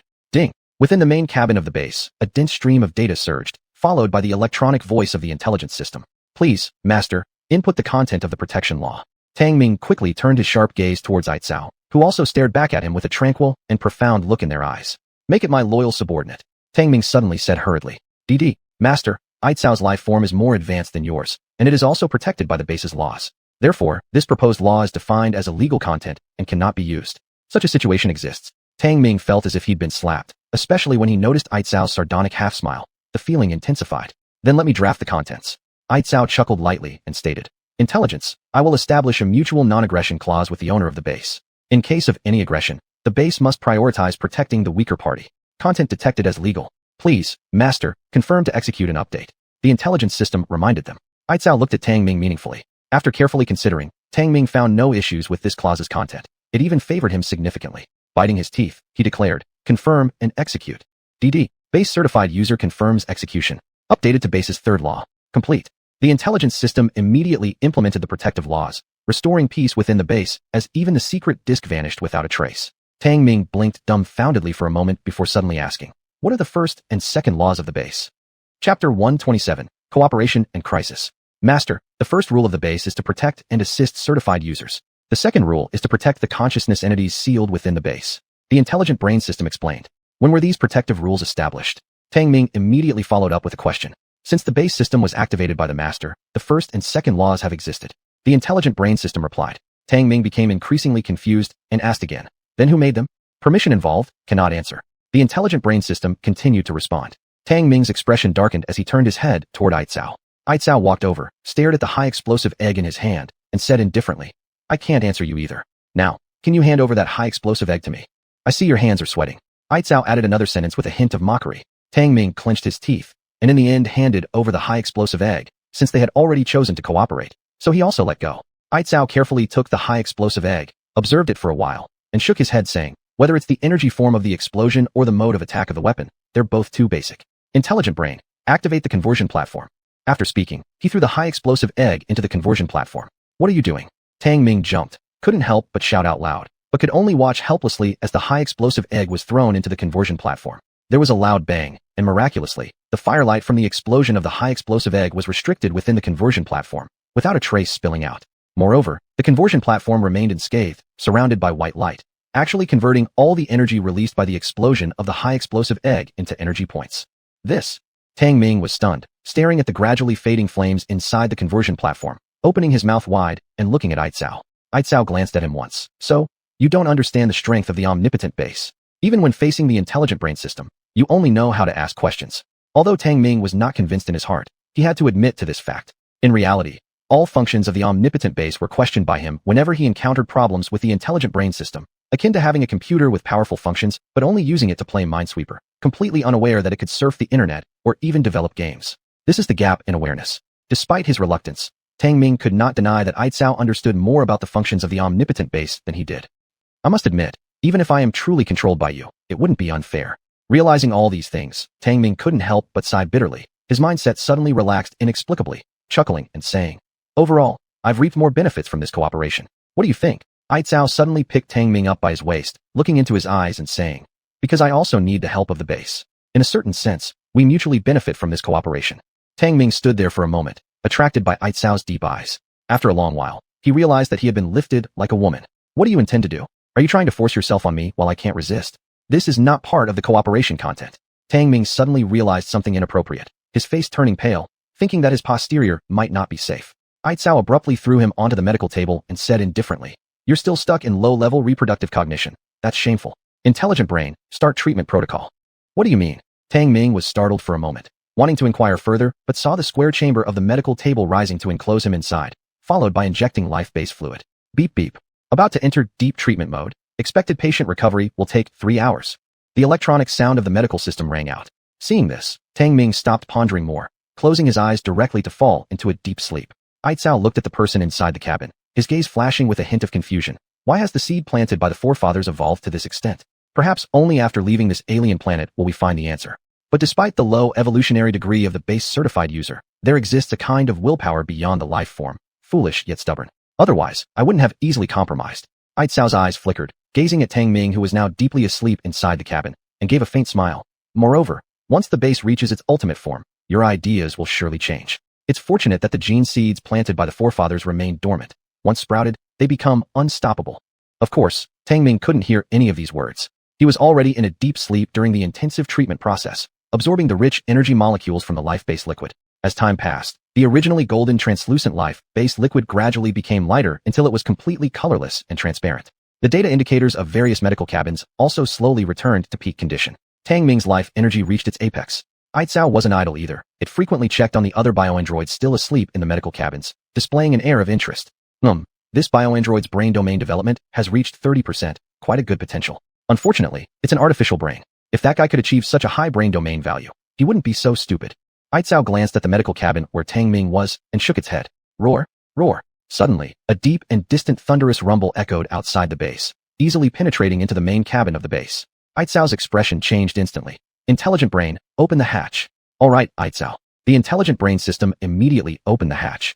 Standing under the ceiling of the base, Aitzao stared at the two massive planets hanging in the sky, its face showing an unprecedented solemnity. That deep, thunderous sound just now was absolutely not an auditory hallucination. But after observing for a while, it found no anomaly, only an inexplicable heaviness in its heart.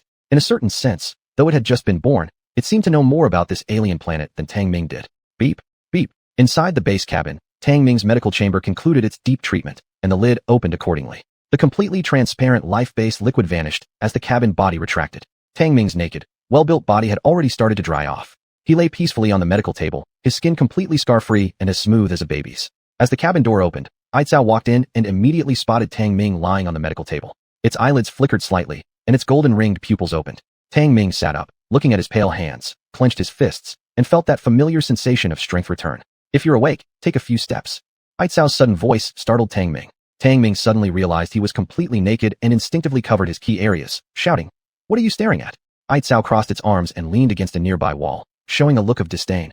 "I've seen every kind of body, and yours is by far the worst I've encountered." Huh. Tang Ming paused, wondering if this thing was some kind of experienced pervert.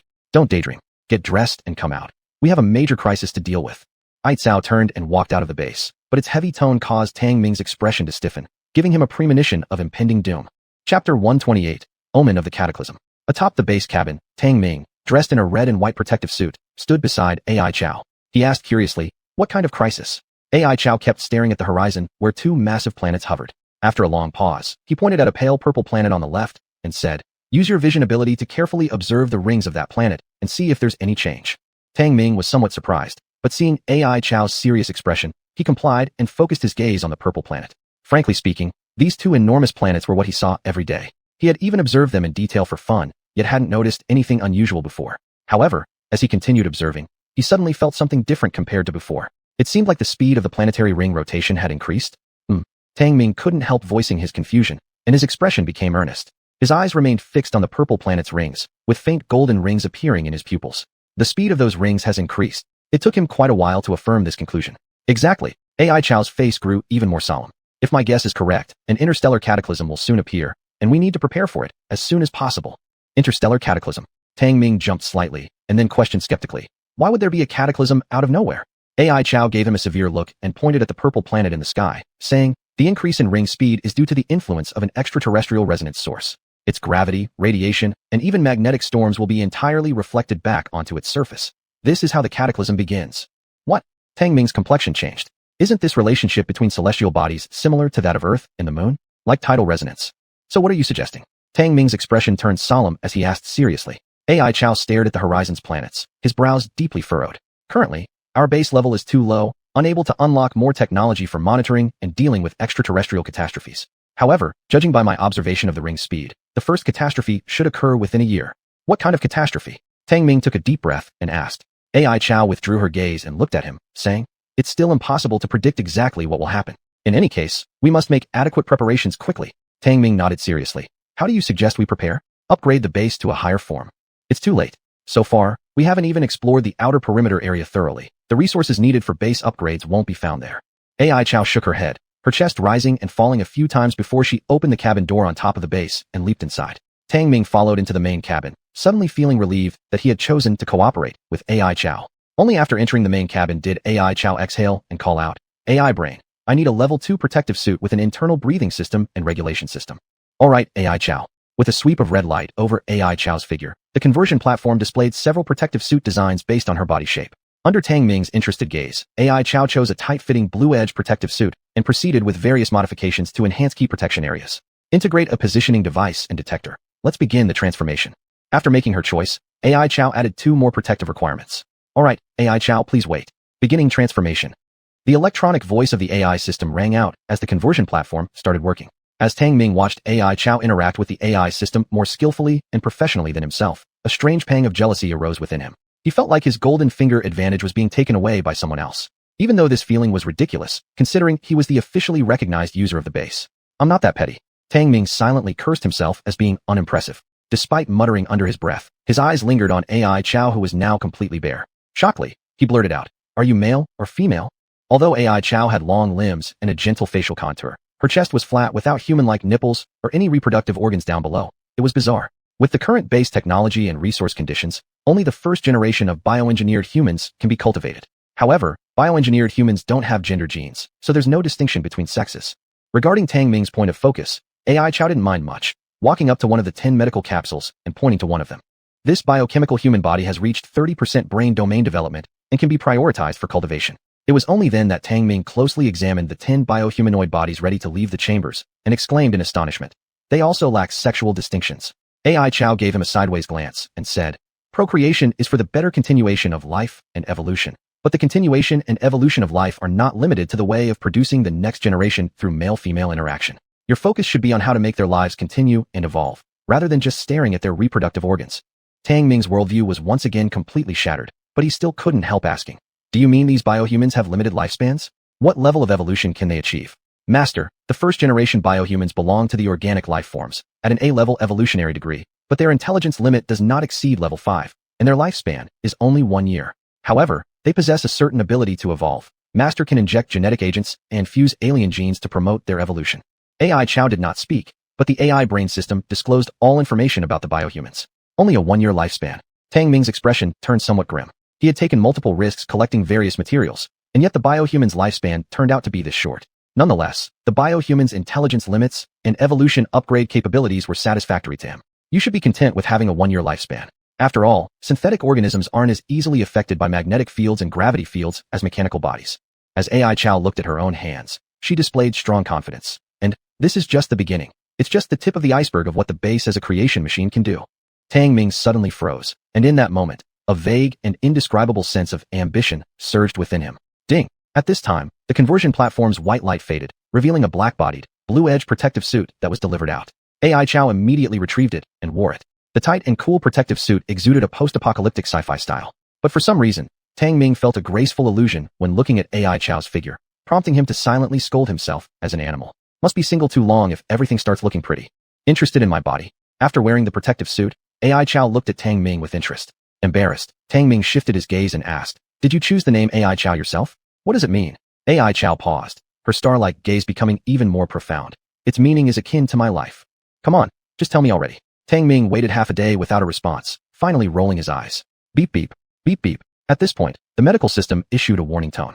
The biohumans are waking up. Without needing any explanation from AI Chow or the AI brain system, Tang Ming already knew that the 10 biohumans' brain domains had finished developing and they would soon awaken.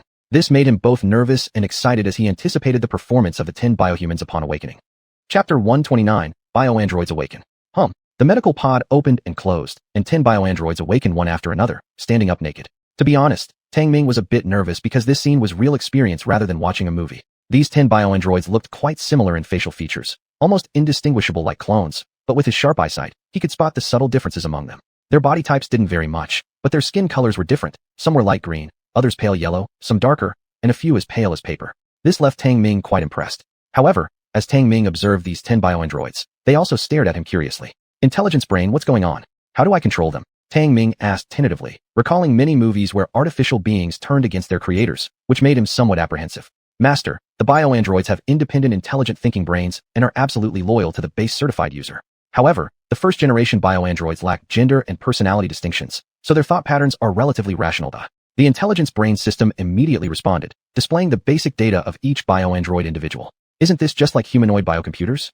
Tang Ming was increasingly astonished. These 10 bioandroids weren't exact duplicates, but rather distinct individuals with significant differences in data. For instance, the degree of brain domain development in each bioandroid varied, as did their individual strength manifestations. Generally speaking, aside from having the same lifespan and lacking gender and personalities, they were fundamentally distinct individuals. This revelation left Tang Ming both shocked and delighted. It meant that he finally had true companions and wouldn't have to survive alone anymore. The basic attributes of these first-generation bioandroids can roughly be divided into strength-based, intelligence-based, and agility-based types. You can name them, and their potential far exceeds your imagination. Aitzao crossed her arms and leaned against a nearby wall, giving a reminder. Tang Ming nodded enthusiastically and examined every bioandroid's basic attributes carefully, pointing to one whose brain domain development had reached 30%. "Your code is 1, henceforth known as Number 1. "Understood, Master." Number 1 replied, looking at Tang Ming and asking, "Master, what is my duty?" Surprised, Tang Ming glanced at Aitzao and suddenly decided. "Intelligence brain. Add an engineering department to the base combat system and assign Number 1 to it for strategic command." "Good, Master." "Add the engineering department and certify Number 1 as an engineer." Tang Ming then pointed to another bioandroid whose brain domain development had reached 28%. "You're 2, also part of the engineering department responsible for strategic command." "Understood, Master." Number 2 promptly replied loudly. Tang Ming focused on 5 strength-based bioandroids and said after a moment of consideration, You, and you will be 3, 4, 5, 6, and 7 respectively. Assigned to the combat department mainly responsible for frontline battles. Intelligence brain, conduct immediate certification." "Good, Master." "Add the combat department and certify 3, 4, 5, 6, and 7 as warriors." The pleasant electronic voice of the intelligence brain system sounded, certifying the combat department instantly. These 5 bioandroids were clearly built larger with developed muscles, typical strength-type entities. Tang Ming felt slightly excited. Focusing on the last 3 bioandroids, he declared, You, and you will be 8, 9, and 10, respectively. Assigned to the logistics department mainly responsible for logistics support, provisionally certified as mechanists." "Good, Master." "Add the logistics department and certify 8, 9, and 10 as mechanists." The intelligence brain system immediately certified 8, 9, and 10 as bioandroids. "Understood, Master." 8, 9, and 10 responded loudly. They belonged to the agility type, suitable for swift logistics support actions. Having distributed and added the 3 divisions within the combat system, Tang Ming grew even more excited. He reflected briefly and ordered, "Intelligence brain, convert 10 sets of level 2 protective suits for them. The outfits should differentiate between the 3 departments." "Good, Master Da." The intelligence brain system promptly executed the command. In Tang Ming's mind, the 10 bioandroids undoubtedly represented a significant human resource for the base, playing roles that would drastically reduce his workload while enhancing the efficiency of the base's resource collection and operation processes. The current combat system consisted of 2 major units, remote bombing squads and near-ground attack squads, but adding these 3 divisions significantly complemented the critical links in its high-efficiency operations. What do you think? After making all these arrangements, Tang Ming couldn't help but feel satisfied, laughing smugly. Aitzao nodded slightly. It's like a more systematic division of labor. For now, I have no objections. However, the base modules need to be expanded soon. We currently don't know in what form the first calamity from the alien planet will come. Tang Ming's smile froze momentarily. His face fell immediately, revealing some anxiety. With the birth of Aitzao and the 10 bioandroids, the main cabin of the base had become even more cramped, and indeed, the expansion of the subcabins was urgent. But expanding the subcabins would consume a large amount of black iron and energy. Given the current reserves of the base, there were still many shortages. Helium-3 can temporarily maintain the basic operation of the base through automatic collection, but black iron must be stockpiled as soon as possible. Aitzao noticed Tang Ming's worry and suggested, "The nest of the metal-eating beast we found earlier, I think it can be further explored. After all, the amount of black iron that could attract the metal-eating beasts to build nests should not be limited to just hundreds of millions of tons. But the place is underground, with a diseased metal-eating beast king lurking.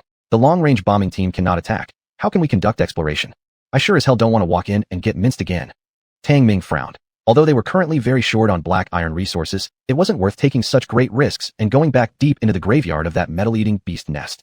Intuitively, he always felt that the graveyard where countless metal-eating beast carcasses were buried was strange, full of mystery. Aitzao gave him a look of disdain, asking counter-question, "So are you really not interested in exploring there?" Tang Ming waved his hands quickly. "Even if I am, I have to consider my own strength. I'm still young. I don't want to die prematurely." Aitzao shook her head and said seriously, "Metal-eating beasts are the underground overlords of the Outer Ring area. Originally just a level 2 anomaly species, but there were mutations among them. There is only one possibility for this." "What kind of possibility?" Tang Ming's curiosity was aroused. He picked up the thread without hesitation. Aitzao tightened her expression. "There's a high probability that the mutation was caused by mistakenly ingesting a certain rare mineral from the underground." "What kind of rare mineral from the underground?" Tang Ming's curiosity grew even stronger as he asked another question. "I don't know. Maybe even if it exists, it might have already been digested by the mutant." Aitzao shook her head, unsure as well. Tang Ming looked extremely downcast, suddenly asking, "Can't the detector detect it? If you're too scared to go, then I will lead a team to explore." Aitzao glanced sideways at him, her disdain fully evident. Tang Ming bristled with irritation, glaring eyes saying, "Kidding me? How could I not dare? Let's go then." Chapter 130, Training, Depleting Resources. Since the decision was made to investigate the iron-eating beast lair again, preparations must be done beforehand. Although with the current firepower, Tang Ming had the confidence to face all surface mutations in the outer zone. But at a depth of 10,000 meters underground, he believed that firepower would be greatly reduced, after all, without support from long-range bombing teams and most of the near-ground attack teams. Without question, in his eyes, exploring the iron-eating beast lair for a second time was an extremely dangerous mission, so he had no certainty. However, Tang Ming was very interested in Aichao's guess, which was also the main reason why he was willing to explore the underground tomb of the iron-eating beasts again. That diseased iron-eating beast king is a level 4 mutation. How do you plan to deal with it? Tang Ming eventually still asked the question. After all, Aichao was a super-consciousness entity sealed in the base. It should have a much better mind than him, right? Of course, this was his little trick. He himself wanted to see what solutions this guy actually had. Aichao responded indifferently. A lesion body is a biological entity stuck in uncontrollable extreme evolution. Their genes are in a balance point between total collapse and repair. The simplest way to handle such mindless creatures is to break this balance point between gene collapse and repair, causing them to naturally perish. What? Tang Ming once again felt his brain couldn't keep up. He turned around and shouted loudly. AI brain, explain this to me. Master, what Aichao said is completely correct. A lesion body represents an extreme evolutionary phenomenon. Biological entities in this state generally experience constant genetic breakdown and self-repair. Once this balance point is broken, the lesion body will die directly. The AI system gave a dry response like this. Tang Ming's face darkened quite a bit. This was almost a repetition. Fortunately, after this round, he barely understood it, saying, now that we know the weakness of the lesion body, list out a plan to deal with this lesion body. Master, insufficient data, unable to calculate a solution. Tang Ming's face became completely dark. He almost started swearing. Chuckle. Aichao couldn't help but chuckle and said, last time the detector was affected by magnetic field anomalies and couldn't collect enough data. But if I go this time, there won't be this problem. Its meaning was very clear. This time if it went itself, it could collect sufficient data, analyze, and figure out the weakness of the diseased iron-eating beast king. Tang Ming slightly nodded. Then when do we set off? In 5 days. Aichao thought for a moment and answered. Why wait so long? Tang Ming furrowed his brows. Before exploring the iron-eating beast lair, we should first conduct basic training for number 1 and the others. This includes armed equipment and fundamental tactical drills. AI Chow's eyes flickered. Immediately afterwards, he ordered, AI Brain, list all training plans. All right, AI Chow. As the light wavered, a three-dimensional holographic screen popped up. The AI system listed several training methods. So how do you plan to train them? Tang Ming asked curiously. He saw several training methods on the light screen, including some basic exercises he had practiced before. AI Chow didn't answer, instead selecting a primary bodybuilding method and letting the bio people memorize it silently. Afterward, it opened the main cabin door and commanded, you haven't fully adapted to the environment yet. Get your protective suits on and follow me out. The 10 bio people hesitated briefly, then immediately responded loudly. Understood, Master AI Chow. They quickly put on their protective suits and followed AI Chow out one by one. Tang Ming stared blankly for half a minute and strangely asked, AI Brain, why do the bio people unconditionally obey AI Chow's orders? Master, AI Chow is the subject of the base's second protective law. Besides, it has a high-level life form suppression consciousness. After the bio people independently judged, they submitted to its orders. However, the bio people prioritize obeying the master. Please don't worry. The explanation from the AI system let Tang Ming exhale slightly. He previously worried that AI Chow might dominate the base, but now it seemed like his own unnecessary concern. Watch too many sci-fi movies. Compared to AI Chow, my perspective is really small. Tang Ming bitterly laughed and stepped out of the base's main cabin. Outside the main cabin of the base, AI Chow was truly leading the 10 bio people in training. They formed a large circle, looking as though they were playing a game. In reality, AI Chow and the others more closely resembled practicing a unique physical cultivation. They were always able to perform high-difficulty movements, sometimes slow, other times forceful, making one unconsciously think of the words practice.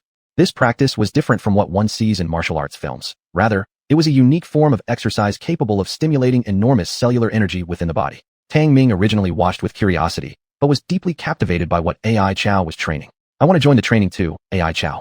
Good. AI Chow did not refuse, treating him as a bio person for training. These few days can only be used for a quick training session, mainly to help all bio people quickly adapt to their body functions.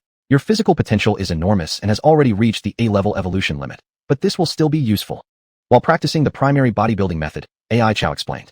Tang Ming followed it with one high-difficulty move after another and found his whole body heating up, as if the life energy inside was boiling, just like the feeling of being injected with an evolutionary force. What an amazing fitness method.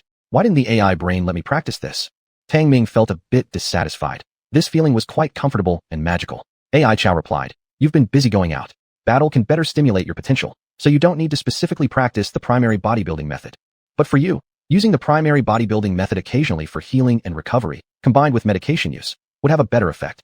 Tang Ming realized this and smiled, saying, I also saw the advanced bodybuilding method earlier. Isn't that even more effective if practiced? Without SS-level evolution, you can't practice the advanced bodybuilding method. Even if you try, you'll end up with a fate of sore muscles and broken bones. AI Chow gave a faint smile, its waist lowering in a peculiar posture, folding together with its lower limbs. Then forget it. Tang Ming shook his head repeatedly, directly split into a wide-legged stance, pressing his upper body onto his front leg. The extreme stretching of his tendons and bones made him feel extremely relaxed. The bio people adapted very quickly. They originally had A-level evolved bodies and decent intelligence limits, which were much superior to robots. Under AI Chow's training, the bio people rapidly grasped basic knowledge about armed equipment and tactical drills. Tang Ming wasn't idle either. He almost soaked himself in the base's weapon database, constantly researching the limits of intermediate base technology.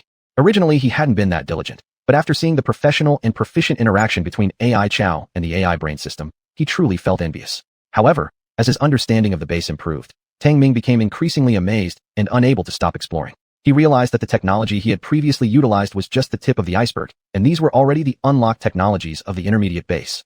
Damn, I'm sitting on a gold mine and don't even know how to use it. What a fool. Tang Ming wanted to slap himself when studying a directional explosion thunder with immense power, getting so excited that he started jumping around. Wang Qi. And just at that moment, the base's main cabin door opened, and AI Chow entered with 10 bio people following behind. Tang Ming glanced over the 10 bio people exuding sharp aura and instantly brightened. After only a few days of concentrated training, each bio person's demeanor had completely transformed. Their bodies were robust, and their life energy was thriving. Especially those power-type bio people, their snug protective suits seemed almost ready to burst from their muscular builds. Excellent, excellent. Tang Ming's face lit up, and he said to AI Chow, it's time to set off, right? AI Chow nodded. Let's prepare some more equipment, then we'll be good to go. What needs preparation? Tang Ming had a bad premonition. AI Chow smiled, pointing at the bio people. Customize a set of combat equipment for them. Add 2 S-type armed off-road vehicles and other devices, and we should be all set. What? The base's supplies were already almost depleted. Tang Ming's facial muscle twitched. Is one car enough? They can squeeze in. Are they precious, or are those pieces of black iron precious? There's no negotiation here. AI Chow furrowed its eyebrows, taking a very tough stance. Tang Ming deflated. Obviously, those bio people were definitely more valuable. Chapter 131. Deep into the underground. Boom boom. The engine roared, and under the escort of the close-range attack team, the blue Leopard battle vehicle wildly charged forward. Behind it followed two S-type armed off-road vehicles. This time, for the second in-depth exploration of the underground graveyard of the iron-eating beast nest, Tang Ming painfully depleted all his black iron supplies to produce two S-type armed off-road vehicles and a number of weapons to equip 10 biorobots. And despite his pain, he resolved to turn the iron-eating beast's nest inside out because the base's current black iron storage had already dropped to 0. Don't feel sorry for your loss anymore. Resources are only called resources when they're utilized. Just from this expedition into the underground nest of the iron-eating beasts, with just their 100% iron content skeletons alone, we've gained far more than expected. Sitting in the driver's seat of the blue Leopard battle vehicle, AI Chow calmly stated. Tang Ming twitched at the corner of his mouth. I know, but it still hurts to lose hard-earned money. If by some chance, this exploration yields nothing, then we'll have no choice but to starve. So far, there hasn't been much good news coming back from the mechanical dogs sent out to explore, especially concerning the exploration of black iron mines, which currently only marks 2 collection points with very low mineral content. AI Chow nodded slightly. Patience is required. Expanding the mechanical dog's exploration range beyond 1,000 kilometers was the right decision. Rarely praised, Tang Ming, however, seemed somewhat concerned as he said, but round blade number 4 has detected traces of a large number of alien natives to the north. What do you think about that? AI Chow's eyes gleamed. Since the base data library has been restricted by permissions, it means these intelligent life forms have come from a higher level area. As for the motivation of these intelligent beings, we can only draw conclusions after collecting more data. Let's not worry about it for now. You don't know either? Tang Ming was somewhat surprised and immediately remarked. Are we also not allowed to access information outside the outer ring zone? Screech. Suddenly, the battle vehicle screeched to an abrupt stop. AI Chow looked at Tang Ming and said, in fact, you should know more than I do, as you've explored this alien planet earlier than me. Base permissions are also relative. For example, for resource information, the base certainly wouldn't set any permissions unless it's too high a level. Moreover, we've arrived. After finishing her sentence, she got out of the car. Tang Ming let out a bitter smile. He felt as though he'd been silently scorned again and could only reluctantly prepare to get out of the car. Master, the base involves permission settings to protect the master. Also, high-level data libraries require upgrades and unlocking before they can be accessed.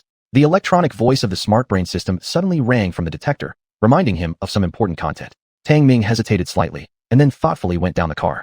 Within less than 15 minutes, they reached the destination. It was an area of low-lying hills with sandstone terrain. There were no entrances to the iron-eating beast lair here at all. Before coming here, Tang Ming had roughly understood that although there wasn't an entrance to the lair here, there was an underground passage leading directly to the nearest location to the iron-eating beast's underground graveyard. The shortest route was determined by analysis from the smart brain system. Number 1 is responsible for data collection. Number 2 takes people to blow up. Numbers 9 and 10 are responsible for vigilance. Act immediately. As soon as AI Chow got out of the car, she checked the detector and confirmed the optimal explosion site, then issued orders immediately. Yes, sir. The 10 biorobots acted immediately, carrying down several toolboxes from the off-road vehicles. Under the guidance of Technician 8, they quickly assembled a blasting machine. The blasting machine was essentially a drill, but more advanced than a standard one, specifically used for blasting operations. Indeed, it had surpassed ordinary blasting capabilities. Blasting machine assembly completed. Load explosive cartridges. Under number 8's direction, a metal machine, standing 2 meters tall, was assembled. A bomb-like cartridge was loaded inside it. Good, start the blast immediately. Number 2 was responsible for commanding and immediately gave the order. Number 8 promptly started the blasting machine. Hum hum hum. The high-speed drill head of the blasting machine immediately penetrated the rock wall at an astonishing speed. Tang Ming, who had handed over full command authority to AI Chow, found it quite amusing watching beside them and couldn't help remarking, why not fire a few cannon shots? Isn't that faster? We need a passage into, not a heap of debris that could collapse at any moment. AI Chow crossed her arms and glanced sideways at him. Consider problems more systematically. Tang Ming touched his nose and quietly thought, as long as you're doing the thinking, I'll be the lazy boss. Hum hum hum. In no time at all, the drill bit of the blasting machine completely sank into the rock face. Number 8 performed another series of operations and shouted, depth verified, launch explosive cartridge. Boom. The explosive cartridge was rapidly shot in. Accompanied by an ear-splitting blast, countless clouds of dust rose up and took some time to settle.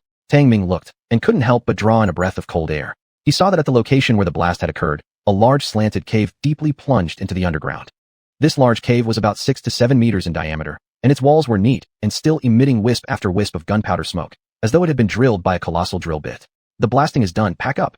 Number 8 shouted loudly and quickly dismantled the entire blasting machine for storage. Meanwhile, Number 2 carried a special firearm forward and fired several dozen fluorescent balls into the dark cavern, illuminating the large cave brightly.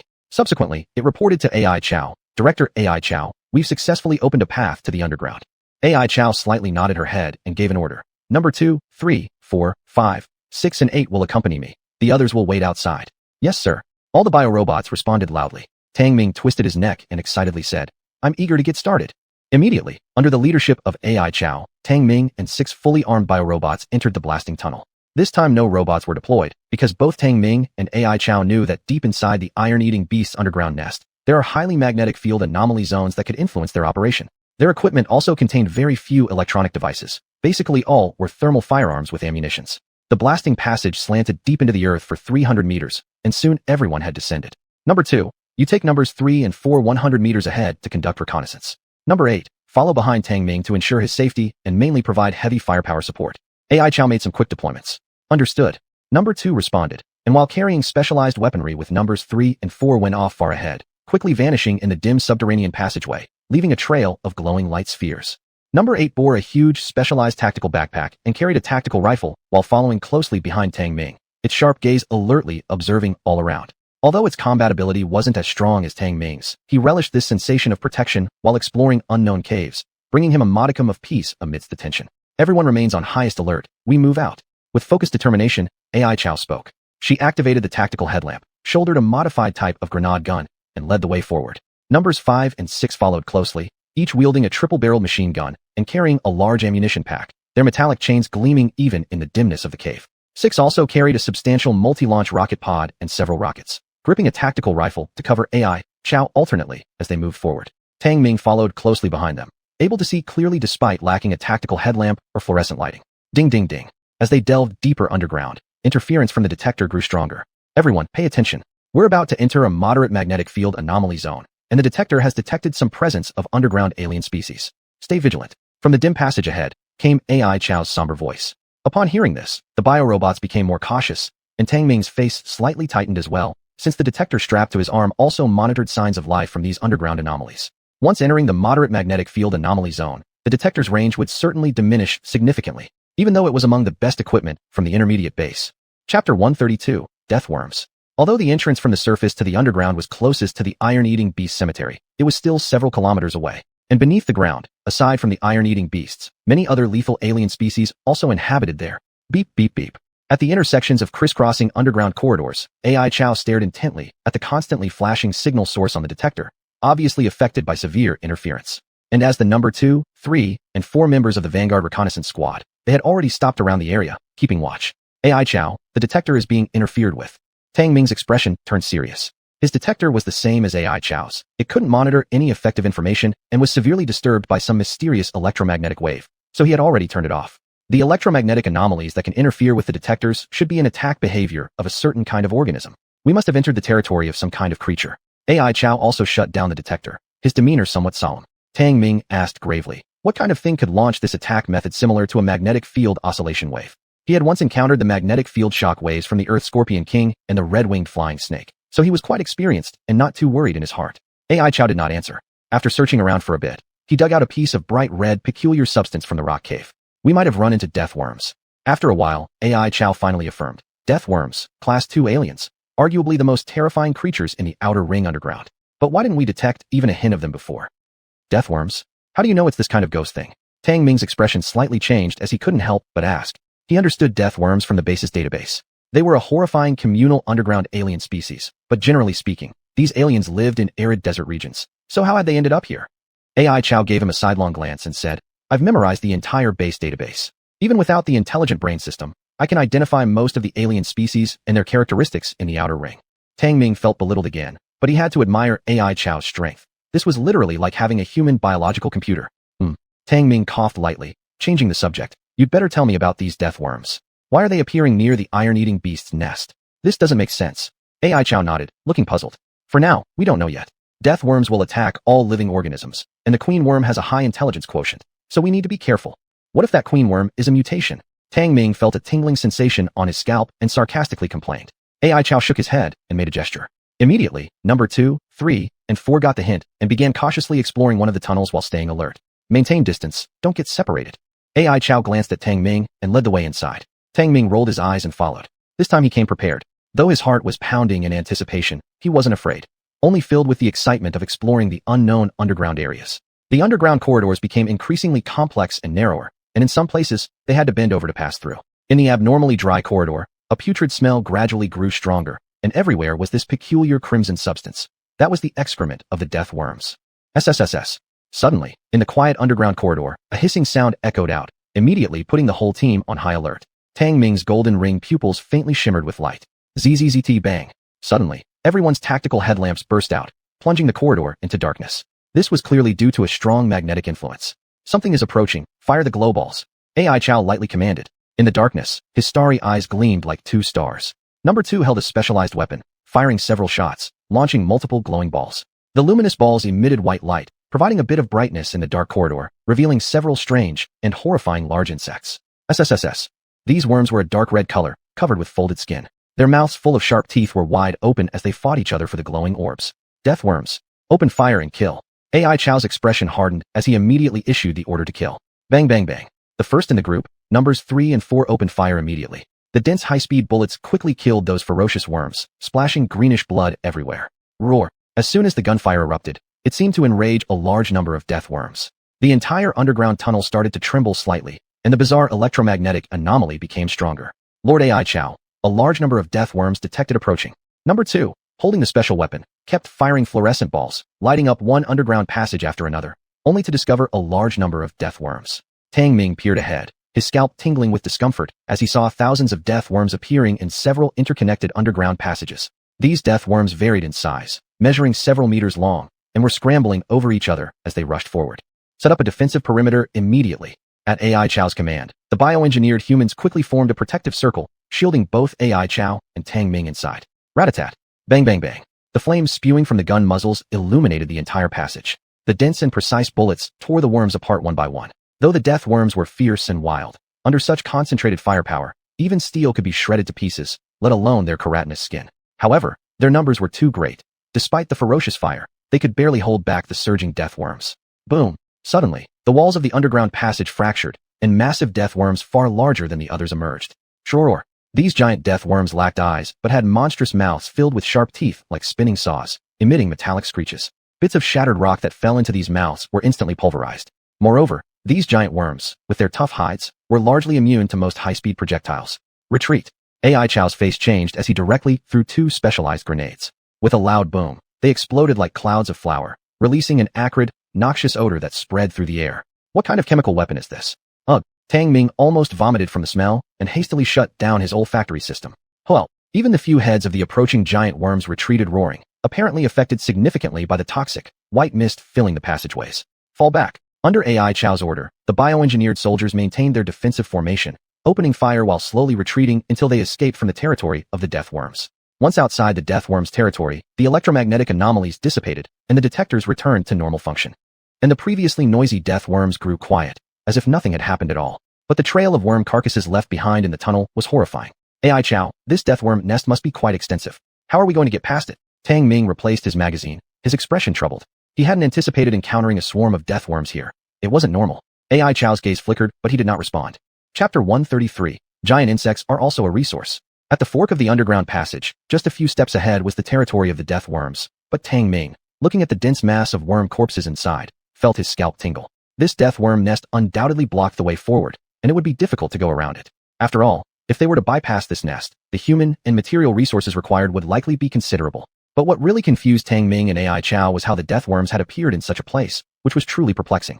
Intellect, scan the worm corpses and conduct a genetic analysis. I want to know its gene sequence code.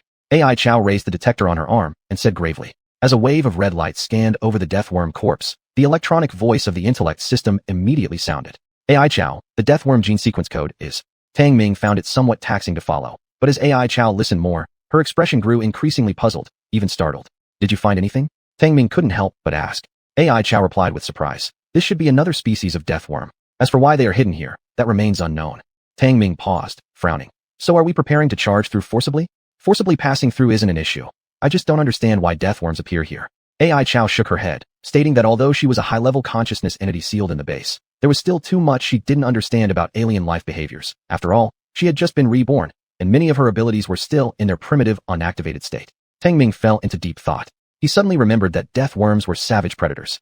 They lived underground, attacking large prey on the surface or underground with numerical advantage before dragging them down and devouring them completely, leaving only some indigestible residual tissues. Death worms also had a special habit. Even though they resided underground, they kept moving to ensure sufficient prey. Wherever they passed, only death remained. But why had the death worms entrenched here become so abnormal?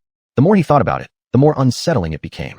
Intellect briefly introduced the biological characteristics of the death worms and whether they have any utility value. Since we've encountered them, they're now a resource.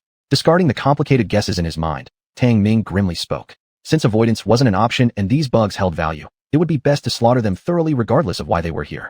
Master, giant death worms belong to Tier 2 species. The keratin-hardened skin of fully developed giant adult insects has a complex structure with a 30% shock absorption effect. It can be refined to make shock-absorbing materials, like anti-collision armor or other tools. As for the rest of the smaller worms, due to their underdeveloped state, their skin structure is unstable and not recommended for collection. The intellect system responded promptly. Tang Ming's eyes lit up. Shock-absorbing materials. This was quite valuable indeed. Tang Ming, our goal for this operation is to explore the underground nests of the iron-eating beasts and survey the black iron resources. AI Chow saw through Tang Ming's thoughts at a glance and frowned, trying to correct him. Tang Ming arched his eyebrows. If we encounter it, it's a resource. Anyway, we have to force our way through, and we'll definitely have to repel those death worms. This doesn't conflict, does it? AI Chow disagreed. This will lead to different combat methods and levels of resource consumption. We can't excessively waste our arsenal within the death worms' territory. If you don't deal with these worms, then we lose our escape route. What happens if an irresistible threat occurs? Tang Ming argued sternly. Those dozens of giant death worms were both an undeniable threat and a resource. AI Chow's expression turned cold. There is nothing I cannot resist.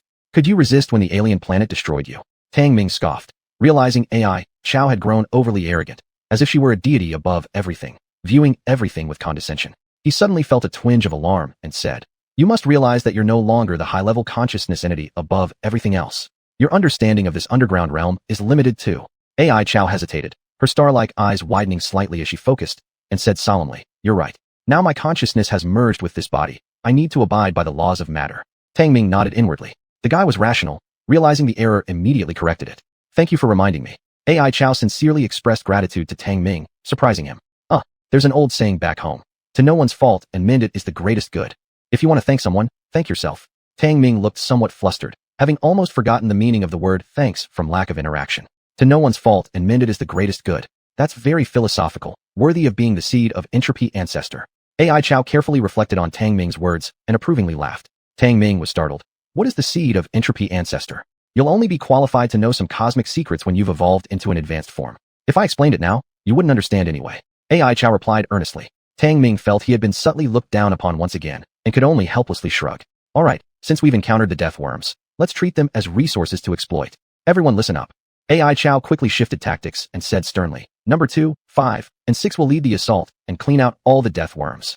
3 and 4 will handle covering and vigilance. 8 is responsible for collecting giant death worm skins and heart blood. Is that clear? Crystal. All the biomen responded in unison, swiftly shifting into combat formations, showing their high level of discipline from intensive training. Tang Ming clearly had a good grasp on this militarized formation style, given that he had watched plenty of military movies back on Earth and learned much about modern military strategies in the base, which led to him establishing such a battle system. Rat-a-tat. Upon re-entering the death worm territory, gunfire erupted instantly. In the dim bioluminescent light, countless death worms rushed forward in chaotic masses, terrifying to behold. Tang Ming initially wanted to join the fray, but was stopped by AI Chow. What are you doing? Tang Ming frowned. They're just Tier 2 species. They can handle it. The only thing we need to beware of right now is the bug king within this swarm. Neither of us should recklessly rush forward. Holding special firearms while firing luminescent balls, AI Chow explained. Tang Ming nodded. I understand what you mean, but those biomen are treasures too. We could provide support from afar. Without waiting for AI Chow's response, he immediately caught up.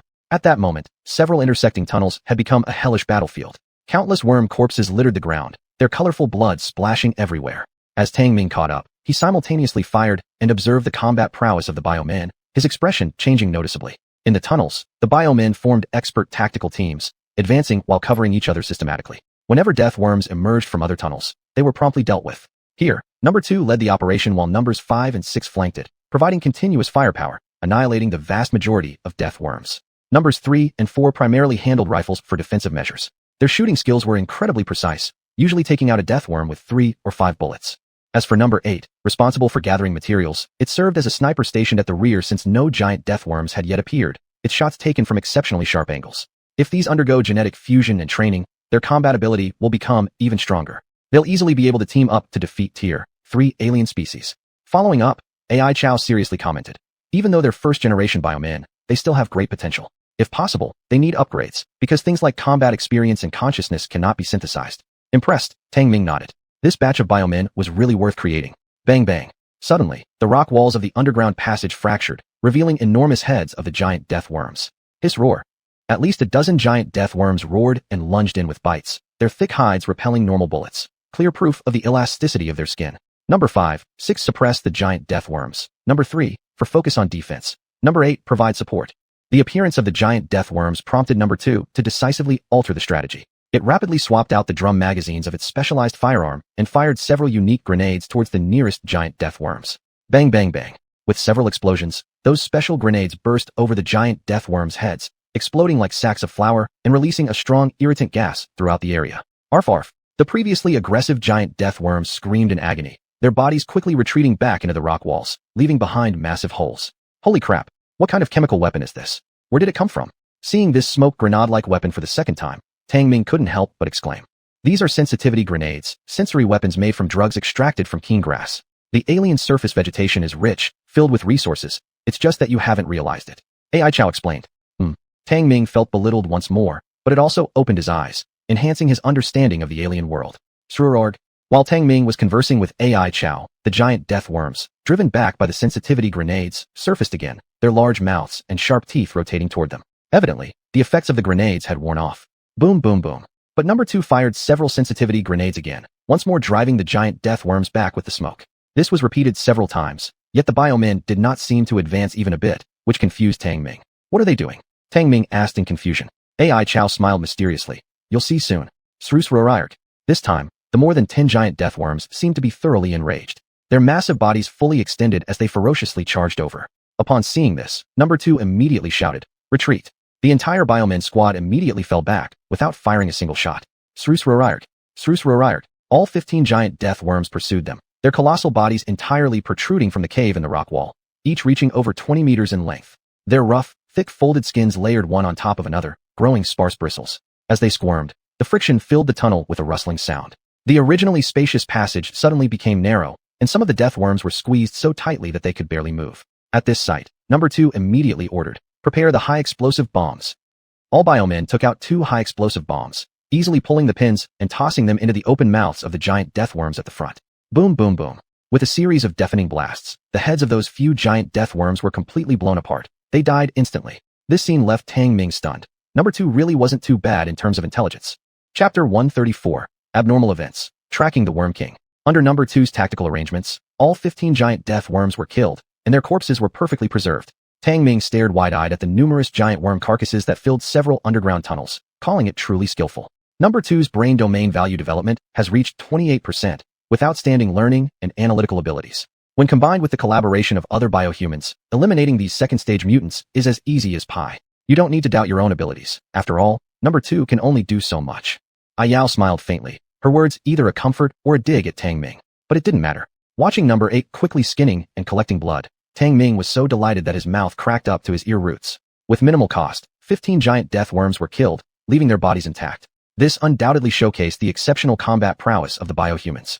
This is totally worth it. My suffering for the biohuman project wasn't in vain. Tang Ming laughed heartily and said excitedly. The collected heart blood from these giant death worms will be enough for the base to use for half a year. Every time Number 8 extracted a giant worm heart, they could collect 1,000 milliliters of heart blood. This was the heart blood of a second-stage mutant, crimson red, glowing with a halo, and rich with potent evolutionary energy. The function of heart blood was immense, being the main material for making gene agents and life agents. It was clear that without this heart blood, Tang Ming's advancement in evolution would have been extremely slow. You're dreaming. After this operation, I will carry out the next phase of intensive training for the biohumans. A large amount of genetic drugs are needed, and the heart blood of these dozen or so second-stage mutants won't last more than 20 days. However, Ayao's words abruptly stopped Tang Ming's excitement. What?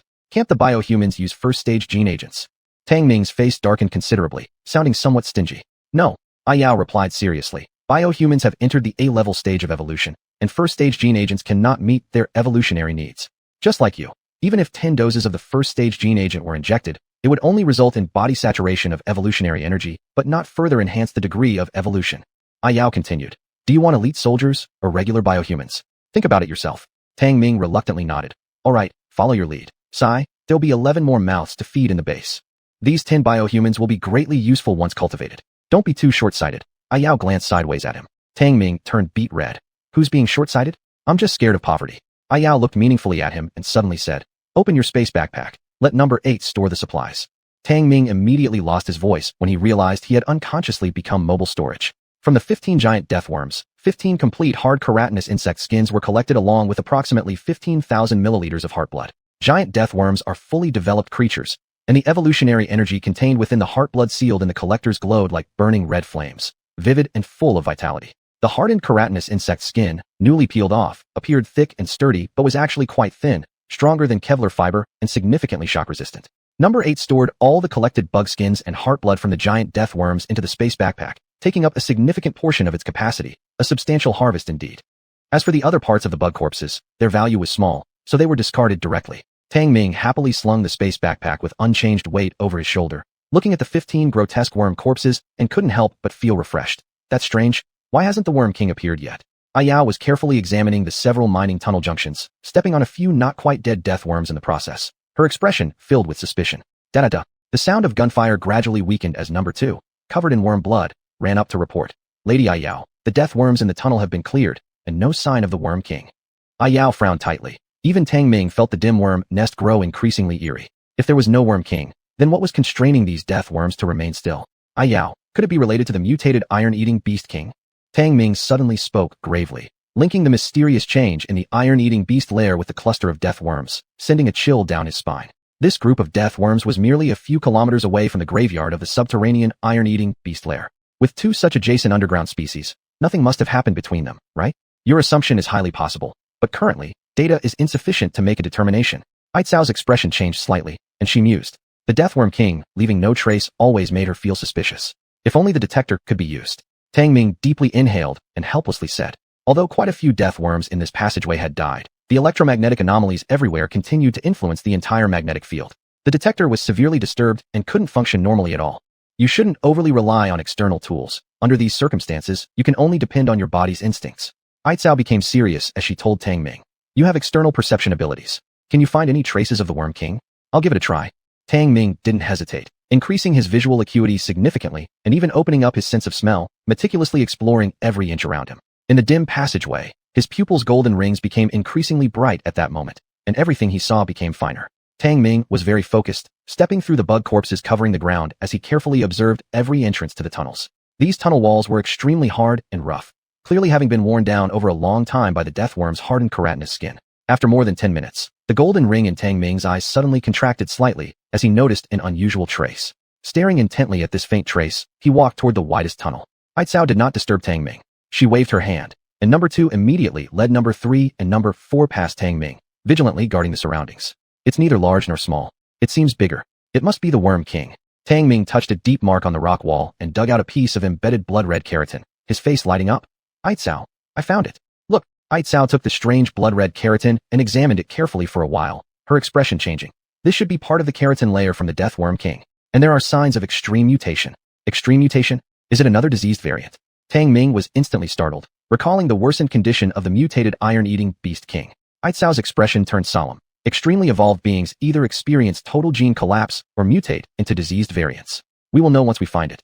Tang Ming's expression darkened, oscillating uncertainly. Although he didn't want to deal with any diseased variants, he was fully aware that failing to clarify whether the Deathworm King was alive or dead would pose a threat during his and Aicao's exploration of the iron-eating beast lair and would inevitably affect future missions. Let's go, follow me. With a fierce look, Tang Ming continued pursuing the trail. Chapter 135, Underground Corpse. A lighting stick lit up, the bright flame illuminating the dark underground nest while the nearby luminescent balls dimmed in response. Number 2 held up the lighting stick and whispered, Master, there's no way forward. Tang Ming stopped in his tracks, the golden rings in his pupils emitting a faint glow as he carefully observed the sealed end of the tunnel. The underground tunnels were becoming increasingly complex, and every so often, Aicao would drop an orientation marker to ensure they wouldn't get lost in the vast network of subterranean passages. These markers were small pills about the size of a fingernail cover, a type of landmark made by Aicao through the mainframe. Their sole function was to emit a unique smell within a limited area, allowing everyone to easily detect it, and thus effortlessly identify the route back in the dark and intricate terrain. Tang Ming couldn't help but admire Aicao's thoroughness, silently sighing at the worthiness of one reborn with a high-level consciousness. Tap, tap, gently tapping the rock wall sealing off the underground passage. Tang Ming furrowed his brows slightly. Both the traces and scent left by the Worm King pointed here. He originally thought there might be a hidden cave within the rock wall, but upon tapping, he heard no hollow echo. A truly inexplicable phenomenon. What's wrong? Is there a problem? Seeing Tang Ming stuck in a dilemma, Aitzao stepped forward to inquire. Tang Ming pointed at the rock wall sealing the passage and said gravely, "The Worm King's trail ends here. It's very strange." Aitzao raised her hand and struck the rock wall several times with force. The result was dull, without any sign of a hollow sound. The rock wall was smooth and incredibly hard, clearly containing a high amount of black iron. Yet oddly enough, there weren't any traces of death worms having dug here either. This caused even Aitzao to feel puzzled. It was as if the Death Worm King had vanished into thin air within the rock wall, leaving behind only subtle traces for Tang Ming to discover. Now, even number 2 and other bioandroids wore expressions filled with doubts on their faces. As absolutely rational bioandroids, they found themselves mentally incapable when faced with such abnormal issues. An entire species was wiped out almost entirely, yet instead of retaliating, the Worm King never even appeared. Even more bizarrely, why did the death worm population emerge here and stay entrenched in this area without moving? This clearly exceeded the cognition of Tang Ming and others. Though the situation seemed exceedingly abnormal, they couldn't uncover the cause despite their efforts. The existence of uncontrollable uncertainties carried significant risks. Tang Ming was not willing to let it go. After conducting another detailed investigation, he still found nothing. It's also possible that the Worm King is dead. Without a clear lead, Tang Ming could only make this judgment. Aitzao shook her head. Without concrete data, it wouldn't hastily conclude anything. Yet this inability to trace something knowable was its first encounter with a completely uncontrollable challenge. The Death Worm King is nowhere to be found. We can't waste time here. Let's immediately move toward the iron-eating beast's nest.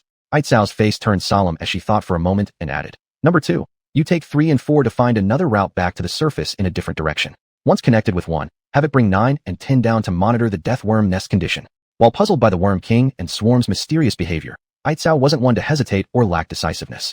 It quickly formulated a new strategy. Understood. Number 2 and his team immediately responded, turning around to head towards another fork in the cavern, leaving directional markers along the way. Tang Ming nodded. Although somewhat inconvenient, splitting the team made things relatively conservative. 5, 6, and 7 follow me to scout. Aitzao raised the lighting stick and continued leading the group forward. After glancing at the rock wall, Tang Ming gave a signal to 8. Both followed closely behind Aitzao as they left. In the complex underground passage, the electromagnetic anomaly gradually weakened, indicating that the group was about to leave the territory dominated by the death worms. Rumble, rumble. After an unknown period of travel through the narrow underground tunnel, Tang Ming suddenly heard rolling rocks ahead. "Master, we've entered a large underground cave, the nest of the iron-eating beasts." 5's deep voice came from ahead, and Tang Ming was startled, instantly switching to his grenade launcher. He still felt lingering fear towards the degenerated iron-eating beast king. At the same time, he thought of DeBao and felt a tinge of loss. Hiss. Although still in a moderately anomalous magnetic field zone, the detector began functioning normally again. Each tactical headlamp lit up simultaneously. Mainframe, immediately scan the surrounding terrain. Aitzao said sternly, "Beep, beep, beep. Signal interference decreasing, connecting. Beep. Connection successful, starting scan. Magnetic field anomaly detected. Scanning range reduced to 740 meters." The detector rebooted its detection function and connected successfully after about 10 seconds, followed by the electronic voice of the brain system. Aitzao's brows furrowed as she turned the tactical headlamp to its maximum power, but still couldn't see the end ahead.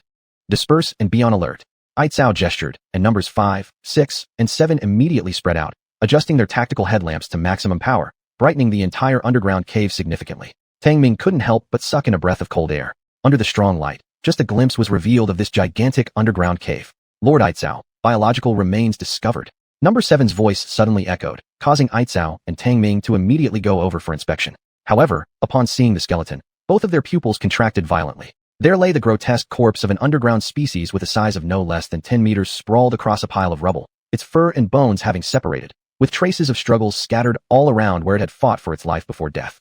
"Master, scanning detected that this is a dwarf mole rat, a carnivorous secondary mutated species. Cause of death, unknown." A red glow scanned through, followed by the electronic voice of the brain system. Dwarf mole rats, one of the subterranean predators, are more ferocious than both iron-eating beasts and death worms combined.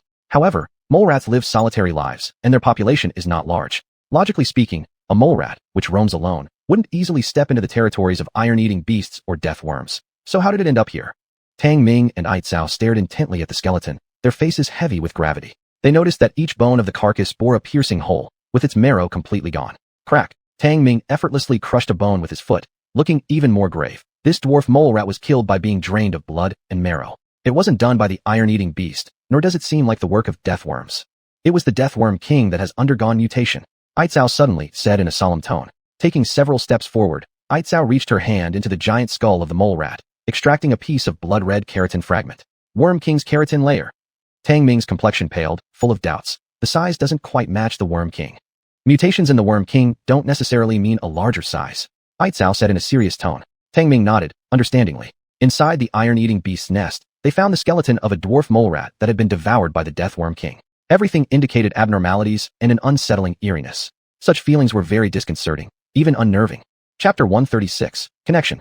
It seems that this Death Worm King really has a connection with the iron-eating beasts. After calming his surprise, Tang Ming's expression became dark and unpredictable. Aitzao mused. Both the dwarf ground beaver and the Death Worm King have appeared in the iron-eating beast's nest. There must be something attracting them. Tang Ming thought for a moment. What could possibly attract these ferocious predators? Something of high value. It's hard to say what exactly.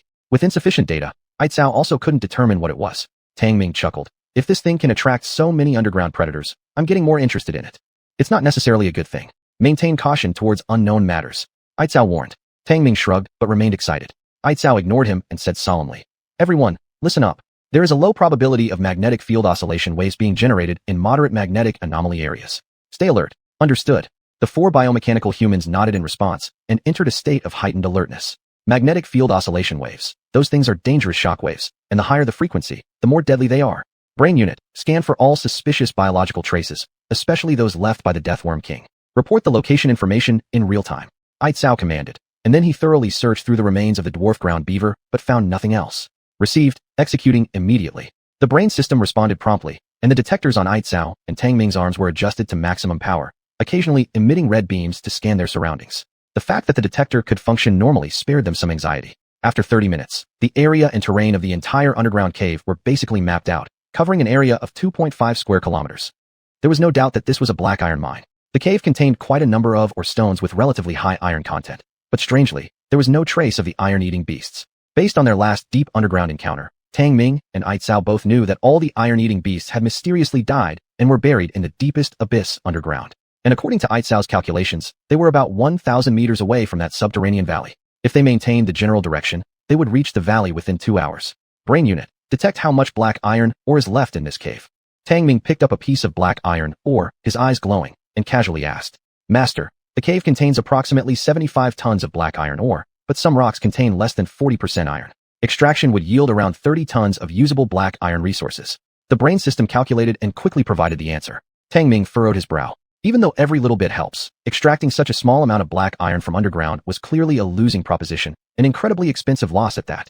You should be thinking about the underground graveyard of those iron-eating beasts. If they truly are buried as you say, containing the bones of the entire iron-eating beast species population, then simply from their remains, there could be hundreds of millions of tons worth of black iron for extraction. Aitzao reminded him from the side. Tang Ming had come specifically for the remains of these iron-eating beasts.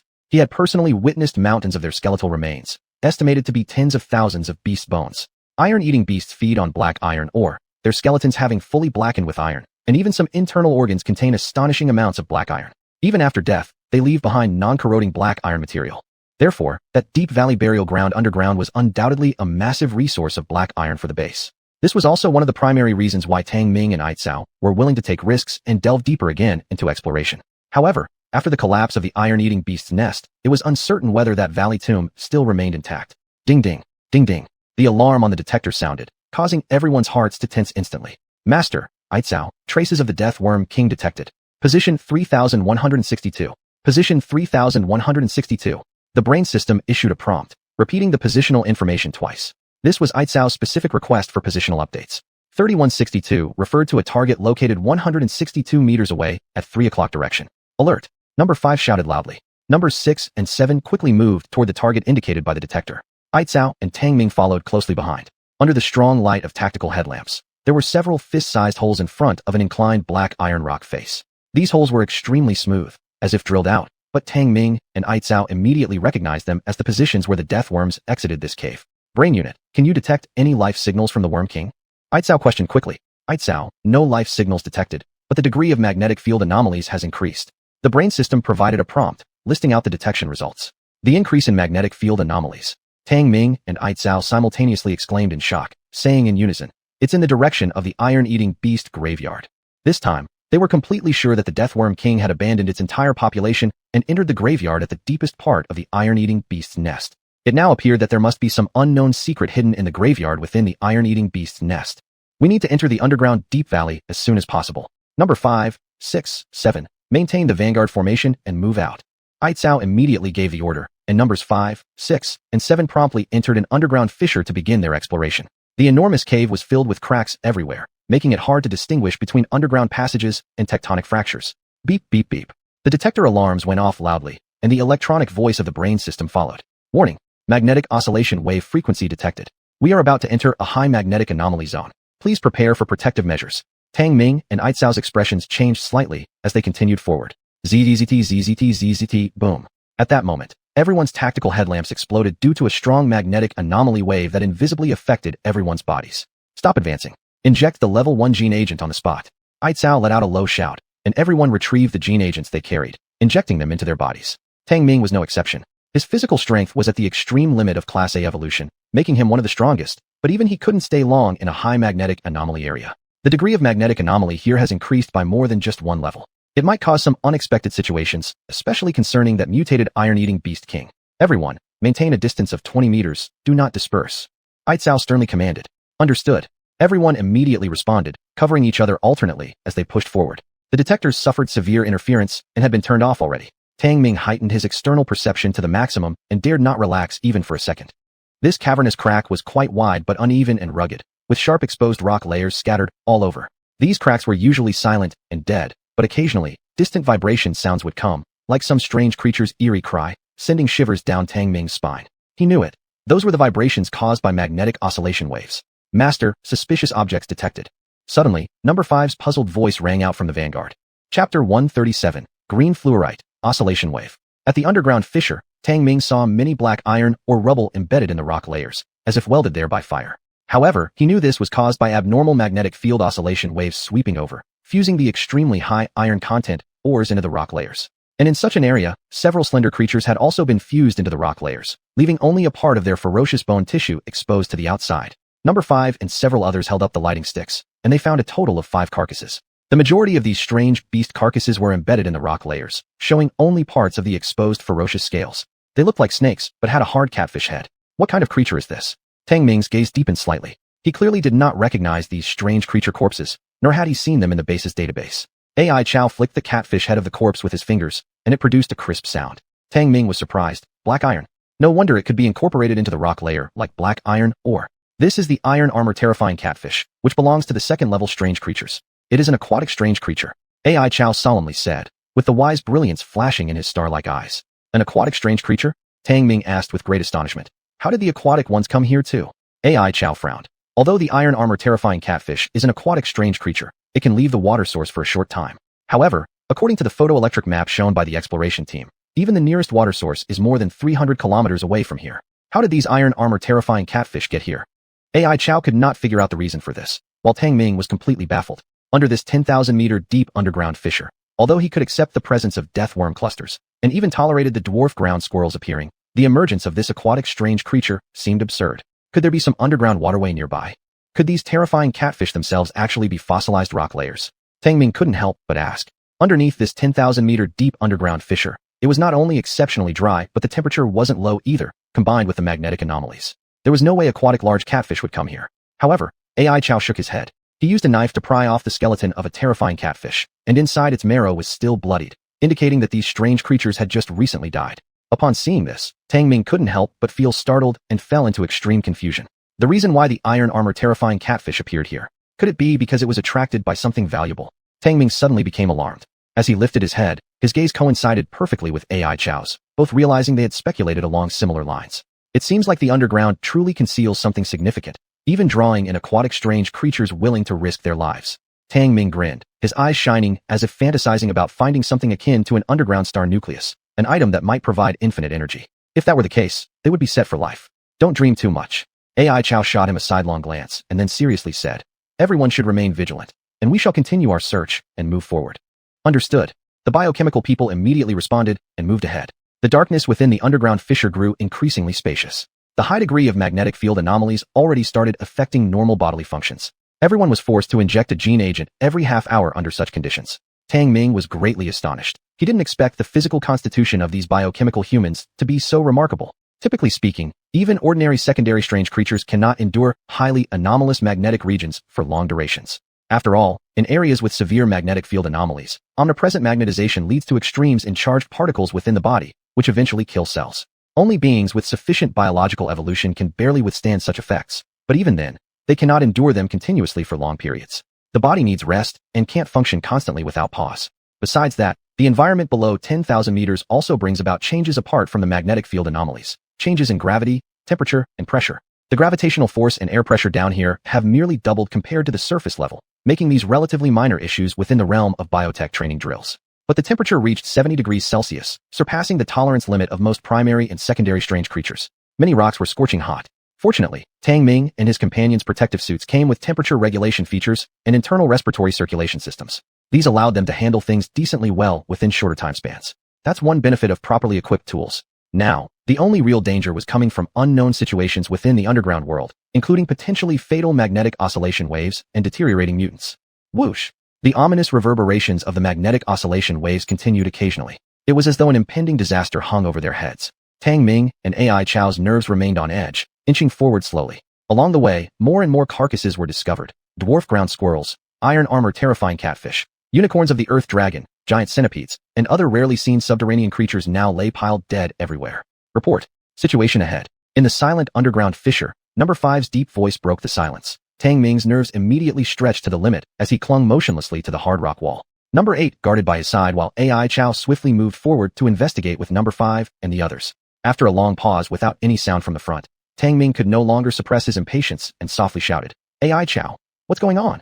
He hadn't lit up a lighting stick yet, thus darkness enveloped them entirely, almost swallowing even his own voice, creating a sensation that made one's hair stand on end. If it wasn't for his keen eyesight allowing him to see Number 8 nearby in the dark, Tang Ming might have suspected that he had walked into an endless abyss. Nothing serious. We've found fluorescent stone deposits ahead. Come over. Only after a while did AI Chow's voice finally reach them. Tang Ming concentrated his vision and cautiously advanced, bypassing several pits along the way. At the corner, he was greeted by a patch of emerald green glowing or cave where AI Chow and others were already waiting. What kind of fluorescent stone is this? It's so bright. Tang Ming was quite startled. This natural or cave encased various sizes of luminous crystals, which shone as brightly as fluorescent spheres, making the scene look incredibly splendid. This should be green fluorite, a low-radiation mineral that serves as the best material for making fluorescent agents. AI Chow explained while casually digging out a piece to use as an illumination tool. Fluorescent agent was an auxiliary material not currently in use at the base, but Tang Ming still dug out some pieces of green fluorite. One never knew when they might come in handy. Hum. Suddenly at this moment, the cave began to tremble slightly. Deeper within, there came a thunderous wave expanding. Both Tang Ming and AI Chow drastically changed expressions. Magnetic oscillation wave. Retreat quickly. The group turned and ran. Hum. A ripple nearly invisible to the naked eye diffused outward from the depths of the limestone cave. As it passed, the rocks with extremely high iron content violently convulsed. Even the light emitted by the green fluorite twisted. Azo. At that instant, a sharp wail of unknown origin sounded only to abruptly cut off. Tang Ming's scalp tingled. He didn't know when the magnetic oscillation wave would stop dispersing, but he definitely didn't want to get hit again. Even a severely weakened oscillation wave was enough to damage his body. Hum. The 5 patterns of ripples spread towards them. As AI Chow turned his head back, the green fluorite cave they had just explored clearly distorted behind them. His pupils violently contracted. Tang Ming, hand me the directional explosive grenades. AI Chow suddenly called out. Startled, Tang Ming wasted no time pondering about its effectiveness, pulled out 2 directional explosive grenades, and tossed them to AI Chow. AI Chow pulled the safety and, timing it carefully, threw them behind him. He also didn't know if they would work, but theoretically, they should be somewhat effective. Chapter 138, Target Approaching. Buzz. The magnetic oscillation wave rapidly spread, and in its path, countless fragments of rock with high iron content floated and exploded, shooting into the rock layers like high-temperature jets. And the directional thunderclap lying on the ground spun like a gyroscope. It suddenly detected the target and quickly stood up. Boom. 2 flames shot towards the direction from which the magnetic oscillation wave was spreading, stirring up a wave of heat. Apparently, the frequency of that magnetic oscillation wave was disrupted, and its diffusion speed was greatly reduced, but the thunderclap could not stop their spread. However, the directional thunderclap did play a role. It was like a pebble thrown into the surface ripples of water, disrupting the consistency of the waves and weakening their impact in one small area. AI Chow's goal was for the destruction generated by the explosion of the directional thunderclap to produce a direction capable of hitting the magnetic oscillation wave diffusing like water ripples. It would more or less play a certain cutting role, just as he had predicted. Buzz. The killing power of the magnetic oscillation wave was greatly reduced, but then its speed suddenly increased, sweeping over horizontally. Maintain the triangular formation, Number 5, as the first echelon. 6 and 7 as the second echelon. Get ready to withstand the impact. AI Chow roared. Under his command, everyone quickly converted into a triangular formation. Numbers 5, 6, and 7 were clearly used as meat shields. Without a word, they swiftly injected themselves with a gene agent. Buzz boom boom. The oscillation wave struck fiercely. Everyone immediately felt deafeningly stunned, their auditory nerves buzzing loudly, quickly falling into a state of deafness. Even after being cut down once by the directional thunderclap, the magnetic oscillation wave sweeping over remained terrifying, manifesting most prominently in its physical impact force. It could deprive organic bodies of electric ions, directly washing them away from life forms. Number 5 screamed horribly. Blood flowed out of all 7 orifices, overflowing the protective mask, but its body still stood immovable like a mountain. 6 and 7 didn't fare much better, suffering from muscular spasms. They endured the majority of the shockwave's impact and paid a certain price.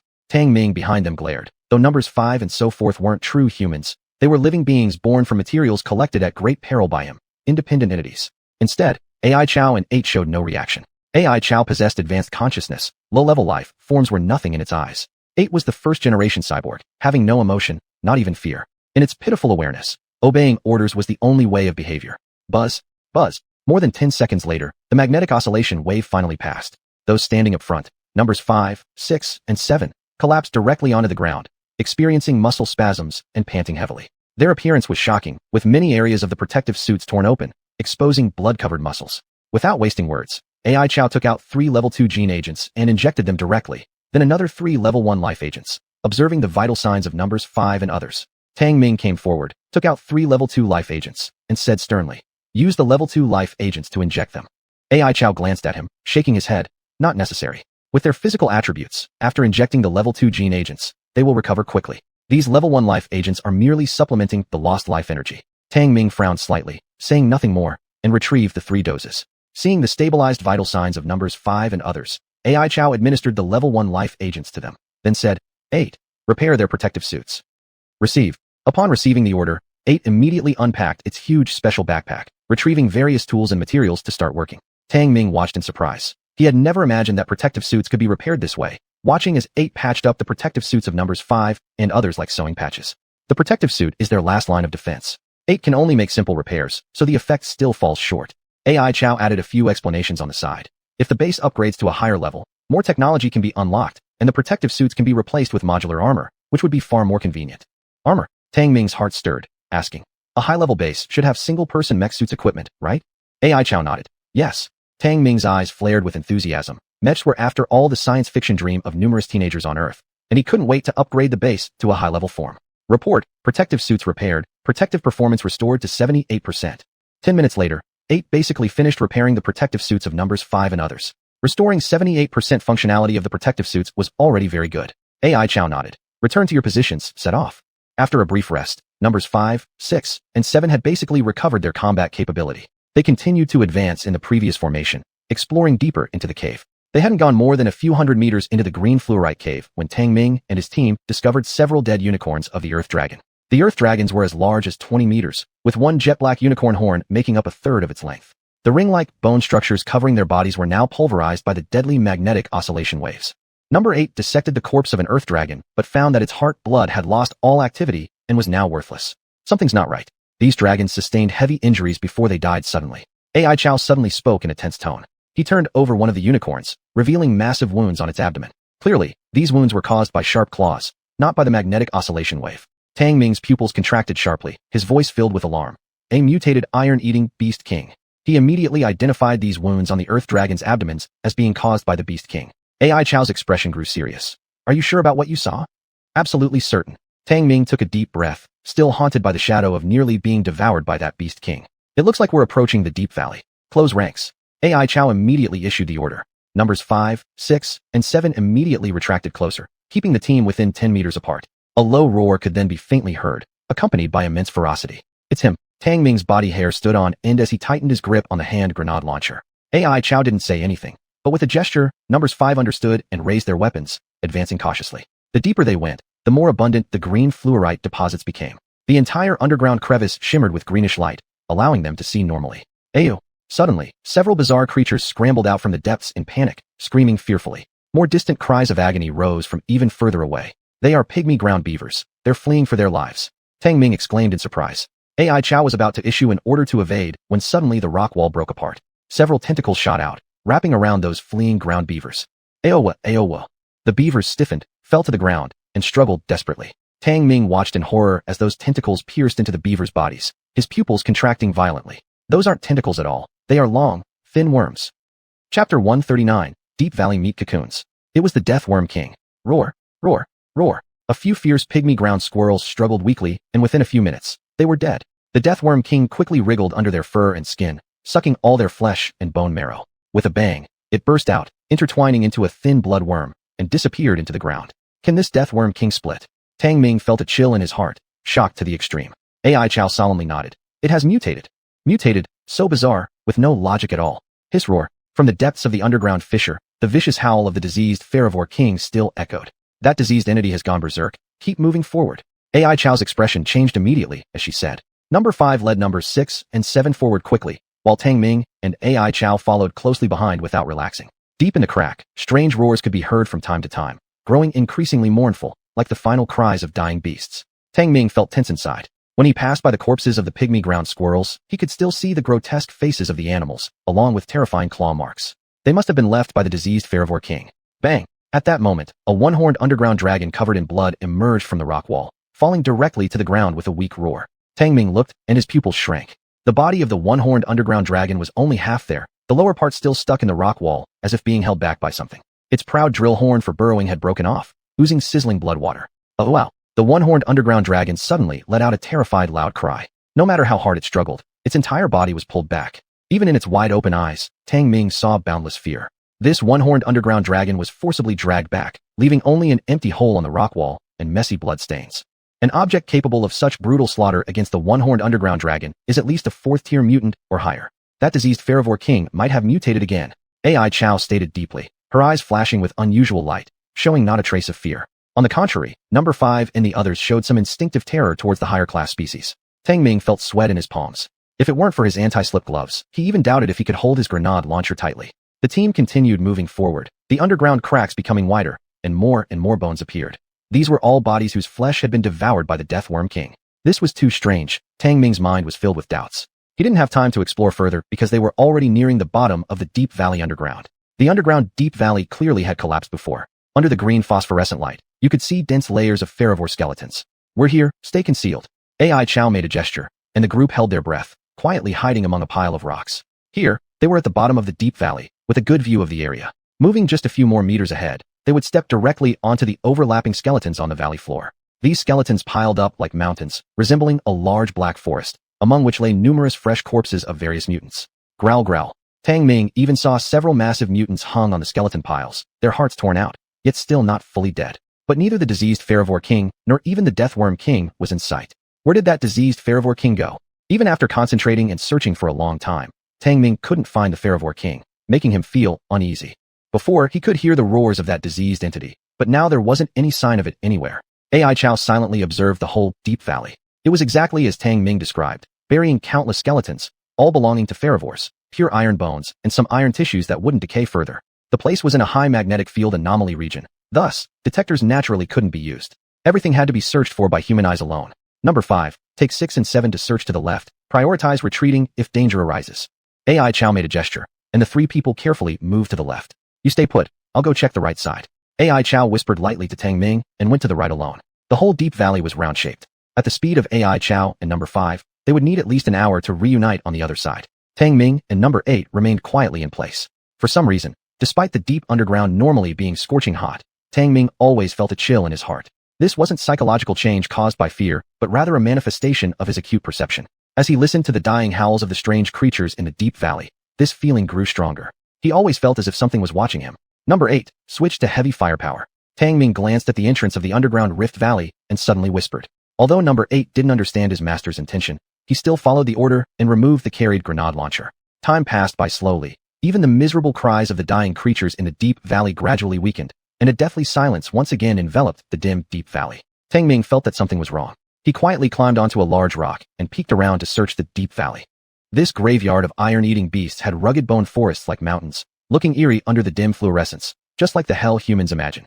Strange, where did that diseased entity go? Tang Ming carefully searched the graveyard, and the chill in his heart became increasingly heavier. Drip, drip. Suddenly, drops of crystal-clear water fell, landing precisely on his arm, startling Tang Ming. Rain. Tang Ming furrowed his brows as the crystal-clear droplets carried a strong stench. But it was abnormally dry here. Where did the water come from? Up above. Tang Ming was startled, and when he looked up, his pupils contracted into pinpricks. Right above his head, on the vertical cliff face, there was a giant meat cocoon. The meat cocoon was nearly 100 meters in size, covered with dark red tumors that kept twitching, pulsating like a huge heart, gleaming with bloodlight. The iron-eating beast king is cocooning. Beneath the meat cocoon hung a grotesque eye, which was now staring at Tang Ming, but the opened eye showed no vitality, as if dormant. Cold sweat poured down Tang Ming's back. He dared not make a sound, for fear of disturbing the massive meat cocoon hanging over his head. Master, Miss AI Chow has fired a signal, requesting us to join them. At this moment, number 8 spoke. Tang Ming was shocked and turned to see a signal flare rising from the other side, extraordinarily bright. Oh no, his face drastically changed. Roar. The eye moved slightly, and the giant meat cocoon emitted a roar. The tumors burst open, revealing numerous blood-colored worms that immediately detected the two life forms below. Death Worm King. In an instant, Tang Ming's hair stood on end. Chapter 140. The Monster. SSSSS. The flesh cocoon's blood-red worms opened their mouths wide and shot down like lightning. Number 8, let's go. Tang Ming's adrenaline surged straight up. He roared, throwing a high-explosive egg and leaping away like an arrow. Boom. The high-explosive egg burst. Countless rock fragments exploded outward, and a shockwave also surged forth. A single high-explosive egg naturally couldn't harm those few blood-red worms, and Tang Ming didn't expect it to cause any significant damage. But the explosion echoed through the entire deep valley, enough to alert AI Chow to their presence. Roar. The dust had yet to settle when 4 blood-red worms burst forth, emitting a roar akin to that of an iron-eating beast king. Tang Ming was startled, but there was no time for contemplation. He immediately raised his grenade gun and fired several grenades. Boom, boom, boom. At the same time, number 8 quickly reacted, firing off multiple shots. Boom, boom. The grenades detonated, causing the 4 blood-red worms to scatter chaotically while emitting piercing screams. Apparently, the grenade explosions managed to injure their main bodies somewhat. Seeing that it was effective, Tang Ming immediately yelled. Number 8. Use heavy firepower. Blast those worms apart. Number 8 immediately unstrapped the large tactical backpack and pulled out several components, quickly assembling them into a double-shot shoulder-mounted rocket launcher. Though the rocket launcher usually has electronic laser navigation functions, under the influence of the intense magnetic field anomaly, they could only rely on manual aiming. Phew. 2 rocket grenades trailed long flames and precisely hit the trajectory where the 4 blood-red worms had passed. Boom, boom. 2 small mushroom clouds rose, amidst flying debris. In the ensuing chaos, an area dozens of meters in diameter was completely flattened, leaving behind a massive crater. As for the 4 blood-red worms, most likely they were vaporized by the powerful explosion. Click, click, click. Suddenly, the fleshy nodules on the cliff walls ruptured, oozing out a highly foul-smelling viscous liquid. Tang Ming's heart raced, shouting, "Blow it up!" Without hesitation, number 8 reloaded the rocket grenades, swiftly aimed at the cocoon on the cliff face, and immediately fired. Pew! 2 rocket grenades streaked forward with trailing flames. Roar! From the ruptured cocoon emerged a grotesque head. Opening its enormous bloody maw, it directly swallowed the 2 rocket grenades. Pow pow! The rocket grenades exploded inside, yet not even a trace of fire surfaced, turning instead into smoke that seeped through the fearsome teeth of the monster. A mutated iron-eating beast king. Tang Ming's eyes, encircled with golden rings, violently contracted as his pupils shrunk to needle points. He fixed his gaze firmly on the grotesque head of the creature, a chilling cold running straight to his forehead. That enormous head bore some resemblance to a mutated iron-eating beast king, but it was larger, with 18 snow-white bone spines protruding from its crown and pendulous strands of wriggling meaty tendrils hanging from its neck. And those weren't ordinary tendrils. They were one after another blood-red worms. What the hell is this? A mutated iron-eating beast king, or the variant form of death worms? Could this be the combination of both monsters? Tang Ming stared in terror at the monstrous head emerging from the cocoon, his mind utterly bewildered. This monster hadn't even fully emerged, merely poking out its head, yet it had already caused the surrounding magnetic field to become chaotic, creating in him an overwhelming urge to flee. "Master, be careful!" Number 8 shouted, jolting Tang Ming back to reality. Unbeknownst to Tang Ming, numerous blood-red worms had fallen from the cocoon and were now screaming as they charged towards them. Recalling that these worms could suck blood and flesh, drill through bones to consume marrow, a chill spread through his chest. Shoo! Shoo! 2 rocket grenades suddenly landed, followed by a thunderous explosion, tearing apart a great many blood-red worms into pieces. "Haven't you retreated yet?" AI Chow's crisp voice carried over. Tang Ming turned around to see AI Chow perched atop a pile of bones about a kilometer away in the deep ravine, shouldering a rocket launcher. "Number 8, let's move." Tang Ming immediately turned and rushed forward, picking up number 8's double-shot rocket launcher, heading towards AI Chow. Number 8 followed closely, his movements indicating well-trained discipline. Roar! The monster roared, countless blood-red worms raining down, densely chasing after Tang Ming and number 8. The cocoon split further open, appearing as though it was about to rupture entirely and reveal the entire monster. Far away, AI Chow rapidly reloaded the rocket grenades, firing one after another in quick succession. Within moments, 3 rockets had been launched, her actions swift and efficient. Boom, boom, boom. The rocket grenades exploded amidst the swarm of blood-red worms trailing Tang Ming and number 8, reducing them into countless fragments. Yet, despite this, the mass of blood-red worms continued to sweep toward them in dense waves, their shrill screeches disturbing the already abnormal magnetic field, exacerbating the disturbance. What about Team 5? As Tang Ming sprinted beside AI Chow, he asked hurriedly. I've sent them to deploy. This lesion creature should still be level 4, but it's hard to deal with, and we haven't found its weakness yet. AI Chow quickly responded and fired another rocket grenade. What to deploy? Tang Ming paused slightly, but didn't hesitate either. After reloading 2 rocket grenades, he aimed at the incoming blood-red worms and pulled the trigger. Shoo shoo. Hum hum. The rocket grenades launched from the shoulder-mounted double-shot rocket launcher were bigger than the previous ones used, approaching the damage of a level 3 attack. Upon impact, their flames instantly swept across a 100-meter range, vaporizing and crushing countless shrieking blood-red worms. Scree! The flesh cocoon on the cliff split further open, as the monster tore free 2 forelimbs covered in bone spikes. At the ends of its claws were fine, backward-pointing teeth that were as sharp as saw blades. What the hell is this monster? Cold sweat broke out all over Tang Ming's body as he turned and asked, should we retreat? AI Chow closely observed the mutating monster slowly breaking free from its cocoon, her expression faintly startled. I know why those worms can split and merge. This lesion creature must have consumed a regeneration seed, which granted it the ability to split and fuse individual parts. It must be this way. What's a regeneration seed? Before Tang Ming could ask further, AI Chow seriously said, Number 8. You go ahead and rendezvous with Team 5 for deployment. Use all the weapons. Receive.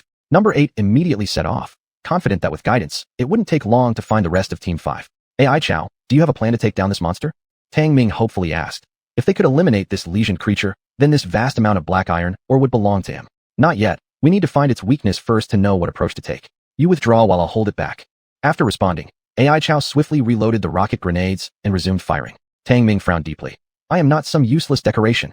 If I die, you can revive me. But if you die, the base will self-destruct. AI Chow frowned and snapped. Stop babbling and just fight. Didn't you always say that battles and dangers maximally stimulate human potential? Tang Ming roared loudly and shot 2 more rocket grenades. Chapter 141, Vitalization Defense. Roar. The cliff split apart, dense cracks spreading out from the cocoon's center, causing countless rocks to crumble and fall. The mutated creature emerged fully from the cocoon. It was a monstrous giant over 70 meters tall. It vaguely resembled the mutated iron-eating beast king, but it was far more ferocious and grotesque, covered in layers of snow-white bone plates. Its back bristled with sharp, white bone spines, just like the 18 on its head, all faintly emitting blood-red light. Bang! This was undoubtedly a degenerated supermutated monster. The moment it landed, the surrounding magnetic field became even more chaotic, triggering a small magnetic oscillation wave that spread outward in ripples. Go! Tang Ming roared, immediately dropping a directional explosive bomb and running away. AI Chow didn't hesitate either, discarding the rocket launcher as he retreated. Boom! The directional bomb exploded, creating a gap in the approaching shockwave ripples, making it quickly weaken. Tang Ming and AI Chow let out sighs of relief. Although the monster's induced magnetic shockwave wasn't as deadly as the ones caused naturally before, getting hit by it would still be catastrophic. ZZ. After the supermutated monster broke free from the cocoon, swarms of crimson-colored worms began returning, crawling along its limbs into its body, then dangling down from beneath its neck. For a time, the monster's neck was covered with worms so densely packed they looked like a mane of hair, each worm's end bearing a mouth-like aperture, utterly terrifying. What the hell is this? This isn't an iron-eating beast king. This is a monster medusa, even worse than the red-winged tongue snake. Tang Ming shouted repeatedly. Though this was still a Tier 4 alien species, it was a severely deteriorated evolutionary life form. Except for its vital energy fluctuation, which remained at Tier 4, all other aspects were clearly at Tier 5 levels. It was akin to giving a child an AK-47, terrifying beyond measurement using normal grading standards. For some unknown reason, the mutated iron-eating beast king and the deathworm queen combined, undergoing a secondary mutation. AI Chow kept his eyes fixed on the beast, speculating. Could it be because of the regenerative seed? Don't worry about that now. It's going berserk. Tang Ming's panicked shout rang out. By this point, he had discarded his grenade gun, directly hoisting a double-shot rocket launcher on his shoulder and firing.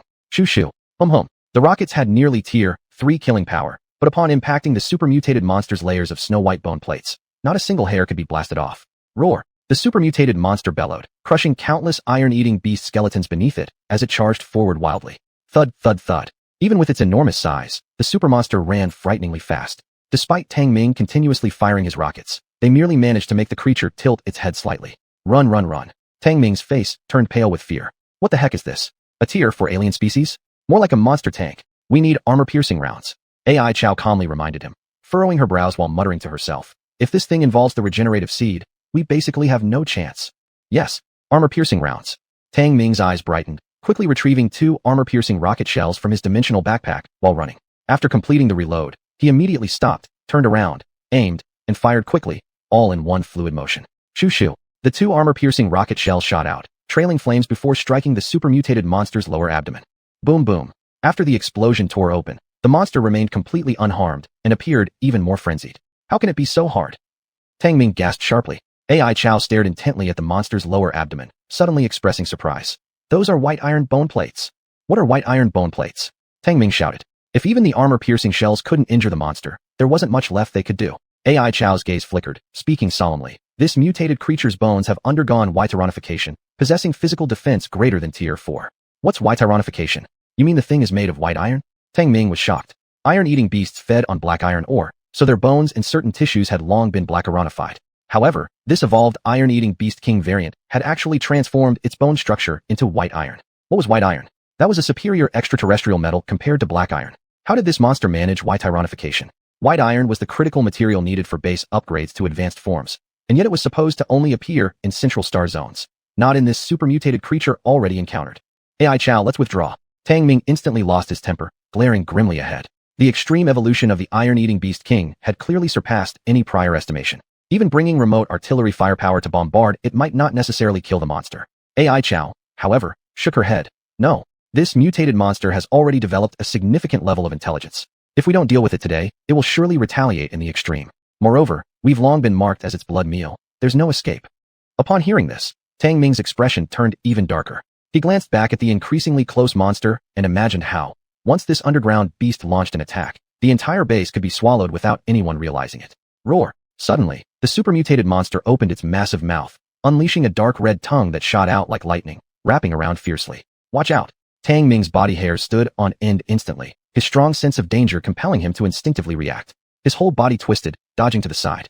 Bang! The dark red tongue just barely missed him, causing Tang Ming's pupils to violently contract as if time and space had slowed down, allowing him to see the backward-facing spines on the grotesque tongue clearly. Zayap! A tearing sound rang out as AI Chow's arm was caught by the tongue, her protective suit shredded by the spines. AI Chow! Tang Ming let out a startled shout as the thick tongue tightly coiled around AI Chow's left arm, with such tremendous force that it pulled half of her body into the skeletal layers. However, AI Chow calmly drew her machete and swung it at the fleshy appendage, only for it to clang ineffectively against the tough flesh. Roar! The supermutated monster began pulling its tongue back, transmitting a powerful force along with it. Tang Ming's face changed, remembering their previous encounter with the iron-eating beast king.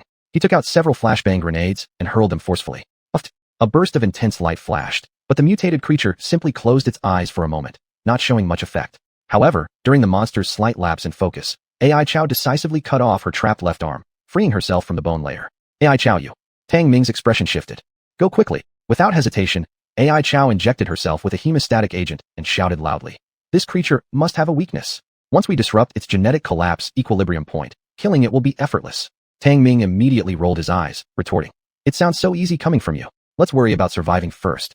Whoosh boom. At this moment, a signal gun fired in the distance.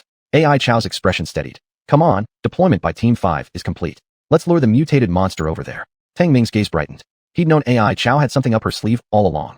Still, he knew nothing about the deployment. Whether or not it would truly manage to kill the supermutated monster remained uncertain. Chapter 142. AI Chow is about to go on a rampage. AI Chow had lost one arm, but its speed and agility remained unaffected.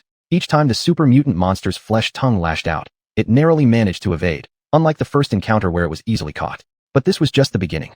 Hurry! Hurry! In the dense pile of bones, Tang Ming jumped around erratically, occasionally throwing a flashbang grenade behind him to secure the most advantageous escape route.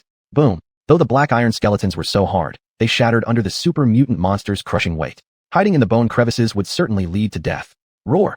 The worms beneath the neck of the super mutant monster suddenly fell off in large numbers, burrowing into the ground through the gaps between the bones and rushing towards them with astonishing speed. Shit! Is this thing cheating? Tang Ming turned his head and almost lost his soul in fright. The blood-colored worms were far more numerous than last time, surging from underground and leaping on the surface like a tidal wave rushing towards them. Without overthinking it, he pulled out a bunch of high-explosive grenades and tossed them backward, hoping they might have some effect. Boom boom boom. The high-explosive grenades exploded, fire sweeping through, but they only eliminated a small number of the blood-colored worms. Screech! With a sharp and shrill cry, The number of blood-colored worms doubled suddenly. Tang Ming took a closer look, and to his horror, they had split themselves again. What the hell am I supposed to do about this? Tang Ming's scalp tingled as the bones beneath his feet loosened suddenly. Bang bang bang. Dozens of blood-colored worms, each thin as fingers, surged out, directly attacking him in the face. Tang Ming's expression changed as he drew his machete and hacked furiously. The metal-like sounds rang out. It was like chopping on metal itself. But with great force, Tang Ming chopped several of the approaching blood-colored worms into pieces, temporarily easing the crisis. However, when he glanced sideways, he saw AI Chow being surrounded by a large group of blood-colored worms that had already overwhelmed it. Even worse, some of the worms were desperately trying to burrow into the wound of its severed arm, their tails wiggling outside. If successfully penetrated, AI Chow's newly born bioorganic body would surely be drained of all its blood and flesh. And even the high-level consciousness it had implanted would hardly survive. Although Tang Ming didn't fully understand the existence form of AI Chow's consciousness, he couldn't stand by and watch it get killed like this. Boy, AI Chow, I'll help you. With a roar, Tang Ming threw a directional explosive bomb behind AI Chow and dashed forward like an arrow. He swiftly slashed a few blood-colored worms that had just gotten close to AI Chow's back, cutting them into two halves which cried out in pain as they fell into the bone crevices. Boom! The directional explosive bomb detonated, blasting away the multitude of blood-colored worms rushing towards AI Chow, their screeches piercingly loud. Lifting his hand, Tang Ming grabbed the worm that was attempting to burrow into AI Chow's wound, forcefully pulling it out and hurling it far away. AI Chow, looking at the additional bloody hole on the freshly healed wound, stated blandly, "Your life only gets one chance. You cannot afford to take too many risks." Running shoulder to shoulder, Tang Ming was slightly stunned and asked in return, "Aren't you afraid of dying?" "As long as the base survives, I will not perish," AI Chow stated calmly before issuing a stern warning. "As for you, your life only gets one chance. Don't ruin me along with yourself." Tang Ming felt indignant at his kindness being taken for granted, yelling, "So what if it's a high-level consciousness? I pity your bionic body. After all, I worked my ass off collecting the materials to make it." AI Chow hesitated, nodding slightly. "Well, technically, I owe you a thank you." Not bad. This time it was Tang Ming's turn to be taken aback. He found himself in a somewhat amusing situation. "But still, I hope you can treasure your life more, because in a sense, your life or death is closely tied to the survival of the entire base." AI Chow reiterated seriously once again. Tang Ming rolled his eyes, saying, "Let's focus on surviving first. What did number 5 deploy against this thing? Can we really kill it?" "The deployment wasn't meant to kill it," AI Chow said solemnly. "What? Are you kidding me right now?" Tang Ming almost burst out in anger, thinking the whole plan was for nothing, and it wasn't even about killing the monster. Was it some kind of matchmaking event? AI Chow said mildly, "The deployment is to gather data, identify the weakness of these mutants." Tang Ming paused, wanting to ask how exactly data was being gathered. Roar! The blood-colored worms began sweeping even faster. The eyes of the super mutant monster glowed with blood-red light, and the worms grew increasingly frenzied. "Oh god!" Tang Ming shivered all over, continuously throwing directional bombs, barely evading the worm attacks each time. Whoosh whoosh whoosh. Just then, several rocket grenades came crashing down, reducing countless blood-colored worms to ash. A breach was blown into the tide of writhing worms rushing towards them. Tang Ming looked up and saw number 5 and a few others in the distance, his expression flickering. "We've arrived, let's speed up." AI Chow suddenly spoke up, its body shooting out like a tightly coiled spring, increasing its speed significantly. Tang Ming propelled himself forward with strength from his legs, leaping through the air like a flea. When he passed through a relatively flat area of the bone forest, he was surprised to see numerous metal poles, each connected by thin wires that were barely visible to the naked eye. Could these be trigger-activated landmines? Is this the trap set up by number 5? This thought abruptly crossed Tang Ming's mind, leaving him speculating about those metal poles. Even if they were landmines with a lethality rating up to level 4, it wouldn't be enough to take down that monster completely armored with bony plates. But there's no way AI Chow would make such an elementary mistake, right? Tang Ming grew more curious. This group of bioengineered humans had all been trained and deployed under AI Chow's guidance. Tang Ming himself hadn't participated much, but now he wanted to know exactly what kind of plan they devised. Whoosh whoosh. Da-da-da. Rocket grenades launched one after another, impacting on the incoming waves of blood-colored worms. In the distance, from a high vantage point, number 6 held a rotary machine gun, providing relentless fire support. The machine gun showed absolutely no damage against the super mutant monster. It was clearly being used to draw the monster's attention instead. Over here, AI Chow barked an order and directly dashed towards a giant skeleton. Without hesitation, Tang Ming followed suit. AI Chow, what have you made number 5 and the others deploy? Unable to suppress his curiosity, Tang Ming asked. But AI Chow ignored him, signaling silently to number 5 at a great distance away. Bang! Number 5 promptly shot a flare into the sky. SSSHHHH.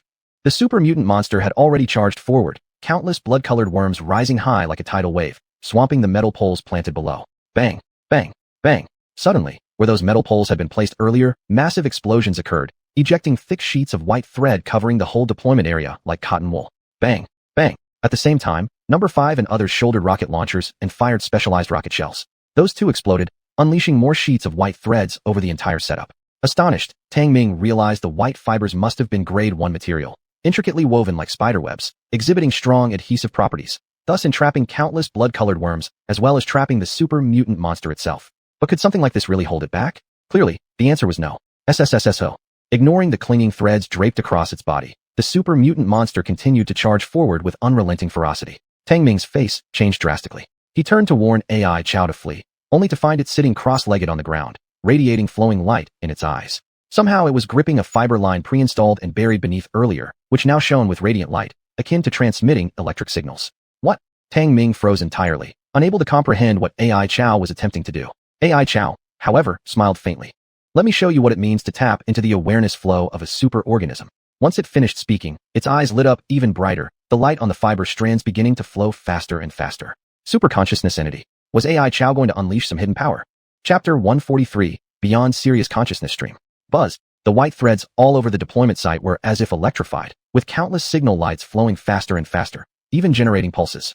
Roar. The supermutated monster that was originally rushing fiercely suddenly stiffened, and its entire massive body paused momentarily. The blood-colored worms rushing madly also stopped moving. This? Tang Ming was shocked. He looked at Aitzao for a moment, then stared at the monster, his mind full of question marks. This phenomenon obviously exceeded his understanding. Scream roar roar. However, the supermutated monster soon seemed to have reacted. It kept roaring low, stretching its massive body. The 18 bone spines on its head emitted a fierce bloodlight, causing the white threads wrapped around it to be dyed red. Even if Tang Ming was confused, he knew the monster was counterattacking, and it seemed extremely swift. Aitzao. Tang Ming worriedly glanced at Aitzao, only to open his mouth wide.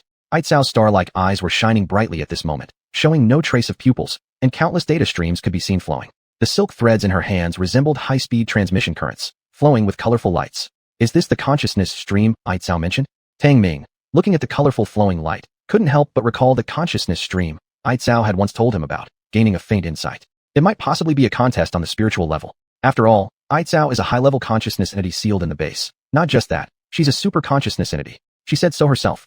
Buzz. All the crystal-clear silk threads in the deployment area lit up, producing stronger electromagnetic pulses, even emitting the sound of magnetic field oscillations. Squeak squeak squeak. The blood-colored worms covered by the white silk threads began twitching wildly, emitting shrill screams. Tang Ming startled, concentrating his vision, and vaguely saw blood worms convulsing explosively, their bloody gore dyeing large areas of the silk threads red. He didn't know how Aitzao achieved it, but it definitely had something to do with the rapidly flowing data streams. Roar roar. Suddenly, the supermutated monster let out a terrifying roar, shaking the entire deep valley, and its bone spines lit up one after another, with waves of bloodlight spreading. Buzz. Aitzao's gaze became increasingly bright, the flow of silk thread light getting faster, like flashing electricity that blurred its speed. Tang Ming noticed Aitzao's condition was somewhat off. The life energy within her body was decreasing. Aitzao. Tang Ming's expression showed great concern. Don't worry about me. This body is too weak to sustain my consciousness stream. Inject me with 3 second-level life agents. But Aitzao spoke, her voice deep. Without hesitation, Tang Ming took out 3 second-level life agents and injected them into her. After the injection of the life agent, Aitzao's life energy recovered slightly, but Tang Ming knew that when she used the consciousness stream, the life energy she consumed far exceeded that little bit. Evidently, the contest between her and the supermutated monster had fallen into a stalemate. But that creature was an extreme, evolutionary life form at its worst. Roar roar. Sure enough, the supermutated monster suddenly went berserk. Its whole body filled with bloodlight from the bone spines, dyeing large patches of silk red, even forcing back the originally colorful glowing light. Tang Ming understood. This was the materialization of Aitzao's contest with the monster, presented as visible light. Roar. The supermutated monster roared angrily, its blood glow growing more intense, the bone spines vibrating like metal being struck. Buzz, and ripples of bloodlight followed, triggering chaotic magnetism and creating a circle of ripples. Biological magnetic field shockwave. Tang Ming's face turned pale, shouting loudly. Number 5, 6, 7, 8. Return to formation. Master, we're here. Within less than 3 minutes, Number 5 and the others arrived. Protect Aitzao's safety, Tang Ming said, focusing intently on the incoming biological magnetic field shockwave that was beginning to form. Taking a deep breath, he pulled out 3 directional blasting grenades. Roar roar. The supermutated monster continued to roar, the bloodlight on its body increasing, and the continuous biological magnetic field shockwaves surged relentlessly, like blood streaks. This was the blood-shaded shockwave. Such shockwaves caused by the biological magnetic field differed from those found in anomalous magnetic regions, where there was only one wave. Its terror lay in its persistence. Tang Ming had previously encountered a Qi Tengsha that generated such shockwaves, brief though they were, lacking endurance, but almost costing him his life. As for the current monster's biological magnetic field shockwave, it was unceasing, making it the most terrifying. Buzz buzz buzz buzz. The ripples of bloodlight surged forward, and the blood-colored shockwave would soon be upon them. Tang Ming immediately threw the first directional blasting grenade. Boom! The directional blasting grenade exploded fiercely before hitting the ground, aimed at the blood-like ripples. However, the intense shockwave merely weakened a part of the blood-colored impact waves. Tang Ming's expression grew serious. With no other way to counter the blood-colored waves, he hurled another directional blasting grenade. Boom! Boom! It took 3 consecutive directional blasting grenades to break through a gap in the blood-colored wave, allowing Tang Ming and those behind him, including Aitzao, to avoid the full brunt of the attack. But before he could take a breath of relief, the blood glow from the supermutated monster's bone spines suddenly flared up again, unleashing another round of blood-colored waves. TCH. Tang Ming's face turned grim as he realized he had only 4 directional blasting grenades left. Damn it. With no time to hesitate, he launched the first one. Boom. The loud explosion shattered even the bones on the ground, but only managed to weaken part of the blood-colored wave. The wave continued to spread like red floodwaters, intensifying the magnetic field anomalies on the surface to their peak. Aitzao. Tang Ming turned and shouted, throwing another directional blasting grenade. Number 5 and the others formed a defensive circle in front of Aitzao, preparing to absorb some of the blood wave with their own bodies. Phew. Aitzao suddenly spat out a mouthful of blood, but her expression didn't change, despite her rapidly depleting life energy. She quickly said, Tang Ming, the balance point of that monster is located 10 meters deep into its anus. Destroy it. What? In the midst of battle, preparing to resist the blood-colored wave with all his might, Tang Ming was stunned as he turned to look at Aitzao. By this time, Aitzao's body had become shriveled, blood flowed from her 7 orifices, her skin even cracked open. But her eyes remained bright, with flowing light in them. Hurry, I will assist you. This body won't last much longer. Aitzao let out a loud shout, her lips dry and shriveled, exposing her gums. Alright, Tang Ming threw another directional blasting grenade, then pulled out 2 vials of life agents and gene agents, injecting them preemptively into himself. He took a deep breath, rushing past while the blood wave was still weakening, moving like an arrow toward the rear end of the supermutated monster. Chapter 144, Weakness, the hemorrhoid at the rear end. Ho! As Tang Ming approached the monster, enveloped in a wave of bloody red shock, he felt a deafening roar. His entire body trembled violently, his heart racing, yet the flow of blood slowed. It was akin to the sensation before death, only even more terrifying. The piercing pain cleared his mind, and enduring the discomfort of his body, he immediately darted toward the back of the monster. Hum. Countless white silk threads dyed in crimson could still be seen with fine traces of colorful light flowing through them if you looked closely. It was like a high-speed transmission of electrical signals. These electrical signals gathering represented the clash of consciousness streams, generating extremely strong electromagnetic pulses and some kind of radiation. As Tang Ming neared this supermutated creature, he clearly saw the monster's thick, sharp bone plates, every inch lined with barbs, flashing with a sharp sinister light. This was what AI Chow referred to as white ironization, though it was unclear whether it truly qualified as white iron. Roar. The monster continued to roar. Although it was caught in a battle of consciousness streams, its huge body remained rigidly stuck in place, but still moved slightly, causing earthquakes and fierce turmoil around. Tang Ming only heard a loud booming sound between his ears, his heart beating faster and faster, while his whole body started convulsing faintly. But he endured all these discomforts, circling around to the rear of the monster, yet found no sign of a rear end. Irritated, he cursed. What the hell? Does this monster have no anus? The super mutant had only a tail covered in sharp bone spines at the back, without any visible expiratory hole. Could it be covered by the bone plates? An idea struck Tang Ming. Clenching his teeth, he moved forward to lift and search. But no holes were found, making him increasingly agitated, his physical stress taking effect until blood trickled from the corners of his mouth unnoticed. Roar roar. The monster's aura became stronger, seemingly gaining an advantage in the clash of consciousness streams. Tang Ming, its rear anus, is under the 10th plate on its back. At that moment, AI Chow's weak voice sounded in his ear, broken and ragged, just like a dying man straining to speak. On its back. Tang Ming was stunned. It was the first time he had heard of a creature having its anus on its back, but he didn't have time to dwell on it. Climbing onto the creature's back despite the blood-red shockwaves, ignoring the protective suit being torn by those bony spikes. 1, 2, 3, 9, 10. The 10th one. With blood streaming from his nose and mouth and his consciousness starting to blur, he finally found the 10th plate and forcefully lifted it up. PHHD. Lifting the heavy bone plate, a concentrated cloud of green, foul-smelling gas shot out, nearly sending Tang Ming flying. Sizzle sizzle. More terrifying still, the green gas possessed intense corrosiveness, almost corroding away most of his protective suit.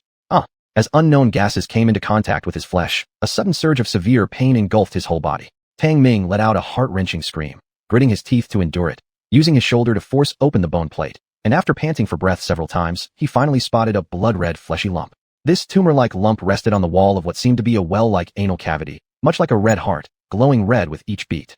A weak spot right here in the anus. Isn't this a hemorrhoid? Tang Ming sneered, his whole body severely corroded to the point where chunks of flesh were falling off, giving him a ferocious look. He pulled out several high-explosive eggs, pulled their pins, and threw them inside before covering the area with the bone plate again. Boom! A muffled sound was heard. Shriek!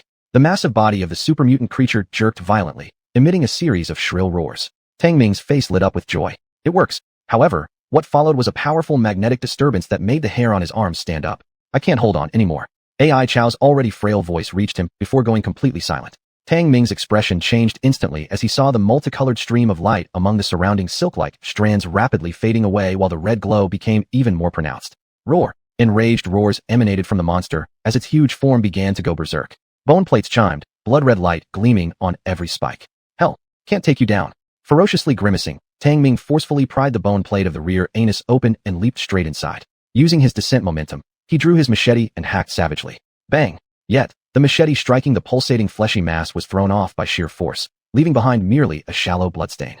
PFFTCHHH. Even worse, a concentrated jet of green gas erupted from deep within the rear anus, strongly corrosive. Tang Ming had no means of avoiding it. The gas swept over him entirely, utterly destroying his protective suit, and beginning to cause severe damage to his exposed skin. He felt like he'd fallen into a pool of strong acid, soon to be completely dissolved away. Fuck your mother. Even if I die, I will cut off your goddamn hemorrhoid. Airgrig. Tang Ming let out its on call, his ferocity fully unleashed. He stuck to the huge tumor and hacked at it with all his might, producing a series of booms as he struck. No matter how hard the tumor was, it was now slashed into a bloody pulp, yet it continued to throb, radiating an eerie red glow. This was indeed the monster's weakness, and it screamed in excruciating pain, the cries resonating with agony. Zee! At that moment, deep within the rear anus, a large swarm of blood-red worms surged forth, emitting ear-piercing shrieks. Tang Ming's mind cleared instantly. His golden-ringed pupils contracted sharply as he glanced down at the bloodied and mangled tumor still pulsing beneath him, his face growing more fearsome. He pulled out the last directional thunder bomb, unsheathed the pin, and pressed it firmly against the tumor, leaning all his weight onto it. With a ferocious roar, he shouted, "Die!" Boom! Flesh and blood splattered everywhere as the entire tumor was blasted open. The killing power of the directional thunder bomb approached level 3. Its explosive force in one direction not only shattered the massive tumor, but also sent waves of shock back towards the swarm of blood-red worms, pushing them violently backward. The immense recoil from the explosion also shattered Tang Ming's entire arm. His tendon snapped, and his nerves lost all sensation. But the most critical damage was inflicted on his heart, which suffered a severe blow. Though the directional thunder bomb only exploded in one direction, its reaction force was extraordinarily strong. Aoeu. With the rear anal tumor destroyed, the genetic balance point within the super mutant creature was broken. It let out a chilling, agonizing scream. In just a few minutes, its colossal body was covered in cracks. The once hard bone plates and spines lost their luster, turning gray and crumbling. Countless blood-red worms also screeched in pain, desperately wriggling out of the monster's body before inexplicably withering and dying. Roar, roar. The dying AI Chow suddenly opened his eyes, watching as the super mutant monster's body disintegrated and crashed to the ground. A faint smile appeared on his face. Number 5 and the others stood guard by AI Chow's side, their eyes filled with instinctive fear as they watched the rapidly weakening life energy of the monster. They witnessed firsthand the disintegration of a high-level life form as its genes collapsed. Yes, the still howling super mutant monster began to disintegrate. Its bone spine shattered, its bone plates fell off, as if consumed by decay. After the genetic structure sustaining it was disrupted, these tissues naturally could no longer endure, fragile like dust. The spurting crimson blood was foul-smelling and putrid. Chapter 145, Killing the Monster. The skeleton forest in the deep underground valley still echoed with fierce roars. But that super mutant monster had collapsed with a boom, its genetic balance broken, and it disintegrated in an instant. This extreme evolutionary life form had deteriorated and was now destroyed. Looking at the monster collapsing like a mountain, Aitzao weakly said, "Inject me with the life elixir." Number 8 immediately took out a second-level life elixir and injected it into Aitzao. Aitzao's body was severely shriveled, with wrinkled skin, lacking vitality, but only his eyes remained as profound and wise as stars. Though the life elixir had astonishing effects, it could only keep him barely alive. His body was too damaged for the elixir to have any real effect. "Aitzao, sir, the master is gone." Number 5 observed for a while, but didn't see Tang Ming's figure, so he immediately reported it. He's not dead yet. After being injected with the life elixir, Aitzao's declining bodily functions finally stabilized. He looked at the collapsing corpse, which was still twitching, and said, "Numbers 5 and 6, go find him." Yes. Numbers 5 and 6 responded and rushed towards the collapsed monster's body. The entire deployment area was still covered by layers of white silk. Under the silk, countless worm corpses were everywhere. Although the super mutant monster was dead, Numbers 5 and 6 continued to move forward with disciplined, alternating cover. For some unknown reason, the magnetic field anomaly strength throughout the entire valley was slowly weakening, as if with the complete disappearance of the super mutant monster's life energy, it too had weakened. In the end, the magnetic anomaly weakened to a moderate degree and stopped. Roar! The life force of the super mutant monster completely dissipated, its enormous body disintegrating into scattered parts. Its massive skeleton was exposed, the flesh rotting and falling apart all over. Its previously white iron-iffied bone plates and spikes were now gray and loose, like thoroughly rusted metal, splitting apart. Numbers 5 and 6 climbed onto the monster's bones. Unable to identify the 10th bone plate, they had no choice but to break them one by one to find Tang Ming's whereabouts. Boom! Suddenly, a pile of putrid flesh exploded, revealing a large blood-filled cavity, which startled numbers 5 and 6 into immediately raising their guns on alert. But soon after, they lowered their guard because out of the blood-filled cavity crawled a humanoid creature. It was none other than Tang Ming. Master! Numbers 5 and 6 quickly went over and pulled Tang Ming out, his whole body battered and bruised. Whoa! Tang Ming lifted his mask and spat out a mouthful of blood. Number 5 immediately retrieved 3 vials of medicine, Gene Elixir, Life Elixir, and Hemostatic Elixir, all of which were given to Tang Ming. Number 6, take off your protective suit and give it to the master. Number 5 shouted out, then grabbed the medical cream, applying it on Tang Ming's exposed flesh to clean the wounds. Upon hearing this, Number 6 started to remove his protective suit. No need. Tang Ming coughed up blood and panted. I've got backup protective suits. Take them out. Hearing this, Number 6 immediately took down Tang Ming's space backpack and opened it, retrieving a new set of second-level protective clothing. Thankfully, the space backpack was made with high-quality materials including a layer of black iron. Otherwise, it might have been corroded through long ago. After cleaning the wounds and putting on the protective clothing, Tang Ming felt much better. Although his body was still stinging with pain, it was incomparably better than before. Where's Aitzao? Propped up by Number 6, Tang Ming suddenly remembered Aitzao's safety and hastily asked. As for the shattered, decomposed monster's corpse behind him, he didn't even glance at it. Master, Aitzao sir has extremely weak vital signs and is currently resting. Number 5 answered immediately. Tang Ming frowned. Help me get there. This time managing to kill the super mutant monster was entirely due to Aitzao's intervention. Otherwise, even 100 of him wouldn't be enough to fill that monster's tooth gaps. Regarding Aitzao's ability to intervene, Tang Ming felt both envy and deep unease, often shuddering at thoughts of his previous close calls. At the time, if Aitzao could have directly utilized consciousness stream power, Tang Ming would probably have perished, leaving nothing more than a brain preserved in life-based liquid. The ultimate life consciousness is really incredible. If Aitzao's bioengineered body evolves to its limit, how terrifying would that be? It's practically akin to cultivation. Tang Ming secretly marveled. Since arriving on the alien planet, his sense of morality and worldview had been repeatedly shattered and rebuilt, overturned again and again. That super mutant monster had just died instantly, seemingly slain as though from internal destruction, something he dared not dream about. It could only be said that this alien world was truly wondrous. Cough cough. Aitzao's weak cough carried over, and Tang Ming raised his head to see Aitzao, who was almost utterly exhausted, causing Tang Ming's heart to drop. Aitzao, how are you feeling? Tang Ming broke free from Number 6 support and quickly moved forward, his worried inquiry hanging in the air. To tell the truth, whether for public or private reasons, he didn't want Aitzao to die in this body. Aitzao's bright eyes looked at Tang Ming, and a faint smile appeared on the withered face that was too pitiful to look at. You don't need to worry. This body can still be used temporarily. Uh-huh. Tang Ming nodded, then glanced back at the collapsed monster corpse and sighed. Who would have thought? When you stepped in, the monster didn't last half an hour before dying. It was so cool. Aitzao shook her head. It died directly under your hands. Tang Ming waved his hand. Forget it. I just gave it a hemorrhoid surgery at best. But, let me say this again. How could a monster like that even have a weak point? And that weak point is actually located right behind its anus? Those things I could handle. But why does its anus grow on its back? Isn't it afraid of constipation? Honestly, there were too many things he wanted to complain about. Aitzao didn't answer his sarcastic questions, but instead ordered numbers 5 through 8. Numbers 5, 6, 7. You take apart that carcass and find everything of high value. Number 8. Go set up a positioning marker and establish contact with one. After issuing each command in an orderly fashion, Aitzao disassembled the detector and handed it over to Number 8. The bioengineered being sprang into action promptly, leaving only Tang Ming and Aitzao behind. Tang Ming hesitated for a moment, looking at the carcass and asked, Are you searching for the regeneration seed? The regeneration seed may not be preserved. Aitzao shook her head, solemnly saying, I had numbers 5 and them mainly look for evidence. Evidence? Tang Ming paused, revealing a puzzled expression. Aitzao countered, Don't you find it strange? The entire nest of the iron-eating beasts has fallen and died, yet one iron-eating beast king survived and mutated. Tang Ming was startled for a second, reflecting deeply. And besides, Aitzao continued analyzing carefully. The magnetic field anomaly in this deep underground valley reached the advanced level, along with appearances of death worms, ground-dwelling animals like moles, solitary earth dragons, and armored terror catfish. Everyone points towards the peculiar nature of this place. Having broken down the details thoroughly, she added, Therefore, I suspect that not only did the regeneration seeds appear here, but it's highly possible some other factor caused these events to happen together. The evidence I'm looking for. Tang Ming was momentarily dumbfounded. He didn't understand now what kind of evidence she was talking about. Could she just speak clearly? Chapter 146, White Iron. Team 5 almost disassembled the entire skeleton of the super-mutated monster, but only managed to dig out a segment of snow-white bone. Aside from that, all they found was a heap of rotten flesh and decayed bones, deteriorated tissues due to genetic collapse. Not only worthless, but also highly toxic. Master, we have only found one high-value item. Number 5 handed over the snow-white bone to Tang Ming. Upon receiving it, Tang Ming felt its surprising weight, and his brows immediately furrowed. This snow-white bone, merely tens of centimeters long and shaped like a forehead bone, gleamed brightly despite being nearly 100 kilograms in weight. A preliminary judgment indicated that this was a special bone with a density much greater than black iron. The white bone was hard and resembled aluminum alloy, with fine, regular patterns densely covering its surface, indicating a tightly compact texture. Is this white iron? Tang Ming was startled and suddenly looked at AI Chow. AI Chow happened to glance at him and nodded. This is white iron.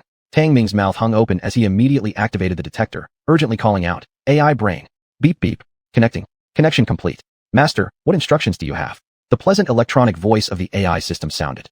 Scan this bone immediately and conduct an analysis. Tang Ming ordered at once. Understood, Master. Commencing scan. The detector emitted a red light, swiftly scanning the bone and analyzing its details. Master, this is a completely white iron transformed bone. The system detected traces of biological tissue, calculating that it is a metal object condensed and mutated from some advanced life form. The white iron content is as high as 99%. The AI system's analytical results left Tang Ming stunned, unable to close his mouth.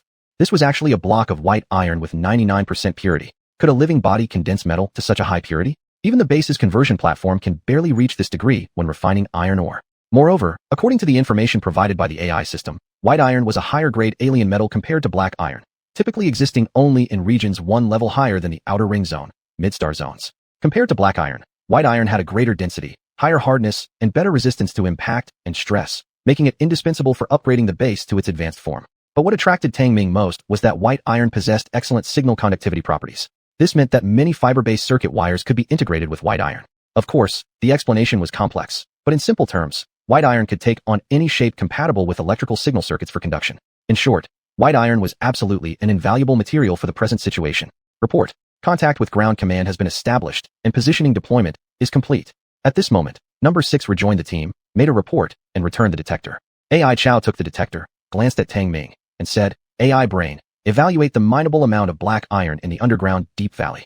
Understood. Evaluating immediately. Evaluation ongoing. Completed. Underground deep valley pre-scan estimates a total weight of 732 tons of devouring iron beast bones. Black iron content 99%.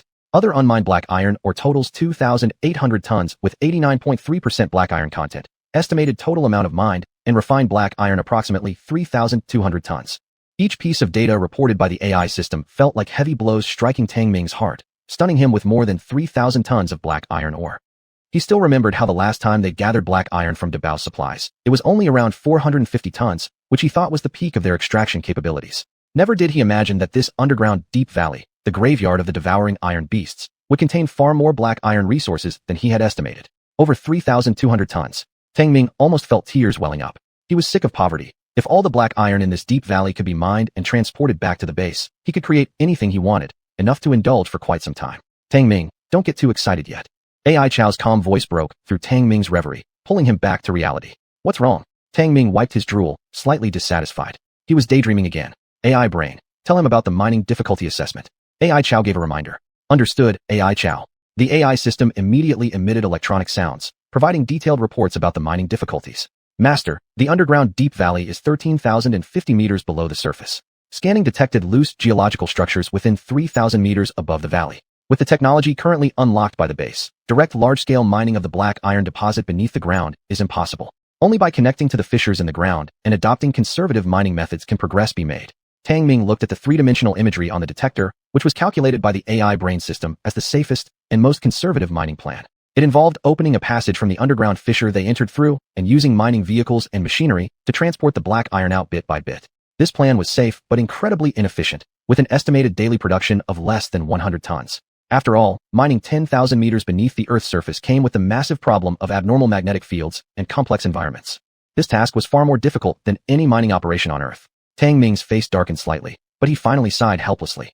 Indeed, it's not that easy to get our hands on such resources. But even a grasshopper's leg is still meat. A daily output of less than 100 tons just means about a month's time. You're quite optimistic. However, AI Chow frowned and said, but the initial investment won't be small. Before we can mine this subterranean deposit of black iron, we need to explore for new deposits of black iron. Tang Ming nodded. He knew what AI Chow said was correct. Lord AI Chow, there are no suspicious areas detected. At this moment, Number 5 and his team returned after their second search to report back. AI Chow knitted her brows in deep thought. Not wanting to disturb her, Tang Ming had the detector scan her physical condition. Master, AI Chow's life energy has reached its lowest limit. The death rate of her cells has exceeded 42%, indicating a critical state. Immediate return to the base for treatment is required.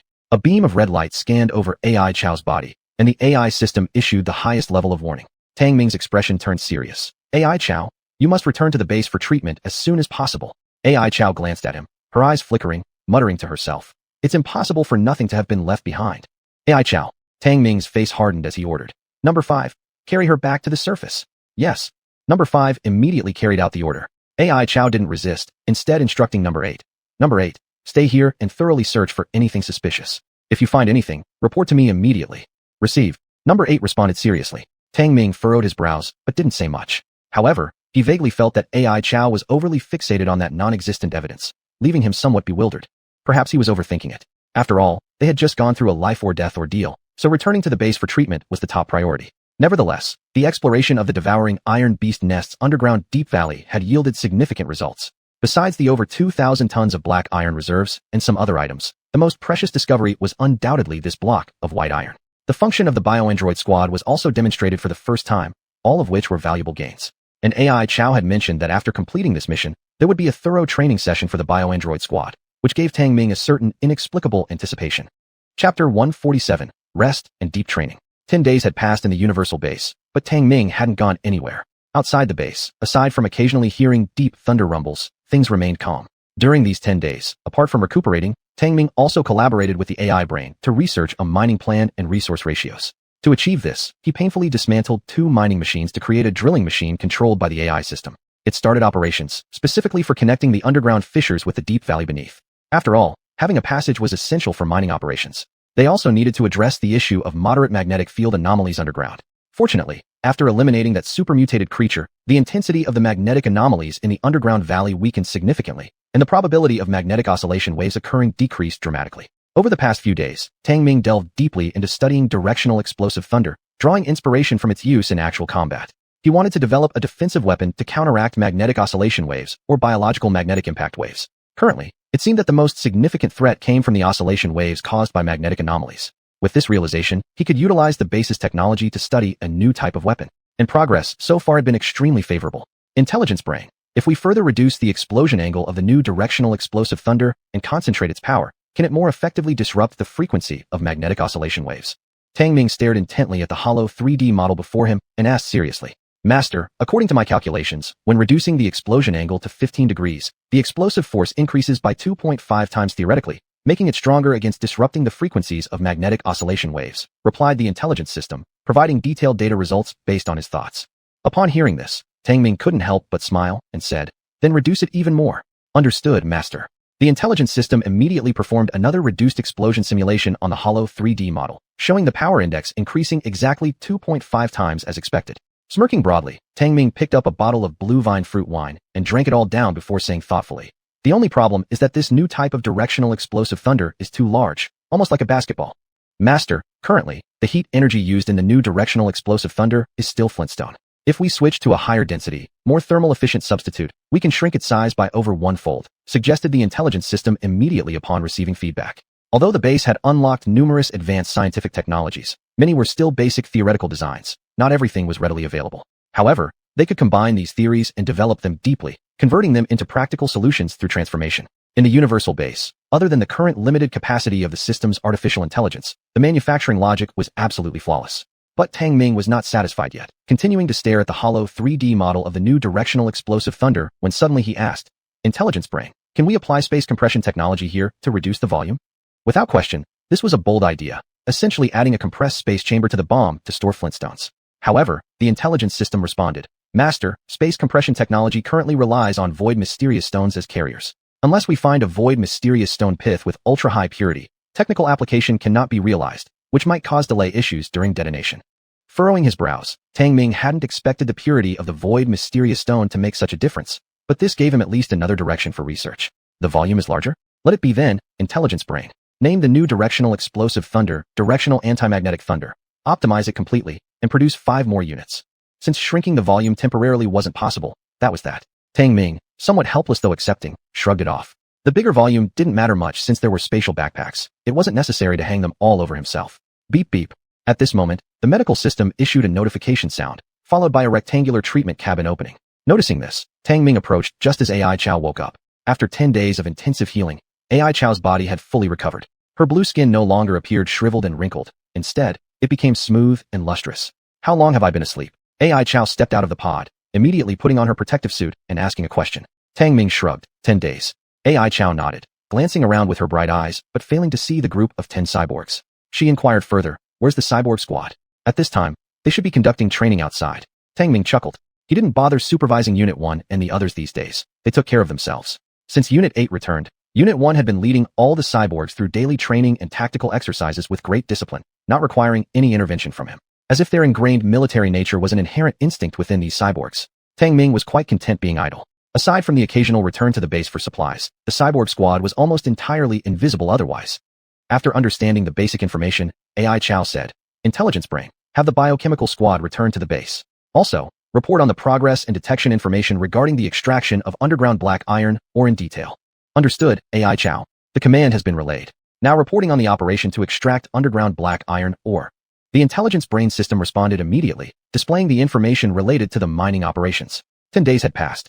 Under the exploration work carried out by the drilling machine and mining machines, the underground fissures had already been connected, and they had begun laying down the underground railway. The deathworm clusters that had been lurking beneath the ground were completely eradicated by the biochemical squad. Once the underground railway was completed, mining operations could commence to transport the black iron ore and black iron bones to the surface. AI Chow nodded slightly but didn't say much. She wasn't particularly concerned about this. What she cared about was whether there were any suspicious items found during the process. But since Unit 8's return hadn't left any specific clues, it seemed no suspicious places had been found yet in the deep valley beneath the ground. Intelligence Brain, while you're at it, report all the resource points discovered recently as well. Let's have some fun together. Tang Ming added a sentence. Understood, Master. The mining vehicle sent to the swamp marked by Mechanical Soldier number 4 for helium. 3 resource feedback indicates that large-scale collection can be conducted. The exact location of the void mysterious stone resources marked by Mechanical Dog number 6 has been detected, and the drilling mining is currently underway, with an estimated completion within 12 days for harvesting the void mysterious stones. The pleasant electronic tone of the intelligence brain system reported each piece of information. Besides ongoing resource mining projects, several newly discovered resource points were still under assessment, totaling around 7 or 8. Though Tang Ming had already heard these updates from the intelligence brain system multiple times, he couldn't help but grin widely, feeling extremely pleased. In contrast, AI Chow maintained an expressionless face, still indifferent, as if the good news meant nothing significant. How about it? There are quite a few resource points discovered recently. Tang Ming's eyes sparkled as he stared at the glowing map dotted with marked resource points. In just over 10 days, the dispatched mechanical dogs had explored so many, and this was only within a radius of 2,000 kilometers centered on the base. If the search area expanded further, there would surely be even more discoveries. However, AI Chow shook her head and said gravely, we are urgently in need of black iron and helium-3. The quantity of black iron ore we've located is too little. Expand the search range for the mechanical dogs. Tang Ming hesitated, then chuckled ruefully. Indeed, as AI Chow had pointed out, besides the unmined underground black iron ore, the total reserves of the other 2 discovered deposits amounted to only about 300 tons, a negligible amount. Report. All members of the Engineering Department, Combat Department, and Logistics Department have returned. At that moment, the 10 members of the biochemical squad had already arrived back at the base, shouting their report loudly. A flash crossed AI Chow's eyes. Just take advantage of these days to conduct a deep training session. Deep training. Tang Ming's eyes lit up. He had long wanted to witness AI Chow's rigorous training for the biochemical squad. Chapter 148, Complete Genetic Code. The in-depth training of the biohacker squad was brutal. Each member wore Shin iron black armor, with gravity load adjusted to 3 times their weight, and were forbidden by Aitzao to take it off throughout the day. Every day, they underwent grueling exercises. Aitzao's intensive training plan turned out to be even more ruthless than Tang Ming had imagined. He originally thought Aitzao's in-depth training plan would be different or carry some ulterior motives that might broaden his horizons, but it ended up being completely contrary to that. From early each morning, every member of the biohacker squad had to inject a gene serum, then consume large amounts of food before starting long-distance endurance training. This so-called long-distance endurance was not just cross-country running. There were also various physical strength training projects like weightlifting and hand-to-hand combat with exotic species. Every biohacker's Shin iron black armor provided signal feedback, which could monitor various real-time reaction data from their bodies. And at this moment, Tang Ming was looking at the information fed back from each biohacker, including Aitzao. TSK, this is Aitzao's hardcore training. It's really intense. Tang Ming sat cross-legged, sipped a cup of fruit wine, and leisurely watched the training video sent back by Aitzao.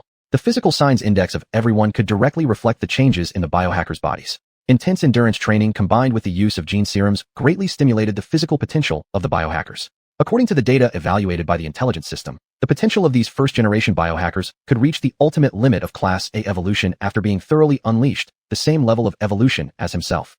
However, all these were the basics. What most surprised Tang Ming was the gene detection index added by Aitzao. What exactly was the gene detection index? Tang Ming wasn't entirely clear either because the amount of data from the gene detection index was too large for him to obtain any effective information using his own brain. Moreover, these genetic data were not static. They changed according to the fluctuations in various indexes of the biohackers' bodies. In short, the gene data detected by the system was like a pulse variation index, and the fluctuation was extremely fast. This was something Tang Ming found quite annoying. He always felt like a mentally challenged individual whose intelligence couldn't keep up with Aitzao's way of thinking. Even the intelligence system, with limited capacity, could surpass him in logical calculation abilities. Beep, beep, beep. Suddenly, the system sounded an alert, drawing Tang Ming's attention. At some point, Aitzao's rapidly changing genetic data stopped, and a string of genetic codes popped up. This is Aitzao's genetic sequence. Tang Ming suddenly became alert, his eyes fixed on the string of genetic codes, the computational result of the gene detection index added by Aitzao. This was the first time he saw the secret of genes presented in such a complex form, filling him with amazement. This gene code was not the simple DNA and RNA segment sequences displayed in earth science textbooks, but an extremely complex expression method, so complicated that Tang Ming couldn't understand much of it with his current knowledge reserve. Subconsciously, Tang Ming felt he had caught a glimpse of the essence that formed the foundation of life and the profound secrets of heredity, immediately capturing all his attention. But given his present wisdom and knowledge, he truly couldn't comprehend this intricate string of mystical gene codes. Driven purely by instinctual thirst for understanding life, his entire mind became entrapped within them without any possibility of escape. Looks like you have a strong desire for the true meaning of life.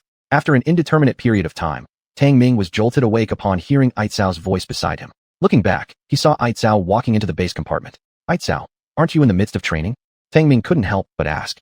But Aitzao's bright gaze remained fixated on the complete genetic password calculated by the system, her eyes flickering slightly as she said, "My body has already reached the extreme limit of A-level evolution, and the complete genetic code has been computed, so I no longer need to continue with the training." Tang Ming's heart stirred and asked, "Your purpose of training was to allow the system to compute the complete genetic code, right?" "That's correct." Aitzao nodded and continued. "When the body reaches its maximum potential through an aggressive training regimen, the complete genetic code can be expressed through the system's computation." Aitzao added, "And at this point, basically every biohacker body can achieve the ultimate limit of A-level evolution."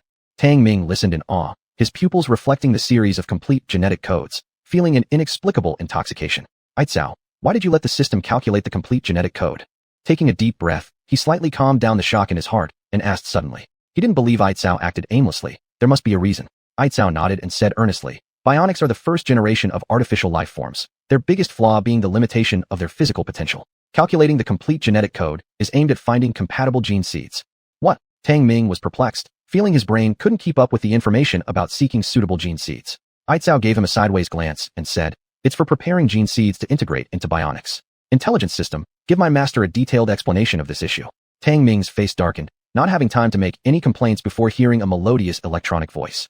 "Master, the greatest flaw of the first-generation bionics lies in the restriction of their life potential, which can only reach Class A evolution degree at its peak. By calculating the full genetic code, we can find compatible gene seeds from other life forms and proceed with fusion. This way, bionics with limited potential can gain further enhancement, adapting better to extraterrestrial environments." The tip from the intelligence system left Tang Ming dumbfounded. He knew that these bionics were simple artificial humans with limited lifespan and potential, unlike himself, who could continually evolve. But he never expected there to be a method of enhancing bionics by fusing them with gene seeds from other species. But why not just upgrade and replace to improve lifespan and potential? Tang Ming furrowed his brows, asking in return, "Master, the second-generation upgrade for bionics requires highly compatible male and female life genes, as well as the assistance of superlife essence fluid to carry out the second-generation upgrade." The intelligence system explained. Tang Ming nearly cracked when he heard this. Last time, it took countless risks just to gather the 4 raw materials needed for life essence fluid. And this super life essence fluid required even more high-grade drugs that could only be found in advanced zones. Where was he supposed to look? Now, it was already hard to find even basic blue silver grass, let alone make more than these 10 bionics. The evolution of bionics isn't as simple as you think. Every time they go hunting exotic species outside, if they can find compatible gene seeds, bring them back. Aitzao seriously reminded him. Tang Ming nodded. Anything that could enhance the combat power of the biohacker squad was worthwhile. Aitzao smiled and said, "As of now, the biohacker team is estimated to reach the ultimate limit of Class A evolution within 3 days, with their full genetic codes calculated. Then they can be dispatched on missions, allowing them to seek suitable gene seeds themselves. Tang Ming lit up immediately. Then, can my complete genetic code also be calculated? Chapter 149, Division of Labor. With your potential, you don't need to integrate the genes of other species. AI Chow shook his head and said seriously, you have the life seed gene planted by entropy ancestor, and you must not be polluted by low-level genes, otherwise it will be putting the cart before the horse. What exactly is the entropy ancestor? Tang Ming asked, frowning. AI Chow stared at him, his deep eyes as calm as a universe. After a while, he said in an extremely serious tone, with your current evolutionary awareness, you can't understand it. Just regard it as the supreme existence of the universe. Supreme existence? Tang Ming was moved in his heart, with his mouth wide open. The supreme life form? Is it a god? AI Chow shook his head, with a trace of bewilderment in his eyes. The existence of the entropy ancestor has surpassed the realm of life. You can understand it as the supreme god. But deities are just high-level life forms with religious connotations in the vast universe. Tang Ming fell silent. This point he could understand. It's like on Earth, extraordinary people are often revered and followed as gods. And the influence possessed by great figures has transcended their own strength, more akin to a great spiritual symbol. But how come it's getting increasingly fantastical? Is the end of science truly cultivation? Tang Ming began to doubt his own existence. Well, don't overthink it. Anyway, with your genetic potential, if you can fully unlock it, it's hard to define what level of evolution you can achieve. AI Chow smiled, always looking at Tang Ming with an indescribable meaning. Tang Ming felt uncomfortable under AI Chow's gaze, instinctively covering his chest and groin area, and took 2 steps back. AI Chow, don't look at me like that, it's scary. I'm just envious that you possess a body with ancient genetic potential. If it weren't for abiding by the only fixed law of life genes, I would have wanted to replicate your genetic code. AI Chow regretfully shook his head with a faint sigh. Although AI Chow's body was the first-generation biochemical human body, it rarely exhibited such emotional vulnerabilities due to its superconsciousness. Tang Ming, however, shuddered all over. Fortunately, he had been wise back then, otherwise, his body might have been disassembled and reassembled. Rumble, rumble. At that moment, a series of muffled roars came from outside the base cabin, resembling thunder. AI Chow's expression changed immediately, and he rushed out of the base. Seeing this, Tang Ming followed as well. Outside the base cabin, AI Chow fixed his gaze intently on the purple planet suspended in the sky, his eyes heavy with concern. The abnormal vibrations have been occurring more frequently recently, and the speed of the purple star ring's rotation is also accelerating. Tang Ming solemnly stated. In the 10 days when AI Chow was in deep sleep for intensive treatment, he had heard these abnormal vibrations more than once. The purple star earthquake has entered the middle stage. It's likely that the alien star disaster will soon gradually descend upon us, so we must quickly prepare ourselves. AI Chow warned earnestly. Tang Ming nodded, then asked, can we detect the form in which the alien star disaster will manifest now? AI Chow shook his head. Unless the base reaches its ultimate form, the intelligent brain system would have issued an early warning already. That's true. Tang Ming felt somewhat helpless. After all, the omnipotent base was still in its intermediate form and wasn't entirely omnipotent. What kind of form the alien star disaster will take to arrive and what degree of harm it would bring are currently unknowns. What impact it will cause to the entire alien star or the outer loop area ecosystem is also yet unclear. Because this is not an ordinary disaster, but rather a calamity caused by the activation of the alien resonance source, triggering a disaster from within outward. Any disaster that occurs in any space of any planet in this universe will follow a certain law, that being phased stages. This is a basic reaction of matter, just with varying durations. If my hypothesis is correct, this disaster will unfold phase by phase, but the time cannot be predicted. Do you understand my meaning? AI Chow suddenly spoke seriously. Tang Ming slightly paused, nodding. Therefore, we need to work together efficiently, plundering sufficient resources to develop the base. AI Chow appeared severe, revealing for the first time the essence of a super life form. This is an inherent nature of plundering, strong and justified, making Tang Ming feel somewhat uneasy, but he wasn't someone overly righteous either. To cope with the disaster, the kindness of Earth naturally had to be abandoned. This is the ecology of an alien star, where life and death are on the line. Retracting his gaze from the purple star, Tang Ming took up AI Chow's words and said somberly, the base needs upgrading and expansion of subwarehouses, transformation of equipment, etc., requiring large amounts of black iron and helium, 3 resources. These resources are necessary regardless of whether there is a disaster or not. But since the disaster is near and the future uncertain, it seems we need to start gathering these in advance. How do you plan to do it? AI Chow asked. We should divide our labor. The biochemical squad will continue their intensive training, and I'll be responsible for gathering resources. After the biochemical training is completed, we can start dividing tasks to gather resources. How does that sound? Tang Ming thought for a moment and said, he alone couldn't manage so many things, even with the help of the smart brain system. AI Chow nodded. All right. After the division of labor, AI Chow then focused solely on the intensive training of the biochemical squad. Its goal was to thoroughly unlock every member's physical potential, document their complete gene codes, and then send them out on missions to search for suitable genetic seeds. Meanwhile, Tang Ming received feedback from the helium, 3 resource points he had been closely monitoring. The number 4 round blade mechanical soldier had marked a northern helium, 3 resource point, which had already begun collection, but its low efficiency wasn't satisfactory to him. Intelligent brain. Is there any way to increase the collection speed? Tang Ming frowned while observing the extraction rate at the northern helium 3 resource point. Master, the current method of extraction being used at the northern helium 3 resource point involves mining vehicles, leading to a storage phase followed by transport back to the base, hence it's slow. The intelligent brain system responded immediately. So, choose a plan for an equipment combining collection and transportation functions. Tang Ming said. Understood, Master. Selecting backup plans, presenting. The intelligent brain system promptly listed 5 equipment plans, all integrating energy extraction and transportation functions. Among these, 3 were improved versions of universal transporters. One was a special miniature collector vehicle with its storage tank actually expanded using void-obscure stones, reaching an astonishing 1,000 cubic meters. Even more surprising, this vehicle could also be upgraded and equipped with certain weaponry, causing Tang Ming's eyes to brighten. Select the last one. Master, this special collector vehicle requires 100 kilograms of raw void-obscure stone material, which is currently 0 in the base's reserve, the intelligent brain system reminded. However, Tang Ming confirmed the plan confidently and laughed easily. Isn't the void-obscure stone resource point almost ready to be mined? And won't we have enough soon? What's the status of the mining operation now? Master, the void-obscure stone resource point will finish mining soon, but there are second-level anomalies nearby. It's recommended to increase protective forces. The intelligent brain system then called up a light electronic map, marking 2 red dots, representing 2 hidden anomalies lurking near the void-obscure stone mine. What kind of creatures? Tang Ming frowned again and asked. The specific types of anomalies haven't been detected yet, but the unknown anomaly has lain dormant for 4 days. It's speculated that they've been drawn here by the scent of the void-obscure stone mine. The intelligent brain system analyzed the collected data and reported back. The scent of the void-obscure stone mine attracted them. Tang Ming felt something strange intuitively and immediately commanded. Continue mining. Send another rider hand and 1 attacker over for support. Rider hands referred to the round-blade mechanical soldiers, and attackers pointed to unmanned jet vehicles. Chapter 150, Spike Bone Beast. Boom boom. In a silicon stone hollow, the Kwangming stone resource point was being mined as planned. 2 mining machines were operating around the clock, their loud rumbling sounds quickly digging out the first batch of ore. The Kwangming stone mine was deeply buried under the silicon mountains, mixed with the hard silicon stone, making extraction extremely difficult. Moreover, the purity of the mined Kwangming stones wasn't high, and their sizes varied greatly. However, for Tang Ming, this was an invaluable resource. At this moment, Tang Ming was in the base, watching via live broadcast the first batch of Kwangming stones freshly dug up by the mining vehicle, and couldn't help but flash a hint of joy. He had long enjoyed the benefits brought by Kwangming stones. Even if he were somewhat dim-witted, he knew all too well the enormous impact that Kwangming stones brought, as well as their potential strategic importance. Beep beep. Master, the first batch of Kwangming stones has been sorted. The mineral vein contains 23% Kwangming stone content, estimated to be fully mined within 12 days, with a total extraction volume reaching 6,200 kilograms. The intelligent brain system soon accurately calculated the total content of the Kwangming stone resource point and the mining cycle. Tang Ming's mouth was wide open with delight. Over 6 tons of Kwangming stones.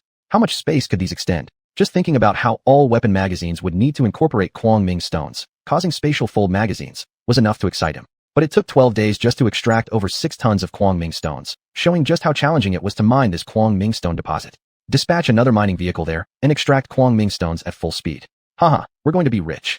At this thought, Tang Ming immediately gave the order, his heart still racing with excitement. He had already planned how many energy collection vehicles he was going to make. However, his excitement didn't last long. Suddenly, the real-time feed from the mining vehicles showed a fierce tremor, followed by static. Beep beep beep. The base alarm sounded, and Tang Ming's expression changed abruptly. What happened? Alarm. Master, the Kwangming stone resource point is under attack by aliens. Mining vehicles number 1 and number 2 have lost contact. Switch immediately to the roamer and attacker perspectives. Tang Ming's expression darkened, revealing a trace of ferocity. The Kwangming stone resource point couldn't afford even the slightest mishap. He wanted to see what kind of alien dared provoke him so soon after discovery. Roar roar. As the scene switched, a series of roaring cries akin to metallic clangs reached his ears. From 2 attackers' unmanned combat aircraft perspectives and 1 rapid-moving image obviously from the roamer's circular blade mechanoid soldier's perspective, Tang Ming could clearly see several aliens covered in bony knobs quickly dodging the firepower of the attackers. Even when occasionally hit, they could withstand the hits with their rugged exteriors made entirely of nodules. Intelligent brain, what kind of alien are these? Tang Ming asked solemnly. The aliens looked like 4-legged lizards, but their entire bodies were covered in bony knobs, with pointed protuberances on their head, back spines, and joint areas, at a glance resembling a Spinosaurus. Yet its mobility was exceptionally swift, with 4 claws sharp as knives. Every time it scratched against the armor of the attacker vehicles, it emitted an ear-piercing squeak, leaving deep claw marks. Tang Ming didn't doubt for a second that the A-type unmanned combat aircraft armor wouldn't hold up against the assault of those claws. Master, these are spike bone beasts, top-tier level 2 aliens. Their goal is to seize the Kwang Ming stone mine. The intelligent brain system immediately issued a warning and listed the basic information of the spike-bone beasts. Spike-bone beasts. Do you think a few level 2 aliens can simply seize the Kwang Ming stone mine? Tang Ming let out a cold laugh, not taking these spike-bone beasts seriously at all. However, the intelligent brain system pulled up the electro-optical map nearby the Kwang Ming stone resource point, where suddenly numerous red dots appeared rapidly encircling the entire resource point. What's happening? Tang Ming abruptly stood up, his gaze turning dark. Master, a large group of spike-bone beasts has appeared. Both attackers and rovers cannot hold them off. It's recommended we retreat to avoid further losses. The intelligent brain system triggered a high-level alert. On the electro-optical map, countless red dots continued to appear within the scan range, numbering more than 100. Retreat. Tang Ming's face was grim, then shouted, "Gather the close-range attack team and the long-range bombing team immediately, and depart with me." The Kwang Ming stone resource point had only just started being mined when it was attacked and occupied by spike-bone beasts. Clearly, these aliens had been lying in wait in advance. Acknowledged. Gathering immediately. Gathering complete. The intelligent brain system immediately relayed the call to arms, waking up the armed vehicles parked outside the main cabin of the base first. Some more vehicles patrolling around the base began returning to base. Tang Ming swiftly put on his equipment, climbed into the Blue Leopard combat vehicle, and set off immediately, heading straight to the Kwang Ming stone resource point. On the vehicle, his expression was gloomy, his mind filled with great irritation. He never expected the Kwang Ming stone mines that he had worked so hard to extract would fall prey to a horde of aliens. Intelligent brain, dispatch the scouts to monitor the movements of those spike-bone beasts. Tang Ming stared at the dense red dots on the electro-optical map and issued an order in a grave tone. The electro-optical map could not provide real-time dynamic feedback. Only areas scanned by the machine's built-in monitoring devices would update with dynamic information. This was currently also a flaw of the electro-optical map. Only equipment similar to satellite remote sensing could resolve the issue of real-time updates for the map. 3 brand new scouts were deployed and quickly vanished into the distance. These were S-type mechanical dogs, crafted from black iron recently collected by the base, and upgraded to have greater speed and enhanced detection capabilities. As a key unit in the combat system of the base, the scouts played a significant role in information feedback. They could form a detection network by connecting together, so as long as resources allowed, Tang Ming would keep producing them. Intelligent brain, why did the spike-bone beasts attack the Kwang Ming stone resource point? Inside the battle vehicle, Tang Ming asked with a look of doubt. That group of spike-bone beasts actually waited patiently until the Kwang Ming stones were being mined, displaying secrecy and behavior that was completely unexpected. Master, the bodies of spike-bone beasts are tough, and they reproduce via ovoviviparous means. However, their eggs are fragile, and during the breeding season, this species seeks out Kwang Ming stones to lay their eggs, using the stones to hatch the eggs and protect the fetus. This is a common habit among many alien species. After searching its database, the intelligent brain system detailed the reproductive habits of the spike-bone beasts. Tang Ming couldn't help but find it intriguing. These spike-bone beasts actually knew how to use Kwang Ming stones as a spatial mineral for incubating their offspring. Master, spike-bone beasts are naturally endowed with a special perception of Kwang Ming stones. When the mining vehicles were prospecting the mineral-rich soil, they were undoubtedly detected by the spike-bone beasts. Thus, they lay in wait at the Kwang Ming stone resource point until the mining vehicles uncovered the vein. The intelligent brain system analyzed in detail. The spike-bone beasts possessed strong stealth abilities, making it difficult for regular scout or attacker detection systems to spot them. This resulted in some degree of oversight. Tang Ming furrowed his brows, eyes fixed on the information screen. Suddenly, a flash of brilliance lit up his eyes, and he asked, since the spike-bone beasts seek out Kwang Ming stones to breed, their lair must contain a considerable amount of Kwang Ming stones, right? Yes, master. The intelligent brain system responded immediately. Intelligent brain, how fast are these spike-bone beasts at extracting the minerals? Tang Ming followed up with another question. After starting mining, it's estimated that within 2 days, the Kwang Ming stone resource point will be completely emptied by the spike-bone beasts. The intelligent brain system calculated an approximate time frame, but compared to the slow efficiency of mining vehicles, this speed was absolutely lightning fast. Tang Ming's frown eased, and he let out a cold laugh. If that's the case, we won't intervene yet. Let them dig slowly first. Chapter 151, Attacking the Spine Beast Lair. Roar roar. Loud roar. At the foot of the Silicon Stone Mountain, there was a crystalline mine entrance that was currently packed with spine beasts. This group of spine beasts rushed into the mine like fierce beasts grabbing for bloodied prey, digging up gray crystals by clawing away at the surrounding sand and stones. These crystals were mixed in with large amounts of silicon stones and mud. Some were as large as a cart, while others barely measured half an inch. However, these spine beasts are naturally very sensitive to void stones and could dig out each crystal from among the many silicon stones and mud clumps. More curiously, after unearthing the void stones, the spine beasts stacked them onto their spiny backs, where they stuck tightly before leaving the cave once their backs were full. This peculiar habit was witnessed from kilometers away by Tang Ming. Intellect. Has Scout 1 found the spine beast's lair yet?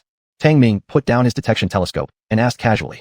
Master, Scout 1 has already located the spine beast lair. The detector responded with intellect system, projecting a holographic map marking a yellow dot which represented the spine beast's nest. Excellent.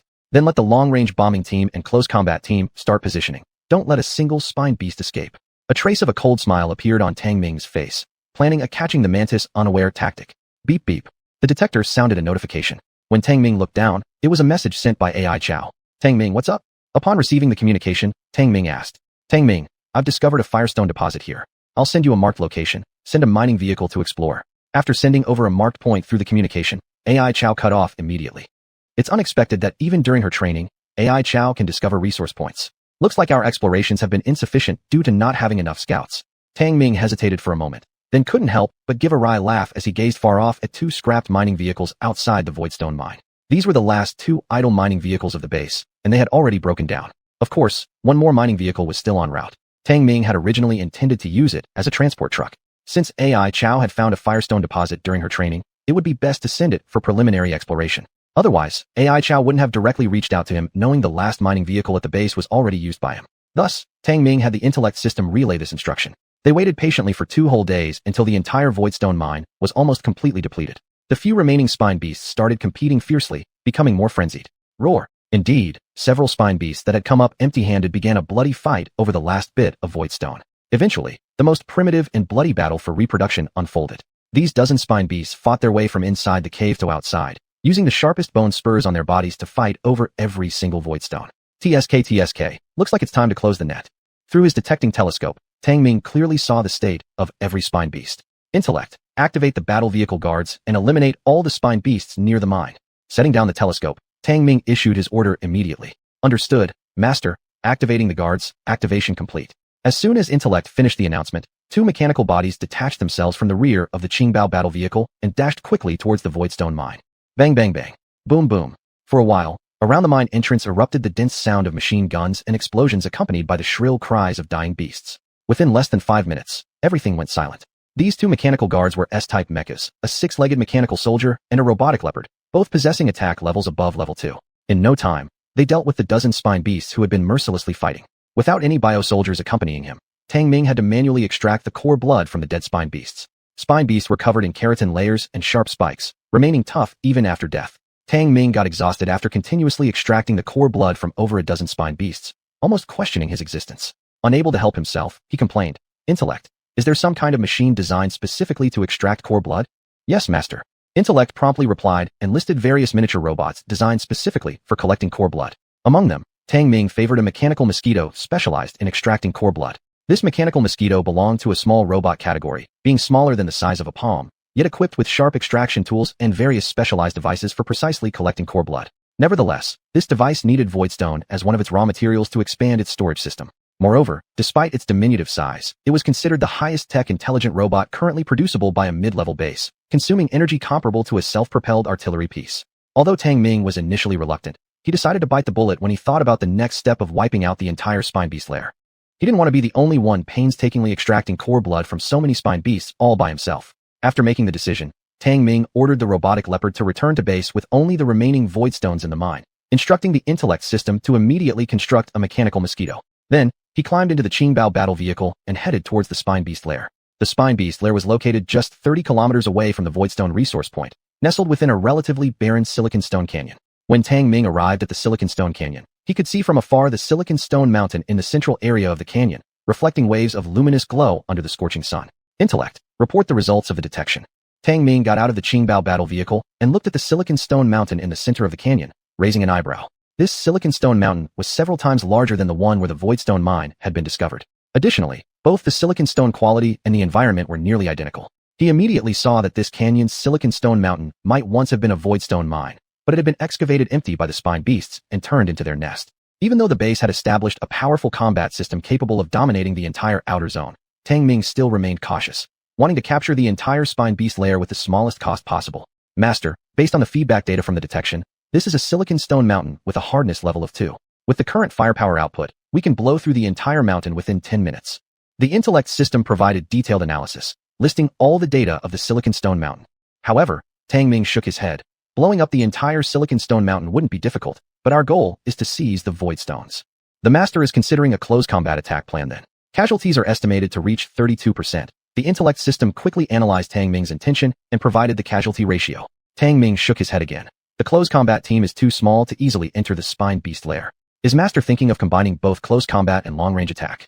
The intellect system quickly recalculated a compromise solution, which appeared to be the most optimized option so far. But Tang Ming shook his head once more.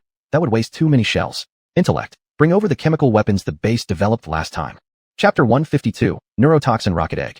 The mechanical leopards soon rejoined the team, bringing with it a mechanical mosquito and a rocket egg. The mechanical mosquito had yet to be activated and was stored in a transparent container. Its shape was entirely that of a mosquito-like mechanical body, with visible precision parts and gears. Tang Ming carefully examined the mechanical mosquito, the highest tech product from the intermediate base, and noticed its sharp and unique proboscis, resembling a multifunctional surgical blade. The data showed that the material of this proboscis wasn't black iron, but white iron. In addition, the mechanical mosquito's flight apparatus was also a pair of thin, strong wings made of white iron, capable of withstanding high-frequency vibrations, ensuring stable flight, just like real mosquitoes. It seems that white iron has quite a few uses. After understanding the detailed information about the mechanical mosquito, Tang Ming couldn't help but marvel. Previously, he had already learned about the technologies unlocked at the intermediate base, most of which were constrained by materials. And after obtaining a piece of white iron, the intelligence system had also hinted at its functions. However, due to the small amount of white iron at that time, he hadn't thought much about it. But now it seemed that the roles played by white iron were still significant. Otherwise, the base would not have been able to create the high-tech mechanical mosquito. After putting away the mechanical mosquito, Tang Ming's gaze fell on the rocket egg brought by the mechanical leopard. This rocket egg was painted an ominous black, with a sharp warhead marked with a dangerous skull symbol. Unlike other firestone-filled warheads, this rocket egg was the chemical weapon he had recently devised, filled with potent neurotoxin. Although the storage technology of the universal base did not include the concept of chemical weapons, Tang Ming had conceived the idea of creating them using the fangs of shadow spiders and the venom glands of red-winged ascension snakes. This neurotoxin rocket egg was the recent chemical weapon he had created. Tang Ming originally intended to find an opportunity to test the lethality of the neurotoxin rocket egg, but there was no test subject available. After all, alien species in the extraterrestrial wilderness were numerous but not densely packed, making testing difficult. But he never expected that the spine-bone beast would attack the void crystal resource point with a sturdy nest, reminding him of this untested chemical weapon. Intelligence system, concentrate the firepower and create a gap in the spine-bone beast's nest. Let's see the power of this neurotoxin rocket egg. Seeing the right moment, Tang Ming immediately issued the attack command. Received, Master. The long-range bombing team will immediately carry out the bombardment mission, targeting the top of Silicon Stone Mountain. Concentrate bomb impact points. Begin bombardment. The intelligence system immediately conveyed the order and issued the task. Boom, boom, boom. Instantly, several shells broke through the air, accurately landing on the Silicon Stone Mountain, shattering the crystal-like silicon stones. Rumble, rumble. For a while, the Silicon Stone Mountain rumbled with gunpowder smoke everywhere. Boom, boom, boom. More shells shattered through the air, precisely striking the same impact points, causing large pieces of silicon stones to burst into the air. Screaming roar. The bombardment shook the entire Silicon Stone Mountain, alarming the entire spine-bone beast population. Large numbers of spine-bone beasts rushed out of their caves, emitting angry screams as they searched everywhere for the invading enemy, but found nothing. But Tang Ming was 2 kilometers away from Silicon Stone Mountain, beyond the visual range of the spine-bone beasts. Still, Tang Ming possessed sharp vision and could clearly see how the entire Silicon Stone Mountain was disturbed, causing a slight curl at the corners of his mouth. He again borrowed a detection telescope, carefully observing the battle situation at Silicon Stone Mountain, asking, Intelligence system, how long until we pierce through the Silicon Stone Mountain? Based on the feedback from detection data, we've penetrated 61% of the Silicon Stone Mountain. Estimated time is 7 minutes. The intelligence system calculated the bombardment results accurately and reported back. Tang Ming nodded. As long as we can penetrate the mountain body, it's fine, even though it's a bit slow. Master, the hardness of the Silicon Stone Mountain is relatively high. This result came from firing 4 armor-piercing rocket eggs. If we produce bunker buster bombs, 1 shot would be enough to penetrate the Silicon Stone Mountain. The intelligence system reminded. 4 armor-piercing rocket eggs. Tang Ming instantly felt a little heartache. These 4 armor-piercing rocket eggs weren't launched from his shoulder-mounted rocket launcher, but were fired by the vehicle-mounted rocket artillery, large-scale rocket eggs produced by the base. Each one consumed quite a lot of resources, enough to produce an S-type mechanical dog. Despite his regret, these 4 armor-piercing rocket eggs had yielded valuable results, equivalent to the effect of 3 times the ordinary rocket eggs.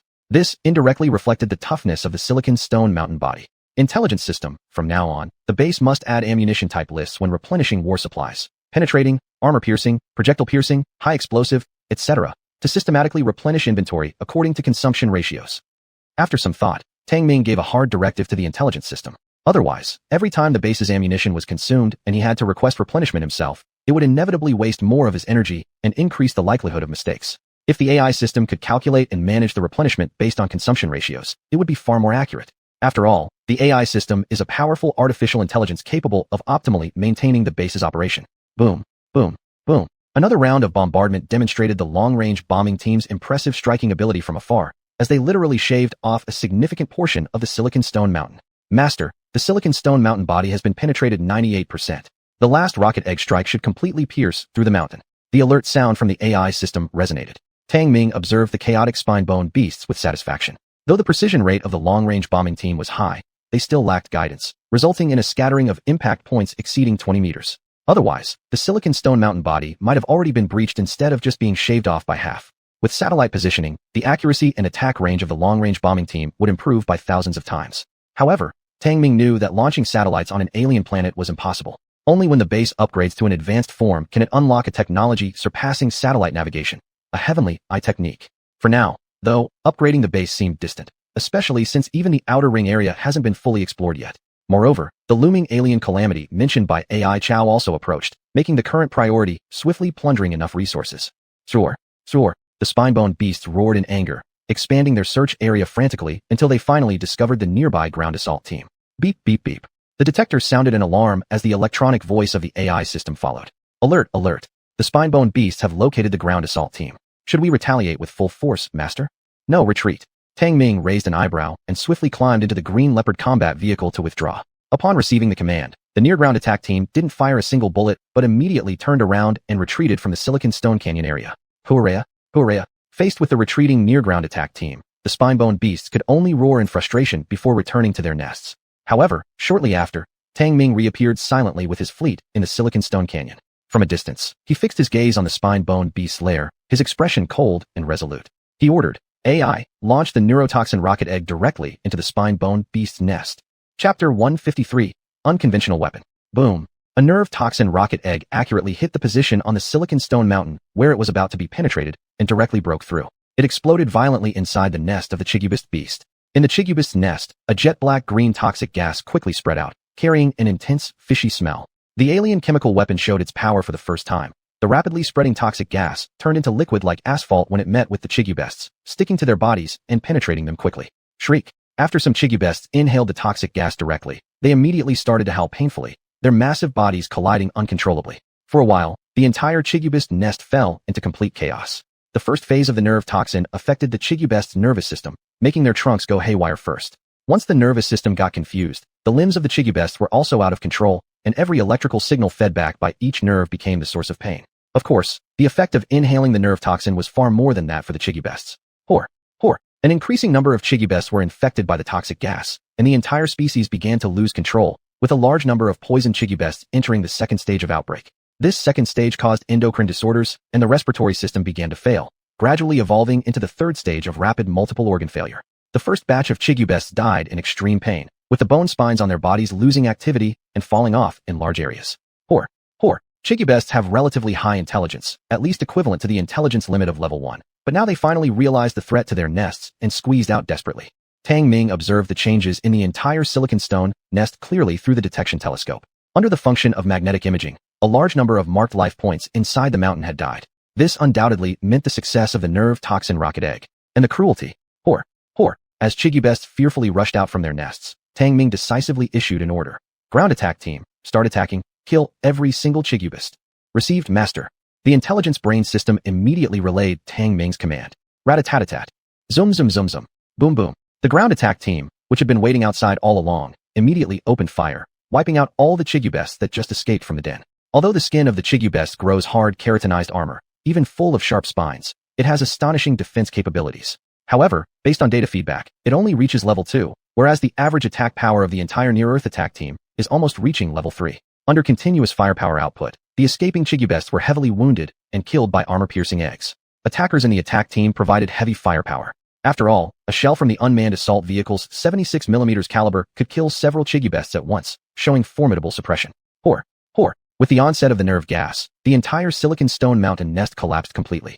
Fewer and fewer Chigubests managed to escape from the nest. The cries of the Chigubests gradually grew weaker. Tang Ming was highly satisfied with the power of the nerve toxin rocket eggs, saying, Intelligence brain system, activate the machine mosquito and begin collecting heart blood. Gather the roaming horsemen and enter the nest for cleanup. Received, Master. The intelligence brain system immediately executed Tang Ming's orders and activated the machine mosquito. Drip, The machine mosquito preserved in the container received activation instructions. The mechanical eye lit up green, thin wings flapped buzzing, and rose rapidly in the air, heading to the nearest Chigubist corpse. Tang Ming watched as the machine mosquito landed on the first Chigubist, whose sharp mouthpiece resembled two scalpels, directly lifting up the thick, keratinized layer and pierced into it. Before long, you could see the flow of scalding red heart blood following the mouthpiece being collected by the machine mosquito. This efficiency within less than 2 minutes made Tang Ming sigh inwardly. If he did it, it would probably take him at least 10 minutes to collect the heart blood of a Chigubist. Humans really can't compare with machines. Master, roaming horsemen are gathered and standing by. The electronic sound of the intelligence brain system rang out. 3 circular blade mechanical soldiers had already gathered and were standing by. Go! Tang Ming held his tactical rifle and rushed towards the silicon stone mountain nest. It only took 2 minutes to cover the distance of 2 kilometers to approach the Chigubist nest. By now, many Chigubist corpses lay horizontally at the entrance of the silicon stone cave, still emitting green toxic gas. 1 and 2 roaming horsemen, explore the way. 3 will guard rearward and keep alert. Tang Ming adjusted his breathing mask to internal circulation mode and ordered them to advance. 2 circular blade mechanical soldiers moved forward immediately, while 1 followed behind Tang Ming to keep watch. The entrance of the Chigubist's old nest was very wide, enough for the entire near-Earth attack team to come in easily, but since it's a cave, the terrain changes greatly. Only the agile machine body of the roaming horseman could adapt well. Roar! The nerve toxin had yet to dissipate, but it had already incapacitated a large number of Chigubests. The entire silicon stone mountain cave was littered with dense rows of the beasts. Finish off those that haven't died completely. Tang Ming issued his first command as soon as he entered. The gunfire from the 3 circular blade mechanical soldiers rang out intermittently, and the agonized moans of the Chigubests in the cave fell silent one by one. Intelligence brain, collect experimental data on the effectiveness of the nerve toxin, and analyze the utility rate of these corpses. As they advanced deeper, the density of Chigubist corpses increased. The number 1 and number 2 circular blade mechanical soldiers moved further inside, finishing off any surviving or lucky escaping Chigubests. The detector emitted flashes of red light, scanning each Chigubist corpse along the way, collecting experimental data on the effects of the nerve toxin. Master, the efficiency of the nerve toxin rocket egg against level 2 alien species reaches 92%, but the feedback data shows that both the nervous systems and evolutionary source force of the Chigubests have been destroyed and contaminated, rendering them valueless. After the experimental data collection, the electronic voice of the intelligence brain system chimed in. Upon hearing this, Tang Ming's expression turned dark. He hadn't anticipated that the nerve toxin would be so devastating. It had ruined and polluted the evolutionary source force within the Chigubests. This meant that the heart blood of all these trophies had lost its value. He suddenly felt a sharp pang of regret. Based on estimates, there were thousands of Chigubests here. Damn it.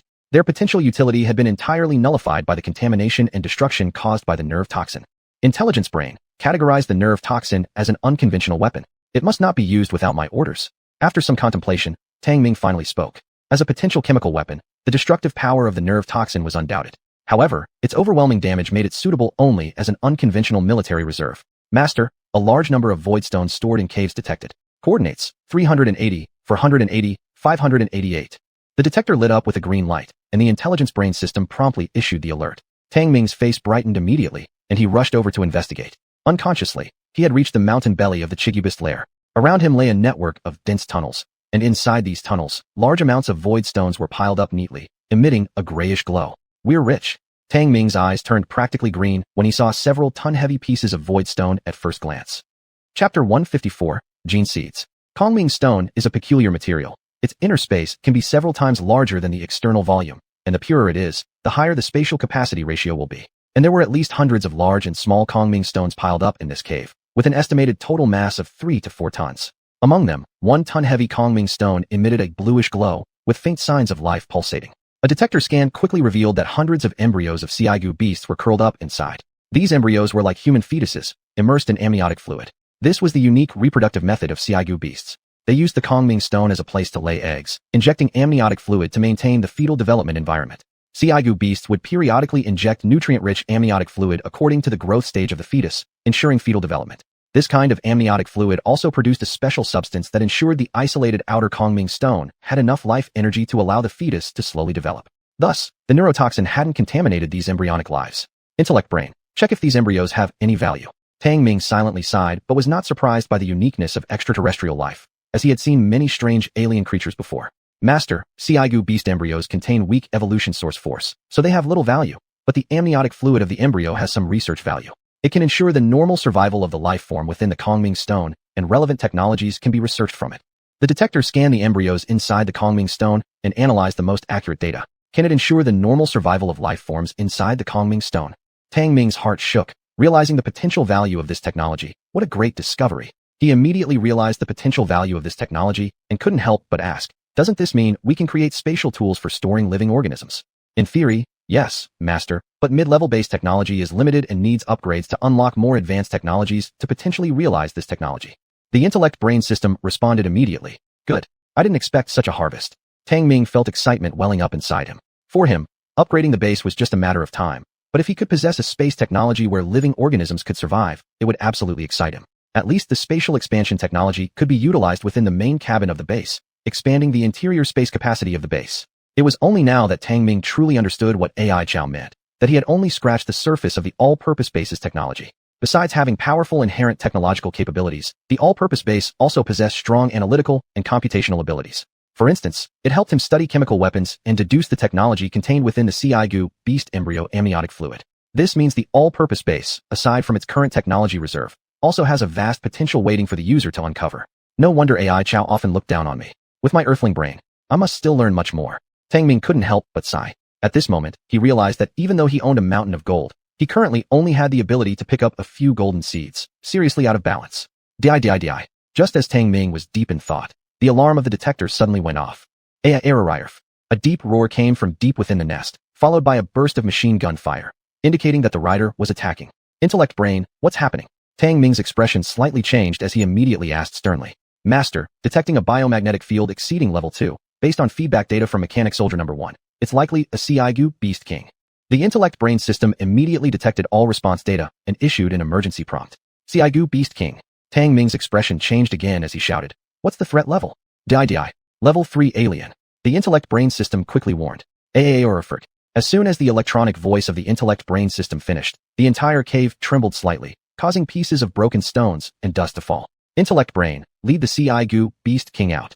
Tang Ming took out the grenade launcher from his spatial backpack and retreated towards the cave entrance. Hoongagaloonik. A huge CIGU beast rushed out from deep within the nest. It was an enlarged version of the regular CIGU beast, standing over 10 meters tall, but its thick bone plate was steel gray, with densely packed bone spines covering its body like a hedgehog. Roar! When the CIGU King's greenish pupils swept over the scattered dead bodies on the ground, they gradually turned blood red. It focused its gaze on the rider and madly chased after him. Swoosh swoosh. The rider fired rockets which exploded upon impacting the thick bony plates of the CIGU King, merely managing to knock off a few broken bones without hurting the target significantly. Bang bang. Silicon rocks near the cave entrance splintered as the CIGU King emerged like a heavy armored tank. Its long tail bristling with bone spikes lashed horizontally, shattering the hard silicon rocks, though narrowly missed by the agile rider. Tang Ming coldly stared at the raging CIGU Beast King and shouted, Attacker, open fire. Boom boom. The main cannon of the unmanned fighter, which had been on standby, fired its armor-piercing projectiles. They were ejected at high speed and hit the CIGU Beast King's massive body with precision. Bam bam. Shattered bones exploded, accompanied by a burst of blood mist, as the immense kinetic energy of the armor-piercing projectiles slammed the CIGU Beast King to the ground. A piercing wail followed immediately after. An S-type unmanned fighter's main cannon shot out armor-piercing projectiles that exceeded level 2 in attack power. With 2 rounds stacked together, they reached level 3, instantly penetrating the thick, bony armor of the CIGU Beast King. Roar! The CIGU Beast King grew even more frenzied. It got up, with a deep wound on its body where the armor-piercing projectile had struck, oozing blood continuously. Tang Ming narrowed his eyes, took out a large double-barrel shoulder-mounted rocket launcher from his spatial backpack, and aimed it at the CIGU Beast King. Roar roar. The CIGU Beast King clearly sensed the danger, its blood-red pupils locked onto Tang Ming. It sprang forward with powerful limbs, thunderously rushing towards him. Tang Ming mercilessly pulled the trigger, and the massive cannon barrels fired, launching 2 armor-piercing rockets directly into the charging CIGU Beast King. Bang! The kinetic energy of the armor-piercing rockets first shattered the bone spines, then their terrifying penetration power tore through the beast's thick bone plates, invading its flesh and exploding inside. This massive double-barrel shoulder-mounted rocket launcher was the same heavy firepower model used by Number 8 and represented the strongest single-soldier weapon currently produced by the base, capable of delivering level 3 attack power. With the combined attack power of the 2 armor-piercing rocket eggs, they surpassed level 3, nearing level 4. A roar! The CIGU beast screamed in anguish as its massive body was hurled high into the air and then crashed back down forcefully, creating a deep crater in the hard sandy ground. Its lower abdomen was hit, and its forelimbs were reduced to minced meat, splashing red blood all over the place. Roar! Roar! The CIGU beast cried out in pain, attempting to rise but unable to do so. Its forelimbs were blown off, its lower abdomen completely destroyed, and its internal organs spilled out. Its life energy was rapidly depleting, death not far away. Tang Ming set aside the double-barrel shoulder-mounted rocket launcher, stepping on the blood-soaked sand, and slowly walked over. Bone plates and bone spines fragments were scattered everywhere. The Tsigu Beast King's howls became increasingly weaker, its crimson beast pupils reflecting the approaching figure, filled with instinctive fear. Di. The detector suddenly lit up with an emergency alert, and the electronic voice of the intellect brain system followed. Master, detecting gene seeds matching the genetic code of biohuman number 3. Tang Ming froze, startled. When had biohuman number 3's genetic code been computed? Chapter 155, Earthquake? Catastrophe? Tang Ming did not expect to detect gene seeds compatible with the bioengineered humans on this spine beast king. This was absolutely an unexpected joy. Beep beep. The communication sound of the detector rang, and AI Chow's image appeared. Tang Ming, I have received information about gene seeds that match the 3rd genetic code. As soon as the communication was connected, AI Chow asked. Tang Ming nodded. Yes, it is a spine beast king. I will separately collect the blood from its heart. Good. I'll take number 3 back to the base now. AI Chow took over and then added seriously. This is the first time that bioengineered humans are undergoing genetic fusion trials. We must be fully prepared. After finishing, AI Chow closed the communication. Tang Ming could see how important genetic fusion was to him. After all, this was the first time they had found gene seeds matching the genetic codes, and they were about to conduct the initial gene fusion experiment. The consequences caused by such gene-level experiments are very hard to predict completely, even with the high-level medical technology of the universal base. In fact, Tang Ming himself was also looking forward to it. Since bioengineered human 3 had been computed to reveal its genetic password, it meant that its potential had been thoroughly tapped during training, reaching the limit of A-level evolution. After manually extracting the heart of the spine beast king and collecting the fiery red blood from its core, Tang Ming said, Intelligence brain, transport the rest of the valuable things from the spine beast king back. I will return to the base first. After speaking, he climbed into the blue leopard battle car and left quickly. As for the corpse of the spine beast king and the void stone, naturally the near-ground attack team would protect them, and the intelligence brain system would arrange mining vehicles and general-purpose transport vehicles to handle them. Before leaving, Tang Ming also conveniently took away the damaged mining vehicle at the voidstone resource point destroyed by the spine beast. As soon as he returned to the base, he threw it directly into the conversion platform to let it be remanufactured. A wave of white lights spread from the conversion platform, and 2 brand new mining vehicles were created. Under the command of the intelligence brain system, they headed towards the nest of the spine beast to collect void stones. Tang Ming stored the blood from the spine beast king's heart in the base. Seeing that AI Chow hadn't returned yet, he began preparing for the task of collecting helium-3. Intelligence brain, retrieve detailed information on the northern helium-3 resource point. Tang Ming said seriously. He wanted to prepare a detailed collection plan. All right, master. The light projection appeared, and the intelligence brain system immediately brought up a 3-dimensional map. That was exactly the northern helium-3 resource point, the farthest resource point from the base, 3,000 kilometers away. The northern helium-3 resource point was discovered accidentally by Mechanized Soldier 4, who had initially gone to track alien natives. It was an unknown swamp. According to data feedback, there were many alien species there. And after Mechanized Soldier 4 crossed the resource point and continued tracking, until now there has been no highly valuable information transmitted back, only weak signals occasionally feeding back. It was like a far-roaming probe satellite, almost in a state of losing contact. This was due to being too far away, compounded by magnetic anomalies and complex terrain weakening the signal transmission. This kind of problem was quite normal, and according to data from subsequent exploration and collection teams sent there, that was a foreboding swamp. The other side might likely connect to the central star area. Moreover, the helium-3 storage volume detected by the last collection team was at least 1,000 tons. What does that mean? That equaled more than 10 times the total amount of helium-3 collected by the base before. This was undoubtedly a tempting piece of fat meat, but unfortunately, the distance for extraction was too far, and costs increased significantly, resulting in inefficient extraction. Tang Ming stared at the 3-dimensional holographic map, thinking silently for a moment before saying, Intelligence brain, send the scouts to explore, optimize the route, and set up signal towers along the way. Optimizing the route was for smoother transport exposure, while setting up signal towers was because the resource point was too far from the base, causing delays and reductions in information exchange. With the current level of the base, the communication system was not yet advanced enough. Master, currently the energy value and black iron storage of the base are insufficient to manufacture signal towers. However, the prompt from the intelligence brain system made Tang Ming frown deeply. Bring out the base information panel and look. Tang Ming said gravely. Okay, master. The intelligence brain system immediately brought up the base information panel. Name, Universal Base. Level, Medium, Upgradable. User, Tang Ming, Carbon-based life form. Defense, Level 2, Maximum Level 10. Attack power, level 2.5, maximum level 10. Energy value, 4.6%, continuously consuming. Material reserve, white iron 46 kilograms, black iron 400 kilograms, firestone 202,000 kilograms, voidstone 132 kilograms, grade 1 fibersome quantity, grade 2 fibersome quantity, oxygen 62,101 moles, meat 850,000 kilograms. Special materials, X1 red-winged snake venom gland, X2 red-winged snake fangs. X1 magic shadow spider queen venom gland. X1 level. For crystal core, X12 keratin hardened skin. Base sections, none. Tang Ming was surprised to see that the resource reserves in the base had depleted to such a degree.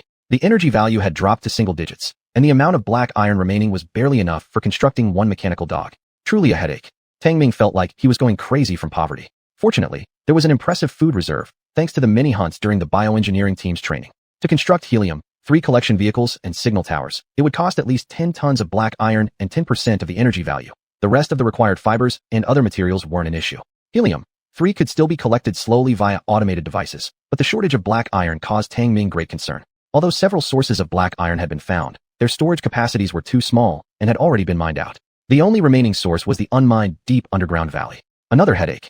Tang Ming massaged his temples, sprawling on the bed with his arms spread wide, his mind consumed by concerns about the depletion of supplies. Energy might be sustained through the automatic collector devices, but obtaining more black iron would depend solely on mining from the deep valley. Rumble, rumble. Suddenly, a low rumbling like distant thunder resonated, this time accompanied by a tremor underfoot that startled Tang Ming instantly. An earthquake.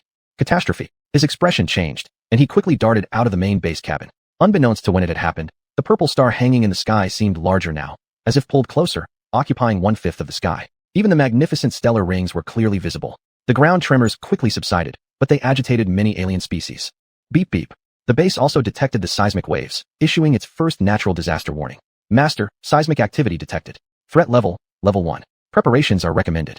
The smooth electronic voice of the intelligence brain system identified the threat level based on the detected seismic activity. A level 1 alien planetary catastrophe? Tang Ming's expression grew darker, his hidden worries about extraterrestrial disasters worsening even more. Boom, boom. At that moment, 2 armed off-road vehicles sped into view, kicking up 2 trails of dust in their wake. AI Chow has returned. Tang Ming momentarily froze before squinting his eyes to observe the dusty, battle-scarred vehicles racing toward him. Chapter 156, Conducting the Fusion Experiment. SSSSH. 2 heavily damaged armed off-road vehicles screeched to a halt, parking precisely in front of the base hatch. 8 doors opened, and Aitzao emerged with the biohazard team. After the secondary training session, the members of the biohazard squad from number 1 to 10 exuded even more ferocity, especially number 1 and 3. The strength of their biological energy fields alone indicated significant evolutionary progress. Clearly, number 1 and 3 had both reached the limit of A-level evolution, with complete gene codes calculated by the system. Number 1. Take the team to deliver supplies into the base, then you're free to do other tasks. After issuing orders, Aitzao walked toward Tang Ming with a somewhat serious expression. The calamity is becoming increasingly evident. It might be an earthquake. Tang Ming replied somberly as he presented the seismic wave data that the base had detected earlier. After reviewing the information, Aitzao's gaze flickered. He shook his head and said, "It's not necessarily so. The seismic waves just now were caused by the gravitational pull of Purple Star. It shouldn't be related." Tang Ming responded with an "oh," and turned his eyes to the biohazard team, who were busy unloading supplies from the vehicle. "How do you intend to proceed with the fusion gene seeds?" "We need to prepare some medicines. If we can find polyporous umbellatus roots, that would be ideal." Aitzao furrowed her brows lightly, clearly aware that finding polyporous umbellatus roots wouldn't be easy. The last time they collected those roots, they almost demolished the entire Scorpion Canyon. "Can other drugs be used as substitutes?" Tang Ming asked. Aitzao nodded. "It's possible, but since this is the first time we're conducting the fusion experiment, we must make adequate preparations. Leave this to me." "All right." Tang Ming didn't press further. He also had many things on his mind. Subsequently, the two entered the base and went about their respective tasks. Over the following days, Aitzao frequently left the base to gather various herbs, more than 30 types, which enriched the base's medicinal reserves substantially. Meanwhile, Tang Ming continued waiting for the base's energy levels to recover to 20%. During this period, the void stones were also transported back to the base. Additionally, the black iron from the underground deep valley was successfully mined, yielding nearly 10 tons per day. Several days later, the total black iron harvested finally reached 50 tons. Smart Brain, begin. Create the energy collector vehicle. Tang Ming took a deep breath and excitedly issued the command. Acknowledged, Master. Entering conversion mode. The Smart Brain system immediately executed Tang Ming's command. The entire transformation platform glowed with white light, vibrating with a buzz, as mechanical sounds echoed around. All kinds of data indicators were changing. Energy levels slowly decreased from 20%, consuming 15,000 kilograms of black iron and 100 kilograms of void stones. Furthermore, materials like level 1 and level 2 fibers and terror wolf skins were also consumed in certain amounts. After 7 hours, a brand new energy collection vehicle was produced and rolled out with a thunderous sound onto the cold metal floor. This was a 6-wheel drive engineering vehicle. Measuring only 6 meters long and having a torque of 3 meters, the vehicle appeared flat overall, but was completely covered with a hard layer of black iron armor. There was no cockpit. The vehicle was controlled entirely by a full AI system. There was also no truck bed. Instead, along its sides hung several metallic cylinders, each containing independently folded metal extraction tubes. Tang Ming already knew all the specs of this energy collection vehicle by heart, so when it came out, he excitedly tapped on this impressive piece of machinery and waved his hand. Smart brain, produce another one. Understood, master. Proceeding to convert again to create another energy collection vehicle. The smart brain system immediately began execution again, initiating the transformation platform. Tang Ming activated the AI system of the energy collection vehicle, driving it out of the inner chamber of the base himself.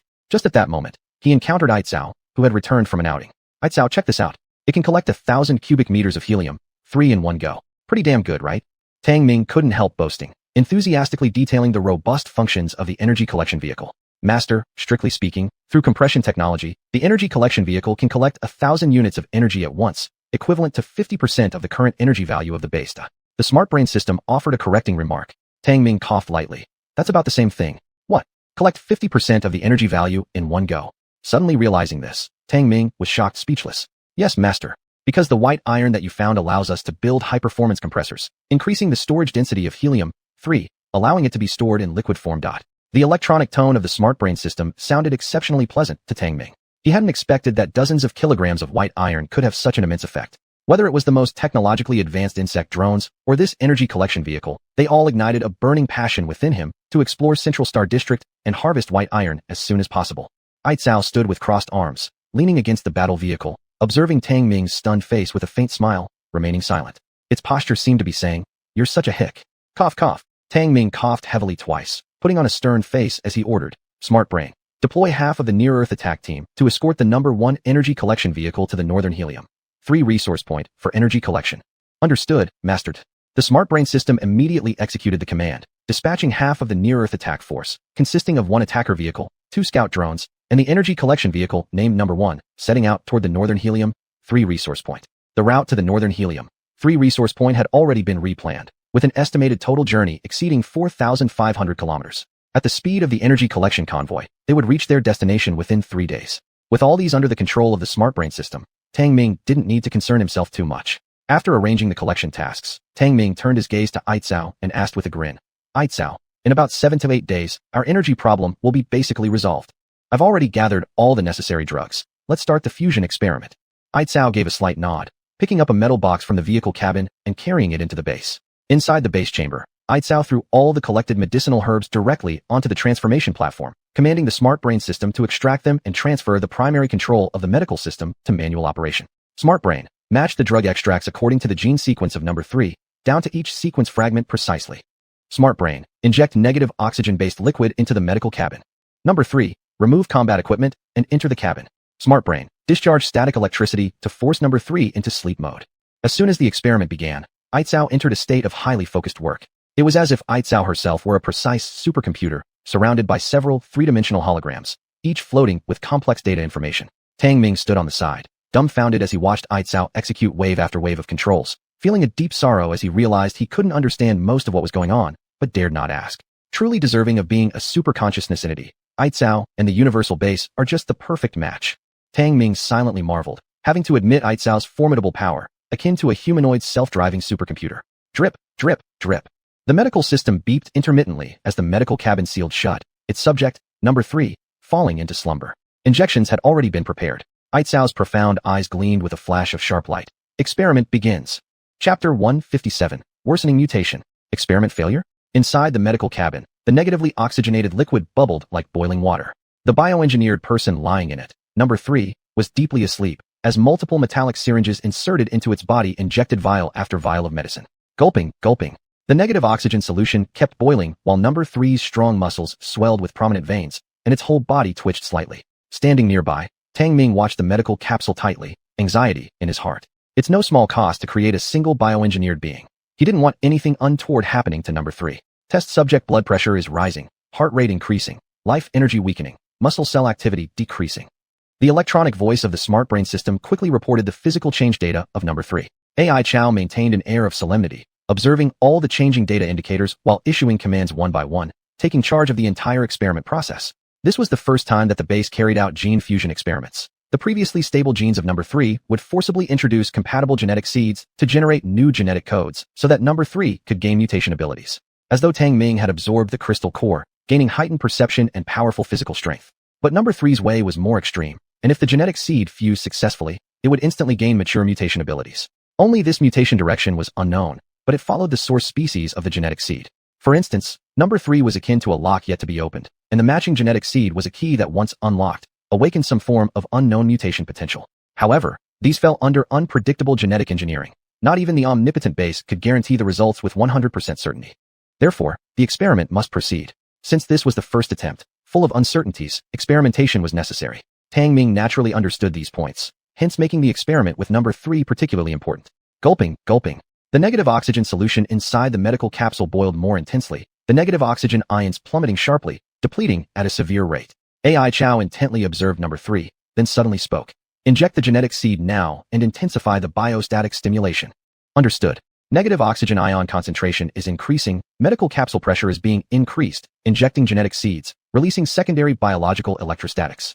With precise assistance from the smart brain system, every experimental step proceeded in perfect order, and the genetic seed sourced from the bone-penetrating Beast King's heart blood also got injected into number 3. Under the stimulation of biological electrostatics, number 3's whole body convulsed as if electrocuted. Beep. Test subject heart rate exceeds limit indicators, blood pressure surpasses limits, life energy surges drastically, muscular cell activity breaks boundaries, beginning mutation. Preparing to terminate the experiment. The smart brain system suddenly issued an urgent warning and began to forcibly stop the experiment. Don't stop. Keep increasing the pressure on the capsule, increase the negative oxygen ions. Inject all medications. AI Chow immediately stopped the smart brain system and quickly issued new instructions. The smart brain system immediately executed them, but the situation inside the medical cabin gradually slipped out of control. Warning. Medical capsule load increasing. Please interrupt the experiment immediately. Bubbling within the negative oxygen fluid carried an energy so potent it cracked the sealed cabin. All data indicators of number 3 were blowing up. Throughout the base echoed a shrill alarm. Strengthen the capsule structure. Keep infusing negative oxygen ions. AI Chow paid no heed, eyes fixed unflinchingly on the cabin. At this moment, within the capsule, number 3's muscles cracked apart, growing plates of bone armor. The spine arched high with sharp bony spurs pushing through.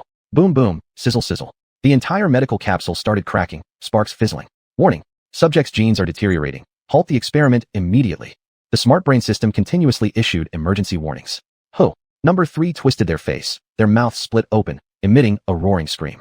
AI Chow. Beside her, Tang Ming couldn't help but roar loudly. He noticed the experiment beginning to spiral out of control, the scene horrifying. Was this the start of a degenerative mutation? Was the experiment failing? Just a little more. Restrain the subject. Continue. AI Chow maintained a serious expression, her eyes fixated on the worsening test subject, a flicker of confusion passing through them. The bottom of the medical capsule expelled iron rings, firmly securing number 3. But that still couldn't prevent further degeneration in number 3. Alarms blared incessantly across the medical system, continuously warning about the worsening gene mutation of the test subject. This cannot go on any longer. The subject is deteriorating. Tang Ming yelled, directly lifting the low egg gun, ready to execute the test subject on site, should the mutation complete. Number 3's eyes bulged open, its pupils rapidly contracting to become vertical slits, glowing a fierce red. Its gene deterioration had reached 82% and was still rising quickly. But AI Chow continued to stare intently at number 3 as it struggled violently. Suddenly she shouted, "The gene fusion in number 3 isn't stable. If we can stabilize its genes, it'll succeed." Roar. Number 3 began to lose control, writhing violently, and the powerful, savage force it unleashed shattered the entire medical pod, sending fluids spewing out. Warning. Test subject's gene deterioration progress is at 96%, entering destruction protocol. The smart brain system emitted a stern electronic voice. Tang Ming's expression turned urgent as he roared, "AI Chow, don't interrupt. Smart brain, inject the test subject with the gene stabilizer." AI Chow remained calm as she suddenly ordered. Beep. The medical system's warning sound continued to be deafeningly sharp. Following AI Chow's command, large doses of stabilizers were injected into the frenzied number 3. As soon as the stabilizer entered number 3's body, the gene deterioration progress did not stop, but only slowed down marginally, from 97%, then to 97.2%, and finally 97.6%. At this moment, number 3 was struggling more violently than ever, causing the iron rings holding it to creak alarmingly, threatening to break free at any second. Tang Ming stepped forward with his grenade gun raised and bellowed, "AI Chow, we cannot continue." AI Chow didn't even look back. Her deep gaze remained fixated on the fluctuating data, ignoring him completely. She never lost composure, her demeanor calm and collected, her eyes reflecting all the shifting numbers. The smart brain system kept issuing severe warnings, its alarms piercing and unrelenting. It's missing a factor that would stabilize number 3's genes. The stabilizer is ineffective because it doesn't match with the gene sequence, hence the continuous deteriorative mutation. A matching gene stabilizing factor must be found. AI Chow stared at the worsening gene deterioration rate of number 3, It had now jumped to 98.3%. AI Chow, number 3, is about to fully deteriorate. Tang Ming's nerves were on edge, fearing what kind of monster number 3 might become if it fully degraded. Yes, we need a mutated gene as the gene stabilization factor. AI Chow abruptly turned around, her bright eyes locking onto Tang Ming. Startled, Tang Ming flinched when he heard AI Chow command. Tang Ming, use your blood. What? Tang Ming was taken aback. Your blood contains stabilized mutant gene factors. Injecting it into number 3 will certainly resolve the unstable gene fusion issues. AI Chow pulled Tang Ming over, staring earnestly at him as she asked seriously. Do you trust me? Yes. Tang Ming gritted his teeth, tore off his protective suit, grabbed a syringe, and plunged it directly into his chest, drawing out a vial of luminescent red blood. Chapter 158, Mutation Ability, Ossification. A tube of glowing crimson blood, like molten lava, was slowly injected into Subject 3. It was Tang Ming's heart blood, rich with concentrated evolutionary forces and mutation gene factors. Here, Subject 3 began to mutate violently, roaring as its mouth split open. Rows of razor-sharp teeth grew densely and protruded, drenched in blood. As Tang Ming's blood flowed into its veins, it seemed to suffer unbearable pain. The medical platform cracked under its struggle, its 5 fingers splitting apart, nails falling off as sharp bone claws burst out. Tang Ming, noticing the escalating mutation process, became alarmed. He prepared to fire his grenade launcher. Wait. AI Chow suddenly seized his weapon, gravely stating, the mutation is slowing down. Your blood is taking effect. Indeed, upon checking, Tang Ming found the deteriorating mutation progression had slowed even further. It had paused at 99%, ticking more slowly. Crack crack. Subject 3 wrestled painfully, the spines growing from its spine ceased. Its scarlet pupils gained a glint of intelligence. Beep beep beep. The alarms continued to sound, but data that had previously spiked was now beginning to retreat. Experimental subject heart rate stabilizing, blood pressure stabilizing, life energy steady. Mutation progress at 99.3%, 99.4%, 99.5%. Gene mutations becoming stable.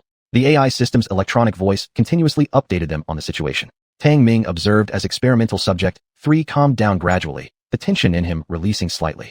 Was this going to succeed? AI Chow remained calm as always. Carefully monitoring all changes in the data, she abruptly said, AI, inspect every single cell within the experimental subject. Understood, AI Chow. As the AI system responded, a light screen popped up, displaying detailed data about the cells changing throughout Subject 3's body. Such precision could only be achieved by the AI system. Tang Ming watched as the physical mutation slowly reversed. The mutation progress finally halted at 99.8%. With a sigh of relief, he relaxed. It appears we've succeeded.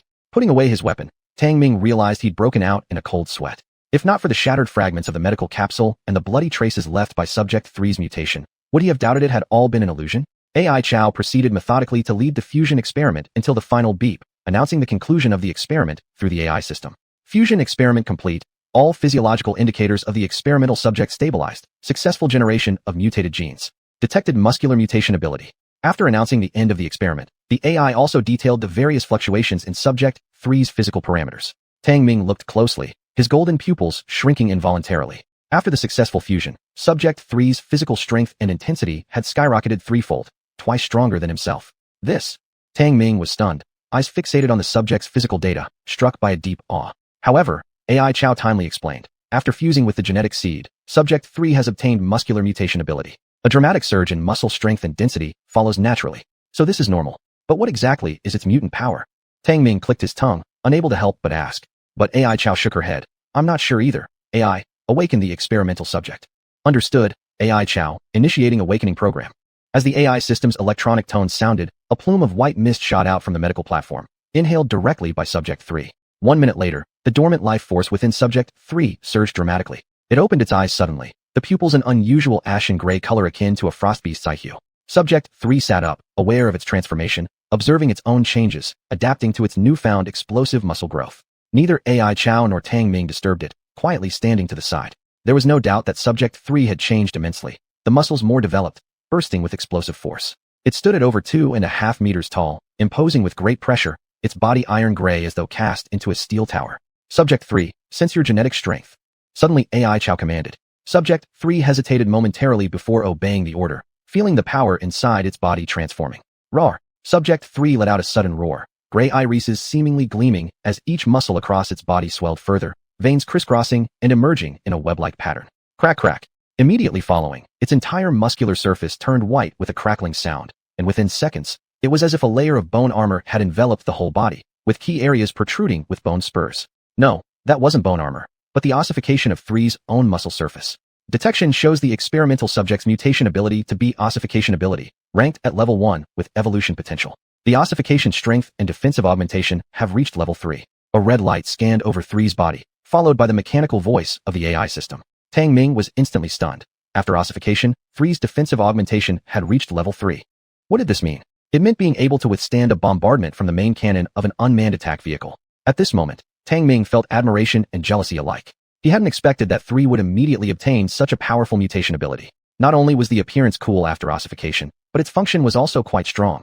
It was like a humanoid tank. AI Chow observed 3 after the ossification and couldn't help but nod. Not bad. Go out for adaptive training and master your mutation time. Yes.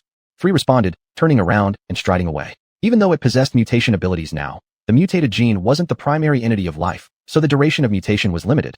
This was something 3 had to learn on his own. 3's combat power is probably reaching level 3 already, stronger than me. Tang Ming withdrew his gaze, still feeling envious inside. AI Chow glanced at him and said indifferently. However, the potential of the bioorganic body is limited, making evolution and upgrades difficult. That's true. Tang Ming nodded, then asked, now, aside from you, only 1 and 3 have computed their complete genetic codes. Are you going to keep them in intensive training? AI Chow nodded. It's necessary to squeeze out their last bit of potential. Otherwise, these 10 bioorganic bodies will eventually be phased out. So can 1 and 3 be sent out for missions? Tang Ming thought about the convoy heading to the northern Helium 3 resource point, which needed personnel to install the signal tower. 1 hasn't yet fused with genes and cannot be deployed externally. You can dispatch 3. Only 1 person was approved by AI Chow, but this was enough for Tang Ming. He planned to send 3 out along with the second energy collection vehicle and signal tower when they were ready. Afterward, AI Chow had the AI system summarize the experiment. Tang Ming left behind a tube of his vital blood before departing from the main cabin of the base. He intended to see just how special 3 was after experiencing this mutation and ossification. Chapter 159. The initial appearance of the alien disaster. Rumble, rumble. Just as they stepped out of the main cabin of the base, an earthquake-like tremor came, accompanied by a deep roar. Earthquake. Tang Ming's expression changed. He looked up and saw that the purple star hanging in the sky had grown a bit larger without him noticing, with its surrounding rings becoming clearly visible, and its speed significantly increased. Hiss. In the distance, there were cries of alien creatures startled awake, one after another, and even strange birds taking flight. The ground buzzed with tremors, and this time it lasted for a long while, no less than 10 minutes, even cracking many parts of the land. Beep, beep. The detectors sounded an alarm of the highest level, followed by the electronic voice of the intelligent brain system. Master, a level 1 seismic wave has been detected. Air particles show signs of magnetization at a rate of 0.8%, temperature rising to 40 degrees Celsius. Tang Ming's expression grew solemn as he continued to stare at the purple star, which had become slightly larger, able to clearly see the texture of its surface. The other orange-yellow alien star appeared incredibly small in comparison. Tang Ming, the alien disaster is not far away.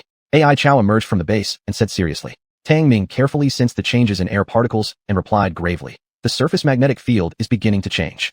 That's caused by the purple star. The resonance source of the alien stars has been triggered, overlapping with the resonance rate of the purple star. AI Chow's expression became serious as she added, we need to accelerate resource collection. Otherwise, when the alien disaster erupts, it will cause a resource deficit. This disaster will start from the outer ring area. The more they knew, the stronger the anxiety within them grew, so Tang Ming naturally dared not underestimate this abrupt alien disaster. He said, I understand, you continue with your work. AI Chow nodded, turned around, and returned to the base module. Tang Ming took a deep breath and walked towards number 3's training place. Outside the base cabin, there was an open-air training ground planned by AI Chow. At the moment, number 3 was training with sweat pouring down, practicing the primary body strengthening method. It stood bare, without even a breathing mask, forming various strange movements with its body. Its muscles tightened and relaxed at times, and the bone-hardened skin also followed suit. An explosive sense of strength. In terms of sheer muscle power, number 3 was currently the strongest living being in the entire universal base, even surpassing Tang Ming. But as a biomechanical entity with an intelligence limit of level 4, its overall combat capability might not be the strongest. Yet, in the outer ring of the alien zone, it was certainly invincible. Such a beast. Looking at number 3's completely ossified mutated body, Tang Ming envied it immensely, reminding him of mutants in a certain science fiction movie. However, reality far surpassed the movies in brilliance and power, with number 3's force augmentation being quite astonishing, and its ossification not affecting its mobility at all. After 2 full hours, number 3 let out a powerful shout, returning to its normal state as the mutation phenomenon on its body disappeared. The ability to maintain mutation for 2 hours is already impressive. Tang Ming inwardly approved and spoke up. Number 3, we have a mission. Upon hearing this, number 3 immediately approached Tang Ming to report. Number 3 awaits orders. Tang Ming, satisfied with number 3's response, glanced at his naked body and said, return to the base immediately to gear up. I have a task for you today. Yes. Number 3 immediately rushed toward the base entrance. Beep beep. At that moment, the detection device emitted the electronic voice of the intelligent brain system. Master, the number 2 energy collection vehicle has completed the conversion. We are now starting to convert the signal tower, which will soon consume the remaining white iron reserves. Shall we proceed? Furrowing his brows, Tang Ming replied. Continue executing the conversion order. Use up all the white iron. Understood, Master. The intelligent brain system immediately executed his instruction. The core of the signal tower is the signal reception, conversion, and transmission array, for which white iron proved more effective as a material. Tang Ming valued the success of this energy collection highly, and thus did not hesitate to use up all dozens of kilograms of white iron at hand. Inside the base, the transformation platform shone faintly with white light. A constant mechanical hum filled the air. Tang Ming observed that the accumulated black iron reserves and energy points gathered over the last few days would be exhausted once again, making him feel some hidden pain in his wallet. The transformation platform gave a gentle shake, ejecting 3 metal cylinders over a meter tall. The signal tower conversion is complete.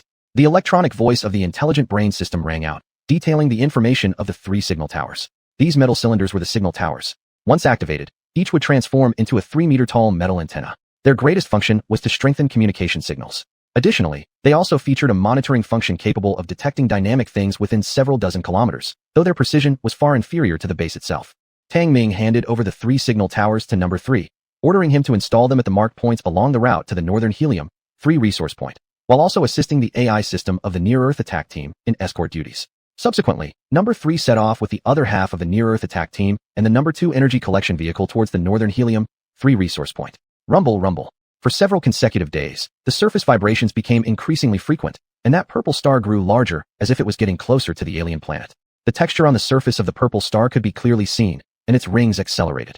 Within the universal base, the mechanical dogs sent out for reconnaissance kept sending back data about various changes on the surface. The magnetization rate of air particles on the alien planet's surface sharply increased to 12%, causing the magnetic field anomalies in certain regions to worsen, thus affecting an increasing number of alien creatures. This itself was a very abnormal phenomenon. Smart brain, maximize the base's monitoring power. Tang Ming looked serious as he gave an order. Master, raising the base's detection power to 100% will increase energy consumption by 10%. Should I proceed? The intelligent brain system prompted that according to the current energy reserves, they should reduce consumption. However, Tang Ming shook his head and said, proceed. The intelligent brain system immediately executed the command, boosting the detection power to the maximum and incorporating all dynamics within a 10-kilometer radius of the base into the monitoring system. Within this 10-kilometer area, the photonic map instantly marked several regions with magnetic field anomalies, among which the degree of magnetic field anomalies doubled. The alien disaster is likely related to the magnetic fields. Tang Ming had a grave expression, intending to inform AI Chow, who was leading the bio squad out for training. Beep, beep, beep, beep. Master, emergency situation. The northern helium-3 resource collection point has suffered a level 2 alien species attack. We have lost 1 rider and a mining vehicle. The electronic voice of the intelligent brain system gave a hurried report and played the last information from the rider before being attacked. Roar, clatter, clatter. In the final information feedback from the rider, there appeared a large number of 6-legged lizard monsters, and the rider didn't survive beyond 3 minutes before being torn apart into pieces. What kind of alien species is this? And what about the status of the number 1 energy collection vehicle? Tang Ming asked sternly, with a darkened face. From the video information, it was clear that both the mining vehicle and the rider belonged to the first convoy Tang Ming had sent to explore the northern helium-3 collection point, not the number 1 energy collection team. Master, those are variant lizards, a level 2 alien species. The number 1 energy collection fleet also came under attack, but was repelled by the near-Earth attack team. They have already begun extraction operations and are expected to return in 34 hours. The intelligent brain system immediately retrieved the status of the number 1 energy collection vehicle. Tang Ming acutely sensed the unusual behavior of the alien species on the planet's surface and gravely stated, Smart brain, order the number 1 energy collection fleet to stand by in place and rendezvous with the number 2 energy collection fleet before returning together. The alien creatures on the surface have grown agitated, possibly due to the effects of the alien disaster. Understood, Master, relaying orders immediately. The intelligent brain system immediately relayed the commands. Hiss, hiss, Tang Ming. At that moment, the communicator emitted a serious tone from AI Chow. Chapter 160, Expansion of the Reserve Cabin. Artemisia, I'm here. Tang Ming responded. The intermittent information being transmitted from within the base was making him increasingly irritable. A faint sense of crisis was growing stronger. A streak of light flickered a few times before Artemisia's projection appeared, her face serious. Tang Ming, I've discovered that large numbers of alien species are exhibiting manic behavior, which is likely related to the extraterrestrial disaster. Artemisia immediately cut to the chase. Her protective suit was still stained with blood. Behind her stood the vigilant biohazard squad, and numerous alien corpses littered the ground. It was clear they had just been through a fierce battle. I've noticed it too. We're monitoring multiple areas of magnetic field anomalies, with air particles' magnetization rate increasing. This disaster is likely linked to fluctuations in the magnetic field, Tang Ming gravely stated as the AI system's avatar appeared next to him, displaying a series of monitored data. On the other end of the communication, after reviewing the data, Artemisia's deep eyes flashed with an indescribable light. Tang Ming, your guess is correct. The gravity of Purple Star will soon trigger a magnetic storm in the outer region. Artemisia said seriously. Magnetic storm? Tang Ming felt a strange shock in his heart, his sense of crisis becoming stronger. Artemisia nodded, seriously saying, once the air particle magnetization rate increases to a certain extent, it will definitely cause a magnetic storm. The consequence of this will be the paralysis of machine circuit systems. What? Tang Ming suddenly stood up, gravely asking. What about all the machinery we've painstakingly assembled at the base? Whether it was the long-range bombardment team or the near-Earth attack team, even the mining vehicles and helium-3 automatic collectors were all controlled by the AI system, depending on electrical systems. If everything went down, it would lead to significant losses and directly affect the operation of the base. Therefore, we need to store enough resources before the magnetic storm occurs. Artemisia looked exceptionally serious, stating, we need to expand the separate cabins as soon as possible. The base cabin can isolate the influence of the magnetic storm and protect all machines. I understand. Tang Ming calmed down, took a deep breath, and said, based on the calculations from the intelligent brain system, a magnetic storm will only occur when the air particle magnetization rate exceeds 50%. At the current speed, we have 30 days left. Artemisia suddenly smiled, saying, Tang Ming, your intelligence has finally kicked in a bit. You now have the ability to oversee the big picture. Good. I'll leave you to work, see you. The light faded as Artemisia had cut off the communication. Tang Ming was slightly stunned, muttering with a mix of laughter and frustration. How fortunate for me as an Earthling not to go insane after encountering this extraterrestrial disaster. Indeed, he could consider his intelligence functioning decently this time. However, this was the first time Artemisia had conversed with him in such a relaxed tone, catching him off guard. Master, Artemisia has provided extensive data regarding the extraterrestrial surface. Alien activity has increased by 300%, with danger levels tripling. The intelligent brain system then issued an urgent warning. Tang Ming's heart clenched instantly and ordered, activate the external defensive power grid and defensive turrets around the base. These aliens must have also sensed the crisis posed by the extraterrestrial disaster. All right, Master, immediately activating the defense system.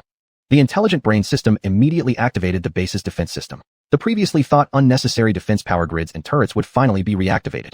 In these following days, Tang Ming hadn't gone anywhere, staying tense while deciding based on the information reported by the entire intelligent brain system. His primary focus remained on two aspects, the northern helium-3 resource point and the underground valley black iron resource point. Number 3 had already installed the 3 signal towers, establishing contact between the base and the northern helium-3 resource point. Moreover, the black iron resources from the underground valley were now successfully mined, doubling the yield to 20 tons, significantly replenishing the base's inventory. The base's energy reserves and black iron supplies had finally reached the requirements for the expansion of additional cabins. Without hesitation, Tang Ming immediately gave the order, Intelligent Brain, enter the base cabin expansion program. Drip drip. All right, Master. Entering the cabin expansion program. Please select the type of expansion cabin. Choose the reserve cabin. After careful consideration, Tang Ming decided to expand the functional reserve cabin. All right. Expanding the reserve cabin will consume 10,000 energy units, 100,000 kilograms of black iron, and 1,000 kilograms of level 1 fibers, along with level 2 fibers. As the intelligent brain system reminded of the consumption cost for the expansion, it ran the program while the metal walls of the main cabin lit up with glowing paths. Hum hum hum. There were 6 metal walls inside the main cabin. One of them suddenly opened like a door, revealing a metallic passage. The reserve cabin passage has been established, beginning the expansion subcabin program. 3, 2, 1, sealed expansion synchronization. Estimated time for subcabin expansion completion, 46 hours. The electronic voice of the intelligent brain system echoed as Tang Ming looked down the newly opened metallic passage. At the end was a tightly closed cabin door. On the cabin door, the progress bar for the subcabin expansion was flashing. He knew that when it reached 100%, the cabin door would open, signaling the completion of the reserve cabin's expansion. The magical expansion method of the universal base left Tang Ming utterly astonished.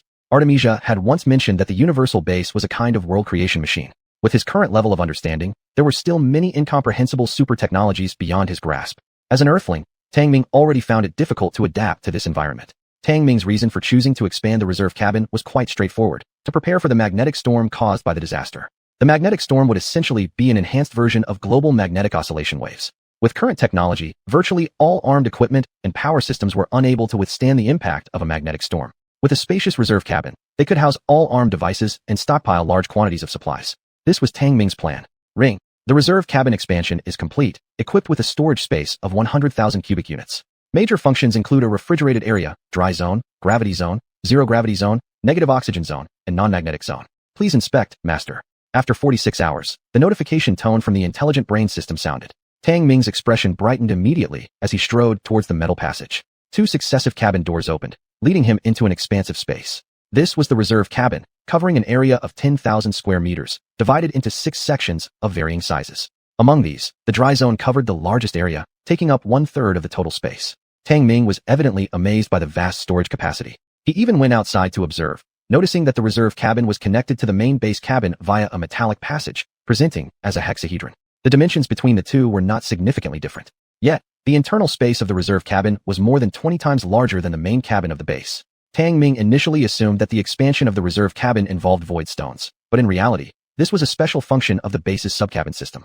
The reserve cabin itself possessed a space-folding effect, which would continue to expand along with upgrades to the base. This made him couldn't help but marvel at the extraordinary technological power of the universal base. Chapter 161, Crisis of the Third Convoy. Beep beep beep. Alarm. The mining vehicle heading to the number 3 Firestone resource point is under attack by crazed fire ants and has been damaged. Alarm. The magnetic anomaly level at the number 4 black iron or resource point has increased, suggesting a quick deployment of machines for mining collection. Alarm. The eastern numbers 5 and 6 mining vehicles have suffered attacks from alien creatures, resulting in total damage with all collected fibers lost. Alarm.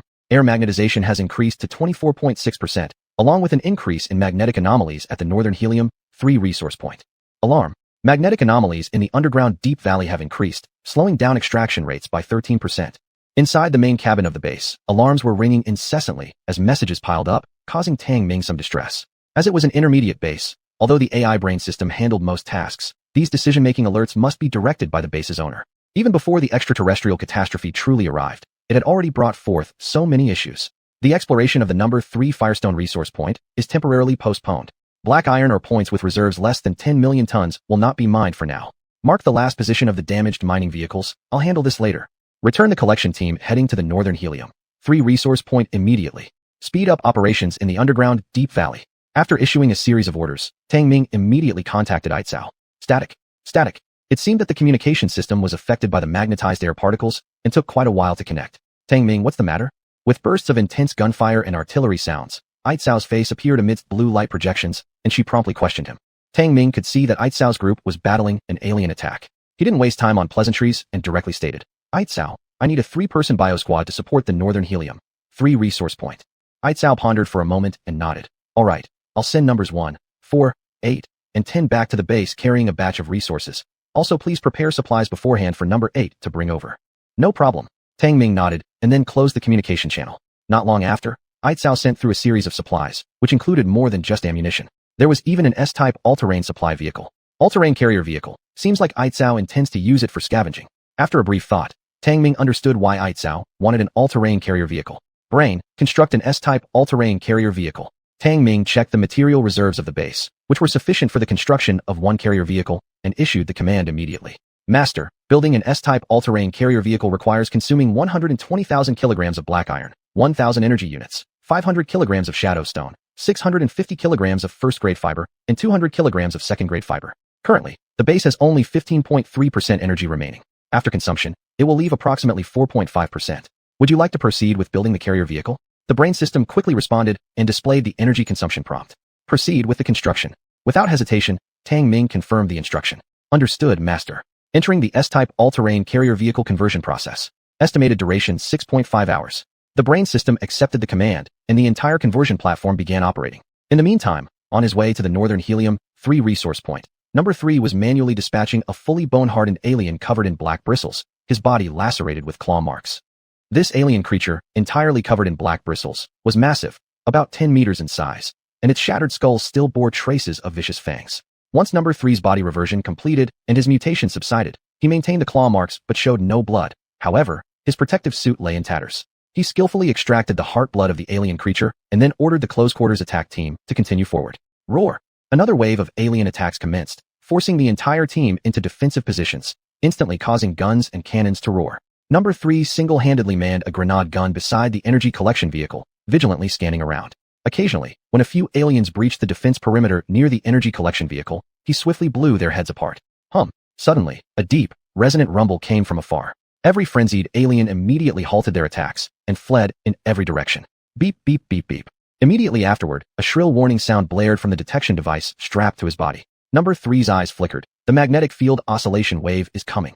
Whoom! An almost invisible oscillation wave rapidly spread out from afar, and number 3 quickly pulled out 2 basketball-sized devices, tossing them ahead. These were directional demagnetizing mines developed by Tang Ming, based on directional explosive mines. Number 3 originally carried 5, and he had already used 3. Bang bang. As the magnetic oscillation wave was about to hit, the demagnetizing mines exploded, and a powerful shockwave disrupted the frequency of the oscillation wave. However, immediately after, the oscillation wave didn't disappear, but instead disturbed the entire magnetic anomaly area, triggering a chain reaction. Beep beep beep beep. The detection device emitted increasingly urgent and piercing alarm sounds. Number 3 instantly displayed his bone-hardening mutation ability as the chaotic frequency of the oscillation wave swept over him. Boom boom boom. The entire convoy's electrical system suffered tremendous shocks. The AI system issued alarms, sparking with electricity, then fell into paralysis one by one. The Universal Base immediately received the alarm feedback from Number 3's entire convoy. Alarm. Master, the convoy led by Number 3 has been hit by a magnetic oscillation wave, causing the whole convoy to fall into paralysis and urgently needing support.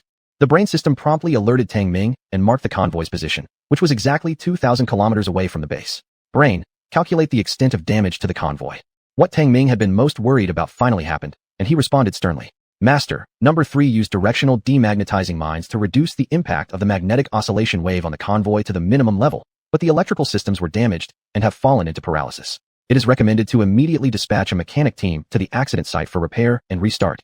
The brain system quickly calculated the damage to the convoy and swiftly provided a plan. Tang Ming sighed in relief. As long as the convoy's damage wasn't severe, it would be fine. After all, he dispatched the entire near-Earth attack squad just to collect helium-3, composed entirely of S-type armaments. The near-Earth attack squad was currently the strongest armed force of the base, consuming a great deal of resources. It seems that the increase in the surface magnetization rate of this alien planet has directly enhanced the intensity of the magnetic anomalies. Tang Ming glanced at the high air particle magnetization rate of 26%, a flicker of gravity appearing in his eyes. Beep beep. Early the next morning, the hatch door opened, and numbers 1, 4, 8, and 10 entered carrying large quantities of scavenged resources. And Tang Ming had already been waiting anxiously, issuing orders directly.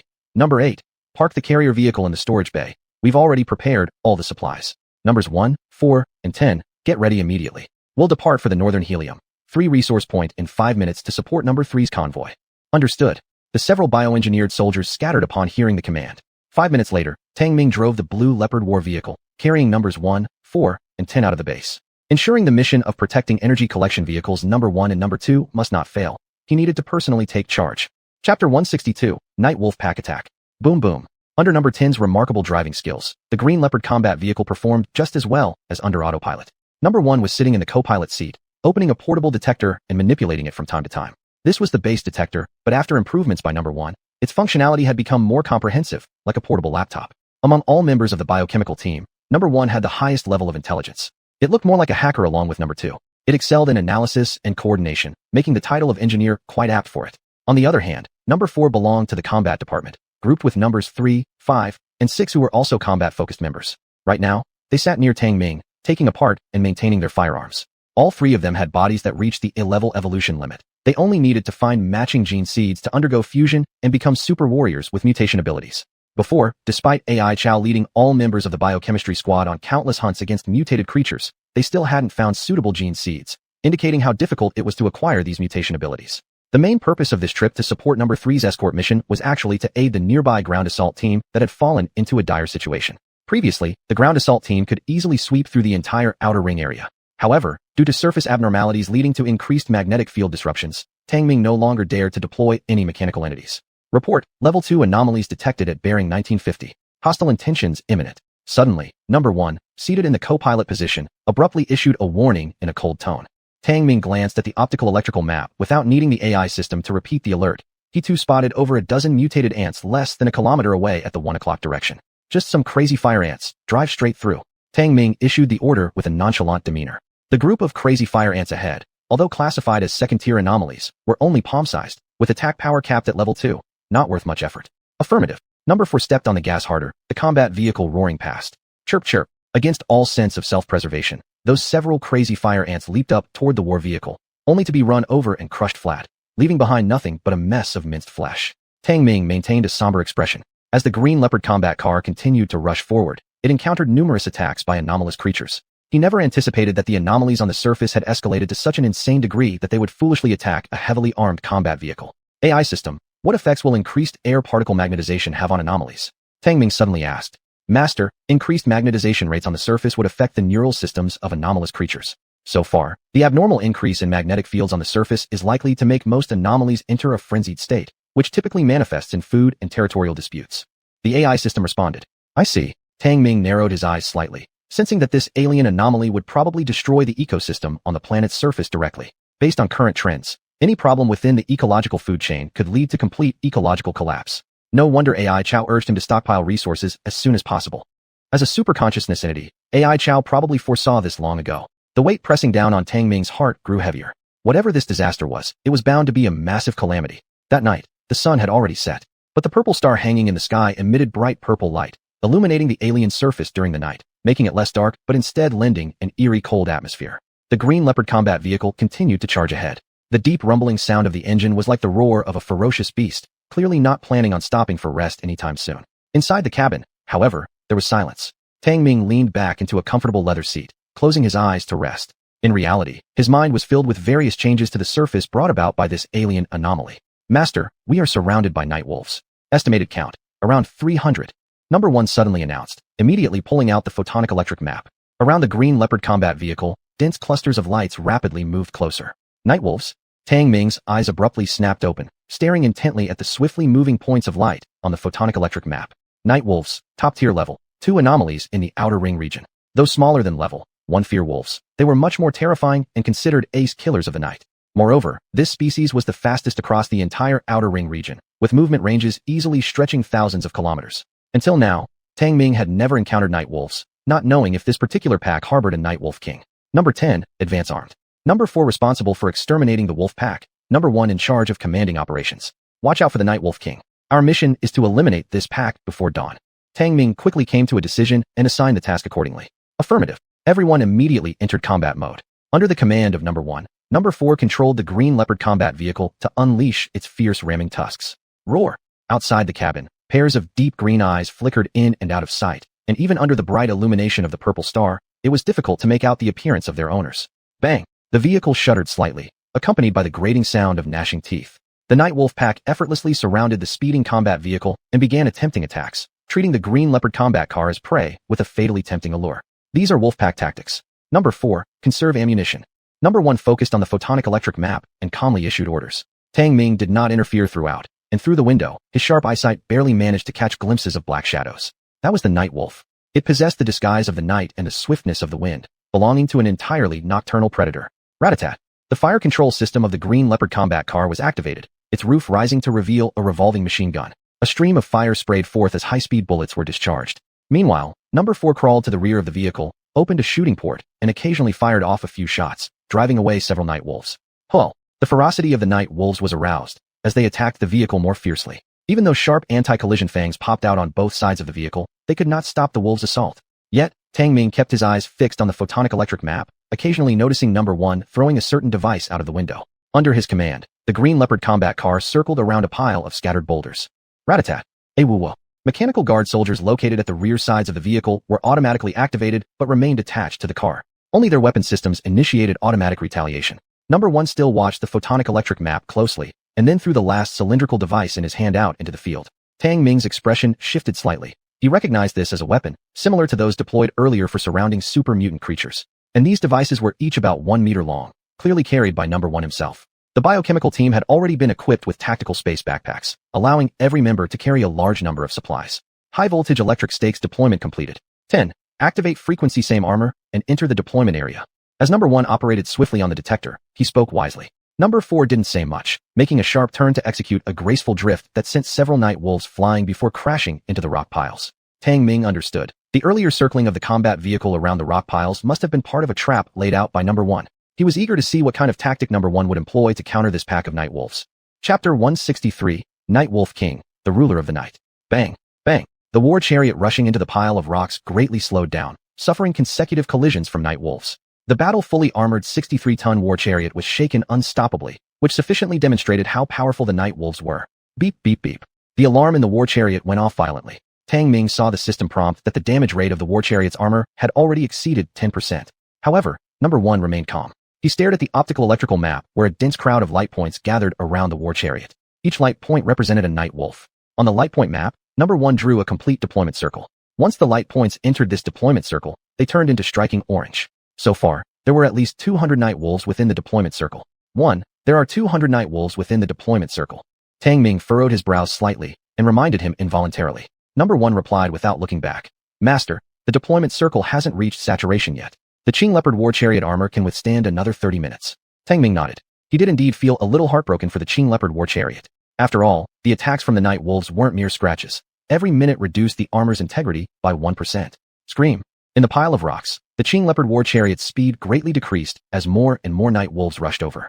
The gun turret on the roof was torn apart by the wolf pack, and 4 had no choice but to close the firing window. The armor integrity of the war chariot directly dropped to 52%, and this speed was getting faster and faster.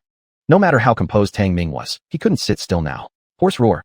Suddenly, an unusually distinct scream came. One's eyes flashed. The Night Wolf King has appeared. 4 lock onto the Wolf King. Yes. 4 immediately accepted one's command. Night Wolf King. Tang Ming's expression trembled as he looked through the car window and saw the earth bathed in purple starlight, exuding a deep violet hue. Among the piles of rocks stood a sleek, tall wolf proudly amidst them, highlighted magnificently by the enormous purple star. Its fur color had become very peculiar, glowing faintly under the purple starlight. Logically speaking, the camouflaging ability of the night wolves should be difficult to detect at night, but this Wolf King made no attempt to hide itself. It was like a monarch, standing out conspicuously. As the Night Wolf King enters the deployment area, begin counterattack. One suddenly called out lightly, activating a certain switch. Boom, boom, boom, boom. Suddenly bursts of thunderous noises rang out. The deployed high-voltage stakes were activated simultaneously, ravaging electric lights instantly sweeping across the entire pile of rocks. Awoo-awoo. Bright blue electric light crackled, numerous shrill wolf cries arose. Tang Ming clearly saw through the car window one after another night wolf glowing with electricity, convulsing uncontrollably. He then realized what weapon one had previously deployed with those high-voltage stakes, stunning the pack of night wolves alive just like fish. Zzzzzzzzzzzzz. The high-voltage stakes deployed by one now unleashed their full power.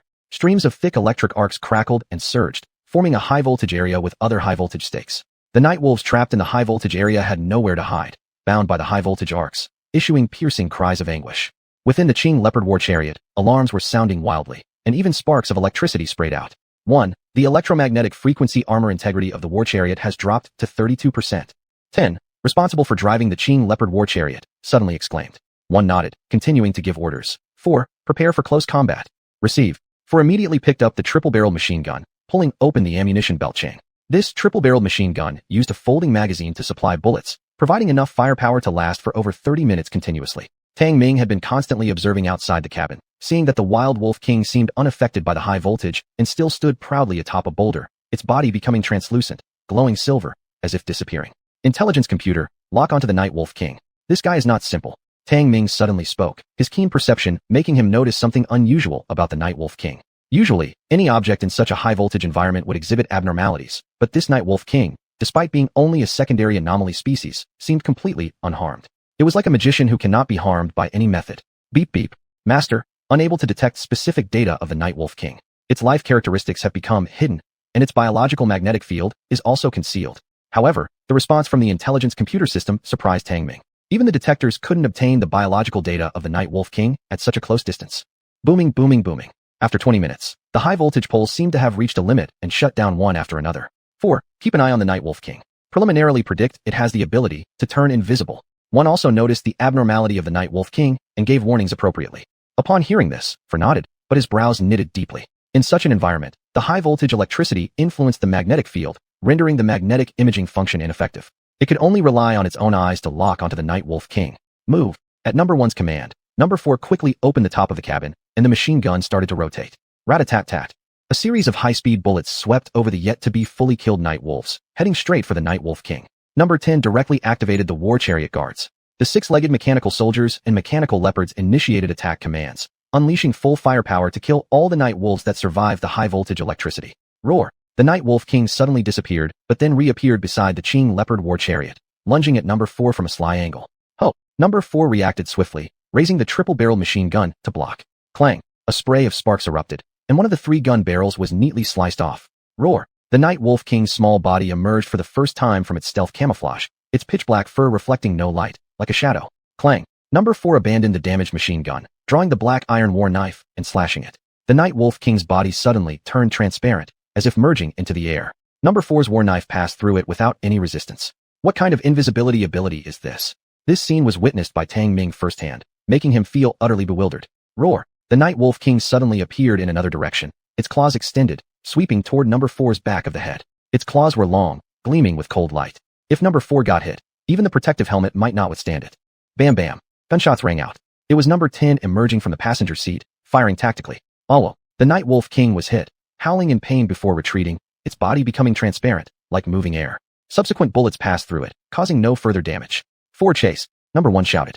But Number 4 found it difficult to detect the direction the Night Wolf King had fled, so he could only fire randomly. The Night Wolf King is my responsibility. You clear the other Night Wolves.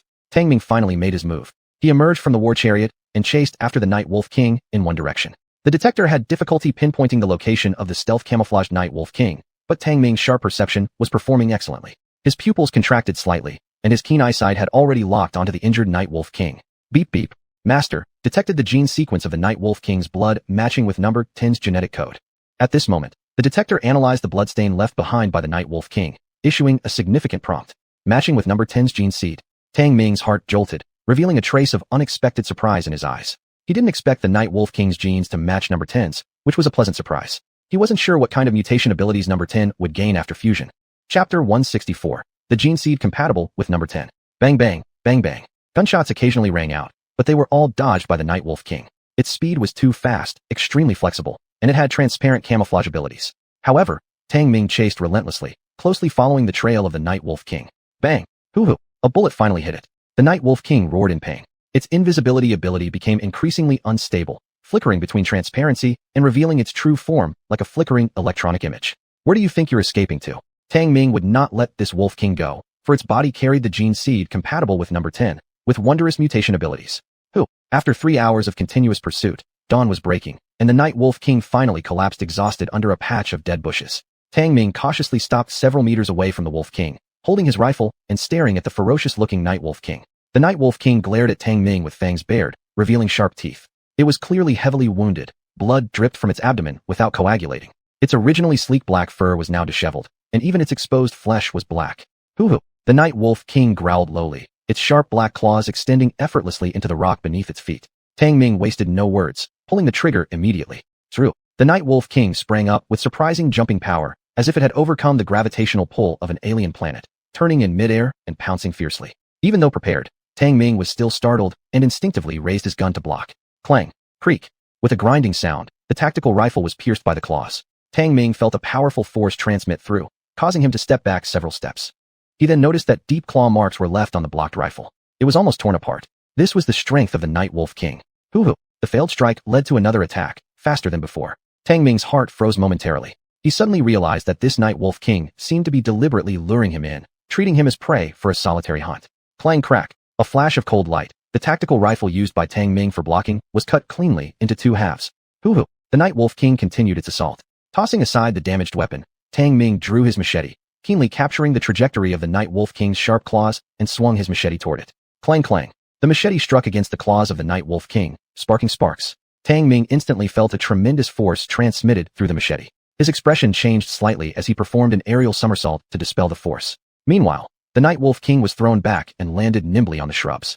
From this moment on, Tang Ming completely ceased to treat it as a seriously injured dying Night Wolf King. Its speed and strength remained astonishing. This is interesting, able to fake injury to lure enemies. Tang Ming smirked, mentally recognizing the Night Wolf King as an anomaly surpassing level 2. True. The Night Wolf King roared, its body shaking suddenly, becoming semi-transparent as it initiated an attack once again. It can still turn invisible. Tang Ming's golden rings and his pupils constricted rapidly, swiftly sidestepping and slicing with his blade.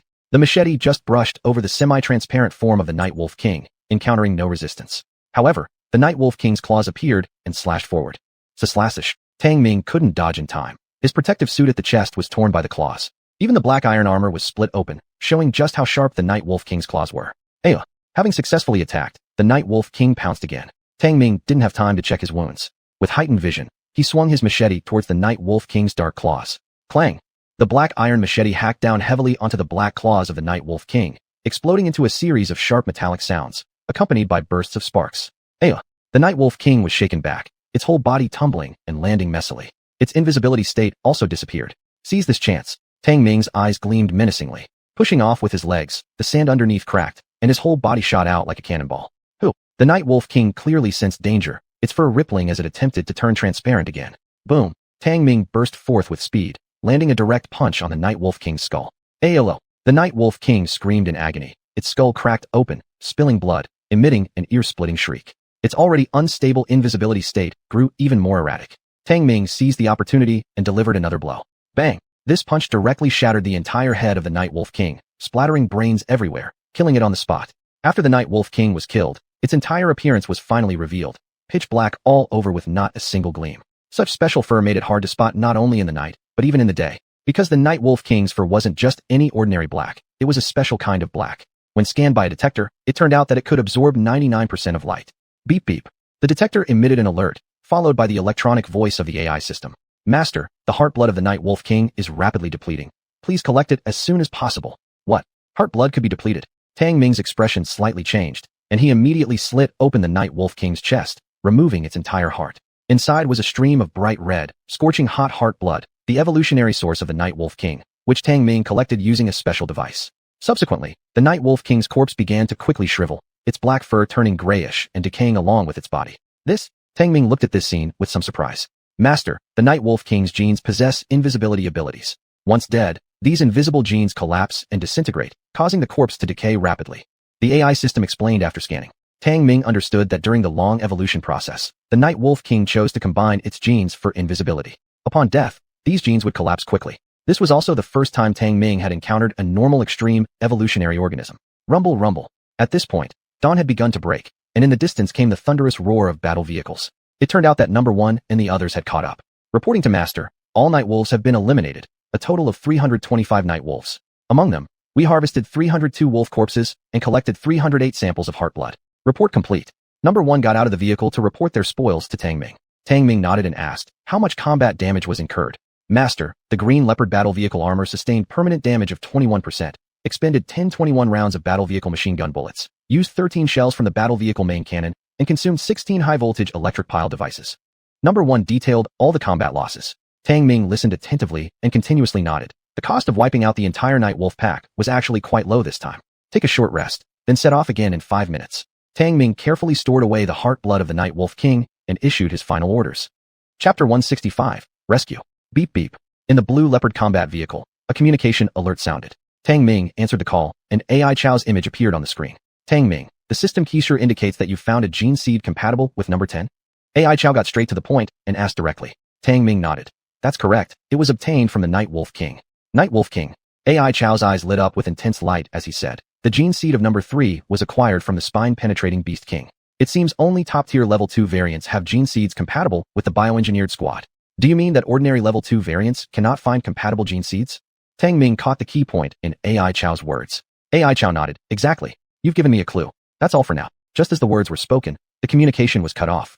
Tang Ming couldn't help but smile bitterly, but also felt secretly glad that he had finally caught up with AI Chow's train of thought. Boom boom. The combat vehicle roared and sped past swiftly. On the way, the intelligence system would timely prompt the degree of air particle magnetization. Currently, it has reached 29.6%. An increase in magnetization rate is most directly reflected in the changes of surface magnetic field. Report. The information of vehicle number 3 has been detected. Number 1 suddenly reported and listed the scan data of the detector on the photoelectric map. On the photoelectric map, the Blue Leopard combat vehicle was approximately 300 kilometers away from number 3's position. Given the speed of the combat vehicle, it would take at least an hour to arrive. However, number 3's current location was surrounded and attacked by numerous photoelectrons, clearly indicating that number 3 was in a precarious situation. 1. Can you remotely restart the incapacitated near-Earth attack team? Tang Ming asked grimly. Master, the core components of the near-Earth attack team have been damaged and cannot be restarted remotely. Number 10 must go to the scene for repairs. 1 immediately responded. Tang Ming's expression darkened even more, without asking further questions, just staring intently at the status of number 3 displayed on the photoelectric map. Number 3 was currently fully ossified, engaging in close combat with the encircling 6-legged monstrous lizards. Roar! The 6-legged monstrous lizards had bodies as large as carts, strong limbs, tough skin, mouths full of exposed sharp teeth dripping with venom. Their protruding tongues were covered in backward-facing spines and were a blood-red color. Their mode of attack was extremely brutal. They charged using sheer brute force and tore with their venom-drenched fangs. Strangely, they rarely used the sharp claws on their 6 legs. Huh! Number 3 roared furiously, punching one of the six-legged monstrous lizards and sending it reeling. The blow caused the lizard's eye socket to crack, letting out a loud wail. His entire body was completely ossified, and his figure had swollen significantly. The bone spikes protruding from his joints were now his most powerful weapons. Even so, number 3's current predicament remained dire as more and more six-legged monstrous lizards gathered around him. Their target was obviously number 3. Roar! Suddenly, several six-legged monstrous lizards attacked simultaneously. Number 3 had no room to retreat. With a great roar, he faced the two six-legged monstrous lizards head-on. Bang! Creak creak! Roar! The six-legged monstrous lizard's sharp jaws bit into number 3's body, causing his bone armor to emit a grating sound. Bang! Number 3 was unable to withstand the overwhelming impact from multiple six-legged monstrous lizards, being pinned against the hard sandstone behind him, making it temporarily impossible to move. The six-legged monstrous lizards had immense strength, biting down on each of number 3's limbs with a crunching sound. Roar! In an instant, even more six-legged monstrous lizards surged forward, putting number 3 in grave danger of being torn limb from limb. Boom boom. At this moment, an armored combat vehicle rushed over, its ferocious anti-collision armor protruding, and the sharp blades of its wheels resembling meat mincers cutting through. Dong dong. The combat vehicle plowed into the crowd of six-legged monstrous lizards, blood and flesh flying everywhere, with screams echoing all around. Tat tat tat. Hum, hum. Simultaneously, the main and secondary weapons of the blue leopard combat vehicle began firing, instantly scattering the entire group of six-legged monstrous lizards. Number 3, get down. Number 4 jumped out of the combat vehicle, wielding a triple-barreled machine gun and opening fire towards number 3, killing the few six-legged monstrous lizards that were tearing at him. Boom boom boom. The blue leopard combat vehicle displayed extremely formidable fighting power, attacking viciously like a famished tiger charging into a flock of sheep. The six-legged mechanical soldiers and mechanical leopards activated and released by the combat vehicle became two deadly scythes, continuously harvesting the fleeing six-legged monstrous lizards. Intelligence system, have you detected any trace of the six-legged monstrous lizard beast king? Inside the blue leopard combat vehicle, Tang Ming stared tightly at the photoelectric map and quickly questioned. The detector on his arm kept emitting detection waves, connecting in real time with the vehicle's photoelectric map. Master, there is no beast king among the six-legged monstrous lizards. However, the magnetic field anomaly intensity in this area has already reached moderate level. Beep beep beep. A high magnetic field anomaly zone has been detected 3 kilometers away. It is suggested to leave this area as soon as possible. The intelligence system had just responded halfway when it immediately issued an urgent warning. Tang Ming's expression changed slightly, his eyes fixed on the red area 3 kilometers away on the photoelectric map. That represented a high magnetic field anomaly zone with an extremely high rate of magnetic oscillation. Tat tat tat. Boom, boom. The gunfire gradually weakened, and the anguished cries of the six-legged monstrous lizards disappeared, leaving a trail of corpses behind.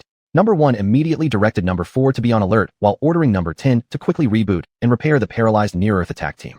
Tang Ming did not interfere with number 1's command, but stepped out of the carriage and walked towards 2 energy collection vehicles stranded by the roadside. Upon inspection, it was found that the energy collection vehicles were only lightly damaged. The energy tanks were intact, and no helium-3 had leaked out, which brought him some relief. These 2 energy collection vehicles were built at great expense by the base, each storing energy equivalent to half of the base's total capacity, and they had been painstakingly collected from the northern helium-3 resource point. Absolutely no mistakes could be afforded. Beep beep beep. Tang Ming had just let out a sigh of relief when he heard the detector alarm sound off. Master, the magnetic oscillation source is unstable, predicting an imminent generation of oscillation waves. Tang Ming's expression darkened as he immediately shouted. Number 1, there will be an oscillation wave at bearing 33,100. How long before the restart is complete? Number 10, respond. Number 1 immediately called out. Number 10, busy restarting the attackers, without even looking up, responded. The entire fleet will be restarted within 30 minutes. There's no time. Tang Ming frowned deeply and ordered, restart and repair the energy collection vehicles first. If the near-Earth attack team cannot be restarted, take them along anyway. Intelligence system, monitor the oscillation source. Master, the degree of magnetic anomaly is intensifying. It's estimated that the magnetic oscillation wave will be triggered within 10 minutes. The intelligence system immediately made the estimation result. Tang Ming nodded and didn't remain idle either, assisting number 1 in collecting valuable tissues from the six-legged monstrous lizards, such as heart blood, edible parts, and fur. Meanwhile, number 10 began repairing the core components of the power systems of the energy collection vehicles, completing the restart in less than 3 minutes. Besides being on guard, number 4 also took charge of pulling the paralyzed near-Earth attack team using cables. All these were the main forces of the base, and they couldn't be easily abandoned. Suddenly, a deep rumbling thunder echoed from afar. Tang Ming's expression changed sharply. He knew it. The magnetic oscillation wave had formed, and by now, number 10 had only managed to repair and restart the 2 energy collection vehicles and 2 unmanned fighter vehicles. Evacuate immediately, Tang Ming shouted loudly and climbed into the combat vehicle. Beep beep beep. Alarm, alarm. A high-level magnetic oscillation wave is about to impact. Leave the current position as soon as possible. Inside the combat vehicle, the alarms blared loudly as the intelligence system issued urgent warnings. Chapter 166, Magnetic Field Storm. Buzz. Boom. The magnetic field erupted into chaos, triggering a violent chain reaction. Even the air particles were flashing, resembling burning embers. Tang Ming's face turned grim. He could tell without the analysis of the intelligence system that this magnetic oscillation wave was unprecedentedly terrifying. It no longer resembled ripples in water but rather a rolling tide, sweeping everything away. Boom. Boom. Along the way, many fleeing mutants were obliterated, emitting piercing screams. Even some mutant plants were torn apart by the magnetic oscillation wave, their branches magnetized and pulverized. Truly a horrifying sight. Leave immediately, Number 1 shouted loudly, quickly directing the entire biochemical team. This magnetic oscillation wave had come with incredible speed. Boom. Boom. The engines roared, the hubcaps spun wildly, kicking up sand as they emitted harsh grinding sounds. As attackers, the unmanned jet fighters took the lead while the blue Leopard battle vehicle trailed behind, dragging along the remaining disabled machinery. Rumble, rumble.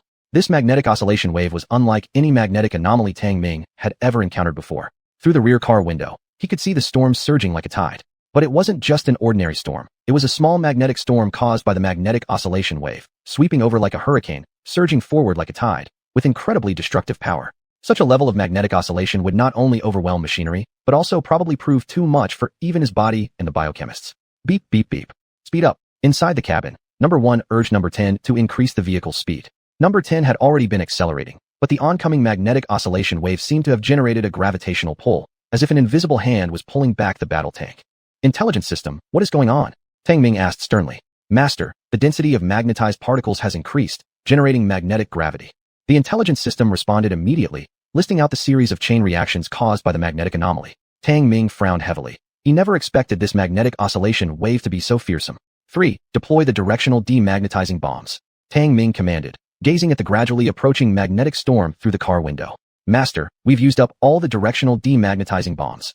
3 reported immediately. Tang Ming's face darkened further upon hearing this. Master, we can launch several high-explosive eggs to disrupt the frequency of the magnetic oscillation wave as much as possible, the intelligence system suggested. There's no other choice. 1. Release the directional thunder bombs and high-explosive eggs to try and interfere with the magnetic oscillation wave as much as possible. Tang Ming issued orders promptly. Number 1 quickly directed Number 10 to activate the main cannon of the war vehicle and ordered Numbers 3 and 4 to release the directional thunder bombs. Bang, bang, bang, bang. The turrets on the blue Leopard battle vehicle rotated continuously as its 76mm main cannon fired repeatedly. At the same time, Numbers 3 and 4 threw several directional thunder bombs outside the vehicle. In a short time, loud explosions echoed behind the war vehicle, disrupting the frequency of the incoming magnetic oscillation wave and significantly reducing the magnetic gravity. Seize this moment, full speed ahead. Number 1 bellowed, and the entire convoy pushed the vehicles to their maximum speed. Under the superior off-road skills of Number 10, the blue Leopard battle vehicle performed exceptionally well, rushing forward like a steel beast in motion. Tang Ming kept his face solemn as he continued to watch the magnetic storm recede in the distance. After escaping from this terrible magnetic storm, Tang Ming felt even heavier-hearted. The intelligence system had already marked this area as a hazardous zone prone to frequent magnetic oscillations. This effectively blocked the newly opened route to the northern helium-3 resource point. Beep, beep. Communications buzzed, and Tang Ming answered immediately. Tang Ming, did you encounter a magnetic storm? Upon answering the communication, AI Chow's voice came through. Tang Ming chuckled bitterly. We almost didn't make it. AI Chow fell silent for a moment before saying gravely. It seems that the outer ring area has already started to experience localized small-scale magnetic storms. Tang Ming nodded and said seriously. What's the situation on your side? We've returned to the base and retrieved gene seeds compatible with Numbers 1 and 4. AI Chow replied, delivering some good news. We're now heading back to the base, and we expect to arrive by noon tomorrow. Tang Ming announced, his expression visibly relieved. Good. I'll wait for your return to the base. After speaking, AI Chow directly cut off the communication. Tang Ming paid no attention to this, leaning against the seat, slightly relaxing. His gaze passed over Numbers 1 and the others, prompting a faint smile. I'm looking forward to how all of you will look after fusing the gene seeds. Boom boom. The next noon, AI Chow, who was observing the anomalies of Purple Star, saw a fleet of convoys racing far away, raising high plumes of dust. It squinted and counted the number of vehicles in the convoy. Apart from the blue Leopard battle vehicle and 2 energy collection vehicles, all members of the close-range attack team, including attackers and riders, were intact, evidently having been restarted and repaired by Number 10. The close-range attack team consisted of attackers, riders, and scouts. Except for the scouts who did not participate in this mission, the entire team had set out, and it was already remarkable that everyone returned unscathed. Intelligence system, open the storage compartment door. As the convoy slowly approached, AI Chow issued the command in advance. Humming. The massive metal door of the storage compartment opened, spanning 10 meters wide. Tang Ming saw it from afar and instructed number 1 to transport the supplies into the storage compartment before getting off the vehicle himself. AI Chow, are you injured? When Tang Ming approached, he noticed that AI Chow's arm was clamped with a stabilizing board, which was the base's high-frequency amputation treatment device. This was the first time it had been used. AI Chow waved her hand and said, "It's a minor injury. You did well to bring the entire team back safely." Tang Ming grinned. "I'll need to make another trip to the Northern Helium 3 resource point. We can't spare energy reserves." AI Chow nodded. "That's correct. The magnetization rate of air particles has now reached 34%, and the degree of magnetic field anomalies in multiple regions has increased. Just as you marked on the map, the appearance of the magnetic storm is beyond comprehension." At this point, both of their expressions became somewhat solemn. Tang Ming rubbed his face and asked, "I heard you found gene seeds compatible with numbers 1 and 4. When will the fusion take place?" "I'm just waiting for the gene seed you've obtained. We can conduct the fusion experiment on them right now." AI Chow replied promptly. "Great." Tang Ming didn't object, pulling out the heart blood of the Night Wolf King from his spatial backpack and handing it over to AI Chow. AI Chow immediately led him into the main cabin of the base, sending out a communication en route, ordering numbers 1, 4, and 10 to come to the main cabin immediately. Inside the main cabin of the base, numbers 1, 4, and 10 removed their equipment and lay down in 3 medical pods respectively. With the prior experience of the fusion experiment conducted by number 3, this time AI Chow handed over the control of the experiment to the medical system. However, before that, Tang Ming reluctantly offered 3 vials of heart blood as the genetic fusion stabilizer. He never imagined that one day he would become the most critical drug. The experiment begins. After everything was ready, AI Chow directly gave the order. The medical system immediately sprang into action as numerous syringes extended into the medical pods. Chapter 167, Self-Healing Ability and Invisibility. Beep. Injection of gene seed number 1 complete. Beep. Injection of gene seed number 4 complete. Beep. Injection of gene seed number 10 complete. As the entire fusion experiment proceeded, even Tang Ming, who had witnessed the fusion experiment with subject number 3, was now a bit tense and full of anticipation. The gene seed fused with number 1 came from a strange exotic plant, supposedly one that grows with a brain, which was blasted open by the bio team to collect some of its heart's blood.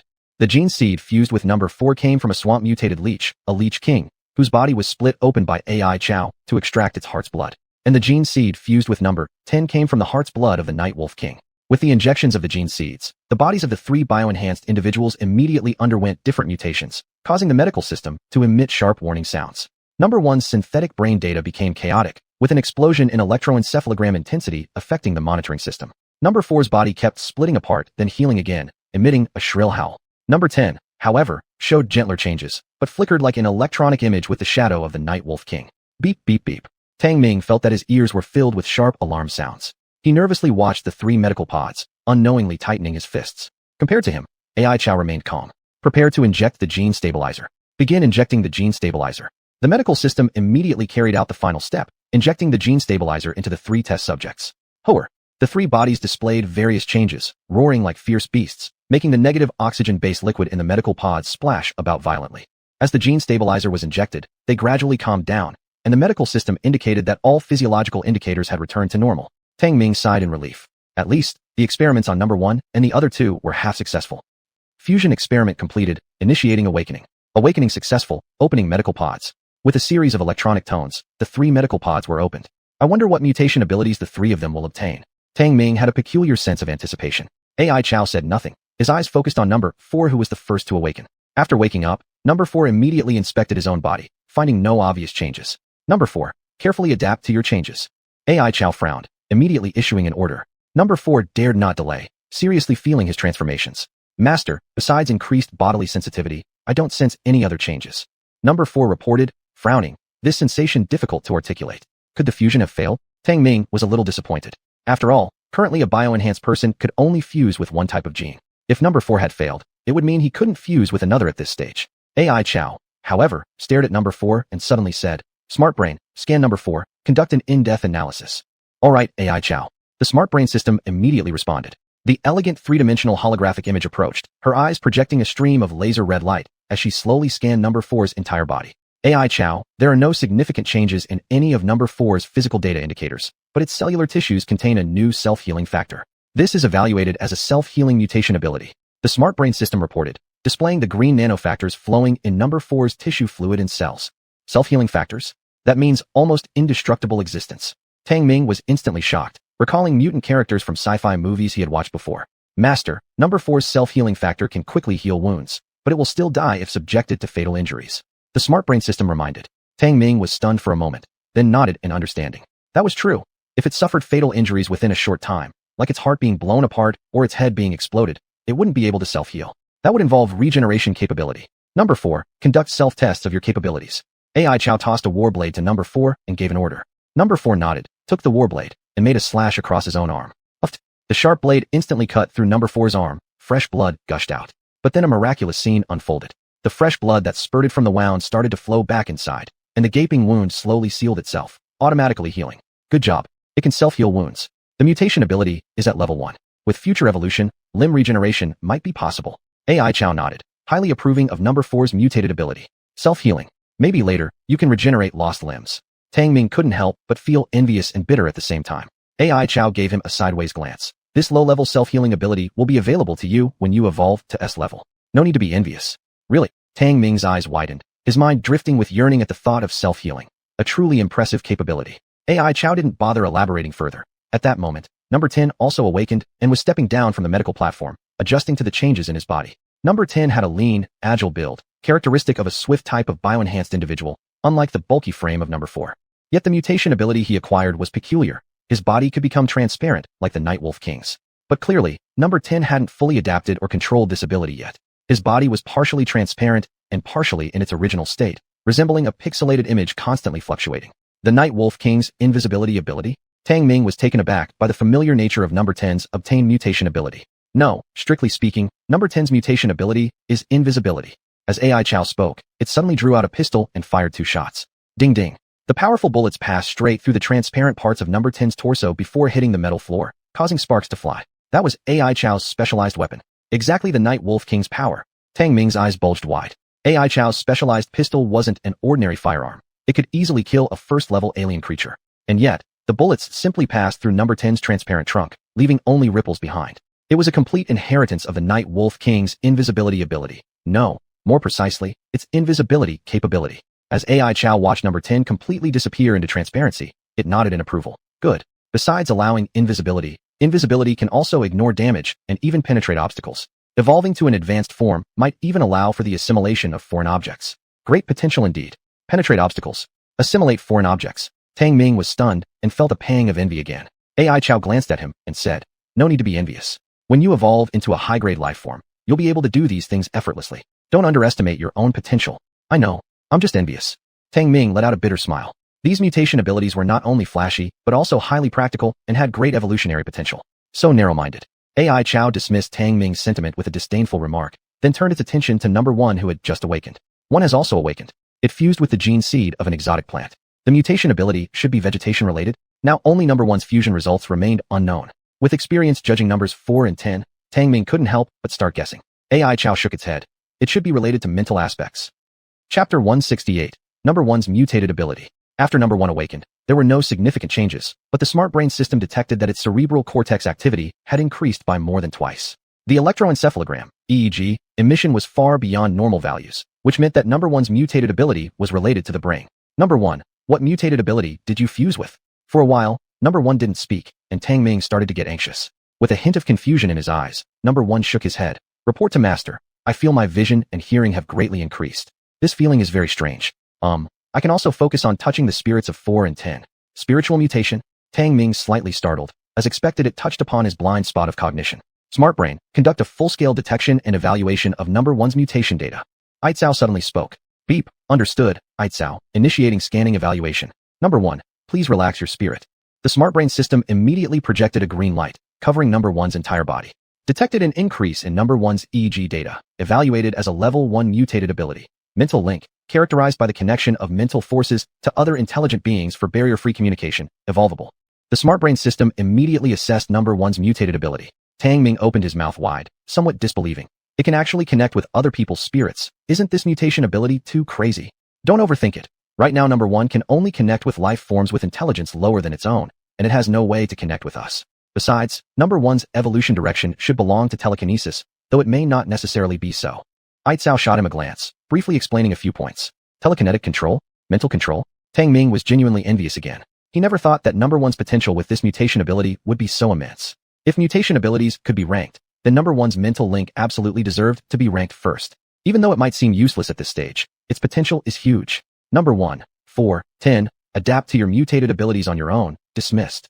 Aitzao dismissed the 3 experimental subjects and turned to Tang Ming, saying, actually, they can only obtain a single mutation ability, though it can evolve. The direction is already fixed. However, if you can evolve into a higher form of life, these mutation abilities would be optional for you. Is the advanced form of life really that awesome? Tang Ming couldn't help but swallow his saliva, his eyes seemingly shining with light. You know nothing about your own potential, assuming you can survive through every transformation of life. After all, you are the life seed sown by entropy ancestor. Aitzao sighed softly, looking meaningfully at Tang Ming. Tang Ming nodded. Indeed, this wasn't the first time Aitzao had mentioned his potential. But he was originally just an ordinary person from Earth, or rather, should say, an Earth Superman who has just entered the early stages of evolution. Aitzao did not linger too much in the base. It converted quite a bit of equipment, gathered the biochemical squad, and then left. However, Aitzao did not take away the 4 individuals including number 1 who had already fused with the genetic seeds, leaving them to Tang Ming. Tang Ming naturally did not refuse, even selling pots and pans if necessary, to make the base manufacture 2 more S-type energy collection vehicles, preparing to personally lead the team to collect energy at the Northern Helium 3 resource point. The conversion platform shrouded in white mist began operations. In order to recreate 2 more energy collection vehicles, Tang Ming endured the pain this time and consumed most of the accumulated black iron. Seeing the black iron reserves decrease to less than 1 ton, he felt like a gambler who had squandered all his wealth, a little bittersweet. But he clearly knew that a fully loaded energy collection vehicle could replenish 50% of the base's energy at once, and if he went multiple times, the energy issue would not constrain the base in a short period of time. If the Northern Helium 3 resource point were closer, adopting pipeline transport would be convenient. Unfortunately, there's no concentrated Helium 3 energy around here after the mega energy trees have been depleted. Tang Ming sighed. On the surface of this alien planet, Helium 3 gas could be seen everywhere at night, but in reality, the amount collected is scarce, even failing to meet the daily consumption needs of a mid-level base. After all, apart from ensuring the basic operation of the main cabin and reserve cabin of the base, various equipment also need energy replenishment. Smart Brain, after making the energy collection vehicle, produced 50 directed anti-magnetic thunderbolts. Tang Ming didn't forget to order the Smart Brain system to create directional anti-magnetic thunderbolts. After all, the magnetic field storm encounter last time was still vivid in his mind. Master, the Firestone reserve in the base remains at 620 kilograms. Only 20 directed anti-magnetic thunderbolts can be produced. However, the Smart Brain system informed him that the Firestone reserves were insufficient. Tang Ming was taken aback. Consumed so fast. Master, the ammunition consumption of the base has increased by 400% recently, and there has been no replenishment since the second Firestone mine was exhausted. The Smart Brain system listed the recent Firestone consumption and highlighted it. What were the results of AI Chow's survey of the number 3 Firestone mine mark last time? Tang Ming recalled the Firestone mine AI Chow had discovered before, and even sent a mining vehicle for exploration. He had forgotten the final result. Master, the mining vehicle sent to explore the number 3 Firestone resource point encountered an attack from crazy fire ants and has lost contact. The Smart Brain system naturally wouldn't forget like its master did, and presented the final feedback information when the mining vehicle lost contact. Million-ton level large mine. Tang Ming was shocked after not knowing until he saw it. He never imagined that the initial exploration by the mining vehicle showed the storage of the number 3 Firestone mine was astonishing, over tens of millions of tons. And this was just the preliminary data from the mining vehicle's exploration. Master, according to the mining vehicle's exploration data, the number 3 Firestone mine is underground treasure, possibly containing fire crystal. The Smart Brain system integrated all the exploration information and projected it as a 3-dimensional model. It looked like an underground Firestone mountain extending over 1,000 meters into the ground, with only a few square meters exposed on the surface. No wonder the mechanical dogs didn't find it. Without doubt, this was a multi-million-ton Firestone mine, and might also contain fire crystal. What is fire crystal? It's a more advanced form of Firestone with a higher density of energy in crystalline form. Tang Ming immediately thought of the technical barriers to miniaturizing the directional anti-magnetic thunderbolts. Fire crystals were exactly what was missing. This truly was having your needs met as they arose, and he hadn't expected there to be such a large mineral vein near the base. Smart Brain, why didn't you say anything earlier? Tang Ming was ecstatic, his eyes shining as they stared at the model of the number 3 Firestone mine. A million-ton level Firestone mine. That was extraordinary. Unlike black iron, or which required refining, Firestone was a natural crystal that could be used directly. Fire crystals have a higher energy density and can also be used as fuel, though conversion is necessary. Regardless, this million-level Firestone mine was definitely a pleasant surprise, worth the equivalent of hundreds of millions of tons of black iron ore.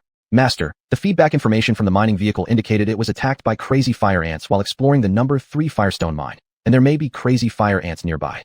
However, the Smart Brain system issued a warning. Crazy fire ants are a terrifying second-tier variant species. Their habits are basically similar to Earth ants, possessing complex and detailed social structures, making them definitely not easy to provoke.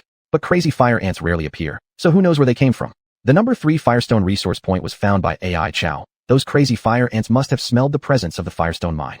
Tang Ming's expression darkened. harboring dissatisfaction in his heart, as if his resources had been stolen.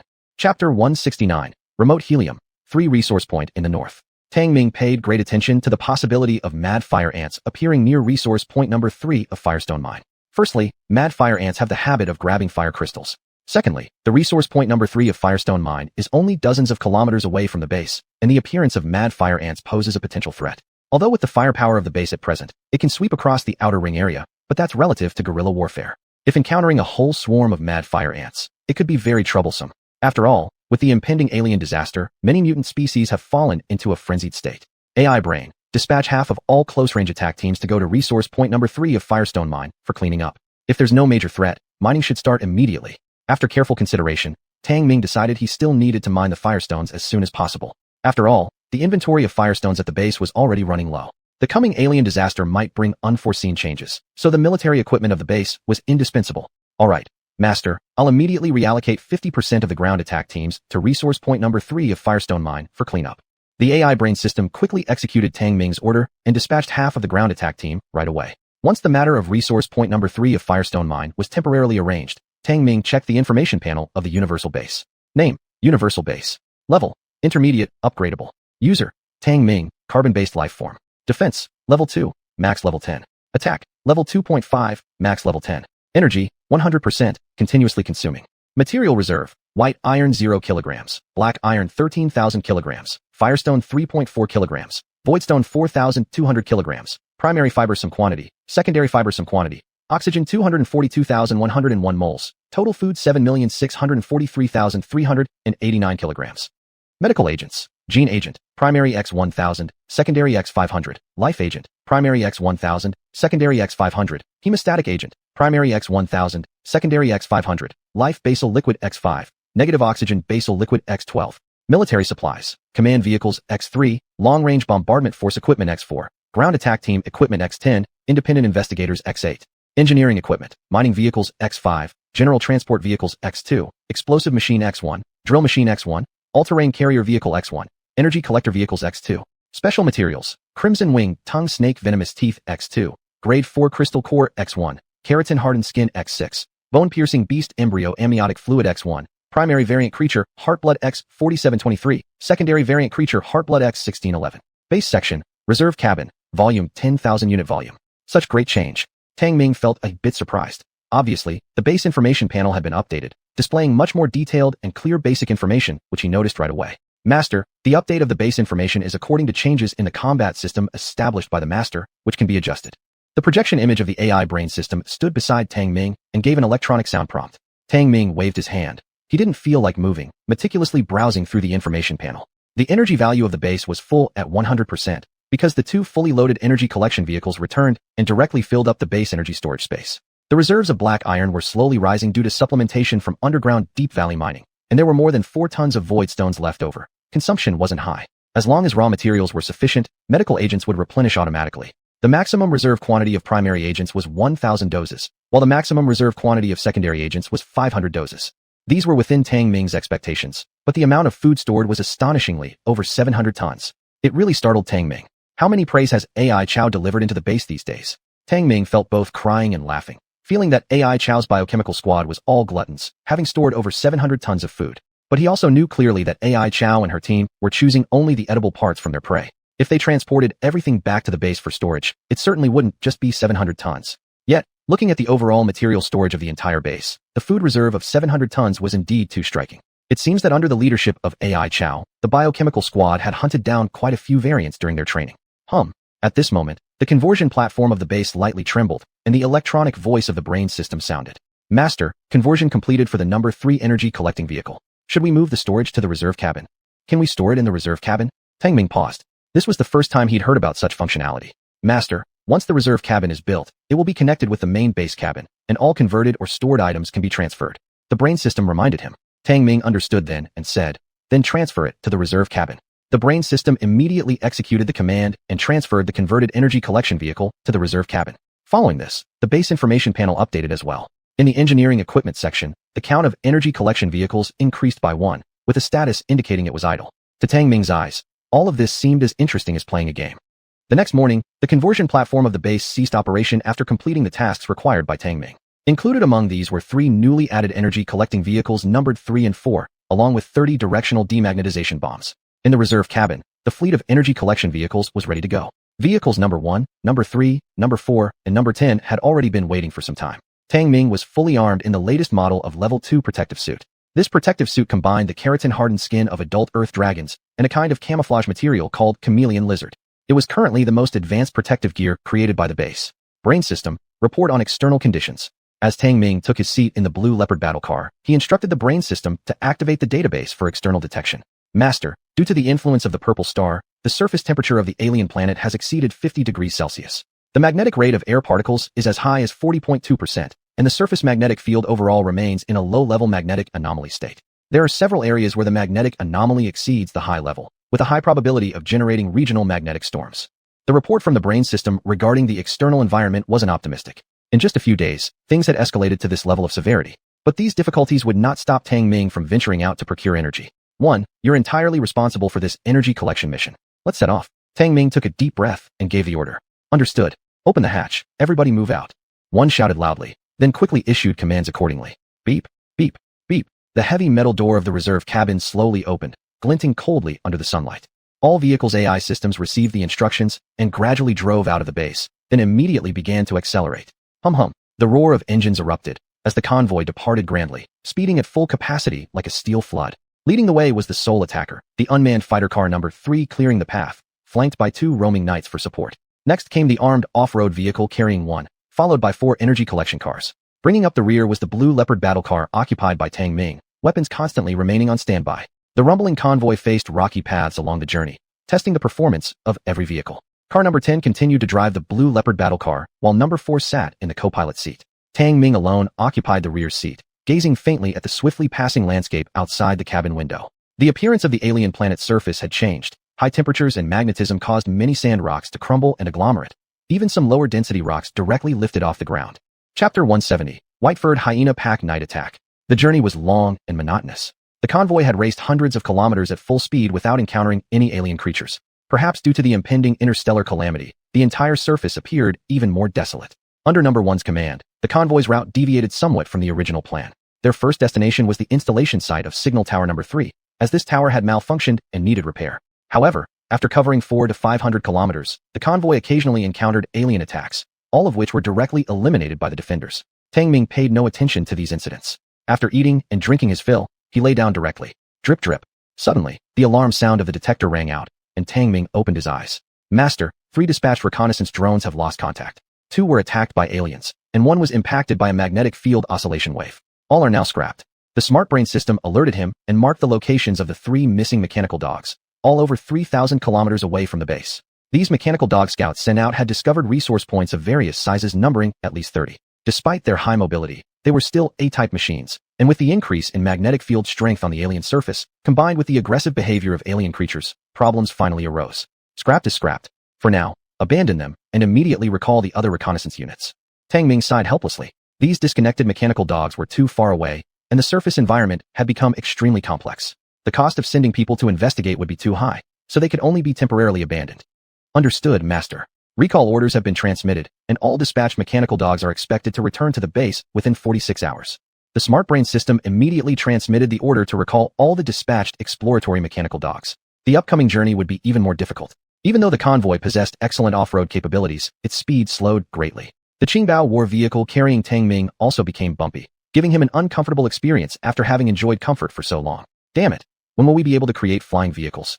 And I'm still dreaming about building spaceships. Tang Ming complained inwardly, looking through the car window at the magnificent alien sunset. Drip drip. At this moment, number 1's voice sounded in the communicator. Master, the first station has been reached. We will stay here for 4 hours. Okay, Tang Ming replied, guessing that the number 3 signal tower might be severely damaged and require a lengthy repair time. So he did not interfere with number 1's decision. It was just right to let the ass that had endured 2,000 kilometers of bumpiness rest for a bit. After the vehicle stabilized, Tang Ming put on his breathing mask and opened the door. Hiss.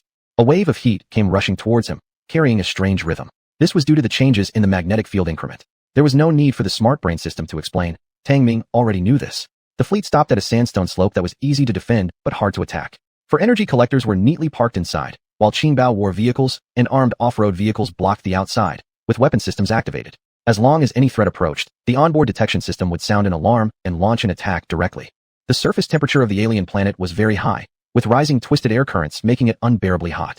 Tang Ming felt that if he weren't wearing a protective suit, his A-level evolved body would not willingly endure prolonged exposure to the scorching air filled with magnetized particles. Just imagining it made him feel uncomfortable. Signal Tower number 3 was installed on this sandstone slope, but it had already fallen over, emitting electric light. Tang Ming walked over and saw Tin taking out specialized tools and getting to work busily, while number 1 stood guard beside him. How was Signal Tower number 3 damaged? Tang Ming couldn't help but ask. Number 1 immediately responded. Report to Master, Signal Tower number 3 suffered an accidental impact by alien creatures. The base broke off, and core components are missing. Tin is currently replacing and repairing it, expected to take around 200 minutes. Tang Ming nodded slightly, paying no further attention, and instead gazed into the spectacular sunset. The alien sunset was extraordinarily magnificent and colorful. The sun was blood red, and as it gradually sank below the horizon, the refracted light turned 7 colors. This beauty was beyond description. Tang Ming watched the sunset calmly. He no longer resembled the young earthling who had just arrived. He had become a qualified alien warrior. Rumble, rumble, rumble. Without warning, the surface began to tremble lightly, with dust falling from the surrounding rock walls. Tang Ming's expression changed, his gaze shifting toward the star shimmering with faint purple light. The purple star. Alert. Detected level 1 seismic waves, and increasing continuously. The smart brain system issued a warning. Number 1 also directed numbers 3 and 4 to stabilize a few of his signal towers. Roar. Growl. In the distance, there were more roars from alien creatures, seemingly frightened. Drip drip. Information came through the communicator, and as soon as Tang Ming accepted it, AI Chow's deep voice resounded. Tang Ming, the seismic waves have intensified, and the magnetization rate of air particles has increased to 43%. I suggest you'd better interrupt the collection task. Tang Ming frowned and said, I'm close to the northern helium 3 resource point, and it won't take more than a few days. AI Chow warned coldly. In the area north of the outer ring zone, the abnormal magnetic field rate exceeds 93%, and the probability of a magnetic storm will certainly exceed 50%. You need to be aware that knowingly taking too much risk is a foolish behavior. I know it's dangerous. Tang Ming was resolute as he looked straight at AI Chow and said, Don't forget, I am the owner of the universal base. AI Chow fell silent for a moment and then said, You're an extremely stubborn fool. I hope that if you encounter insurmountable danger, your first priority will be to save your own life rather than that bit of helium 3 energy. Don't worry. We Earthlings have an old saying that goes well. Fortune lies in the midst of danger. High-risk investments often come with high returns. Tang Ming smiled, his face taking on a completely indifferent attitude. AI Chow did not say more and directly cut off the communication. As soon as the communicator was turned off, Tang Ming's expression turned gloomy. The earthquake continued, and the sandstones on the ground were bouncing like beans in a hot pot. Not until the sun completely disappeared below the horizon did the sudden earthquake waves gradually fade away. The entire process lasted for more than 20 minutes. As night fell, the giant purple star in the sky became clearly visible, casting a faint purple glow, giving the alien night, which should have been dark, a layer of purple night light. The surface patterns of the purple star were distinctly visible, even its several rings could be seen by the naked eye. What was supposed to be a stunning night sky now seemed eerie. Roar. At night, the hidden aliens emerged, even more restless. The detectors sounded the alarm, and the photoelectric map showed that a large cluster of lights nearby was approaching. Without a doubt, those were the white-furred hyenas. 3 and 4, prepare for battle. 10. Continue with the repair mission. Number 1, fully armed, jumped onto one of the energy collector vehicles, holding a big sniper rifle while shouting orders. Upon hearing this, 3 and 4 rushed immediately to the front end of the defensive perimeter. 4 jumped onto the armed off-road vehicle and operated the car-mounted artillery. Tang Ming didn't stay idle either. He leaped onto the Qingbao war vehicle, aiming his upgraded S-type tactical rifle. Underneath the sandstone slope where he stood, there was a patch of withered shrubbery, quivering slightly now, pairs of fiery green eyes glimmering in and out of sight. And that was the white-furred hyena pack. Chapter 171, Sky Dominator, 4-winged bone carving king. Roar. Under the dim purplish night light, a pack of large azabul white-furred hyenas revealed themselves.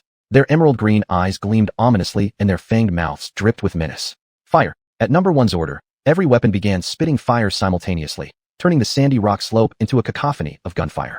All tactical rifles were fitted with sound suppressors and flash hiders, so their firing noise was negligible. But the heavy-caliber machine guns roared like fireworks, delivering intense firepower. Ow wow.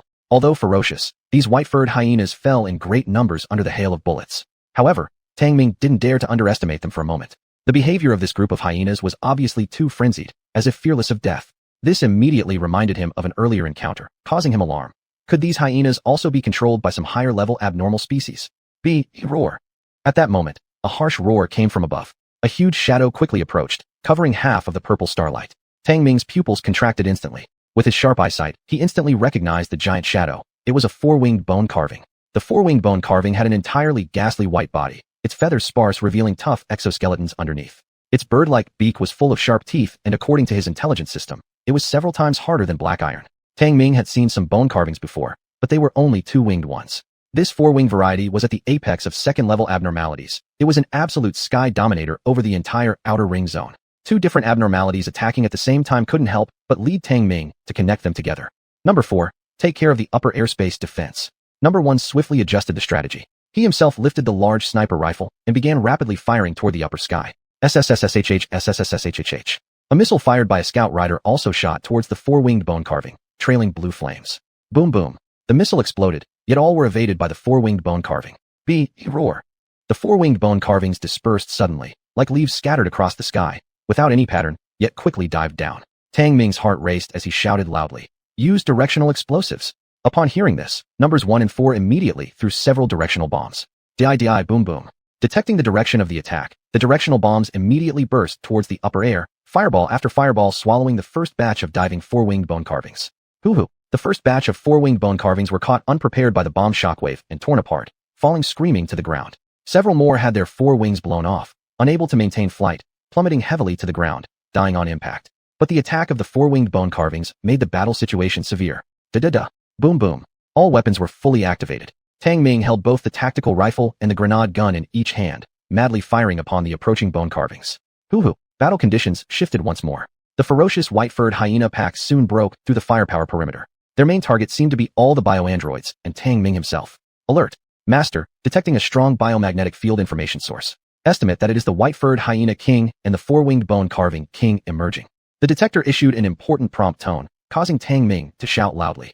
Number 1. Watch out for the hyena king and the bone carving king. Understood. Number 1 had already abandoned his large sniper rifle, drawing his combat knife to engage in close combat with the hyena carving that broke through the defensive line. Pum zzz. One disc-shaped mechanical soldier could not withstand the encircling attack of the hyena pack. Having all four of its mechanical legs removed, its core destroyed, sparks of electricity shooting out, it became useless. Seeing this scene, Tang Ming's expression turned grim, but he had no time to spare for the besieged mechanical bodies.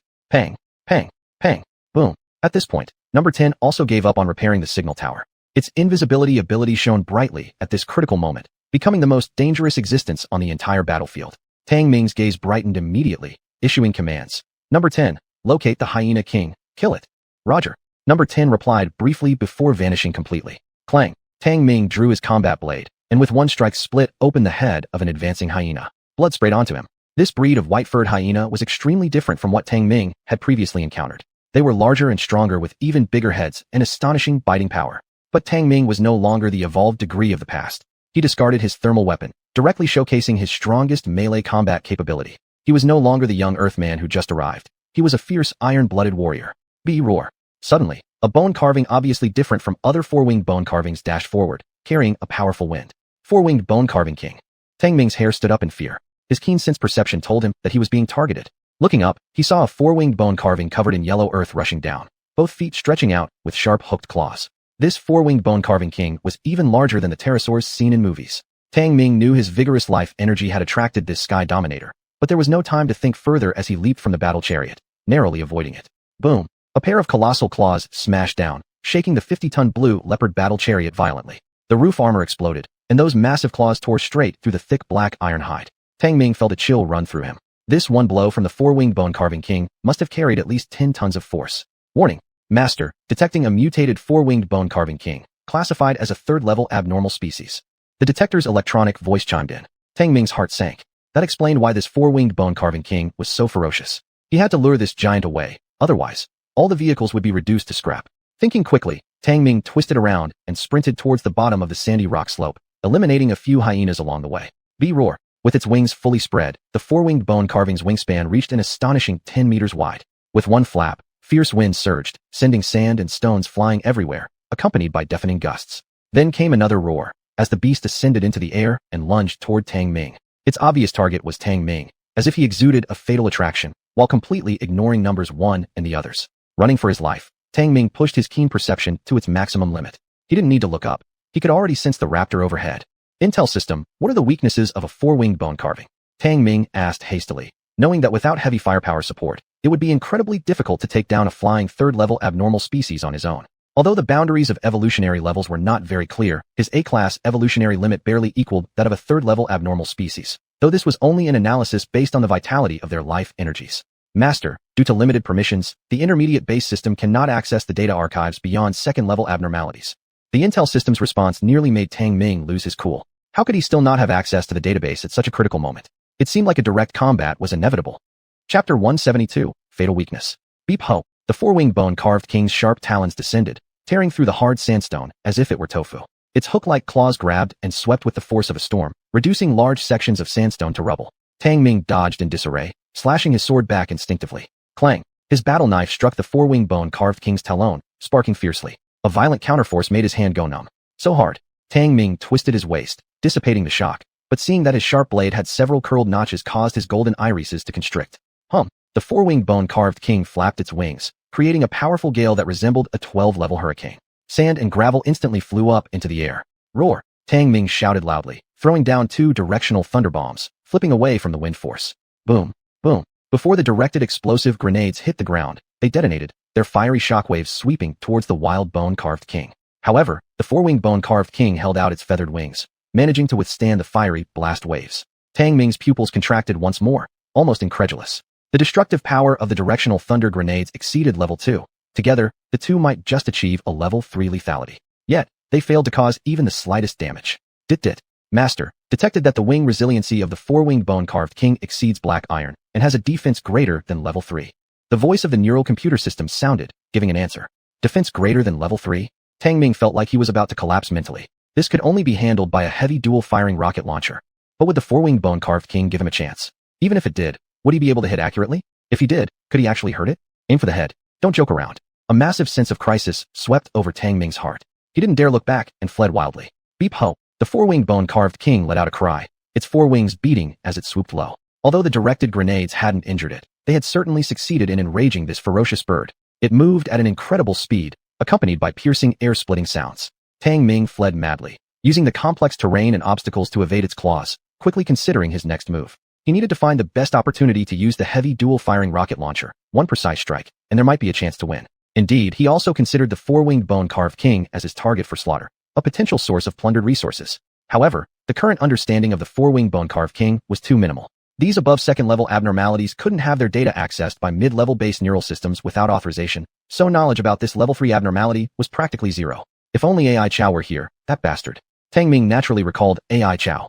His eyes lit up immediately after that thought. Right. Didn't I get some phalanx weapons last time? So-called phalanx weapons referred to the metallic cylindrical devices previously used by AI Chow. The high-voltage electrical piles used last time by one also fell under this weapon category. Tang Ming decided to arm himself with these after witnessing the effectiveness of the high-voltage piles. However, they weren't consciousness-based installations like AI Chow's. Instead, these were high-voltage electric piles adopted by one. Setting up high-voltage electric piles required a proper location. Bang bang. Suddenly, the strong wind ceased, and a pair of sharp talons came at him unexpectedly. Sensing danger acutely, sweat beads rising on his body, Tang Ming reacted instantly, making the correct reflexive side flip escape. Bang! Crack! No sooner had Tang Ming thrown himself sideways, than a second later, those talons struck where he had been standing, shattering large chunks of sandstone. Beep ho! The four-winged bone-carved king attacked relentlessly, emitting metallic sounds, its claws barely missing Tang Ming's scalp. SSSH. That was the sound of his protective suit being torn. Exploiting all his agility, moving as fast as he possibly could, Tang Ming still found it difficult to keep up with those quick attacks. Fuck! In dire straits, Earth Youth cursed profusely. His defensive suit was completely defenseless against the four-winged bone-carved king's claws. Despite a couple of near-death dodges, his suit was already in tatters. And now he sported two deep cuts along his neck and back, revealing bone. Even if he had encountered a fourth-class anomaly like the red-winged flying serpent, he had never felt this desperate before. There was a lack of terrain and obstacles to hide behind, and what the four-winged bone-carved king excelled at most was speed. Dong dong. Powerful winds swept through, echoing deafeningly. A pair of talons struck hard ahead, splitting the hard sandstone with sheer force. Damn! An overwhelming shadow loomed over Tang Ming. Looking up, he cursed. Beep ho! The four-winged bone-carved king's pointed beak hammered down directly. Cornered in a sunken death trap, Tang Ming narrowly avoided the continuous beak assaults. In urgency, he pulled a few smoke bombs and threw them beneath his feet. Zzz. The smoke bombs erupted with a strong stench, quickly spreading across the entire sunken death trap. Ho! The four-winged bone-carved king roared, one of its pairs of wings wildly flapping. Gusts of wind whipped up and instantly cleared away the thick smoke. In just these dozen or so seconds, Its appetizing and nourishing prey had vanished without a trace, leaving behind only several metallic cylinders. Oh, the four-winged bone-carved king's eyes flared with fierce anger as it screamed in rage. Just at that moment, those metallic cylinders suddenly emitted a blue glow, then rapidly expanded outward. Zzzzz. A barrage of high-voltage electric arcs immediately swept through the four-winged bone-carved king, standing there proudly. Sarara. No matter how mutated the four-winged bone-carved king might have been, it was now ensnared by the high-voltage electricity. Its body, hard as iron, which ironically made it highly conductive, had turned into its biggest vulnerability. The four-winged bone-carved king writhed about. Despite its tenacious vitality, the high-voltage electricity acted like an invisible hand, firmly pinning it in place, rendering it incapable of moving for half a minute. Dit. Master, detected the fatal weakness of the four-winged bone-carved king. Below the front abdominal sternum lies its heart. A pleasant electronic voice sounded from amidst a pile of sandstone. A camouflaged object slowly emerged from the array of high-voltage stakes. Tang Ming revealed his tattered stealth outfit that changed colors, having used the brief seconds after releasing the smoke bomb to set up the high-voltage stakes and camouflage himself. And who would have thought? The release of the high voltage also exposed the four-winged bone-carved king's fatal weakness. Take this now. It's my turn to retaliate. Tang Ming grinned ferociously, immediately drawing the heavy dual-firing rocket launcher from his dimensional backpack. He aimed and locked onto the protruding chest bone of the four-winged bone-carved king before launching directly. Whoosh whoosh.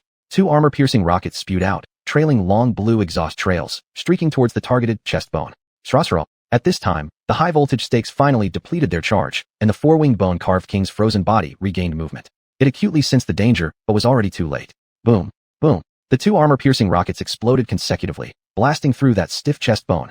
Off. With the chest bone shattered and pierced, blood splattered outwards, and the four-winged bone-carved king let out a shrill cry of agony. Tang Ming could faintly make out a pulsating heart amidst the ruptured chest bone. Swiftly, he loaded another two penetration rocket shells, aiming once more to lock onto the weakness of the four-winged bone-carved king, determined to press on and win. But the four-winged bone-carved king, clearly possessing some level of intelligence, detected the impending danger and flapped its wings to escape. You want to run? Never. Tang Ming sneered coldly, as his rocket targeting system locked onto the rear anal region of the four-winged bone-carved king. Chapter 173, Killing the Four-Winged Bone Eagle King. Whoosh whoosh. Two armor-piercing rocket eggs locked onto their target and swiftly flew over. Boom boom. With a violent explosion, the four-winged bone Eagle King, which had just flapped its wings to escape, emitted a series of piercing cries and fell straight to the ground. Bee! It let out a fierce roar. Its entire posterior had been blasted into minced meat, covered in bloody wounds. Tang Ming pressed his advantage, reloaded two more armor-piercing rocket eggs, aimed at the chest bone in front of the four-winged bone Eagle King that had been cracked by the explosion, and pressed the firing button. Whoosh whoosh. The armor-piercing rocket eggs shot out at high speed. Roar! The four-winged bone Eagle King sensed the danger, and its four wings, harder than black iron, quickly enveloped its abdomen like a large shield. Boom boom. The two armor-piercing rocket eggs exploded, tearing a large hole in two of the wings. Hard bone fragments spewed out alongside blood. Ow woof. The four-winged bone Eagle King cried out in pain, glaring fiercely at Tang Ming. Its protective feathers covering its vital points were tightly closed while the other two wings vibrated, quickly rushing over. Tang Ming was greatly shocked, not expecting the four-winged bone Eagle King to still have this move. He gritted his teeth and threw down 7 or 8 directional thunder bombs, reloading the heavy dual-shot rocket launcher with two penetrating armor-piercing rocket eggs. Roar roar. A strong wind swept through as the four-winged bone Eagle King pounced, extending its sharp claw hooks. At the same time, Tang Ming pressed the firing button. Whoosh whoosh. Boom boom. Instantly flames erupted, flesh and blood scattered everywhere, and the four-winged bone Eagle King let out an especially piercing cry of agony. The protective feathers covering its wings were pierced again, and its bones shattered. Even worse, one of its hard, sharp claws was grazed by one of the armor-piercing rocket eggs, its flesh torn apart, splashing out crimson blood. DDD. Master, a genetic seed compatible with Code 9 has been detected. The detector lit up with an emergency prompt, followed by the voice of the intelligent brain system. Tang Ming's expression brightened, his gaze on the severely injured four-winged bone Eagle King becoming even more sharp. He quickly retrieved the last two rocket eggs from his space backpack and loaded them. Shrew. The four-winged bone Eagle King remained ferocious. Seeing its prey within reach, it lunged again. Boom boom boom boom. The directional thunder bombs Tang Ming had previously discarded on the ground were immediately triggered, exploding one after another. The powerful shock waves stacked together, throwing the four-winged bone Eagle King dozens of meters away, landing heavily among jagged sandstone formations. Right then, Tang Ming finished reloading the rocket eggs and precisely locked onto the lethal area in front of the bone Eagle King's abdomen. Boom boom. This time it was a high-explosive rocket egg. It entered the gap beneath the feather protection and violently detonated, fierce flames engulfing the entire, unprepared four-winged bone Eagle King. The high-explosive rocket egg released flames with high pressure and temperature, making it one of the most destructive projectiles. It was much like a thermal compression bomb, capable of instantly melting the bones of regular anomalies. Even though this bone eagle king's bones were tough, both wings were directly shattered into pieces. Shrew. The four-winged bone eagle king cried out in despair, its wings shattered, its abdominal bones red-hot and burned through. Its rapidly beating heart protected by the rib cage was also ruptured, flowing with crimson blood. Tang Ming didn't give it time to catch its breath, discarding the heavy rocket launcher and charging straight over. Pang! Pang! Pang! Tang Ming drew out the grenade gun, quickly approaching the high explosive flames encased four-winged bone eagle king, unleashing rapid fire. After an upgrade, each single shell from the grenade gun could deal damage up to level 2. Combined with the spatial supply magazine, Tang Ming fired off 100 shells in one go. Each of the 100 shells struck the desperately struggling four-winged bone eagle king, keeping it pinned down and shattering its other pair of wings. Snap! Tang Ming cruelly grinned as he swiftly replaced the grenade cartridge, launching another volley without giving the four-winged bone eagle king a chance to rise.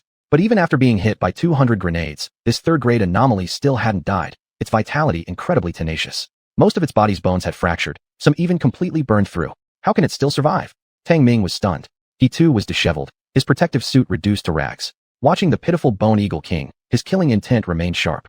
Master, the fatal weakness of the four-winged bone eagle king has yet to be seriously injured. Its life energy remains vigorous. The detector kept emitting laser-like red light for scanning and issued an urgent warning. The fatal weakness.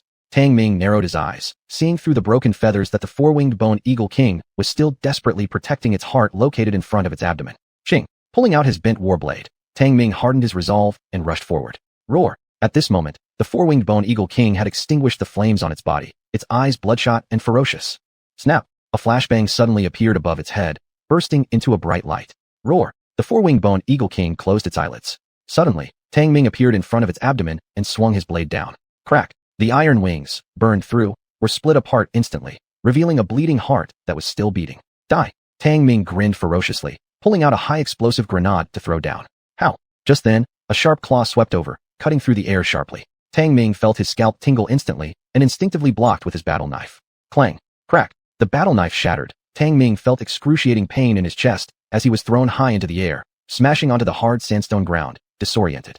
Ugh! A sweet taste surged up his throat as he spat out a mouthful of blood into his face mask. Level 2 damage detected on Master, broken breastbone. Please inject life elixir and hemostatic agent immediately. The detector issued an urgent warning, instantly snapping Tang Ming back to awareness. Roar! As the flashbang's brightness faded, the four-winged bone eagle stared at Tang Ming with crimson pupils, its pointed beak hammering straight forward. Ignoring the pain in his chest, Tang Ming rolled away from the attack, taking the chance to toss the high-explosive grenade.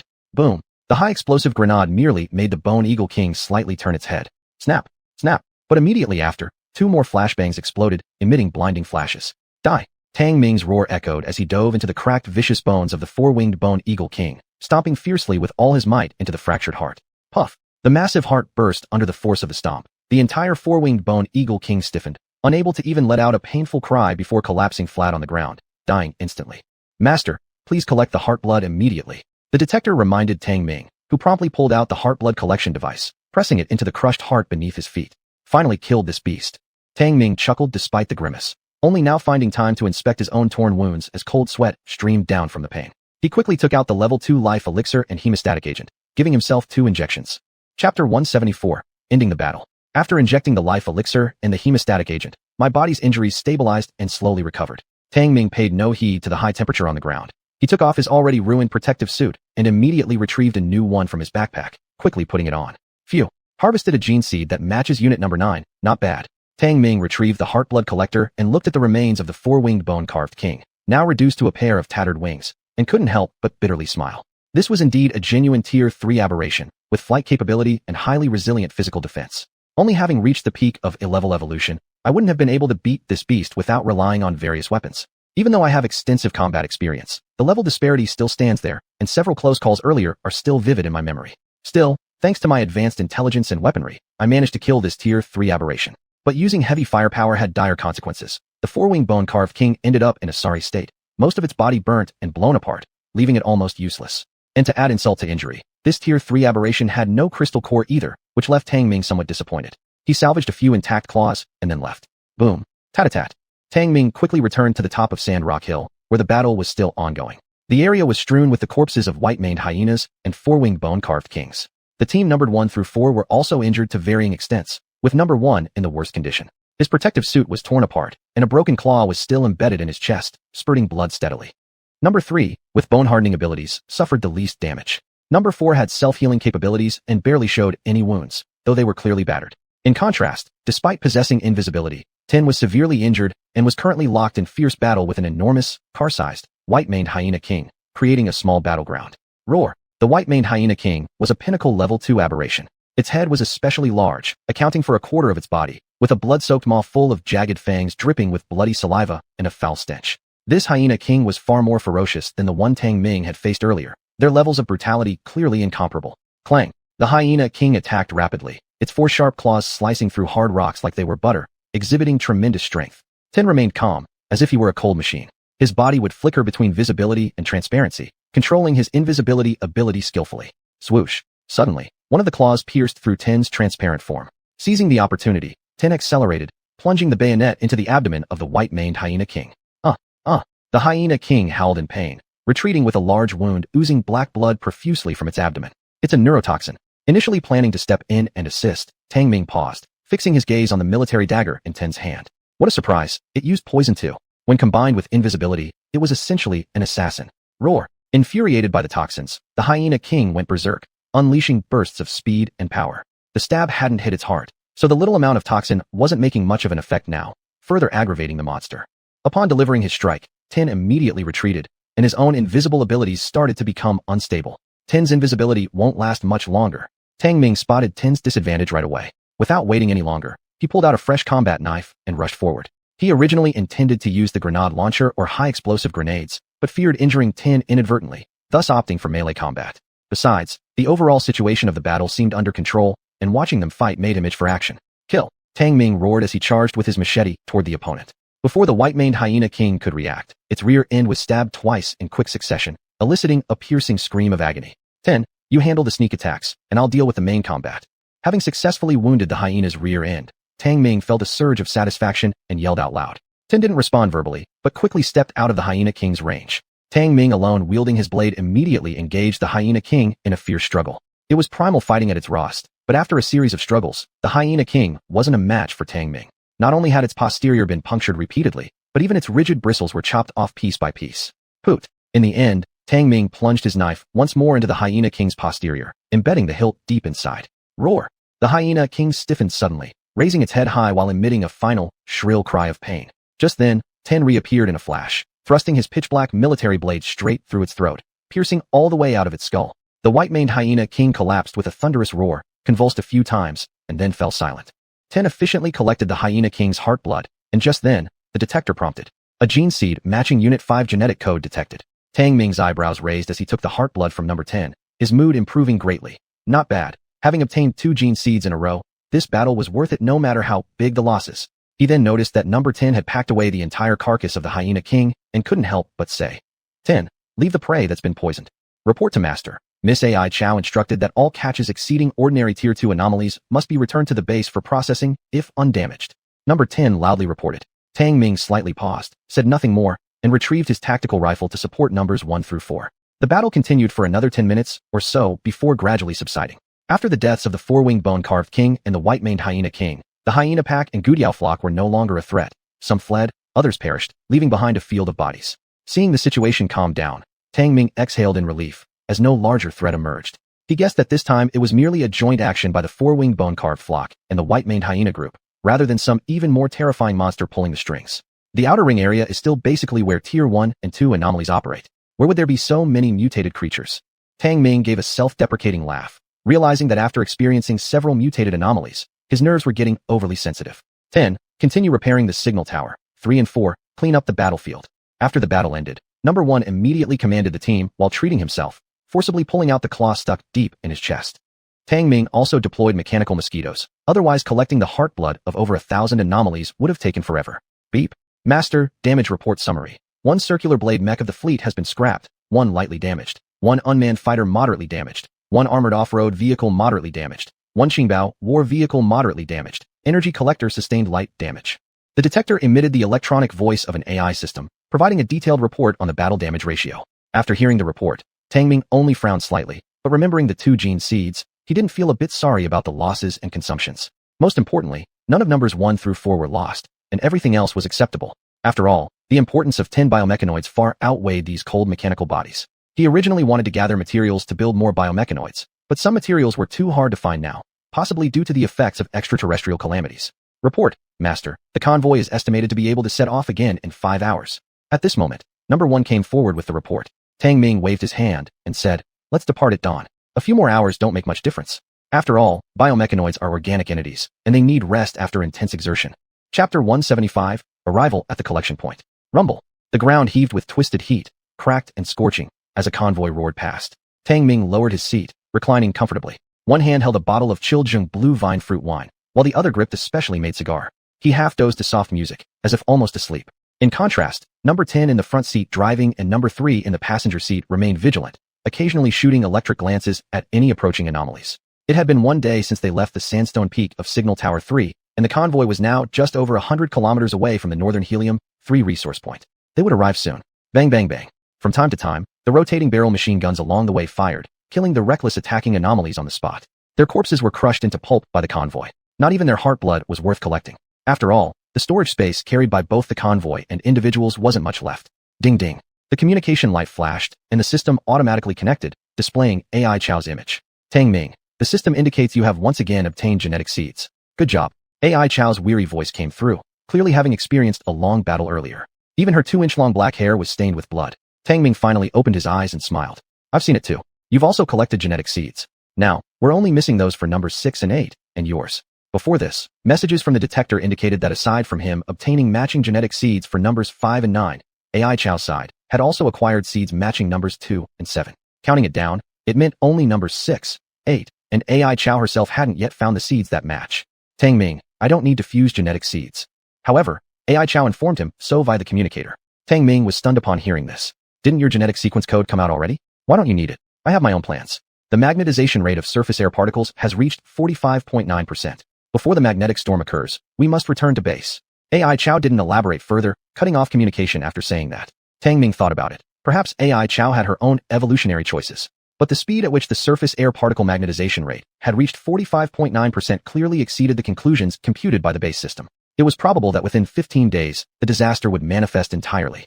1. The mission needs to be expedited. We must complete the collection task within 2 days if possible. Tang Ming's expression darkened slightly as he gave instructions. Understood. One's voice immediately came through the communicator.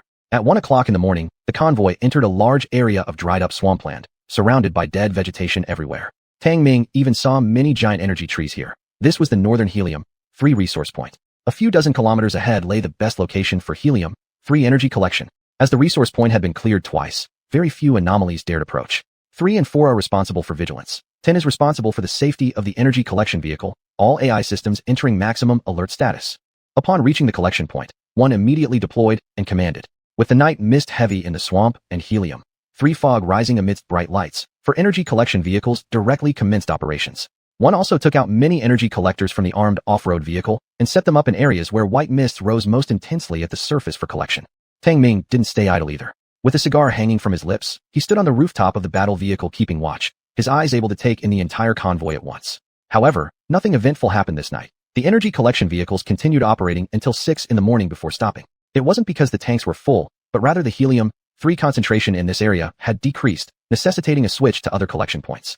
The swamp was vast, and the energy collection vehicles could easily detect underground Helium-3 collection points with the highest concentration to work on site. Under 1's command, the energy collection vehicles practically operated continuously for 2 days, barely managing to fully load 2 of them. Report, storage tanks for collection vehicles 1 and 4 still have 12% remaining capacity. Should we continue collection? After 2 days, 1 immediately reported the situation. Tang Ming stubbed out his cigarette. Fill them up before we leave. Understood. 1 received the order. Tang Ming lit another cigar, holding a tactical rifle and leaping down from the battle vehicle, planning to search around. The swamp was dried up, its surface cracked, with many aquatic plants withered. Tang Ming searched casually alone as the roar of the energy collection vehicles faded away behind him. Genome, can Round Knife 4 still be contacted?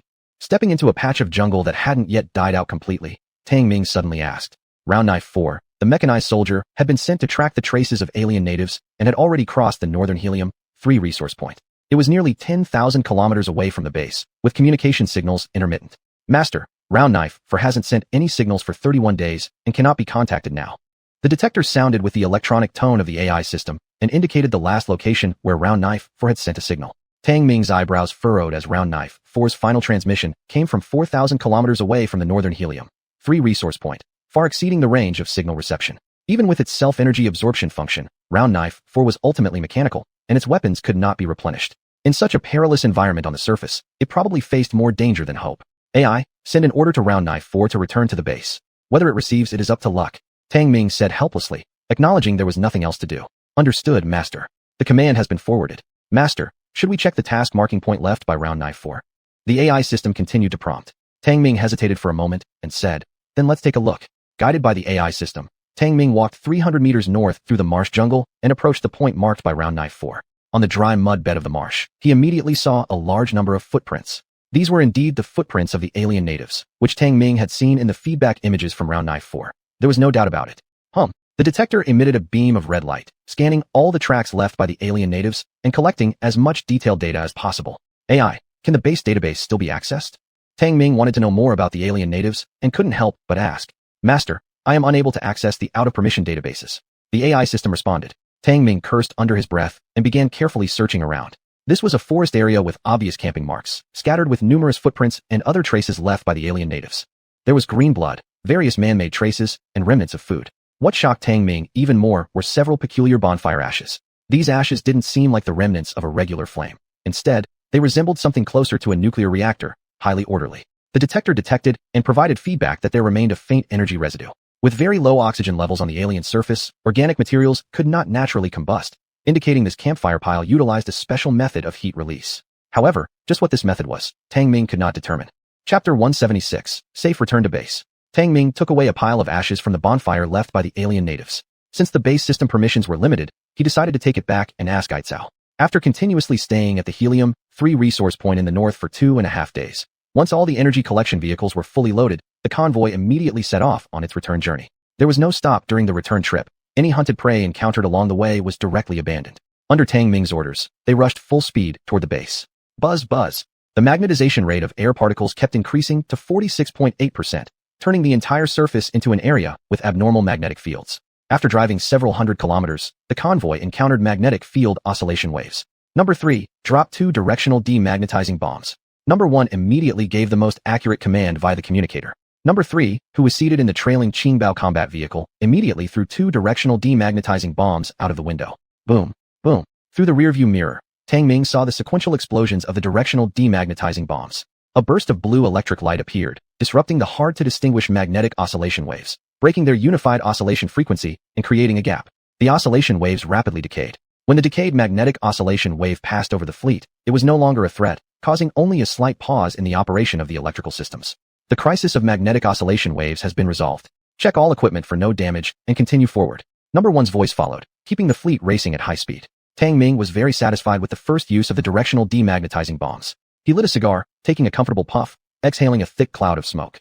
The cigar was made from medicinal herbs collected by Aitzao from the outside, a true nerve-relaxing drug unlike the nicotine tobacco on Earth. However, this stuff was also easy to get one's head spinning. Tang Ming had become quite inseparable from both cigarettes and alcohol. 3 days later, the convoy returned safely to the base, without major incident.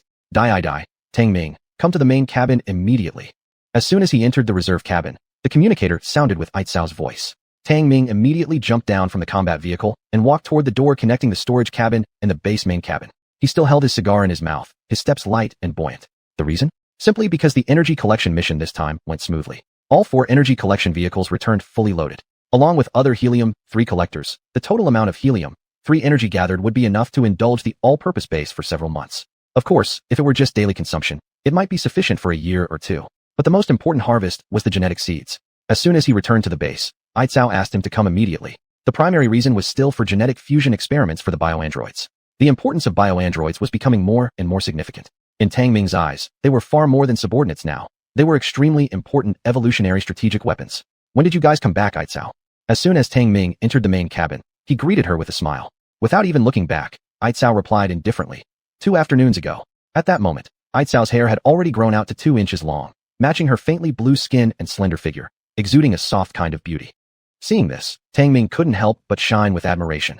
Aitzao, you look really cool like this, like an interstellar warrior, especially with your restraining protective suit on. Sigh, it's too bad you don't have a gender. I've been single too long. Everyone starts looking good to me. Tang Ming wanted to say more, but when he locked eyes with Aitzao's cold and profound gaze, his words got stuck. Take out the genetic seeds. Don't let trivial thoughts clutter your mind. Aitzao said coldly. Tang Ming shrugged and handed over the two cylindrical devices used to collect heart blood. Upon receiving them, Aitzao turned around and placed them into the medical platform, not even glancing back as she remarked. Besides, I'm just a bio-android body without gender. You can fantasize all you want. If you can't restrain yourself, you can always relax by imagining the AI system's avatar instead. Don't nauseate me. Tang Ming's face darkened, casting a glance at the hologram projection of the AI system beside him. Irritably, he said, I'm not as desperate as you think. Beep. Gene fusion experiment entering start procedure. Before Tang Ming could finish his sentence, the medical system's electronic voice began, and 4 medical square pods unfolded simultaneously. Under Aitzao's indication, numbers 2, 5, 7, and 9 stripped off their protective clothing, laying naked in corresponding pods. Tang Ming bleed. Out of nowhere, Aitzao turned her head. Tang Ming's face darkened again, reluctantly drawing out a vial of crimson heart blood. With a sigh, he said, Aitzao, if we keep going like this, once you all complete gene fusion, I reckon I'll probably be drained dry. You're thinking too low level. Ask the AI if you're confused. Aitzao didn't bother to reply further, focusing intently on the ongoing experiment. Tang Ming had wanted to have a bit of fun, but ended up hitting a wall and couldn't help awkwardly touching his nose. Starting injection of genetic seeds. Adding negative oxygen-based liquid. A series of familiar fusion procedure prompts then sounded. Tang Ming was no longer as nervous as the previous 2 times, leisurely puffing on his cigar while emitting clouds of smoke. Number 2 was fusing with a gene from an octopus-like tentacle monster, whose developed nervous system and high intelligence greatly matched its genetic code. Roar. Number 5 was fusing with the hyena king's genes, which were causing changes. The whole body sprouted coarse hair, and knife-like claws also grew out on the limbs. Number 7 was fusing with the gene of an electric eel classified as a second-level alien species. As a result, the entire square cabin was filled with electricity, crackling loudly. As for number 9, who was fusing with the gene of a 4-winged bone-carving king, it remained unclear what kind of mutation evolution would occur. The entire medical system quickly operated, setting off alarms all over the main cabin of the base. This situation continued for 30 minutes before calming down again. Gene fusion experiment completed, entering awakening procedure. When the medical system emitted its pleasant electronic tone, Tang Ming snapped back to reality, a wave of anticipation rising in his heart. He'd already seen the importance of having bio-warriors with mutant abilities. PSDCH. The 3rd square pod door opened first, the solution filtered away, and number 5 was the first to wake up and step out of the pod. After a sweep of green light, the brain system listed number 5's physiological data. Strength of muscle cells enhanced 3-fold. Bone density increased 2-fold. Heart rate range increased 3-fold. Vision, olfaction, hearing, perception quadrupled. Nervous system response doubled. Detection of beast transformation genes. Evaluation. 1st level beast transformation ability. Potential for unknown evolution. Beast transformation mutation ability. Tang Ming's eyes lit up with fiery interest. Aitzao, watching number 7 adapting to his new body, commanded. 5. Demonstrate your mutant ability.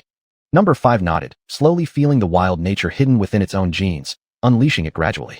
Roar. It couldn't help but let out a roar like a ferocious beast screaming. Its body transformed, skin shifting into a dark gray shade, muscles bulging intensely, accompanied by sounds of bones snapping into new positions. Bump, bump, crack, crack. Number 5's entire body expanded, towering at 3 meters tall. Coarse fur grew out all over. The nails on its hands and feet fell off, replaced by long claws. Most notably, its face took on a savage expression.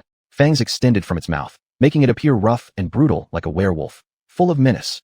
Chapter 177. So let's wait and see. This is seriously a werewolf. Tang Ming stared at number 5's beastly appearance and couldn't help but make a sarcastic comment. At this moment, number 5's body was covered with coarse hair, and his figure had grown explosively to 3 meters tall. His limbs were strong and long, especially the forelimbs that hung over his knees, claws sharp as knives. His overall image matched exactly the ferocious, bloodthirsty werewolves Tang Ming had seen in werewolf movies back on Earth. Aijiao said indifferently. The genes of white-maned hyenas contain wolf genes. After number 5 merged with them, he obtained the mutation ability of wolves. Generally speaking, he can continue to evolve. Tang Ming nodded. Number 5 had awakened to the ability of beast transformation, achieving a full upgrade in muscle strength, power, and speed, without a doubt. Buzz Chi. Another square cabin opened. Aijiao waved her hand, signaling for number 5 to go out for adaptive training. Number 7 also descended from the cabin, appearing unchanged. But after the system scanned him, it directly reported a series of changing physiological data. Testing number 7's physiological data. Cell activity increased 5-fold, carrying high-pressure particles, bioelectrostatic amplification 100 times. Successful fusion of electric eel genes. Evaluated mutation ability is biological high-voltage electricity, grade 1, can evolve. Tang Ming was stunned and cried out in envy. Then isn't that going to solve the base energy problem once and for all? Master, the high-voltage electricity produced by number 7 will bring great consumption. Moreover, it cannot sustainably release bio-high-voltage electricity for a long time. Master should know about the basic physical law of conservation of energy. The AI brain system reminded Tang Ming, making him feel a little embarrassed. For a moment there, he really thought of number 7's ability as a perpetual motion machine. Embarrassing. Ai Jiao cast a light glance at him and ordered number 7. Chi Hao, try to display your abilities. Number 7 nodded and tightly clenched his fists, seemingly gathering power. Zzzzzzzzz. After a while, blue light first appeared in number 7's eyes, followed by flashes of electricity on his skin. Huh. Number 7 suddenly roared, surrounded by electric lights that made crackling sounds. At this point, he looked like a person made of electricity, lightning arcs shooting out and striking the metal bottom plate, making a clanging sound. Beep beep, detected 100,000 volts of bio-high voltage electricity. The AI brain system immediately issued a warning. Whoa, this is the electric boy. Tang Ming was incredibly surprised. He didn't expect the high voltage electricity emitted by number 7 to be so astonishing. Number 7, that's enough. Ai Jiao called out sternly, and number 7 immediately terminated his mutation ability, all currents disappearing instantly. Buzz Chi. At this moment, number 2 and number 9 also successively exited their cabins. Master, sir, I can now focus my mental energy and launch an attack targeting the consciousness of biological organisms. Before the system even tested him, number 2 spoke up and demonstrated directly. Buzz buzz. When number 2 concentrated his spiritual force, his eyes actually turned white, generating a strange wave that disappeared quickly. Tang Ming felt a bit dazed for an instant, then changed expression and looked at number 2 in horror. Ai Jiao remained calm and said, AI brain, test number 2's mutated data. Beep. A stream of green light was projected onto number 2, constantly scanning. Data feedback from scan. Number 2's cerebral cortex activity enhanced fivefold. Spiritual force amplification. Unable to calculate. Evaluated mutation ability is spirit impact. Level 1. Able to evolve with enhancement of spirit power. The intelligent brain system reported after quite some time. It turned out number 2's mutation ability was spiritual impact. Tang Ming found it hard to comprehend and couldn't help asking. Intelligent brain. How does mental power manifest? What is different compared to one's mental link? Master, mental force is a kind of internal bioenergy that usually manifests as brain waves. When enhanced to a certain degree, it becomes tangible mental force. As one hasn't yet reached the tangibilization stage, thus it shows differently. The intelligent brain system explained in detail. Tang Ming understood. Both 1 and 2 actually belonged to the same category of mutations, but the former was still within the realm of brainwaves and leaned toward conceptual forms. And number 2 manifested as tangible mental power that could generate substantial spiritual shockwaves, capable of material physical defense. Isn't that equal to what is known as magical damage? AI brain, scan number 9's variation data. Ai Jiao nodded slightly, focused her gaze on number 9, and ordered. Number 9 seemed to have no change, his slim figure with robust limbs. Subsequently, a beam of green light was projected on it, constantly scanning. Number 9's muscular cell intensity enhanced twofold, bone density tripled, heart rate range amplified fivefold, visual perception improved ninefold, nervous system reaction doubled, gene detection indicated bone carving genes. Evaluated experimental result is level 1 beast mutation ability, potential evolution unknown. The intelligent brain system detailed the variation data of number 9, a series of dazzling data, making Tang Ming extremely surprised. He hadn't expected that after number 9 merged with the gene seeds, he had gained part of the genes from the four-winged bone carving. Ai Jiao also couldn't help but raise her eyebrows and said, Number 9, try to display your mutation ability. Number 9 nodded, taking a deep breath as his back gradually arched, forming 2 lumps of muscle that were continuously bulging, as if something was trying to break out. Roar! Number 9 shouted loudly, those 2 lumps of muscles arching higher and higher until they cracked open, without spilling a single drop of blood. Hiss! A pair of gray meat wings squeezed out and quickly spread open. Tang Ming's eyes widened. Although number 9's pair of meat wings didn't have a single feather, they were covered in bone scales, exactly the same as one of the four-winged bone-carving king's wings whose defense reached grade 3. But number 9's wingspan was only 3 meters, much smaller. Good. Number 9 has embedded part of the four-winged bone-carving's genes and initiated the ability of differentiation. Ai Jiao highly affirmed number 9's mutation ability. Tang Ming couldn't resist swallowing his saliva and said, After all, it's a grade 3 anomaly. The defense of these wings can reach grade 3. The differentiation ability is different from the beast transformation ability. The most obvious difference lies in the fact that the latter transforms completely into a beast, evenly enhancing all powers. However, differentiation undergoes localized changes, specifically enhancing differentiated abilities, making it difficult to compare between the two since their mutation directions have already diverged. Number 2 and number 9. Go outside and adapt and master your own mutation abilities. Ai Jiao waved her hand, and number 2 and number 9 left the main cabin of the base. But Tang Ming sighed enviously. Who would have thought that number 9 has become the first person in the base who can fly? Ai Jiao shot him a glare and harshly replied, Don't worry, you won't be the second person who can fly either. Tang Ming retorted with some dissatisfaction, Neither can you. If that's the case, we'll just wait and see. Ai Jiao ignored Tang Ming and called out to the intelligent brain system. Intelligent brain. According to the characteristics of the mutation abilities mastered by the members of the biochemical team, list the most suitable protective equipment for them. Understood, Ai Jiao. The intelligent brain system immediately executed the instruction.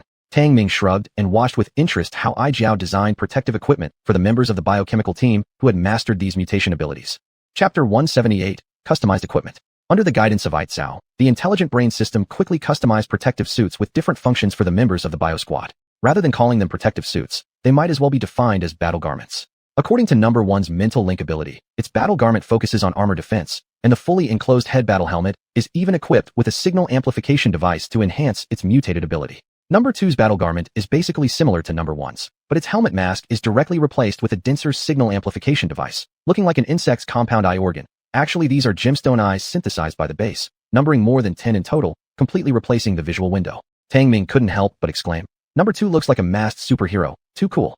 As for Number 3 and Number 5, who possess ossification and beastification abilities, once they use their abilities, their bodies will swell, so the main consideration isn't on the defensive aspect of the battle garments, but rather on the adaptability during transformation. After careful thought by Aitzao, the final solution combining the base computation design adopted a modular design for their battle garments. The battle garments can be worn normally in daily situations, and once transformed, the garments would split into several modules and automatically store themselves in the space backpack. This battle garment technology is extremely high-end, almost at the same level as mechanical mosquitoes. The energy consumption for transforming 2 sets exceeds 1,500 units, comparable to a semi-full terrain transport vehicle. However, the results displayed are also extremely excellent, extraordinarily dazzling. Tang Ming was drooling over them, resisting the urge to say, Aitzao, get me one. They could only achieve this kind of technology at the current level of the base. The defense isn't higher than a second-level protective suit, and the functions are singular. Do you really want it? Aitzao counter-questioned. In that case, never mind. Tang Ming had no choice but to abandon the idea. Although the modular battle garment was dazzling, practicality still favored protective suits. Number 4 possesses self-healing abilities, thus the customized battle garment is the simplest, merely having added black iron armor at crucial parts, qualifying it as a fighter with balanced combat capabilities. Number 7 possesses biological high-voltage electric abilities, its battle garment being quite unique, enhancing its release of high-voltage electricity within certain limits without damaging the armor. It thereby became a warrior with super physical destructive power.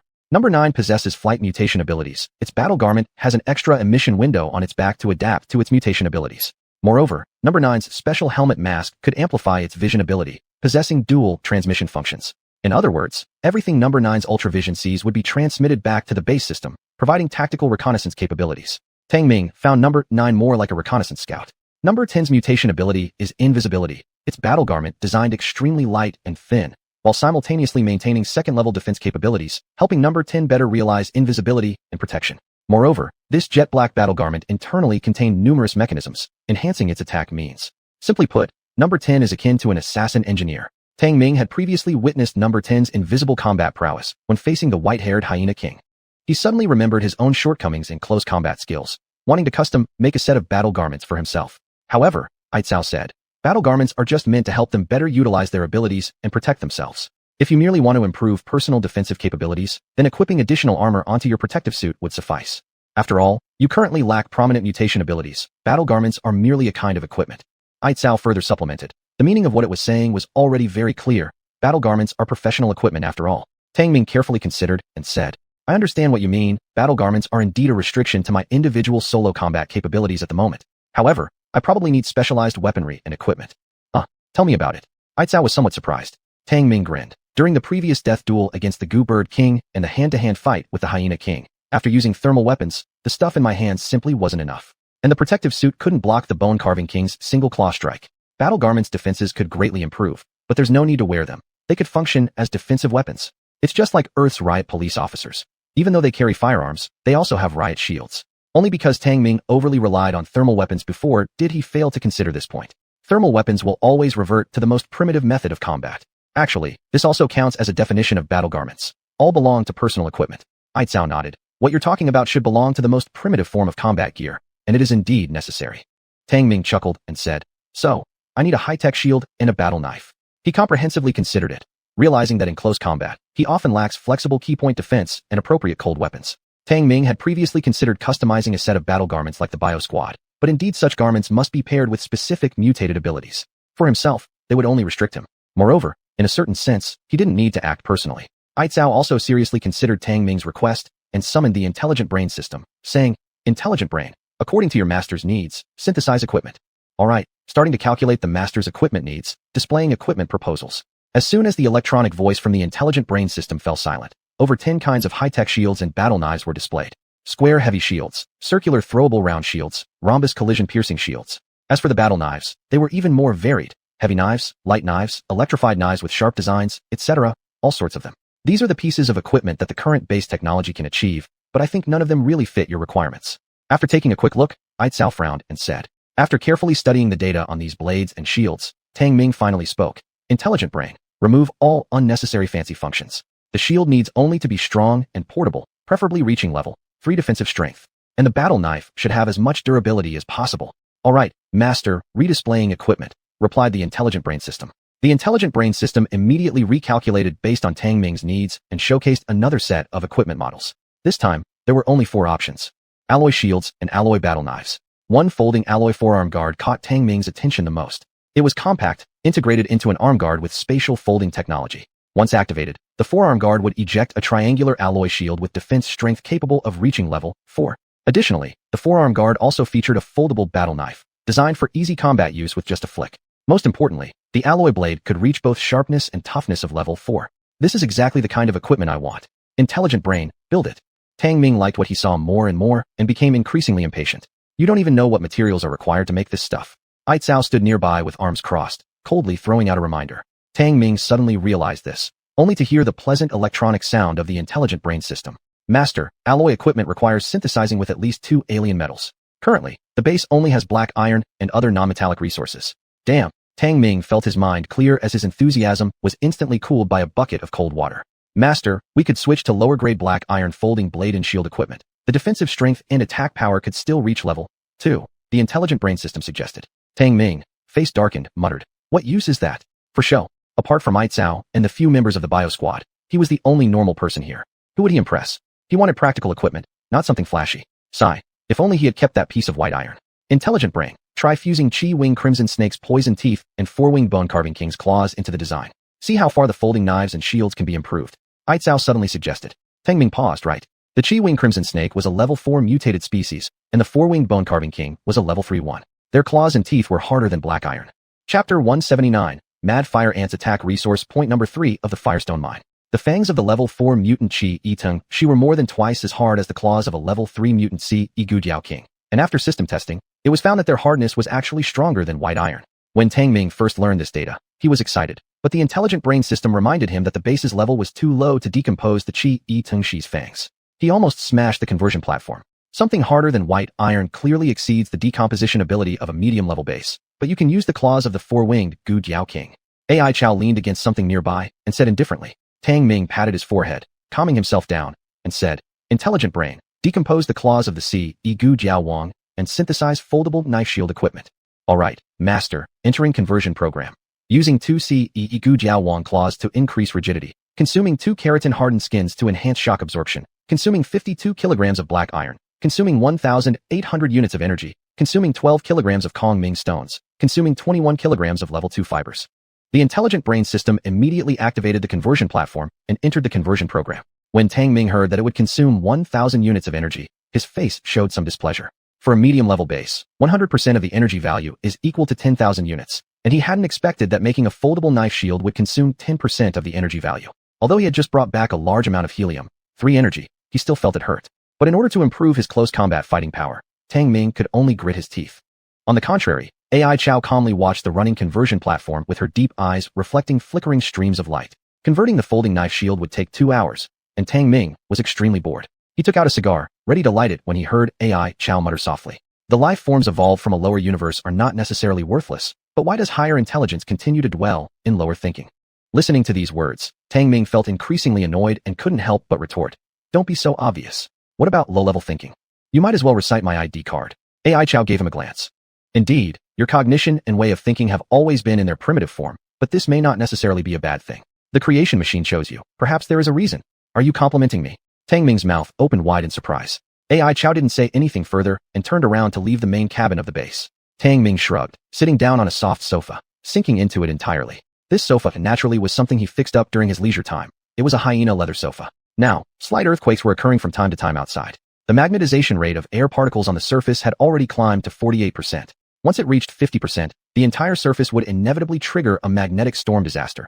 And what kind of impact this would bring to the base cannot be predicted at the moment. After all, what would be affected by the calamity wouldn't be just the base. Other mutants would also be significantly impacted. At present, what Tang Ming needed to worry about was the base's material reserves. Currently speaking, black iron, energy, and firestones were most scarce. Black iron mines were being urgently exploited, and the current stock was gradually recovering. The storage of helium-3 energy seemed full, but this was only a strategic reserve. However, it wasn't a major issue for the moment. What was now in short supply was the firestone, which had even begun to affect ammunition replenishment. Ammunition determined the armed strength of the base, and this area must never have problems. Intelligent brain, how is the base's firestone mining progressing? As soon as he thought about the ammunition inventory issues, Tang Ming immediately asked. He was responsible for resource collection and didn't want to lose face in front of AI Chow, though he was probably the only one who thought this. Master, resource point number 3 of the firestone mine is smoothly extracting, with 10,630 kilograms already stored. The intelligent brain system immediately responded. Tang Ming sighed in relief. Good thing. As long as everything runs smoothly, that's fine. Are the mad fire ants appearing there any problem? Master, the mad fire ants near resource point number 3 of the firestone mine have disappeared. It's inferred they left without finding anything after attacking the mining vehicle. The intelligent brain system replied and replayed the mining footage. However, Tang Ming frowned. These mad fire ants leaving like this is a bit unexpected. He wasn't an ignorant Earth newcomer anymore. To some extent, he had knowledge about alien creatures. Surviving on the alien planet's surface, these species were brutal and powerful, many possessing certain levels of intelligence. Sometimes their behavior patterns were hard to predict. Even the omnipotent base couldn't fully calculate some peculiar behavioral traits of these mutants. Intelligent brain, dispatch all the near-ground attack squads. I somehow feel these mad fire ants suddenly leaving, fearing they've returned to their nest to gather more troops. Tang Ming carefully issued this order. The intelligent brain system immediately executed the order and dispatched the remaining half of the near-ground attack teams. Subsequently, Tang Ming patiently waited for the equipment conversion to complete. Ding! 2 hours later, the conversion platform gently vibrated, releasing a brand new metal forearm guard. Upon taking it, Tang Ming couldn't help but notice its brilliance. The metal forearm guard was primarily made of black iron, glossy black throughout, and covered with regular patterns that looked incredibly stylish. Tang Ming instantly slipped it onto his left hand. It was neither heavy nor cumbersome, making him feel very comfortable while complementing his gray protective suit handsomely. Ka-ka-chwang. With a light shake of his arm, the forearm guard instantly deployed a triangular shield adorned with spikes. It was about the size of a straw hat, its sharp edges comparable to a combat knife. Master, the foldable shield has 2 states, heavy shield and light shield. I know. Before the intelligent brain system finished prompting him, Tang Ming shook his left arm again. The previously straw hat-sized triangular shield clicked as it quickly transformed into a heavy shield. Tang Ming felt his left hand become heavier. The heavy shield slammed onto the ground with a loud clang. Its vast area covered his whole body like the large shield of an ancient, heavy infantryman. Good gear. Tang Ming couldn't help but praise it. He tapped the forearm guard lightly, immediately deploying a handle. Chom! Tang Ming grasped the handle and drew a pitch-black battle knife. The battle knife, more than a meter long, was straight and thick, resembling a wood-cutting axe. It was even larger than the one he had been using. After swinging it a few times, Tang Ming nodded contentedly. Great handling. Master, once the base upgrades to a high-level form, you can upgrade the forearm guard's foldable knife shield and add even stronger functions. The intelligent brain system gave a timely reminder. Interesting. What kind of enhancements can be added? Tang Ming raised an eyebrow and asked accordingly. The battle knife could be enhanced with physical or chemical damages like high voltage or poison, and the shield could incorporate flames or shocks. The intelligent brain system proposed several enhancement options. As Tang Ming listened, his eyes sparkled brighter, immediately envisioning various cool high-tech gear functions. Beep, beep, beep. But before he could fantasize further, the base suddenly blared out a piercing alarm sound. What's happening? Tang Ming frowned and asked. Master, resource point number 3 at the Firestone mine is under attack by a swarm of mad fire ants, estimated at 10,000. Shall I notify the bio team for counterattack? The intelligent brain system promptly reported. Tang Ming's face changed abruptly. That's true. Just 10,000 ants. No need to call the bio team. I'll go alone and give this new equipment a try. Chapter 180, Annihilation. Boom, boom. In less than 20 minutes, Tang Ming had already reached resource point number 3 of the Firestone mine alone in the Blue Leopard battle vehicle. Currently at the Firestone mine resource point, gunfire and cannon blasts were everywhere, as the entire near-ground attack team had launched an assault, with a firepower density reaching 100%. Roar! The howls of the mad fire ants could be heard continuously. Tang Ming glanced around, unable to help but draw in a deep breath of cold air. Looking at the southern sandstone slope of the resource point, it was covered with dense, fiery red ant swarms. The sizes of these mad fire ants ranged from several dozen centimeters to over a meter long, clad in hard, fiery red armor. Their huge heads sported pairs of powerful mandibles. Even more alarmingly, some mad fire ants even sprouted dark red horns from their heads that seemed razor-sharp. Intelligence system, confirm exactly how many mad fire ants there are. Tang Ming's face darkened slightly as he immediately asked. Master, preliminary calculations show there are 3 types of mad fire ant soldiers, numbering a total of 11,026. The intelligence system immediately responded. 3 types of mad fire ant soldiers? Tang Ming's eyes narrowed as he indeed noticed 3 different types of mad fire ants.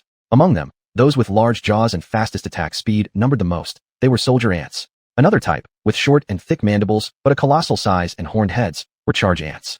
Their skulls were hard, and they possessed the greatest strength, like incoming tanks.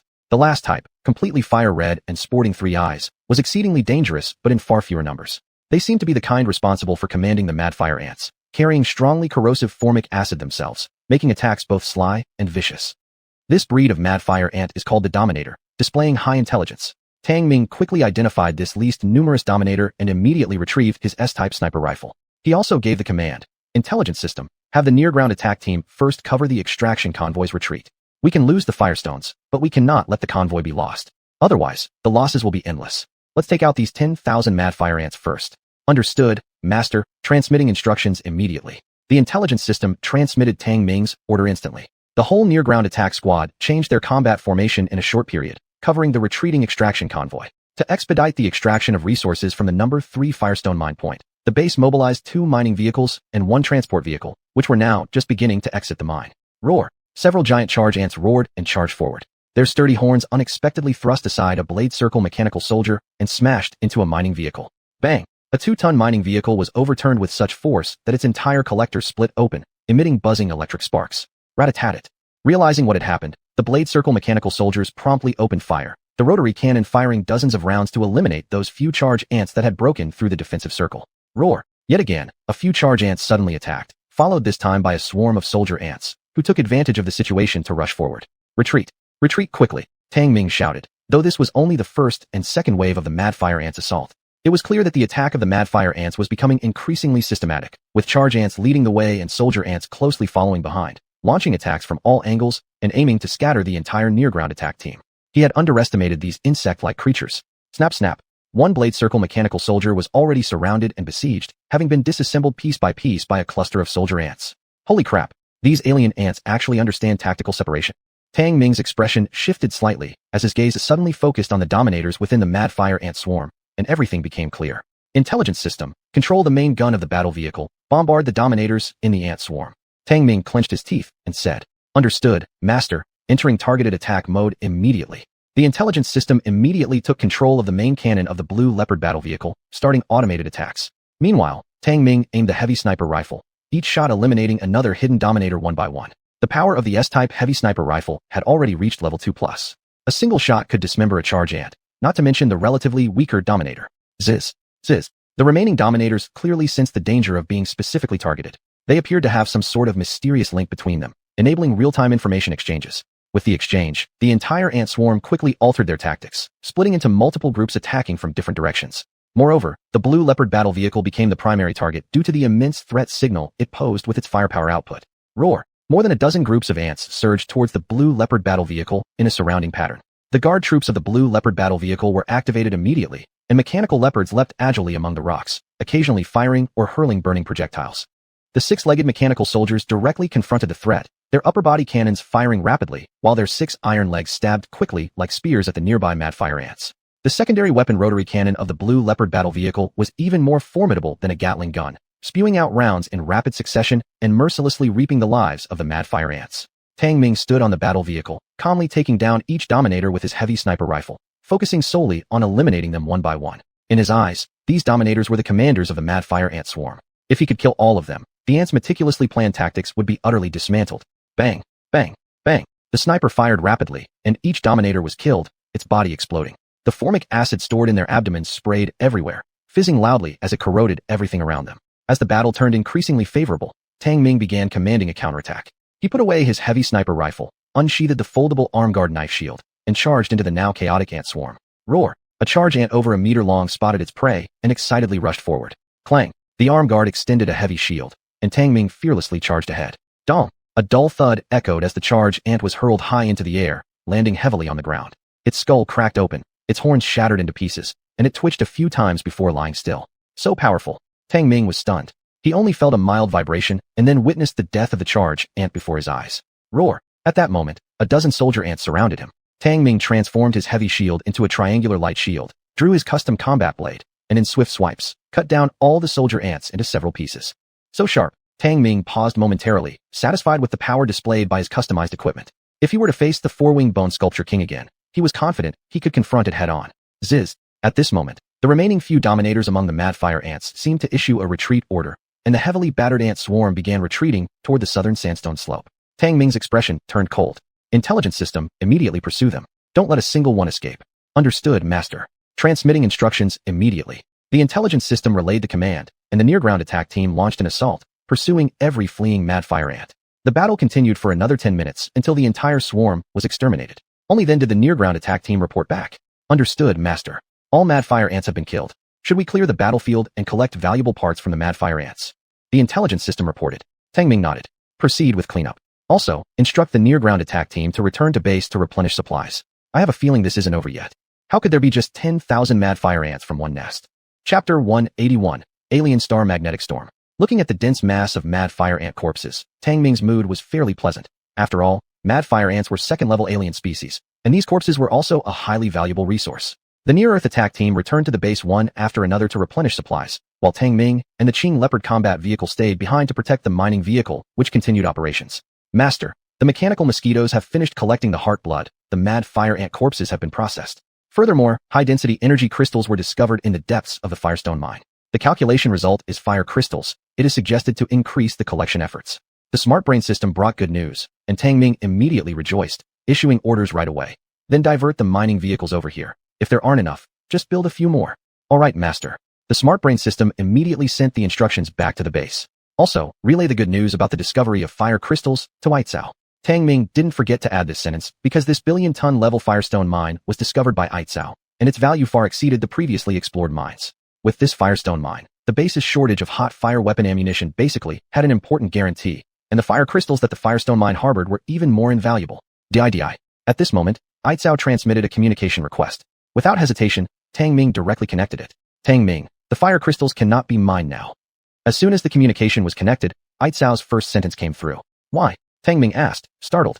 Aitzao's tone was grave. If not for the presence of mad fire ants, they could still be mined. But since the mad fire ants have already targeted this Firestone mine, it would not be wise to proceed with mining. Otherwise, the energy aura of the fire crystals will attract the entire mad fire ant legion, risking exposing our base.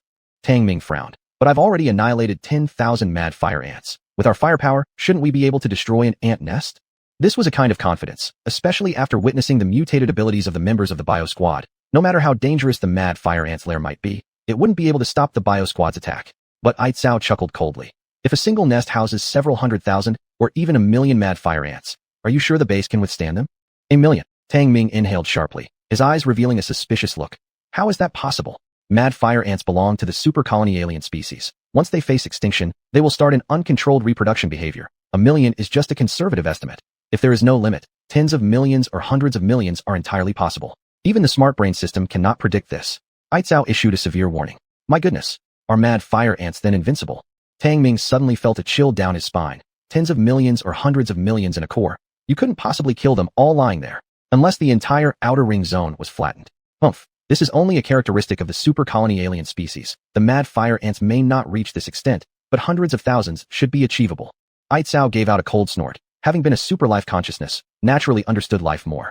Although the universal base was omnipotent, it was after all only in its intermediate form. Many technologies and data were under lock and key, and the current intelligence limit of the smart brain system was not high either. Otherwise, Tang Ming wouldn't have acted so recklessly before, making a series of unintelligent actions. Tang Ming's expression turned somewhat gloomy, saying, does that mean we can't mine these fire crystals? At least not now. Aitzao warned with a cold face. All right, Tang Ming was not just a reckless man. He revised the orders again. Smart brain, follow Aitzao's instructions to mine the firestone. Do not touch the fire crystals. Good, Master. The smart brain system immediately executed the command. Buzzing, rumbling. Just at this moment, the earth began to tremble, and the sandstone on the ground started jumping, some even lightly floating. Tang Ming's expression changed, and he couldn't help but look up. The alien star, occupying a third of the sky above, seemed like it was about to fall down, its surface patterns clearly visible. Beep, beep, beep. The alarms of the detectors went off wildly, followed by warnings from the smart brain system. The intensity triggered by the starquake has reached level 2. The magnetization rate of the air particles on the surface is approaching 50%. The abnormality of the surface magnetic field is increasing. There will be a magnetic storm generated. Please return to the base as soon as possible, Master. How quick it comes. Tang Ming was shocked. He checked the detector and found that the magnetization rate of surface air particles had risen to 49.1% and was visibly increasing. 49.15%, 49.18%, 49.21%, 49.23%, 49.25%, 49.31%. Tang Ming, the first alien star magnetic storm is about to erupt. Quickly return to the base. The communicator crackled loudly, obviously heavily interfered by the magnetic anomaly, but Aicao's urgent voice still came through. I will return to the base immediately. Tang Ming ordered all the mining vehicles to abandon the mining operations, connect together, and attach the Qing Leopard combat vehicle. He himself climbed into the Qing Leopard combat vehicle, stomped on the gas pedal, and roared out, pulling all the vehicles in a frenzied dash. Humming, rumbling. The earthquake intensity grew stronger, with gravity anomalies appearing in some areas. Massive boulders floated off the ground. Roar. In just 10 minutes, the magnetization rate of air particles climbed to an astonishing 49.6%, with thunderbolts cracking open the sky. Electric grids blanketed the skies like never before. Beep, beep, beep, beep. Inside the cockpit, all electronic devices suffered from immense interference, even sparking violently. Tang Ming's expression turned grim as he slammed the throttle wide open, accelerating at full speed. However, the surface gravity anomaly significantly reduced the traction of the combat vehicle, so its normal speeds of several hundred kilometers per hour could only reach half of that. Master magnetization rate reaches 49.8%, 49.82%, 49.83%. The detector buzzed while the smart brain system issued urgent warnings in a broken electronic voice. Tang Ming remained silent, glancing through the rearview mirror, and even saw the mining vehicles floating at the back, a terrifying sign of how abnormal the gravity had become. Purple star is too close, causing immense gravitational interference on this alien planet. Even more, it amplified the resonance source of the alien star, producing seismic waves. Tang Ming didn't expect the magnetization rate of the surface air particles to climb so fast. Fortunately, he'd already sent the near-Earth attack team back to base to resupply, or else the Qing Leopard combat vehicle wouldn't have been able to tow so many vehicles. 50%. Beep. Alien magnetic storm initiated. After issuing its final urgent alert, Tang Ming felt his heart suddenly drop. The moment when lightning and thunder converged and the surface shook disappeared instantly. Time seemed frozen and stopped. Boom! Just a few seconds later, the heavens erupted with a deafening thunderclap, and Tang Ming felt as though his ears would burst. But what followed behind him made his skin crawl, utterly horrifying. At some point, the entire sky was filled with fine, intricate lightning bolts, forming a massive storm column connecting the heavens and earth. It wasn't bringing wind, but rather accumulating terrifying forces, radiating indescribable thunderous light. Immediately after, an immense thunderstorm surged forward like a super tsunami from a giant ocean. That was it, the magnetic storm. Damn it, there are still 2 kilometers left. Tang Ming roared, feeling the speed drastically dropping. A mysterious gravitational force pulled the convoy in the opposite direction, similar to the seawater retreat before a tsunami. Chapter 182.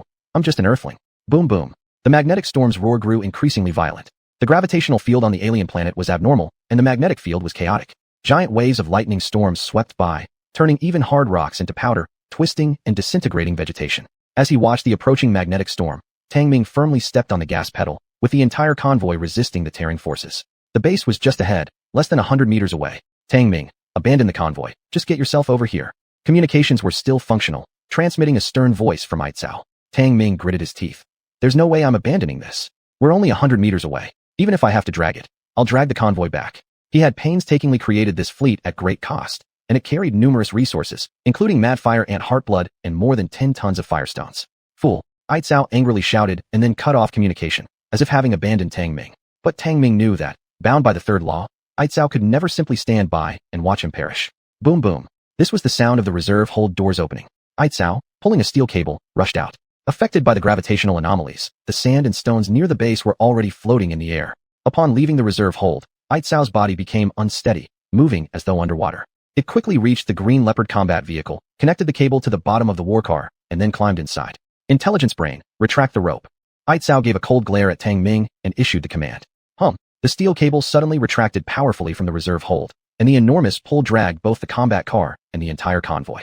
Despite stepping hard on the gas, Tang Ming did not slack off in the slightest. The convoy moved forward slowly before gaining speed. Boom boom.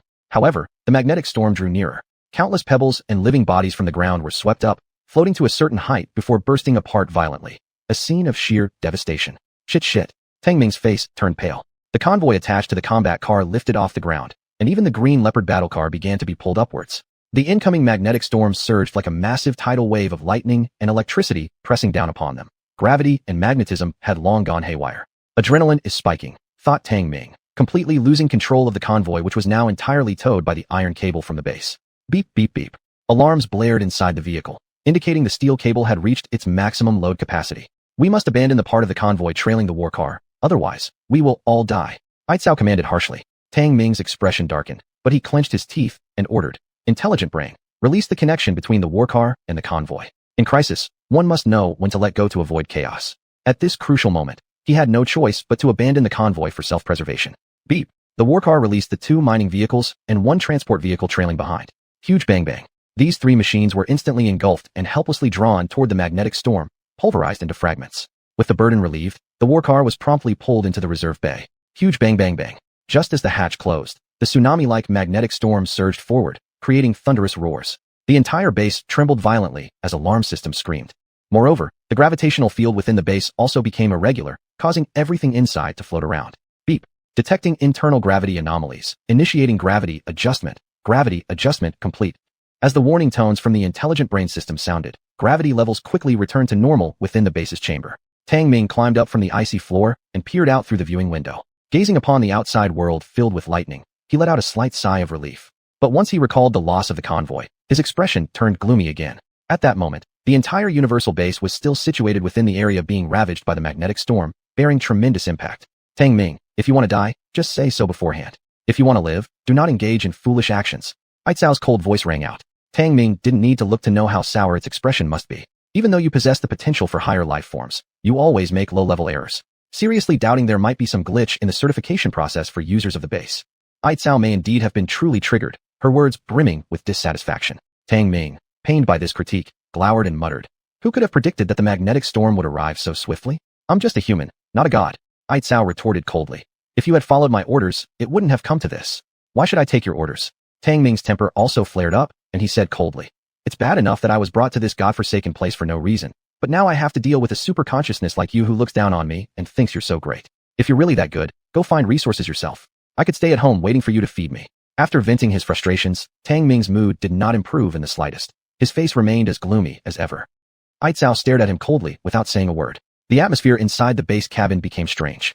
Tang Ming lit a cigar, gazed out the window at the magnetic storm and thunder, and silently puffed away. He had experienced life and death moments more than once on this alien planet, accumulating a lot of negative emotions in his heart. Today, he could not help but let them explode. He was, after all, human, an emotionally complex creature. These things were beyond Aicao's understanding. Damn, how sentimental am I? Tang Ming cursed himself softly, then said blandly. Aicao, I apologize to you and thank you for your help. Please don't take it to heart. After all, I'm just an earthling. I'm still at a lower level of thinking. Once I leave this alien planet and return to Earth, this base will be yours. Aicao replied coldly. The life seeds sown by the entropy ancestor possess superb evolutionary potential. Why do only inferior thoughts manifest from you? Because I'm human. Human emotions are complex and rich. You simply don't understand. Tang Ming sighed faintly, extinguished the cigar, and turned towards the main chamber of the base, saying, I'm going to sleep. Don't disturb me. Oh, and may I ask rudely, if super life forms are all like you, cold and emotionless, how are they different from cyborgs? Or is it that you lack any emotional consciousness altogether? With that, Tang Ming's figure disappeared behind the closed hatch. Aicao furrowed her brows, staring blankly at the door through which Tang Ming had exited. A ripple of thought stirred within her otherwise unrippled superconsciousness. Indeed, though she possessed superior intelligence, she found it difficult to decipher the complex emotional manifestations of Tang Ming. It seemed unrelated to the hierarchy of life forms. But why couldn't she sense this feeling in other alien species? Chapter 183, Rebuilding the Defense System. Tang Ming slept for nearly 20 hours. When he woke up, he had the AI system convert a large portion of roasted meat for him to eat. The current base has an abundant supply of materials, especially ingredients, which come in all sorts of varieties. Roasted wolf meat, roasted dog meat, roasted bird meat, and more, with flavors aplenty, paired with fruit wine. After this meal, Tang Ming was satisfied and invigorated. Master, Aicao has asked you to come to the reserve chamber. The beautiful image of the AI system projected before him, emitting a pleasant electronic voice. I understand. Tang Ming finished his fruit wine, lit a cigar, and went to the reserve chamber barefoot. In the reserve chamber, various mechanical vehicles were parked, and all members of the biochemical team were gathered there, none having gone out. Aicao, what do you need me for? Tang Ming, with a cigar in his mouth, wore nothing but a big floral pants. His hair was messy like a chicken nest, his muscular body hadn't been cleaned for quite some time, with some bloodstains still remaining. Come take a look. Aicao's calm voice came from its position by the visual window, staring outside. Tang Ming furrowed his brows and casually walked over, standing shoulder to shoulder with it, their heights almost equal. Outside the base, thunder roared, the ground cracked, floating stones collided, the sky turned dark, and strong magnetic oscillations could be seen everywhere. Even the remnants of mutated vegetation were magnetized, creating a terrifying scene. Tang Ming's pupils contracted slightly, and he deeply furrowed his brows. The duration of the magnetic storm is currently impossible to calculate, but after the first round of the magnetic storm, the outer zone will surely undergo some physical changes. AI Chow's profound eyes reflected the lightning outside as it calmly explained. Tang Ming nodded. He was no longer the naive newcomer he once was. After the magnetic storm rages, the magnetic field and gravity field in the outer zone would be affected. Even some substances could be completely altered. And AI Chow's implication was clear. New dangers and opportunities would arise in the outer zone after the magnetic storm. Of course, all these changes would only become apparent after the first round of the magnetic storm. So, what's the next plan according to you? Tang Ming slowly exhaled a puff of smoke and turned to ask. AI Chow shook its head slightly. Unpredictable. Tang Ming couldn't help but laugh. So, even you are at a loss sometimes. AI Chow's expression grew cold, and it glanced sideways at him. Tang Ming chuckled and said, there's an old saying on my Earth home. Remain unchanged to deal with endless changes. Since we cannot predict the impact of the magnetic storm, we just need to be prepared ourselves to handle any crisis that may appear. Remain unchanged to deal with endless changes. AI Chow's eyes lit up as it praised. It seems not all life forms on Earth have such low intelligence as you. Tang Ming had a retort ready but hesitated if he should speak. So, can you not say I'm stupid? AI Chow glared, unkindly asking. Tang Ming frowned and shook his head. AI Chow, I've discovered your emotional quotient, EQ, is extremely low, almost non-existent. What's EQ? AI Chow frowned. EQ, well, is something equally important as IQ. Although you possess a superconsciousness, and your former life form must have been extraordinarily advanced, you lack the emotional quotient that appreciates the beauty of life. Tang Ming felt smug, thinking he'd finally won a battle of wits. Humph, lacking the appreciation of life's beauty? Seeking the ultimate truth of life is the real significance. Low intelligence thinking only focuses on pleasure, leading to self-destruction. AI Chow looked down on him with disdain and coldly rebuked. Tang Ming raised his hands in surrender and sighed. I give up arguing with you. Simply put, what's the ultimate meaning of life you're pursuing? Once this topic was brought up, AI Chow's expression became solemn, speaking in an extremely devout tone. The ultimate meaning of life is to trace the traces of entropy ancestor, understanding the mysteries of the universe. Tang Ming's head started to hurt. Deciding not to pursue this topic further, he helplessly said, all right, that's your pursuit. I admit I am without grand ambition. So you are merely a life form with high intelligence, but low thinking. AI Chow stated without hesitation. Tang Ming's forehead twitched. He took a deep breath and said, my plan is to enhance the armed strength of the base to prepare for emergencies. What do you think? AI Chow nodded slightly. Your intelligence has finally functioned properly once. After the magnetic storm, the surviving alien species on the surface will inevitably become more frenzied, and resource plundering will reach an unprecedented intensity. What resources could these alien species fight over? Tang Ming found himself struggling to keep up again. AI Chow gave a cold smirk. Mad fire ants feed on fire stones and fire crystals. Spine-bone beasts use void abyssal stones as baby pouches. Iron-eating beasts eat black iron ore. What makes you think only we humans plunder resources from the surface? Tang Ming froze, suddenly realizing that the all-powerful base could very likely become the target of plundering by various frenzied alien species. At the thought of being surrounded by a dense swarm of these creatures, he couldn't help but break out in a cold sweat. He had almost forgotten the experience of being besieged by packs of terror wolves and hyenas. Taking a deep breath, Tang Ming seriously said, I must have been stupid. I think enhancing the base's self-defense capabilities should be our top priority. You're right. AI Chow nodded, unusually agreeing with Tang Ming. Tang Ming grinned. In that case, let's start with the deployment of the base's self-defense armed forces, AI system. Bring up the full holographic model of the base. All right, Master. The AI system immediately executed the command, projecting the holographic model in the main cabin of the base. AI Chow, let's go. Tang Ming, cigar dangling from his lips, led the way to the main cabin, with AI Chow following closely behind. In the base's main cabin, the conversion platform now displayed a three-dimensional holographic model. The all-powerful base's hologram sat at the center, every detail presented clearly. The electric fence facilities within 100 meters of the base had already been completely destroyed by the magnetic storm, as had the outermost layer of ground-based devices, which were scraped away along with the soil. Only the rocket launchers and machine gun turrets on the roof of the base remained intact, though their circuit systems had probably burned out during the magnetic storm. AI system, detect how much of the base's defensive armed forces remain. Tang Ming plopped onto the sofa, legs crossed, giving the order. Beep, Master, the base's defense system is entirely damaged. Active defense attack capability is at level 0, passive defense capability is at level 2. The AI system quickly provided the data, and Tang Ming's face darkened slightly upon hearing it. He remembered that the base's offensive capability had once been at level 2.5. The magnetic storm had wiped it all out. AI system, display the mid-level base active defense armament plan. AI Chow spoke from beside him. Understood, AI Chow. Mid-level base active defense armaments are being analyzed, analysis complete.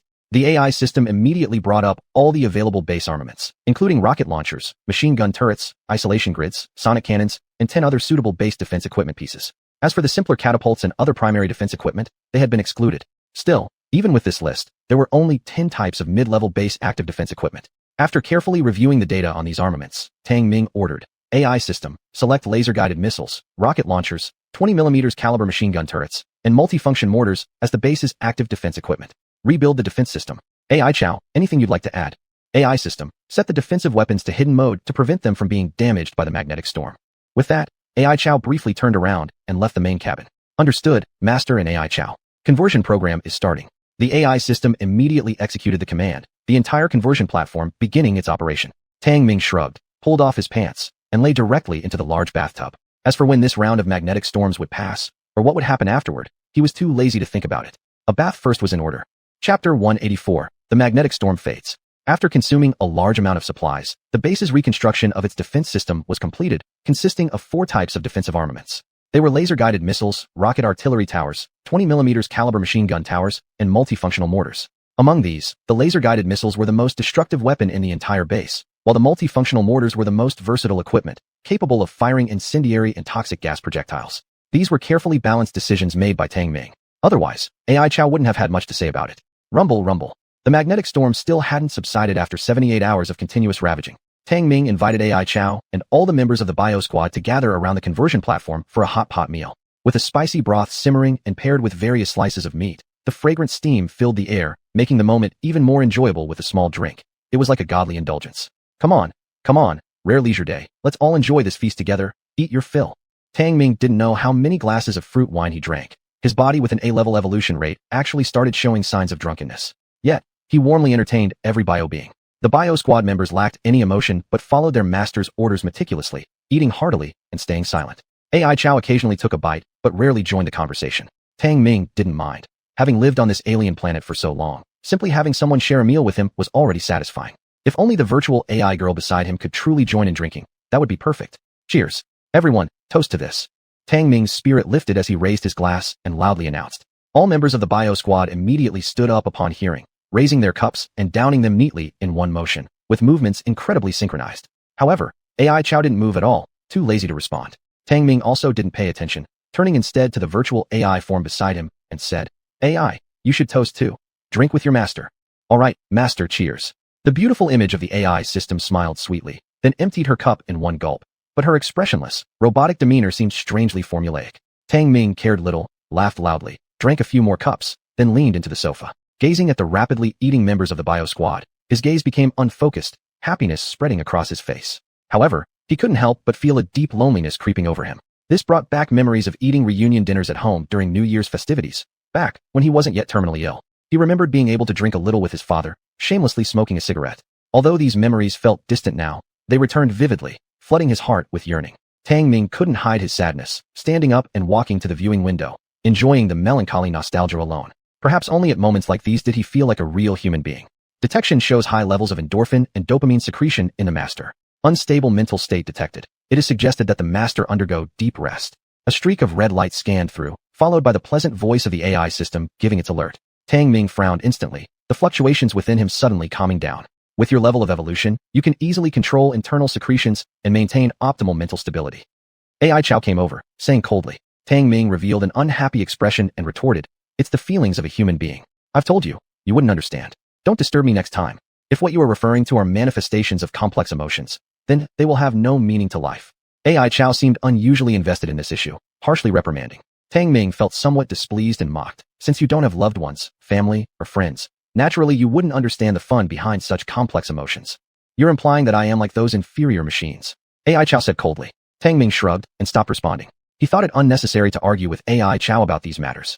Yet AI Chow showed significant interest in this subject, asking further. Tang Ming, the substances secreted inside your body cause you pain. Why do you immerse yourself in it? Tang Ming paused for a moment, gazing deeply into AI Chow's profound eyes, and weighed his response carefully. Perhaps this is what I consider the meaning of life. AI Chow's brows furrowed, clearly dissatisfied with this answer. Tang Ming thought for a moment, then added, there's an old saying from my hometown on Earth.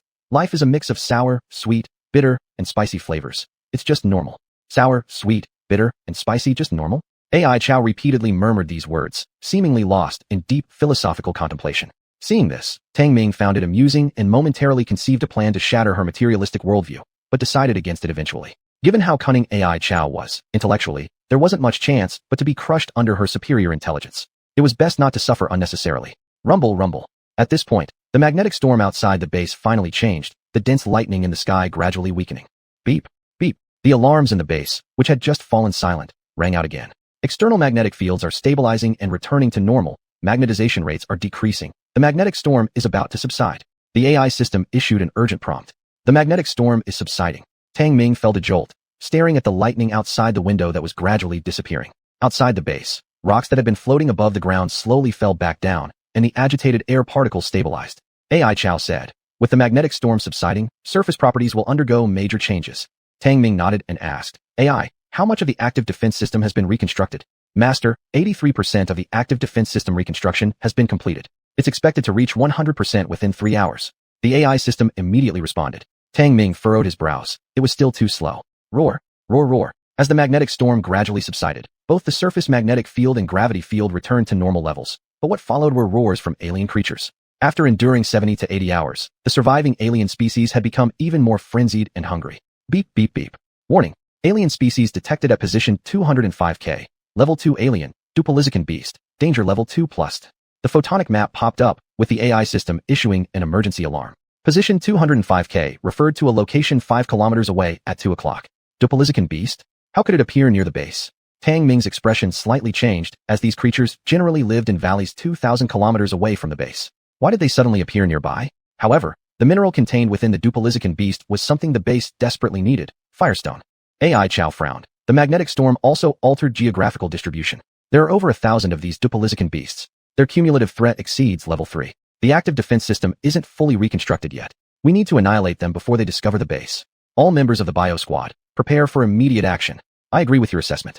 AI, activate the long-range bombardment team and the close proximity attack team, ready to depart at any moment. Tang Ming stared at the large cluster of red dots appearing near the base on the photonic map, his gaze becoming sharper. This time, he agreed with AI Chow. They would encircle and destroy this group of Duplicate beasts, plundering their firestone resources. Chapter 185, Dobar Razor Beast. After the magnetic storm subsided, the surface magnetic field was mostly within a low-level anomaly range, and the gravitational field had also undergone some changes. This was due to the gravity of purple star, lighter dust, and sandstones floated in the air for long periods before eventually falling back to the ground. Near the omnipotent base, after the devastation caused by the magnetic storm, much of the vegetation disappeared, leaving only distorted and magnetized remnants of some trees. The landscape looked even more barren and silent. Roar. However, several kilometers away from the base, a group of several meter-long alien species were searching for prey in a cracked valley. These creatures resembled hyenas, but were robust with bony spurs on their joints. Prominent on their backs were sharp red plates that emitted a faint glow, looking from afar as if they carried ruby stones. This was the Dobar Razor Beast. It had 6 legs, and its mouth full of outward protruding fangs were like rubies, ferocious and bizarre. Roar, roar. The famished Dobar Razor Beasts had acute senses and seemed to have detected something. They raised their heads, gazing towards the direction of the omnipotent base. Roar, roar. A larger beast king had clearly noticed the base, emitting hurried roars. Suddenly, the entire herd grew restless and began charging with all 6 feet, moving incredibly fast. Bang, bang, bang. At this moment, a volley of cannon fire rang out as shells broke through the air and crashed down violently. Boom, boom, boom. Instantly, fiery explosions erupted, shock waves reverberated, and the herd of Dobar Razor Beasts didn't have time to react before being shredded to pieces. Instantly, the whole herd screamed in agony, scattering in all directions. Ao roar, Ao roar. The Beast King let out an angry roar. All the Dobar Razor Beasts dispersed and fled wildly. This wasn't a tactical maneuver, but it proved to be the most effective way to evade danger. Tang Ming and AI Chow looked at the rushing Dobar Razor Beasts with serious expressions. They are too fast. Tang Ming frowned and gave the order. Long-range bombardment teams retreat to the base defense circle. Prepare ground attack teams to open fire.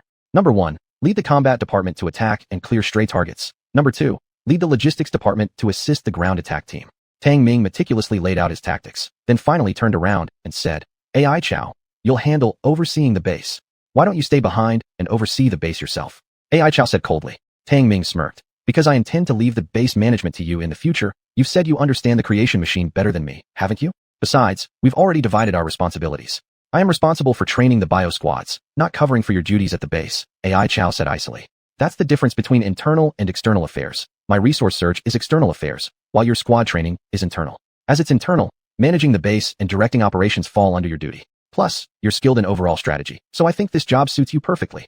Tang Ming made a rare attempt at sophistry, lacking intelligence, so he resorted to flattery driven by emotional intelligence. You're dodging responsibility. Don't forget that you are the officially certified user of the base. AI Chow's expression softened slightly, yet her tone remained cold. Truthfully, she yearned to own the omnipotent base but hadn't anticipated Tang Ming would willingly relinquish control.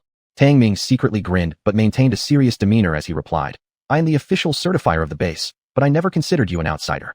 This is called unwavering trust. Anyway, the base will belong to you in the future. Consider this early familiarization. I know you also wish to dig deeper into the potential of the base, right? Few people could make shirking duties sound so justified, except perhaps Tang Ming. Actually, he had planned this arrangement a long time ago. He couldn't deny that AI Chow could unlock more power from the omnipotent base than him.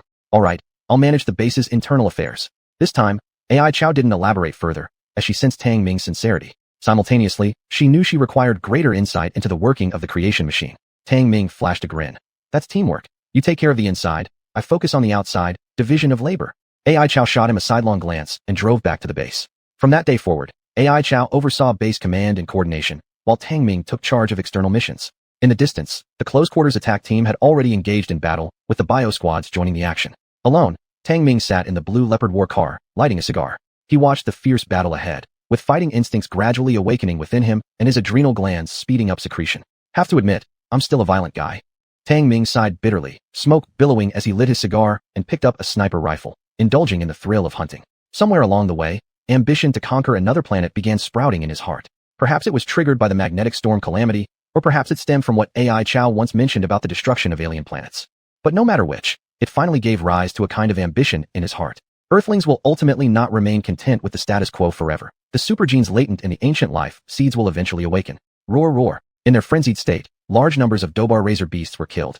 After their deaths, the life energy within them didn't dissipate, but instead condensed into a crystalline form, firestone. Although firestone is a mineral from another star, for the Dobar razor beasts, it represents a core energy. Tang Ming had roughly calculated that wiping out these more than 1,000 Dobar razor beasts would yield over 10 tons of firestone, perfectly replenishing the base's insufficient firestone resources. The close-quarters attack team unleashed full firepower under Number 2's coordination, achieving optimal killing power. Among all the combat scenarios, Number 1's combat squad stood out the most.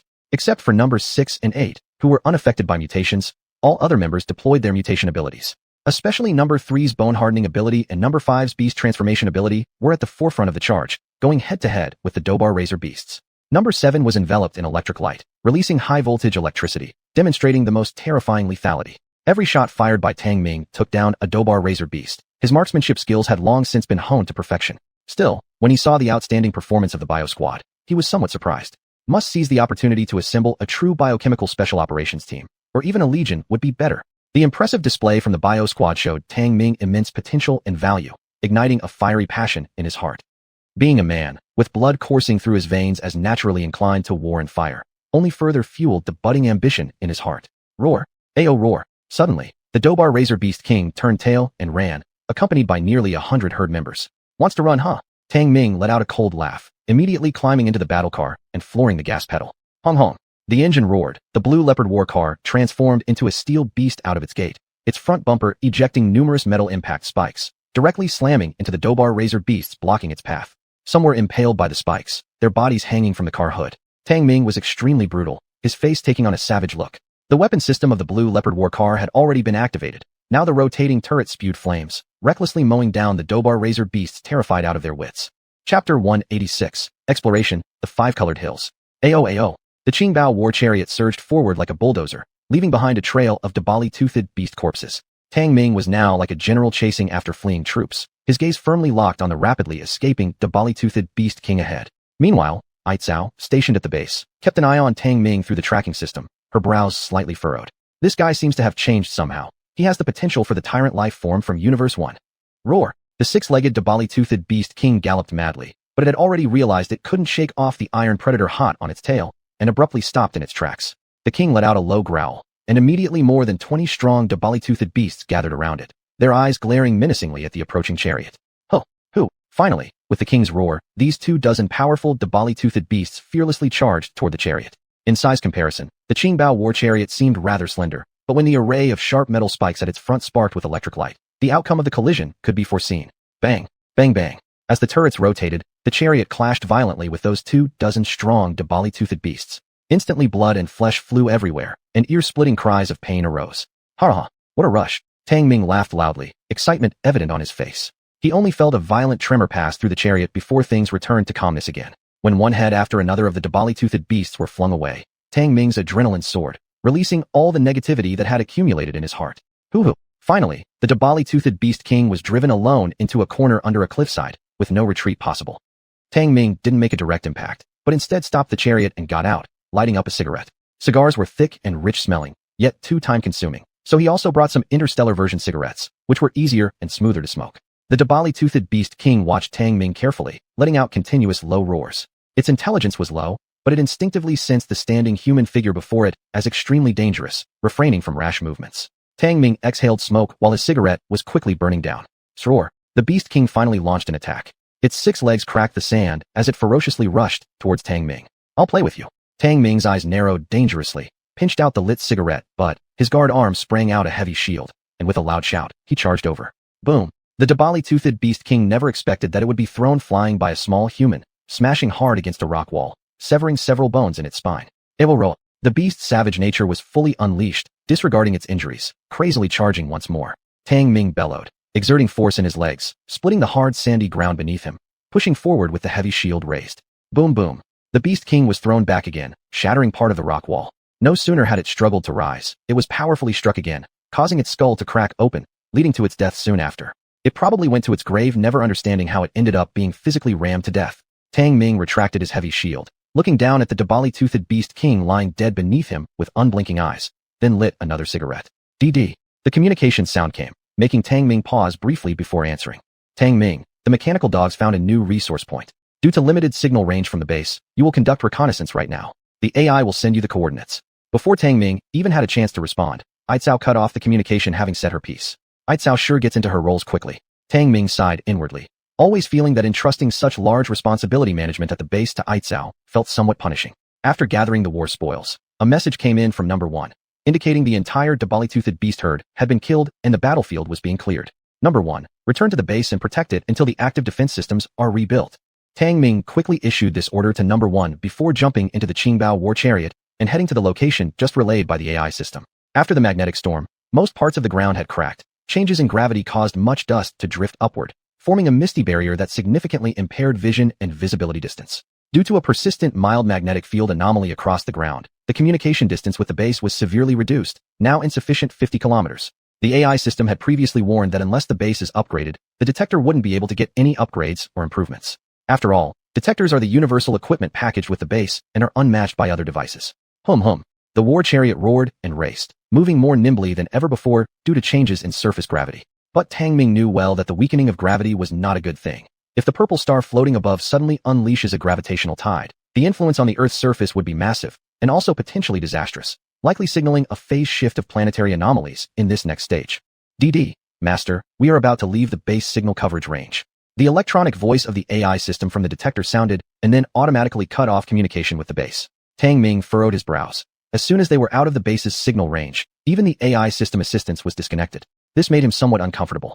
Fortunately, the detector retained most of its functions, so he wasn't completely without auxiliary tools. Sigh, it seems I need to consider upgrading the base's capabilities. Tang Ming sighed and drove the Qingbao war chariot toward the destination marked on the electro-optical map. What he didn't know was that when his location disappeared from the base's electro-optical map, Aitzao had already begun preparations to manufacture mobile signal towers. After a few minutes, Tang Ming arrived at a hilly area. The hills were scattered with various sized meteorite pillars, which had shattered the entire flat terrain into a web of cracked fissures. Even more peculiarly, these meteorite pillars emitted colorful lights. Thus, this place was named Five Colored Hills on the electro-optical map. What an intense light radiation. Just as Tang Ming approached the edge of the hills, he was startled. He immediately realized that these colorful phenomena were caused by light radiation. The detector emitted a warning sound, showing that the radiation level in the area had reached a severe level. Before the magnetic storm, this place had been a valley with relatively dense vegetation, but now it had become a heavily radiated zone, demonstrating just how drastic the changes brought by the magnetic storm were. The meteorite pillars in the five-colored hills were too dense for the war chariot to pass through, so Tang Ming had no choice but to get out and proceed on foot. Click. Holding up his tactical rifle, Tang Ming entered the hills on foot. After advancing a few steps, the detector triggered a sharp alarm and quickly detected various environmental data, among which the radiation was the most severe. Heavy radiation. This level can directly kill the biological cells of Grade 1 alien species. Tang Ming was inwardly alarmed and cautiously moved forward. The discovery of resources in the five-colored hills came from a recently dispatched mechanical dog. After bringing back scanned information for analysis at the base, the specific type of resource could not be confirmed. Therefore, Aitzao sent Tang Ming to conduct a preliminary investigation. This would have been a simple exploration task under normal circumstances, but now it had become complex due to the aftermath of the magnetic storm. Previously, the mechanical dog could simply scan and feed back data, allowing the base to quickly analyze the basic data before dispatching mining vehicles to investigate and mine. Now, however, human exploration was necessary. Chapter 187, The Strange Crater. The light radiation in the five-colored hills was very intense, and even at night, the brightness here severely interfered with Tang Ming's vision. Tang Ming squinted, his golden-ringed pupils continuously contracting and expanding to adapt to the varying levels of brightness. This was his mutated visual system, which quickly adapted to this area. Beep, beep, beep. After exploring 1 kilometer, Tang Ming frowned while comparing the locator points on the detector. How is it still 1 kilometer off? Has the detector malfunctioned? Tang Ming felt somewhat puzzled. 20 minutes ago, he had calculated that the distance to the destination was precisely 1 kilometer. Now, it appeared that there might be something wrong with the detector. The mechanical dog would set orientation markers at the resource discovery sites to facilitate positioning. Since the orientation markers were not yet visible, it meant the final destination hadn't been reached. This was an easy judgment to make. Tang Ming simply ignored the detector and continued forward. As he moved ahead, the intense light radiation began to distort, drastically reducing the visible distance and even sharply decreasing other senses. This feeling was unsettling, causing Tang Ming's alertness to grow stronger. He felt something was off, but couldn't quite put his finger on it. Beep, beep, beep.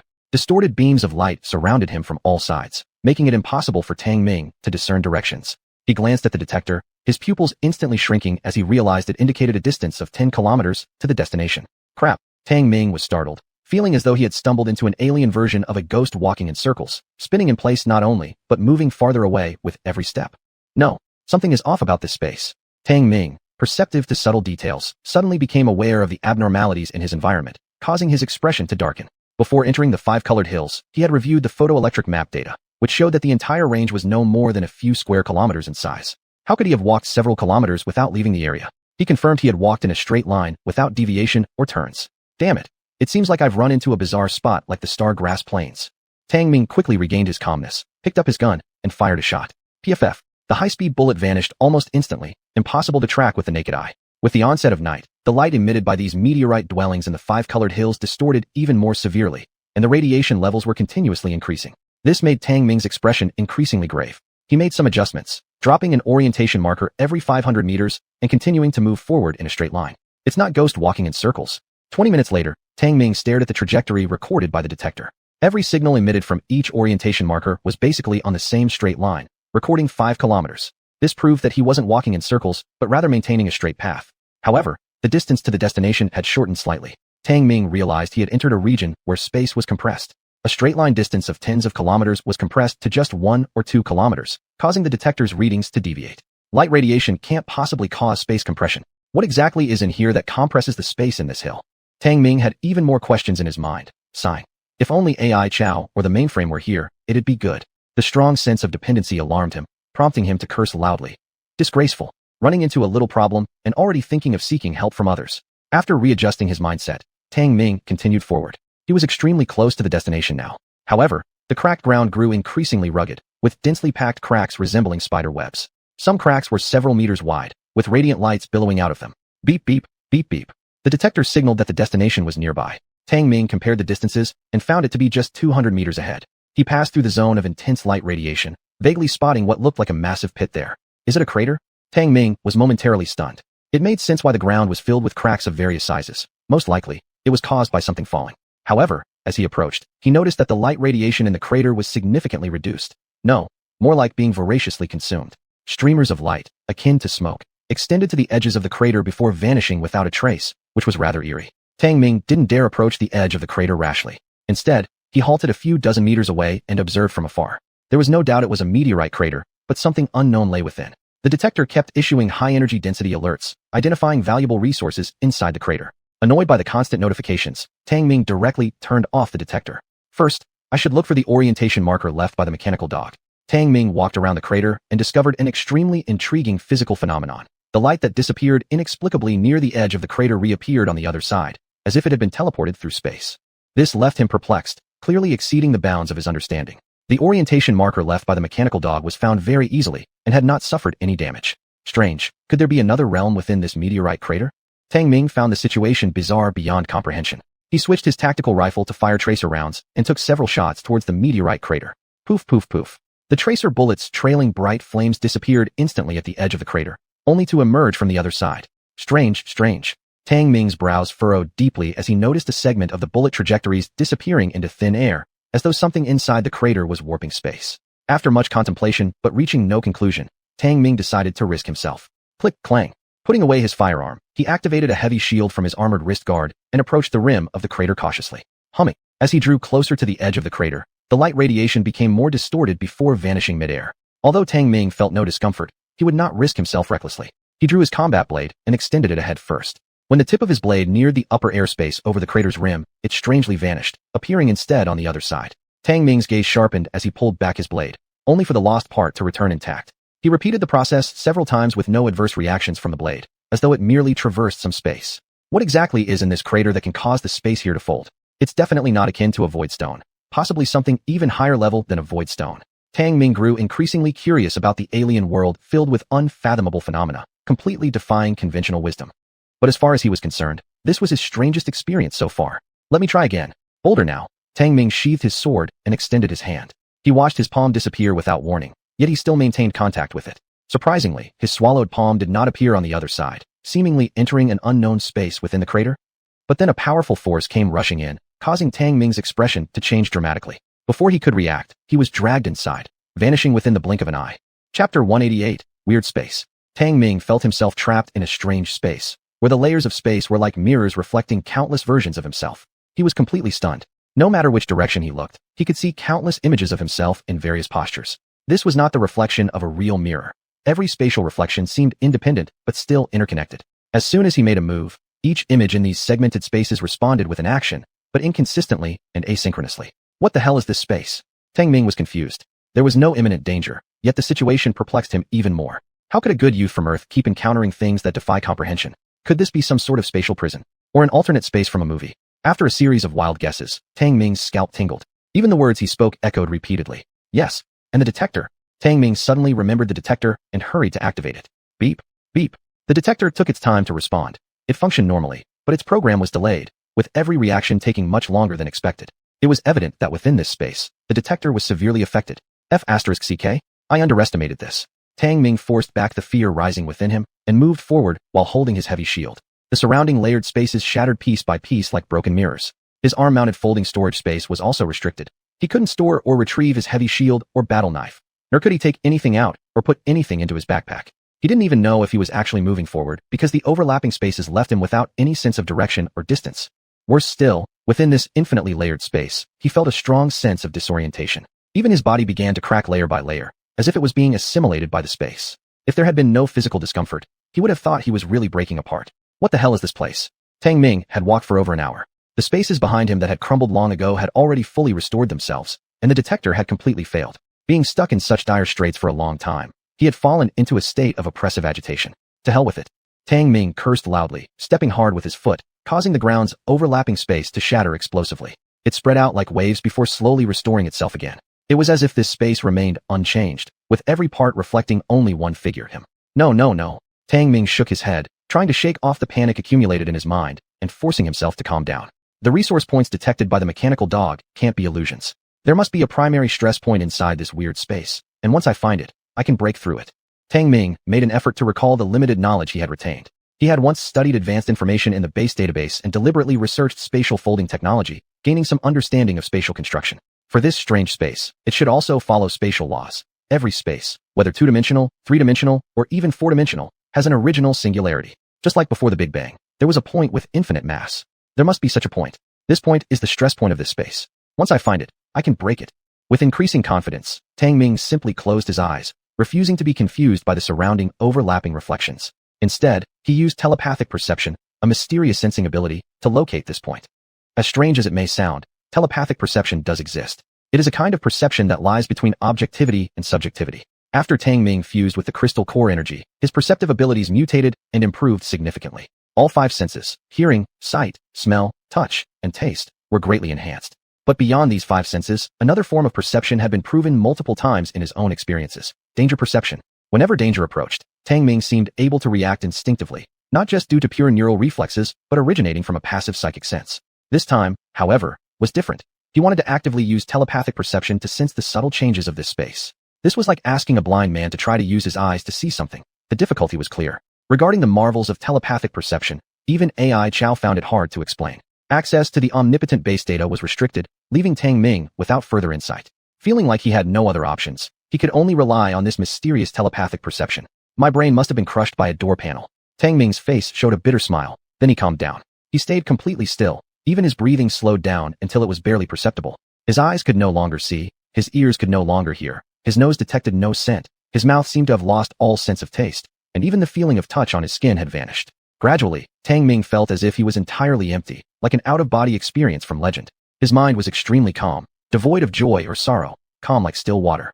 Suddenly, chaotic memories surfaced in his mind. Memories from childhood to adulthood flashed before him like scenes from a film, and some buried moments resurfaced. He saw himself as a child picking up a red meteorite, then developing a flesh-rotting illness, which stirred his heart. Did his incurable skin disease come from this? What happened to that red meteorite? Did it somehow merge with his body? There was no time for further thought as the torrent of memories calmed Tang Ming again. Observing his lifelong experiences, sweet, sour, bitter, and joyful, he became increasingly tranquil. Finally, the memory paused on the last page. He stood silently in a strange space, motionless, gradually fading, blurring, disappearing. At this moment, Tang Ming felt as if he was about to vanish from the universe, but suddenly, a fold in the space curled like the corner of a piece of paper. There it is. Tang Ming suddenly opened his eyes, fixing his gaze on a space akin to the size of a pinhole. He moved quickly, raising his fist and shouting loudly, "Break!" Bang! This punch carried immense power, imbued with Tang Ming's unwavering determination after reliving all his memories, surpassing his normal capabilities. Boom! Crack, crack, crack. Countless spatial cracks radiated outward from his fist like spider webs, and light streamed through them. With one final roar, the bizarre space collapsed, and a blinding white light flooded in. Unable to withstand it, Tang Ming closed his eyes. When the light dimmed, he slowly opened them, widening them in disbelief at what he saw. It was a broken spaceship. My ancestors. Is this airdropped? Tang Ming's mouth hung open in astonishment as he stared at the enormous object before him. Even a random person from Earth would recognize it as a spaceship capable of interstellar travel. Chapter 189, A Spaceship. The base color of the spaceship was mainly silver gray, with a tetrahedral appearance that resembled an elongated pyramid. However, it was severely damaged, with many areas even cracked open, revealing the melted inner lining underneath. Tang Ming noticed the space had returned to normal. After putting away his heavy shield, he immediately picked up his tactical rifle and cautiously, yet excitedly admired this colossal object. The unknown spaceship was truly enormous, its height alone causing him to crane his neck until it ached. If length were taken into consideration, it probably spanned several kilometers. Wow, it's so big. Looking up at the majestic spaceship, Tang Ming couldn't help but marvel. He wanted to explore the mysterious spaceship and hoped to harvest a batch of alien resources. But after numerous attempts, he found he simply could not get in. Even the ruptured sections were blocked by dense star matter, emitting powerful energy. He realized he couldn't recklessly risk entering without knowing if there were aliens inside. The pressing task was to return to the base and discuss with AI Chow how to deal with this giant. Wasting no time, Tang Ming immediately set off. In the strange dimension, he also discovered the true face of the meteorite crater, immensely large with scattered specks of star matter around, faintly glowing. When he climbed to the edge of the meteorite crater, he saw a layer of curtain-like spatial barrier. This peculiar spatial barrier seemed to separate two worlds. He still didn't understand why he was sucked in. Could it be that only living beings can enter the meteorite crater? Tang Ming shook his head and didn't dwell on it any longer as he quickly left. This experience was incredibly magical, especially when he completely let go of himself and entered a state of tranquil mind, which brought significant changes to his inner being, though he himself hadn't noticed. No one remains unaffected after confronting the secrets of their own heart. This unique spiritual cleansing will certainly lead to unimaginable elevation of one's mental world. Boom, boom. The cyan leopard combat vehicle sped forward while Tang Ming's mind continued to be preoccupied with that unknown spaceship. That was definitely a spaceship, perhaps even an interstellar battleship. His heart wasn't calm. If he could pilot this spaceship, would it mean he could directly leave this alien planet and return to Earth? There is such a possibility. At the thought of this, Tang Ming's mind was utterly restless. Ding ding ding. The communication system suddenly lit up. It was a message from AI Chow. Apparently, the combat vehicle had entered the communication coverage area of the base. Tang Ming immediately connected the call, and AI Chow's image appeared. Tang Ming, what happened? Came AI Chow's stern voice. Tang Ming paused. I went to explore the 5-colored hills. What happened? AI Chow's expression tensed. You've been out of contact for 60 hours. What? Tang Ming was startled, roughly calculating that he had actually stayed in the space of the meteorite crater in the 5-colored hills for 2.5 days. I thought I just stayed for a few hours. Could the bizarre space accelerate time flow? Tang Ming was disconcerted and baffled. Time is a constant law of the universe, unchangeable. What kind of weird space are you talking about? What exactly did you experience? AI Chow realized that Tang Ming's experience was extraordinary and immediately questioned. Tang Ming took a deep breath and gravely said, I think I may have found a spaceship. Subsequently, he recounted everything he had seen and experienced, including his bizarre encounter. Finally, he added, AI Chow, what do we do with this interstellar spaceship? I feel it's a tremendous resource. The sudden discovery left Tang Ming unsure of how to proceed, far beyond the boundaries of his comprehension. Interstellar spaceship. I must go investigate. AI Chow seriously stated, then asked, how much time is left for Signal Cat transformation? Signal Cat? Tang Ming hesitated a moment. Signal Cat transformation still has 40 minutes remaining. The intelligence system immediately responded. AI Chow nodded and said to Tang Ming, the Signal Cat is a mobile signal tower, capable of releasing a signal link source for our use when we venture out. Tang Ming immediately understood, giving a thumbs up. This is much more convenient than a regular signal tower. I must go to the 5-colored hills as soon as possible. This spaceship might carry resources that could propel our base into rapid development. AI Chow stated firmly. Tang Ming nodded. Then how do we handle it? AI Chow replied, leave it to me. If it's a spaceship from a high-level universe, then with the current level of the base, it cannot properly deal with it. However, I need to conduct a detailed investigation first to determine specifics. Tang Ming also understood how complex an interstellar spaceship of unknown origin could be, and even the all-powerful base would not easily manage it. At present, there was nothing else they could do. Tang Ming, the base's active defense system has been completely rebuilt. After I go to the 5-colored hills, you must conduct a deep exploration, with the aim of collecting changes information within 1,000 kilometers near the base. Before leaving, AI Chow didn't forget to increase Tang Ming's workload. But who could refuse when he had insisted on dividing internal and external duties? However, the deep exploration mentioned by AI Chow was a necessary task. The outer ring area had undergone great physical changes after the magnetic storm, which made it crucial to explore. Tang Ming wasn't worried about AI Chow going to the 5-colored hills to investigate the alien spaceship. After making some preparations, he also left the base for the southern in-depth exploration mission. The target distance this time was 1,000 kilometers. So, Tang Ming brought number 10 in charge of driving, 3 mechanical dogs for reconnaissance, and of course, a skillful signal cat. Since this was a straight-line exploration task, they wanted their actions as lightweight as possible since no one knew what changes the world had undergone after the magnetic storm. Beep. Master, the battle vehicle is about to leave the base signal coverage area. As the blue leopard battle vehicle sped over the barren land, before long, the intelligence system gave a reminder. Tang Ming, watching the rapidly moving blue dot on the photonic map, said while puffing a smoke ring, let the signal cat begin deploying the signal link source. Okay, Master, the command has been passed on. The intelligence system immediately relayed Tang Ming's command. At the same time, a less than half-meter-long mechanical cat fixed on the car roof immediately activated, its mechanical single eye lighting up. It nimbly leaped off the high-speed traveling battle vehicle and landed on a boulder that was about 3 meters high, opening its mechanical mouth and embedding a metal cylinder into the rock, only revealing a signal light source. Then, the signal cat quickly ran, its speed almost matching the battle vehicle, catching up soon. This scene was clear in Tang Ming's sight via the signal cat's perspective, making him raise his eyebrows. Brain, is the signal cat one of AI Chow's inventions? Master, the signal cat is standardized by AI Chow through resetting the base plan. It has the ability to release the signal link source and perform reconnaissance functions. The intelligence system immediately responded, detailing the design and functions of the signal cat. Tang Ming nodded, realizing it was indeed correct to hand over the base management to AI Chow. Given his own capabilities, he could never have come up with such a highly efficient machine as the signal cat. That bulky signal tower was a stark reminder of inefficiency. Chapter 190. The Unknown Mysterious Surface Light Curtain. With signal cats releasing signal link sources along the way, Tang Ming could maintain constant contact with the base throughout the journey. All data collected during this journey were successively fed back to the base for aggregation, analysis, and sharing. Beep beep. Detected a magnetization rate of 1.3% in surface air particles. Abnormality in magnetic field has increased. Inside the blue leopard combat vehicle, the detector suddenly emitted an abrupt electronic sound. Tang Ming was startled and immediately shouted, Number 10, stop the car. Screech. The blue leopard combat vehicle came to an immediate halt. Its high-speed rotating tires locked up and violently scraped against the ground, leaving several rough marks. AI Brain, conduct another comprehensive scan and detection. Tang Ming gave the command solemnly. Okay, Master, conducting deep scan, collecting surface magnetic field data, collecting air particles, detection completed, current area surface air magnetization rate reaches 1.5%. Magnetic field abnormality approaches medium level. The AI system immediately recollected the data and calculated the changes within a minute. Upon hearing this, Tang Ming's face immediately turned serious. The magnetic storm has just subsided. How did the particle magnetization rate increase again?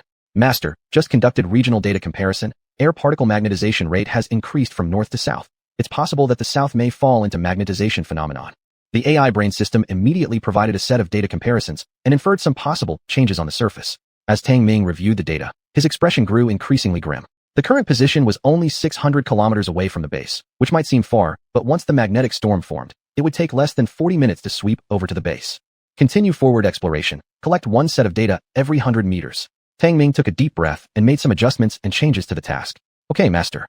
The AI system responded, as groups of constantly changing data appeared in the vehicle's photoelectric map. Number 10 restarted the combat vehicle and continued moving forward, but at a much slower speed. The further south they went, the more desolate the terrain became, with the remains of what had been magnetized scattered everywhere. Most of them were vegetation remnants, giving little hint of what had happened before the magnetic storm ravaged the area. Even the air density seemed to have increased, with few living beings around. Tang Ming even suspected he'd entered a dead zone where strange creatures once commonly sighted were now nowhere to be found. There were twisted carcasses, some having merged into the rock layers, sealed by some terrifying force. Beep beep. Surface air particle magnetization reached 5.6%, 5.7%, 5.8%, starting increase. Moderate magnetic field anomalies detected ahead. Please note magnetic oscillation waves.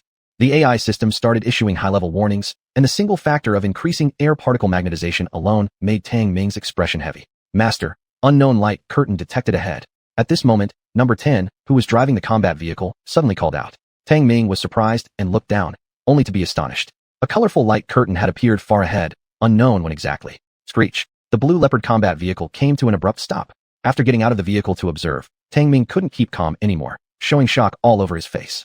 This light curtain was multicolored, rising from the distant surface like an endless wall. Yes, it had no end, appearing right there abruptly ahead. AI brain, what is this light curtain phenomenon? Tang Ming's pupils contracted slightly. What he saw clearly exceeded his understanding. Master, currently unable to determine. But based on the magnetization rate of surface air particles, there's an 80% probability it's associated with magnetic storms. The AI brain system couldn't specifically answer, merely offering this prompt. But that was enough. Tang Ming had already witnessed the horror of magnetic storms. Now it seems indeed, as AI Chow said, the magnetic storm wasn't going to occur in just one round. Scouts 1 and 2 advanced 2 kilometers to conduct exploratory detection. Tang Ming took a deep inhale of smoke before speaking. Beep beep. Mechanical dogs 1 and 2 immediately sprang into action, their nimble limbs running swiftly until they quickly disappeared in the distance. With the mechanical dogs conducting the detection, the detector began receiving streams of collected data. Among these, the magnetization rate kept increasing rapidly, continuously updating numbers. Tang Ming's face was grim as he watched the magnetization rate continue to fluctuate and grow. He didn't notice the cigarette in his hand burn out entirely, until eventually the mechanical dogs sent the signal that they could not proceed further. Master, mechanical dogs detected a severe magnetic field anomaly zone. Air particle magnetization rate reached 46%. Electrical systems have reached their carrying limit and cannot proceed deeper. After providing further tips, the AI brain system displayed the viewpoint of the mechanical dog. Through the perspective relayed by the mechanical dog, Tang Ming saw dust, rocks floating off the ground, and various alien creature skeletons. But this was not the end.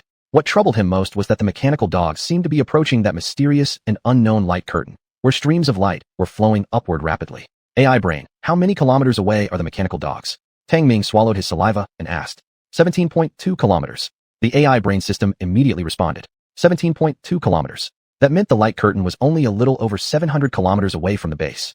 If a magnetic storm suddenly occurred and swept in as it did last time, there wouldn't even be enough time for him or AI Chow to escape back to the base while on mission. Without noticing, sweat beads slid down Tang Ming's forehead. He took a deep breath. I must investigate clearly what this light curtain is all about. Let's go. Boom boom. The combat vehicle roared and quickly rushed toward the extreme position explored by the mechanical dogs. Meanwhile, at the 5-colored hillocks, AI Chow had already reached the destination, the meteorite crater. AI Chow didn't take out any weapon. It only wore a protective suit, with most of its head covered by the protective helmet, revealing only 2 eyes. Its eyes were still profound and clear, like the stars in the universe, gazing at some light radiation suddenly disappearing at the edge of the meteorite crater, flashing a hint of surprise. Capable of producing spatial refraction phenomena, it seems not something from the first universe, but rather the second universe. Hopefully, it will give me a pleasant surprise. AI Chow muttered softly, actually with a bit of excitement, stepping forward and directly entering the meteorite crater, its figure disappearing along the way. Rumble, rumble, rumble. As they got closer to the light curtain, a huge rumbling sound came.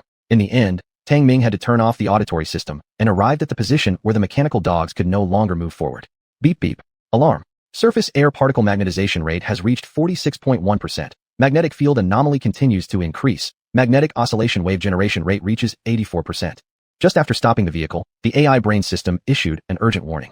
Tang Ming's expression couldn't help but change. The magnetization rate increased again. Yes, master. The AI brain system listed a series of data, among which the magnetization rate monitored locally was gradually increasing, though the speed looked slow, but this was the data collected from the same location. This meant that the magnetization rate being monitored before their eyes showed an overall increase. Tang Ming's expression turned sour. After getting off the combat vehicle, he found countless floating rocks and dust around, obstructing all views. And up ahead, seemingly not far, the towering unknown light curtain appeared even more magnificent, with streams of light rushing high from the surface and vanishing into the horizon. At this point, the electronic system's work had been greatly affected. Even the mechanical dog had experienced operational failure, with number 10 currently conducting simple repairs. There were too many floating obstacles on the ground, so Tang Ming couldn't see the source of the mysterious unknown light curtain on the surface. he decided to walk ahead to investigate. Chapter 191. Crisis, the True Destruction. Tang Ming held the heavy shield, carefully advancing alongside number 10. The mysterious, unknown light barrier lay ahead, seemingly within reach, but still at a distance. Underneath his mask, Tang Ming's expression grew increasingly serious as the ground beneath him was covered in massive fissures, like that of a dried-up riverbed. The closer they got, the more dense these cracks became. The magnetization rate of surface particles was increasing so much that it rendered the detectors unable to function properly, buzzing constantly. Tang Ming simply turned off the detector and signaled to number 10, who was following behind. Due to the deafening roar emanating from the light barrier, both he and number 10 had already shut off their hearing and could only communicate through gestures. Upon seeing Tang Ming's gesture, number 10 immediately understood, quickly stepping forward a few paces to retrieve a rope and tether themselves together. At this point, the surface gravity began to act irregularly. Rocks weighing thousands of kilograms were floating. Tethering themselves together added some weight. Most importantly, number 10 carried a gravity load device that significantly increased gravity, preventing them from floating away. Boom, boom, boom. The unknown light barrier emitted intense thunderous roars as countless streaks of light surged into the sky, an impressive sight. If someone were observing from above, they would see a continuous band of light on the alien planet's surface. One side of the light belt was the normal surface, while the other side was fractured land with scattered lights. It looked as though a wildfire was spreading. One side remained intact while the other was burnt to ashes. Half paradise, half hell.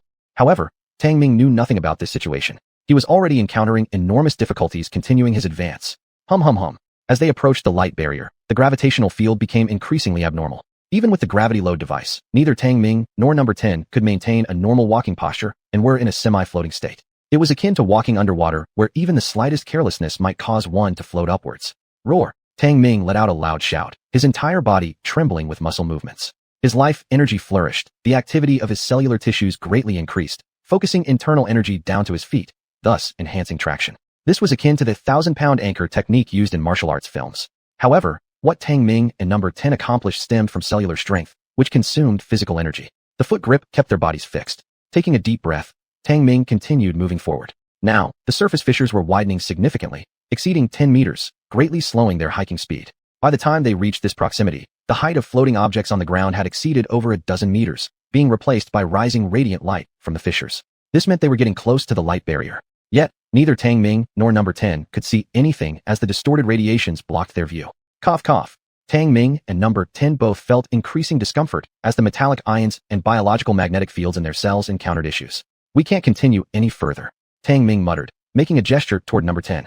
Number 10 showed even more severe discomfort, its whole body trembling uncontrollably as if exposed to extreme cold. The magnetization rate should have far surpassed 50%, but there's been no magnetic storm. The detector wasn't functioning, yet Tang Ming keenly sensed that the magnetization rate of the air particles on the surface probably had long surpassed 50%. After all, he had experienced a magnetic storm and retained a sensitive memory in his touch senses. What he did not know was that this area was under severe magnetic field anomalies, and the magnetization rate of air particles was as high as 73%, far exceeding the threshold for generating a magnetic storm. Hum hum. Suddenly, an invisible ripple came sweeping from the side. Tang Ming instantly bristled, his complexion changing dramatically. Number 10, come closer.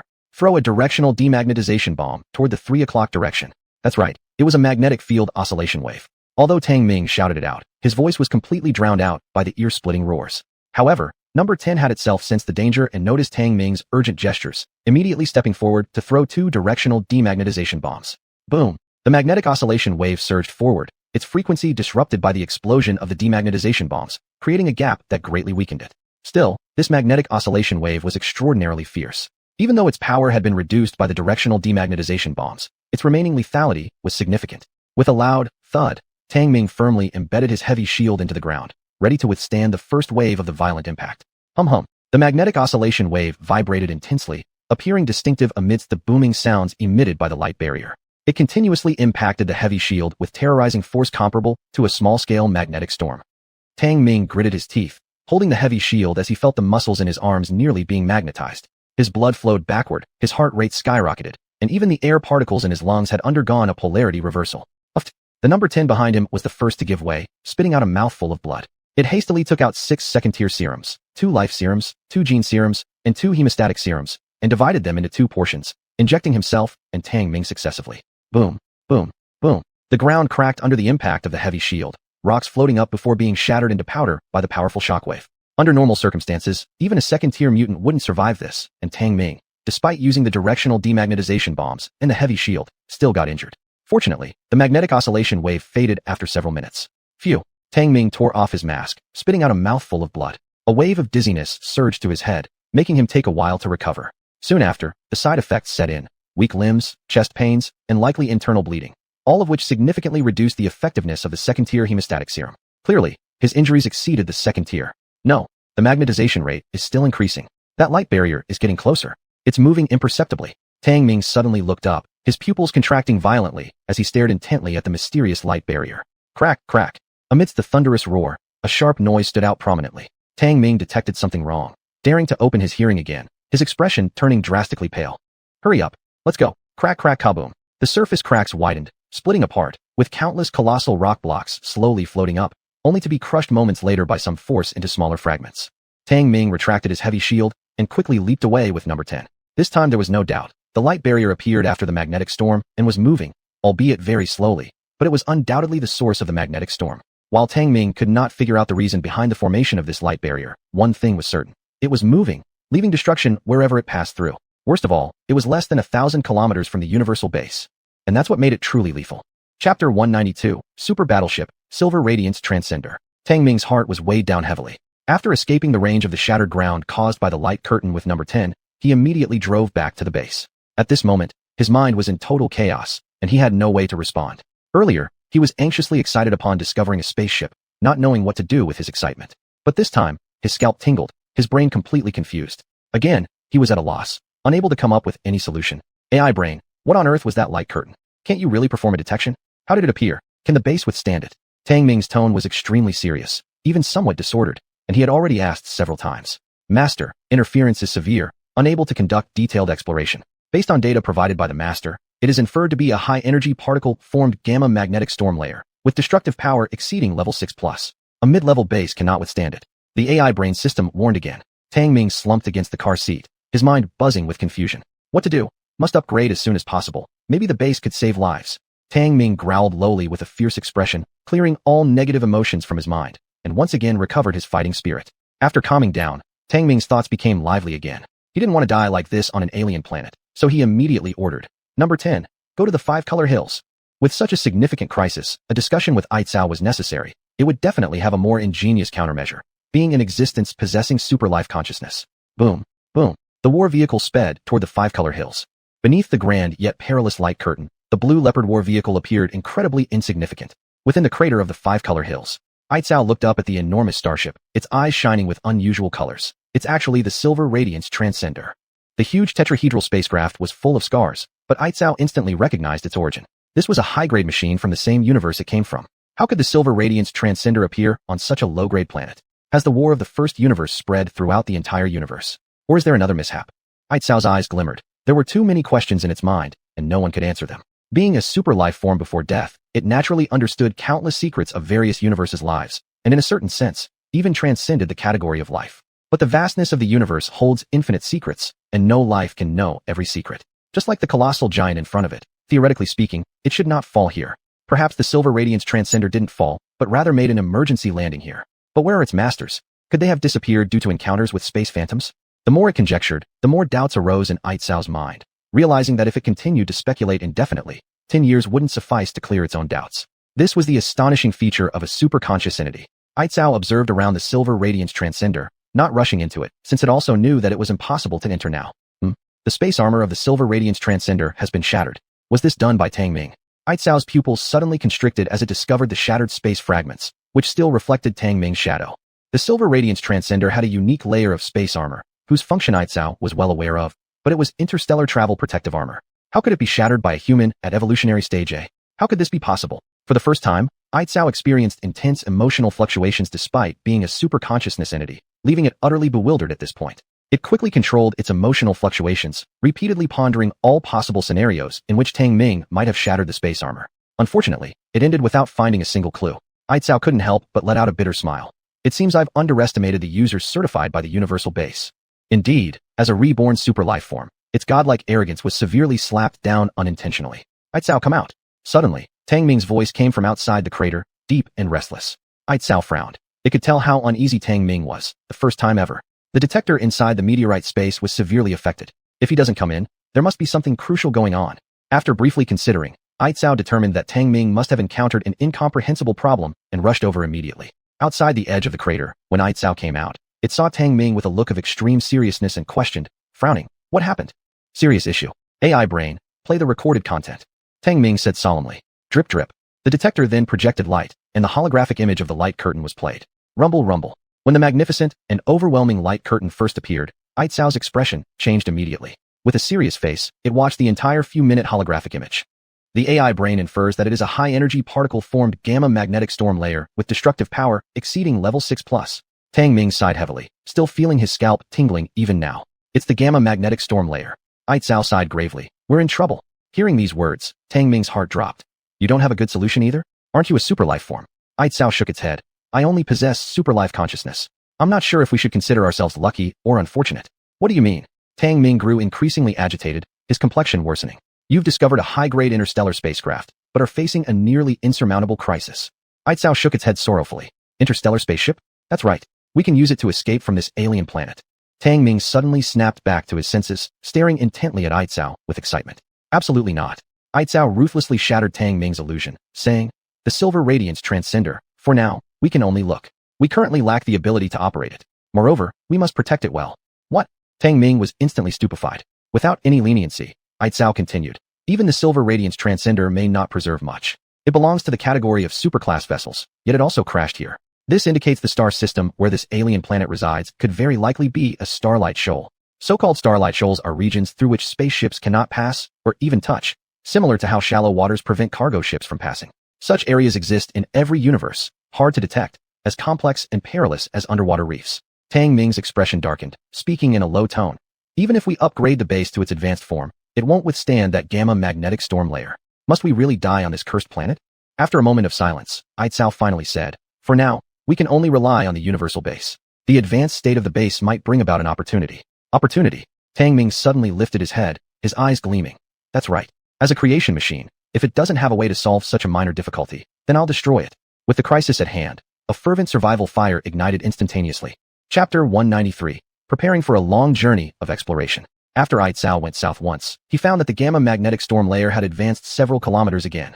A strong sense of crisis increased Tang Ming's pressure dramatically, and the task of upgrading the base was also imminent. Before upgrading the base, the underground Black Iron Resource Point and Number 3 Firestone Resource Point were newly explored, and the base combat system was also readjusted.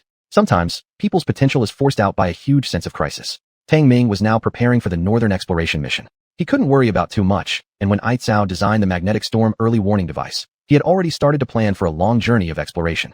The goal was to collect more resources and find ways to enter the central star zone.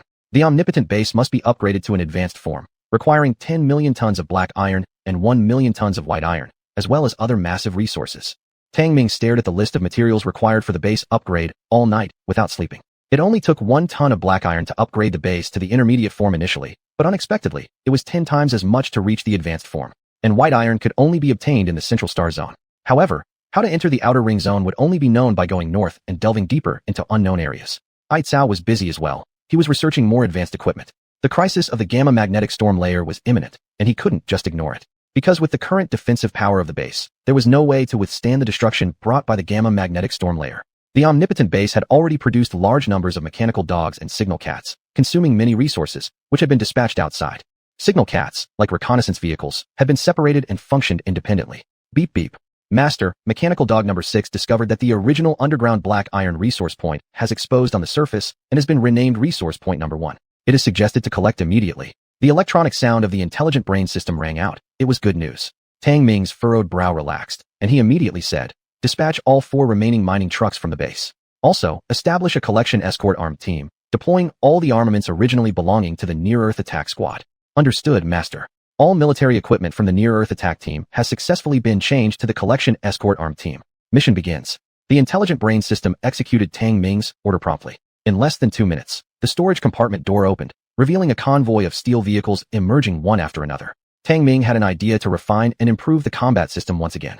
Currently, the combat system encompassed the entire functionality of the base, but it was still rough. This included the long-range bombing squad, the Near-Earth Attack Squad, the reconnaissance vehicle, the collection team, and the biochemical team. Among these, the Near-Earth Attack Squad was subdivided into 3 combat structures: attackers, mounted scouts, and reconnaissance vehicles. The biological chemical team also split into 3 parts: the engineering department, the combat department, and the logistics department. As for the collection team, it was even simpler, composed merely of mining trucks, transport trucks, energy extraction vehicles, etc., lacking separate armed protection capabilities. Therefore, the entire system seemed quite disordered. Intelligent Brain, adjust the entire combat system. After some thought, Tang Ming made changes to the combat system. Specifically, the combat system was restructured into 4 main divisions: the long-range bombing squad, the near-Earth attack squad, the biological chemical squad, the reconnaissance team, and the collection team. Among them, the near-Earth attack squad remained divided into attackers, mounted scouts, and reconnaissance vehicles, where the reconnaissance vehicles were similar machines as the reconnaissance team. The biological chemical squad still consisted of 3 parts, acting as an independent organization, equivalent to a special forces agency on Earth. After the adjustment of the combat system, everything became clear, and the division of labor was more detailed and explicit. Tang Ming, the near-Earth attack team, needs equipment updates. I suggest creating S-type equipment directly. Each subdepartment should have at least 3 kinds, forming a more comprehensive combat capability this way. Aitzao came over, glanced at Tang Ming's newly established combat system, and gave a suggestion. Tang Ming nodded. Deciding what to build is your call. 3 days from now, I need a paramilitary force prepared for long-distance exploration. Understood. Aitzao nodded, acknowledged with a single word, then left. He was very busy. On one hand, he assisted Tang Ming in upgrading the base. On the other hand, he researched countermeasures against the gamma magnetic storm layer and also explored ways to deal with fallen silver glory transmitters on the surface. As for dispatching reconnaissance vehicles and allocating convoys, handing it off directly to the intelligent brain system was sufficient. In contrast, Tang Ming's tasks were more singular. However, he still arranged the biological chemical team in great detail. 1, 3, 7, and 10. Come with me on the external exploration mission. Receive. 2, 4, 5, and 9. Form a guerrilla unit. Your mission is to eliminate all threats within the safety range of the base and assist the collection team. Focus on protecting Resource Point 1 for Black Iron and Firestone Mine Resource Point 3. I authorize you to command 50% of the near-Earth attack team and the long-range bombing team's combat capacity. Receive. 6 and 8 are responsible for staying behind to assist the base and Aitzao. Receive. Among the 10-member biochemical team, those with mutation abilities had already been dispatched on external missions by Tang Ming. Only 6 and 8, who had not yet fused with gene seeds, remained at the base. After all, their combat capabilities were relatively weaker, and they could undertake fewer tasks compared to others. Beep, Master, Mechanical Dog Number 1 has detected Firestone Mine Resource Point Number 3. It is suggested to collect. The intelligent brain system suddenly issued a prompt and displayed the data feedback from Mechanical Dog Number 1. The surrounding terrain of Firestone Mine Resource Point Number 3 had changed significantly, with the exposed Firestone Mine area increasing more than tenfold. And due to crustal movement, the resource point had moved several kilometers away from the base. Send a small collection team over to collect. If you dig up any fire crystals, bring them back to the base immediately. After the magnetic storm, the crazy fire ants probably all died. Tang Ming ordered. All right, Master. The intelligent brain system immediately executed the instruction, and the entire conversion platform began to operate. 2 days later, the storage bay door of the base opened, and another steel collection team marched out one after another. Because the conversion platform's workload doubled, it wasn't until 5 days later that the fleet for Tang Ming's long-distance exploration was finally constructed. However, the base's resources were severely depleted, with half of the helium-3 collected before the magnetic storm already consumed. Looking at the amount of supplies consumed in recent days, Tang Ming couldn't help but sigh bitterly. There's no way I can live comfortably. The gamma magnetic storm layer is right there. How do you expect to live comfortably? Aitzao walked in from the storage bay, coldly stating. Tang Ming took a puff on his cigar and sighed. For days ago, the signal cats we sent out haven't responded yet. I'm really worried that the northern helium-3 resource point might be gone. So are you going to wait? Aitzao packed her custom-made equipment without even looking up and asked. No waiting. Departing in an hour. Tang Ming shook his head. Fine, the fleet is in the storage bay. I'll go ahead. Aitzao slung her space backpack, gave a quick statement, and hurriedly left. She really had a lot to do. Tang Ming gazed at the giant alien star in the sky with fierce eyes. I must survive at all costs.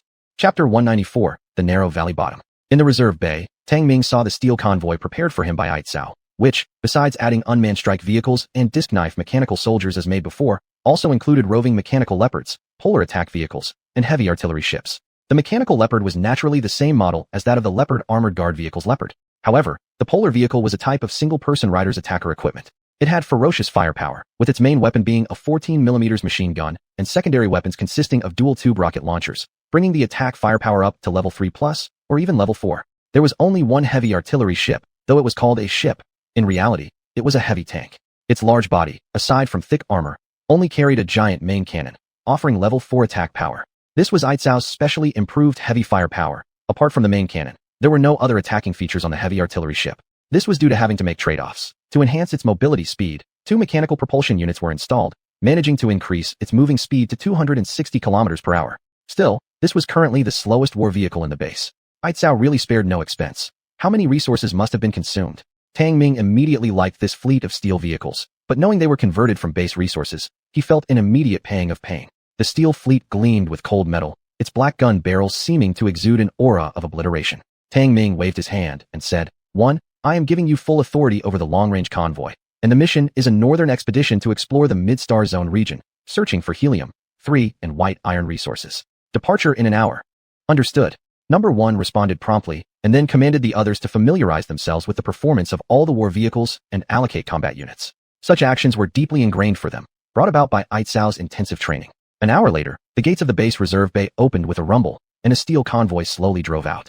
2 mechanical dogs, 1 signal cat, a blue leopard combat vehicle, 2 polar vehicles, 2 unmanned fighter vehicles, a heavy artillery ship, 2 disc knife mechanical soldiers, and 2 mechanical leopards, and 3 energy collection vehicles. This was their first expedition on such a large scale. Had Aitzao not installed the magnetic storm warning device, he probably wouldn't have dared to venture out so easily. After all, the arrival time of the second round of magnetic storms always hung like a sword over his head. The appearance of the gamma magnetic storm layer, although a huge crisis, also provided the possibility for magnetic storm warnings. After supercomputing calculations by the base system, the next magnetic storm would likely arrive in about 30 days, and these 30 days would be Tang Ming's safe window period for long-distance exploration. Hum. After the convoy left the bay, its speed rapidly increased, roaring like a pack of steel beasts. The overall speed also rose to over 200 kilometers per hour. Tat. An hour later, the convoy encountered frenzied and hungry mutants. The roving hands leading the vanguard forces immediately fired, massacring dozens of Highland Bladehorn beasts under the joint efforts of the mechanical leopards and disc knife mechanical soldiers. After collecting their heart blood and valuable parts simply, the rest were discarded. Tang Ming paid no attention to these things. At this moment, he was nestled in the rear seat of the blue leopard combat vehicle, studying the continuously fed-back map information from the scout. After the magnetic storm, the road originally connected to the northern helium-3 resource point had long become impassable, and geological and geographical changes were significant, making it unrecognizable compared to before. Aitzao said that the magnetic storm has only affected the outer ring area so far, while the midstar zone has barrier protection. It might not be easy to find a way into the midstar zone. Tang Ming's eyes revealed contemplation. Up to now, his grasp on the information of the outer ring area remained incomplete. Only a large-scale dispatch of mechanical dogs could explore it fully. If there were satellite monitoring systems, it would be another matter entirely. Beep. At this moment, a message came from number 1 mechanical dog. The intelligent brain system reported immediately. Master, number 1 mechanical dog has found the northern helium-3 resource point. Upon hearing this, Tang Ming was delighted. Mark it immediately and head over there right away. Received. Orders transmitted. The intelligent brain system immediately relayed the instructions and remarked the northern helium-3 resource point on the optical electronic map. Upon seeing it, Tang Ming noticed that the resource point had moved northward by over 100 kilometers, yet according to the feedback information from the mechanical dog's exploration, the content of helium-3 seemed to have increased. Regardless, it was good news. 3 days later, without stopping, the convoy finally reached the northern helium-3 resource point. The helium-3 resource point was located within a narrow valley terrain, its bottom width not exceeding 1 kilometer, with towering rifts on both sides. All vegetation had disappeared, making it look extremely barren. However, the canyon was filled with thick, white gas.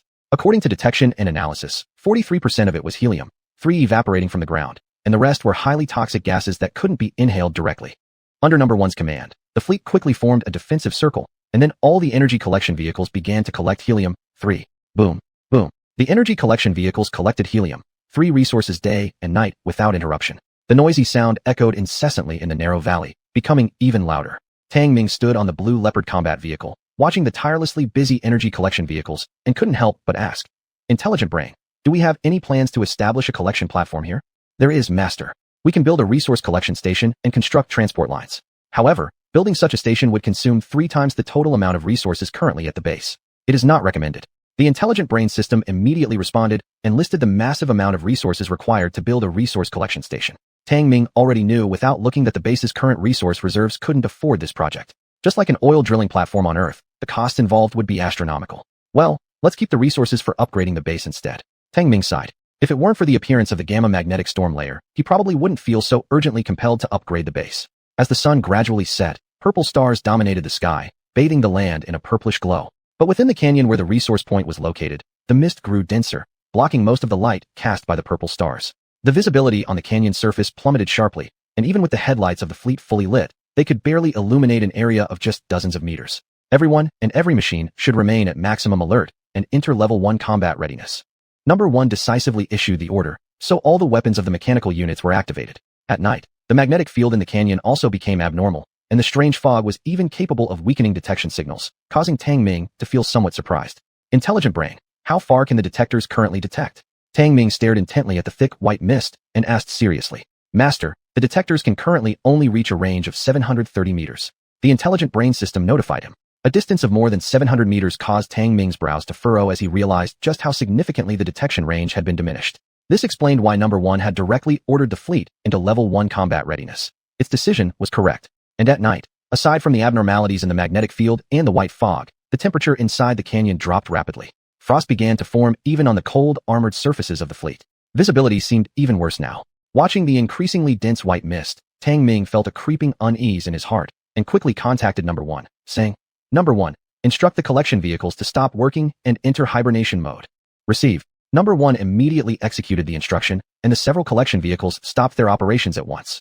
The entire canyon soon resumed an eerie stillness. Chapter 195, Mysterious Invasion, the Cloud Eel Beast. The unsettling silence at the bottom of the canyon made everyone's hearts uneasy. Tang Ming's feeling of coldness not only didn't fade, but grew even stronger. This was a kind of sixth sense, a manifestation of telepathy, and since the last time he experienced the silver radiance jumper's layered space, his sense of perception had become much more acute. There must be some hidden threat, otherwise, he wouldn't have this feeling.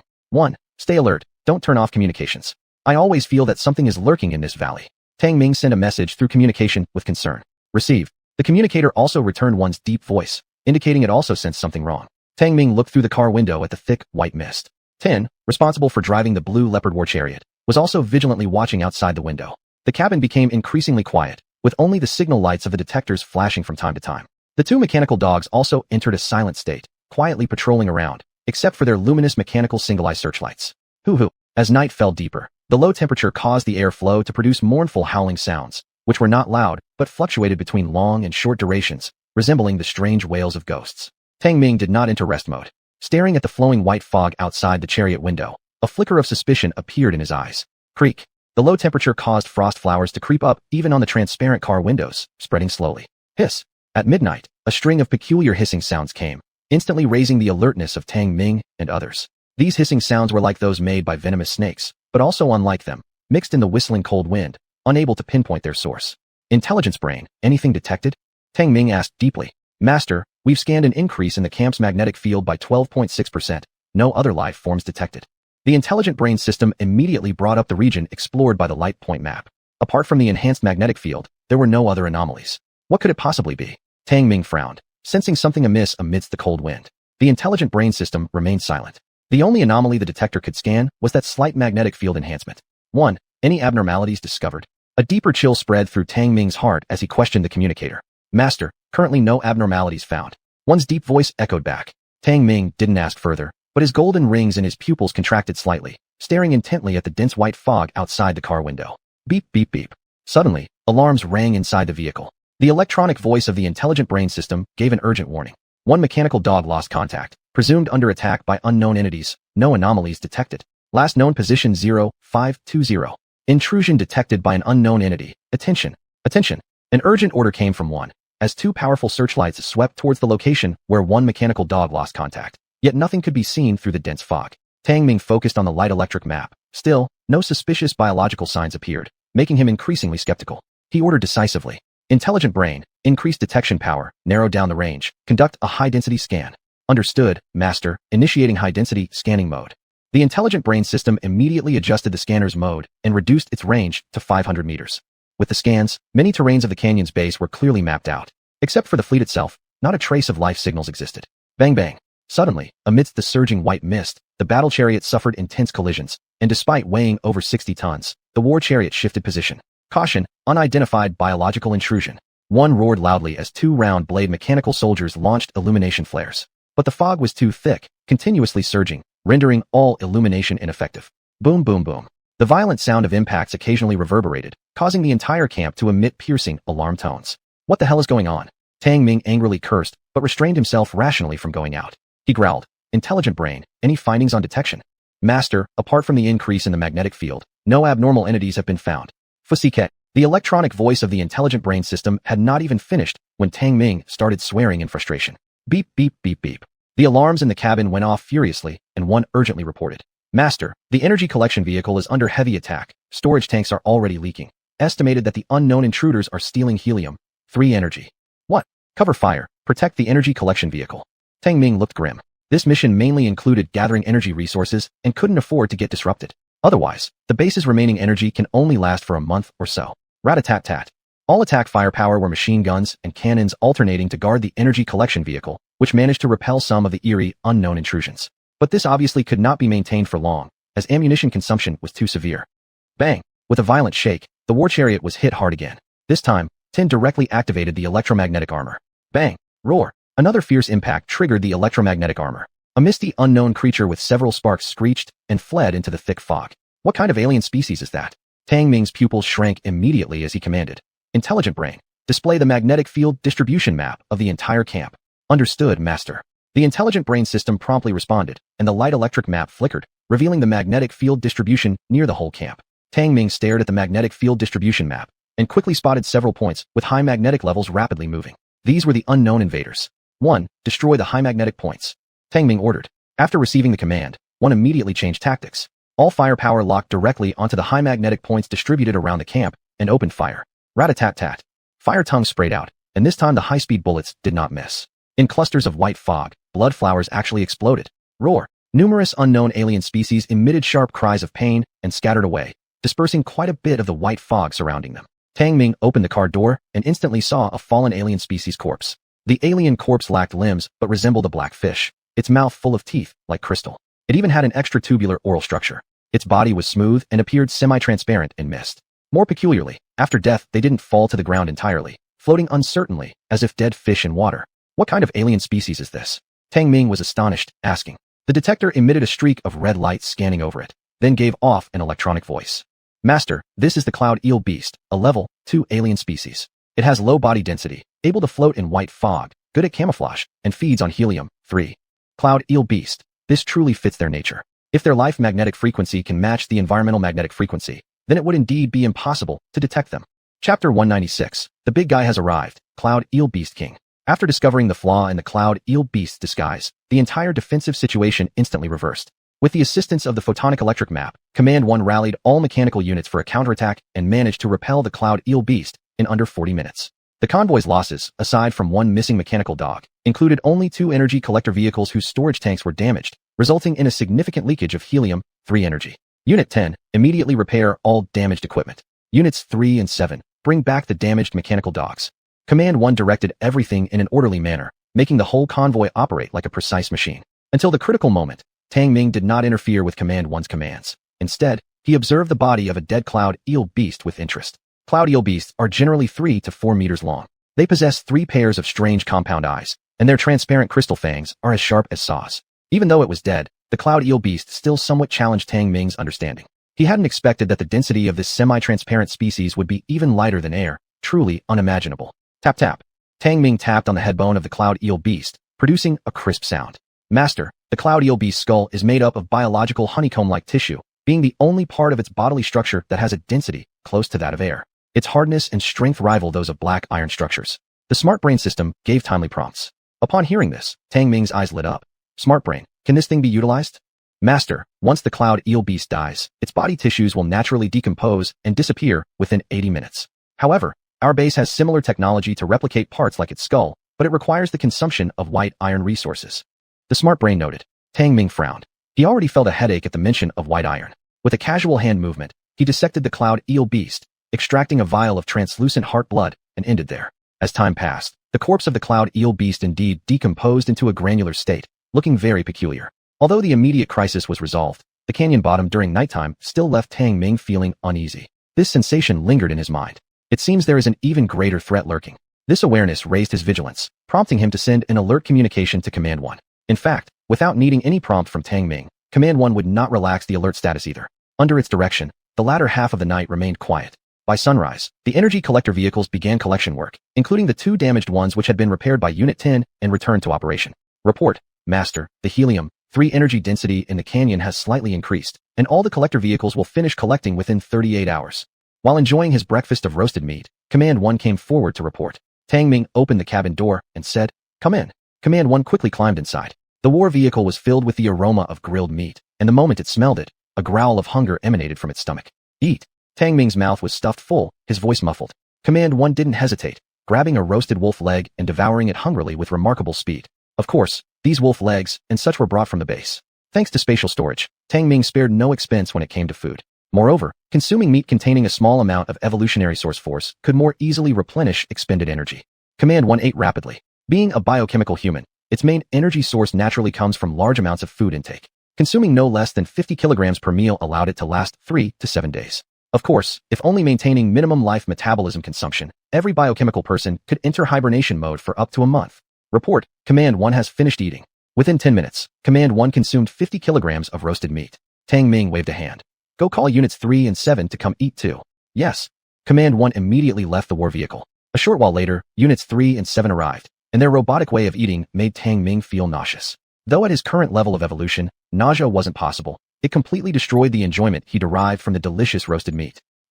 The energy collector vehicles continued their work, requiring continuous collection for 3 days to fill up the tanks of 3 collector vehicles. So the fleet had to stay another night here. After the experience with the threat of the Cloud Eel Beast, Command 1 began planning deployments. Even though Command 1 reached a limit of 5th level intelligence, its wisdom was still not high, or else last night, Tang Ming wouldn't have discovered the flaws in the Cloud Eel Beast's disguise. Command 1 proposed a deployment plan, and after reviewing it, Tang Ming found it acceptable for implementation. Command 1's deployment plan was simple. Find a location that's easy to defend but hard to attack. Try to reduce the radius of the defense perimeter, thus enhancing overall defenses. Night fell again soon, and the canyon fog grew thick. The howling cold wind caused a rapid drop in night temperatures, and the surging fog carried intermittent wails. Inside the Qingbao war vehicle, Tang Ming intently watched the magnetic field distribution photonic electric map, his eyes revealing a deep focus. Despite killing dozens of Cloud Eel Beasts last night, it seemed that these strange creatures were not scared away. Beep, beep, beep. The detector began to pick up high magnetic points within the 500-meter range and marked them immediately. Moments later, one by one, the Cloud Eel Beasts approached. There were more than 30 of them. Attack! Unit 1 promptly issued the command. Gunfire erupted instantly, and the Cloud Eel Beasts, which had already been locked onto, hadn't time to react before being riddled with bullets. Their white mist like blood sprayed everywhere. Roar! Even more Cloud Eel Beasts charged forward. They moved incredibly fast, stirring up the swirling white fog, making them nearly invisible to the naked eye. However, the convoy's weapon system relied not on visual detection but on marking the high magnetic points captured by the detectors for shooting. Rat-a-tat-tat. Heavy machine guns and cannons crisscrossed their fire, creating a dense network of firepower. Within 5 minutes, they slaughtered dozens of Cloud Eel Beasts. Roar! These Cloud Eel Beasts appeared to be frightened and retreated, disappearing from the photonic electric map. But Tang Ming's unease only deepened as he stared out through the window at the misty night. SHHHH. In the thick white fog, it seemed countless Cloud Eel Beasts lurked, glaring with menace. Ho-lol. Suddenly, a piercing roar thundered in from deep within the canyon, overwhelming all the Cloud Eel Beasts' cries. Tang Ming's heart skipped a beat. The big guy is here. Bang bang, crunch crunch. As rocks rolled down, an enormous shadow suddenly loomed overhead, silently pressing down. Beep beep beep. The detector alarm blared loudly. A massive high magnetic silhouette on the photonic electric map made Tang Ming's golden pupil rings contract sharply. It's the Cloud Eel Beast King. Alarm. Warning. Detected level 3 alien life. Judged to be the Cloud Eel Beast King, with defense rating 4. The smart brain system sounded the alarm, indicating that this level 3 alien species actually possessed a defense level of 4. Rat-a-tat-tat. Boom boom. Unit 1 immediately ordered to open fire. The cannons and rocket launchers fired first. Roar. Yet this massive Cloud Eel Beast King displayed incredible agility, deftly avoiding most of the bombardments, its speed astonishingly swift. Moreover, under its command, countless Cloud Eel Beasts madly surged forward, pulling the entire defensive perimeter's defenses to the maximum limit. Chapter 197. The Power of the Heavy Cannon. In the defensive camp, all firepower was activated, but this time there were too many Cloud Eel Beasts.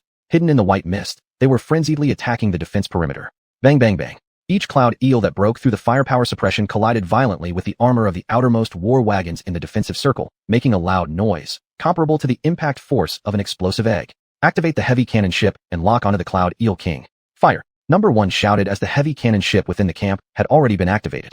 Its massive gun barrel lifted high, while its self-aiming laser emitted a green light beam, locking onto the Cloud Eel King hovering above, firing a shot immediately after. Boom! The heavy cannon ship's artillery shell erupted powerfully upon exploding, achieving level 4 lethality. However, the Cloud Eel King managed to dodge it with great agility. Number 1 kept a close eye on the Beast King in the sky and ordered again. Heavy cannon ship, initiate secondary lock-on, fire. Boom! The flame of the cannon spurted out, shaking the sandstones around the ground into the air. An artillery shell darted away with a whistling sound. Boom! But yet again, the Cloud Eel dodged, continuously circling the upper skies, disturbing the magnetic field of the entire camp, making precise positioning impossible. There was clearly an issue in Number 1's command. Tang Ming quickly stepped in issuing commands. Number 1, you are responsible for commanding the eradication of the cloud eels. Leave the cloud eel king to me. Roger. Number 1 immediately followed the command. Number 10, cover me. After giving these words to Number 10, Tang Ming jumped out from the war wagon. He pulled out his dual-fired rocket launcher, took a deep breath, aiming towards the cloud eel king hidden in the white fog layer above.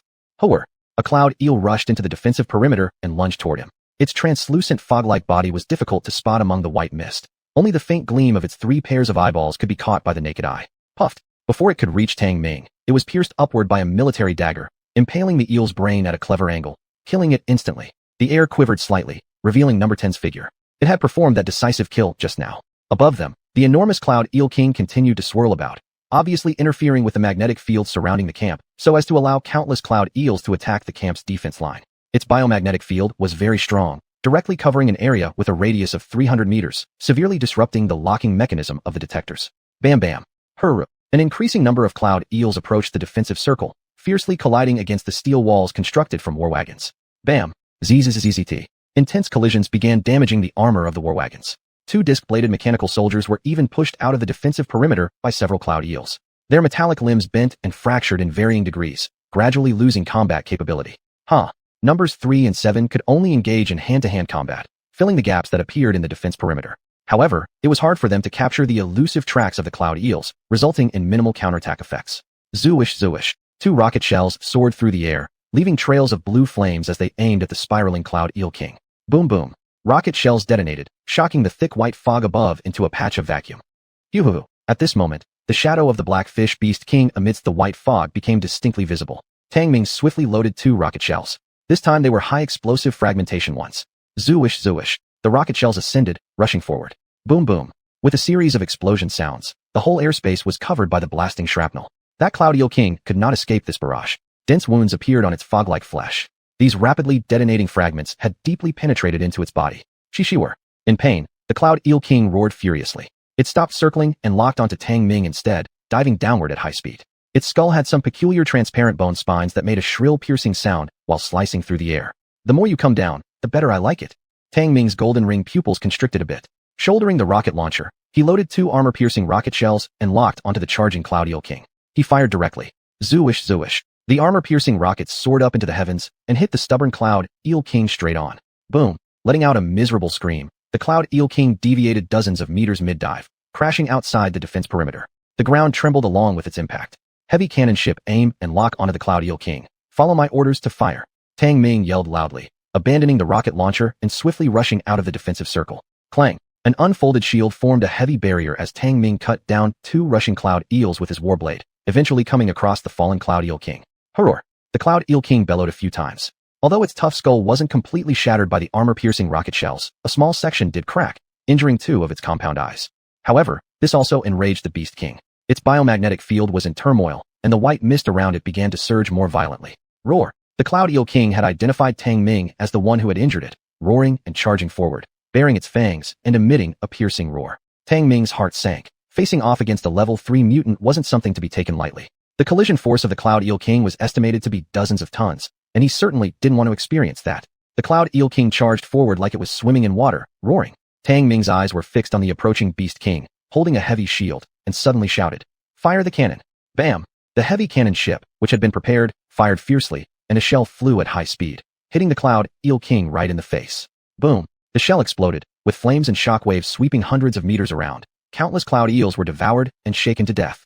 Tang Ming held his heavy shield, bracing against the shockwave. Fortunately, he was over 100 meters away from the bombing point, almost being swept by the explosion flames. Otherwise, he would surely have been severely burned.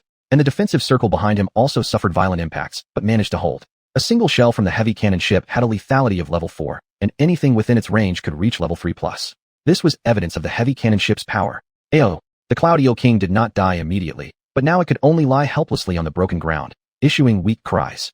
Its proud skull was cracked, half of its head blown off, leaving only a small portion of its huge body exposed, showing translucent bones. As for the other cloud eels, they were already scared back by this single shell, leaving numerous mutilated corpses. Although the blood of the cloud eels was white fog-like, it still smelled putrid, detectable everywhere.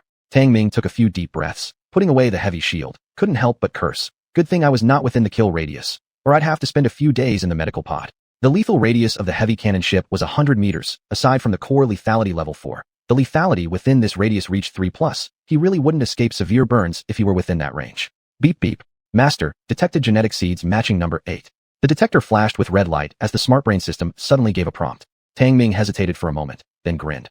Looks like the gains this time are quite substantial. He didn't expect killing the Cloud Eel King to yield such unexpected rewards, and the slight damage to the convoy was nothing much. Chapter 198, The Gray Barrier.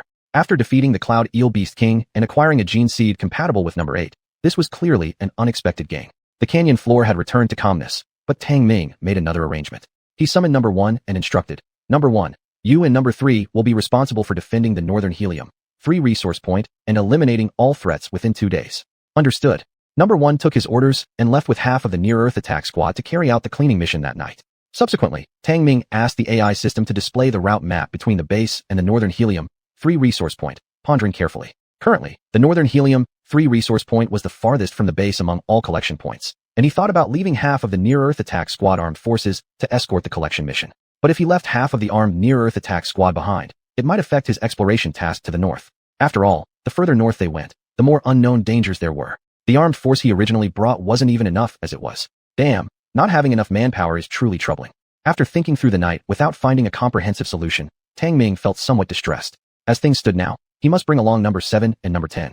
Number 2 was far away executing a different mission at the base, which he could not redirect, and number 1 had to handle the energy collection and escort duties as well, so he couldn't use him either. Currently speaking, only he himself could personally take command. Regarding the mission team composed of number 1 and number 3, they could only extract number 8 when returning to the base after their escort duty was done. An independent biochemical team preferably consisted of an engineer, a warrior, and a mechanic unit. Only then could the full strength of teamwork be achieved. After careful consideration, Tang Ming redistributed manpower and came up with a rough plan. Once number 1 cleared the canyon of threats, the 3 energy collection vehicles completed their tasks, each fully loaded. Tang Ming summoned number 1 again and reassigned the mission, saying, Number 1, you and number 3 are responsible for collecting Northern Helium 3 resources. I am assigning you command over 50% of the near-Earth attack squad armed forces, including the heavy artillery ships. Understood. Number 1 immediately understood his order and responded in a deep voice. There's more. When you return to the base, inform AI Chow to conduct fusion gene experiments on number 8. Once the experiment is complete, number 8 will be under your command to continue the energy collection mission. Tang Ming continued to explain. He then pulled out 2 vials of core blood. One was the white mist-like core blood of the Cloud Eel Beast King. The other was his own, red-hot, like magma. After handing the 2 vials of core blood to number 1, Tang Ming added, If you encounter an insurmountable crisis, prioritize protecting the gene seeds and retreating to the base. Understood? Understood. Number 1 responded, then repeated the mission details. Tang Ming nodded satisfactorily and said, Set off. Number 1 followed the order and left, taking half of the near-Earth attack squad armed forces along with numbers 1 and 3 to escort the 3 energy collection vehicles back to the base. Gazing at the convoy disappearing into the canyon's end, Tang Ming finally retracted his gaze and roared, Let's set off too. Hoof hoofs. A few steel battle vehicles raced along the canyon bottom, heading towards the north. At the same time, in the 5-colored hills, AI Chow emerged from the meteorite pit looking exhausted. Suddenly, he glanced at the prompt on the detector and muttered to himself, somewhat surprisedly, I didn't expect Tang Ming to find a gene seed that matches number 8. His luck is really extraordinary. Looks like after my full recovery, I need to study the strange force called luck. Woo woo woo. Before his words ended, the ground suddenly trembled violently, and the detector sounded an ear-piercing alarm. Alarm alarm. A level 2 seismic wave detected. The surface air particle magnetization rate has increased to 21%. Damn it. AI Chow's expression slightly changed, and he sighed while looking at the meteorite pit. It would take at least 1 million energy units to repair the Silver Radiant Traveler's spatial armor. Tang Ming is being reckless. Spatial armor is the defensive module of the Silver Radiant Traveler, crucial for survival. Without it, magnetic storms could easily invade the ship and cause significant damage. If we can combine the Silver Radiant Traveler with the King Energy Base, it should effortlessly break free from this prison, greatly reducing our departure time. AI Chow muttered to himself, attaching great importance to the Silver Radiant Traveler. However, for now, they couldn't enter it. Based on its observations over these days, it believed that it contained a large amount of interstellar resources, although whether alien life still existed inside remained unknown. Hoof hoof. The convoy sped across the dry, barren land, raising a trail of dust. The closer to the north, the flatter the terrain became, rarely seeing any mountainous land. Even the gravitational and magnetic fields seemed more stable, indicating the south suffered more severe damage and influence from the magnetic storm. Through the car window, Tang Ming could see a gray blur in the far distance ahead, while closer by, he observed a variety of strange vegetation that had survived. The alien life forms were remarkably diverse. Some spores and grass floated in the air, using some mysterious method to anchor themselves firmly in place despite the wind and rain, making them quite peculiar. Beep beep. The detector suddenly received a message. Initially, Tang Ming paid it no heed until the detector alerted him. Master, a distress signal has been received from the number 4 circular blade mech. What? Tang Ming was startled and immediately ordered. Locate it and check the information. Positioning is in progress. Positioning failed. Master, the signal source of the number 4 circular blade mech is severely disrupted, making positioning impossible. The AI system couldn't pinpoint the origin of the distress signal, but only managed to analyze a general area on the photonic map. Tang Ming stared at the area 300 kilometers ahead, deep in thought. This might very well be the source where alien natives appeared, meaning the central zone was most likely just ahead. Notify number 1. Proceed at full speed with the target being 330 kilometers ahead. Tang Ming's heart surged with excitement as he issued the command. Roar, roar. The engine roared fiercely, and the convoy accelerated to its limit. The terrain became increasingly flat, and the misty area ahead grew closer. An hour later, what they initially saw wasn't due to the great distance. It truly seemed like the edge of the outer ring. Stop the vehicle. An unknown barrier has been encountered ahead, and the detector can't detect it. Number 1's voice came through, and the entire convoy halted. Tang Ming also noticed that the detection signals emitted by the detector vanished less than a kilometer ahead in the gray mist zone. And this location coincided perfectly with the area of the number 4 circular blade mech's distress signal. He stepped down from the battle vehicle and gazed intently at the endless gray mist layer, asking, AI system, conduct an analysis. The detector emitted a red beam, which disappeared into the mist-covered area, yet the AI system still provided a prompt. Master, this is the gray barrier between the outer ring and the central zone, acting as a partition between the two areas with spatial layers and toxic elements. Contact is not recommended. So this was the end of the outer ring, the gray barrier. Chapter 199, Fatal Crystallization Phenomenon. The gray barrier signified the end of the outer ring area. One just needed to cross this barrier to enter the central star zone. But the intelligent brain system warned against stepping into the gray barrier, and it was clearly not an exaggeration. Intelligent brain, if the gray barrier is dangerous, then how can we cross it to enter the central star zone? Tang Ming looked at the endless gray barrier with a touch of excitement in his voice. White iron resources were right there for the taking. Once they crossed this gray barrier, they could collect the much-needed white iron resources within the central star zone. Master, given the current technology of the base and your evolution level, the mortality rate of recklessly crossing the interstellar regional barriers stands at a staggering 99.8%. However, if we find a weak point in the barrier, the passage mortality rate will be significantly reduced. I suggest searching for the weakest point in the gray barrier to reduce danger. The detector had built a model of the gray barrier, while the intelligent brain system offered detailed tips. This gray barrier was a unique layer separating regions specific to the alien planet. Its construction was intricately tied to the planet's magnetic field, gravitational field, as well as energy pulses from the core reaching the surface, a peculiar physical phenomenon that possessed the ability to block space. Tang Ming had a basic understanding of the alien planet, and thus found it acceptable. However, the gray barrier ahead of him blocked the way like a vast abyssal crack. An upgrade to the base was urgently needed. He had to find some way to locate the weakest point of the barrier to explore the central star region. The weak spot of the gray barrier. Such a large area. Telepathy wouldn't work here. How on earth am I supposed to find it? Tang Ming took a deep breath, feeling utterly powerless. Master, based on analysis of information transmitted back by mechanical soldier number 4, there's an 83% chance of locating the weakest point in the barrier if we can determine where it entered, thus allowing safe passage. The intelligent brain system advised. That's right. Tang Ming felt a sudden jolt in his heart. He had almost forgotten that he'd once sent mechanical soldier number 4 to track traces of native aliens. Since these mysterious natives could come from other areas, they would have left clues behind. If only he followed the markings left by mechanical soldier number 4, he would highly likely discover the path taken by these alien natives. Intelligent brain, concentrate the scan on the area where mechanical soldier number 4 went offline and sent a distress signal. We must find it. Tang Ming immediately ordered. Understood, Master, replied the intelligent brain system. The detector immediately dispersed its strongest detection waves to continually investigate the upcoming gray barrier. The emergency signal emitted by mechanical soldier number 4 lay somewhere ahead, no more than 200 meters into the gray barrier. Tang Ming was confident and patient in his search. Drip drip. The detector surveyed the magnetic and gravitational fields of this area along with the high-energy particle distribution inside the barrier, but encountered significant restrictions due to these factors. The magnetization rate of surface air particles increased to 29.4%, causing slight shadows over Tang Ming's mind. This time, the increase in surface magnetization rate is much faster than the last time. It seems the disaster is accelerating. As Tang Ming watched the lightweight particles begin to float off the ground, his worries deepened further. Once the magnetization rate of surface air particles exceeded 50%, a magnetic storm would inevitably occur. He had to return to the base before the magnetic storm happened, or lingering outside without special protection would mean certain death. Drip drip drip. Master, I've detected the mark left by mechanical soldier number 4.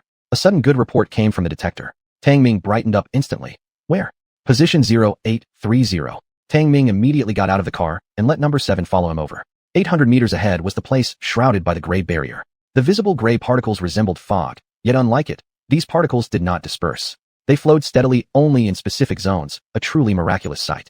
Holding a heavy shield and fully armed, Tang Ming advanced. The mechanical dog was dispatched ahead for testing, followed closely by him, with number 10 securing the rear. Zzz. Just as he stepped into the gray barrier, all electrical signals were interfered with, and the mechanical dog nearly collapsed. Immediately after, gravity tripled drastically. Tang Ming suddenly felt weighed down, as though several tons of heavy weights had been piled onto his body. That wasn't even the worst part. Here, the air particles seemed sharper, occasionally cutting across the protective suit and leaving scratches like blades. Master, I've detected a weak spot in the gray barrier region. Please proceed following the traces left on the ground. The detector issued a scratchy prompt. Tang Ming looked down and indeed saw faint marks carved into the dry, hard sand on the ground. There were marks left by mechanical soldier number 4 as well as signs from alien creatures. This is the weak area. Tang Ming felt an intense excitement in his heart. Though these traces were very faint, they could still be recognized. As long as he followed these marks, he would surely pass through the barrier and enter the Central Star Zone. He had even started planning how to massively harvest resources from the Central Star Zone: white iron, fibers, and energy. Buzz. At that moment, the mechanical dog probing ahead suddenly malfunctioned, its mechanical body shaking continuously, as if it were under severe interference. What's going on? Tang Ming's expression turned shocked as he immediately questioned. Master, detected mechanical dog number 1 mistakenly entering the air particle crystallization region. Crack. Bang. Before the electronic voice of the intelligent brain system finished, mechanical dog number 1 suddenly disintegrated into thousands of pieces and astonishingly continued to crumble until it was reduced to a pile of gray powder. Tang Ming's pupils shrank sharply. The mechanical dog's mostly black iron constructed body had been mysteriously broken down into granules. The entire process lasted less than a minute. Number 10, stay still. Tang Ming growled, a deep chill rising in his heart as he quickly commanded. Intelligent brain, conduct environmental detection and analysis. Drip drip. The detector emitted beams of red and green light, rapidly scanning the surroundings. After a long while, it reported, Master, the weak area of the barrier is shrinking due to the magnetic field influence. Please exit immediately. Tang Ming's complexion changed. Number 10, retreat along the way. Number 10 immediately turned around and retreated. Just as Tang Ming was about to move, a sudden warning arose in his heart, causing a dramatic change in his expression. Without hesitation, he dashed out. Hum hum. A strange sound arose, the originally flowing gray mist slowly solidifying like being frozen, emitting a faint glow. This was the manifestation of crystallization. The crystallization phenomenon was too bizarre, quickly freezing all spatial matter. Tang Ming and number 10 almost sprinted out of the barrier. Even the sand kicked up by their footsteps was decomposed into powder and froze in place. What exactly is this crystallization phenomenon? Tang Ming stared at the crystallization phenomenon within the barrier with lingering fear, his expression grim. He had just found the weak point for passing through the barrier, only to encounter this bizarre crystallization, which left him displeased. However, this also indirectly indicated that this weak point of the gray barrier had a time limit and wasn't entirely safe. Chapter 200, Analysis of Superphysical Phenomena. Master, according to the detection analysis, the crystallization of the gray barrier is a superphysical phenomenon. It is a particle collapse phenomenon caused by spatial layers. With the current technology at the base, we cannot handle this kind of hazard. The detector continued scanning the crystallization phenomenon within the gray barrier and provided a detailed prompt. Tang Ming's face was grim as he asked, about how long will it take to recover? Can we still receive the distress signal from round blade number 4? The time for the crystallization to be lifted is uncertain, and it's speculated that it also blocked the signal source from mechanical soldier round blade number 4. The intelligent brain system responded. Tisk. Tang Ming suddenly became extremely irritated, but with no solution available, he could only wait around for the barrier crystallization to lift. Since the alien natives were able to pass in and out, he believed this weak area could not possibly remain crystallized forever. It would eventually dissolve. It was just that, currently, their understanding of this phenomenon was insufficient. After Tang Ming spent 3 days on guard here, signs of the barrier crystallization retreating finally appeared. Master, the crystallization is retreating. The detector had been continuously monitoring, analyzing, and calculating large amounts of data. All this data collection originated from the gray barrier and the crystallization phenomenon. Compared to 3 days ago, Tang Ming's understanding of the gray barrier and crystallization increased by an indescribable factor. At the same time, however, the increase in the magnetic rate of the surface air particles foretold the arrival of a magnetic storm crisis. He needed to accelerate his grasp of the method to traverse the gray barrier region. Ding ding. A distress signal from mechanical soldier round blade number 4 has been received. Calculating analysis shows the thickness of the barrier's weak zone at 999 meters. The alert from the AI system signaled some good news. Great.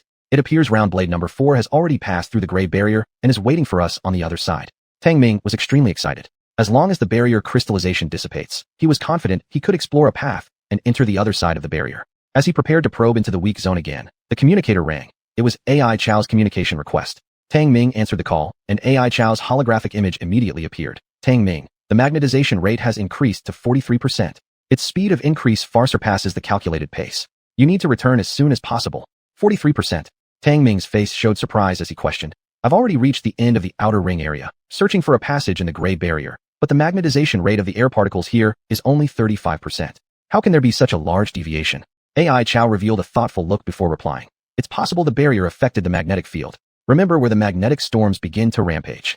Tang Ming nodded solemnly. I will immediately return to the base. He wasn't unaware that magnetic storms originate from the gamma magnetic storm layer. Even though AI Chow shut off the communication, Tang Ming, despite his reluctance, could only temporarily set aside exploring the barrier channel. Number 10, let's go. Return to the base.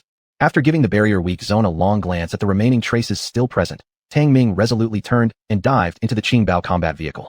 Hong Hong. The convoy turned back, rushing along hastily. Long, long, long. The second round of the magnetic storm arrived even more fiercely than before. Dense lightning storms raged outside the base. Gravitational fields flipped chaotically abnormal, and the magnetic field literally surged past all previous measurements. Tang Ming returned one day early with the convoy and was now studying exploration strategies for the Gray Barrier with AI Chow. But the ravaging magnetic storm made the entire base shake. Even the fortified base had alarms blaring loudly, requiring considerable time before calm returned.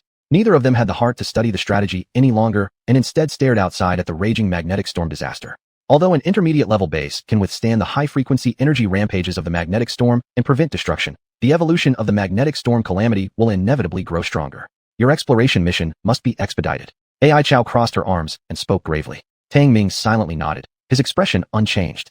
His face was illuminated by flashes of thunderstorm light, changing incessantly. The greatest destructive force of a magnetic storm isn't pure physical penetration. Otherwise, the base's defensive levels wouldn't have been able to withstand it.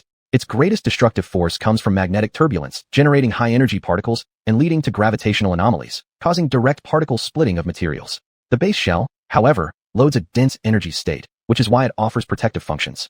In short, the base shell can isolate all forms of high-energy particles from the magnetic storm's rampant fury. Ding ding. Master, AI Chow, I have already analyzed the physical characteristics of crystallization. Just then, the intelligent system notification interrupted the silence they both were immersed in. AI Chow's expression changed slightly, reacting first, saying, display all the parsed information. Understood. The intelligent brain system immediately projected all the physical characteristic data related to crystallization. Instantly, the main cabin was filled with holographic projections. Tang Ming exclaimed in shock. The crystallization characteristics of the Gray Barrier are so complex. Nothing involving spatial layers is simple. AI Chow nodded slightly, her deep eyes seeming to glow as she stared intently at the streams of holographic projection data. Tang Ming, though understanding little, still made an effort to observe them. These holographically projected data chains were too complex. The base system's parsed formulas were filled with advanced symbols, making it impossible for him to comprehend everything at once. Only by increasing his evolution degree, developing his brain capacity, and then studying could he grasp these intricate formulas. Indeed, it's just like this. 2 hours later, AI Chow's eyes lit up with a sharp glimmer. Worthy of being a reborn superconsciousness life form, she lightly extracted a series of symbols from the complex formulas and recombined them. The intelligent brain system was responsible for calculating whether her rearranged formulas possessed logical feasibility. Tang Ming had become numb. Now, he only sensed a continuous change in light within the main cabin. To his surprise, the complicated formulas gradually simplified. I can actually understand them. Tang Ming opened his mouth wide in astonishment. Given your intelligence level, you being able to understand these is not bad. AI Chow's calm voice came through. Though there was no sarcasm in her tone, Tang Ming felt somewhat uncomfortable regardless. The Gray Barrier crystallization is a superphysical phenomenon. Although the base system is still in its intermediate form, it has managed to analyze some aspects. I will continue to simplify it. Your thinking needs to keep up. Only after mastering the characteristics of crystallization can it significantly aid your exploration mission. AI Chow seriously instructed. Tang Ming nodded repeatedly. He'd already learned the hard way from his previous illiteracy, which had cost him a mechanical dog and almost his own life along with number 10. Fear often stems from the unknown aspects of things. Only by understanding their essence can one face situations calmly, even handling them effortlessly. For several consecutive days, Tang Ming immersed himself in studying the characteristics of barrier crystallization and even created an early warning device for when the crystallization occurred. It wasn't until the magnetic storm gradually subsided that Tang Ming sighed contentedly. Truly, time flies when you're submerged in the ocean of knowledge. AI Chow countered. I thought you would fully understand all this within 2 days. Tang Ming took a deep breath. Well, he needed to work harder on enhancing his evolution rate. Otherwise, there was no way to refute AI Chow's comments. Chapter 201, Iron Wing Moth. The second round of magnetic storms finally passed, and the entire surface was in ruins as if a meteorite shower had fallen. Cracks in the earth were everywhere, with wisps of white vapor diffusing from the ruptures. This white vapor was not ordinary smoke, but rather a particle polarization phenomenon left after the magnetic field became highly concentrated. Buzz! The storage hatch door rumbled open, and a convoy of steel vehicles drove out one after another. Tang Ming sat on the green leopard war chariot, gazing at the terrain near the base which had undergone dramatic changes time and again. The environment, which had originally been fairly full of vitality, now lay in complete desolation. Many plants were entirely obliterated during the second magnetic storm, leaving no trace behind.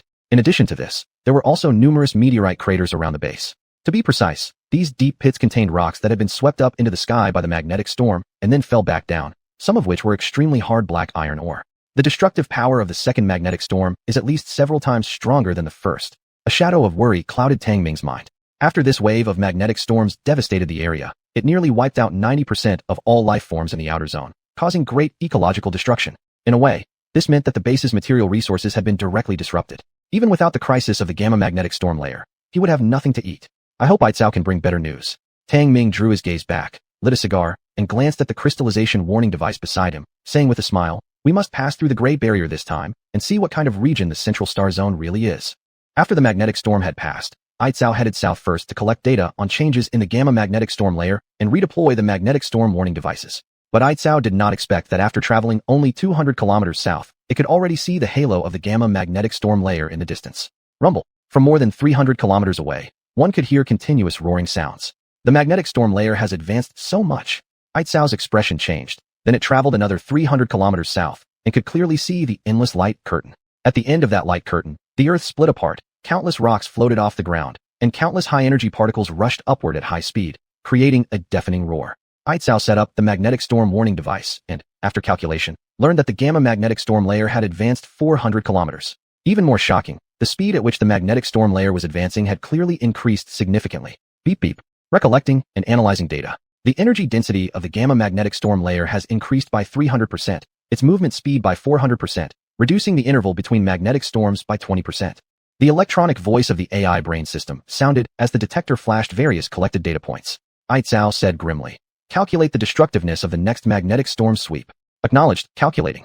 Calculation complete. Next magnetic storm's energy density is expected to increase by 600%, its movement speed by 700%, with a total destructiveness rating reaching above level 8. The results calculated by the AI brain system made Aitzao's expression grow darker. It stared at the terrifying gamma magnetic storm layer for a long time before saying, "Transmit the collection and calculation results to Tang Ming." After speaking, it drove toward the five-color hills. Boom boom. The convoy roared as Tang Ming leisurely drank his small glass of wine until the message prompt sound rang out. "Master, new data about the gamma magnetic storm layer has been received." The AI brain system prompted. Tang Ming's expression shifted, listed out. A few minutes later, his face turned extremely grim. The gamma magnetic storm layer was now less than 600 kilometers from the base. Moreover, the magnetic storm layer was advancing at an incredibly fast pace. According to the calculations made by the AI brain system, it would likely threaten the base in less than a month. Resources need to be urgently gathered to upgrade the base. Even if a higher-tier version of the base has no technology to counteract the magnetic storm layer, we'll have no choice but to abandon the base and enter the central star zone. Tang Ming's expression was gloomy and unpredictable. He took a deep breath and sighed. This is truly troubling. If I abandon the base, Aitzao will probably be the first to oppose it. Just having survived the ravages of the second magnetic storm brought them their first piece of bad news, which placed immense pressure on Tang Ming. From this moment on, most of his hopes were pinned on the upgraded version of the base. Beep beep dot. Another communication alert rang out, this time from number 2. "Master, number 2 has found the third firestone or resource point and has started extraction operations. However, the black iron resource point has been destroyed by the magnetic storm, but large amounts of black iron ore have been discovered scattered across the meteorite craters on the surface, and extraction has commenced." The AI brain system reported in detail. Tang Ming nodded, and his facial expression eased somewhat. At least there was a bit of good news. Report, the helium-3 resource point in the north has disappeared. Should the energy collection team return? At this moment, the communicator transmitted a report from number 1. Upon hearing it, Tang Ming's expression darkened again after a brief relief. He cursed, "Return my ass. Follow me directly to the central star zone for a search." There was no way they were returning to the base with empty hands after coming this far. The convoy raced day and night without stopping. 7 days later, Tang Ming saw the gray barrier in the distance. This filled him with excitement. His resolve was stronger than ever. He was determined to find a passage through the gray barrier. Beep beep. The communicator crackled with number 1's voice. "Report, unknown alien species detected near the gray barrier." Tang Ming hesitated for a moment and ordered, "Deploy the mechanical dog for reconnaissance." A mechanical dog was launched from the war chariot, its metallic limbs unfolding rapidly as it dashed toward the gray barrier. Because of the great distance, the detectors couldn't pick up any signals, and there was an unknown potential threat. Thus, the mechanical dog was sent out for reconnaissance. AI brain, switch to the perspective feed from the first mechanical dog. Tang Ming gave the order, and the cabin display quickly switched to the footage from the mechanical dog's cameras. As the mechanical dog approached the gray barrier, Tang Ming caught sight of an enormous number of giant moths. These massive moths were incredibly large, over a meter long, their constantly changing colors blending perfectly with the swirling gray mist of the barrier. Even more astonishingly, they hovered motionless within the gray barrier. What kind of alien species is this? Tang Ming stared at the gray moths in shock and asked. Beep beep. Master, according to information feedback from Mechanical Dog Number 1, these aliens are Tier 3 insect species from the Central Star Zone, iron-wing moths. They might have accidentally crossed into this area through a weak point in the gray barrier. After performing several calculations, the AI brain system finally issued a prompt. These are Tier 3 species from the Central Star Zone. Tang Ming's face lit up with surprise. Although the Universal Base had level-based restrictions, some basic information about the Central Star Zone was unrestricted. In the Central Star Zone, besides unique white iron resources, most alien species within this region were generally Tier 3 or higher. He hadn't expected them to appear here by accident. Master, based on detection, the iron-wing moths have taken over the weak area of the barrier. However, the next message from the AI brain system soured Tang Ming's mood. Chapter 202. Exploring the barrier again. The weak area of the gray barrier that could be passed was occupied by iron-winged moths. What should they do? Number 1. Prepare for battle. Use the convoy's firepower to cover the farthest distance and attack the iron-winged moths. A fierce look flickered in Tang Ming's eyes as he gave the order. Even if there was a 4th-level mutant blocking their way, he would still fight through it to occupy the entire weak area of the barrier. Understood. All convoys enter Level 1 combat readiness deployment.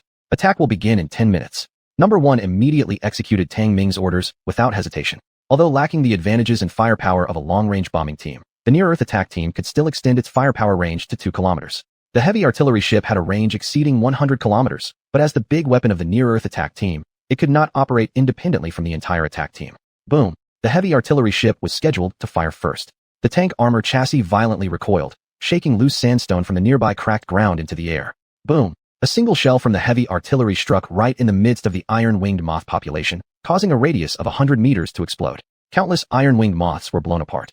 Beep beep. The sudden bombardment startled countless iron-winged moths. Their red eyes immediately spotted the convoy that attacked them, swarming over like a dark cloud. Rata-tee-tee-tee-tee. Boom boom. The entire near-Earth attack team immediately unleashed their maximum firepower, forming the strongest fire network. Boom. The heavy artillery ship struck again, showcasing its terrifying destructive power for the first time. Boom. Boom. Every shell from the heavy artillery ship had 4th-level destructive power with automatic detection and explosion devices, killing a large number of approaching iron-winged moths. However, as the iron-winged moths approached, it lost its effect. Beep roar. The flying speed of the iron-winged moths was incredibly fast, their wings incredibly hard, able to withstand the gunfire of most small-caliber machine guns. Bang bang bang. Their method of attack was also quite fearsome. Their abdomens extended limbs sharp like knives, sawing prey much like a saw, even cutting through the armor of a war vehicle. Activate the electromagnetic armor. Number 7, engage. Number 1's tactical arrangement was too slow, so Tang Ming directly ordered Number 7 to fight. He surged with electric light as he charged forward. Number 3, engage. Number 10, responsible for hunting down the iron-winged moth king. Tang Ming quickly gave orders, allowing detectors to assist Number 10 in detecting the entire chaotic and indestructible swarm of iron-winged moths to find the king of this group. Generally speaking, each species would give birth to a king. This king wasn't necessarily the strongest, but it was absolutely the most critical part of the entire group. Once it was hunted down, the entire group could be easily defeated. Dit. Master, detected the iron-winged moth king. Its position is at 392. Its life energy is relatively strong, belonging to a top-tier, 3rd-level mutant. The detector quickly produced results. Tang Ming's face tensed as he shouted. Number 10, the iron-winged moth king is at position 392. Number 10's whole figure became transparent as he rushed toward the target at an incredibly high speed. Puffed. Clang. Beep roar. An iron-winged moth significantly larger roared, its metal wings vibrating, emitting a buzzing sound as it retreated. Clearly, Number 10's hunt failed. If it weren't for its invisibility ability, it probably wouldn't have been able to get close to the iron-winged moth king at all. It seems I have to take matters into my own hands. Number 1, continue directing the operation. Number 10, return to assist. Tang Ming swore loudly as he climbed out of the turret of the battle vehicle, shouldering a rocket launcher while shouting. Number 10 immediately returned to the cockpit, driving the battle vehicle forward recklessly. The aiming device locked onto the iron-winged moth king, and Tang Ming directly pressed the launch button. Whoosh whoosh. 2 armor-piercing rocket shells were rapidly fired straight towards the iron-winged moth king. Beep roar. The iron-winged moth king crossed its wings trying to block the rapidly incoming rockets. Boom boom. The iron-winged moth king let out a painful roar. Both its iron wings were punctured, drastically reducing its flight capability as it fell to the ground. Even Tang Ming was surprised and shouted, "Charge!" Boom boom. The Qing Leopard war tank was fully armed and barreled forward recklessly. The iron-winged moth king was isolated, trying desperately to escape by leaping around. It showed none of the ferocity expected of a Tier 3 mutant. Never would have thought there are mutants that fear death. Tang Ming was once again taken aback. He snarled and fired another pair of rocket shells. Boom boom. With the destruction level reaching 3+, the high explosive rockets sent the fleeing iron-winged Moth King crashing to the ground, a large chunk of its body shredded, letting out a shrill cry of agony. Die! Tang Ming yelled as the Qing Leopard war tank ran over, leaving the iron-winged Moth King barely alive, trapped under the front of the vehicle. Number 10 swiftly got out of the vehicle, delivering several finishing blows before ripping out the Moth King's heart, draining its heart blood, an entire tube of Tier 3 heart blood. And with the death of the iron-winged Moth King, the entire moth population dispersed, fleeing in all directions, leaving behind numerous corpses. Tang Ming opened his mouth. He had thought that they would need another bloody battle to occupy the entire weak area of the barrier, but never expected the entire iron-winged moth population to be so fearful of death. Report. The riders have lost 1 mechanical leopard and 2 circular blade mechs. The attackers have lost 1 unmanned assault vehicle, which cannot be repaired. The rest of the damages are under maintenance, and it is estimated to take 64 minutes. Number 1 quickly reported the casualties after gathering the statistics. Tang Ming's expression darkened slightly. A group of Tier 3 mutants was currently quite lethal for the convoy. Unexpectedly, in less than an hour of battle, 3 combat mech units had been completely destroyed. Number 1. You are responsible for garrisoning and alerting. Number 3. Bring the crystallization warning device and follow me to explore the weak area of the barrier.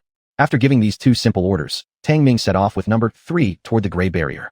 Upon revisiting the weak area, Tang Ming effortlessly found traces left behind from their previous visit, including the pile of powder where a mechanical dog had been disassembled. Clang! A heavy shield popped out as Tang Ming took a deep breath and said, "Let's enter." A mechanical dog was sent ahead, followed by Tang Ming and number 3 entering the gray barrier. The detectors continuously emitted scanning signals, making a rustling sound. The gray fog within the barrier kept flowing. Once inside, Tang Ming noticed a drastic decrease in visibility. Even with his intense focus, he could only see 3 or 4 meters ahead at best. This made him feel a creeping sense of danger. Inside the gray barrier, there were occasional sharp sounds of cracking teeth reaching his ears. It was the sound of space fracturing, terrifying indeed.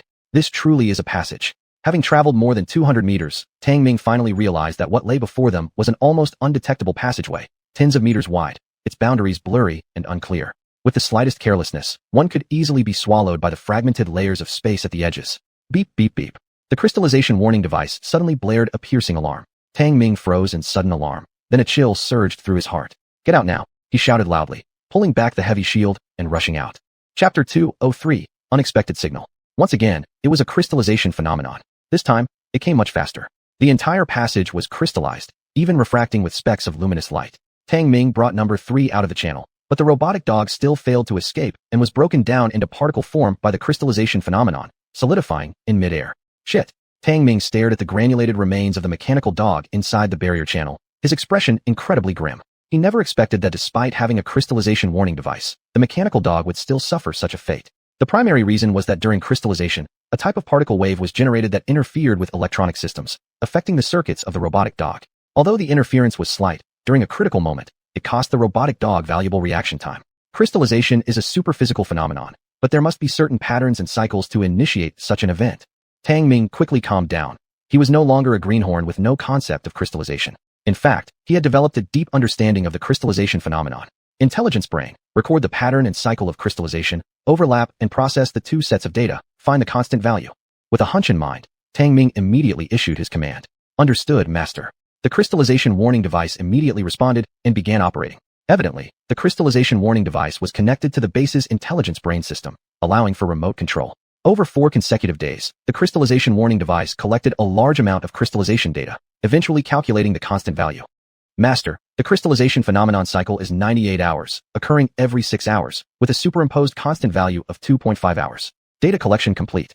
After the detector gathered all the variable data, the crystallization warning device was basically no longer needed. Tang Ming's tense face relaxed somewhat as he asked, "When can we enter the channel?"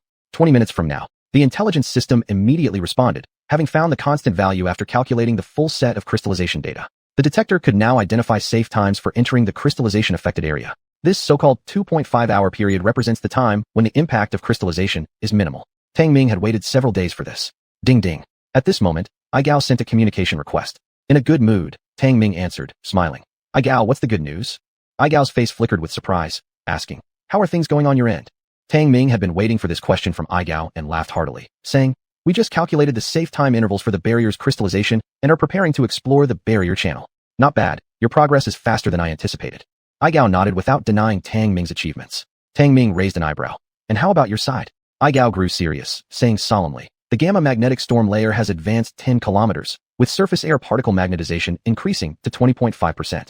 It's estimated that within 20 days, the third round of magnetic storms will certainly occur. What? Tang Ming was shocked, his face darkening once more. Why is it speeding up so much?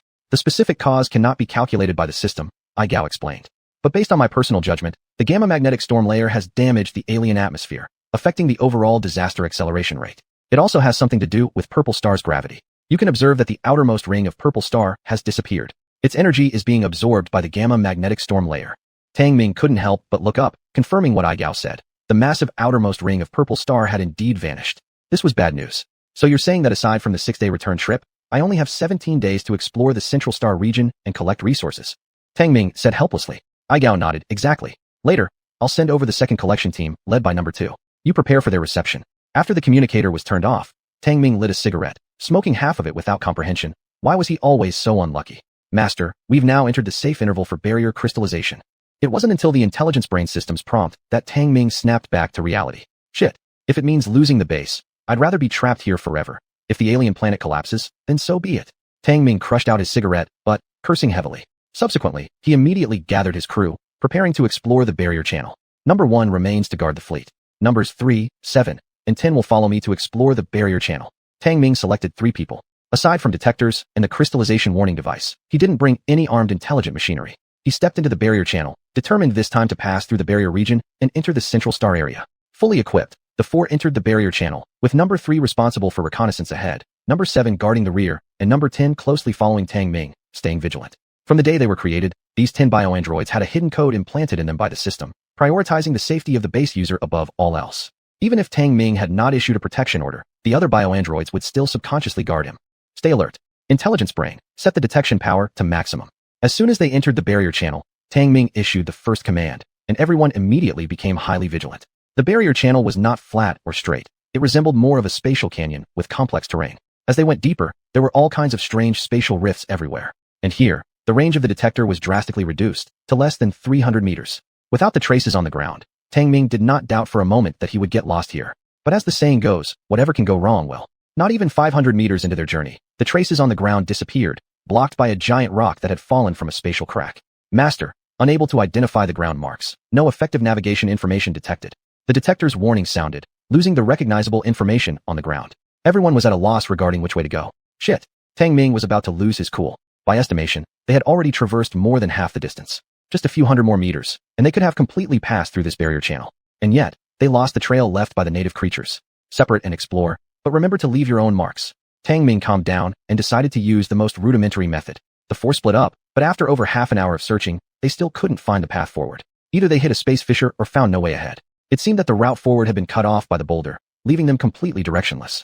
Intelligence brain, is it possible to calculate our position? Tang Ming, without any clue, asked in a serious tone. Master, there are no reference points inside the passage for calculation. The detector's prompt sent Tang Ming's heart plunging to its lowest point, giving him a sense of despairing suffocation. Only a few hundred meters remained before entering the Central Star area. Ding, ding ding. Suddenly, the signal light on the detector lit up. It unexpectedly picked up a signal source. Master, a distress signal from mechanical soldier number 4 has been received. Number 4 Roundblade. Tang Ming's heart suddenly brightened with joy, and he immediately said, use its signal source as positioning data, calculate the route. Chapter 204, entering the middle star zone. The distress signal from the number 4 circular blade mechanic was locked in place, and under the guidance of the detector, Tang Ming avoided one dangerous spot after another in the shielded passage that were hard to detect, finally re-finding the traces left by the alien natives. This weak channel of the gray barrier was much more complex and wider than he had anticipated. Perhaps there were too many spatial fractures, which reflected and folded like mirrors, looking vast, but actually untouchable. Once you accidentally touched the edge of the channel, either you got violently bounced back, or directly swallowed up, which was extremely terrifying. Beep, beep. As they advanced along the route calculated by the detector, the gray mist permeating the channel grew thinner and thinner. Finally, Tang Ming saw the signal source light, flashing incessantly ahead. Report. A signal lamp source has been discovered ahead. A report came from the front where number 3 was stationed. Tang Ming felt reassured in his heart and smiled. That's the number 4 circular blade mechanic. As the gray mist gradually thinned out, it meant they were about to pass through the barrier area and exit this dangerous passage. As the distance grew closer, Tang Ming and his team could see the ecological environment outside the barrier, akin to a barren wasteland with sparse, peculiar vegetation growing on the ground. And there lay the number 4 circular blade mechanic amidst a field of sparkling fragments of rocks, its metallic limbs severely damaged. Only the power core's signal light still flickered. About to exit the barrier passage, all personnel stay vigilant. Intelligence brain. Increase the detection power. The middle star zone was right in front of them as Tang Ming gave a low, serious warning. Click, click, click. Number 3, leading the exploration at the forefront, immediately activated the ossification ability. The combat suit folded back, revealing an eerie white ossified body, with a rotary gun in hand turning slowly, ready to fire anytime. Numbers 7 and 10 also successively activated their own mutation abilities, entering battle formation directly.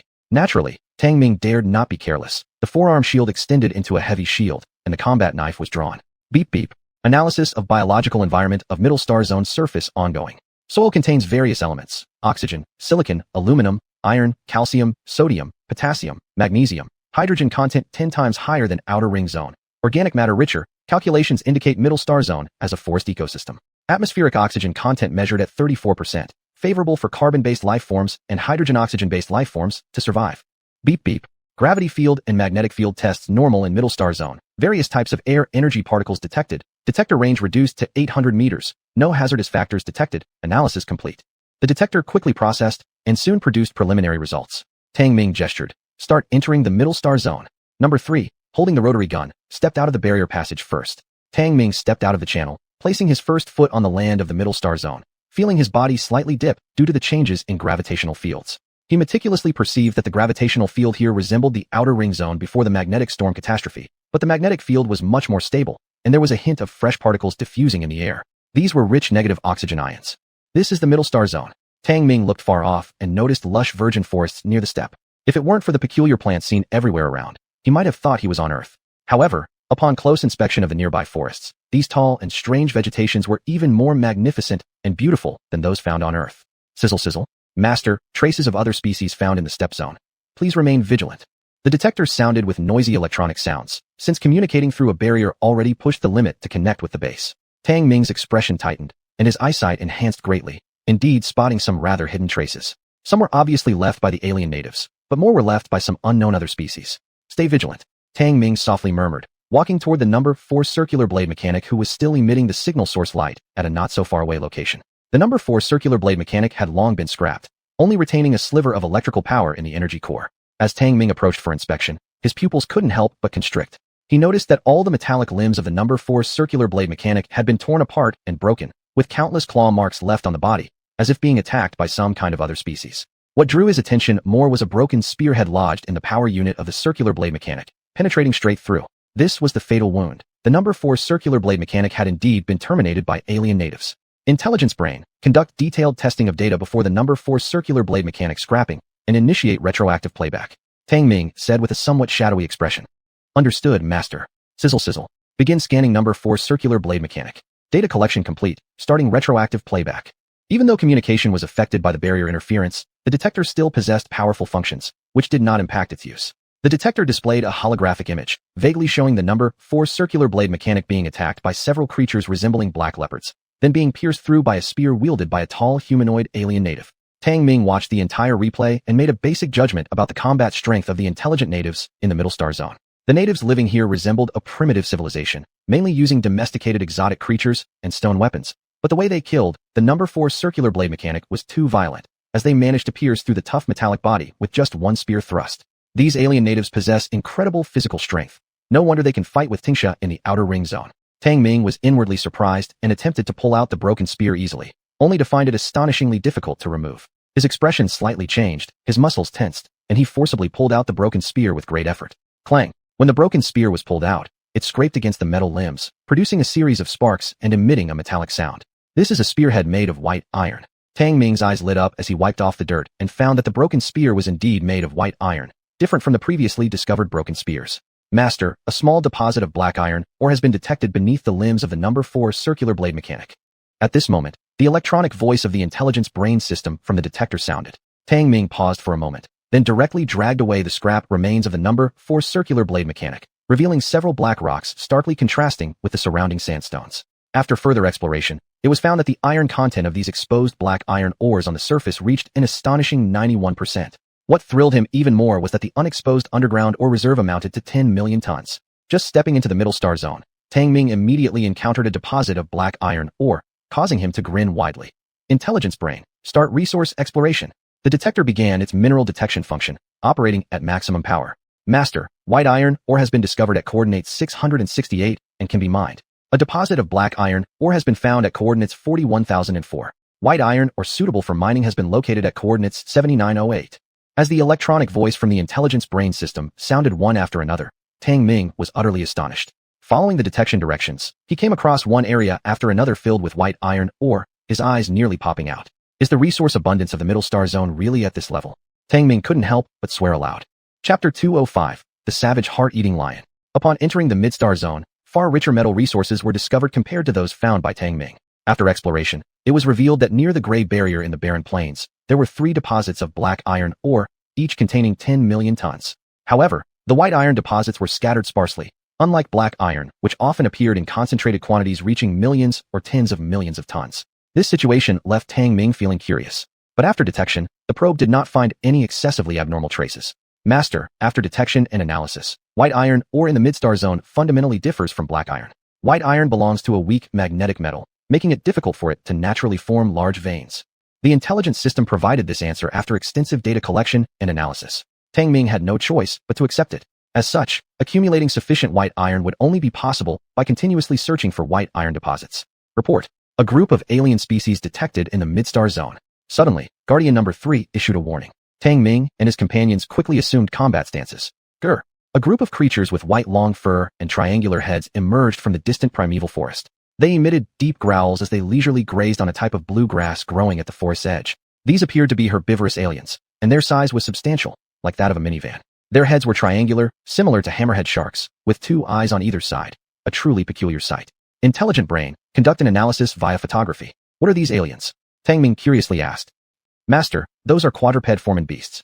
They are level 3 herbivorous aliens, gentle in nature, fond of eating blue silver grass, and only become dangerous when defending against external threats.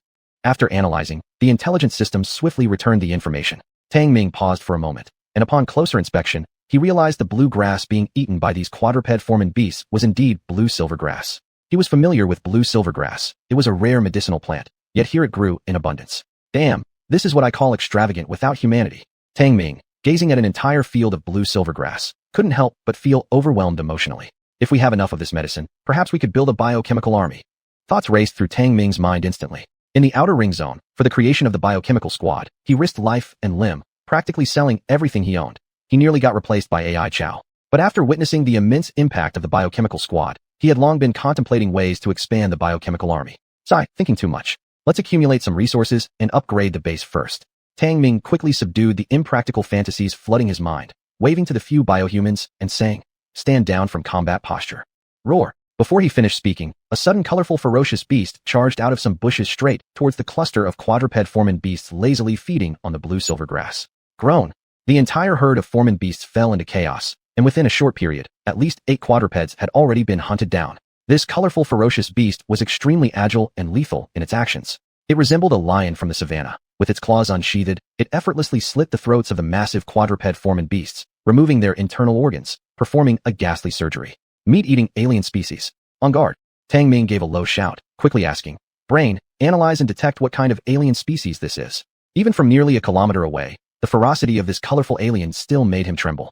It didn't take much imagination to know that the alien species of the mid-star zone all exceeded level 2 standards. He'd only felt something comparable before in the level 4 Chi-Tung Shi snake, and even then, the quad-winged bone-carving king at level 3 didn't exhibit this savage energy aura. Master, according to the detection data analysis, this is a top-level level 3 alien species, the heart-eating lion.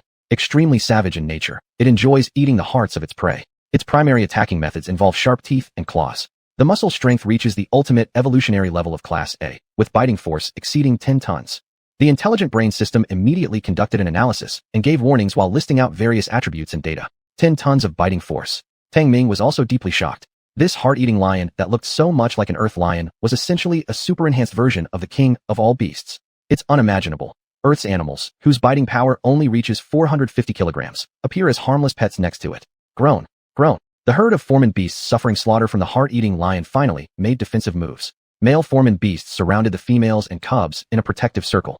They lifted their enormous triangular heads high, raising their front limbs, stamping on the ground loudly, creating a drum-like sound. Roar. However, the heart-eating lion, whose size was no smaller than theirs, continued to charge savagely. its sharp claws extended, sweeping powerfully, always tearing up a storm of bloody flesh. Its speed and strength were terrifying. Nevertheless, despite the four-footed foreman beasts retreating step by step, they tenaciously guarded their group. Roar! Perhaps due to the lack of offensive success, the heart-eating lion gave up charging and turned towards the four-footed foreman beast that had been killed in an ambush earlier, directly cutting open the prey, digging out its heart, and swallowing it down. It applied the same method, showing no regard for the angry howls of the herd of foreman beasts, leisurely devouring all the hearts of the prey. As for the other parts of the prey, it didn't even touch them. There was no doubt that this was a brutal predator. Tang Ming watched as the heart-eating lion disappeared into the forest, his eyes narrowing. It seemed that resource collection here would not be a lonely task. Beep beep. The detector's communications signal rang, transmitted from number 1. Number 1, what's the situation? Upon connecting the communication, Tang Ming asked directly. Report. The mining convoy sent by the base has arrived. Number 1 immediately reported. Tang Ming raised an eyebrow. Perfect timing. Number 1, you are in charge of commanding. Leave basic arms behind, then bring everyone in. Remember, all passage must be completed within the channel's safe time frame. Understood. Number 1 immediately went to execute the order.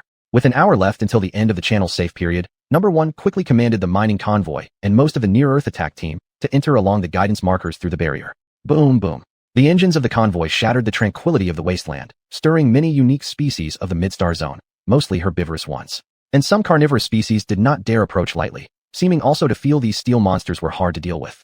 Number 1, establish defense mechanisms right away. These alien species are no joke. As soon as the convoy entered, the tremendous roar made Tang Ming uneasy, so he issued an immediate order. Number 1 swiftly executed the command, rapidly directing all armed personnel to form a defensive response mechanism.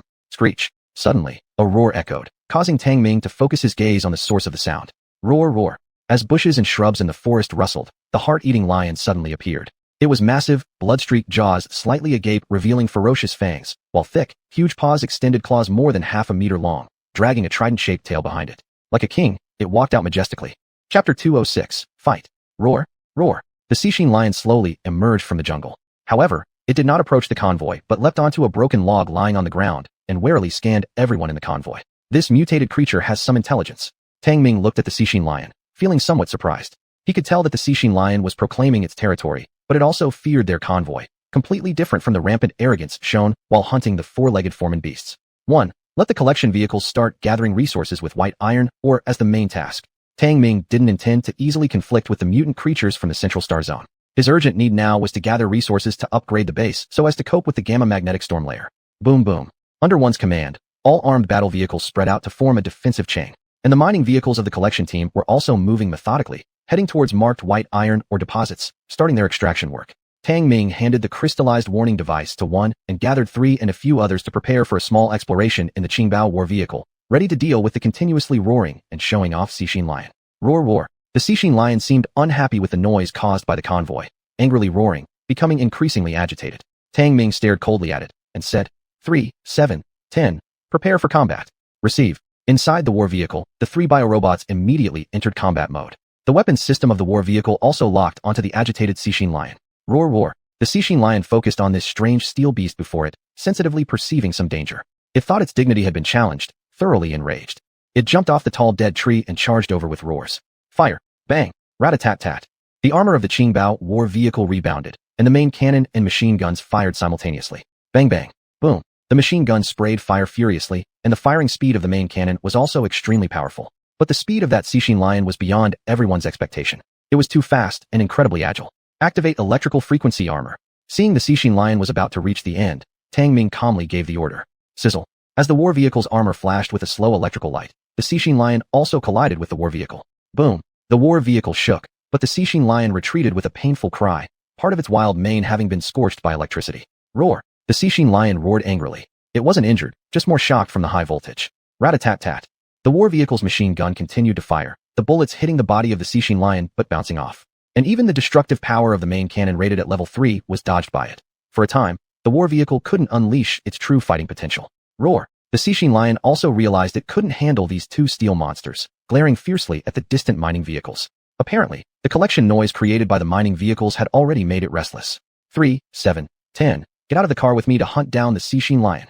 Realizing that the Xixin lion's attention had been attracted to the mining vehicles, Tang Ming suddenly felt a chill and immediately opened the door.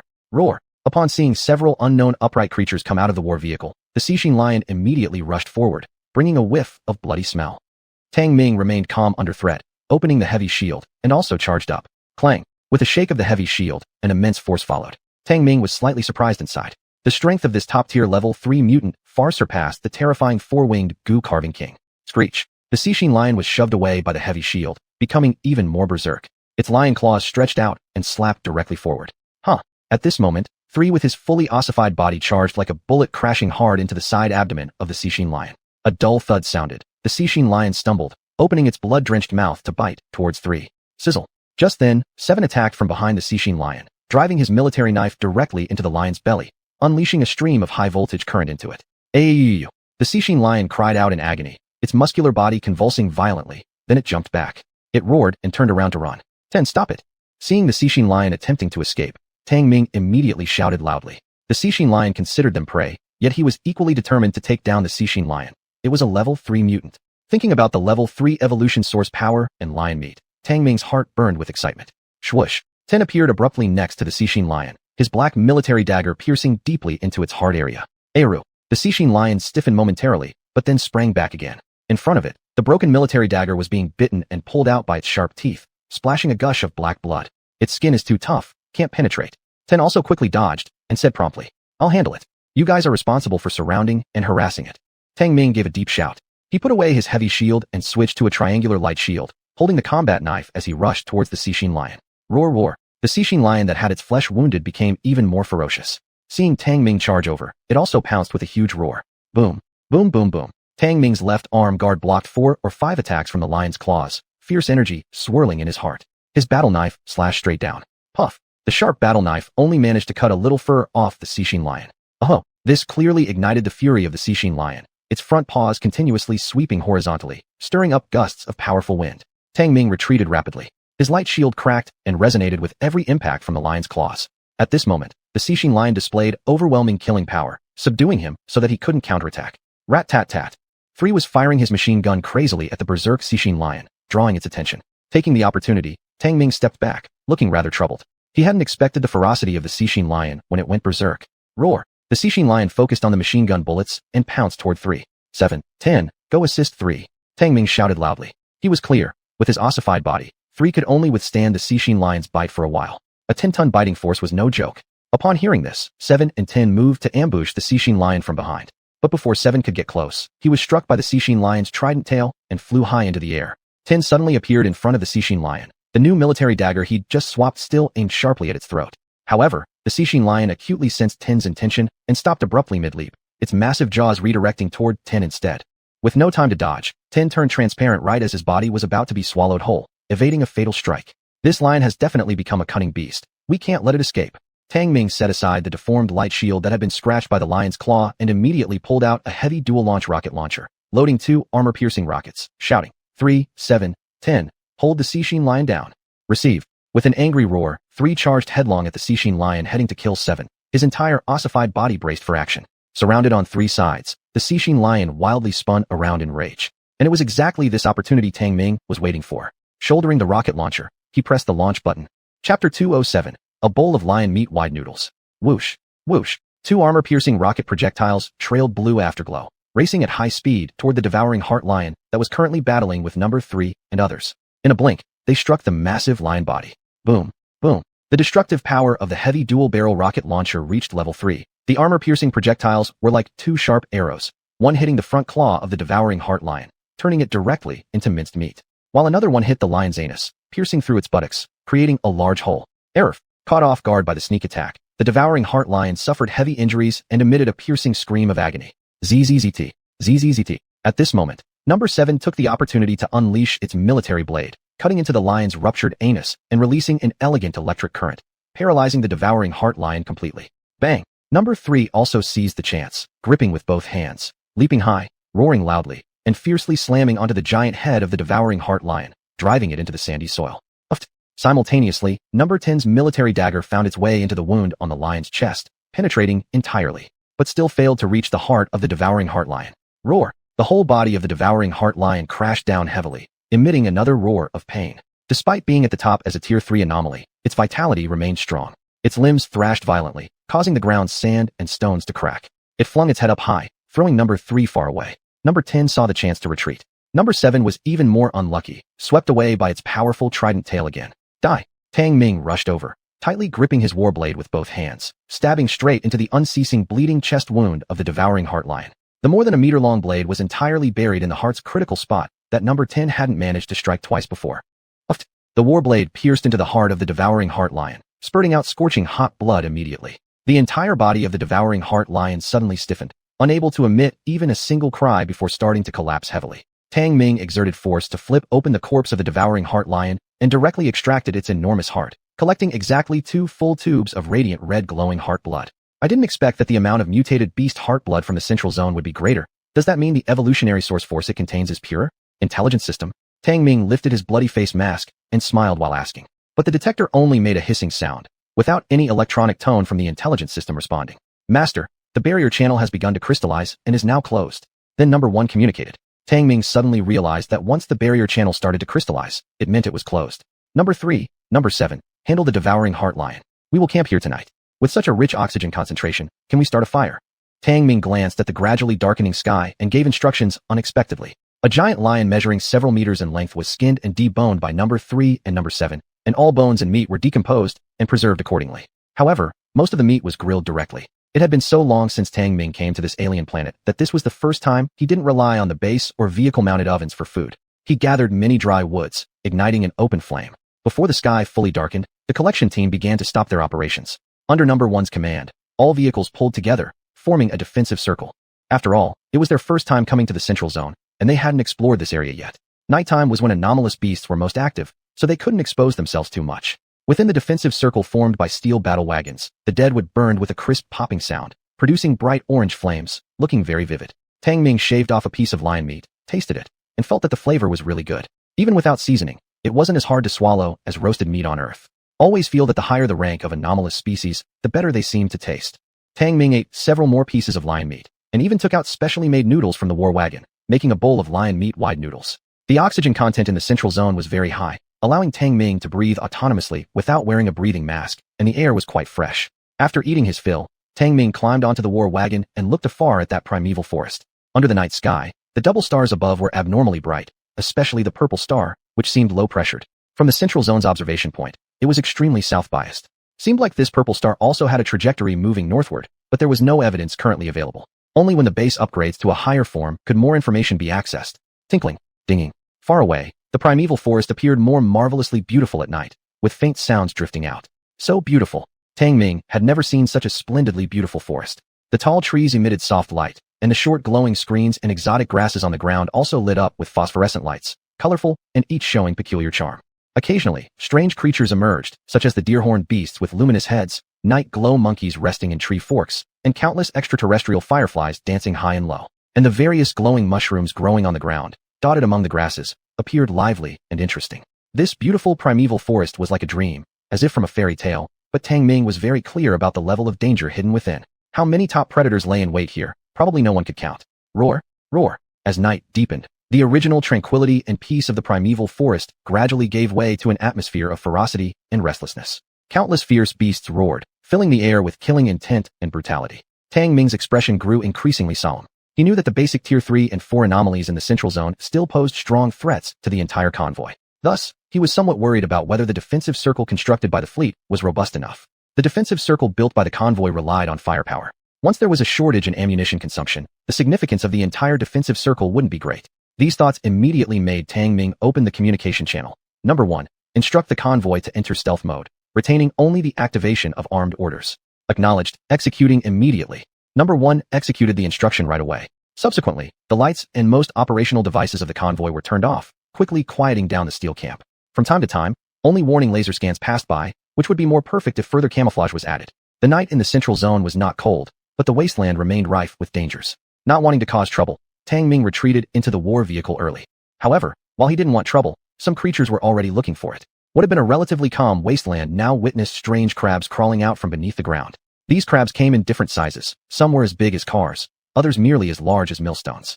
They possessed 4 pairs of sharp legs along with 2 differently sized pincers, one of which was massive, covered in a hard rocky shell adorned with sharp spines. Even more peculiarly, these crabs did not move sideways, but darted forward quickly much like a shadow spider. Their hard shells bristling with thorns occasionally glimmered with strange biological luminescence, changing colors continuously. Beep, beep. A large number of crabs rushed toward the camp like cats drawn by the smell of blood, directly triggering the alarm. Tang Ming swiftly leaped out of the war vehicle, jumped onto the roof, and at once saw the dense masses of strange crabs surrounding them. He scanned them with the detector, causing their anomaly information panels to immediately pop up. Rockshell crabs, low tier 3 anomalies, communal creatures, aggressive temperaments, mainly scavengers, but also possess hunting abilities, attack power grade 3 or above. Their carapaces contain components of black iron and white iron, defensive strength reaching grade 3 or above, with crab kings existing within their population. Chapter 208, Rock Armor Crabs. Prepare for battle. Tang Ming shouted loudly, and all armed forces were immediately activated. Teammates like Number 1 quickly entered their combat units. Rat-a-tat. Boom boom boom. The entire camp's armaments unleashed firepower, with countless bullets rapidly being poured out. Ding ding ding. However, accompanied by a burst of sparks, the majority of bullets were deflected off the hard shells of the rock armor crabs. At most, a few fragments shattered, failing to cause any effective damage. The destructive power of cannons above level 3 was also greatly diminished. Even against the massive-sized rock armor crabs, they couldn't explode them. A combat team that could dominate in the outer ring area was significantly weakened when entering the central star zone. Of course, this was not due to a drop in the attack power of the combat team, but because the alien creatures here were far more powerful. In the outer ring, encountering 3rd or 4th level alien species would be considered an unusual event. However, here, 3rd level alien species were merely the most common existence. Sroar. These ferocious beasts emerging from underground emitted ear-piercing roars and charged straight into the line of fire, surrounding the entire camp. The camp's defense perimeter shrank again, and the situation instantly became perilous. Tang Ming's expression turned serious as he shouted, "Fire incendiary eggs. Conserve ammunition." Bam, bam, bam. With a series of incendiary eggs shooting out, they landed dozens of meters outside the defensive circle.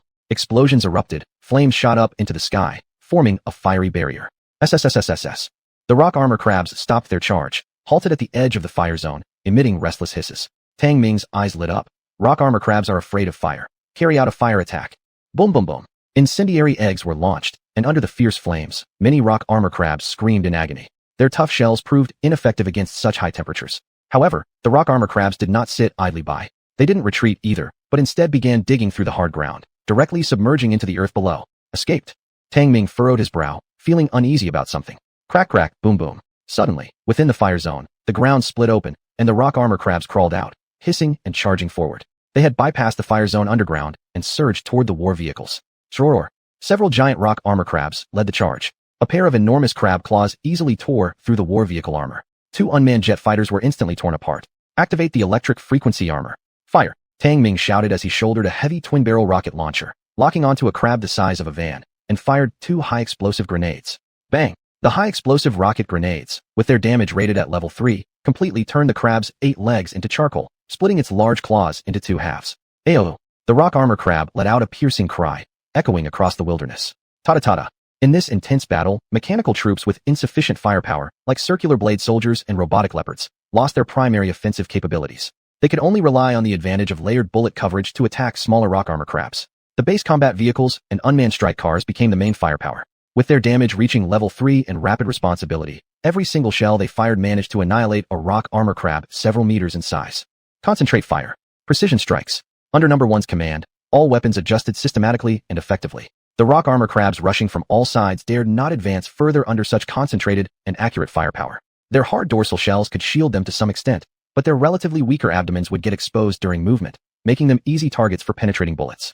Meanwhile, Tang Ming focused on eliminating the largest rock armor crabs. Every launch from his shoulder-held rocket launcher successfully killed 1 rock armor crab. Roar roar. In the distant primeval forest, many predators appeared. They were observing, obviously treating this unprecedented convoy as prey, waiting for an opportunity to snatch a share. Tang Ming suddenly realized that if the rock armor crabs managed to defeat the convoy, these lurking predators had a high possibility of also taking advantage of the situation to attack. 1. Be mindful of the alien species hiding in the forest. Regardless of what happens, we must withstand the attacks from the rock armor crabs. Tang Ming's expression grew even graver as he shouted loudly. Understood. Tighten the defense perimeter. Number 1 quickly assessed the situation and continued issuing commands. Each machine operated with independent AI. Upon receiving new instructions, they acted swiftly accordingly. The overall convoy functioned as a precise and well-coordinated machine. Whoosh whoosh. Boom boom lum lum. 2 more high-explosive rocket grenades detonated, blasting a rock armor crab that had charged through the firepower to the front. The high temperature directly scorched through its underside, turning it into charcoal, leaving only a complete carapace behind. The battle situation became increasingly advantageous. Tang Ming picked up the S-type sniper rifle, loaded with armor-piercing shells, and aimed at the weakest part of the rock armor crabs, their underbellies, shooting each one in turn. The sniper rifle possessed the highest accuracy, its bullets cunningly entering the seams between the crab's dual claws and hitting its most vulnerable underside. However, despite their undersides being weaker, the rock armor crabs still had a defensive strength above level 2+. Usually, it took several consecutive hits to take one down. Still, the effective command pressed down on the rock armor crabs, preventing them from raising their heads. Yet strangely, these rock armor crabs showed no signs of retreating even as they endured the attacks, causing Tang Ming no small amount of unease. Strange, are all alien species in the Central Star Zone fearless of death? Tang Ming's mind filled with doubts as his gaze swept toward the distant forest, noticing that the observing alien species were growing in number. It seemed as though they were holding back out of some kind of restraint. This was highly irregular. Clearly, these alien species had opportunities to exploit, but chose not to act, or even step into this wasteland area. Well, suddenly, all the rock armor crabs emitted peculiar roars characteristic of alien species. Deep and drum-like, the roars shook the ground, causing sand and stones to rise, akin to a mild earthquake. What are they doing? Tang Ming's unease grew stronger, his golden irises contracting continuously as he locked onto the strangely behaving rock armor crabs ahead. Ho! As the rock armor crabs continued their roars, a dull low growl echoed from the barren expanse in front. Then, the earth there began to rise, and sandstone cracked. Rock armor crab king. Tang Ming's expression changed dramatically as he finally understood where his unease stemmed from. Among the rock armor crab population, there was a king, and it had now been awakened. 1. Activate the heavy cannon ship. All defense perimeters need to contract again. Gazing at the large patches of rising ground, Tang Ming gave a serious order. In the outer ring area, he had also killed 4th-level alien species, including mutated ones. Thus, although shocked, Tang Ming was not afraid. Chapter 209, 4th-tier mutant rock crab king. Bang! Roar roar. The earth cracked, and an area of nearly dozens of meters was pushed open. A pair of huge, bone-spiked pincers emerged first, each one being over 20 meters long. Roar roar. Following that, a massive rock crab rose high, its large carapace adorned with irregular rocky spines mixed with plenty of rocks. This is the rock crab king. Its 8 legs spread out to a width of nearly 100 meters, and when it stood up, its entire body was dozens of meters tall. Roar! The rock crab king stared with 4 pairs of red eyes, opened its enormous mouth, emitting a deep roar, interspersed with blood and saliva. It was truly gigantic. As soon as it appeared, it seemed like the magnetic field of the entire wasteland went into chaos, causing the rock crabs that were previously suppressed by firepower to go berserk, opening their pincers wide and roaring. What the hell? This big crab? Tang Ming was utterly shocked, looking up at the ferocious-looking rock crab king and immediately using the detector to scan and investigate. The detector quickly listed the information panel for the rock crab king.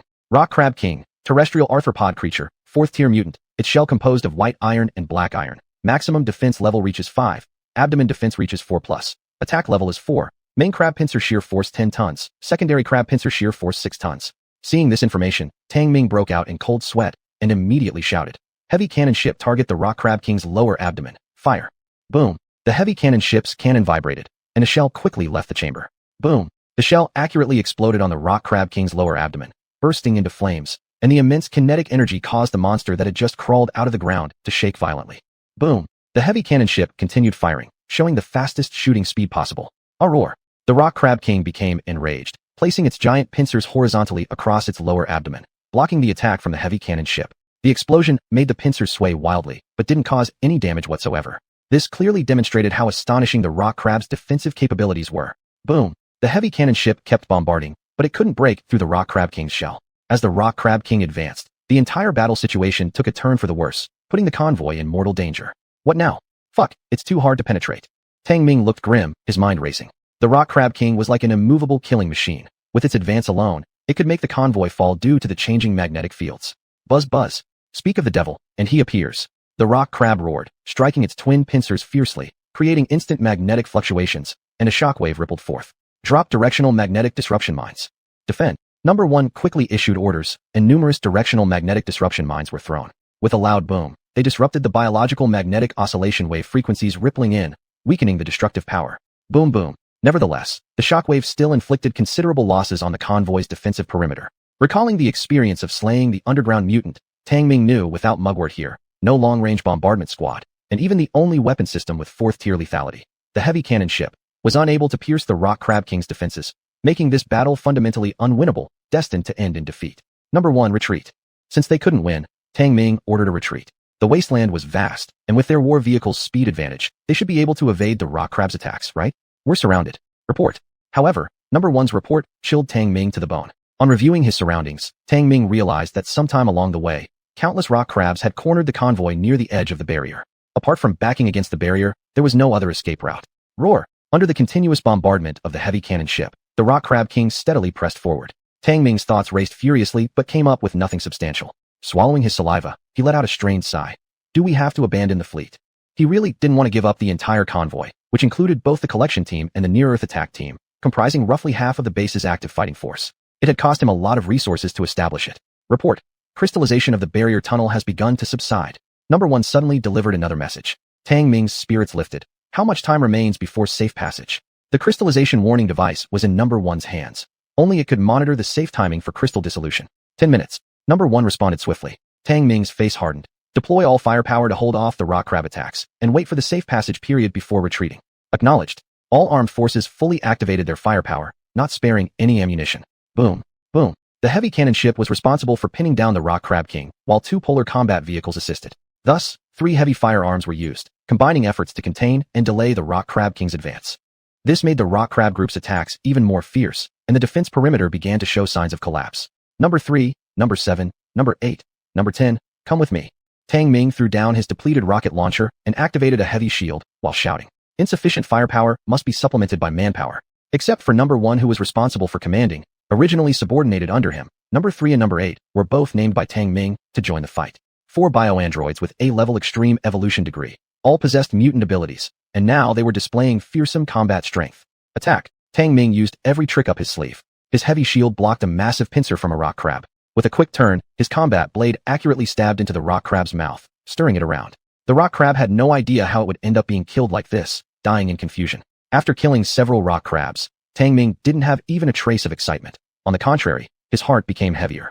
In his eyes, this group of third-tier mutants was far more terrifying than he had anticipated. Even though he had killed third-, fourth-tier, and even close to fifth-tier creatures before, those were only possible with external help. When facing a large group of third-tier mutants, external lethality was greatly reduced. Fighting alone was incredibly difficult for him. Ruhar. At this moment, 3 rock crabs, each as big as a minivan, quickly surrounded him. Their huge pincers unexpectedly clamped onto his heavy shield. The other 2 rock crabs then fiercely lunged forward. Unable to pull out his heavy shield, Tang Ming could only take off his forearm guard at this critical moment. Roaring loudly, he leaped high into the air, dodging the encircling attack from 2 rock crabs. Die! In midair, Tang Ming roared and threw 2 incendiary eggs. Boom! The incendiary eggs exploded into a fiery blaze, burning the several rock crabs painfully, but not enough to kill them. As Tang Ming landed, his sharp combat blade plunged into a rock crab's carapace, but failed to penetrate. Instead, it got stuck. Using the force, he leaped high into the air, quickly taking out a high-explosive hand grenade while somersaulting midair and accurately throwing it into the open mouth of a roaring rock crab. With a muffled explosion, the rock crab let out an agonizing scream, spewing large amounts of crimson innards, and died shortly after without much struggle. However, before Tang Ming could catch his breath, the other rock crabs pressed forward again, extending their giant pincers. Chapter 210, The Silver Missile, a Great Weapon. Bang! Tang Ming had not yet fallen to the ground when he was hit and sent flying by a rock crab's pincer. He flipped in midair, defusing the impact, before landing steadily. Master, the barrier channel has reached the safe time segment. At this point, Number 1 transmitted the message. Tang Ming's expression brightened. Command the convoy to retreat immediately. Yes. Number 1 immediately issued the order, and the entire convoy sprang into action. The collection team was prioritized for evacuation first because they were carrying resources and did not have much combat capability. Hence, they could only be evacuated first. Roar! As the convoy retreated, the rock crab king suddenly made its move, charging ahead while bearing the heavy cannon ship. As it passed, its 8 legs crushed the earth beneath them. Retreat quickly. Use nerve gas bombs on it. Tang Ming shouted loudly, his situation desperate. Boom! The nerve gas bomb exploded on the hard shell of the rock crab king, bursting into a mass of dark green poison gas. Roar! Unwittingly inhaling some of the gas, the rock crab king became wildly agitated, creating chaos all around, but ultimately ceased moving forward. Eventually, the entire retreat safely entered the barrier channel and continued retreating until reaching the outer ring zone. Humming. The barrier channel began to crystallize as Tang Ming, seeing the closed passage, finally sighed with relief. Number 1 came to report casualties, but Tang Ming didn't care about those details. Instead, he directly asked, how many total resources did we collect? Report, we gathered a total of 56 tons of white iron ore and the helium. 3 resources filled our storage completely. Number 1 immediately reported the total resource quantities. Hearing this, Tang Ming couldn't help but flash a smile, saying, not bad at all. It's enough to upgrade our equipment. Send it back to the base immediately. The convoy roared to life and quickly returned to the base. Surface-air particle magnetization rates were already beginning to rise, and the third magnetic storm was brewing. Though Tang Ming's mood had been relatively good up until that point, it now turned grim once again. Upon hurriedly returning to the base, Tang Ming informed AI Chow in brief about the encounter within the midstar zone. After listening, AI Chow looked at him and said, "So, what's your plan?" Tang Ming seriously responded, "Step 1. Kill that crab. Set up a resource collection station. We need a foothold." AI Chow nodded, frowning slightly, and added, "But our time is limited. So let's enhance our armaments first. Do you have any ideas on how to kill the rock crab king?" Tang Ming also frowned deeply. If they wanted to establish themselves in the midstar zone, their first step was ensuring powerful defensive firepower. Not even mentioning anything else, the swarm of rock crabs alone would give him plenty of trouble. "You've brought back the white iron. Strengthening our armaments shouldn't be a problem." AI Chow directed the AI system to display the weapons database and selected a silver missile, stating, "With the white iron, the base can create a weapon with a lethality level of 4+. However, adding fire crystals will increase costs significantly if we want to manufacture missiles." Tang Ming stared intently at the silver missile and inquired, "What kind of cost?" "Master, to convert one silver snake missile, we will need to consume 2,000 units of energy value, 10,000 kilograms of white iron, and 100 kilograms of fire crystal." The AI system immediately replied, "What? 10 tons of white iron?" Tang Ming almost exploded with frustration. He'd worked so hard and only managed to bring back 56 tons of white iron ore, which refined down to just 47 tons. That meant they could only build 4 such missiles. "What's wrong? Regretting it already?" AI Chow mocked from the side.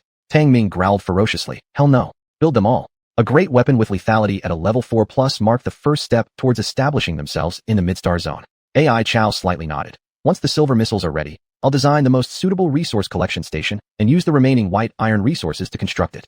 "Good. After annihilating that crab, we'll open a supply line and have number 1 take people to transport supplies." Tang Ming decisively made the call, outlining a rough plan of action. Subsequently, the base conversion platform started running, and all plans were executed meticulously. Under AI Chow's arrangements, the base manufactured 3 silver snake missiles. Additionally, part of the leftover white iron was used to upgrade all armored vehicles' armor plating since the previous protection clearly did not meet the requirements for combat and defense within the midstar zone. Although nearly all the collected white iron was used up, Tang Ming knew it was necessary. Each day, counting down, an intangible sense of tension increased his stress. "Damn it, the magnetization rate is skyrocketing. At this rate of growth, I only have 13 days left." Tang Ming watched as some dust particles drifted away from the surface, feeling heavier-hearted with each passing moment. AI Chow had already told him the results of her calculations. If the base wasn't upgraded before the third round of the magnetic storm arrived, then it might very well face destruction. With 13 days, minus 6 to 7 days for traveling back and forth, he had barely a week to gather enough resources. This was an almost impossible task, but no matter what, he had to accomplish it. To upgrade the base, they needed 10 million tons of black iron and 1 million tons of white iron. Now, all that remained was acquiring the 1 million tons of white iron. Beep beep. The communicator buzzed, and AI Chow's voice came through. "Tang Ming, the upgrade is complete. You can depart anytime." The communicator clicked off, but Tang Ming paused momentarily. He could hear the exhaustion in AI Chow's tone. The upgrade that was supposed to take 2 days had been completed half a day early. Clearly, AI Chow was pushing herself hard too. 1. Prepare for departure in an hour. Thinking about it, Tang Ming immediately issued the command. His resolve to complete the mission grew stronger. Boom boom. An hour later, the upgraded convoy set off once more, speeding north as fast as possible. With the most precise route planning, the speed of the entire convoy increased significantly. They practically traveled in a straight line until they reached the Gray Barrier.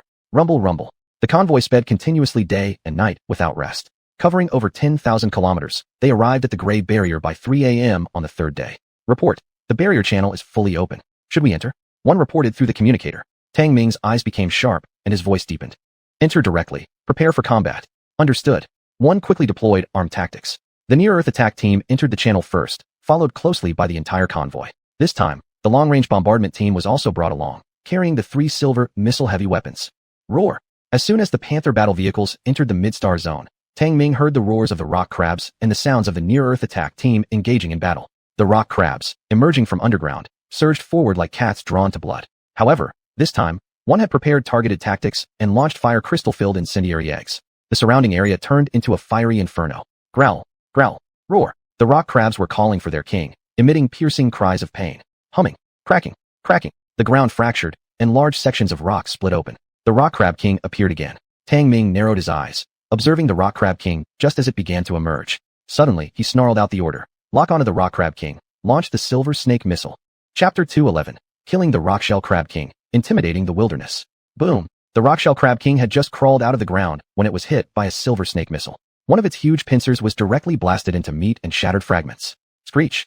The rockshell crab king let out a painful roar as the powerful kinetic energy of the missile flipped it onto the ground, collapsing a large area of sandy terrain. Whoosh! The second silver snake missile ascended into the air, flying like an arrow straight towards its target. Hoot hoot! As a level 4 aberrant species, the rockshell crab king seemed to sense the impending danger. Its massive body flipped over in an instant, causing the ground beneath its 8 legs to crack and splinter, attempting to escape back into the earth. But the speed of the silver snake missile was incredible, and its trajectory extremely precise, striking straight at the face of the rockshell crab. Boom! Inferno erupted, with the missile hitting its mark perfectly. Ayo ayo! The rockshell crab king screamed in agony. Its face was pierced through, its shell cracked apart, and bloody flesh exploded outward. Still, it did not die, demonstrating its formidable vitality. Tang Ming's expression turned fierce. Fire! Whoosh! The last silver snake missile ascended into the sky, precisely striking the rockshell crab king's face once more. Boom! This time, the silver snake missile completely penetrated the rockshell crab king, shattering its tough shell, creating a large hole as brain matter mixed with blood sprayed out violently. The immense body of the rockshell crab king suddenly stiffened, then crashed to the ground with a thunderous sound. Scream scream! With the death of the king of their kind, all rockshell crabs retreated in terror, leaving behind a multitude of carcasses. Roar! At this moment, from the distance in the wilderness, glowing eyes began to light up within the alien primal forests. Packs of top predators appeared, their greedy eyes fixated on the carcass of the rockshell crab king. Dare to snatch food right under my nose. Tang Ming immediately understood the situation, his gaze sharp as he barked. Number 1. Give them a taste of our artillery. Understood. Number 1 immediately issued the order, and 3 self-propelled howitzers pivoted their barrels and commenced firing. Bang! Bang! Bang! The cannons roared, the explosions so loud they were deafening. They directly detonated on the edge of the primordial forest. The predators, who had been itching for a fight, were now intimidated. Being level 3 aberrants, each one possessed some intelligence. Clearly, they could discern that the cannon's firepower posed lethal threats to them. Number 10. Go collect the heart-blood essence of the rockshell crab king. Tang Ming, his eyes sharply fixed on the aberrant species that had retreated into the primeval forest, calmly ordered. Number 10 immediately rushed towards the enormous corpse of the rockshell crab king. Beep beep, master, detecting the existence of a level 4 crystal core in the corpse of the rockshell crab king. Also detecting genetic seeds compatible with number 3. Suddenly, the detector sounded out a prompt. Tang Ming couldn't help but feel a little startled, but then he felt a surge of joy. That's great. The base hasn't upgraded yet, but number 3 has already acquired the genetic seeds. I'm truly looking forward to what capabilities its next evolution will enhance. Before the barrier passage crystallized shut, Tang Ming took advantage of the base signal connection and sent this good news to AI Chow. After AI Chow acknowledged the communication, there was no further sound, indicating that it was quite busy. Having successfully killed the rockshell crab king, number 1 began deploying all collection fleets. All mining vehicles and energy collection vehicles started bustling with activity. Helium, 3 gas evaporating from the surface during the nighttime in the Central Star region, was particularly concentrated, significantly improving the efficiency of energy collection. However, the efficiency of the ore collecting vehicles remained unchanged, even decreasing somewhat due to white iron or being too dispersed to gather effectively. After all, white iron wasn't as concentrated as black iron. It was far more scattered. Moreover, the entire fleet needed to stay vigilant against top-level predators lurking hungrily in the primeval forest. Even though the predators had been initially intimidated, this effect wouldn't last forever. Conflicts with these creatures during resource collection were inevitable sooner or later. Therefore, constructing the resource collection station had to be expedited on the schedule. Tang Ming now awaited good news from AI Chow. Report, the collection of the rockshell crab king's corpse is complete. We've obtained 1,200 tons of shells, 370 tons of high-nutrient flesh, 10 vials of level 4 heart-blood essence, 1 level 4 crystal core, and 46 tons of other materials. 4 hours later, number 1 conducted a summary report, detailing the resources collected from the corpse of the rockshell crab king. 1,200 tons of shell. Tang Ming was surprised for a moment, and then showed an excited look on his face. Goodness, how much does the shell composition amount to? The content of black iron accounts for 20%, estimated to yield 240 tons of refined black iron. White iron content makes up 60%, expected to yield 720 tons of white iron. The remaining bone material contains high calcium, which holds less value. Number 1 provided a quick response. Tang Ming laughed aloud. I didn't expect killing just 1 rockshell crab king would have netted us so much white iron. Number 1, prepare everything. Once the next channel opens, transport this loot back to the base first. Understood. Number 1 responded, immediately beginning the deployment. Tang Ming's mood was excellent as he gazed at the enormous rockshell crab king corpse. His confidence greatly boosted. The Central Star region was rich in resources, far more than he had imagined. If only we could relocate the base here. The sky gradually brightened, but Tang Ming showed no signs of fatigue, remaining excited. The collection fleet continued its busy operations, all under the command of number 1. Meanwhile, Tang Ming set out with number 3 and number 10, crossing the wasteland to approach the primeval forest. He was merely conducting a shallow exploration, not intending to enter the primeval forest. The forest was home to various strange plant species, ranging from low-growing blue-silver grass to towering trees over 100 meters high, all captivating Tang Ming's gaze. Without a doubt, this vast expanse of primeval forest concealed countless dangers and incredibly rich resources. Report, suspicious traces detected. Number 3 suddenly spoke up, spotting a pile of campfire ashes in a low-lying sandy area of the wasteland. These are traces left by extraterrestrial natives. Tang Ming's eyes narrowed. Near the ashes, he found numerous skeletons, indicating that extraterrestrial natives had camped here and captured an aberrant species as food. He had never underestimated the combat strength of these aliens. After all, they were capable of battling tongue snakes and easily destroying mechanized soldier force circular blade weapons. But the images retrieved by mechanized soldier force showed instances of the natives collaborating with aberrant species in combat, raising his alertness. After carefully inspecting the surroundings and using the detector for scanning, Tang Ming determined that this campfire ash had been abandoned for a long time. The resource collection station must be established as soon as possible, otherwise it will be difficult to defend such an open wasteland. Tang Ming grew increasingly anxious about the establishment of the resource collection station, though he understood it couldn't be rushed. Fortunately, after killing the level 4 aberrant rockshell crab king, they intimidated other nearby aberrants, making the collection process extraordinarily smooth. Utility transport vehicles arriving from the base repeatedly ferried resources back to the base. In just 3 short days, they collected over 8,000 tons of white iron and more than 100,000 tons of black iron, as well as countless helium, 3 resources, and medicinal herbs like blue-silver grass. This pace exceeded Tang Ming's expectations. Although white iron deposits in the Central Star region were widespread but scattered, their sheer numbers compensated for their lack of concentration, allowing for gradual accumulation. Simultaneously, the construction of the resource collection station had already taken initial shape, sufficient to accommodate all the collection vehicles. After handing over command to Number 1, Tang Ming accompanied the last batch of supplies on the journey back to the base. After all, the base upgrade couldn't proceed without him, the certified operator, present. Chapter 212, Advanced Base. When the convoy arrived at the base, Aitzao had already been waiting for a long time. Number 2, direct the convoy to deliver supplies into the storage bay. Tang Ming notified Number 2 and the others who had come to meet them. Then he got out of the vehicle and entered the main cabin of the base. Tang Ming, the gamma magnetic storm layer has advanced 60 kilometers. I've calculated its amplification. After the third wave of magnetic storms, it will certainly amplify by more than 3 times. As soon as Aitzao saw Tang Ming, she informed him of her conclusions from these past days of calculations. Upon hearing this, Tang Ming furrowed his brows and revealed a look of solemnity. According to this amplification rate, even if we survive the third wave of magnetic storms, we still face the crisis of being destroyed by the magnetic storm layer, right? Aitzao nodded. In theory, yes. Tang Ming gritted his teeth. I hope that after the base is upgraded, it will bring us a ray of hope. If not, we can only abandon the base and retreat into the Central Star Zone. Aitzao didn't say anything, but turned around and walked towards the main cabin conversion platform. Tang Ming took a deep breath and said, AI brain, initiate the base upgrade program. All right, master. Checking base material reserves meet upgrade conditions. Entering upgrade mode. 3, 2, 1, 0. Initiating upgrade. Expected duration 62 hours. The AI system immediately executed the upgrade command. Instantly, the 6 metal walls in the entire base's main cabin glowed with circuit light, and the conversion platform operated with streams of light. The beautiful image of the AI system transformed into an array of light electricity, recondensing into an upgrade progress bar, slowly changing from 0%. After the base entered the upgrade mode, the entire base was under lockdown, so Tang Ming did not go out. Whether in the storage cabin or the main cabin, they were all undergoing high-speed changes at this moment. Aitzao gazed at the conversion platform, her bright eyes reflecting various constantly changing lights, and she remained silent without saying anything. Tang Ming leaned against the wolfskin sofa, sinking deeply into it.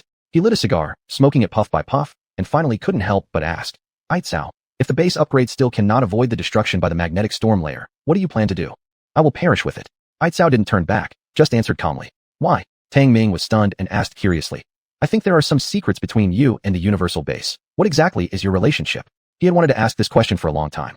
Aitzao suddenly turned around, walked up to him, casually snatched the cigar, and started smoking it without answering. Tang Ming looked at Aitzao, smiled indifferently, lit another cigar, and teased. You smoking my smoked cigar counts as an indirect kiss. You're boring. Aitzao glanced at him disdainfully, looking at the changing data information on the conversion platform, sighed. I died once for this universal base back then, and this time I will perish with it, because without it, we will all be destroyed along with this planet. Once they talked about life and death, Tang Ming felt inexplicably heavy-hearted. He exhaled a puff of smoke and asked, that spaceship, can it really be used? Perhaps it can, perhaps it cannot. Aitzao's eyes flashed with a mysterious light as she said, if the base reaches its advanced form, I will have a way to enter the silver glow transmitter's interior. Oh, Tang Ming's gaze flickered. So what? What's inside? Interstellar resources. Resources you can't imagine. Aitzao extinguished the cigar and said indifferently. Tang Ming felt a surge of excitement and anticipation for the found spaceship. Beep, beep, beep, beep. 62 hours later, a loud prompt sound rang out in the main cabin. which had already undergone a great change, immediately waking up the half-asleep Tang Ming. Is the upgrade complete? Tang Ming excitedly stood up. Master, the base has completed the advanced form upgrade. Defense increased by 1 level, attack increased by 1 level, base space increased by 3 times, 2 additional auxiliary cabins can be added, and the base has gained mobile functionality. A cluster of light spots quickly coalesced into the beautiful figure of the AI system, cheerfully reporting the changes in the base information. Tang Ming was already dumbfounded. Everything he saw had undergone earth-shaking changes. The area of the entire main cabin had increased several times over, becoming much wider. Wait a minute. Suddenly his expression changed as he immediately asked, "What do you mean when you say the base has gained mobility function?" Master, the base mobility function allows the entire base to move on land at a top speed of 5 kilometers per hour. The AI system immediately explained. Tang Ming was overjoyed, laughing heartily. Good. Truly receiving a pillow when feeling sleepy. Hey, where's Aitzao? Master, Aitzao is in the storage bay. The AI system prompted. Bring her over. Also, what's the situation on the surface now? Has the magnetic storm arrived? After the excitement, Tang Ming asked through the window as he noticed a fierce thunderstorm raging outside the cabin. Master, the 3rd round of magnetic storms has arrived. Additionally, the base's detection function has been upgraded and monitored that the gamma magnetic storm layer is advancing, with only 342 kilometers remaining to the base. The AI system immediately responded. Its intelligence limits had also increased with the upgrade of the base, making its holographic image even more realistic. How can the gamma magnetic storm spread so fast? Tang Ming was instantly shocked, and at this moment, Aitzao happened to enter the main cabin. Aitzao, do you understand the functions of the base? Tang Ming asked. Aitzao nodded. After the magnetic storm passes, we will immediately activate the base's mobility function. However, before that, we need to take the silver glow transmitter with us. Tang Ming nodded, then asked, do you have a way to take that spaceship? After all, the silver glow transmitter was too enormous. Even if they wanted to bring it into the central star zone, it wouldn't be very possible. Aitzao smiled slightly. This requires you to gather enough resources. The advanced form of the base has unlocked a large space folding technology, which needs a highly pure kind of void obsidian stone to repair the spaceship's space armor, and then activate the spaceship's space armor to contract its size? Tang Ming followed Aitzao's words. Aitzao looked at him in slight surprise and nodded. I am now confident in entering the control center of the silver glow transmitter. As long as its space armor is repaired, we can take it away. Damn, is it really like this? Tang Ming was startled on the spot, his pupils' golden rings expanding. What resources are needed? I'll go find them. Aitzao nodded and said, AI brain, list all resource information in the central star zone. All right, Aitzao. The AI system immediately listed the newly unlocked data of the central star zone. The more Tang Ming saw, the more excited he became. Because besides white iron, the central star zone also contained a higher purity void obsidian stone, as well as liquid helium, 3 and fire crystal stones, etc. However, similarly, the anomalies in the central star zone were of a higher level, and alien natives also resided there. But for the upgraded universal base, naturally, it could handle them. After all, the advanced form of the universal base unlocked even more powerful and unimaginable technologies. Chapter 213, S-Class Evolution. Rumble Rumble. The 3rd round of magnetic storms had been ravaging for 20 days straight, even more ferocious than the previous 2. Layers of the land near the base split apart and were sucked into the sky, crushed into powder. Tang Ming stayed inside the base, getting thoroughly acquainted with the features and technologies unlocked in the advanced form of the base. To be honest, he was amazed. The advanced base's technology revolutionized many of his understandings, especially the large space folding technology mentioned by AI Chow, which greatly increased the storage capacity of his spatial backpack. What excited Tang Ming even more was that the base unlocked over a dozen new types of equipment, including multifunctional resource collection machines and weapons. Had it not been for the excessive consumption of resources after the base upgrade, he would probably have made all the newly unlocked equipment. Though itching to do so, Tang Ming held back because the most critical task at hand was to set up the Midstar region resource collection station. It had been so many days, he wondered how the convoy stationed in the Midstar region was faring. The magnetic storm will soon subside. The convoy has been upgraded once, and since the base has mobile capabilities, the time required to travel between the Midstar region and the base will be significantly reduced. Tang Ming looked at the weakening thunderstorm outside the base and took a puff of his cigarette. He had been cooped up indoors for so many days, almost going crazy. Beep, beep. At this moment, the AI system's holographic image appeared beside Tang Ming, emitting a pleasant electronic sound. Master, the advanced gene agent fusion is complete and ready for the experiment. Tang Ming felt an excitement surge in his heart and immediately headed towards the medical platform. At that moment, the door leading to the secondary cabin opened, and AI Chow walked in. The AI informed me that you are about to conduct the advancement experiment, so I've come to take a look. AI Chow glanced at the prepared advanced gene agent and said lightly. Tang Ming removed all his clothes, revealing his strong and well-built body, grinning as he said, with my current evolution degree, it's too hard to deal with the 4th-class mutants in the Midstar region. It's time for advancement. AI Chow nodded. This advancement agent has combined the essence blood from 3rd and 4th-class mutants, plus a 4th-grade crystal core. It's enough to boost your evolution degree to the S level. Lying down on the medical platform, Tang Ming said seriously, AI start. All right, master. Entering the progression trial immediately, starting injection of advancement agent. The AI system promptly activated the medical system. Soon, the entire medical module filled with negative oxygen-based fluid, and then numerous syringes pierced Tang Ming's body directly. As the advanced genetic agent infused, Tang Ming's pupils widened dramatically, the golden rings in them contracted violently, and veins popped out across his skin. Hiss! Tang Ming drew in a mouthful of base fluid. The intense pain caused uncontrollable spasms throughout his body. He clearly sensed his cells undergoing extreme division and death, breaking through metabolic limits. Even his bones were shattering and recombining, with density, strength, and toughness increasing significantly. Unbearable pain finally burst from Tang Ming's lips in a cry. Gulp, gulp. The base fluid boiled within the medical compartment, and strange streams of light began rippling across Tang Ming's skin as if something were flowing at high speed through his veins. AI, reinforce the medical compartment. Inject highly concentrated negative oxygen base fluid. AI Chow, observing from the side, suddenly spoke up. Understood, AI Chow. Reinforcing the medical compartment and injecting highly concentrated negative oxygen base fluid immediately. Without hesitation, the AI system followed AI Chow's command under the first and second loss. Suddenly, the whole medical compartment lit up with blue hues, and the high-concentration negative oxygen base fluid flowed into it gradually. Beep, beep, beep. After 72 minutes, the information monitoring Tang Ming's vital signs surged, setting off a piercing alarm throughout the medical system. Boom. Suddenly, the reinforced medical compartment exploded, and Tang Ming shot out, half kneeling on the ground while gasping heavily. On his strong, lean body, faint streams of light occasionally flickered, every inch of his skin now dense, tight, and radiant. These were just the external indicators. Tang Ming's greatest change was the explosive increase in life energy. If previously he resembled a wolf, then his current aura resembled a tiger ready to devour anything. Evolution itself was a complex process. At this moment, Tang Ming felt like he had broken free from an old shell, completely transforming from head to toe. S-level evolution feels awesome. Tang Ming stood up, feeling the surging power coursing through his muscles, letting out an excited low roar. That's about enough. Put some clothes on. AI Chow couldn't help but remind him. Tang Ming chuckled, his bright eyes scanning her with an aggressive glance before taking out a pair of beach pants from his spatial bag and wearing them casually. Congratulations, Master has reached S-class evolution. The system monitors an increase in speed by 30%, strength by 43%, and endurance by 51%. The sweet image of the AI system materialized, clearly displaying Tang Ming's various physiological data, with perception enhancements all exceeding double, leaving him quite shocked. AI, how many level 3 and level 4 gene agents remain? Tang Ming suddenly asked. 4 level 3 agents remain, and 1 level 4 agent. The AI system promptly reported the remaining amounts of the level 3 and level 4 gene agents. Tang Ming had a thought and looked at AI Chow, saying, AI Chow, do you want to inject the agent to improve your evolution degree? AI Chow shook her head, replying, I think we should first enhance number 3's evolution degree since there is a gene seed suitable for it.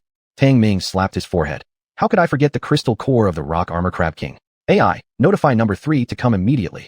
All right, Master, number 3 will be here in 2 minutes. The AI system immediately notified number 3 and issued orders to let 2 cleaning robots tidy up the medical platform. After the base upgrade, the intelligence limit of the AI system significantly increased, reaching level 6.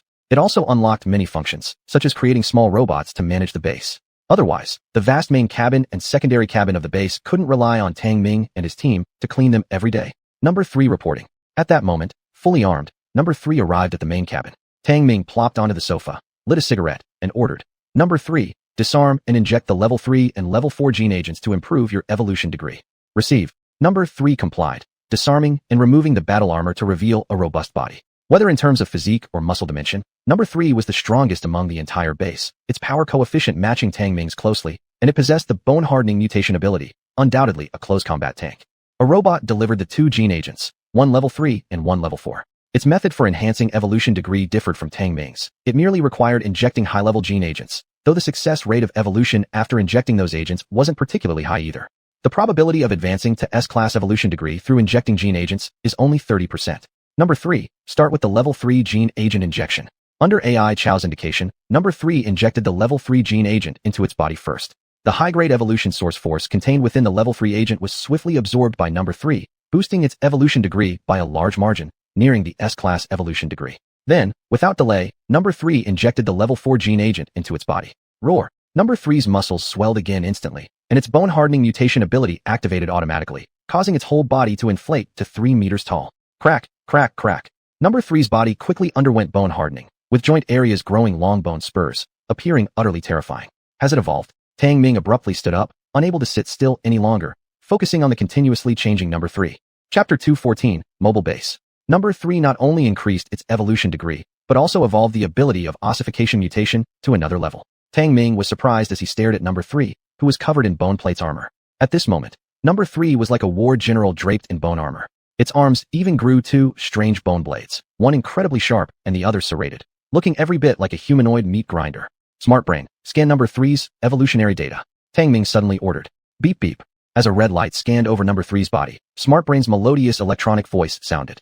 Detecting Number 3's mutation capability has evolved to level 2. The intensity and defense provided by ossification have increased to level 5, and the killing power of the bone blades has been raised to level 4.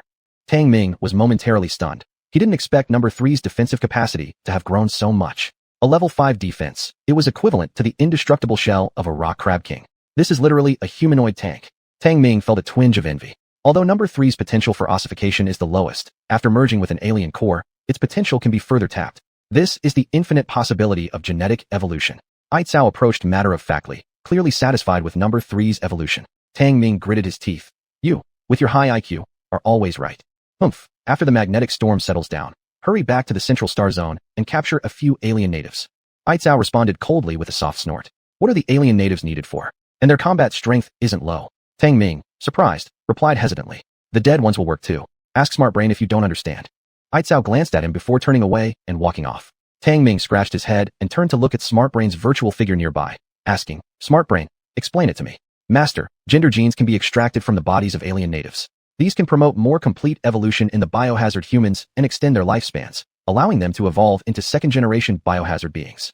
The smart system answered thoroughly. Second-generation biohazard people. Tang Ming's eyes brightened suddenly as he said eagerly, does that mean AI Chow will eventually evolve into beings distinguished by gender? Yes, Master. However, though the second-generation biohazard individuals can evolve to acquire genders and live longer lives, they still cannot naturally reproduce. The intelligence system prompted. Tang Ming didn't catch the last half of the statement. Instead, he urgently asked, can gender genes be artificially intervened? If the gender could be artificially interfered, then whatever happened, he would certainly try cultivating a few girls first for eye candy. However, he was destined to be disappointed as the intelligence system explicitly replied, Master, the initiation of gender genes is random and artificial interference can only occur during the synthesis of biohazard beings.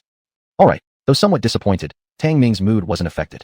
Although physiologically speaking, he was still a vibrant young man, but as a life form that had reached S-class evolution level, many physiological manifestations could already be controlled. What he needed to do now was wait for the magnetic storm to pass, then immediately rush to the central star zone to establish a resource gathering station, collect more resources, and hunt third-level alien species or even fourth-level ones for their heart blood. Of course, since Aitzao had mentioned the task of capturing alien natives, he would incorporate it into his schedule. Additionally, searching for high-purity voidstone mines became the top priority of this mission. In the following time waiting for the magnetic storm to pass, Tang Ming stayed close to Aitzao, learning about the new technologies unlocked by the advanced base and the newly unlocked equipment. Based on the existing resources, he produced quite a few pieces of new equipment. Unfortunately, several new materials are required to manufacture mechas, otherwise the single-soldier combat effectiveness of the bio team could increase significantly. To Tang Ming's regret, the lack of materials hindered the development of the mech suits unlocked by the base. These new materials included several types of third-grade fibers and neuron substances from fourth-grade alien bodies, which were hard to gather within a short period of time. But he was confident that once the collection station was fully established, he could lead his team to explore the primitive forests of the central star zone. And currently, all he had to do was wait for the magnetic storm to pass. 3 days later, the third round of magnetic storms finally disappeared completely. Outside the base lay a mess, and in the distance, one could even see towering gamma magnetic storm curtains rising up, accompanied by thunderous rumbling sounds. The gamma magnetic storm curtain was getting closer to the base, and the magnetic field was severely impacted. Lots of lightweight sands and dusts were floating off the ground. The relocation of the base should not be delayed, Tang Ming said solemnly as he looked at the towering curtain. Aitzao gazed similarly at the deafening magnetic storm layer and remarked, the silver shining traveler is also not far from the gamma magnetic storm layer. You must quickly gather enough high-purity voidstones. Tang Ming nodded and immediately gave orders. Smart Brain, notify the fleet to open the hatch. Aitzao, I'm leaving the base in your hands. Good, Aichao responded. Humming. The heavy door of the base's storage base slowly opened, and a line of steel vehicles rumbled out. Though the upgraded base maintained the same overall area, its internal cabin space doubled or more, and the base defense capability was also enhanced to level 4. Number 2, you're in charge of directing the convoy. Get us to the central star zone as fast as possible. Inside the vehicle cabin, Tang Ming glanced at the increasingly desolate landscape outside and issued his order. Understood. The communication device crackled with Number 2's reply. This convoy, both in scale and combat strength, had increased significantly compared to before. Not only were the original vehicles upgraded, but new advanced weapons had been added as well. Even Tang Ming's personal ride, the Blue Leopard war tank, had undergone an upgrade, equipped with white iron-black iron alloy armor that boasted terrifying level 4 defense capabilities. But all this was merely external. Tang Ming prioritized the comfort of his own war tank. Hence, the Blue Leopard war tank increased in size and even included a bathtub inside, a truly luxurious feature. Aside from changes in fleet equipment, Tang Ming brought along number 2, 3, 4, and other biohazard humans, leaving only number 6 behind to assist AI Chow with the base relocation. Rumble, rumble, rumble. Just after Tang Ming's convoy left, AI Chow activated the Universal Base's mobile function. Beep beep, the Universal Base's mobile function has been activated. Starting route positioning. Signal interference detected, deploying signal cats to broadcast signal source. The intelligent brain system scanned the terrain within 10 kilometers of the base and projected it as a holographic map. However, data beyond 10 kilometers was being disturbed by unknown factors. AI Chow frowned slightly, knowing that only a drastic increase in surface magnetization could interfere with the base's scanning system. Smart brain, send another signal cat to the silver, shining traveler. AI Chow commanded abruptly. Affirmative, AI Chow. The smart system immediately executed the command, sending 2 signal cats from the base towards different directions at high speed. 6 minutes later, the migration route on the holographic map was set, and the Universal Base's mobile function began its operation. Humming. With a series of vibrations, multiple sets of steel treads extended from under the main cabin and auxiliary cabins of the Universal Base, lifting it off the ground. Then came a loud rumbling sound, and the entire Universal Base transformed into something resembling a supersized battle vehicle, moving slowly but steadily. Chapter 215, the Midstar Region Resource Collection Station under attack. Boom! The wilderness of the Midstar region was now in chaos. Several dozens of black leopards were charging towards the resource collection station that had yet to be fully established. These leopards, massive in size with sharp claws and saber teeth, had 3 forked tails and sleek black fur like silk. They were not as brutish as other mutant species. Their attacks were highly planned, coordinated with precision, and incredibly fast. Eastern Breach, support from Unit 5. Unit 1 held a heavy sniper rifle, firing while issuing commands. It wasn't in good condition, its right arm still pierced by a broken arrowhead, but the wound had already clotted. Swoosh. Suddenly, a sharp arrow shot out of nowhere, and Unit 1 immediately dodged. The arrow just grazed past its combat uniform, causing sparks to fly, then embedded itself into the heavy artillery ship behind it, vanishing completely inside. What kind of arrow could have such terrifying force, easily cutting through the armor of the heavy artillery ship? No wonder Unit 1's right arm was pierced even through a layer of combat uniform. Roar! A black leopard suddenly broke through the door, knocking down a round blade mech trooper. Roar! The black leopard pinned down the round blade mech trooper, viciously tearing and biting at it, mechanical parts flying everywhere. But the round blade mech trooper was after all an S-type mechanical body. Its agility was the highest among all the mechs stationed there, allowing it to counterattack just as the leopard tried to damage its core components. As a roaming rider mech, the speed of the round blade mech trooper was fully unleashed, quickly breaking free from the black leopard's attack and opening fire with its machine guns. Roar. However, the black leopard did not linger in battle, instead darting straight for Unit 1's position during the exchange. Unit 1 caution, black leopard is attacking your direction. Unit 7 shouted loudly, firing his rotary cannon continuously, driving back 2 black leopards. Swoosh. Another sudden arrow shot forth, hitting Unit 7 before he could react, sending him flying backward. Boom. Unit 7, man and gun, slammed hard against an unmanned fighter vehicle, finally dissipating the enormous kinetic energy. Unit 7 injured. Unit 8 provide cover. Unit 1 roared, too preoccupied with the leopard attacking him to spare another thought. The black leopard had clear tactical intentions. Instead of directly confronting Unit 1, it kept him engaged with harassment and ambush tactics, creating opportunities for the unknown archer lurking in the shadows. Roar! 2 more black leopards tore through the protective walls of the resource station, rushing in, one heading toward the fighter vehicles, the other toward the injured Unit 7. At that moment, Unit 8 charged in, using a gunship's cannon fire to drive back one of the leopards. Unit 7, how's your status? Unit 8 quickly moved to Unit 7's side, asking rapidly. An arrow hit Unit 7's left shoulder, tearing through his combat suit, revealing the ferocious arrowhead that pierced through to the other side. Unit 7 injected himself with a hemostatic agent, pulling out the arrowhead, though it was lodged in the bone, forcing him to break off the shaft.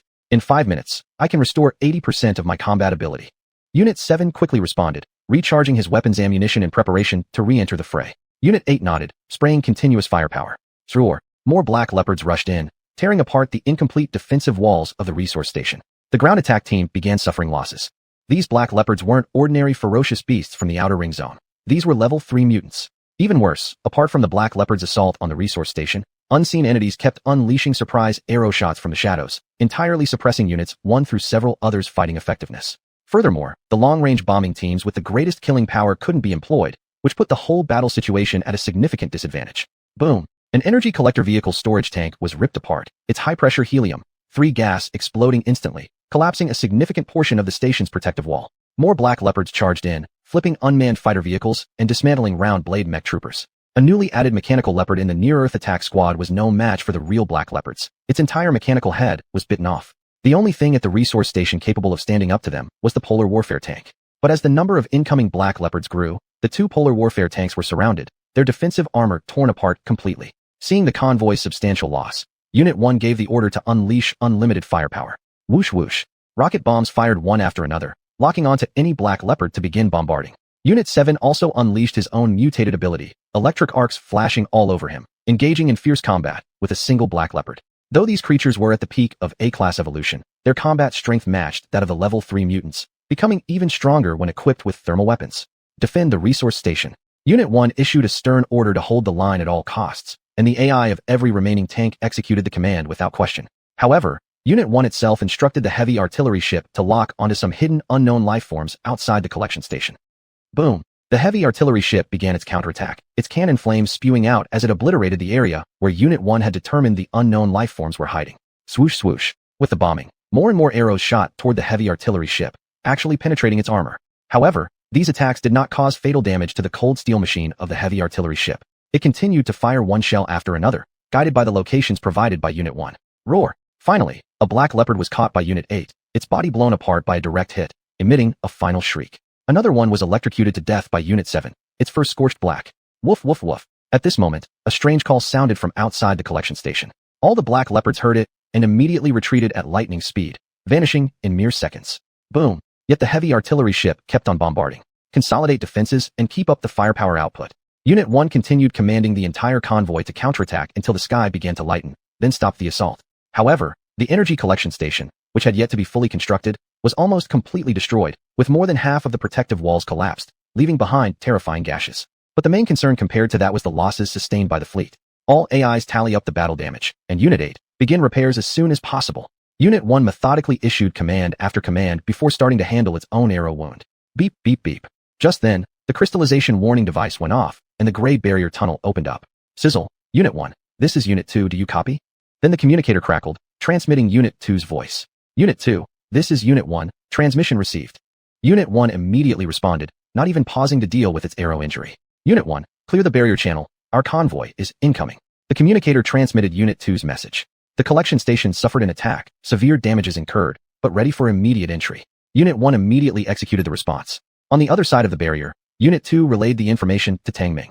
Report, successful contact established with Unit 1. The Midstar region collection station suffered an attack with severe damages. Convoy can now enter the Midstar region at any time. What? Tang Ming's face turned grim instantly, ordering immediately. Enter the Midstar region right away. A destroyed collection station could be rebuilt, but if anything happened to units like 1, that would truly be a massive loss. Chapter 216, Rebuilding the Collection Station. Upon entering the Midstar zone, the sight of the damaged collection station and devastated fleet caused Tang Ming's face to turn grim. Report, fleet combat losses at 85%, resource collection station severely damaged and requires rebuilding. Number 1 immediately came forward to report, the arrow still embedded in his arm, waiting to be treated. Tang Ming's expression darkened as he pulled the arrow from Number 1's arm. The arrow was 20 centimeters long, forged from white iron and extremely sharp, identical to those found during the last raid on Tungsha's lair. But this wasn't the primary concern. The arrow had pierced through Number 1's battle suit and completely penetrated his shoulder, showcasing its tremendous force. How are the other personnel? Tang Ming suppressed his anger and asked. 7 sustained the most severe injuries, but they've been treated already. No other casualties. Number 1 answered promptly. Tang Ming glanced at 7 standing behind him, relieved to see no serious harm done, slightly easing his grim expression. He then immediately ordered 2 to assist 1 in redeploying and rebuilding the collection station, 3 to keep vigil for 24 hours while he personally reviewed the combat logs. Number 2 assisted Number 1 with deployment without delay. This time, the combat capability of the fleet brought from the base was stronger than before. Meanwhile, 8, 9, and 10 were busy repairing the damaged machinery. Only 3 patrolled nearby like a towering iron sentinel. At his S-class evolution degree, he was the strongest within the entire bio squad and thus shouldered the responsibility of keeping watch. Back inside the war vehicle, Tang Ming thoroughly examined the records of the attack on the collection station in the Midstar zone, astonished by the behavior of the Black Panther aliens. These alien natives can actually tame beasts. Tang Ming's face revealed a hint of concern.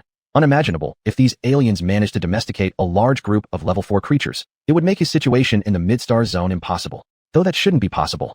If the alien natives truly tamed masses of level 4 creatures, Number 1 and the others wouldn't have survived. Tang Ming dismissed his conjecture. Every ecosystem maintains its own balance mechanism. Although alien natives could tame beasts, there were obviously limitations. And according to the combat log, only 20 Black Panthers appeared, leaving two possible scenarios. One possibility is that alien natives could only tame Black Panthers. Another is that their domesticated beasts were limited in number. Regardless, the fact that alien natives could control animals remained undeniable. I never expected even alien creatures to be able to be tamed. Oh right, didn't the base get an upgrade? Shouldn't we be able to access information about the mid-star zone now?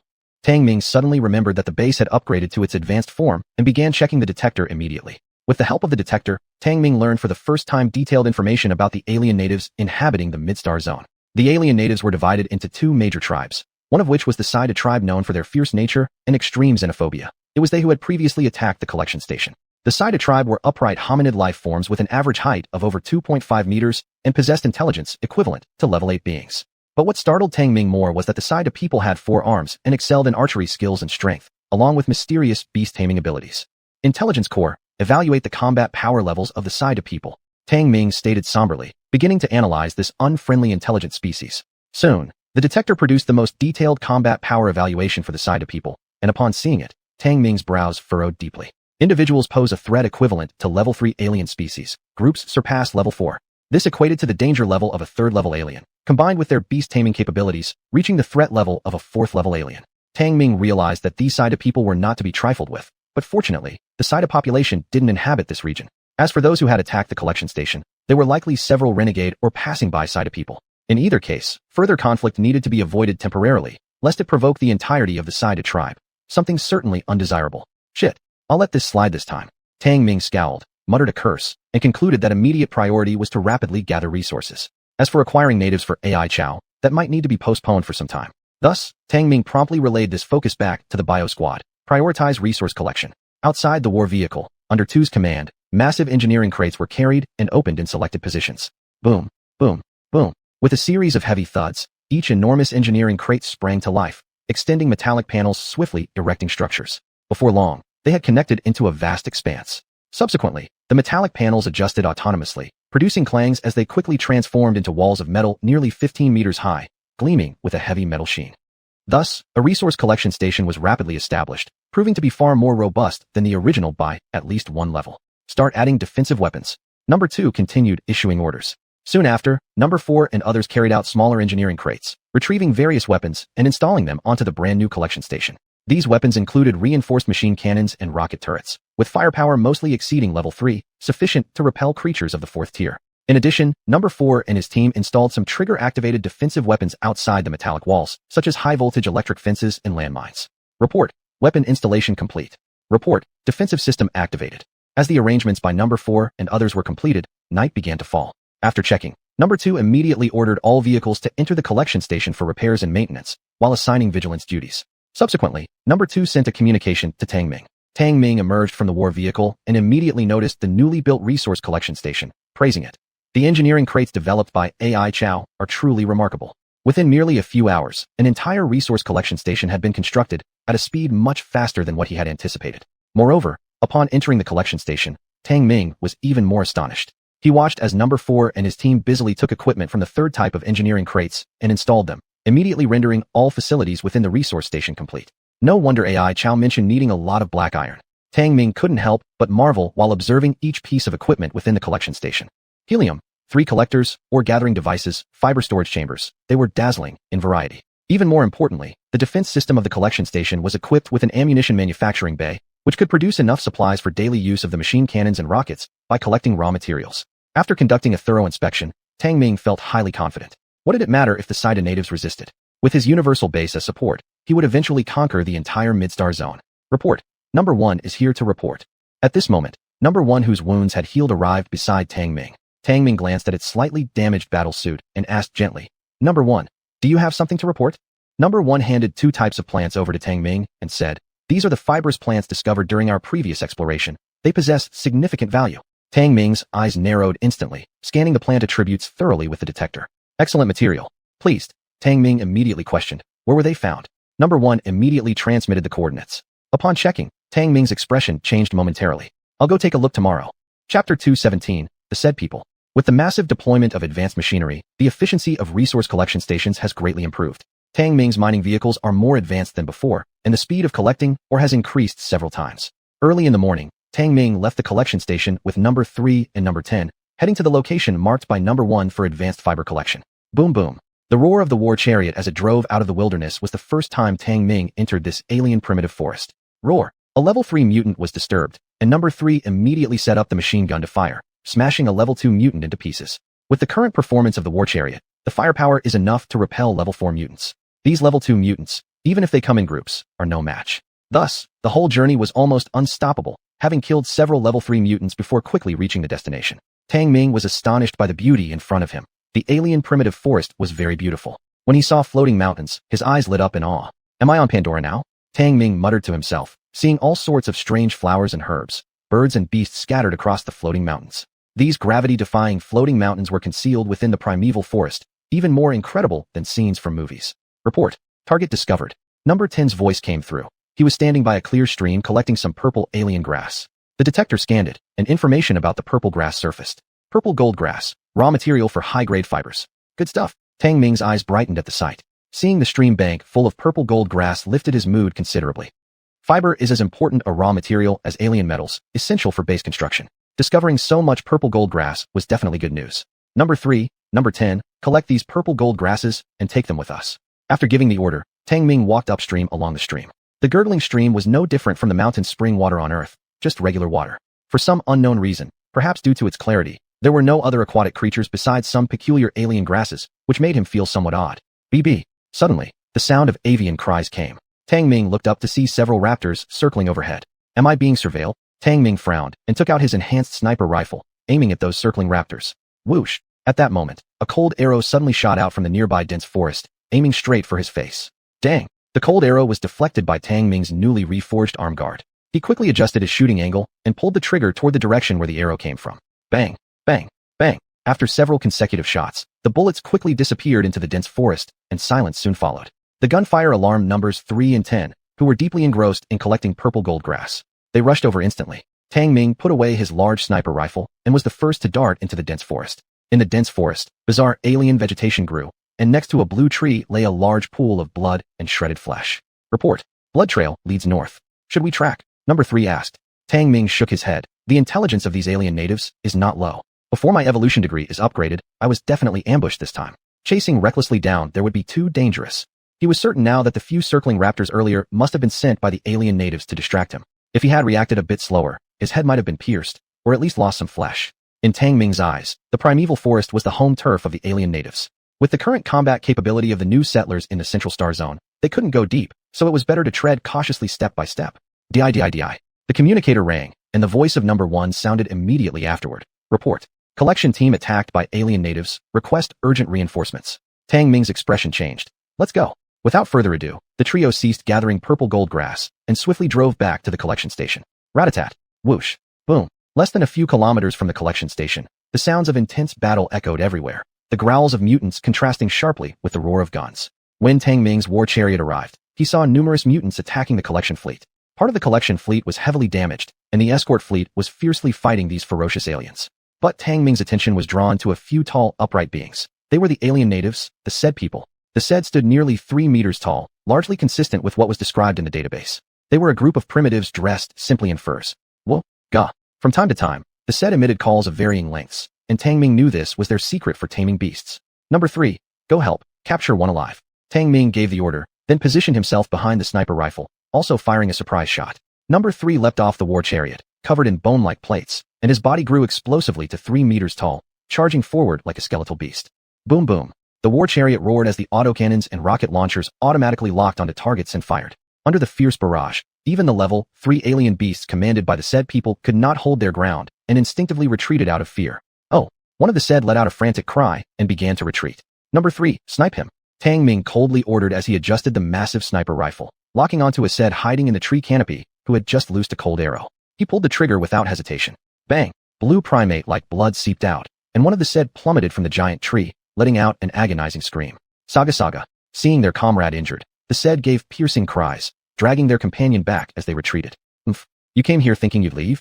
Chase them. Tang Ming wasn't one to show mercy. He ordered the pursuit while continuing to fire his rifle. Biru. At that moment, several raptors swooped down, bringing with them strong gusts of wind. Enemy above detected. Defend. Number 1 issued an urgent command, and all the gun turrets immediately swiveled upward. Hum hum hum. The raptors had wingspans exceeding 10 meters and were level.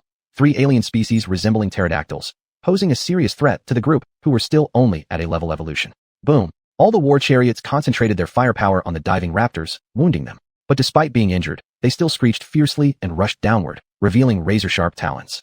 1. Take cover. Tang Ming's face changed as he shouted loudly. He deployed his shield, springing into the air and colliding with one of the raptors whose wings had been shredded. Boom. Alien blood splattered everywhere as the raptor was thrown high up, screaming in agony. Tang Ming landed with a somersault, dissipating the impact force.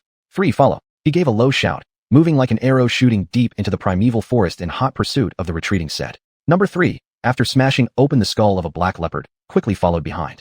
The vegetation in the dense forest was too thick for the war chariots to maneuver through, yet Tang Ming's own speed did not slow down. He kept those retreating figures in sight ahead of him. Originally, he hadn't planned to hunt the set so soon, but since the prey had come knocking, he naturally didn't hesitate. After all, he hadn't forgotten AI Chow's mission. Chapter 218, Seda Tribe Attack. In the dense forest, Tang Ming leaped agilely through the trees, much like an ape. Whoosh! Suddenly, a sharp arrow flew toward him, heading straight for his face. Tang Ming tilted his head to dodge it, his gaze becoming fierce. He faintly saw several shadows ahead along with several strange beasts lurking around, realizing that continuing the pursuit wouldn't be in his favor. But letting the prey escape just like that was naturally not something he could bear. 1. Bombard 200 meters ahead of my position. Tang Ming opened the communication line and sent out an order. Whoosh! Whoosh! At that moment, 2 more arrows came shooting towards him swiftly. Tang Ming deflected them with his light shield on his left arm, producing metallic clinks as the 2 arrows were blocked. Although the arrows were stopped, this action also slowed down his chasing speed to some extent, causing the vague shadows ahead to nearly disappear from sight. Roar! Suddenly, several black leopards lunged out of the dense forest. Get lost! Tang Ming delivered a punch, hurling one of the black leopards away, holding his shield horizontally to plow through another pair of them, forcefully tossing them aside. The 3-numbered figure with menacing bone armor also charged forward, swinging bone blades to eviscerate one of the black leopards in a violent manner. Because of this delay, those few Seda natives had vanished completely. Boom, boom, boom. The remote bombing from one finally landed, causing fire to erupt everywhere ahead. Countless vegetation were blown into pieces, and some of the strange creatures couldn't avoid meeting their end. Uga uga. From within the bombed area, several Seda people emitted cries of panic. Even though Tang Ming didn't understand their native language, it was clear they had been injured by the bombardment. 3. Over here. After one round of bombing, Tang Ming moved forward together with 3 to search. Following a round of bombardment, a large section of the dense forest was flattened and burned. Several roasted corpses of strange creatures lay scattered, their remains crushed, littering the ground. At the edge of the bomb zone, there was still one Seda individual standing guard next to 3 other Seda bodies, emitting mournful howls. When Tang Ming found him, he was somewhat surprised. That only remaining living Seda individual's body was severely damaged, but he was still alive, clearly showing how strong his vitality was. As for the 3 Seda corpses, although they remained relatively intact, their hearts and heads were badly hit. Clear signs of fatal wounds. 3. Let's go. Tang Ming waved, already realizing that they had gone quite deep into the primeval forest and couldn't linger for too long. Who knows if there weren't other Seda individuals nearby. Uga. Just as 3 approached, the still living Seda pulled out a silver dagger, snarling fiercely and showing great hostility. However, it was after all injured and was quickly knocked unconscious and bound by 3. Ooh, ooh. From deeper within the primeval forest, the calls of native voices echoed far off. Tang Ming's expression shifted slightly as he lifted the stunned native, saying, 3. Withdraw with the other corpses. With that said, he led the way running first. Upon hearing this, 3 immediately carried the other native corpses and followed him in retreat. Not long afterward, a large group of alien natives rode atop strange beasts, among which a particularly tall native checked out the bombed region, identifying several bloodstains. Uga, uga. The Seda chieftain roared furiously, and all the Seda people followed suit by raising their spears high, roaring in unison. Tang Ming returned to base with the Seda corpses and half a live specimen at the earliest opportunity. The base had relocated thousands of kilometers, getting closer to the barrier, significantly reducing his return time. Izao confined the semi-alive Seda individual in a nutrient medium, extracting various tissues before saying, the wisdom gene will be created soon, then you must recall all biochemical squads. Tang Ming's spirit brightened as he grinned. No problem. Over the next few days, he traveled back and forth between Zhongstar Zone and the base. Among these times, the large presence of Seda people caught Tang Ming's attention. The collection team led by one was attacked several times, suffering heavy losses, and could only temporarily retreat to the resource collection station, awaiting the next step plan. However, Tang Ming greatly underestimated the determination of the Seda tribe. Roar! Just as Tang Ming was about to enter the barrier, a large number of alien species appeared in the primeval forest, charging directly at the collection station. Beep beep beep. The entire resource station went on full alarm as numerous dense lights on the optical electronic map indicated the fast-approaching enemy. Report. The Seda tribe has started attacking the collection station. One issued defensive orders immediately before reporting to Tang Ming. Tang Ming had already seen the enemy assault alert detected and solemnly ordered, "Counterattack immediately. All weapons activated. Everyone take your positions." One immediately executed the highest defense instructions, and all members of the biochemical squad moved out and took their respective positions. Woo woo woo. At this point, a deep-sounding horn blared from within the primeval forest, and with the shaking of forest vegetation, many exotic flying birds were startled into taking flight. Numerous aliens, carrying Seda people, emerged in mass. Tang Ming ascended to the highest observation platform of the collection station, his golden pupils slightly contracting as he gazed at the dense crowd of Seda people. He hadn't expected that killing a few Seda individuals would alarm the entire tribe. The current defenses of the collection station may not be able to withstand so many Seda people. Tang Ming felt a heavy pressure in his heart and immediately opened the communication line. 2. You must immediately organize all the collection equipment. The top priority is to transport the collected resources out of the Zhongstar zone, then evacuate all the machinery. Understood. 2 promptly responded and began executing the orders. Uga, Uga. A mammoth-like alien creature over 20 meters tall emerged from the dense forest. Atop it stood an unusually towering Seda individual holding a white iron scepter, emitting strange roars. Roar. Instantly, all the Seda people and alien beasts began roaring, launching their attack. Prepare for counterattack. One shouted, and all the weapons on the collection station sprang into action. Rat-a-tat-tat. Whoosh whoosh. In an instant, tongues of fire spewed forth, rockets were launched, and self-propelled artillery began firing shells. Boom, boom. The sky lit up with fiery blasts, and the ground trembled as huge craters formed one after another. In the first round of bombardment, several level 3 alien creatures were blown into pieces. Roar. But even more alien beasts surged forward, scaling the walls of the collection station to launch their assault. Hold them off. Tang Ming took control of a sniper rifle, precisely targeting every black leopard that tried to climb the collection station walls. Actually, the Seda tribe drove several different types of alien beasts, but the black leopards were the fastest and most agile, making them very hard to kill. Bam! At this moment, a mammoth driven by the Seda tribe charged beneath the collection station, initiating a terrifying impact. Ewa! These mammoths were all level 3 alien creatures, sporting several pairs of exaggeratedly large teeth. Driven by their massive frames, they created formidable momentum, smashing through a wall of the collection station with one blow. What troubled Tang Ming the most was that these mammoths had thick skin and level 3 defensive capabilities. 3. Go complex and eliminate the mammoths. Tang Ming stowed away his sniper rifle and called upon 3, the only one with S-class evolution, charging towards those mammoths. Chapter 219, Retreat. Roar. Under the driving of the Seda people, more than a dozen alien mammoths rammed a huge gap into the metal wall of the collection station. Countless aliens took this opportunity to rush in. Rat-a-tat. The entire near-Earth attack team formed an internal defense circle and retaliated. Kill. Tang Ming held a heavy shield, leaping down from a height, and smashed it onto the head of a mammoth, splitting its entire skull open. Aya! That mammoth cried out in agony, collapsing immediately. Whoosh! At that moment, 2 sharp arrows flew towards him at an incredible speed. Tang Ming raised his shield to block. Clang clang. 2 sounds of collision rang out, followed by a tremendous force. Tang Ming's heart jumped, and he hurled several high-explosion grenades away. Boom! Boom! As the explosion sounded, he quickly rushed towards another mammoth. At the same time, number 3 came rushing with their whole body ossified, turning both hands into 2 bone knives, chopping off the 4 limbs of a mammoth. Wagga wagga. At this point, more than a dozen Seda people holding long spears rushed over, trying to surround and annihilate Tang Ming and number 3.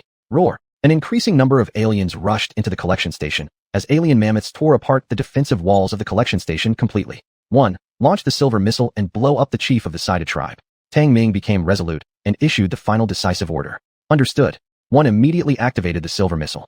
With a streak of silver fire rising, a silver missile soared into the air, heading straight for the location of the leader of the Seda tribe. Roar. Just then, more than a dozen fierce birds suddenly swooped down. Upon closer inspection by Tang Ming, each fierce bird carried a Seda person on its back.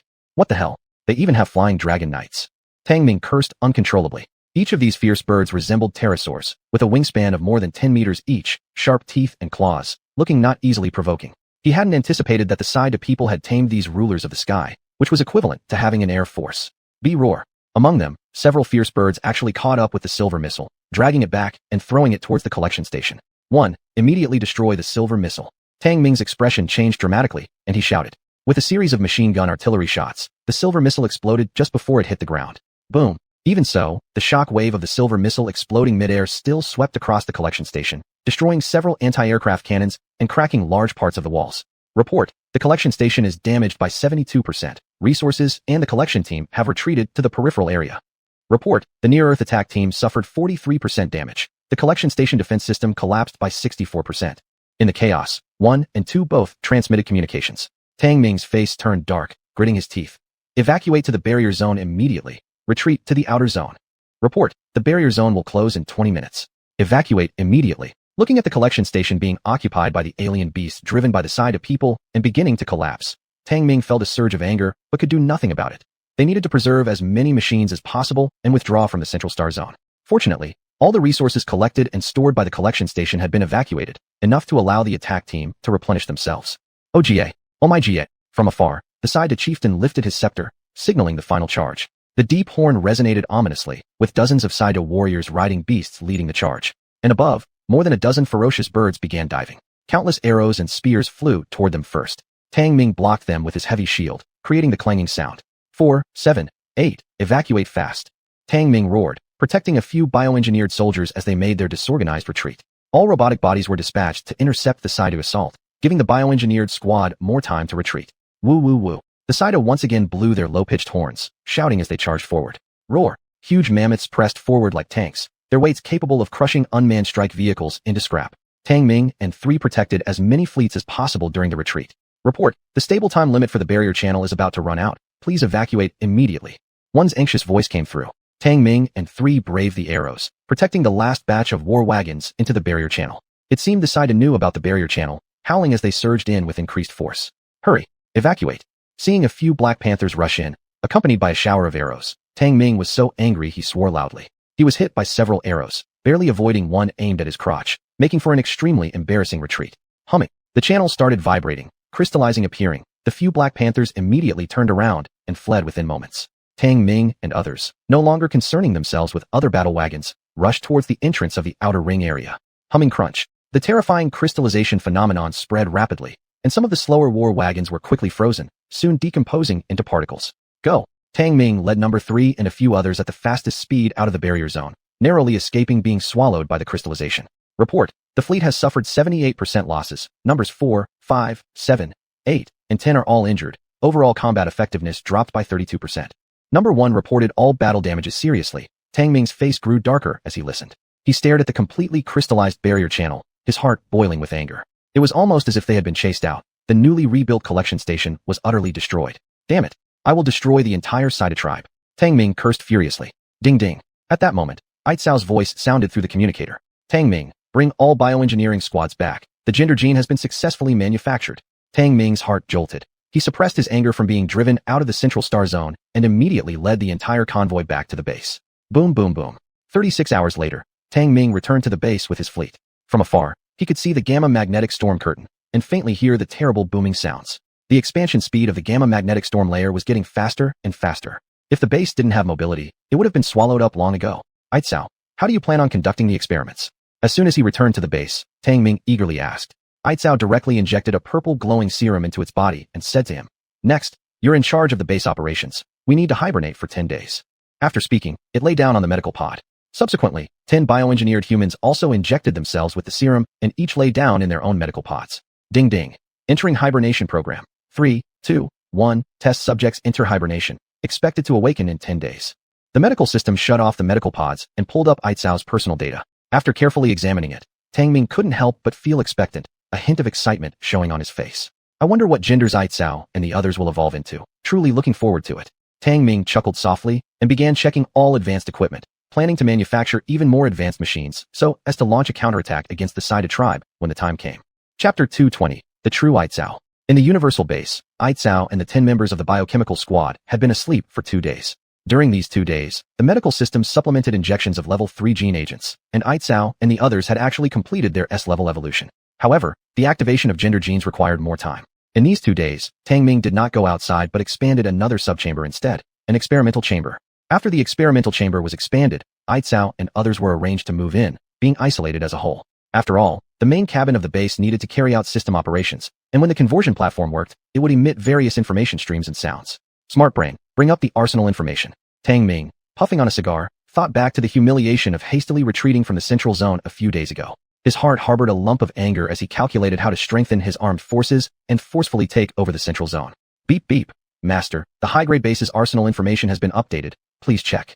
The smart brain immediately brought up the entire armed equipment and displayed it. Tang Ming's eyes lit up slightly. Thinking about the complicated primeval forest environment in the central zone, he immediately said, bring up personal combat equipment. Alright, Master. The smart brain quickly changed the information and separately displayed individual combat readiness. The high-grade base stored a large amount of personal combat equipment, among which mechs caught Tang Ming's eye at once. Smart brain, list the mech models. Tang Ming exclaimed excitedly. Then, the holographic display image transformed, presenting 20 steel mech models one by one, including detailed performance attributes for each model. Good stuff. Tang Ming's eyes shone brightly. These mech models were different, and so were their displayed performances. There were slim speed-type mechs, robust strength-type ones, and more finely classified models like defensive mechs, offensive mechs, and unmanned mechs. The variety of mech models dazzled Tang Ming. He chose several models, made adjustments, and combined them. In the end, he decided on 3 mech models, strength defense type, named Raging Red, which, besides consumption-based firearms, also came equipped with a chainsaw and heavy shield weapons. The second was speed attack type, named Swift Wind. Besides similar consumption-based heat firepower, it also added long spear and light shield weapons. The last was low-cost balance type, named War Soldier, whose weapons loaded pure thermal firepower. These 3 mech models were mainly deployed into the near-Earth attack team, balancing combat power reaching level 4, powered by helium, 3 nuclear energy. Cruise missions were naturally effortless. This is a man's romance. Smart brain, 5 Raging Reds, 5 Swift Winds, and 20 War Soldiers. Begin production. Looking at the 3 mech models, Tang Ming couldn't help laughing in excitement, immediately instructing the smart brain to start production. Of the 3 mech models, Raging Red consumed the most materials, followed by Swift Wind, and finally, War Soldier. Entering the mech conversion program. It will consume 60,000 kilograms of white iron, 100,000 kilograms of black iron, ion fiber. Estimated time is 102 hours. The smart brain system immediately initiated the program, and the conversion platform was instantly filled with white light, accompanied by mechanical transmission sounds. In addition, Tang Ming also studied other weapons and listed them on the conversion checklist. In the subsequent 3 days, while waiting for the conversion platform to complete its manufacturing tasks, he continuously observed the fusion progress of Aitzao and others. By the 4th day, the experimental chamber sent a signal indicating that Aitzao and others had awakened. Beep beep. Report, 11 test subjects have all completed the fusion experiment and have awakened. The smart brain system immediately conveyed the message. Tang Ming's expression brightened, putting down his work and rushing straight to the experimental chamber.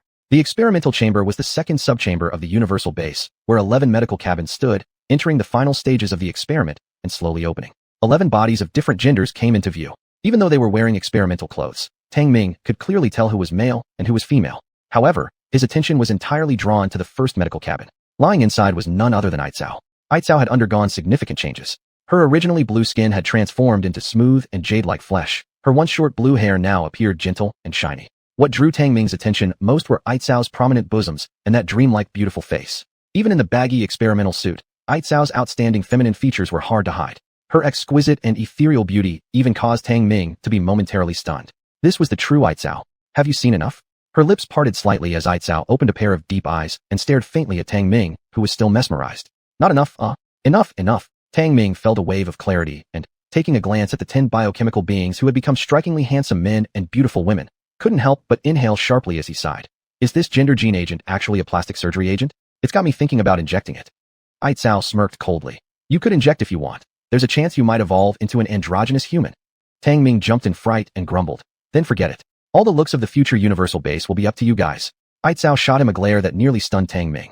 Once the gender genes are activated, the biomechanics will be perfectly awakened throughout their systems. Appearance is just one reflection of it. Look at their levels of evolution. Aitzao said this with a calm demeanor. Tang Ming immediately sobered up and began to carefully examine the evolutionary data of the 10 biochemical individuals. What the heck? They've all reached S-level evolution.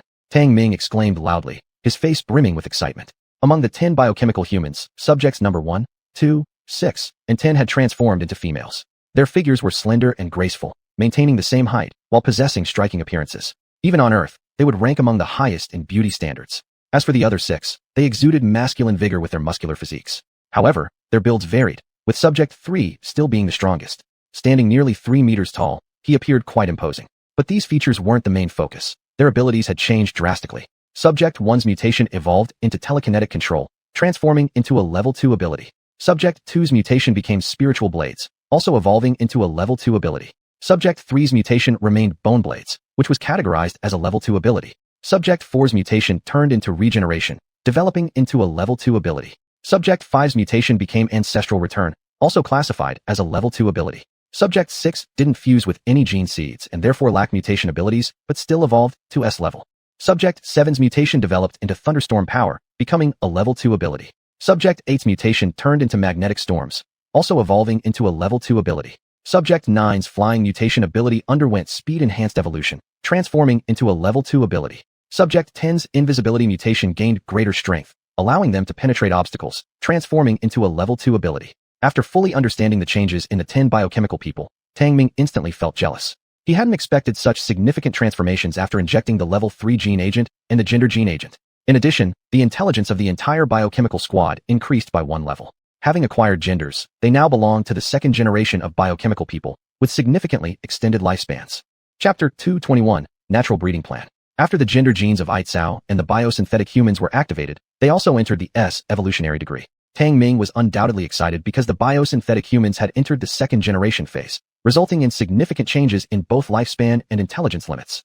Aitzao, now that the biosynthetic team has completed their gender transformation, shouldn't they also possess the function of natural breeding? Tang Ming looked at the 6 male and 4 female members of the biosynthetic team and couldn't help but ask. In theory, the creation of biosynthetic genders undoubtedly made it possible for the biosynthetic team to naturally breed. Aitzao nodded and said, activating the gender genes of the biosynthetic team is mainly for the natural breeding plan. After all, the starting point for artificial biosynthetic bodies is too low, while the offspring naturally bred by S-level evolved biosynthetic humans are at least of S-level or higher evolution. Natural breeding plan. Tang Ming's expression changed as he was reminded of family planning policies, but he still couldn't help asking, how long does it take for a naturally bred embryo to grow up? Using the base's catalyst technology, it takes 20 days for side effect-free growth maturity. However, if extreme catalysts are used, the embryos mature in just 3 days. Aitzao explained briefly and then pointed out 2 contrasting technologies, making things clear at a glance. However, it seemed that no mention was made of the side effects of extreme catalyzation. Frowning, Tang Ming asked, what are the side effects of extreme catalyst technology? The brain development of mature individuals is immature, reducing intelligence by 50%, and lifespan decreases by 2/3. Aitzao answered, in that case, we will use the catalyst without side effects. After all, obtaining a biosynthetic embryo is not easy. Tang Ming said thoughtfully, but Aitzao glanced at him. We don't have that much time. Your resource collection speed is too slow, and the gamma magnetic storm layer will soon swallow the silver glory leaper. You still haven't found high-purity null stone. Catalysis for 20 days is already my bottom line, Aitzao. Tang Ming shook his head and seriously said, I'll find the high-purity null stone as soon as possible. Moreover, based on when the gamma magnetic storm layer engulfs the silver glory leaper, there's at least 10 days left. Are you feeling pity for those yet-to-be-born artificial embryos? This isn't the compassion that a superior life form should have. Aitzao suddenly coldly questioned. Tang Ming shook his head. This is the moral bottom line I hold on to as a human being. It's the remaining bright spot of our Earth humanity, and I cannot abandon it. Aitzao sharply stared at him, saying nothing. Tang Ming was unyielding, with eyes glowing brightly while looking at Aitzao. I want to see 100 tons of high-purity null stone within 5 days. Otherwise, we will proceed according to my plan. Aitzao said indifferently. Tang Ming nodded. No problem. The following day, number 1, number 2, number 6, and number 10 were scheduled for artificial insemination. The seed naturally came from other members of the biosynthetic squad. After artificial insemination, they must inject the catalyst every day, and the seed would stay in the mother's body for a full 20 days before naturally being born. I hope the moral bottom line you hold onto brings you good results. After the last round of inseminations, Aitzao indifferently said to Tang Ming. Tang Ming grinned. Aitzao, sometimes we need to follow the natural laws for good results. We don't have that much time. Aitzao lightly sniffed and ignored him thereafter. Tang Ming gazed at Aitzao's graceful back and couldn't help but feel his mind wander. Being single for too long, he was almost bewitched by the celestial-like beauty of Aitzao. Unfortunately, except for having an appearance like a woman, Aitzao still carried a heavy air of contempt for inferior beings. Trying to conquer someone like Aitzao, this queen probably requires one's evolution degree to reach the forbidden body level. Tang Ming quietly muttered. Subsequently, with Aitzao's assistance, the omnipotent base produced a series of advanced equipment. Polar combat vehicles and 2 types of muscle tanks became great weapons for the near-Earth attack team. Moreover, a batch of advanced mechanical leopards were also created. Among them, what drew the most attention were the mechs ordered by Tang Ming. These individual soldier mechs are the most suitable for jungle combat. Excellent work. Seeing the 30 neatly lined up mechs, Aitzao couldn't help but nod, giving some recognition. Tang Ming proudly smiled and pointed to the 5 mechs painted black with red borders, saying, this is Rage Red, a strength and defense type mech. Then he pointed to the sleek mech with the green-edged camouflage and said, this is the Swift Wind mech, a speed attack type mech. And the last one is the unmanned mech, Warrior, a mass-production low-cost mech. This time I will venture deep into the Central Star Zone to search for high-purity null stone. Tang Ming pointed confidently at the last iron gray mech. Aitzao nodded slightly. Mechs can enhance individual combat power while ensuring your safety. I have no objection to your exploration of the Central Star Zone. I just need the high-purity null stone. Tang Ming instructed number 1 to prepare the convoy departure matters and continued. Don't worry. This time, we will surely find high-purity null stone. You only have 4 days. There isn't much time left for the Silver Glory Leaper. Aitzao warned. Tang Ming nodded. He certainly knew the expansion speed of the gamma magnetic storm layer. The omnipotent base could move to escape from being swallowed by the magnetic storm layer, but the silver glory leaper couldn't. It needed to be repaired using high-purity nullstone to create a large capacity space and take it away. Report, the convoy is ready. We can leave anytime. At this moment, Number 1, clad in a silver female inner armor, transmitted the message. Tang Ming replied, "We'll depart in 5 minutes. Receive." Number 1 immediately passed down the instructions. Tang Ming glanced up at the increasingly near purple star and, looking at the calm Aitzao, suddenly had a sudden heart-beating thought. He resisted laughing and said, "Aitzao, all the members of my team are pregnant now. Why don't we? I'm not interested in you." Aitzao gave him an unfriendly glance and then turned and walked into the main cabin of the base. Tang Ming awkwardly scratched his nose. He knew that after Aitzao's gender genes were activated, her superconsciousness had completely integrated into her body. Her body would evolve more advanced as the evolutionary degree improved, and her gender had been fully established. In other words, she already possessed all the instinctive reactions of a female organism. Unfortunately, he couldn't get any response from her. She's a wild horse. Tang Ming sighed inwardly. At this point, seeing the thick door of the base storage bay slowly open, he realized it was time for his journey to begin. Chapter 222, Invasion of the Forest. Boom, boom, boom. The war chariots roared, and the tanks rumbled forward. This time, the combat strength of the entire convoy had tripled. Tang Mingshu reclined comfortably in the compartment of the blue leopard war chariot, his eyes fixed on a holographic map of the Central Star Zone. On the holographic map, the activity area of the Cedron tribe was much larger than that of the Jia tribe, and it seemed that the tribe was divided into several large groups capable of commanding many alien species. Judging from the regional distribution, the population of this tribal group was not small. It seems that the Cedrons we saw before were just a small group. Tang Ming stared at the holographic map, exhaling a ring of smoke as he muttered to himself. Last time's humiliating retreat from the Central Star Zone resulted in the loss of quite a few convoys, which left him harboring a great deal of resentment. The resource collection station originally established at the edge of the Central Star Zone had been destroyed twice in a row, significantly hindering his progress in obtaining resources. Although there were now mechas and land tanks, Tang Ming would still not underestimate the alien natives of the Central Star Zone. The creation of mechas was merely for more secure exploration of resources deep within the primeval forest. Naturally, the convoys would not all enter the dense forest. He was now pondering how to deal with the Cedron tribe, an issue that seemed simple but was in fact quite troublesome. If only I had enough firepower, I'd follow the Americans' example and wipe out the Cedron tribe like the Native Americans. But for now, I can only try to avoid a full-scale conflict with the Cedron. After thinking it over and finding no solution, Tang Ming couldn't help but feel somewhat irritated. Regardless, he had to investigate the resource points in the Central Star Zone and find high-purity hollow spirit stones as soon as possible. But if faced with a similar attack as last time, he would unhesitatingly eliminate all the Cedrons. Report, reaching the gray barrier zone in 10 minutes. A transmission came through from one, her uniquely feminine tone making it pleasant to listen to. Tang Ming turned off the holographic map and could already see the gray barrier from afar through the car window. The gray barrier remained as ever, and it wasn't yet time to open the passage. Once the convoy arrived, it could only temporarily halt. Beep beep. Report, the barrier passage has stabilized. It can be passed through. One's voice rang out again. Tang Ming crushed out his cigarette and gave a stern order. Proceed. Boom boom. This time, the defensive heavy armor tanks led the charge, directly entering the Central Star Zone. Oga, Oga. Just upon entering the Central Star Zone, they spotted a few Cedrons occupying the ruins of the resource collection station, calling out. There were only 5 of them, drawing their bows and shooting arrows. Ding, ding. The arrows were deflected by the heavy armor of the tank, something Tang Ming observed clearly from the war chariot, whereupon he immediately issued an order, blow them up. Boom, boom. The tanks fired, directly bombing the ruins of the collection station into a big pit, leaving those Cedrons unaware of what hit them. Master, should we establish a collection station here? One inquired. Tang Ming climbed out of the war chariot's roof, looking around before saying, for now, there is no need to establish a collection station. The entire convoy will advance in a defensive formation. Understood. One quickly redeployed accordingly. The entire steel convoy roared forward. The heavily armored tanks formed the outer defensive circle, with other war vehicles filling in the gaps. They protected the blue leopard war chariot and the collection convoy in the middle. This time, 5 heavy armor tanks accompanied by 5 close combat muscle tanks joined the convoy. In addition, there were 8 base war vehicles and various equipment, such as fighter vehicles and circular blade mechanical soldiers. Of course, a batch of mechas carried in the space compartments of the war vehicles could be deployed at any time to engage in battle. Boom boom. The convoy crossed the wasteland and plunged directly into the primeval forest, the tanks crushing vegetation as they blazed a trail, startling countless lurking alien creatures. Roar! A monstrous lizard rushed over and was instantly reduced to pulp. Its heart's blood was sucked away by mechanical mosquitoes. Beep beep. The detector emitted a probing sound. Upon checking, Tang Ming found it to be black iron ore. He abandoned it outright. While white iron could be mined and carried away, black iron took too long. His purpose this time was to find a high-purity hollow spirit stone mine. Release the mechanical dogs. Searching for resources certainly couldn't rely solely on him conducting probes alone. As soon as they entered the primeval forest, Tang Ming had to release all 10 upgraded Type S mechanical dogs. These faster, more agile mechanical dogs activated their camouflage mode as soon as they were released, quickly disappearing into the dense forest. Report, Sidran tribespeople detected 1 kilometer ahead. One suddenly issued a warning. Tang Ming looked at the Sidran marked on the holographic map, promptly releasing mechas, and called out, 3, 5, 7, 8, 9, board your mechas, sortie with me. Understood. 5 bioandroids responded immediately. Subsequently, 4 Raging Red mechas and 2 Swift Wind mechas led 10 battle troop mechas, detaching from the convoy and speeding towards the front. Tang Ming was piloting the Raging Red mecha, equipped with a heavy shield on his left hand and a chainsaw in his right, charging straight towards the group of Sidrans who were still lurking. Kill them all without mercy.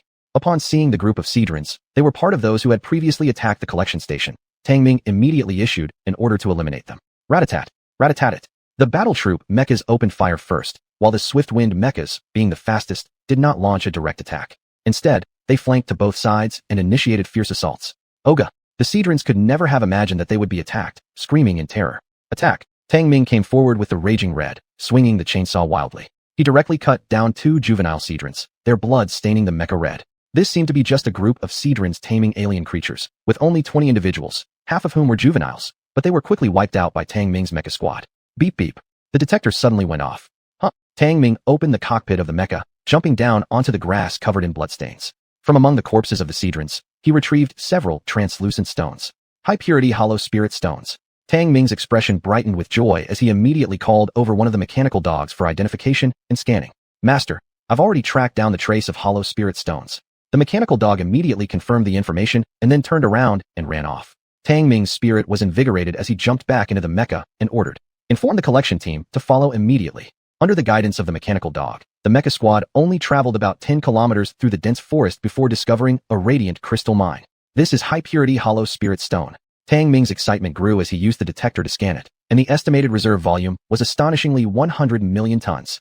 Report, signs of activity left by the Sidran tribe detected. At this moment, 3 issued a warning. Tang Ming felt a chill and sternly commanded, go on high alert immediately, set up landmines. From today onward, this mine belongs to us. 3 and others followed the orders. Simultaneously, 1 led the entire convoy to clear a path and soon arrived at the high-purity hollow spirit stone mine. Set up the collection station, establish a defensive perimeter, and commence mining work as quickly as possible. After giving several commands to 1, Tang Ming himself took the mecha squad to start clearing obstacles near the mine. Chapter 2:23. Moving into the central star zone. To avoid harassment from the satyrs and allow the mining convoy to better extract void obsidian stones, Tang Ming temporarily established a mecha patrol squad. He assumed the role of captain himself, leading over a dozen mechas to patrol back and forth at the void obsidian stone mine. However, there were no signs of any retaliation from the satyrs. It was very quiet near the void obsidian stone mine, and even the shadows of satyrs were rarely seen. This instead made Tang Ming feel somewhat uneasy. Number 1. Expand the activity area of all mechanical dogs by 50 kilometers. Tang Ming ordered. At this moment, he piloted a mecha up a floating mountain and gazed at the dense exotic flowers and strange grasses all around, getting somewhat lost in thought. Fortunately, the void obsidian stone mine was on the surface, not on a floating mountain. Otherwise, it really wouldn't have been possible to mine it right now. Report, void obsidian stone core discovered. Suddenly, the communicator sounded with number 1's voice. Tang Ming blinked in surprise and immediately asked, what void obsidian stone core? Then, number 1 sent over a recorded video clip and some data. After checking, Tang Ming's expression turned elated instantly. Void obsidian stone core more pure than high-purity void obsidian stone. Dig it out immediately. Understood. Number 1 immediately carried out the instruction. Tang Ming sent the news about discovering the void obsidian stone core to AI Chow. Ding ding ding. AI Chow immediately sent a communication request. As soon as Tang Ming opened it, he heard AI Chow's surprised voice. I didn't expect that this low-grade alien star could still discover void obsidian stone cores. Tang Ming, you must try to collect as much void obsidian stone core as possible. It will be highly useful for the Silver Shining Traveler and our departure from this alien star. Tang Ming raised an eyebrow and laughed. Leave it to me. You must bring back the void obsidian stone core within 3 days. The expansion speed of the gamma magnetic storm layer has accelerated again. It will definitely swallow up the area where the Silver Shining Traveler is within 5 days. AI Chow seriously reminded him. Tang Ming nodded. I understand. AI Chow didn't say anything else and directly turned off the communicator. Tang Ming naturally knew that void obsidian stone cores could produce many space technology products, but he didn't expect they would also have something to do with leaving the alien star, which forced him to take it more seriously. Report, a level 4 alien species discovered. Number 3 suddenly sent an urgent communication. A few holographic projections of aliens appeared sharply, and beside those aliens, 2 torn apart and scrapped mechanical dogs were also found. Saber-toothed tiger. Tang Ming focused his expression and ordered immediately. Carry out immediate encirclement and annihilation. Yes. Number 3 promptly informed the other team members, leading several battle recruit mechas to begin the ambush kill. And Tang Ming did not interfere. He chose to observe, wanting to see what level of combat power the mechas under the Biosquad's control could reach. Roar. Boom. The battle began at once, and Number 3 and their team did not disappoint Tang Ming. Under their combined attacks, the 4 saber-toothed tigers were eliminated within 20 minutes, and they themselves merely suffered some minor damage, with not a single mecha being scrapped. The combat power of the mecha is stronger than I anticipated. We need to further research and develop stronger mecha equipment when we return.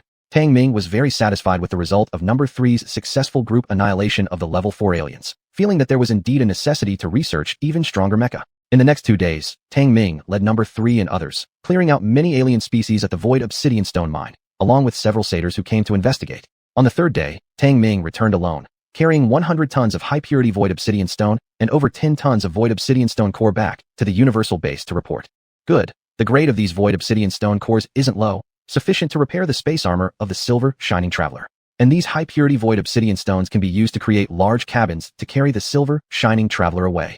After carefully checking the Void Obsidian Stone cores and high-purity Void Obsidian Stones that Tang Ming brought back, AI Chow nodded quite satisfied. Tang Ming smirked. That's worth all my hard work running a few trips just to satisfy those leaders sitting in offices. What?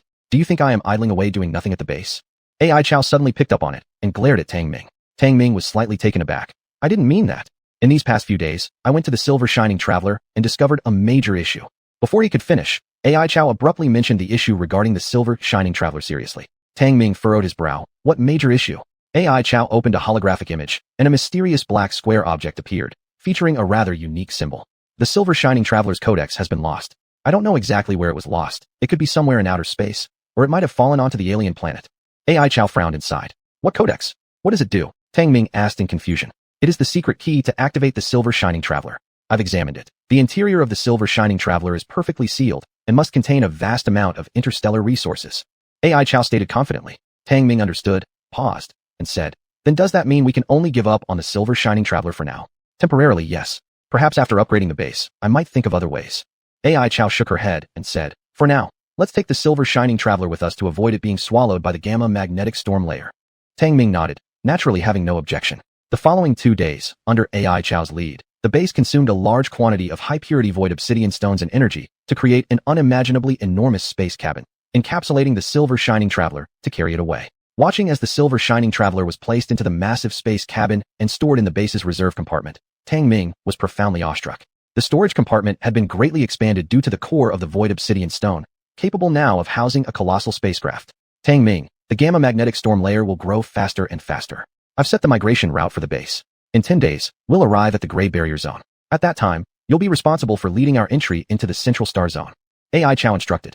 Tang Ming nodded. No problem. Are you sure you want to repair the spatial armor of the Silver Shining Traveler now? AI Chow nodded. Although we lack the codex key, if we manage to repair the spatial armor, perhaps we can access the first internal layer. Tang Ming understood. Afterward, he and AI Chow parted ways. The Universal Base accelerated its movement, reaching the Barrier Zone as planned on the 9th day. Standing atop the base's cabin, Tang Ming watched as the towering Gamma Magnetic Storm layer gradually advanced, his face solemn. The Magnetic Storm layer would soon engulf and destroy the entire Outer Ring Zone. The Central Star Zone would probably suffer the same fate. The only way to escape destruction was to leave the alien star. 9 days later, the Universal Base had already arrived at the Barrier Zone. At just the right moment, the barrier passage was in a stable safety zone. Tang Ming immediately issued the command. AI Brain, enter the barrier. Understood, Master. Entering the Barrier Zone. The AI system promptly executed the command. The immense body of the Universal Base quickly contracted and folded, entering the Barrier Zone like a steel crab. Traversing the Barrier Zone. Detecting crystallization phenomena within the barrier. Accelerating speed. The warning from the AI system made Tang Ming slightly uneasy. However, the crystallization process was slow, and this wasn't yet the unstable phase of the channel. Approaching the channel. Safely through the channel. When the AI system announced that they were safely through the channel, Tang Ming sighed in relief and ordered, AI Brain, anchor the base in the wilderness. Do not enter the primeval forest, and immediately set up the defense system. Chapter 224, The Demise of the Biomechanical Soldier. The Universal Base had finally settled into the Central Star Zone, and Aitzao was busy repairing the Silver Yuejian space armor. Tang Ming could only temporarily hold down the base. Moreover, he was busy setting up the defense systems and had no choice but to recall part of the Near-Earth assault team guarding the high-purity Voidstone mines. As the mining of Voidstones expanded, Number 1 had already established a resource extraction station there. In addition to this, the extraction team led by Number 2 also established an extraction station, and the task of extracting Baitai resources began as well. But neither Tang Ming nor anyone from Team 1 knew that the dispersion of armed forces had already amplified the crisis unbeknownst to them. The Saida tribe began assembling, driving an indeterminate number of mutants, already showing signs of attacking the extraction convoys. Tang Ming still underestimated the population size of the Saida. He had spent these days manufacturing weapons and defensive equipment in order to supplement the overly dispersed forces and establish the base's defensive capabilities. Roar! With deafening cries, the Saida finally launched their attack. Alert! Alert! Saida have been detected attacking the base. The intelligent brain system quickly scanned and found a group of Saida driving a large number of mutations toward them. Their goal was clearly to attack the base. Looking for death. Kill them all. Tang Ming gave a cold order, showing no mercy. For the native aliens, his tolerance level had diminished greatly. Beep, beep, beep, beep. However, the communicator urgently rang out, and number 1's voice came through. Report. The number 1 Voidstone extraction station is under heavy attack. Requesting support. Tang Ming's heart sank. He put down his work, but hadn't yet reacted when number 2 also sent an urgent plea for help. Report. Number 2 extraction station is under massive mutant attack. Requesting support. Tang Ming realized that the Saida might intend to surround and destroy both teams 1 and 2. So he immediately ordered number 1 and number 2 to meet up and retreat to the base as soon as possible. Awoke. At that moment, a large number of Saida drove many mutations toward the base for a full-scale attack. The base's defense system activated comprehensively, unleashing firepower to annihilate wave after wave of Saida-controlled mutations. However, within less than 10 minutes, the Saida disappeared without a trace, lying in wait. But under the detector's monitoring, those Saida lurking near the base were clearly seen by Tang Ming. Tang Ming, get ready to upgrade the base. Suddenly, Aitzao sent an urgent communication. Tang Ming, who was thinking about countermeasures, obviously hesitated, asking confusedly, upgrade the base. I've already opened the first warehouse of the Silver Yao Yuetion Traveler, discovering a batch of interstellar resources enough to bring the base to its ultimate form. Aitzao's transmission came quickly. Her tone carried a hint of joy. Tang Ming stood there stunned, bursting with excitement. What kind of divine luck is this? However, can we delay the upgrade and let teams 1 and 2 withdraw first? No, they need to draw the Saida's attention. Otherwise, if the base is attacked during the upgrade, it might result in unforeseen consequences. However, Aitzao directly rejected Tang Ming's idea and decided to seize the opportunity to complete the upgrade. Tang Ming pondered for a moment and nodded, granting authorization. All right, AI brain. Immediately cooperate with Aitzao to upgrade. Okay, master, initiating upgrade program. Countdown 3, 2, 1. Start upgrading. Projected consumption 100,000 kilograms of blue iron, 1 million kilograms of white iron, 20,000 kilograms of advanced fibers. Time estimated at 21 hours. With the AI brain system's countdown, light currents began flowing inside the base cabin, and Tang Ming could see everything around him changing rapidly. This was the first time Tang Ming observed the entire process of the base's upgrade changes. Countless data streams were flashing, immeasurable beams of electricity flowed swiftly, and the cabin facilities within the base kept transforming. Clack, clack, clack. It was an astonishing transformation, the main cabin and auxiliary cabins of the base undergoing unimaginable changes. And this change far exceeded ordinary physical rules. The spectacular transitions left Tang Ming dumbfounded. The entire process lasted 21 hours. When the final change in the base ceased, it had reached its ultimate form. This process was unforgettable for Tang Ming. He never expected the base upgrade to be so magical, involving such advanced technologies. Indeed, it's impossible without the Codex secret key. Aitzao's sigh was heard. Tang Ming immediately asked, even the top-level base technology cannot crack it? No, Aitzao sighed. Tang Ming responded indifferently. Anyway, the base now has unlocked a lot of new technologies. If it fails, I can just build a starship myself. Aitzao did not respond, likely continuing her attempts to decipher the initiation function of the Silver Yao Yuetion. Tang Ming shrugged, then brought up the newly unlocked high-tech features from the base, among which the anti-gravity system immediately caught his attention. Anti-gravity system, flight power module. Good stuff. Finally, I can build flying machines. Tang Ming's expression lit up with joy, and he immediately became absorbed in it. The anti-gravity system was of great importance, being the core technology of the flight system. With it, various types of flying machines could be constructed. Beep, beep, beep. However, the intelligent brain system emitted a series of urgent communications. Upon opening them, Tang Ming's expression darkened immediately. During the base upgrade, number 1 and number 2 were unable to converge, and all escorting near-Earth assault teams were nearly destroyed. Even more serious was that biomechanical soldiers number 5 and 6 had perished in battle. 1. What exactly happened? After connecting the communication line, Tang Ming asked grimly. Report. The Saida drove countless insect swarms to hunt us down, requesting support. The communicator was filled with various fierce cries, alien growls that Tang Ming had never heard before. Brain, investigate what these things are. Send all combat machines to assist. Tang Ming immediately ordered the brain system to conduct an investigation. The intelligent brain system executed his command without hesitation and quickly retrieved a large number of images of alien insect swarms. Master, these are the Ripper's swarms. Each individual belongs to the level 3 variant species, equipped with hardened shells and sharp-jointed blades. Their numbers are temporarily unclear, led by level 4 or level 5 giant bugs, and ruled by level 6 breeding mothers. These creatures are in cooperation with the SIDA. The intelligent brain system immediately provided all the swarm data and issued the highest danger level alert. Rippers. Tang Ming's face turned grave as he exclaimed, "These aren't from the green zone, are they? Based on data feedback projections, a calamity has likely occurred in the extraterrestrial green zone. Many high-level variants have been observed entering the central star zone." This was the response from the brain system. Tang Ming looked troubled and promptly gave orders to fully protect numbers 1 and 2 while ensuring their safe return to the base. But what he hadn't anticipated was that the alien catastrophe had already affected other areas, and it appeared that the SIDA had reached some kind of agreement with the Ripper swarm. These two groups would now work together. It seemed even Aitzao wouldn't have expected the green zone variants to appear. Chapter 225, Fury. The appearance of the Ripper swarm greatly exceeded Tang Ming and AI Chao's expectations. These level 3 mutants numbered in the tens of thousands, causing an extremely terrifying amount of destruction. 2 collection stations were flattened, 90% of the near-Earth attack teams, and all the collection convoys were destroyed. Even more seriously, bioandroids number 5 and number 6 were killed in action, their bodies never to be recovered. What's worse, number 6 carried an embryo that was nearly mature. The loss went far beyond just the lives of these 2 bioandroids. Tang Ming stared at the holographic map showing the swarms of bugs appearing everywhere, his fists tightly clenched, unable to suppress the rising killing intent within him.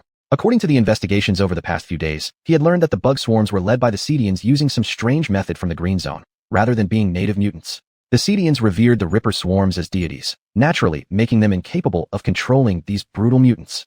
Beep, beep, beep. Level 1 survivor team detected. Open the hatch immediately, let them in. Tang Ming immediately ordered. Erf. Standing on top of the base cabin, Tang Ming saw a huge swarm of bugs surging like a tide in overwhelming darkness. The base firepower opened up completely, but even with level 5 destructive capabilities, it was difficult to annihilate the countless bugs. Tang Ming even doubted that if the base hadn't been upgraded to its ultimate form, it would probably have already been destroyed by the swarms. Alarm! Alarm! Level 4 mutant Ripper detected. The smart brain system immediately triggered a high-level warning. Tang Ming felt a chill in his heart as he watched number 1 and number 2 fleeing chaotically before finally seeing the last heavy armor tank torn apart helplessly by the Rippers, which made his back cold. These Ripper swarms were too ferocious. Smart brain, provide cover for numbers 1 and 2. Tang Ming quickly issued orders as he personally rushed forward while piloting a mech. Rayurf. From within the swarm emerged large-sized Rippers. Those were level 4 mutants. Some might even be level 5. Kill. Tang Ming roared furiously, unleashing full mech firepower, charging forth. After a fierce battle drenched in blood, the entire mech was covered in crimson, with its body suffering 56% damage, riddled with cracks. Fortunately, he managed to protect numbers 1 and others, ensuring their safe return to the base. Of the 10 bioandroids, only 5 and 6 perished. All remaining suffered varying degrees of injury. Even 4, who possessed self-healing abilities, was severely injured, unable to keep up with the healing process. Smart Brain launched silver missiles immediately. Upon securing the safety of numbers 1 and others, Tang Ming immediately ordered the launch of silver missiles. With level 4 destructive force, after upgrades, these missiles' destructive power directly increased to level 5.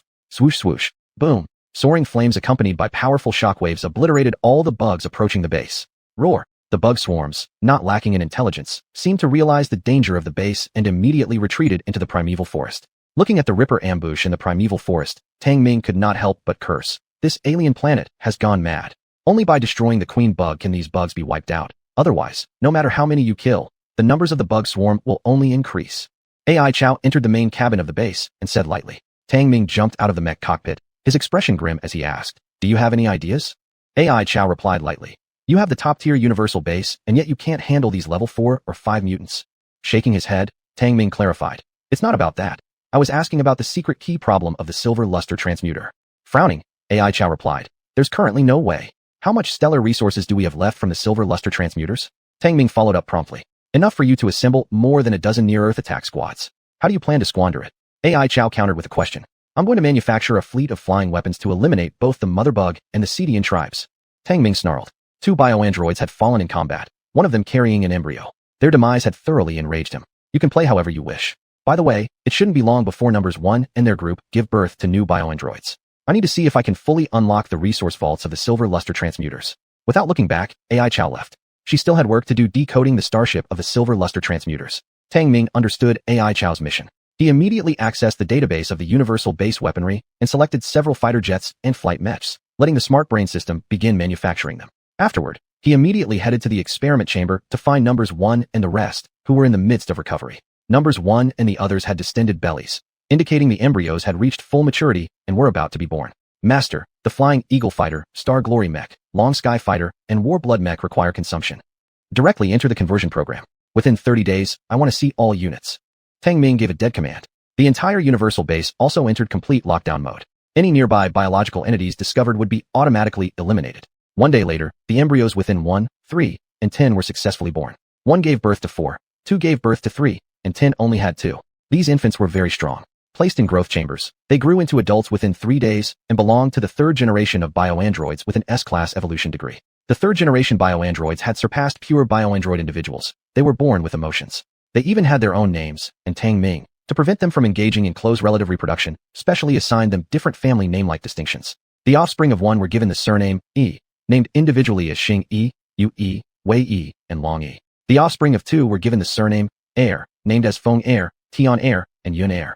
The offspring of 10 were given the surname Shi, named Xian Shi and Gu Shi. These names were randomly chosen by the smart brain system, and rules were established. Within 3 generations, offspring with the same surname could not procreate. 30 days later, 13 more third-generation bioandroids joined the team, filling up the personnel count at the entire base. For this reason, Tang Ming expanded the living quarters to provide rest for the bioandroid team members. On this day, the base added an Air Force unit, with 20 fighter jets slowly ascending from the top of the base cabin. 1. You're responsible for commanding the Air Force. 2 is in charge of the ground-based long-range bombing team and near-Earth attack teams. Eliminate all bug swarms and the Cedians. From his command fighter, Tang Ming coldly issued the order to annihilate. Understood. 1 and 2 immediately executed the instructions. Boom boom. Anti-gravity engines spewed out ion streams, overcoming the alien planet's gravity, causing the fighters to ascend slowly. Tang Ming's fighter was a Flying Eagle type aircraft. Fighters equipped with anti-gravity power systems were unlike Earth's winged planes that relied on airflow for lift. They were more like hovering mechanical entities. Departure. Following one's order, the squad of fighters roared into the sky. As soon as they entered the airspace above the primeval forest, they began dropping bombs. Boom, boom. The bug swarms screamed in agony from the explosions. Then the base hatch opened, and 2's commanded ground force also commenced its attack.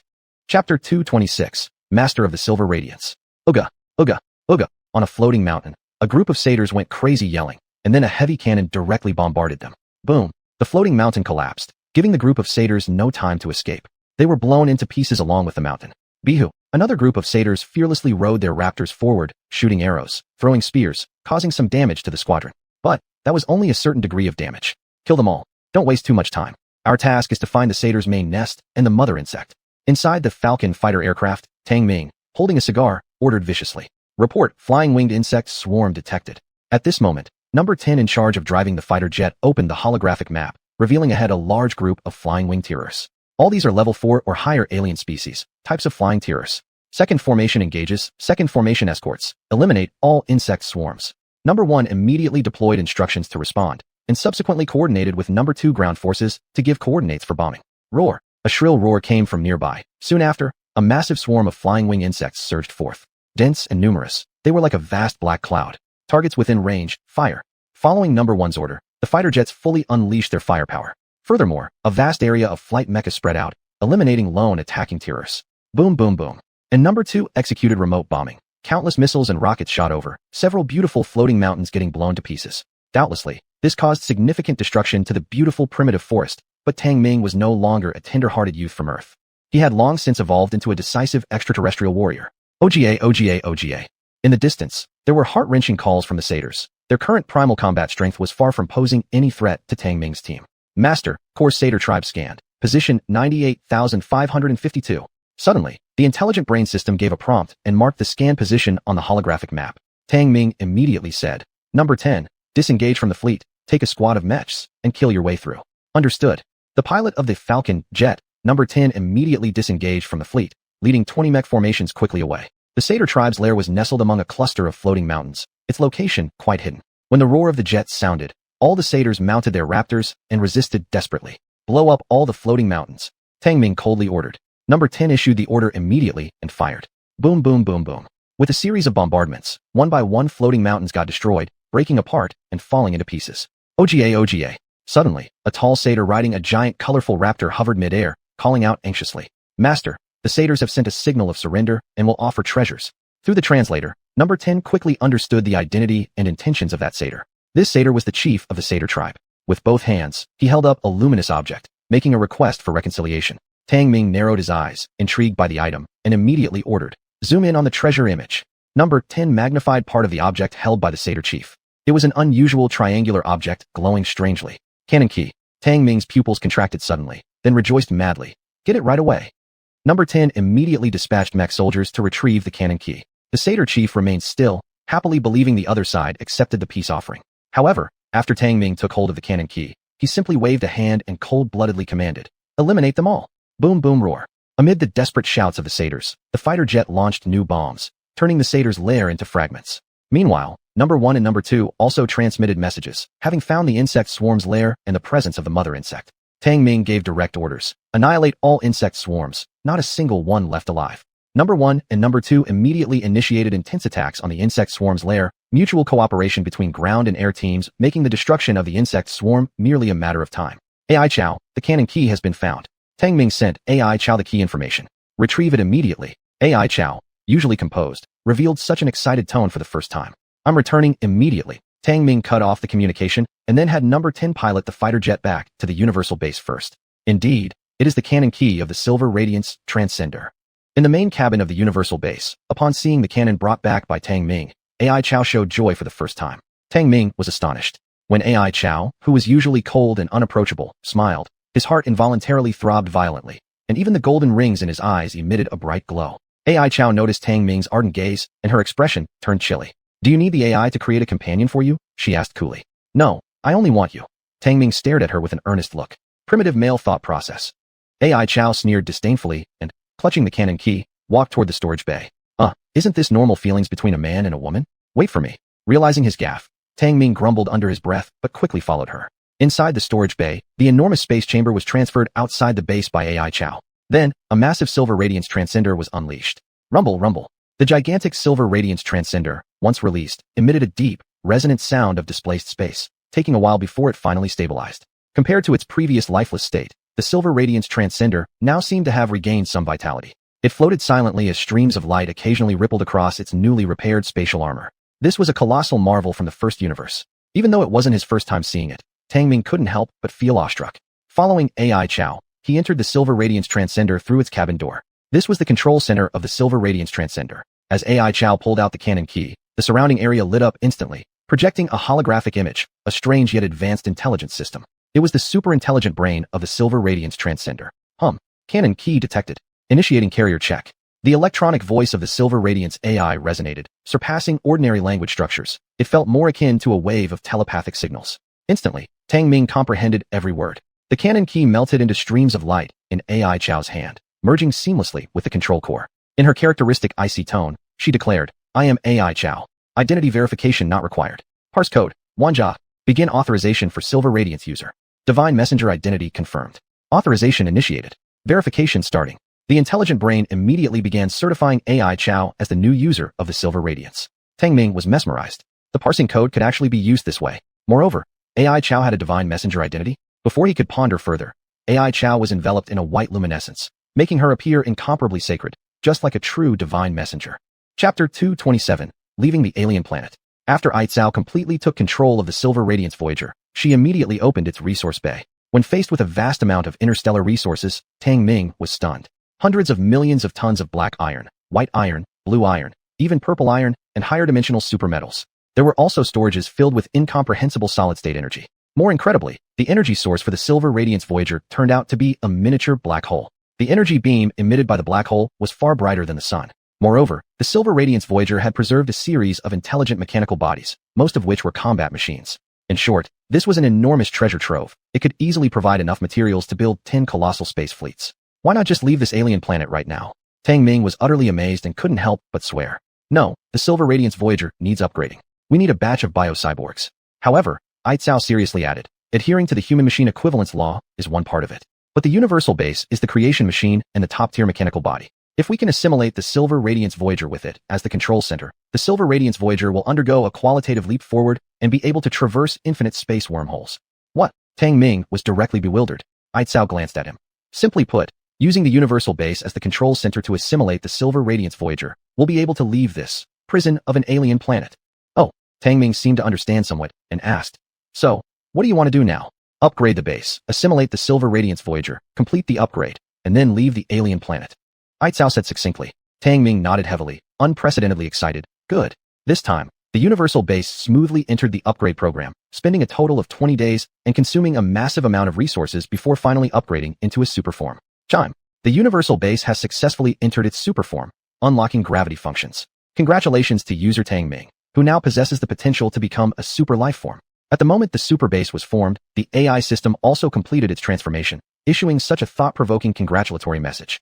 To possess the potential to become a super life form. Tang Ming paused for a second, a flood of thoughts crossing his mind. Ai Cao walked over, looked at him earnestly, and her cool jade-like face suddenly lit up with a smile. I didn't expect you to truly possess the potential to become a super life form.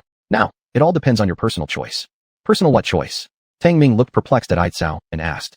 It seemed that Ai Cao's attitude had changed slightly, as she faintly responded. Before, you were merely a human carrying the seed's genes sown by the entropy ancestor, evolving at best to the SSS level. But now, after being fully recognized by the creation machine, you have genuinely become qualified to be a forbidden life form. Tang Ming realized it and couldn't help but gaze at his own hands. And now, whether to become a super life form exploring the true essence of life or go back and be your Earth Superman, it's all up to your choice. Ai Cao remarked indifferently. Tang Ming shook his head in confusion, unsure how to choose himself. Ai Cao didn't say much more. She brought all the biocyborgs back to the base and gave a series of instructions to the AI system. AI brain, begin assimilating the Silver Radiance Voyager, repair damaged sections of the vessel, and start converting the spatial jump gate. Alright, Ai Cao, enter assimilation mode, and consume 10 million tons of void crystal marrow, converting into a spatial jump gate. The pleasant voice of the AI sounded as it carried out Ai Cao's commands. By this point, Squad 1 and Squad 2 had already dominated the ground and sky regions of the central zone on the alien planet and had gathered countless resources. Furthermore, after the natural propagation plan for the biocyborgs, their number had expanded to 76. Report, 76 members of the Bio Squad are already back in the experimental chamber, awaiting orders. Within less than 10 minutes, all biocyborgs were assembled, waiting inside the experimental chamber. Enter the experimental chamber for gene agent injection and complete evolution. Ai Cao issued the instruction immediately, and all biocyborgs strictly followed through. We've waited so long. Finally, we can reach the SS evolutionary degree. The biocyborgs, having developed emotions, were all extremely delighted. This time, we might even reach the SSS evolutionary degree. That's right. After all, the base has been upgraded to its super form and can synthesize super gene agents. Let's wait and see. Ai Cao's words had Tang Ming thinking for 3 whole days, yet he remained lost. Perhaps I yearn for the ultimate meaning of life, but my feelings still reside on Earth. After all, there are my family and friends. Maybe going back once will allow me to find the answer. Tang Ming swept away the disordered thoughts and decided. If you're feeling up to it, Master, head to the lab for the injection of the super gene agent. The nearly human holographic figure of the AI brain system suddenly appeared, speaking gently. Tang Ming looked at the AI image resembling a celestial beauty and suddenly chuckled. AI brain, I'll rename you Qinger. You can create a body for yourself. With that said, he headed toward the experiment pod. In the experiment pod, Ai Cao was busy integrating 10 grade, 6 crystal cores into the super gene agent. Tang Ming approached, and without looking up, Ai Cao remarked, human emotions really are too complex. Lie down. Tang Ming shrugged and immediately lay on the medical platform. He secretly checked Ai Cao's attributes and couldn't help but be surprised. Good grief, VS evolutionary degree. Ai Cao injected the super gene agent blended with 10 grade, 6 crystal cores into Tang Ming's body and said calmly, once your evolution is complete, we'll leave the alien planet. Is the assimilation finished? Tang Ming's expression changed instantly, and before he could ponder further, an excruciating pain overwhelmed his entire nervous system, causing him to lose consciousness. No one knew how much time had passed when Tang Ming finally awoke. The first thing he noticed was the unusual changes in his body. The laboratory was silent, yet Tang Ming leaped off the bed with clear evidence of his increased power. His evolutionary level had reached VS class. VS class evolutionary level. One punch could blow up a starship, right? Tang Ming clenched his fist with a smirk as his golden iris seemed to glow with divine light. Tang Ming, if you're awake, come to the main cabin immediately. Ai Cao's voice suddenly rang out, not through a communicator, but akin to a sound-transmitting ability from martial arts novels. I'm coming. Moved by her tone, Tang Ming quickly headed towards the main cabin. Upon entering the main cabin, he saw everyone present, all dressed in their internal armor, standing in respective positions. By Ai Cao's side stood a fair-skinned and beautiful young lady with elegant posture. This was none other than the super-synthetic body of the AI system, now called Qinger. Master, the base has successfully assimilated the Silver Radiance Voyager and undergone an upgrade. It will now be renamed the Universal Starship and will soon jump through space to leave this alien planet. Qinger respectfully informed him. Her slightly flushed cheeks, gentle demeanor, and watery big eyes made her look like a young maiden from Jiangnan meeting her beloved for the first time before marriage. Tang Ming's eyes went wide open. Coldly, Ai Cao asked, will you authorize the space jump or flirt with Qinger first? Startled, Tang Ming immediately replied, authorize the space jump. Following Tang Ming's command, the Universal Starship started vibrating slightly. Above the fortress, a space jump gate constructed from void crystal marrow slowly opened. The scene was magnificent. Under everyone's watchful eyes, the Universal Starship was gradually drawn into the gate, its size diminishing continuously until it disappeared completely within the jump portal. And as the Universal Starship vanished, the entire space jump gate collapsed along with it. Chapter 228, Return to Earth. Buzz, buzz. The Universal Starship seemed to encounter some unknown resistance. Ripples appeared across the entire external space shield, buzzing and vibrating. And within the control center that had been converted from the ship's base, Tang Ming and the others clearly felt a tremendous gravitational constraint. This is an alien star cage barrier, supergravitational restriction. If my guess is correct, the Silver Radiance Leaper was attracted by it, and then crashed onto the alien planet. AI Chow looked at countless streams of data flashing on the control panel and said calmly. Tang Ming nodded. He was no longer just a vacant-minded young man from Earth, and knew what supergravitational restriction meant. To put it simply, it was a gravitational barrier formed by the gravity of the alien planet combined with that of the purple star, which could potentially crush ordinary spaceships. Even though the Universal Starship couldn't avoid its existence through a spatial wormhole, this clearly showed that the gravitational barrier existed in spacetime, and one must break through it to leave the alien planet. Since they were fully prepared, the Universal Starship naturally had the ability to break through the gravitational constraints. Listening to AI Chow say, Qing'er, activate all the Starship's space armor shields and begin spiral traversal. Do we not need to set coordinates? Qing'er reminded them. AI Chow glanced at Tang Ming. Let's enter the outer space region first. Qing'er nodded, her eyes glowing blue as if performing no action while the entire starship activated the corresponding functions. Buzz. Boom. With the acceleration function activated, amidst a series of space explosion sounds, the Universal Starship finally broke free from the gravitational bindings and emerged from a fragmented space within a patch of interstellar void. We've made it out. The Universal Starship stabilized, and Tang Ming, looking far away toward the alien planet, said excitedly. That distant alien planet was gradually being eroded bit by the gamma magnetic storm layer, while the purple star was also drawn into the gamma magnetic storm layer, suffering similar erosion. Doubtlessly, the alien planet would collapse, with destruction being its ultimate fate. Tang Ming reflected thoughtfully. After all, it was on this planet that he spent so much time, transforming from a youth from Earth into an extraterrestrial warrior. The gamma magnetic storm has always existed, and the resonance source of the alien planet has been triggered. It will inevitably be destroyed eventually. This should have been a trap designed by a super life form. AI Chow watched the gradually disintegrating alien planet and remarked indifferently. She rarely displayed any emotional fluctuations, possibly because she, having reincarnated as a super life form, had become extremely rational. Qing'er lit a cigar for Tang Ming considerately and asked gently, Master, we are now in the vastness of outer space. Please input the destination coordinates. It takes 100 years to leap from Universe 9 into Universe 8. It's best to start off quickly, as it contains more advanced interstellar resources. AI Chow reminded him. Tang Ming exhaled a puff of smoke, his eyes becoming somewhat unfocused as he said, No, let's return to Earth first. AI Chow looked at him briefly but didn't say anything further, walking off alone. Qing'er immediately set the coordinates and said, Beginning traversal. Target, the Orion arm of the Milky Way galaxy solar system. Traversal time, 10 seconds. Commencing. Buzz. As the Universal Starship surged forward in acceleration, it directly tore through space and vanished.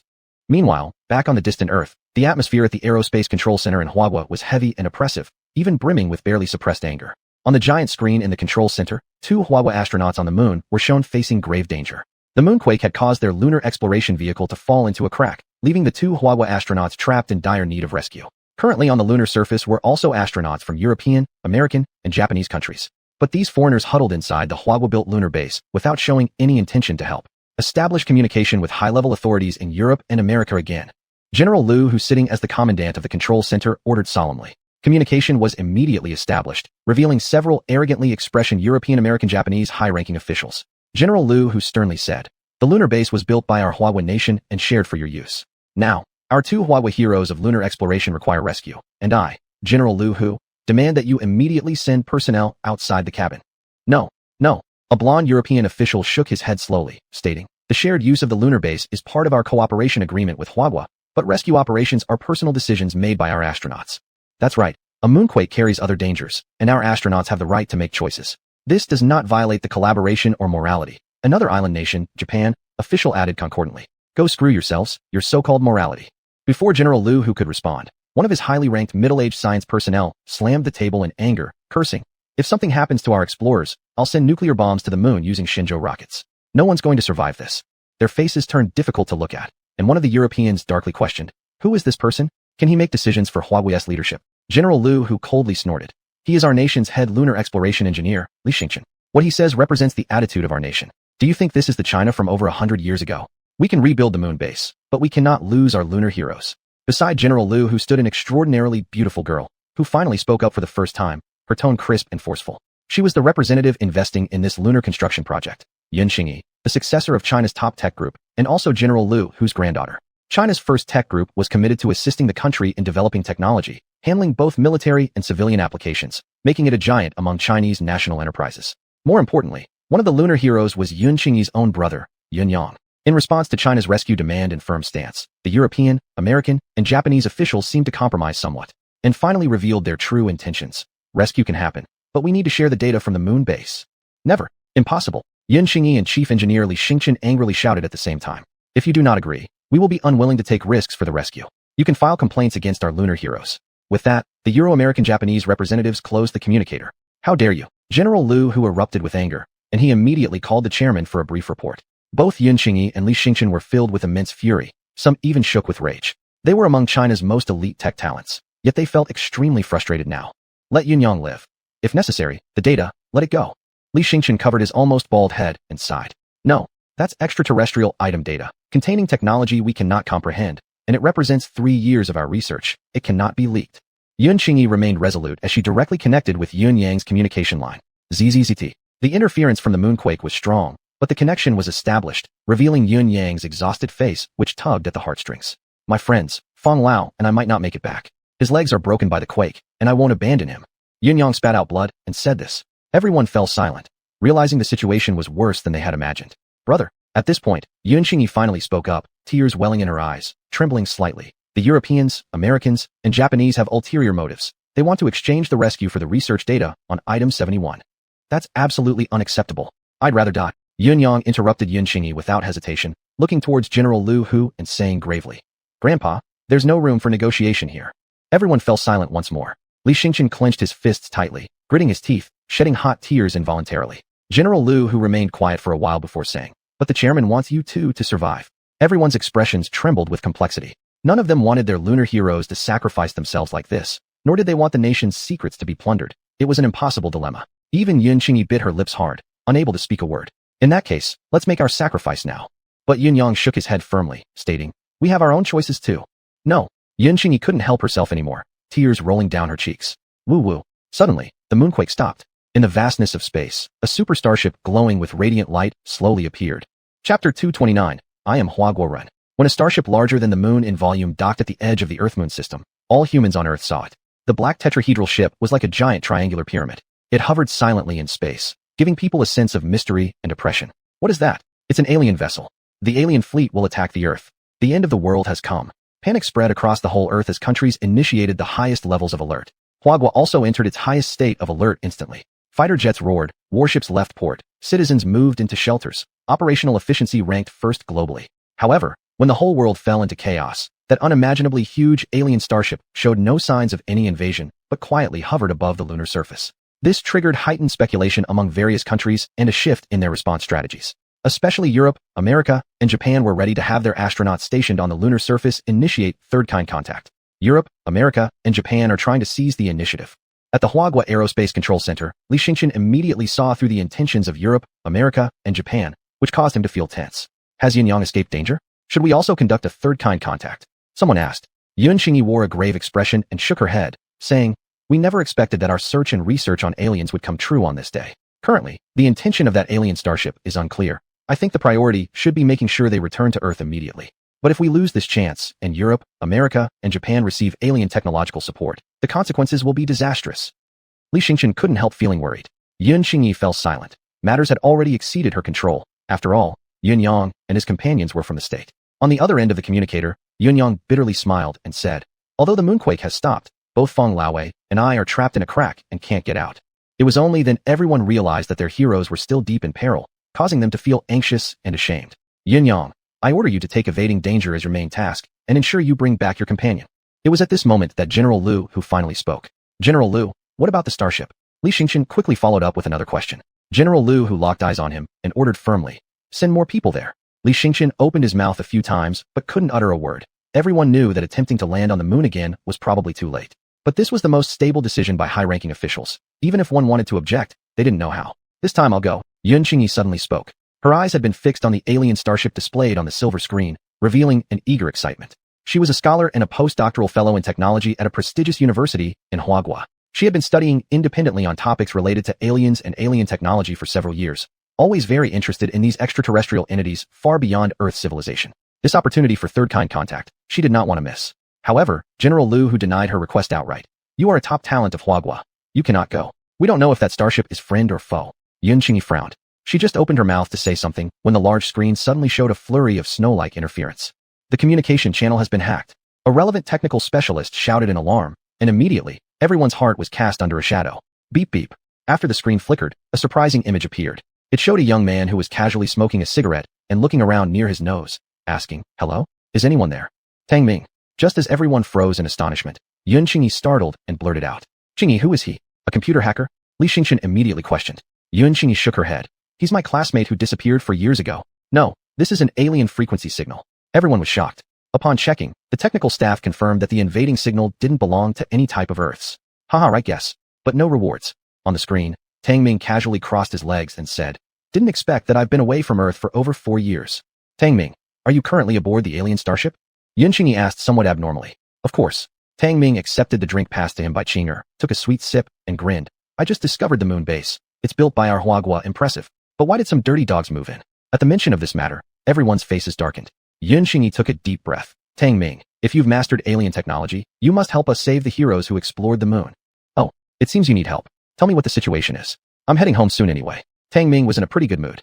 Yun Qingyi was quite astonished, so she proceeded to recount the crisis the lunar explorers were in and the threats and blackmail from Europe, America, and Japan. Upon hearing this, Tang Ming became furious and swore, "You watch, I will kill them."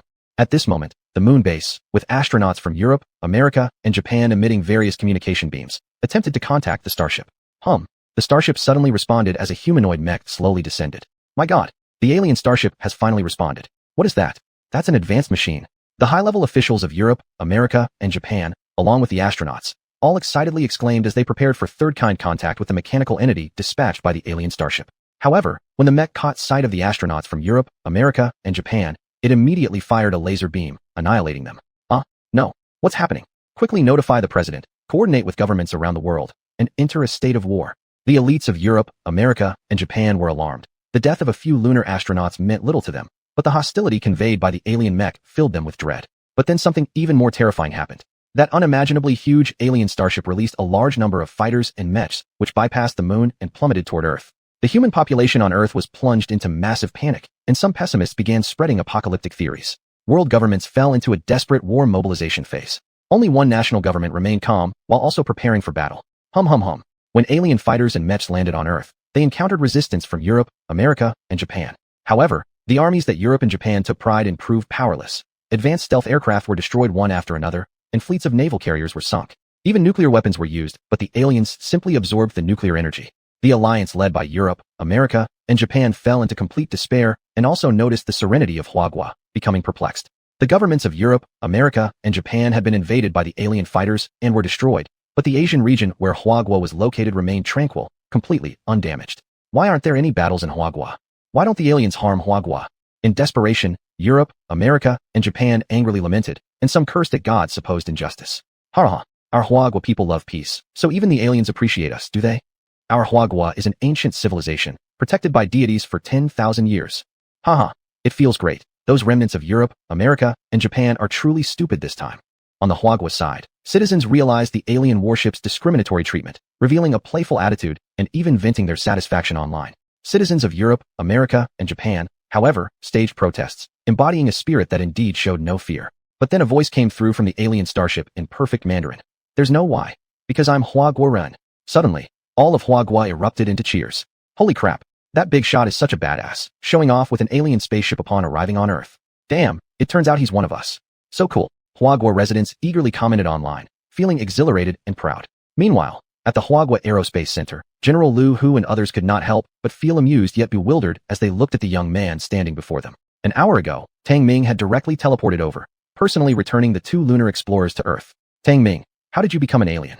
Yun Qingyi stared incredulously at the youth before her. She could sense the immense change in this old classmate. His tall and robust figure exuded confidence, his eyes deep and piercing, encircled by golden rings, displaying a depth akin to the universe itself. Tang Ming greedily inhaled 2 breaths of Earth's air, relishing it. Earth's air still smells familiar, just like the good old days. Young fellow, why did you destroy the governments of Europe, America, and Japan? General Liu, who became restless and couldn't help but ask. Realizing this, Tang Ming smirked and replied, "This was my dream, to have the power to cripple the bandits of Europe, America, and Japan. It feels damn great." Everyone was speechless, though they found it satisfying. Tang Ming burst out laughing. "I need to visit home for a bit. Qing'er, you stay behind and pass some high-tech knowledge to our motherland." "All right, master." Qing'er smiled faintly. Tang Ming grinned at Yun Qingyi, his former idol. "Old classmate, Qing'er knows everything. You can ask her questions. Well, I'm off now, see you." As soon as he finished speaking, his body emitted a bluish light, vanishing instantly. This was an ultra-advanced teleportation technology. Chapter 230, A New Journey, The Starry Sea. Although Shiyu Town in Huagua is close to Haihu City, it is actually not developed, with the economy lagging relatively behind on a national scale. However, this was Tang Ming's hometown. Tang Ming, dressed casually, walked out of an ancient city gate alone, his mood somewhat disheartened. He hadn't expected that his parents had moved away and the old rented apartment had new tenants as well. "Qing'er, help me find out where my parents are." Opening the communicator, Tang Ming contacted Qing'er and issued an instruction.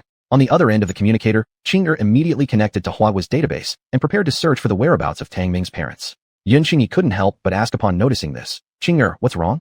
"The master wants to locate his parents." "I know this. There's no need to search. Tell Tang Ming to go to this location in Haihu City." A thought occurred to Yun Qingyi, and she promptly informed Qing'er of a place. Qing'er relayed the coordinates. After receiving them, Tang Ming paused momentarily and said oddly, "How does Yun Qingyi know so much about my family affairs?"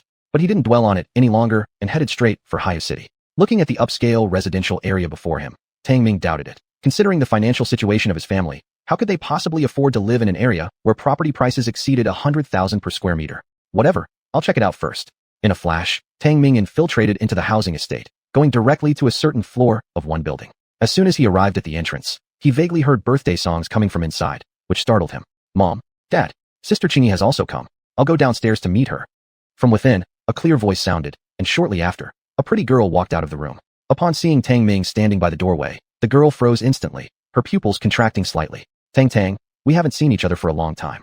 Seeing the girl, Tang Ming smiled warmly, bright and sunny. This girl was his biological sister, Tang. Tang covered her mouth, her eyes gradually reddening. After a long pause, she trembled as she asked, "You are my brother? You're still alive?" Tang Ming replied with a smile. "I heard Mom and Dad's voices. Are they all right?" "Geez." Tang couldn't hide the emotions surging within her anymore. She rushed into Tang Ming's arms, tightly hugging him as her voice broke with sobs. "You're my brother. You've returned alive. Wah. You've grown up now, and you're still crying." Tang Ming gently patted Tang's shoulders, smiling broadly with satisfaction and joy. "Sugarplum," referring to Tang, "what's wrong?"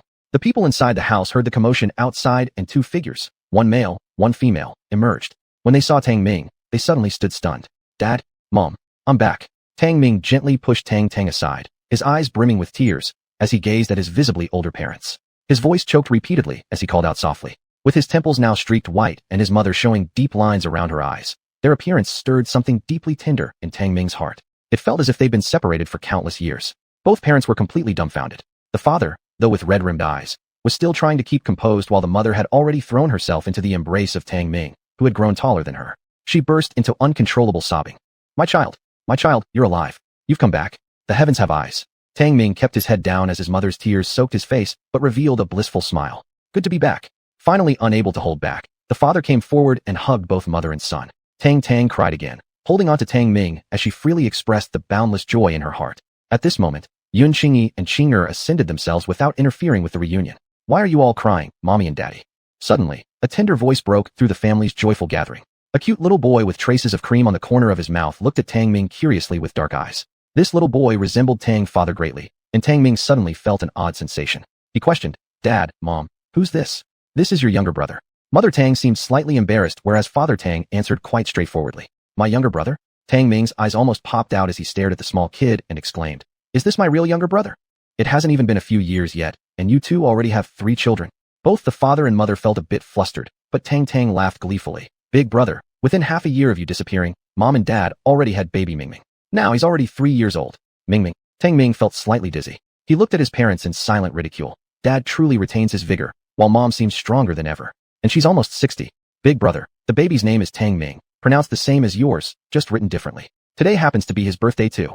Tang laughed happily. Tang Ming opened his mouth several times in succession. This name being so similar to his own clearly showed how much his parents missed him. "Well, we're still standing outside. Let's go inside and chat." Tang mother led Tang Ming inside, and the rest followed them. That day, Tang mother and Tang father asked Tang Ming about his well-being at length, while Tang Ming also shared some of his experiences.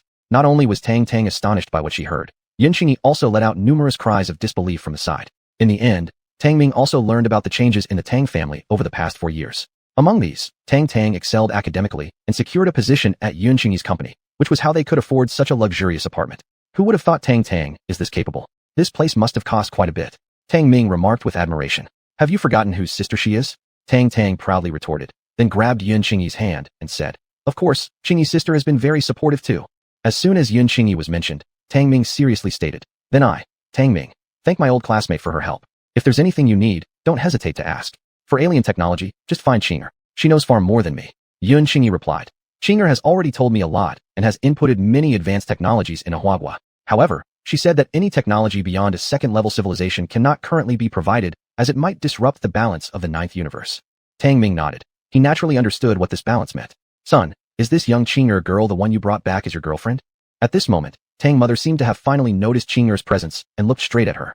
She had never seen such a gentle and beautiful young woman, her gaze clearly suggesting the expression of viewing her future daughter-in-law. Mom, Qinger is my artificial intelligence. Tang Ming rubbed his forehead and told Qinger, return to the universal starship and fetch a few doses of the mild primary gene serum. Yes, master. Everyone, see you later. Qinger politely took her leave. Everyone stared dumbfounded at Tang Ming, unsure of what to say. Meanwhile, Yun Qingyi strangely felt relieved. Tang Ming spent half a year with his family. During this time, Aicao made an appearance only once, leaving Tang mother believing she was Tang Ming's partner. She kept saying she wanted to meet her again, but naturally left it alone. After injecting a certain type of gene serum, the Tang family saw great improvements in their physical constitution and intelligence. A conservative estimate suggested they could live healthily up to 120 years. Actually, Tang Ming could make his family live thousands of years without issues, but he didn't want them to become anomalies on Earth.